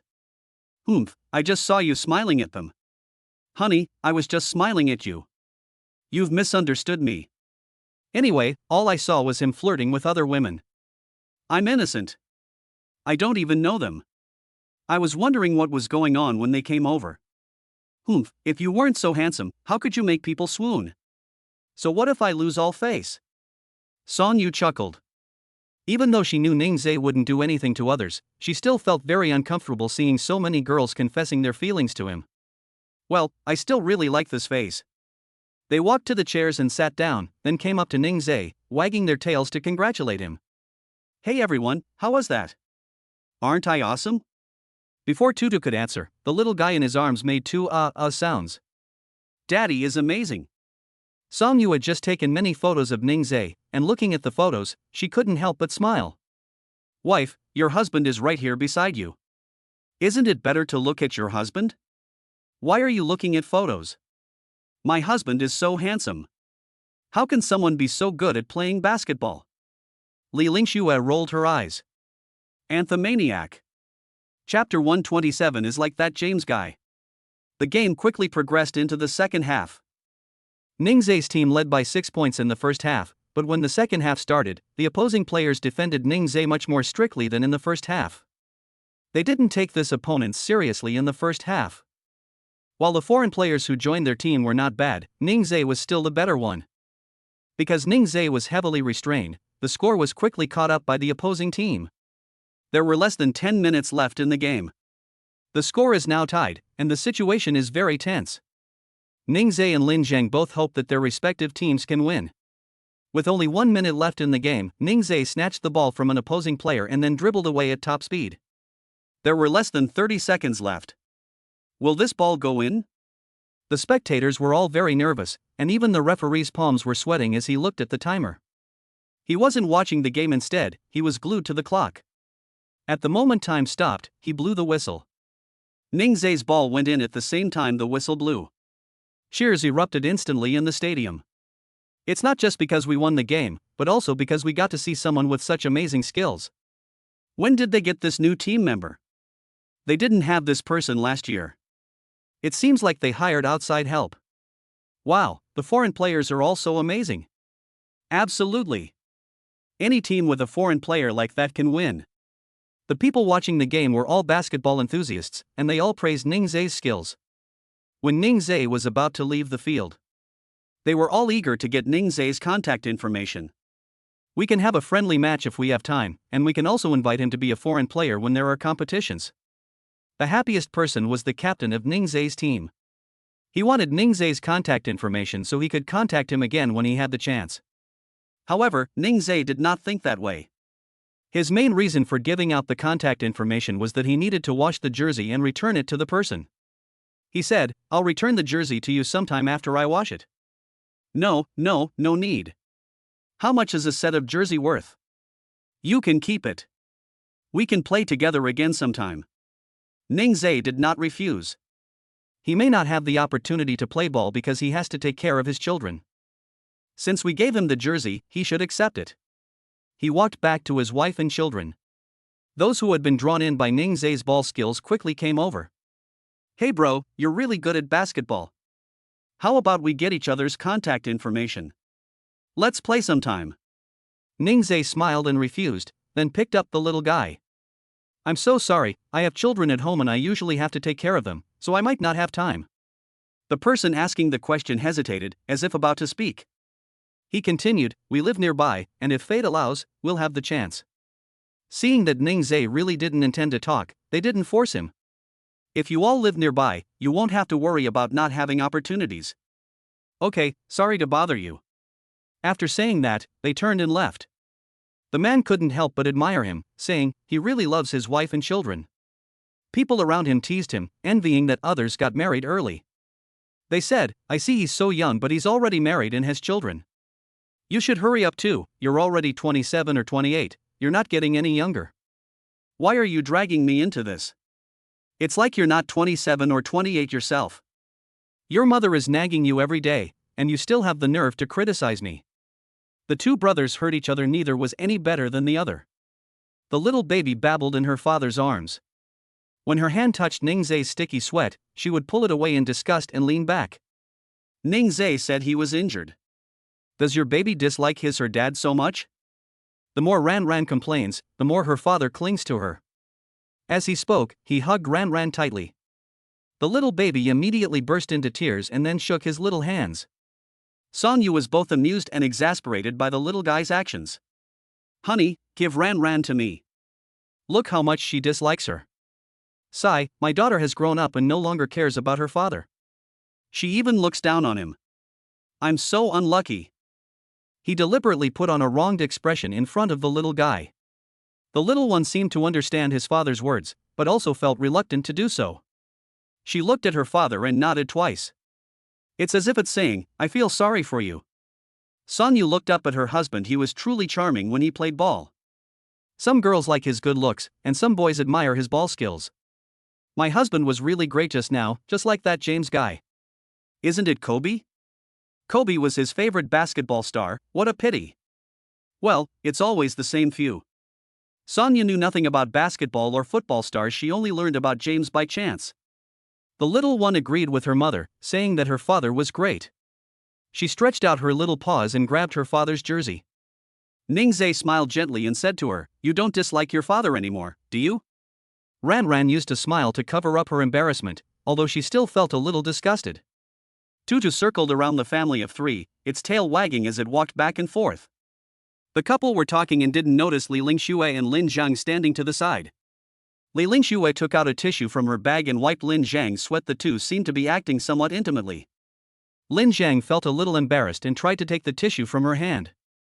I can do it myself. You've been playing for so long, your arm must be tired. Let me wipe it for you. Li Lingxue interrupted, stop saying you and me, don't move. How domineering. Lin Zhang couldn't refuse her, so he could only obediently let her wipe his sweat. When Song Yu turned around and saw them, she quickly tugged at Ning Zhe. Honey, look. Ning Zhe looked over and saw that the two seemed quite affectionate. I don't know if they've gotten married yet, but I hope my good brother can find his own happiness. He didn't offer any advice, hoping they could get to know each other gradually and understand each other's feelings. Song Yu was happy for her best friend. Honey, do you think they're together? Ning Zhe pondered for a moment and said, I don't think so. Does my wife want them to be together? I hope so. You're such a good person, your brother must be just as good. His wife really trusts him. However, Lin Zhang's family was better off than his parents were still alive, and he also had his grandparents. I didn't earn a lot of money, but my family is still quite happy. Let them decide their own affairs. Honey, how about we invite them both over for dinner? Okay, I'll go buy groceries. When the couple approached, Li Lingxue immediately stopped what she was doing and acted as if nothing had happened. With a smile in his eyes, Song Yu said to the two of them, Lingxue, Lin Zhang, come to my house for dinner. I'll have Ning Zhe go buy groceries. Lin Zhang, sister-in-law, this is too much trouble. Li Lingxue, okay. The two spoke at the same time, but said different things. Since that's the case, let's go then. Lin Zhang walked to Ning Zhe's side and said, I'll go with you to buy groceries, and we can talk about the training course while we're at it. Okay. Then Ningzhe looked at Song Yu and said, Wife, you two go back first. Chapter 128 I'm a foodie just like you. As they left the stadium and reached the gate, they saw the security guard from earlier. The security guard looked at the well-behaved dog following its owner, reached out and patted its head. Good boy, girl, you're welcome to come again next time. Two loud whistling sounds. Li Lingxue then noticed that there was a dog with them. Is this your dog? When did you get it? This was a gift from Grandpa's fishing buddy. Ran Ran liked it, so Grandpa gave it to Ran Ran. Li Lingxue looked at the well-behaved dog and quite liked it. Tutu was very smart and observed the basketball court for a long time earlier. It knew she had a good relationship with her owner, so it didn't treat her harshly. What's its name? Li Lingxue asked. Chug. Wow, what a cute name. She reached out and touched it. Tap tap, I'm Sister Lingxue. Remember me next time you see me. Sister? Auntie. Song Yu couldn't help but say to her. Oh dear, I just graduated from university too, how can you be such a young auntie? Okay, Sister Lingxue. It made two timely barks, which made Li Lingxue burst into laughter. See, Tutu is willing too. Song Yu thought the person in front of him was really naive. The group arrived at the parking lot, and she got into Li Lingxue's car to go back. Ningzhe and his companion drove to a nearby shopping mall. Arrived at the supermarket. The two chatted as they walked. Ningzhe didn't inquire about his love life, but asked him a lot about the training program. Knowing that the training program was doing well, he was very relieved. Most importantly, they chose a good partner. When this semester ends, we'll settle the accounts again, and you'll get exactly what you owe. Lin Zhang knew that Ningzhe would not treat him unfairly. Just give me whatever you think is appropriate, as long as I can afford the rent and not starve. Dog, I'm not that poor. Ningzhe was thinking of renewing the long-term contracts of these teachers, and he casually asked, how are the teachers in the training course? Have they mentioned any ideas to you? Lin Zhang didn't know where he got this idea from, and he shook his head. Do they have no thoughts on this, or do you have some thoughts on this? No wonder we've known each other for so many years as brothers. I know him quite well. Yes, their contracts are only for 1 year.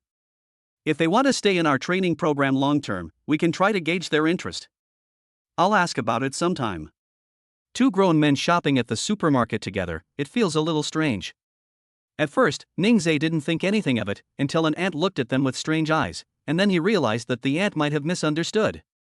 She thought they were that kind of relationship? Sigh, this society is far too intolerant of people. The two ignored the ant's gaze and continued picking out vegetables. Half an hour later, they had finished buying the groceries and left the supermarket, walking out of the mall. At the entrance of the shopping mall, someone was promoting products.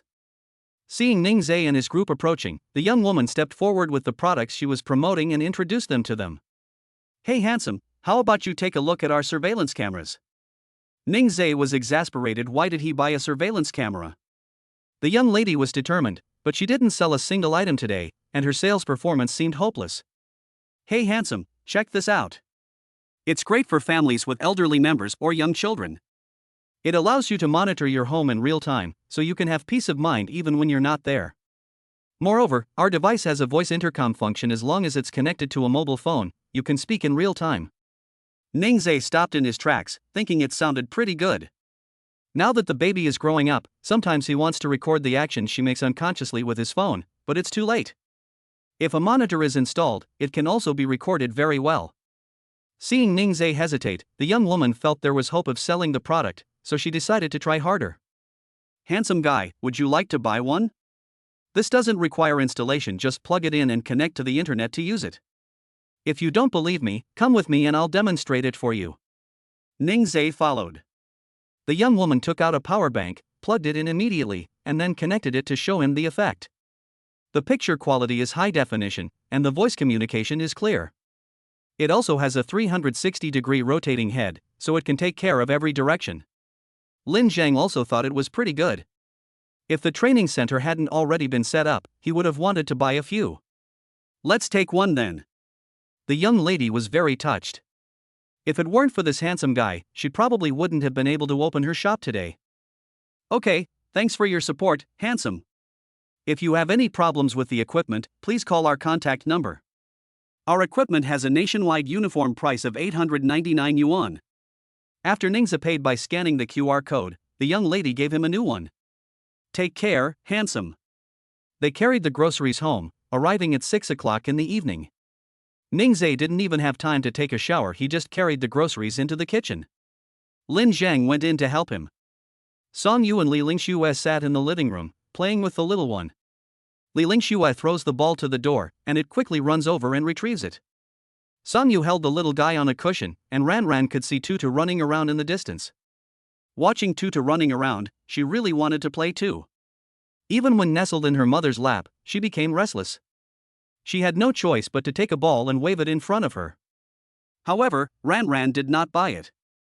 This is different from how Tutu plays. She doesn't want to play like this, she wants to play like Tutu. How does your child want to play?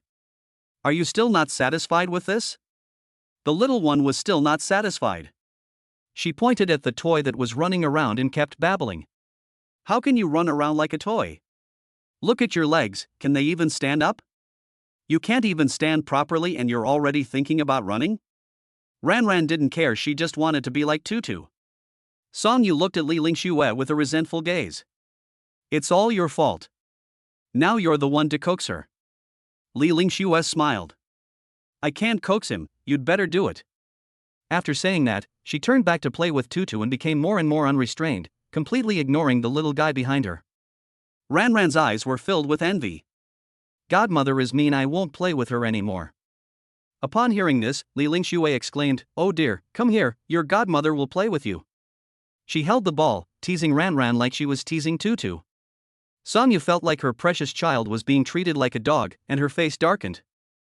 Li Lingxue, are you kidding me or am I kidding a dog?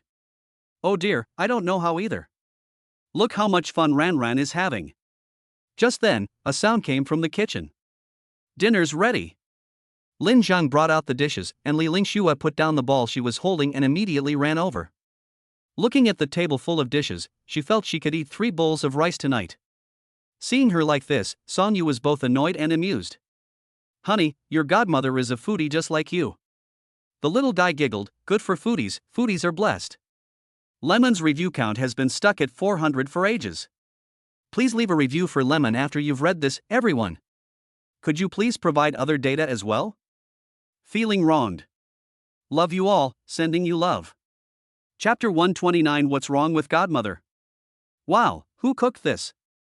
It's so flavorful. Li Lingxue picked up a piece of fish, and after just one bite, she couldn't help but praise it. Song Yu looked at Ningze, whose eyes glanced at Lin Zhang. The couple exchanged a smile and said nothing. Lin Zhang was very happy to hear Li Lingxue say it was delicious.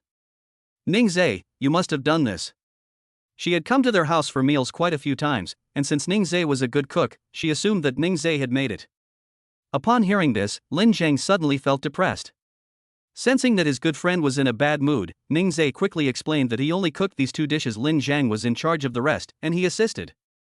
Ningze pointed to 2 dishes on the table, which were Song Yu's favorite foods. He made only these 2 dishes, the rest were made by Lin Zhang. Li Lingxue's eyes lit up, she hadn't expected Lin Zhang to be such a good cook. Just now in the kitchen, Lin Zhang and Ningze said they wanted Li Lingxue to try his cooking, so apart from the dishes Song Yu liked, everything else was made by him. He was thinking that since he had finally gotten to have dinner with Li Lingxue, he wanted to show off in front of her. She tasted every dish, and apart from the 2 that Ningze made, it seemed that the rest were all dishes she liked. She hadn't noticed it before, but now that she knows it was Lin Zhang who made it, she feels that Lin Zhang deliberately made it for her to eat. Lin Zhang, you made all my favorite foods. Do you like me? Li Lingxue finally asked this question. The entire dining room suddenly fell silent. Ningze and Song Yu were also surprised that Li Lingxue would ask this question, and for a moment they didn't know what to say. The little one was babbling in her high chair, and when she saw her silent parents, godmother, and Uncle Lin, she called out even louder. As if wanting everyone to notice her, Song Yu quickly picked her up. Lin Zhang was stunned.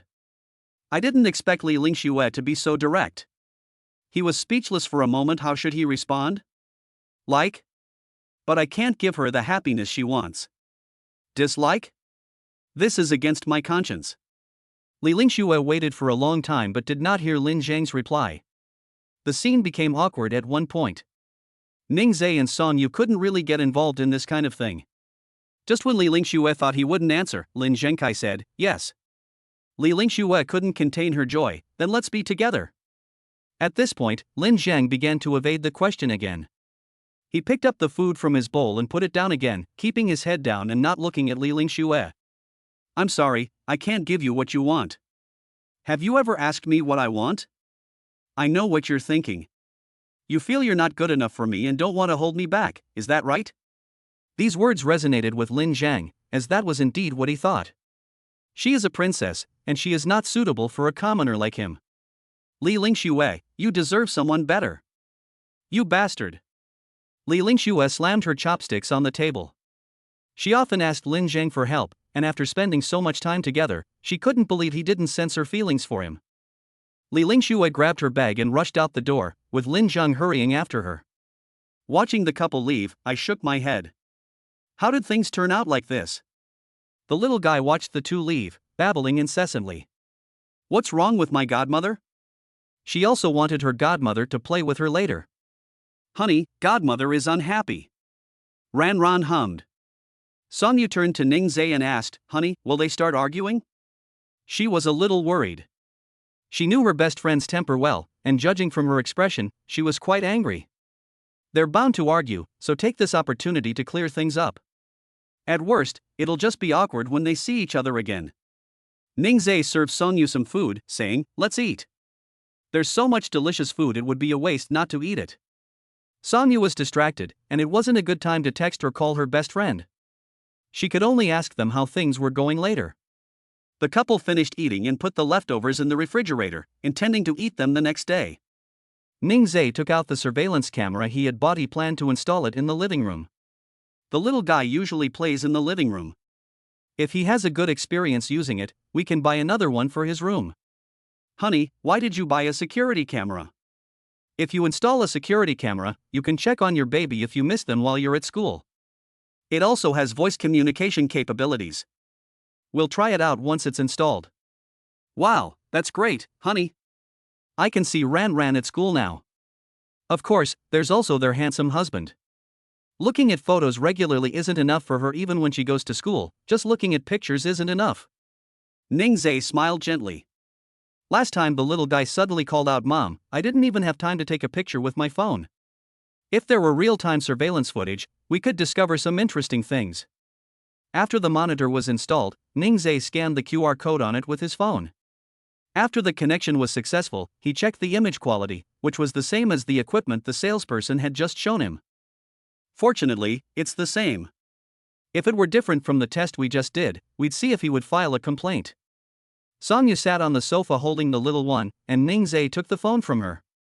Honey, take a look, what do you think? Wow, that's amazing. And it can even be zoomed in, and the image is still clear even when zoomed in. The little girl looked at the tiny image of herself on the phone and, unable to contain her curiosity, tapped it with her little finger. Why doesn't it move when she clicks on it? When Dad clicks on it, it moves. She even mimicked Ning Zhe's gesture of zooming in on the image. But no matter what she did, she couldn't magnify the small person like her father could. Ning Zhe watched her try repeatedly and then took Ran Ran's little hand in his. Honey, this is how you do it. As expected, with Ning Zhe's help, the little guy succeeded. She was happy and stared at her phone. Honey, would you like to try voice chat? Sure, I'll practice first. When I go to school and miss my sweetheart, I can talk to her through the surveillance camera. Then try taking your phone into the room. Good. The little girl watched her mother leave with her phone, feeling reluctant to let her go. She hasn't had enough fun yet, why can't she play anymore? Ning Zhe teased her with a plush toy, saying, Baby, this is a new toy that your great-grandfather bought for you. It's just as cute as Ran Ran. The little one didn't want to play with the dolls. She looked at Tutu on the ground and struggled to get into the enclosure. Let the little guy play with Tutu while he goes to check on his wife. Once Ran Ran enters the enclosure, it's like returning to her kingdom. Now, with Tutu keeping her company, she can play for a long time each day. While she was having fun, she suddenly heard her parents calling her from the living room. Yes, indeed. Baby. The little baby can hear her parents' voices, but can't see them. She shook her little head, looking left and right, but still couldn't find them. Honey, look up. Ranran seemed to understand what her father said and quickly looked at it. She only knew to look, but didn't know exactly where to look, and soon turned her attention back to her toys. Chapter 130. Wife, you lost. The couple sat down on the sofa. The little guy was lying on the mat hugging a fluffy toy, and Tutu was lying next to him and the toy. The scene was so harmonious. Sonyu took out her phone to see if there were any messages from Li Lingxue. There was no news at all, so she turned her attention to Ningzhe. Honey, is there any news from Lin Zhang? Ningzhe glanced at the message but received no reply, so he shook his head. He guessed that the two would either have a big fight and never contact each other again, or Lin Zhang would appease her and they would get together. Honey, don't worry, Lin Zhang won't bully Li Lingxue. Sonyu wasn't worried about her being bullied, since Li Lingxue had some martial arts skills. If a fight breaks out, Lin Zhang will be the one who suffers. Seeing how worried his wife was about her best friend, he advised her again, let's ask her again later. Maybe the two of them will make up by then. Sonyu was skeptical. She had never seen Li Lingxue so angry before. Her brows were slightly furrowed, like a little old woman. Honey, how about we make a bet? Sonyu looked at him suspiciously. A bet? What kind of bet? I'm betting on whether the two of them will get together. I don't think so. She shook her head without even thinking. Based on Ningzhe's understanding of Lin Zhang, the two will definitely talk things out. Then my wife bets she can't, and I bet I can. The loser has to grant the other person one request. Seeing how serious Ningzhe was, she became interested. Okay, honey, you're going to lose. That's not necessarily true. Just you wait, honey. Sonyu was very confident. Ningzhe was equally confident. Honey, go get that bag of oranges from the stool by the door, I want some. Good wife. Ningzhe got up and put on his shoes. Before he could take 2 steps, a dog rushed over and snatched the bag from the stool. He stood there, stunned. Tutu had already put the bag down and then lay back down next to the little guy. Sonyu chuckled to himself, even the dog was eager to do things. Ningzhe called Tutu over. Tutu, that's my wife. I handle my own affairs, you don't need to worry about them. Tutu looked very aggrieved, it also wanted to help its owner. Not getting a response from the dog, Ningzhe continued, you know what? You can't steal my business anymore. I'll find you a wife, and you can take care of her. Tutu tilted his little head and looked at Sonyu. Oh dear, Tutu, just agree. You can take good care of Ranran from now on. Since the mistress has spoken, it must listen to her. It barked twice in response, then returned to Ranran's side. Wife, Tutu won't listen to me. Honey, I'll listen to you, hee hee. My wife is the best, she won't bully me. Sometimes his daughter doesn't listen to him, and now even the dog he's raising doesn't listen to him. It's outrageous. Just then, Songyu's phone rang. She thought it was a message from Li Lingxue, but it turned out to be a transfer notification from Song Lin. He also told her to bring the little one back when she had time, because he missed his granddaughter. Sonyu could only sneer. She never said a word to anyone, but when she missed the little one, she would transfer money and then let her take it back. What did she take her for? She couldn't even be bothered to reply to messages. Honey, let's go give the little one a bath. Ningzhe suddenly sensed that Sonyu's tone was off, and he had just seen her throw her phone. He figured the person who could make her so unhappy was probably her father. Okay, honey, let's give the little guy a bath together. The couple bathed their baby first, putting Lin Zhang and Li Lingxue's matter aside for the time being. The little guy is very hygienic even at such a young age. If you don't bathe her one day, she'll make a fuss and insist that you bathe her, so you have to bathe her every day. Moreover, when I bathe her now, she plays in the water, and the bathroom floor is always wet after each bath. Sometimes, if she's not careful, she'll kick the water hard, splashing water all over Ningzhe. Tonight was no exception, Ningzhe's clothes were wet again. Honey, you can't do that. If daddy catches a cold, there will be no one to take care of you. Ningzhe usually bathes her, so this was a rare occurrence for Sonyu. She never expected her little darling to be so mischievous. As soon as Sonyu finished speaking, she kicked down again, this time soaking the child's mother's clothes as well. It even accidentally flew into her mouth and drank the little one's bathwater. Oh dear, baby, you've hurt mommy. Mommy's crying. She was so engrossed in having fun that she turned to look at her parents, who seemed quite pleased with her masterpiece. Seeing Tutu standing at the door, she opened her mouth and called out. Strangely, Tutu seemed to understand her meaning and walked towards her. When Tutu reached the edge of the bathtub, the little one stepped on it again, and only when she saw that she had gotten Tutu wet as well was she satisfied. The little baby giggled and splashed water everywhere, using both feet to kick. Honey, she's gotten addicted to playing in the water. Quickly, wash her clean. Yes, they're quite mischievous. After Ningzhe finished speaking, he quickly washed the soap off her body. Seeing her father wrap her up, she knew she had no chance, and immediately became obedient again. After dressing her and putting her on the bed, she whimpered. Tutu immediately ran to the living room and brought her the fluffy toy from earlier. The little one hugged his favorite fluffy toy and lay there obediently, not making a fuss at all. Oh my, you two know each other so well? Ran only hummed twice. Tutu, do you know what she wants? Two loud whistling sounds. Of course I know. She's my favorite little owner. Both the little guy and the puppy are incredibly smart. Okay, everyone go to sleep. It obediently left the master bedroom and returned to its little house. The little master is asleep, so it should go to sleep early too, so it can continue playing when the little master wakes up tomorrow. At this moment, Song Yu finally received a message from Li Lingxue. She quickly made a phone call. Lingxue, how are you? Are you all right? Oh dear, what could possibly happen to me? Li Lingxue's voice didn't sound angry at all. Instead, it seemed to have a hint of sweetness. Song Yu asked uncertainly, are you and Lin Zhang all right? You didn't fight, did you? Hearing her best friend's greeting, Li Lingxue quickly moved her phone away. Lin Zhang was still listening nearby, and she couldn't let him hear that she had violent tendencies. We're fine, nothing's wrong. We'll talk to you later, we have things to do, bye-bye. Hey, wait a minute. Before Song Yu could finish speaking, a beeping sound came from the other end. Ningzhe also heard the phone call. Judging from Li Lingxue's tone, their wedding should have already taken place. Honey, you lost. Well, things aren't over yet.